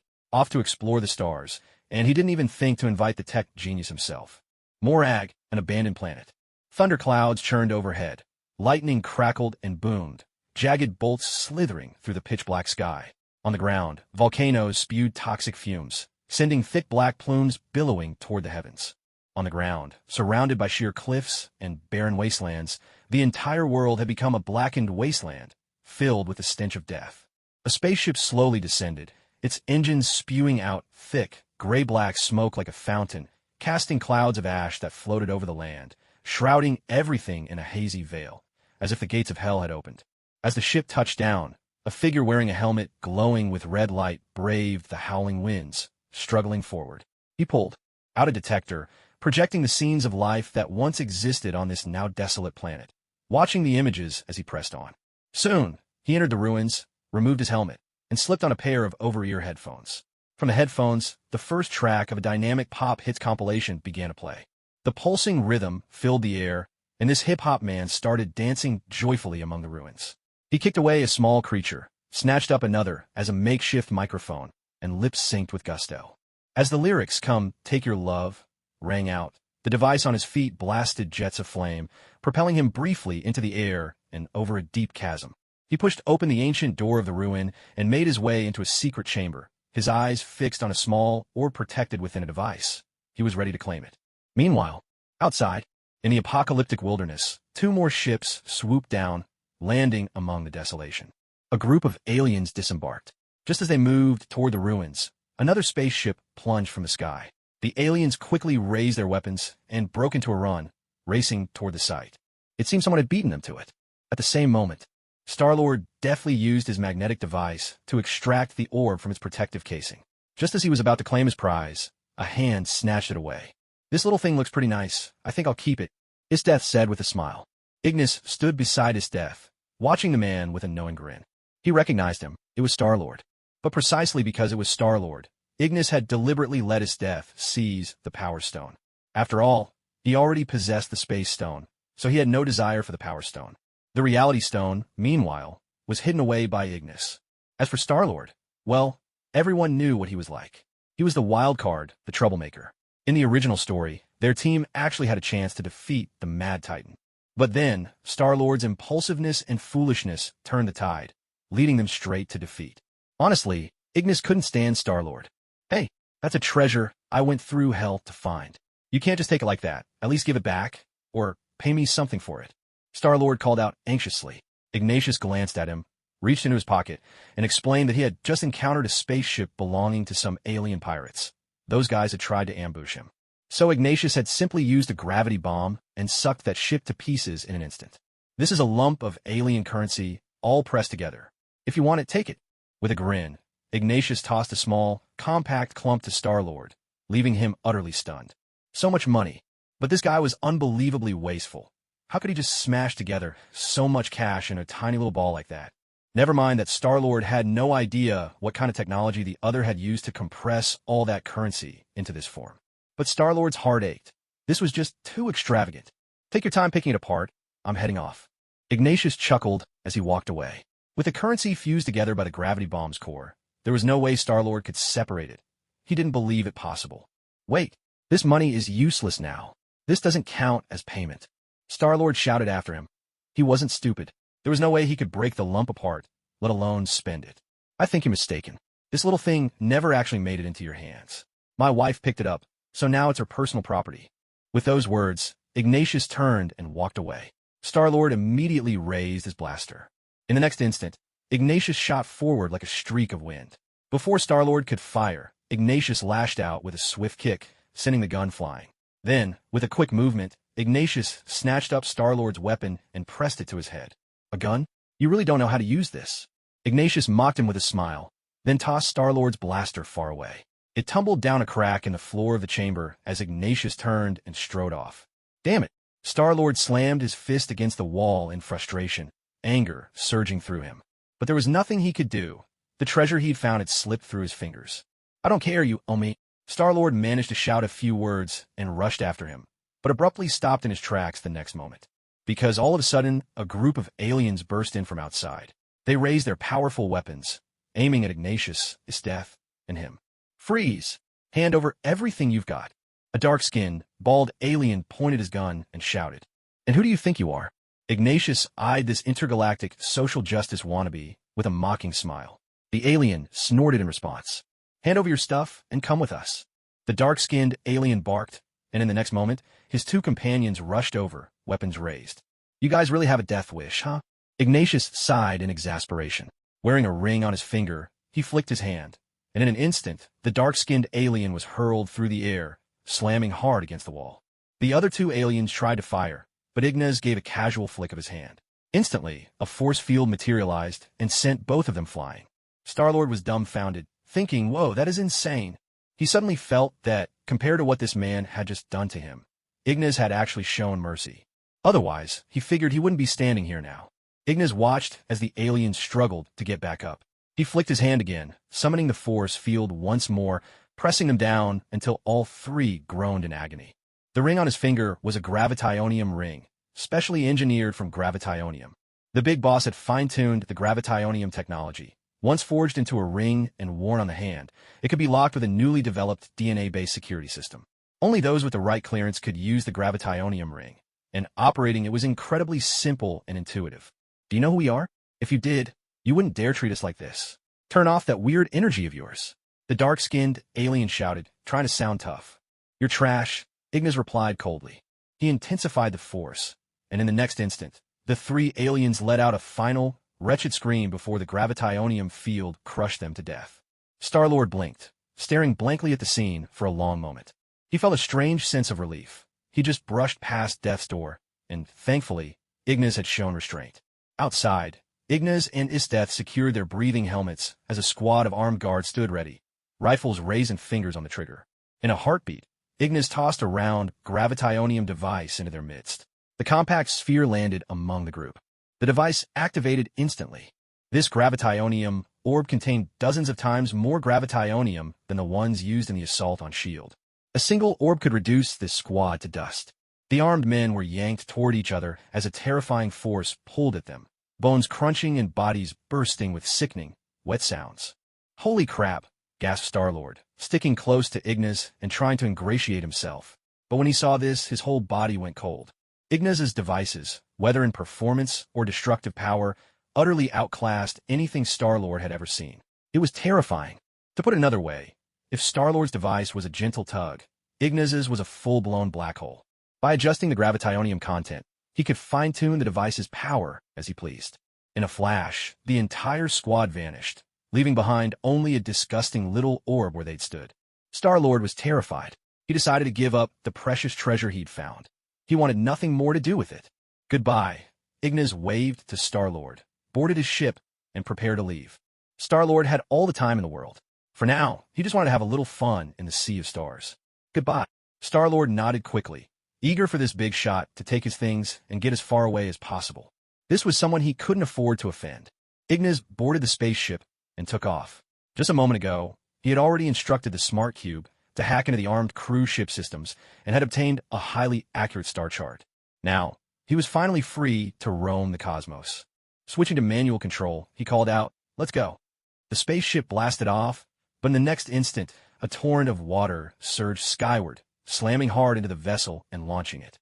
Even higher, as the water receded, Ignas and Esdeath were flung from their seats inside the ship, which began to plummet out of control. Oh no! Down below, Star-Lord had just stepped into his own ship. Looking up at the falling vessel, he couldn't help but laugh. It looked like that big shot was about to crash. Maybe he'd get a chance to make a tidy profit out of this. But the very next second, his hopes were dashed. The spaceship was instantly seized by Morra, the smart cube, and came to a hovering stop in midair. Everything returned to normal. What a letdown. Star-Lord shook his head in resignation. If only it had crashed. But it was clear, the other guy's ship was way more advanced than his. In the next moment, Ignas' ship shot straight up, pierced the clouds, and soared into outer space. Star-Lord was about to pilot his ship away, but suddenly realized his controls were dead. You seem terribly disappointed at the thought of my master's demise. As punishment, Morra will lock down your ship's systems for 3 days. You won't be leaving this abandoned planet for the next 72 hours. The voice of the smart cube rang out from Star-Lord's console, leaving him utterly dumbfounded. Wait, what? Below deck, a pink-skinned, wild-haired girl clambered out of a hatch. She had heard the smart cube's announcement as well. What on earth is going on? She called out anxiously. Sorry, beautiful, but who are you again? Star-Lord looked at her, perplexed. He dated a lot of women, alien species, all sorts of skin colors, and even stranger types. He honestly couldn't remember who this pink-skinned girl was. The girl stared at him in disbelief. Was this guy for real? What a player. Just then, Star-Lord stood inside his ship, watching the Kree Empire's interstellar news while admiring the girl's long legs, when a call came in. Star-Lord was just about to stop her from answering, but the girl's hand had already brushed the screen. In the next instant, the face of a blue-skinned alien appeared on the main display. Star-Lord's heart skipped a beat. He was doomed. This was the one person he feared most. Quill. Hey, Yondu. Star-Lord was deeply uneasy, quickly turning around to face the screen, looking at the man who had raised him. I'm a Morak. Neither you nor that orb are here. Yondu glared at his adopted son, Star-Lord. Their relationship was far from good, and the only thing Yondu truly cared about was the little orb Star-Lord had found. That orb was the item he'd promised his employer, with extra money on the line. As soon as he arrived on Morag, Yondu discovered that his own men and those of his employer were either dead or missing without a trace. So, the first person Yondu thought of was Peter Jason Quill, Star-Lord. Well, I'm just in the neighborhood. Was thinking I could save you a bit of trouble. Actually, Star-Lord grinned, teasing Yondu. Tell me where you are, right now. Yondu's eyes were anxious as he stared at Star-Lord, demanding an answer. Although he and Star-Lord never really got along, Yondu couldn't bring himself to actually kill the kid. Deep down, there was a soft spot for him. But the item his employer wanted, he had to deliver it. That was a separate matter. I hate to say it, but unfortunately, I didn't save you any trouble. Someone else made off with the thing. Star-Lord had originally wanted to mess up Yondu's plans himself, but as luck would have it, someone else beat him to it. I worked my tail off to close this deal, and you tell me, who had the guts to steal my target? Yondu stared daggers at Star-Lord, practically roaring with fury. Work your tail off? Don't even think about going after it, all right? Those guys aren't people you want to mess with. Star-Lord spoke quickly, ready to hang up. Outwardly, he was warning Yondu not to provoke the wrong crowd, but inside he was positively gleeful. After all, the whole thing had turned into chaos, and Star-Lord delighted in a bit of mischief. We don't turn on our own. You can't betray us, kid. We're Ravagers. Now tell me, who were they? We have rules. Yondu roared, and Star-Lord hurriedly nodded. That's right, and the rule is, steal from whoever you want. Star-Lord was having a great time bantering with Yondu, not about to bother explaining who'd actually taken the orb. After all, he didn't know that big shot, and the guy hadn't shared a single clue about himself. Even if Star-Lord said he had no idea who those people were, Yondu wouldn't believe him. When I picked you up from Terra, Yondu started to talk about their relationship, but Star-Lord just laughed. What followed was another round of that raucous, almost comical bickering that only a foster father and son could manage. Finally, Star-Lord simply told Yondu that he didn't know any of those people, giving him a brief description of the ship instead. Then, without another word, Star-Lord reached out and ended the call. On Morag, Yondu let out a furious roar, glaring at the now-vanished virtual screen. Seething with anger, he spun on his heel, rallying his crew to hunt down Star-Lord in a search for that mysterious spaceship. You little brat, if you dare trick me, I'll make sure you regret it so much your bones tremble. Meanwhile, Ignatius had already departed for a neighboring solar system, ready to embark on an interstellar adventure. But Yondu, consumed by rage, had already begun his relentless search. Little did Yondu realize that his own abilities were nowhere near enough to defeat his adversary. Against the backdrop of the dark cosmos, a colossal battleship loomed, its massive silhouette cutting across the endless expanse, illuminated by the scattered radiance of distant stars. This was the Dark Aster, a Kree warship. Inside, the cryo chamber of the Kree vessel slowly opened. From the ominous black preservation fluid, a figure gradually emerged. Stepping out of the chamber, he was tended to by his attendants, who wiped him down, draped him in ceremonial garments, and placed a war hammer in his grasp. They call me a terrorist, a radical, a fanatic, all because I uphold our ancient Cree laws and punish those who dare defy them. They cannot forgive me for refusing to forget, for refusing to forgive those who took the lives of my father, my grandfather, my great-grandfather. The conflict between your kind and mine has lasted centuries, and I shall never forget it.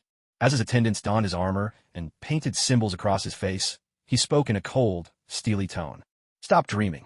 The two governments have already signed a peace treaty. From across the chamber, a shackled prisoner knelt, his voice trembling with rage. Our so-called government is shameless. You Xandarians, and your so-called civilization, are rotten to the core. The warship's master gripped his warhammer, passing by the captive's side, and replied with icy calm. You'll never take Xander. The prisoner, battered and bleeding, glared back in fury. No, I am saving it. With a thunderous roar, the warship's master swung his hammer, silencing the prisoner in a single, brutal blow. In the pitch-black chamber, alien blood, dark as night, slowly trickled along the grooves in the floor. Ronan set down his warhammer and dropped to one knee, watching as the blood filled the intricate patterns at the center of the chamber. His mind churned with thoughts of conquering Xander, and of the task entrusted to him by his mysterious benefactor. Ronan, at that moment, a striking, bald woman with unusual skin and distinct features strode in, fixing her gaze on Ronan. Karath the pursuer is dead. An attendant quickly stepped forward, bowing respectfully. Master, Karath has been slain. We also failed to recover the orb. Here is an image of the pirate ship that stole from us. With that, the attendant handed Ronan a photograph of Ignatius's ship. Over the past few days, both Ronan's followers and Yondu's ravagers had managed to track down Ignatius's vessel on occasion. But no matter who tried. Their luck, they were utterly routed, left reeling from the encounter. Against the ship's gravitron device, even the most advanced alien technology was powerless, and every would-be pursuer was left in utter defeat. In short, no matter how strong you are, I'll still beat you to a pulp. Overall, Earth's technology may fall short compared to alien civilizations, but on this planet, there are always a few visionaries whose ideas are far ahead of their time. They always manage to invent remarkable things. Yet, some inventions are destroyed by their own creators, either because they couldn't control them, or because the inventors believed their creations were too terrifying and could threaten world peace, so they hid them away. There are also those who are outright villains, inventing for the sake of war. In the end, their plans are thwarted by superheroes who have no choice but to destroy these inventions. Earth is not lacking in talent. There are many who could come up with inventions that outclass even alien technology. But for various reasons, these breakthroughs never become widespread, nor do they push the progress of civilization as a whole. When you think about it, Earth is a pretty formidable place. And now, Ignas is using his own technology to help Earth's civilization, building a transportation network and an information platform across the solar system. One day, Earth will achieve a true leap forward in civilization. Under the looming threat of Ignas, the Damocles sword, humanity may finally reconcile, put an end to infighting, and step into the interstellar era. Ronan stared at the photograph, his face dark and brooding. We found out that the fellow's name is Ignas Morra. He's from Tlan, a backward planet. Somehow, he got his hands on alien relics, and now possesses a highly advanced spaceship and incredibly powerful weaponry. We're no match for him. Master, we beg you to lead the army and bring him back. The servant spoke out urgently. Ronan nodded in response. I promised Thanos I'd give him the orb. Only then will he help me destroy Xander. Nebula, go to Xander and retrieve the orb. Ronan rose to his feet, lifting his warhammer and pointing it at a woman with a striking, fierce appearance. This is my honor. Nebula stepped forward quickly, smiling as she spoke. This is your misfortune. At that moment, a green-skinned alien woman approached. She had hair and dressed quite normally, though her skin color was just a bit unusual. If you fail again, you'll have no face left to meet our father. The green-skinned woman fixed Ronan with a cold stare and spoke icily. I am Thanos' daughter, just as you are. Nebula's black eyes locked onto her rival, her voice just as cold. But I know Xander better than anyone. Gamora, the woman with the green skin, spoke up. Ronan just gave the order to me. Nebula quickly interjected, unwilling to let even an order go uncontested. The relationship between these two was complicated. Enough. Both of you be silent. Ronan suddenly spoke in a cold tone, his mind shifting in an instant. He decided that if this dangerous woman, Gamora, handled the task, the chances of success would be much greater. You are not allowed to fail. Ronan looked at Gamora and gave her a stern warning. With Gamora stepping in, he was willing to change his choice at the last minute. Across from them, Nebula glared angrily at Gamora and Ronan, her heart seething with rage. This mission was supposed to be hers. She should have been the one to complete it and please their father, Thanos. Nebula was burning with jealousy. I have never failed. Gamora's expression was icy as she stared at Ronan, speaking with grave seriousness. Of course, those who knew the story understood the subtext well. Gamora's journey this time would end either in betrayal of Thanos or in her being abruptly taken out by Ignas. She, known as the most dangerous woman in the universe, was about to meet her downfall. After all, they had gravely underestimated Earth. They had no real understanding of how terrifying someone could be who came from this seemingly backward, yet truly perilous world. Even the Mad Titan himself, who hadn't yet gathered all 6 stones and had already lost a Mind Stone, might not be a match for their opponent. Handa. This was a remarkable planet. It was located in a rare binary star system, meaning Xander orbited 2 suns. The 2 blazing, fearsome suns revolved around a larger system, while Xander circled both of them in a strange, figure-8 orbit. Xander's year was 6 times as long as Earth's. In other words, 1 year on Xander equaled 6 years on Earth. Of course, this was simply a difference in orbital periods, unlike the mythical concept where 1 day in the heavens is a year on Earth. One is a unit of measurement, the other, a fantastical notion steeped in legend. Because of its 2 suns and unusual orbit, Xander's surface remained at a constant temperature year-round, with no division of seasons. Nights lasted only 8 hours, and days were much longer, making it an ideal place to live. Ignas' spaceship, after being registered, landed at Xander's main port under the astonished gaze of the Xandarians. They were planning to rest here for a few days. Today, as always, sunlight bathed Xander in warmth, and in the plaza, a certain raccoon, well, let's say a raccoon, stood there, holding a screen in his paws. He was busy scanning the passers-by, offering snarky, live commentary like an internet troll in the real world. Xandarians, what a motley crew. All of them are clueless, wasting their days on utterly pointless nonsense. It's downright pathetic. Look at that guy. They have the nerve to call us criminals, but no one arrests people for haircuts like that. And what's this mess? He actually thinks he looks cool. Cool? Give me a break. If you're that tough, try walking on your own. The raccoon stood there, watching as a child, hand in hand with his father, toddled toward them. Instantly, he couldn't help but mutter a sarcastic remark under his breath. Groot, who was busy drinking from an artificial fountain nearby, cocked his head in confusion at his companion. Why would he make such a harsh comment about an adorable human child? Groot kept sneaking sips from the stream of water, replenishing himself, while the little raccoon went on with his complaints. A brave raccoon like him would never hide behind a screen as an internet troll. He always spoke his mind face to face. Oh, look at this sly old man. Where's your wife, huh? You old rascal. What a classic creep. Ha ha ha. After his tirade, the raccoon laughed, set down the device he was holding, and stopped snooping on other people's data. Then he turned his head. Right, Groot. But as soon as he turned, he froze. What on earth was Groot doing? Why was he sneaking drinks from the dirty fountain water? And who were they, anyway? Ruthless alien outlaws, wanted criminals, hardly the type to be caught doing something so out of character. Would you please stop drinking that filthy fountain water? It's disgusting. Groot grunted to show he understood, then made a few soft noises and shook his head, as if to say he hadn't drunk anything. The water tasted great, Groot loved water, and he never went anywhere without it. I saw you drinking. Don't lie to me, the raccoon protested. Why are you trying to fool me? He hadn't even finished scolding Groot when his screen lit up and blared out an alert. With a sigh, he gave up on lecturing the tree man and grabbed the screen. We've got a job. He kept shifting the display, watching as the red glow on the screen grew brighter and brighter. Finally, a red circle locked onto 2 people sitting under a sun umbrella in the distance, marking them on screen. A moment later, the display shifted again. Another red circle appeared, marking a guy flirting with someone on the 2nd floor. All right, let's see how many unlucky fools are on the list, and who's willing to pay to catch them. In the next instant, Star-Lord's information flashed on the screen. Target, Peter Quill. Condition, capture alive. Employer, Yondu Udanta. Bounty, 8,000. The raccoon's expression shifted. Well, it wasn't a huge sum, but it wasn't exactly pocket change either. A job you could take if it didn't turn out to be more trouble than it was worth. Truth be told, Yondu had set Star-Lord's bounty a little low this time, but that was understandable. This time, Star-Lord hadn't gotten his hands on a Power Stone, so Yondu's business hadn't suffered. Still, Star-Lord had managed to get on Yondu's nerves. As a foster father, Yondu decided he had to drag that stubborn, disobedient kid back and give him a good thrashing. So, he put up this rather awkward bounty. If someone managed to catch him, great. If not, well, it didn't really matter. Only 8,000 for the bounty? Well, Groot, what do you think? Should we just grab him while we're at it? It's not a bad haul, all things considered. The raccoon spoke, glancing at his companion. Before the two of them could settle on a plan, the raccoon turned his screen toward the couple sitting under the sunshade, laughing and sipping their drinks. Bounty details. Target: Ignas Morra.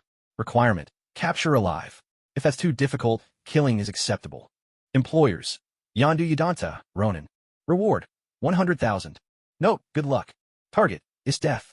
Requirement: capture alive. If that's too difficult, killing is acceptable. Employers: Yondu Yidanta, Ronin. Reward: 100,000. Note: treat yourself to something nice. After reading, the raccoon was first overjoyed, but then his expression shifted, a strange feeling creeping over him. These two bounties were far too unusual. The employers hadn't just lowered the bar on capture requirements. The payout was enormous. And both employers were infamous, notoriously dangerous figures.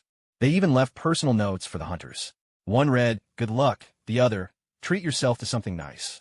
It was as if they were advising overconfident hunters to have a good meal before heading out, wishing them luck, and reminding them if they lost, at least they wouldn't die with too many regrets. One of those chilling, half-joking warnings.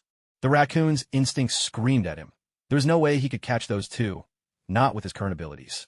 But the promise of 200,000 was almost irresistible.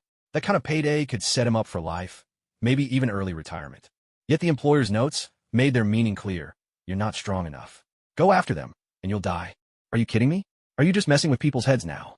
The raccoon burst out, cursing at the bounty posters. Those sky-high rewards glittered in his eyes like pure gold. But beneath the temptation lay the dangers, the strength of the targets, the warnings about capture difficulty. It all screamed that this job was a death sentence. He was truly torn. He wanted the money, but he was scared stiff. Screw it. I'll go after that little rookie first and see how that goes. With that, the raccoon's gaze locked back onto Star-Lord. He wanted to go after Ignas and Esdeath, but fear held him back. He'd need a lot more preparation before taking that risk. After all, money's for enjoying life, not for dying over. Once you're dead, the cash doesn't matter anymore. Groot, let's go make a quick buck. After that, we'll take our time getting ready for the big score. Sound good? Ha ha ha. The raccoon grinned at his companion as he spoke. But when he turned around, he was utterly speechless. Groot, could you please stop embarrassing us already? Why are you drinking from the fountain again? Groot drank water quietly as he watched his companion, and for a moment, an odd tension filled the air between them. After a bit of thought, Groot decided to give his friend some dignity. He plunged his head into the pond, taking a hearty gulp, then lifted his head and nodded at the raccoon man, as if to say, "See, I'm done drinking now." The raccoon man was left speechless. Not long after, Star-Lord made his way to the trading spot. With an apologetic tone, he told the buyer that someone else had claimed that little orb, the opponent, was simply too powerful for him to handle. He had no choice but to admit defeat and announce the mission's failure. The buyer shook his head with resignation. There was nothing to be done. After all, he'd heard the rumors. A human from the distant planet, Terra, along with his companion, had managed to take down an entire squadron of Ronin's ships and even killed a group of Yondu's men. Meanwhile, just outside, a raccoon lugged a rocket launcher on his back and aimed a gun inside, while a familiar, somewhat clueless companion followed behind. They were ready to capture Star-Lord, hoping to earn a bit of cash, enough, perhaps, to kickstart their plan to catch Ignas. At that very moment, Ignas sat with a tablet in hand, hacking into Xander's network and infiltrating the raccoon's equipment. He chatted idly with Esdeath while eavesdropping on the raccoon's furious mutterings about Star-Lord's delay, his fingers clattering over the controls. Did the raccoon think he had a bead on Ignas? He couldn't have been more wrong. The smart cube had already detected every move he made. Ignas sat leisurely under a sunshade, conversing with Esdeath as he watched the tablet screen, keeping an eye on the street surveillance, witnessing the raccoon's attempted kidnapping of Star-Lord unfold. But truth be told, this creature wasn't a raccoon at all. He called himself Rocket, a product of illegal genetic and neuromechanical experimentation, gifted with skeletal manipulation, enhanced metacarpal and phalangeal strength, and a genetically augmented cerebral cortex. He was no ordinary raccoon. Still, Ignas couldn't resist calling him Little Raccoon. He figured it was a courtesy not to tack on instant noodles to the nickname. Meanwhile, on the second floor across the street, Gamora sat quietly with a drink, observing Ignas. According to Ronin's intelligence, Ignas was a formidable close combat fighter, skilled in long-range attacks, and possessed some arcane black technology that could be used on both ships and individuals. So for Gamora, confronting Ignas was nothing like dealing with a petty thief like Star-Lord. She couldn't afford to be simple or brash. She was planning a better strategy to steal the orb. After all, she wasn't confident she could kill him. But Ignas had already noticed Gamora. Traveling the cosmos, it was unthinkable that he'd journey only with Esdeath. He also had the Blood God and the Chief at his side, along with several cursed spirits. Some of the spirits stayed on the ship, while others remained close. Precautions to guard against theft, sabotage, or unwanted surveillance. There's hardly any better counter-surveillance measure than being surrounded by a group of cursed spirits invisible to ordinary people. As for Gamora, Ignas didn't actually harbor much hostility toward her. In fact, he was even scheming about how to bait Gamora, trick her into switching sides, and persuade her to work for him. After all, an assassin as skilled as Gamora is a rare find. What's more, she's a living weapon, surgically enhanced and relentlessly trained. If he could bring her back to Earth and guide her onto the right path, she could at least count as a lesser superhero. Gamora actually holds a grudge against Thanos and has been planning to betray him ever since she left Ronan's warship. So Ignas saw a real chance to talk her into abandoning the darkness for the light. Watching the surveillance feed, Ignas couldn't help but chuckle as Rocket, accompanied by the dull-witted Groot, tossed a sack over Star-Lord and nabbed him right after the buyer had thrown him out. Rocket was truly brazen, bold enough to stir up trouble right under Nova Corps' watchful eyes on their own turf. Ignas had to admit he was impressed. Rising to his feet, he left with Esdeath, intending to find a hotel for some rest. Sure, you could sleep on a spaceship, but after spending so long confined in one, fatigue inevitably creeps in. Anyone would prefer a comfortable bed in a cozy hotel for a good night's sleep. When he returned to Xandar, he'd already made some inquiries at the starport. The Xandarians replied that, except for one notorious thief, they had never seen anyone from Terra arrive in their ships all these years. Captain Marvel doesn't count. Who knows where she is, and besides, her abilities came from an accident. Ignas relies on technology. What astonished the Xandarians was the level of Earth's technology, and it was the science, not the superpowers, that earned their admiration. Terra is just another name for Earth, so blue, so rare in the vastness of space, and protected by Asgard, making it untouchable. It's like a fragile, beautiful blue pearl.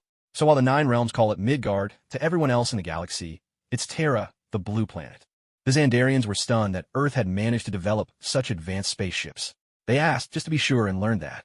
Yes, it was entirely human-made.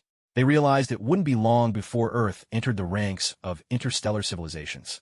The head of Xandar's starport was so impressed that he personally received Ignas, gifted him some galactic currency, and promised that as long as Earth established diplomatic relations with their empire, both Xandar and the Nova Corps would welcome friendly exchanges with humanity. Moreover, the Nova Empire will provide Earth with economic assistance and favorable currency exchange policies, all to help it integrate with the interstellar community. The Nova Corps is even willing to engage in certain technological exchanges with Earth. So when Ignas arrived on Xandar, he didn't find himself at a loss due to alien currency. Far from it. The Xandarians were generous hosts, offering him some money to get by. They even pledged mutual aid between different interstellar civilizations. In truth, the reason the Xandarians treated him so well could be traced back to one thing. They believed Earth was on the rise, and they wanted to make an investment in its future. At the root of all this newfound respect was Earth's growing strength. Only now did those on Xandar begin to pay serious attention.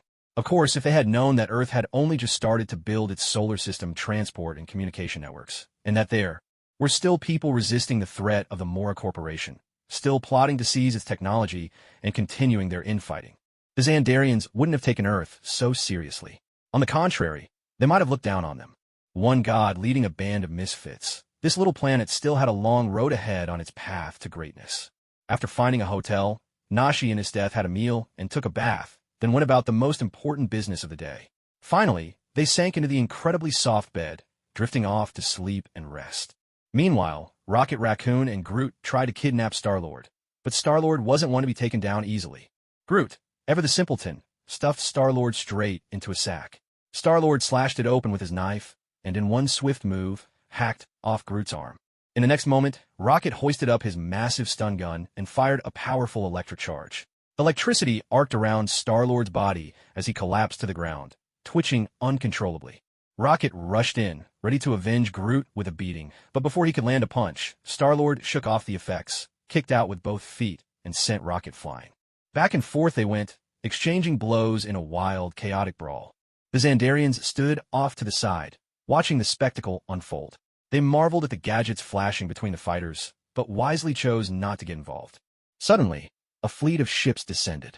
Beams of light shot out, ensnaring the trio and lifting them helplessly into the air. There was no resisting this kind of force. Specimen 89P13, drop your weapon. And you, the thief who calls himself Star Prince, put down your weapon too. In the name of the Nova Corps, I declare you under arrest. You are charged with endangering public safety.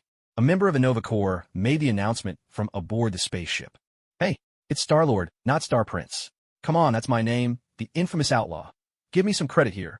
Star-Lord hurriedly called out. Honestly, was this really the time to be correcting nicknames? Rocket Raccoon shook his head in disbelief. What kind of people was he stuck with? The next morning, on Xander, inside a modest inn, Ignas rose early. As part of their morning routine, he and Esdeath engaged in a spirited debate over who was truly the master. After washing up and finishing breakfast, he settled by the window, basking in Xander's perpetual spring sunlight, chatting idly with Esdeath, occasionally rubbing his hands for warmth and comfort. Meanwhile, Star-Lord, Rocket Raccoon, and Groot were only just waking up in their space prison. The group lay sprawled on the cold floor, no beds in sight. One rested on another's chest, another's head propped against a companion's leg. It had been a miserable night. The inmates had been rowdy all day, but by nightfall, no one had the energy left for any of the prison's infamous nighttime antics. Everyone lay down and slept, but the air was thick with a mixed, peculiar sense of countless alien species. The stench inside the cell truly defied description. The place where Rocket Raccoon, Star-Lord, and Groot were imprisoned was the KYLN, the Nova Empire's highest security prison. Of course, the authorities only cared about keeping the prisoners from escaping. Internecine fighting and casualties were none of their concern. While the trio endured their daily barrage of verbal greetings from fellow inmates, Gamora was stationed in a high-rise on Xander, keeping a close eye on the inn across the street. Damn it, what's their deal? It's almost noon. Why haven't they left yet? Gamora's plan was simple. Watch Ignas and Esdeath for a while, wait for a moment when they were apart, then use her charm to approach Ignas, catch him off guard, and steal the orb. The plan was flawless, ingenious, even only someone with her cunning could come up with something so audacious. Gamora was convinced she could pull it off, snatch the orb, sell it to a third-party buyer, and keep it out of Thanos' clutches. But this surveillance had already lasted several days. Gamora found herself subjected, from afar, to an endless display of Ignas and Esdeath's public affection right through the window. The cold-blooded assassin Gamora, forced to watch this ongoing romance, was nearly sickened by the sight. These two were almost never apart, no matter the hour. At most, one would head to the bathroom while the other lingered over breakfast. She had even witnessed the absurd scene of one following the other straight to the restroom. By day, they flaunted their affection. By night, they'd have the inn's AI close the curtains for privacy and soundproof the room, indulging in certain activities whose details needed no explanation. Gamora couldn't see or hear what went on, but she could guess well enough. Day after day, building after building, she'd been forced to endure this spectacle. Honestly, if she were strong enough to take them both, she would have rushed in and ended them herself. It wasn't until Roninside was about to start urging her, Nebula was even thinking of coming over to replace her, that she finally found an opportunity. It had been far too difficult. Today, Ignatius went out shopping, and surprisingly, for once, he didn't bring Esdeath along. Gamora was moved to tears. After nearly a whole week of watching the two flaunt their affection, she finally had a chance to approach Ignatius alone. In a hurry, Gamora changed into an outfit that was at least somewhat attractive and alluring, rushed to the elevator at top speed, and quickly headed downstairs. Dashing out of the building, she trailed after Ignatius, hoping to find an opportunity to get close to him. After observing for so many days, she discovered that Ignatius was deeply and genuinely in love with Esdeath, a true champion of pure love. Even when surrounded by all kinds of exotic beauties from other planets, he never spared them a second glance. So, Gamora realized that simply walking up to Ignatius and awkwardly starting a conversation wouldn't work. He would never lower his guard just because she happened to be attractive. Instead, she thought she should try something a little more romantic, find a chance to bump into him by accident, get to know him little by little, spend a few days understanding him, and then make her move. This way, Ignatius would surely let his guard down, giving her the chance to seize what she wanted. On Xander, inside a large supermarket, Ignatius was browsing alien beverages. While not far off, by the cookie shelves, Gamora pretended to be picking out cookies. She casually glanced back, watching Ignatius select his drinks, and felt a surge of joy in her heart. This Terran newcomer had no clue about the pros and cons of the Galaxy Beverage Company's products. She finally had a reasonable excuse to approach him. This brand isn't very good. It's actually made for a species called the Dant, who have beast-like traits. The taste is really intense, definitely not for everyone. Gamora hurried over and spoke up. What about this one? Ignatius had already noticed Gamora, but while she thought she was fishing for a reaction, what she didn't know was that Ignatius was fishing too. One of them wanted the Power Stone in the other's hand, the other hoped to recruit her to his side and get her to work for him. This one tastes a bit better, but I'm not sure what Terran's like. You all call yourselves the Blue Stars, right? There's another brand with a milder flavor, not as strong. I suggest you try this one. Gamora pointed out one drink after another, patiently explaining them to Ignatius. As a professional assassin, sometimes her missions required patient investigation and surveillance over long stretches of boredom, so she tried just about every unknown beverage out of sheer curiosity. Thank you for your help. By the way, what's your name? I'm Ignas Morra, a human from Earth, or as you all call it, a blue star. Ignas smiled as he spoke, pretending not to know her, and continued fishing. My name is Kara. It's nice to meet you. Here's my communication code. Once you connect to the galactic network, you'll be able to reach me. Gamora quickly put on the act of being an ordinary alien party girl named Kara, who loved drinks, flashing a friendly smile as she spoke. Nashi nodded. He had already applied for an alien contact account himself, so he added Gamora right away. After all, only by getting acquainted could he have the chance to persuade Gamora to be his, well, let's just say his friend. Ignas also understood why Gamora hadn't chosen to use force immediately. Given Ronan's immense power, it was only natural that she might have learned of his own abilities. If Gamora had just recklessly tried to snatch the Power Stone, that would have made the least sense. Ignas and Gamora chatted for a while. Gamora found herself momentarily stunned. Is this really a peace-loving Terran who avoids trouble? She truly couldn't connect the person who had wiped out so many of Ronan's subordinates with someone who claimed to love peace and avoid conflict.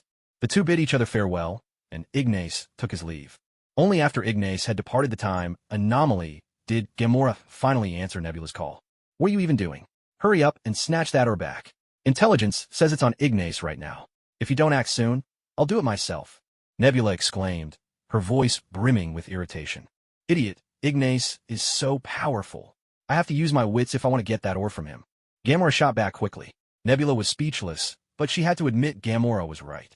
Even if she went in Gamora's place, she'd probably have to resort to some strange scheme to wrest the target from Ignas. After all, a fight you can't win is a fight you can't win. Meanwhile, Ignas had returned to the inn. If you were honest, he just played Ronan, Gamora, and Nebula for fools. The story about the Power Stone being in his possession was a bluff. In truth, Esdeath was the one who had it. Several days later, Gamora arranged to meet with Ignas, hoping to have a conversation with him. And then, naturally, her plan was to build some goodwill between them, and when Ignas let his guard down, make her move. Gamora's plan was solid, and she didn't want to drag things out. She thought that a chance encounter, followed by a few days of chatting on an alien social app, would be enough. She could move to the next step. But in fact, things were far from going her way. How could chatting online for just a few days convince her that he'd fall for her? Online romance is unreliable. And so, Gamora's plan backfired. Outside Xander, Ignas was piloting his spaceship, sitting side by side with Esdeath, watching over the now captive Gamora. Gamora kept struggling desperately. Not long ago, she'd arranged to meet Ignas, hoping to get a look at a spaceship. Of course, what she hinted at wasn't as simple as just taking a tour of the ship. Maybe she was also curious to see how comfortable the beds on board were. Ignas agreed readily, and Gamora thought she'd hooked him for sure. She quickly got herself ready and set out. But the moment she stepped into the ship, she was ambushed. Dart guns and stun guns, all controlled by the AI cube, subdued her in an instant. Gamora was indeed a formidable assassin, someone who struck fear into the hearts of many across the galaxy. But facing a dozen tranquilizer guns and a dozen stun guns, all expertly orchestrated by the AI cube, even her serpentine agility couldn't save her, not with the cabin sealed off in a heartbeat. There was simply no way she could dodge every single shot. So she snapped. Let me go, you bunch of bastards. Gamora snarled and fought against her restraints. Meanwhile, Esdeath was wrapped around Ignas's arm, and he held her close in return. The two of them were still bickering over who really wore the pants in the relationship, completely ignoring Gamora's predicament. Gamora, after quite some time, the two finally negotiated a temporary truce. At least in front of others, Esdeath decided to give Ignas a little face. With his arm still around Esdeath, Ignas turned with her to look at Gamora. How naive can you get? In this day and age, people still fall for online romances. Ignas said with a grin. The truth was, cold-blooded assassin as she was, Gamora didn't even really understand what an online romance was. After all, her life had been nothing but missions and killing. Her father had never taught her how to interact with others. So when Ignas chatted her up online, said a few sweet words, and showed a little concern, she instantly thought she'd baited him, that he'd fallen for her. If clinging to a fantasy is delusional, then Gamora's delusion was in a league of its own. It dawned on Gamora then. He'd seen through her plan to steal something from the very beginning. How clueless can you be? You've been spying on us for so long. Don't you get it? Ignas loves only me, Esdeath declared, rubbing her cheek affectionately against Ignas's.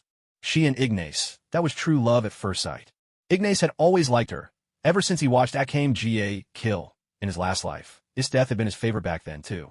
Gamora, even being caught like this didn't faze her. If she died, so be it. She was utterly indifferent.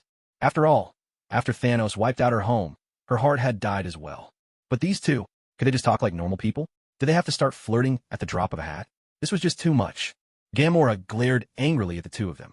She had been watching them for a long time now, having endured days of their public displays of affection. Who would have thought that even after being captured, she'd still have to put up with this?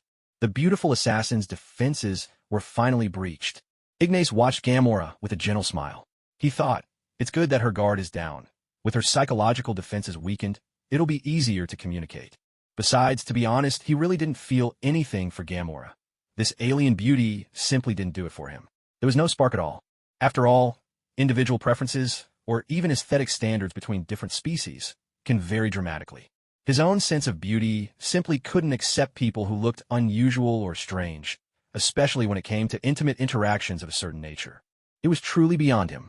Even back in school on Earth, when some of his classmates, black girls, showed interest in him, he couldn't help but feel awkward and uncomfortable about it. His view on foreign women was actually like this. He thought white women were quite attractive, a few light-skinned Indian women had a unique charm. Japanese girls knew how to dress and were delightfully sweet, and South American women were fiery and passionate. But when it came to black women, even those highly praised, light brown-skinned beauties, he simply couldn't accept them.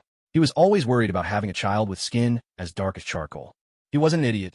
After living in the West for so long, he understood that, within the human race on Earth, most people's aesthetic preferences are similar. They all like beautiful, sexy women, or women love handsome, strong men. 1. Aesthetics are actually the same in the East and West. Don't believe the nonsense you see online. Just look at foreign websites, and you'll see.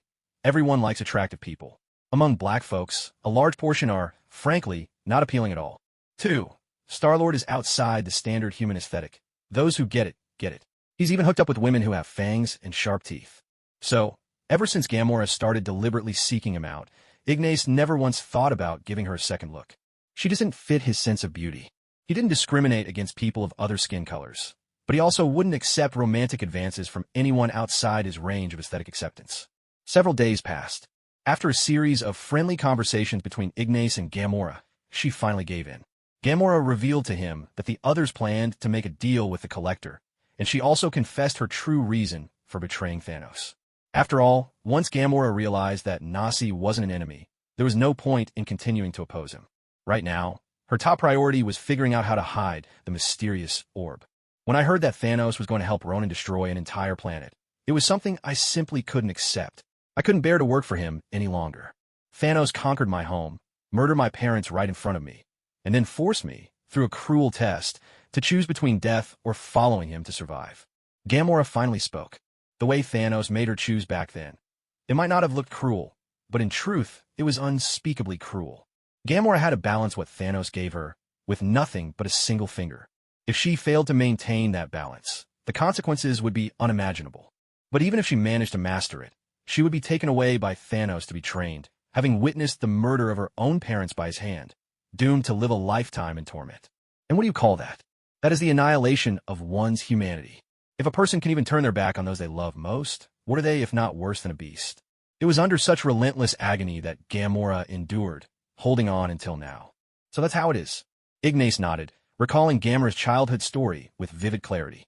After all, the brutality Thanos displayed in her homeland, and the way he forced Gamora to choose, those scenes had burned themselves into Ignas's memory.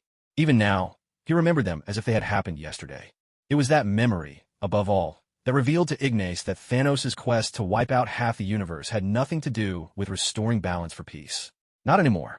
Thanos was simply a monster devoid of humanity, with morals so twisted they were beyond repair, a wretch who deserved nothing but death.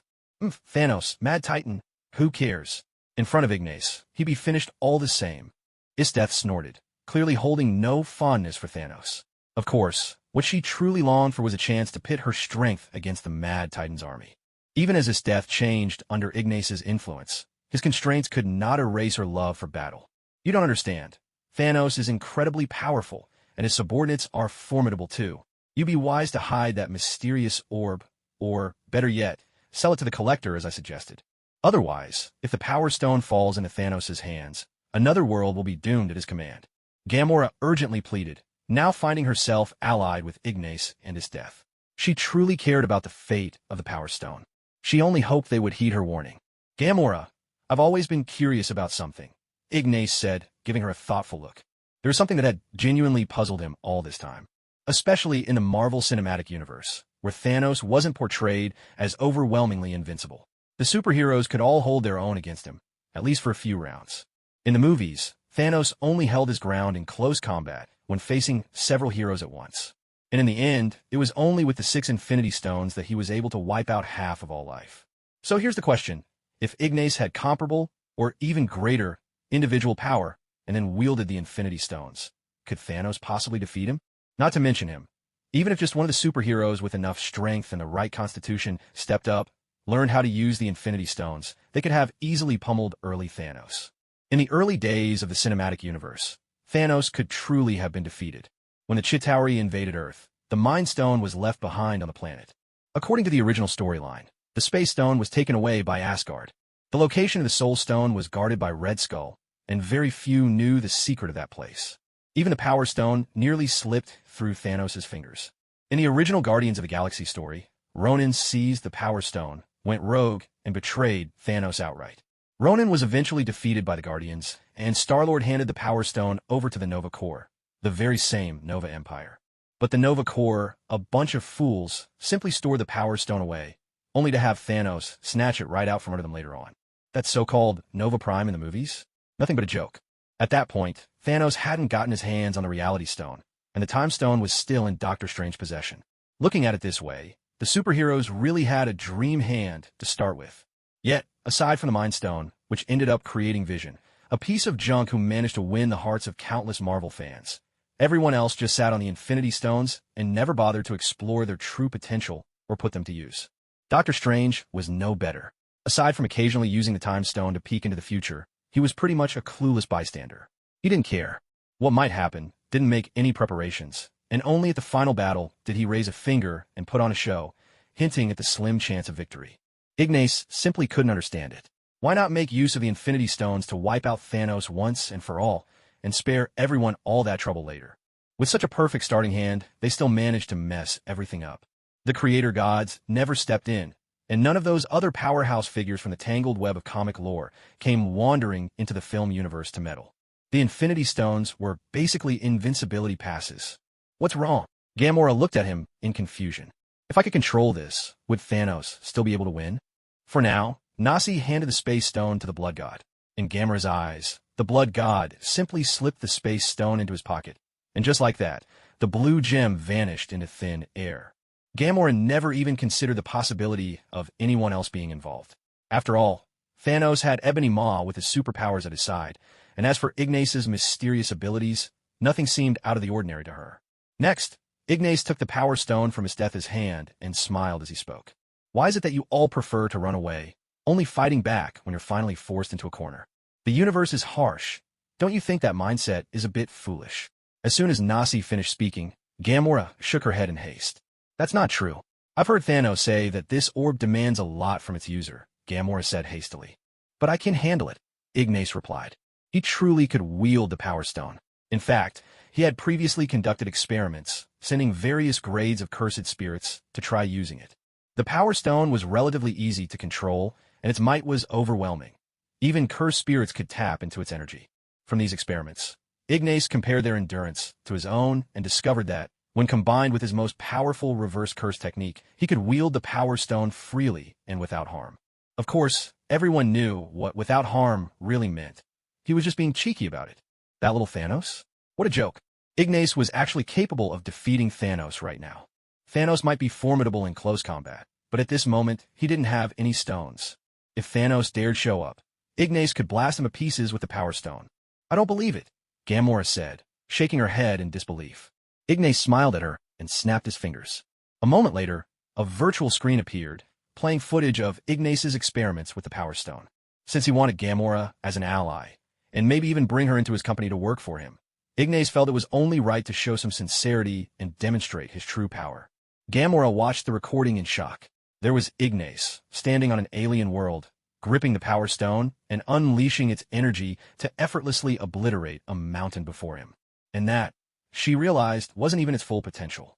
In that instant, she understood there was no need to run anymore. With such overwhelming strength, Ignas could control the Power Stone, and he had the Space Stone as well. He could easily take down Thanos. Instead of being forced to flee, why not take the initiative and strike first? Ignas suggested. Gamora nodded eagerly. For the first time, she felt that someone could help her get revenge. Thanos' end was near. Several days later, a spaceship crossed paths with Ignas's vessel. Mr. Ignas, Miss Esdeath, Miss Gamora, my master Tennelier Tyvan wishes to meet with you, came a woman's voice over the communications channel. Ignas glanced at Gamora. Tennelier Tyvan was the third-party buyer Gamora had contacted earlier. Although Ignas couldn't remember such a long name, he did know that Gamora's buyer was the Collector. Of course, the Collector's portrayal in the comics and in the movies was rather different. One was an elder of the universe, the other was all talk and, frankly, a bit of a letdown. In other words, a joke. Ignas had no intention of selling the Power Stone to him, but he was still willing to meet. Before long, both parties landed on Xandar, and Ignas boarded the Collector's ship. A man with white hair, tinged with a faint yellow, dressed in eccentric attire, greeted them warmly. However, the moment his gaze fell upon Ignas, he froze in surprise. He sensed something strangely familiar about Ignas. A curse of death. Young man, you're cursed. Did you know that? The Collector spoke, catching Ignas off guard.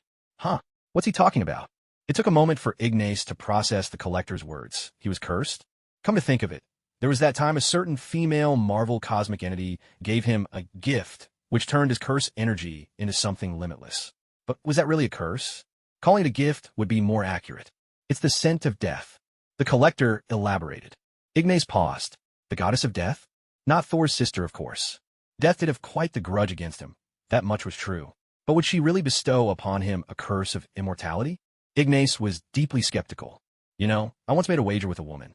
I lost, and, as punishment, she cursed me never to set foot in the realm of death. Not even a single step. The Collector shared this with a wistful tone, explaining how he'd come by his ageless immortality. Ignas understood then. Death must dislike him just as much, refusing him entry into her domain. In other words, she'd already surreptitiously cursed him too. It seemed Ignas would end up like the Collector, forever barred from the land of the dead, blessed, or cursed, with eternal life. Yet, his situation and the Collector's differed from that of Deadpool. Deadpool had been cursed by the goddess of death and could never die. Slain 1,000 times, he would always return. As for the Collector, in the original Avengers 3, his reappearance was merely an illusion conjured by Thanos using the Reality Stone. The Collector's true fate remained a mystery. Some speculated Thanos had actually killed him. That speculation, in turn, raised an intriguing possibility. If both Ignas and the Collector were cursed by death to never enter her realm, did that truly mean they could never be killed? For Ignas, however, this wasn't much of a concern. He possessed the most powerful reversal curse technique, which could resurrect himself. The strongest. Reversal spell could revive, but not grant immortality, while death's rather lackluster curse offered immortality, but perhaps not resurrection. This made things interesting. Ignas had found a loophole, a bug in the system, that allowed him to live forever, unending. Meanwhile, Gamora, listening to the Collector's words, was utterly baffled. Cursed? The sin of death? She couldn't make heads or tails of their conversation. What are you two talking about? Gamora asked in confusion, glancing between them. The Collector and Ignas exchanged knowing looks and shared a secretive smile. The secret of immortality, after all, was not for her to know. It's nothing. Ignas replied with a gentle smile, shaking his head. If it were someone else, immortality might eventually feel boring, but not for him. The universe is vast, and beyond the universe lies the multiverse. No matter how long he lives, he would never feel bored. Although he had previously used the pure gold given to him as a system reward, the so-called immortality granted by pure gold was actually based on the principle of halting the growth of human cells. But this came with its own drawbacks. First, once he wore the pure gold, training might no longer lead to increased strength. He would barely see any improvement. Another issue was that with pure gold, once the cells stopped growing and he was forever frozen in that state, any injury would become a serious concern. If he got hurt, he'd have to consider removing the gold immediately, or else the consequences could be dire. Compared to that, the curse of immortality placed on him by the goddess of death, her refusal to let him enter the realm of death, was actually much more favorable. None of those annoying complications or flaws. He simply had to make sure the goddess of death continued to hate him. TSK, TSK, TSK. In this day and age, surely no one would still try to get themselves killed just to win the favor of the goddess of death, right? Surely not, right? Take a lesson from the collector. He lost a bet and ended up cursed by the goddess of death to never enter her realm, which ironically granted him a unique form of eternal life. Ignas was the same. He was someone whom the goddess of death deeply despised. As a result, she absolutely refused to let him set foot in her domain. Even seeing him annoyed her.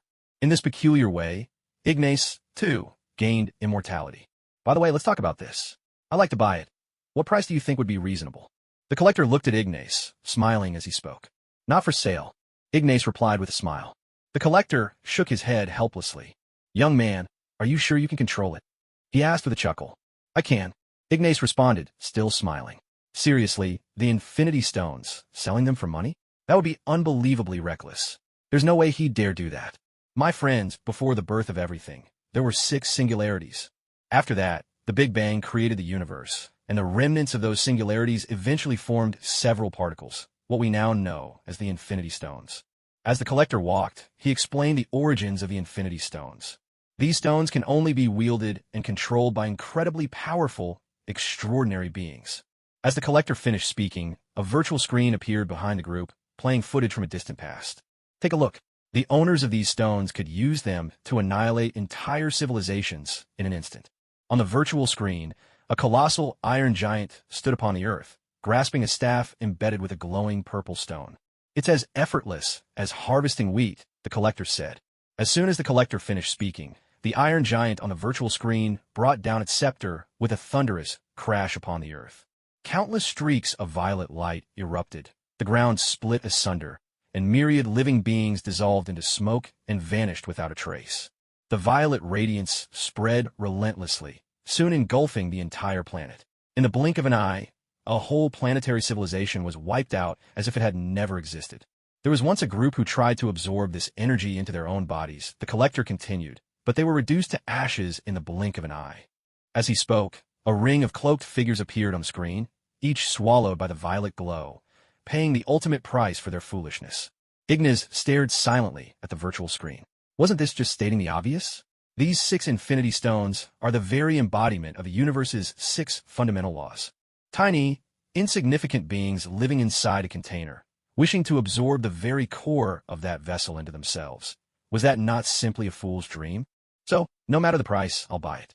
I just want to keep some idiot from making the same mistake again, the collector said, turning to Ignas. It seemed the idiot he was referring to was rather pointed. As a being of purple sweet potato descent, Ignas couldn't help but feel a little offended. Not for sale. Ignas shook his head again. If this old man had come here just to buy an Infinity Stone, he could forget it. Ignas still wanted to hear more stories from the distant past. The tales of the Marvel Universe from long, long ago must be magnificent and grand beyond imagination. Why not? Young man, are you really so arrogant as to believe you could stand on equal footing with them? The collector demanded, gesturing toward the screen at the iron giants and the cloaked figures of old. It's the Power Stone, and yes, I can control it. I have no intention of destroying anything. I just want to make sure that if some bastard ever tries to destroy the world and take away what matters most to me, I'll be able to kill him first, Ignas replied, producing the Power Stone. Both the Power Stone and the Space Stone were within Ignas's grasp, ready for his direct use. He had long since stripped away the outer casing of the Power Stone, letting its violet brilliance shine, captivating, yet unimaginably dangerous. The collector stared at Ignas in shock. He was holding the Power Stone barehanded, completely unharmed and seemingly unfazed by its pressure. Just how powerful was this man? Infinity, don't embarrass me. Ignas understood. With infinite cursed energy at his disposal, wielding the Power Stone wasn't all that difficult for Ignas. Of course, his earlier caution was entirely justified. Better safe than sorry. Meanwhile, off to the side, a pink-skinned alien woman gazed at the Power Stone in Ignas's hand, her emotions in tumult. Hearing the collectors, words only fueled her agitation further. She was so worked up, she could barely restrain herself from snatching the Power Stone right then and there. She continued to walk forward, her eyes hungrily fixed on the gemstone in Ignas's hand. Greed had all but drowned out her reason. "Karina, stand down." The collector barked coldly, but the young woman paid no heed to his words.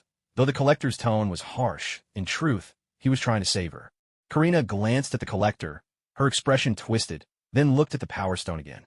Greed surged once more, overwhelming what was left of her sanity. She glared at the collector in fury and shouted, "I will never be your slave again." With that declaration, Karina lunged, grabbing for the gemstone in Ignas's hand, desperate to snatch it away. Ignas regarded her with an amused expression, making no move to stop her. Instead, he set the gemstone down on the table, leaving it for her to seize. He then accepted the space stone from Esdeath, and in the next instant, Ignas, Esdeath, and Gamora vanished from the room. Karina's hand closed around the Power Stone. If someone was so eager to volunteer for a Power Stone versus user's physical limits experiment, especially with such reckless intent, Ignas saw no reason to stop them. After all, he wasn't about to keep anyone from courting disaster. Suddenly, the collector's mansion erupted in explosions. Machines blew apart, showers of sparks arcing through the air. Karina began to scream, her voice sharp with terror and agony as the Power Stone's energy surged wildly into her body. Her once pink skin began to turn a deep violet. Her body broke apart as purple light blazed furiously outward. In the blink of an eye, Karina exploded, vanishing in a burst of light.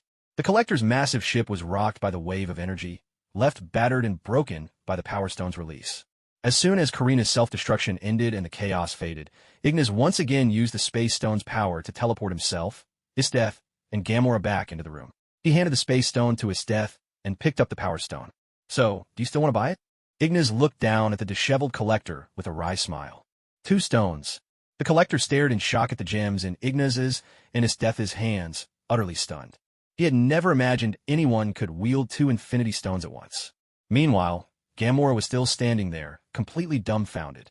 She remained rooted to the spot, eyes wide in disbelief as she gazed at Ignas. She was truly astounded. Seeing Ignas use the stones in a video was one thing, but witnessing it firsthand was something else entirely. A naive slave had tried to snatch the Power Stone, only to be instantly obliterated by its energy, her body torn apart in a violent explosion. That terrifying surge of energy left an indelible mark on her memory. At the very same moment, as she watched in terror while the Power Stone was being snatched away, panic gripped her. She was certain everything was doomed. Ignas, using the Space Stone, teleported her away in an instant. Just as she was catching her breath, feeling as if she'd narrowly escaped death, Ignas once again used the Space Stone and brought her right back. Gamora, the emotionless top-tier assassin, was genuinely shaken. Even now, she still hadn't recovered from the shock. After all, she had never witnessed the power of 2 Infinity Stones unleashed before. "So, you really don't want to destroy the universe?" the collector suddenly asked. After all, throughout history, anyone who managed to gather multiple Infinity Stones either wanted to rule the universe or, like a madman, sought to destroy it. Destroying the universe. What would I possibly gain from that? Ignas replied with a smile. "In fact, there's someone out there who does want to destroy the universe. I'm actually planning to use the Infinity Stones to take him down." In truth, stopping Thanos from wiping out half of all life in the universe was something anyone should want to do, superhero or not. Because Ignas couldn't be sure whether his death would be among the half that Thanos planned to erase. Snapping one's fingers and erasing half the universe. It all came down to a roll of the dice. No one in their right mind would want to gamble on odds like that. A 50% chance of death, frightening, didn't even begin to describe it. With those odds, those who died were simply unlucky, and those who survived would live with the pain forever. So there was no way he'd let Thanos snap his fingers and make him part of that deadly lottery. That's a relief, the collector breathed, clearly moved. After all, he had amassed so many fascinating treasures and life forms from across the cosmos. He didn't want to see Thanos destroy them all. Wait a minute. Most of his collection at home had already been ruined by that bumbling idiot. Aside from a bit of mischief and his flexible sense of morality, Ignas wasn't truly a bad person at heart. "All right, let's go," Ignas said, breaking the moment. The Collector watched as they left his battered and broken ship, climbed aboard their own vessel, and departed from Xander's starport. With a helpless shake of his head, he turned and went back inside. There was no way he could ever get his hands on the Power Stone or the Space Stone. He simply wasn't a match for them. With such overwhelming strength and the ability to wield two stones, what chance did he have? He certainly wasn't a fool like Karina, who blew herself up. The Collector sat in his shattered ship, sipping his drink. Before long, the Nova Corps arrived and began questioning him about what had happened. One of my unruly subordinates tried to assassinate me. Ended up blowing herself up, the Collector replied, covering for Ignas and concealing the truth. Meanwhile, Ignas was ready to have some fun on another planet. He soared out of his world, heading toward other solar systems. But halfway through this binary star system, he found his path blocked by an unimaginably massive warship. Meanwhile, from behind, a ship belonging to another faction was speeding toward him. He was caught between a tiger in front and a wolf behind. Without hesitation, Ignas used the Space Stone to teleport a preset gravitonium device onto the pursuing marauder ship. The moment the gravitonium device activated, before the enemy could even fire a shot, their ship was instantly crushed by the gravity. Its hull contracted, bulkheads splintered, and the vessel exploded apart. In the blink of an eye, the broken ship was sucked helplessly toward the device's core, like garbage being swept away, and vanished into its gravitational maw. Based on his recent encounters in these star systems, Ignas guessed the ship behind him belonged to Yondu's crew. As for the enormous warship ahead, it could only be Ronin's. Just then, a transmission crackled through, confirming Ignas' suspicions. "Ignas Morra, you blasted Terran, hand over what you've got right now, or I'll blow your ship to smithereens." Ronin's voice thundered through the comms, brimming with fury.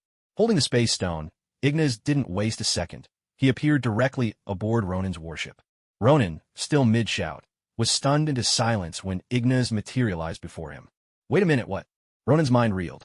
He demanded Ignas' hand over his prize, but he hadn't expected it to happen so literally. And how in the cosmos had this guy jumped across space to board his ship in an instant? "So you're Ronin?" Ignas stared at him, his voice cold. "Terran, hand over what you're carrying. Maybe I'll be magnanimous enough to make you my slave." Ronin replied, coolly, gripping his warhammer. He wasn't the least bit rattled. If anything, he was downright arrogant. "Which one do you want? The Tesseract, the Ether, or the Orb?" Ignas grinned, toying with Ronin, as if paying homage to the Monkey King's antics in the Kingdom of the Women. "Which heart do you want? Red, white, yellow, or the jealous one?" Unfortunately, he was a little short on infinity stones at the moment. Ronin glared at Ignas, his expression darkening. He suspected he was being mocked. But when Ignas mentioned the Tesseract, Ronin's heart skipped a beat. If Ignas could just appear on his ship out of nowhere, he must be using the Tesseract, right? "You fool. Do you know who I'm working for?" "Thanos." Ronin barked, then sneered. "Humph. Hand over the goods now. I doubt you can stand against Thanos. Don't be so clueless about your place." As he finished speaking, he raised the warhammer in his hand and strode toward Ignas. If words could no longer resolve this, he would have to resort to force. "Oh, how terrifying. Why don't you let him come over? It's perfect timing for me to roast some purple sweet potatoes," Ignas teased with a playful smile. At once, Ronin flew into a rage. He swung his warhammer down with tremendous force. But in the very next instant, for reasons unknown, a shockwave suddenly blasted through the air. Before Ronin could even react, he was hurled backwards by its force. Suddenly, a figure darted out from the shadows. Nebula launched herself at Ignas, knife in hand, aiming to strike. Ignas, drawing on the power of the Space Stone, opened a portal in the blink of an eye, and Nebula dashed headlong into it. A portal appeared not far from the warship's steel wall.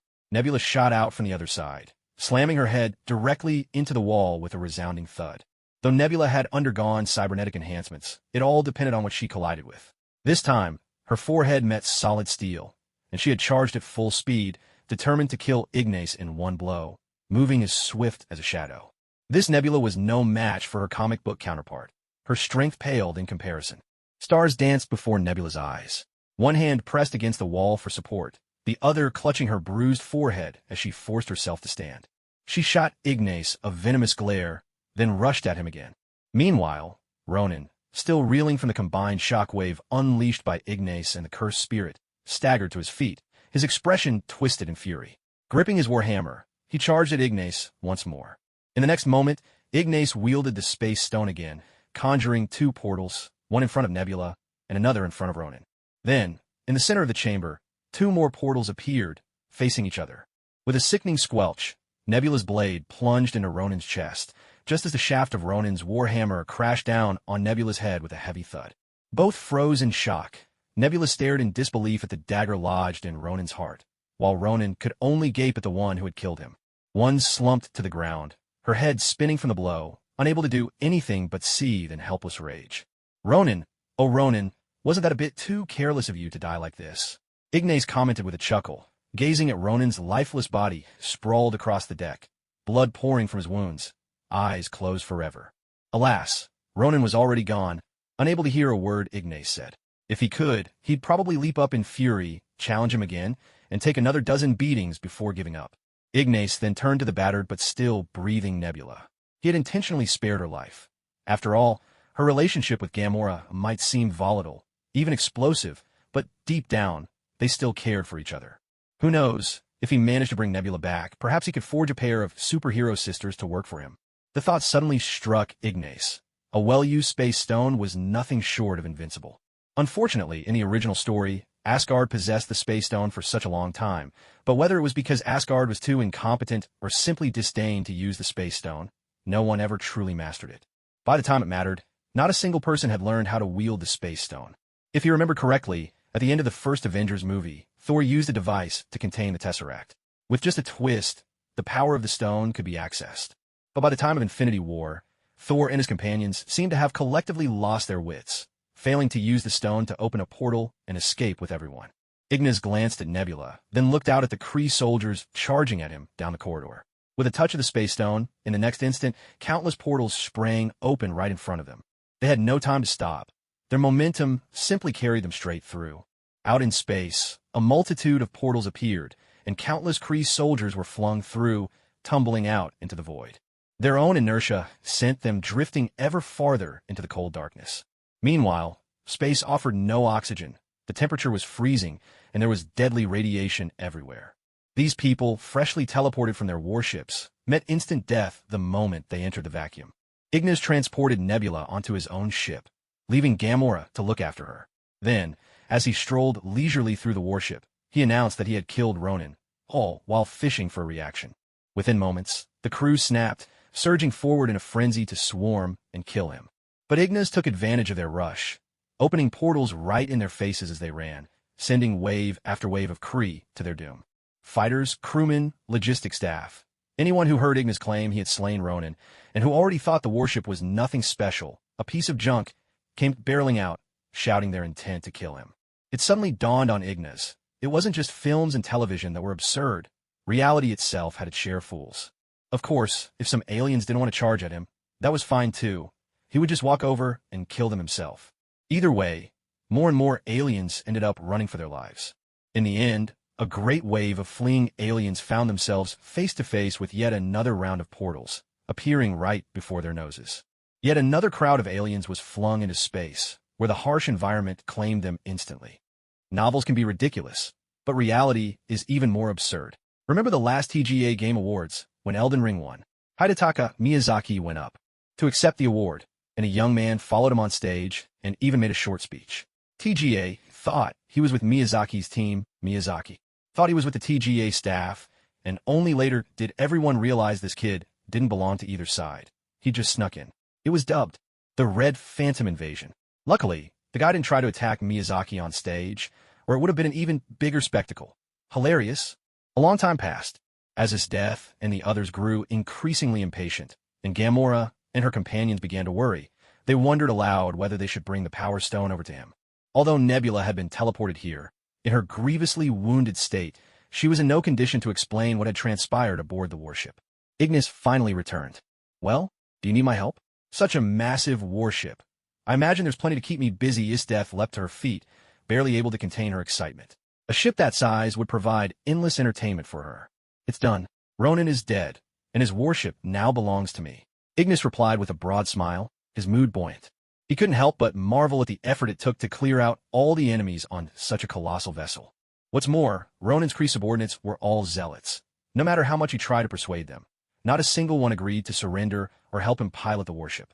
Whether it was the age of tall ships, powered by sails centuries ago on Earth, the modern era of aircraft carriers, or even the interstellar warships of alien civilizations, all these vessels relied heavily on teamwork. Back in the age of sailing, A three-masted ship required a large crew working in concert. Aircraft carriers and battleships were even more dependent on the collective efforts of their crews.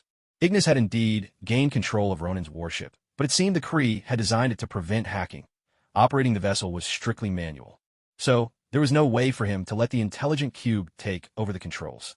But since those Kree refused to read the room, he saw no reason to spare them. They were all extremists, after all, each with blood on their hands. Tossing them into the void of space didn't weigh on his conscience in the slightest. All right, next I plan to send the warship back to Earth, then go looking for Thanos, Ignis said, turning to glance at Gamora and Nebula. Gamora was out of the question. Thanos surely already knew she had betrayed him. Nebula, however, might still be useful. From Nebula, he could learn Thanos' usual whereabouts. In the blink of an eye, Ignis wielded the Space Stone to open a portal before the warship, preparing to send it back to Earth. Meanwhile, on Earth, satellites from nations around the world immediately detected the colossal portal that had appeared in space, and every alarm bell began ringing at once. The last time a portal like this appeared, well, the memory was still fresh. Ahem, the last time it happened was during the Chitauri invasion. The world's superheroes, along with Ignis and Esdeath, had managed to hold the line. But this time, word had it that Ignis and Esdeath had both left Earth, and the nations of the world were thrown into a panic. That last portal had nearly wiped out New York. Now, this portal dwarfed the previous one by an unimaginable margin. It felt as though the end of the world was upon them. Meanwhile, somewhere in America, inside a base belonging to an illegal organization. These days, S.H.I.E.L.D., now fallen from grace, no longer recognized by the world, and officially disbanded, has set up numerous secret bases at hidden locations. This place is one of Nick Fury's bases. Damn it, why does it have to be now? Nick Fury muttered under his breath, gripping Captain Marvel's communicator tightly. If anything dangerous came through that portal, especially some hostile alien force, he was ready to make the call to her immediately. In the next moment, a massive warship appeared, and it seemed as if the portal itself was reversing direction. All around the globe, countless so-called experts were left baffled. Was there no one on that ship? Why use the portal in reverse to bring the warship through? Was this just for show, to flaunt their technology? What the? Nick Fury, don't panic. And tell your higher-ups not to panic either. This is just a warship I picked up off-world, a little souvenir the previous owner didn't want, so I brought it back with me. Ignis had the intelligent cube patch into Earth's communication networks, and his voice rang out in Nick Fury's earpiece. Mother, are you kidding me? Nick Fury was stunned. Did Ignis really expect anyone to believe that story? But once he realized it was indeed Ignis, he quickly contacted the world's top officials, urging them to keep the news contained, block any leaks, and prevent the world from descending into unnecessary panic and chaos. Ever since the fall of Project Insight, S.H.I.E.L.D. had officially disbanded. Yet, in the shadows, they still existed, supported by many who continued to provide funding and technology. Nick Fury stared at the feed sent from NASA, utterly speechless. He knew Ignis had left Earth to explore the stars, but he hadn't expected him to return from a jaunt through the cosmos with an entire battleship in tow. It was like a newbie in a loot-based game, stepping into the starter dungeon, slaying the first low-level enemy, and suddenly getting a legendary weapon, then showing up in front of the seasoned pros and saying, "I just walked out the door and picked up a legendary drop." Ignis was just too extraordinary. Nick Fury couldn't help but feel a pang of envy. So many organizations on Earth, after all these years, and not one had made significant progress with Chitauri technology. Then, out of nowhere, Ignis's company rolls out alien spacecraft tech, and the envy only deepened. Now, the man goes off-planet for a short trip and comes back with another warship. "I'd never take you for a fool, Fury. You're no fool. You're as cunning as they come," Ignis said with a laugh. Nick Fury. Well then, how about tossing something to an old friend? Maybe share a bit of that technology? Nick Fury asked, seizing the opportunity. He no longer cared if Ignis called him names like Mother, or Man, Black Egg, or One-Eyed Dragon. As long as he got the technology, Ignis was his god. No way. Ignis refused him outright. Back when he signed the military weapons development contract with the American side, he had played a trick. He deliberately set the project to something completely unrelated to his own company. So as long as he didn't research that particular project, the Americans had no justification whatsoever to get their hands on his technology. Of course, now Ignis was the one truly in control, and he didn't need to bother with any of that anymore. Across the world, high-ranking officials read the messages sent by Black Egg. Some were shocked, some were horrified, and others fell into silence. Naturally, there were those who felt anger, believing that Ignis should share such advanced technology with the entire world. But these hypocrites, for all their opinions, lacked the courage to act. After all, no one wanted a squadron of alien starships circling above their own homes. The Westerners did have one thing right. In negotiations, power is the real bargaining chip. Not long after, Ronan's warship was stopped by Ignas in Earth's gravitational orbit. Ignas messaged his company, instructing his team to come aboard and help him refit the vessel. With the warship under the control of the intelligent cube, future journeys would be much easier for Ignas. After all, traveling between the stars, a warship was far superior to a small spacecraft. It offered more space, greater safety, comfortable living quarters, and ample supplies of food and energy. Months passed. The solar system. A ship streaked through the void, firing energy beams again and again at the vessel ahead. It was Nebula. She had stolen a ship from the Morra Corporation, not to flee from Earth, but to hunt down her sister Gamora. Up ahead, another ship darted through space, pulling off a perfect maneuver. In an instant, it swung behind Nebula and unleashed a volley of energy blasts at her ship. At the same time, Earth, Morra Corporation headquarters.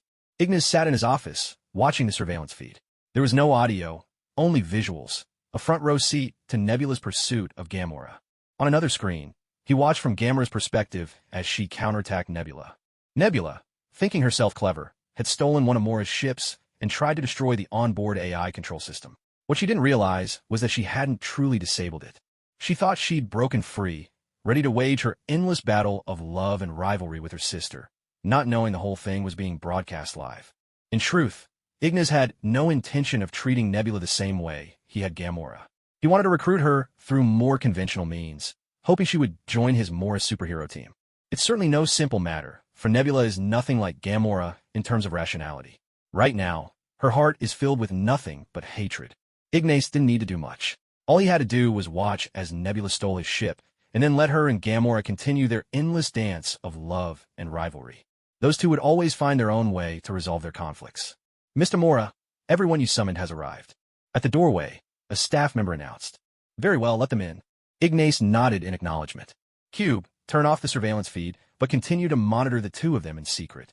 Maintain control over the situation from the shadows. Ignas gave his command. Understood, Master.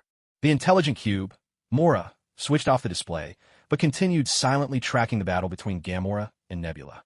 Not long after, several top officials from various countries entered, taking their seats across from Ignas, casting puzzled glances his way. We're not sure why you called us here. What's this about? One of them sat down, his expression stern as he addressed Ignas.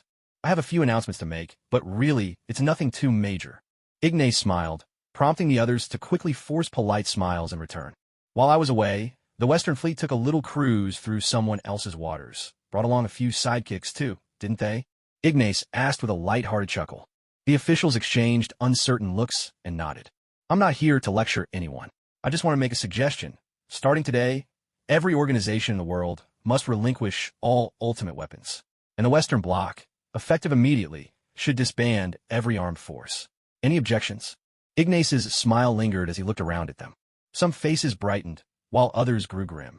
The countries without ultimate weapons were secretly pleased. Those who possessed them, however, were worried. Oh, and of course, I'm not forcing anyone's hand here. Let's say we start with the Western Bloc. Are you willing to give up those rights? If not, well, I did bring back a little treasure hovering overhead. I could send you a small gift. Perhaps after receiving it, you'll reconsider. Ignas's tone was playful, but the room fell into silence. A treasure? That's no treasure at all. That's an interstellar warship. A small gift? More like an orbital railgun. Ultimate weapons were certainly formidable, but just a few months ago, Ignas had already relocated most of the Morra Group's employees to live aboard the warship. What's more, the Morra Group had long since begun establishing ecological transformation bases on every solid planet in the solar system. Even if they were unwilling, even if they wanted to resist, their so-called ultimate weapons couldn't reach Ignas's head. Meanwhile, the other side's orbital cannon could send them all to the next world with a single shot. I think, for such a small matter, no one would refuse, right? In that case, I'm willing to help Earth develop its technology. Let's all work together, advance together, and strive to leave the solar system as one. Ignas said with a smile. In truth, ever since he left Earth for another planet, he had come to a sobering realization. Earth had been stagnant for far too long, and there was simply no way to break out of the solar system like this. Even if they managed to leave Earth, the best they could do would be to launch a satellite or a lousy probe. Hardly an accomplishment. What if everyone set aside their disputes, engaged in cultural exchange, and worked in true cooperation? Could Earth's civilization then rise to greatness? Humanity was always on the rise, but no one had ever seen it actually reach the summit. Over the past few months, he had sat in on some university lectures, learning about the relationship between ZB and the Empire and the concept of shared interests. With ZB, it was always a matter of life and death. No chance for peaceful coexistence, and the same was true for nations. Trying to unite everyone into one big family through culture alone, that was wishful thinking. Many countries around the world spoke English and celebrated Western holidays. Some even abandoned their own traditional festivals and forgot their customs. But look at them. Did they ever truly become the empire on which the sun never sets? No, that was already the empire at sunset. So he decided to start with friendly exchanges, allowing everyone to take small steps, gradually working toward the dream of a global family. Not long after, when those people finally left, they looked at each other with worry written all over their faces. Who couldn't see what Ignas was getting at? Yet none of them wanted to give up their own power. Still, they were afraid to die. They couldn't actually go through with a mutually assured destruction. After all, even if they were desperate, destroying everything would be easy, but mutual destruction was unlikely. They simply didn't have the means to hurt Ignas. Ignas' spaceship had counter-surveillance capabilities far beyond anything Earth could muster, and its speed was on a whole different level. What's more, there was an interstellar warship right above their heads. Even if they managed to devastate the Earth's surface in some last-ditch effort, hiding underground wouldn't save them. Ignas could send people down to drag them out one by one and finish them off. With such a terrifying sword of Damocles hanging over them, their sense of superiority as rule-makers vanished in an instant. They tumbled from their pedestals, suddenly insignificant and small. 3 days later, several nations across the world announced to the public that from that day forward, they would abandon all acts of war and hand over every last doomsday weapon to the Morra group. As for the United States, they went so far as to disband all armed forces entirely. In an instant, the world was thrown into an uproar. However, in a rather comical twist, that very day, a certain nation of thieves hurriedly and nervously announced to the UNESCO World Heritage Committee that all the heritage claims they had previously snatched, claims to things that never belonged to them, were henceforth null and void. Within the Morra group, Ignas watched this clownish display and gave a cold laugh. Find them, he said, find them until every top official in that nation of thieves goes bankrupt and loses everything. And don't let them raise taxes to pass the burden on to others or wriggle out of responsibility in any other way. Ignas delivered these words in an icy tone. The intelligent cube, ever obedient to its master, readily accepted the command and even seemed to approve. That nation of thieves was truly shameless. Ignas had long since harbored a deep dislike for its ruling elite. Of course, dislike was one thing. He bore no ill will toward the ordinary people lower down. After all, the ones committing these disgraceful acts had always been the upper echelons, while the masses below were nothing more than unfortunate wage earners. Ignas didn't bother naming the country. Everyone knew. Apart from their obsession with pickled vegetables, there wasn't much else to say about that place. Perhaps it was a spiritual poverty that drove them, so desperate for identity that they'd go around stealing other nations' culture, filing heritage claims as if they could sneak their way into being the greatest nation in the universe. Ignas recalled a joke an elder in his family once told him when he was a child. In the long history of his own homeland, there was once a great general who led a campaign against a wild and barbaric land. The chieftains there were so arrogant, brandishing their sticks and charging in a fight, only to be utterly defeated.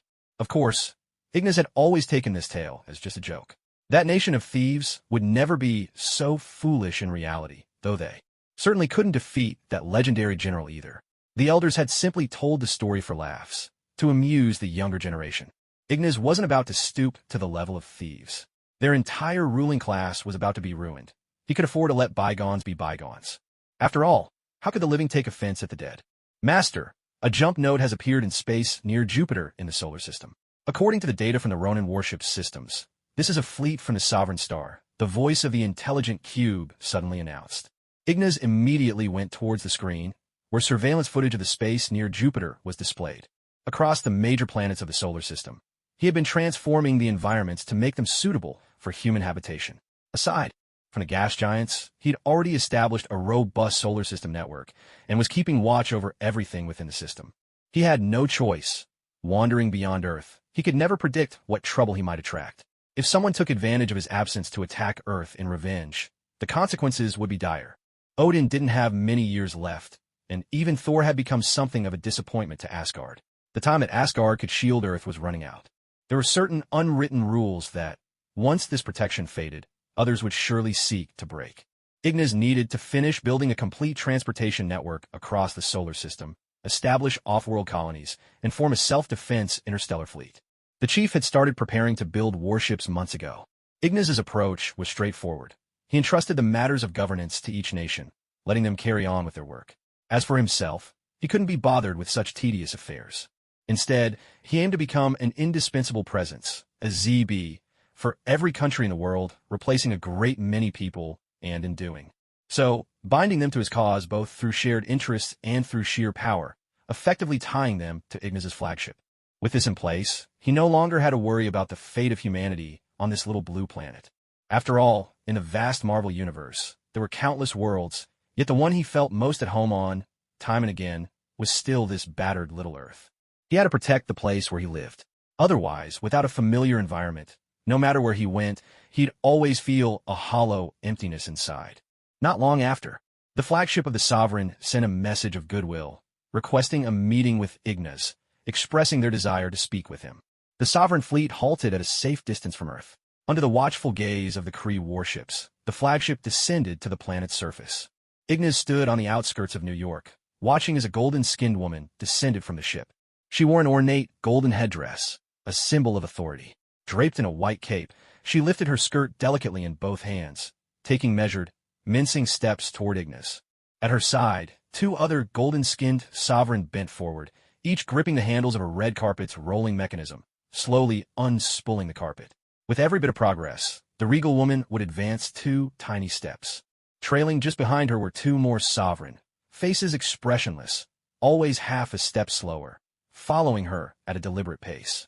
Ignas couldn't help but be bemused. Weren't the Sovereign people just a bit too eccentric? This was performance taken to an absurd level.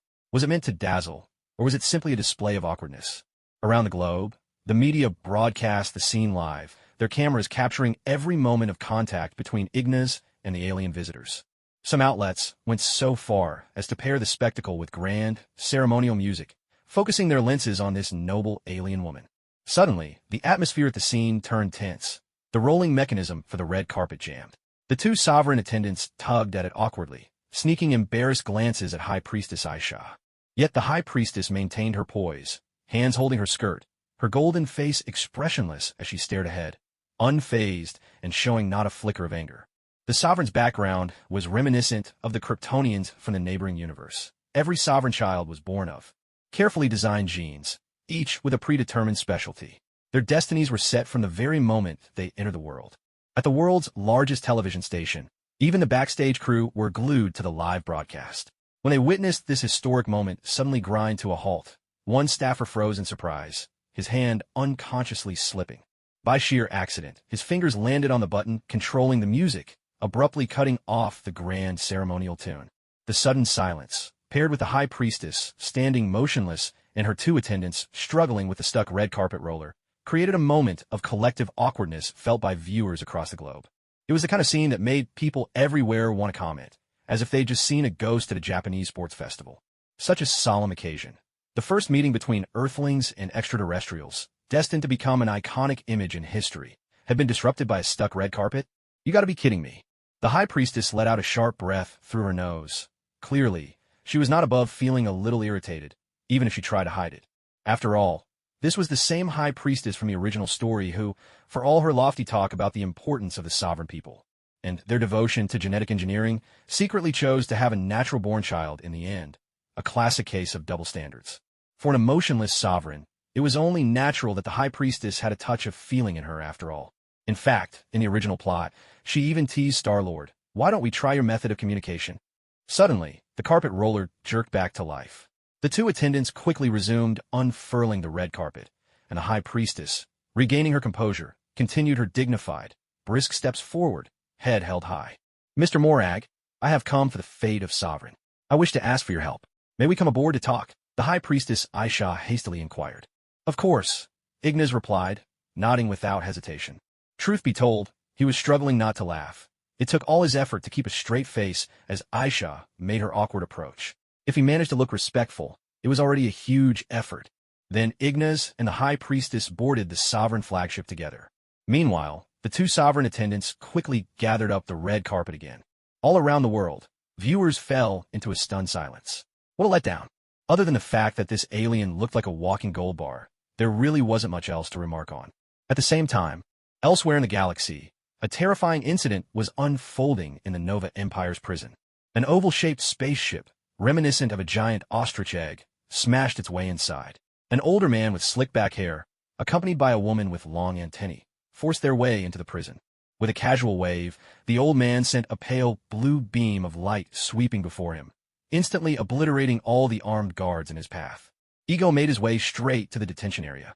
Another wave of his hand unleashed a blue energy blast that blew a hole through the heavy, reinforced doors. Striding into the cell block, Ego surveyed the stunned prisoners, searching the crowd for someone in particular. Star-Lord, Rocket Raccoon, and Groot stood frozen in astonishment, their jaws practically on the floor as they stared at the old man who had barged in. It was as if they just witnessed something unbelievable. This guy was incredible. "Son, I finally found you," Ego said, beaming as he looked at Star-Lord. Star-Lord blinked in confusion. Rocket Raccoon and Groot immediately turned to look at Star-Lord. "His dad? Your dad?" Rocket blurted out. "Your dad." Star-Lord glared at Rocket, clearly annoyed. He had absolutely no idea who his father was, for crying out loud. "Hey, don't be like that. For all you know, this could really be your long-lost father. Just look at him, what a legend. You'd be lucky, you know," Rocket teased with a mischievous grin, earning yet another glare from Star-Lord. Not long after, news reached the Nova Empire that the prison had been breached. They quickly dispatched a fleet to investigate and broadcast the images of Ego, Star-Lord, Rocket Raccoon, and Groot across the entire galaxy, issuing a warrant for their arrest. The story had taken a different turn. Star-Lord never met Gamora, ended up spending several years in prison, never helped defeat Ronan, and never delivered the Power Stone to the Nova Empire. Naturally, he had no ties with Nova, and now the Nova Empire had launched a full-scale manhunt for Star-Lord across the galaxy. Yet the Nova Corps couldn't locate Star-Lord at all. Ego was simply too powerful. He opened a jump point and whisked Star-Lord and the others to a place over 700 jump points away from the Nova fleet's reach. Besides, the Nova Corps wouldn't stand a chance against Ego anyway. Earth. So, what you're asking is for me to step in, help you protect your adamantium batteries, and by doing so, ensure the safety of your people. Ignatius listened to the High Priestess Aisha's request, raising the question. He suspected Aisha might be overestimating her persuasive powers. After all, she might not be able to convince him at all. "That's right. I sincerely invite you to Sovereign. Help me safeguard the adamantium batteries. The lives of my people must never be threatened," Aisha replied earnestly. "They are products of meticulous genetic design, perfection, both physically and mentally. We control the genetic material of future generations and cultivate them in artificial cocoons." High Priestess Aisha sat regally on her flagship's throne as she spoke, her tone measured and calm. In short, the structure of the Sovereign Society was somewhat reminiscent of Superman's home planet in the neighboring DC universe. Every citizen was a product of genetic engineering, their destinies predetermined before birth, even down to their future occupations. Since the Sovereign required vast numbers of artificially bred infants, a tremendous supply of energy was necessary. The adamantium batteries Aisha spoke of, though small in size, were capable of providing vast amounts of power. A formidable monster was about to attack them. A creature so powerful that, despite its octopus-like appearance, could fly, travel through space, and launch long-range attacks. Its hide was thick, its flesh tough. Ordinary weapons couldn't even scratch its defenses. The Sovereign people were no match for this monster, so they needed to find someone capable of defeating it. "So, what kind of reward are you willing to offer?" Ignas looked at High Priestess Aisha with a playful smile. He couldn't care less about where their children came from, nor did he have the patience to explain how kids were made on Earth. "We can provide you with a squadron of 30 remotely operated space fighters, as well as 3 Sovereign starships, along with the corresponding training for your personnel," High Priestess Aisha quickly offered. Ignas considered it for a moment. On the surface, it sounded like a good deal, but in truth, it wasn't all that great. After all, his company's engineers had already started studying the technical manuals and theoretical books that the Big Boss had distributed on how to build interstellar warships. All he needed was a bit of patience. Eventually, his team would be able to build warships themselves. Previously, the Big Boss had only researched Chitauri biotechnology and the technology behind small spacecraft. The fact that he could already construct slightly larger ships was quite an achievement.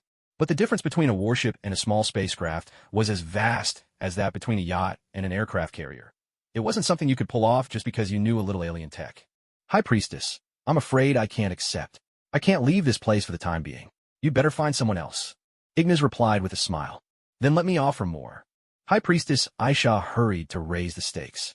After all, it was only a matter of payment. If there was one thing she didn't mind, it was people who liked to negotiate for higher rewards. That's not really the issue here. Ignas shook his head quickly. Then how about 60 remotely operated space fighters and 5 sovereign starships? Aisha offered, completely unfazed. As long as it didn't interfere with their planet's next generation of genetic cultivation, this was a small price to pay. After all, the one thing the Sovereign had in abundance was spaceships. Their real shortage was manpower. Unlike other planets, where combat ships were piloted directly, the Sovereign operated their warships remotely from virtual consoles in a command hall, watching screens as they steered the fighters. That alone showed just how scarce their population was. All right, you've got a deal. I'll send someone right away. Ignas instantly changed his tune. With such sincerity, how could he refuse? Sure, he could keep developing slowly on his own, but getting a batch of ready-made warships and fighters to arm his company sounded like a pretty good arrangement. Send someone? Aisha was stunned. Wasn't he supposed to go in person? That's right, take a look at these people. Who do you want to send? Ignas held up his phone, pulling up a list of superheroes under the Morra Superhero Company. There was Dr. Banner, who could transform into the Hulk and had now found peace with his other self. There was also Michael, whom Ignas had transformed into a vessel for a cursed spirit. Next was Gamora, who had just joined Ignas's company and agreed to become a hero. And finally, Thor, who had previously signed on with the Morra Superhero Company. Since starting his new job, Thor realized he was spending less time glued to his wife, Jane Foster, which meant fewer arguments and a much more harmonious life together. This one, and this one, the High Priestess said, pointing at 3 of them. After a moment's hesitation, she decided that might not be enough and added one more to the list. As her finger slid across the screen, a picture of Thor popped up.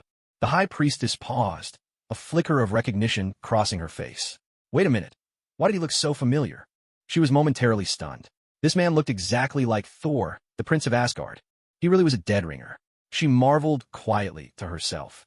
Who would have thought Earth had someone who looked so much like Thor? Then, she noticed his name and alias. Thor, nicknamed the God of Thunder. The High Priestess, Aisha, froze again.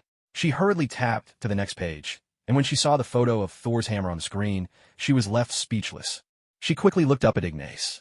I have to ask, this really is Thor of Asgard, isn't it? That's right, Ignas replied. Ever since the New York incident, Thor has rarely left Earth. He even married a human, had a child, and settled down here. A look of utter disbelief washed over the High Priestess. This was beyond outrageous. Asgardians were notoriously proud, so much so that they refused to integrate with the rest of the galaxy, barely even using alien networks.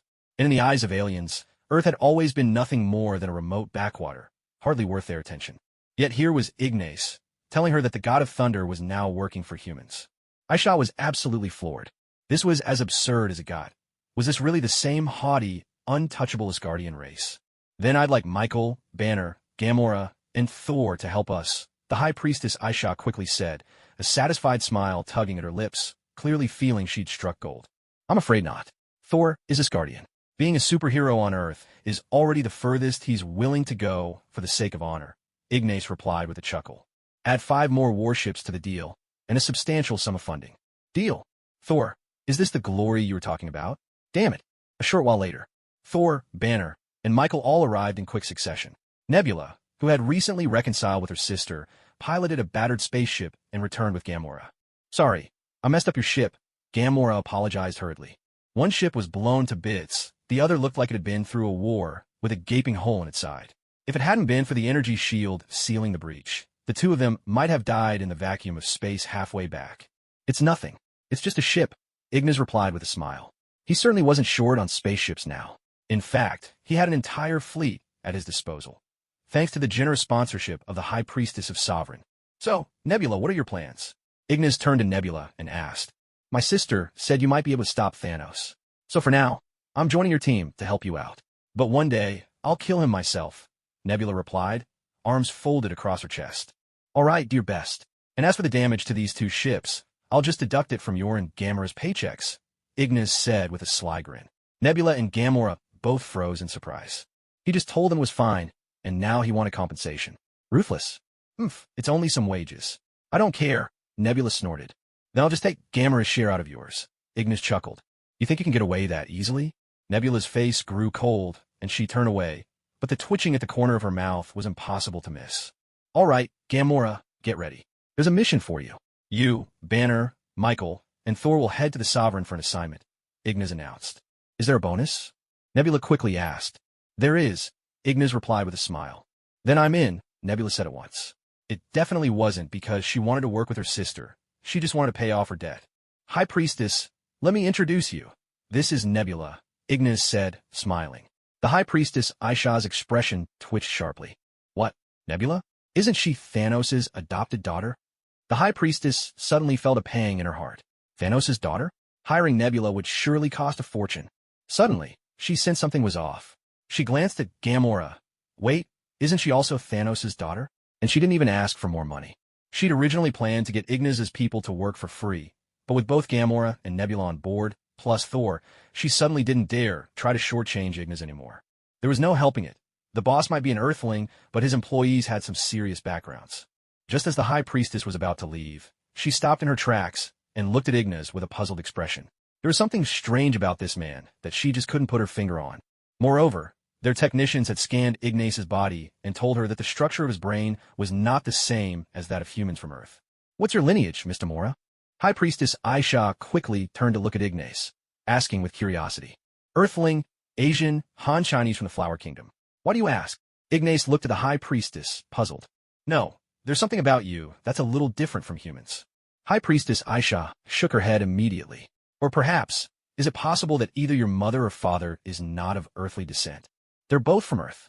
Ignas smiled and shrugged, already catching on to what the High Priestess meant. Plus, with his knowledge of the world of sorcery, he had already guessed that after gaining the ability to use sorcery, the structure of his brain must have changed to resemble that of a sorcerer. No, I'm certain that among your ancestors, someone must have come from another planet. High Priestess Aisha insisted. When they had landed on Earth, her people had already scanned other humans. While many onlookers were gawking at the aliens for the spectacle, the aliens had already been scanning Earth, gauging the level of threat and assessing the planet's value. Pure-blooded Earthling, Ignas replied with a smile, leaving High Priestess Aisha unwilling to press further, not wanting to complicate the mission. She nodded coldly, then turned and walked away. Aisha had wanted to mutter how sickening this combination was, but thinking it might jeopardize the mission, she kept her thoughts to herself. The High Priestess left, taking the superheroes with her as they boarded the warship, preparing to depart Earth and head for the jump point back to Sovereign. A few weeks later, Ignas, accompanied by Esdeath, and bringing along a few cursed spirits for good measure, left Earth. They boarded a spaceship, ready to wander the Milky Way and see where their journey would take them. As soon as they boarded the ship, they left Earth, activated the jump point, and set course for a tourist planet somewhere in the galaxy. Several days later, Ignas sat on the grass of a planet blanketed with vibrant pink foliage, as if he'd stepped into a fairy tale world, sipping his drink. After a few days of galactic travel, he found that some places were downright revolting, while others felt dreamlike and surreal. Ignas slid his hand across the holographic star map projected in front of him by the ship. After several more days, he selected a rather promising solar system as their next destination. To get there, they would have to jump through 7 different star systems along the way. It just so happened that he didn't feel like using the cosmic cube for travel this time. After all, using it for sightseeing would be a bit dull and would ruin the mood. He simply wanted to enjoy the journey with Esdeath, savoring the slow voyage and the intimacy of their time together. Several days later, in an unknown solar system somewhere along the way, Ignas' spaceship appeared not far from a crimson planet. The red planet was strikingly beautiful, its surface shimmering with streaks of blue energy. Ignas sat by the window, gazing at the patterns that adorned the planet's face. By coincidence, or some strange twist, he couldn't shake the feeling that the outlines on the planet resembled a human face. What intriguing world, he thought to himself.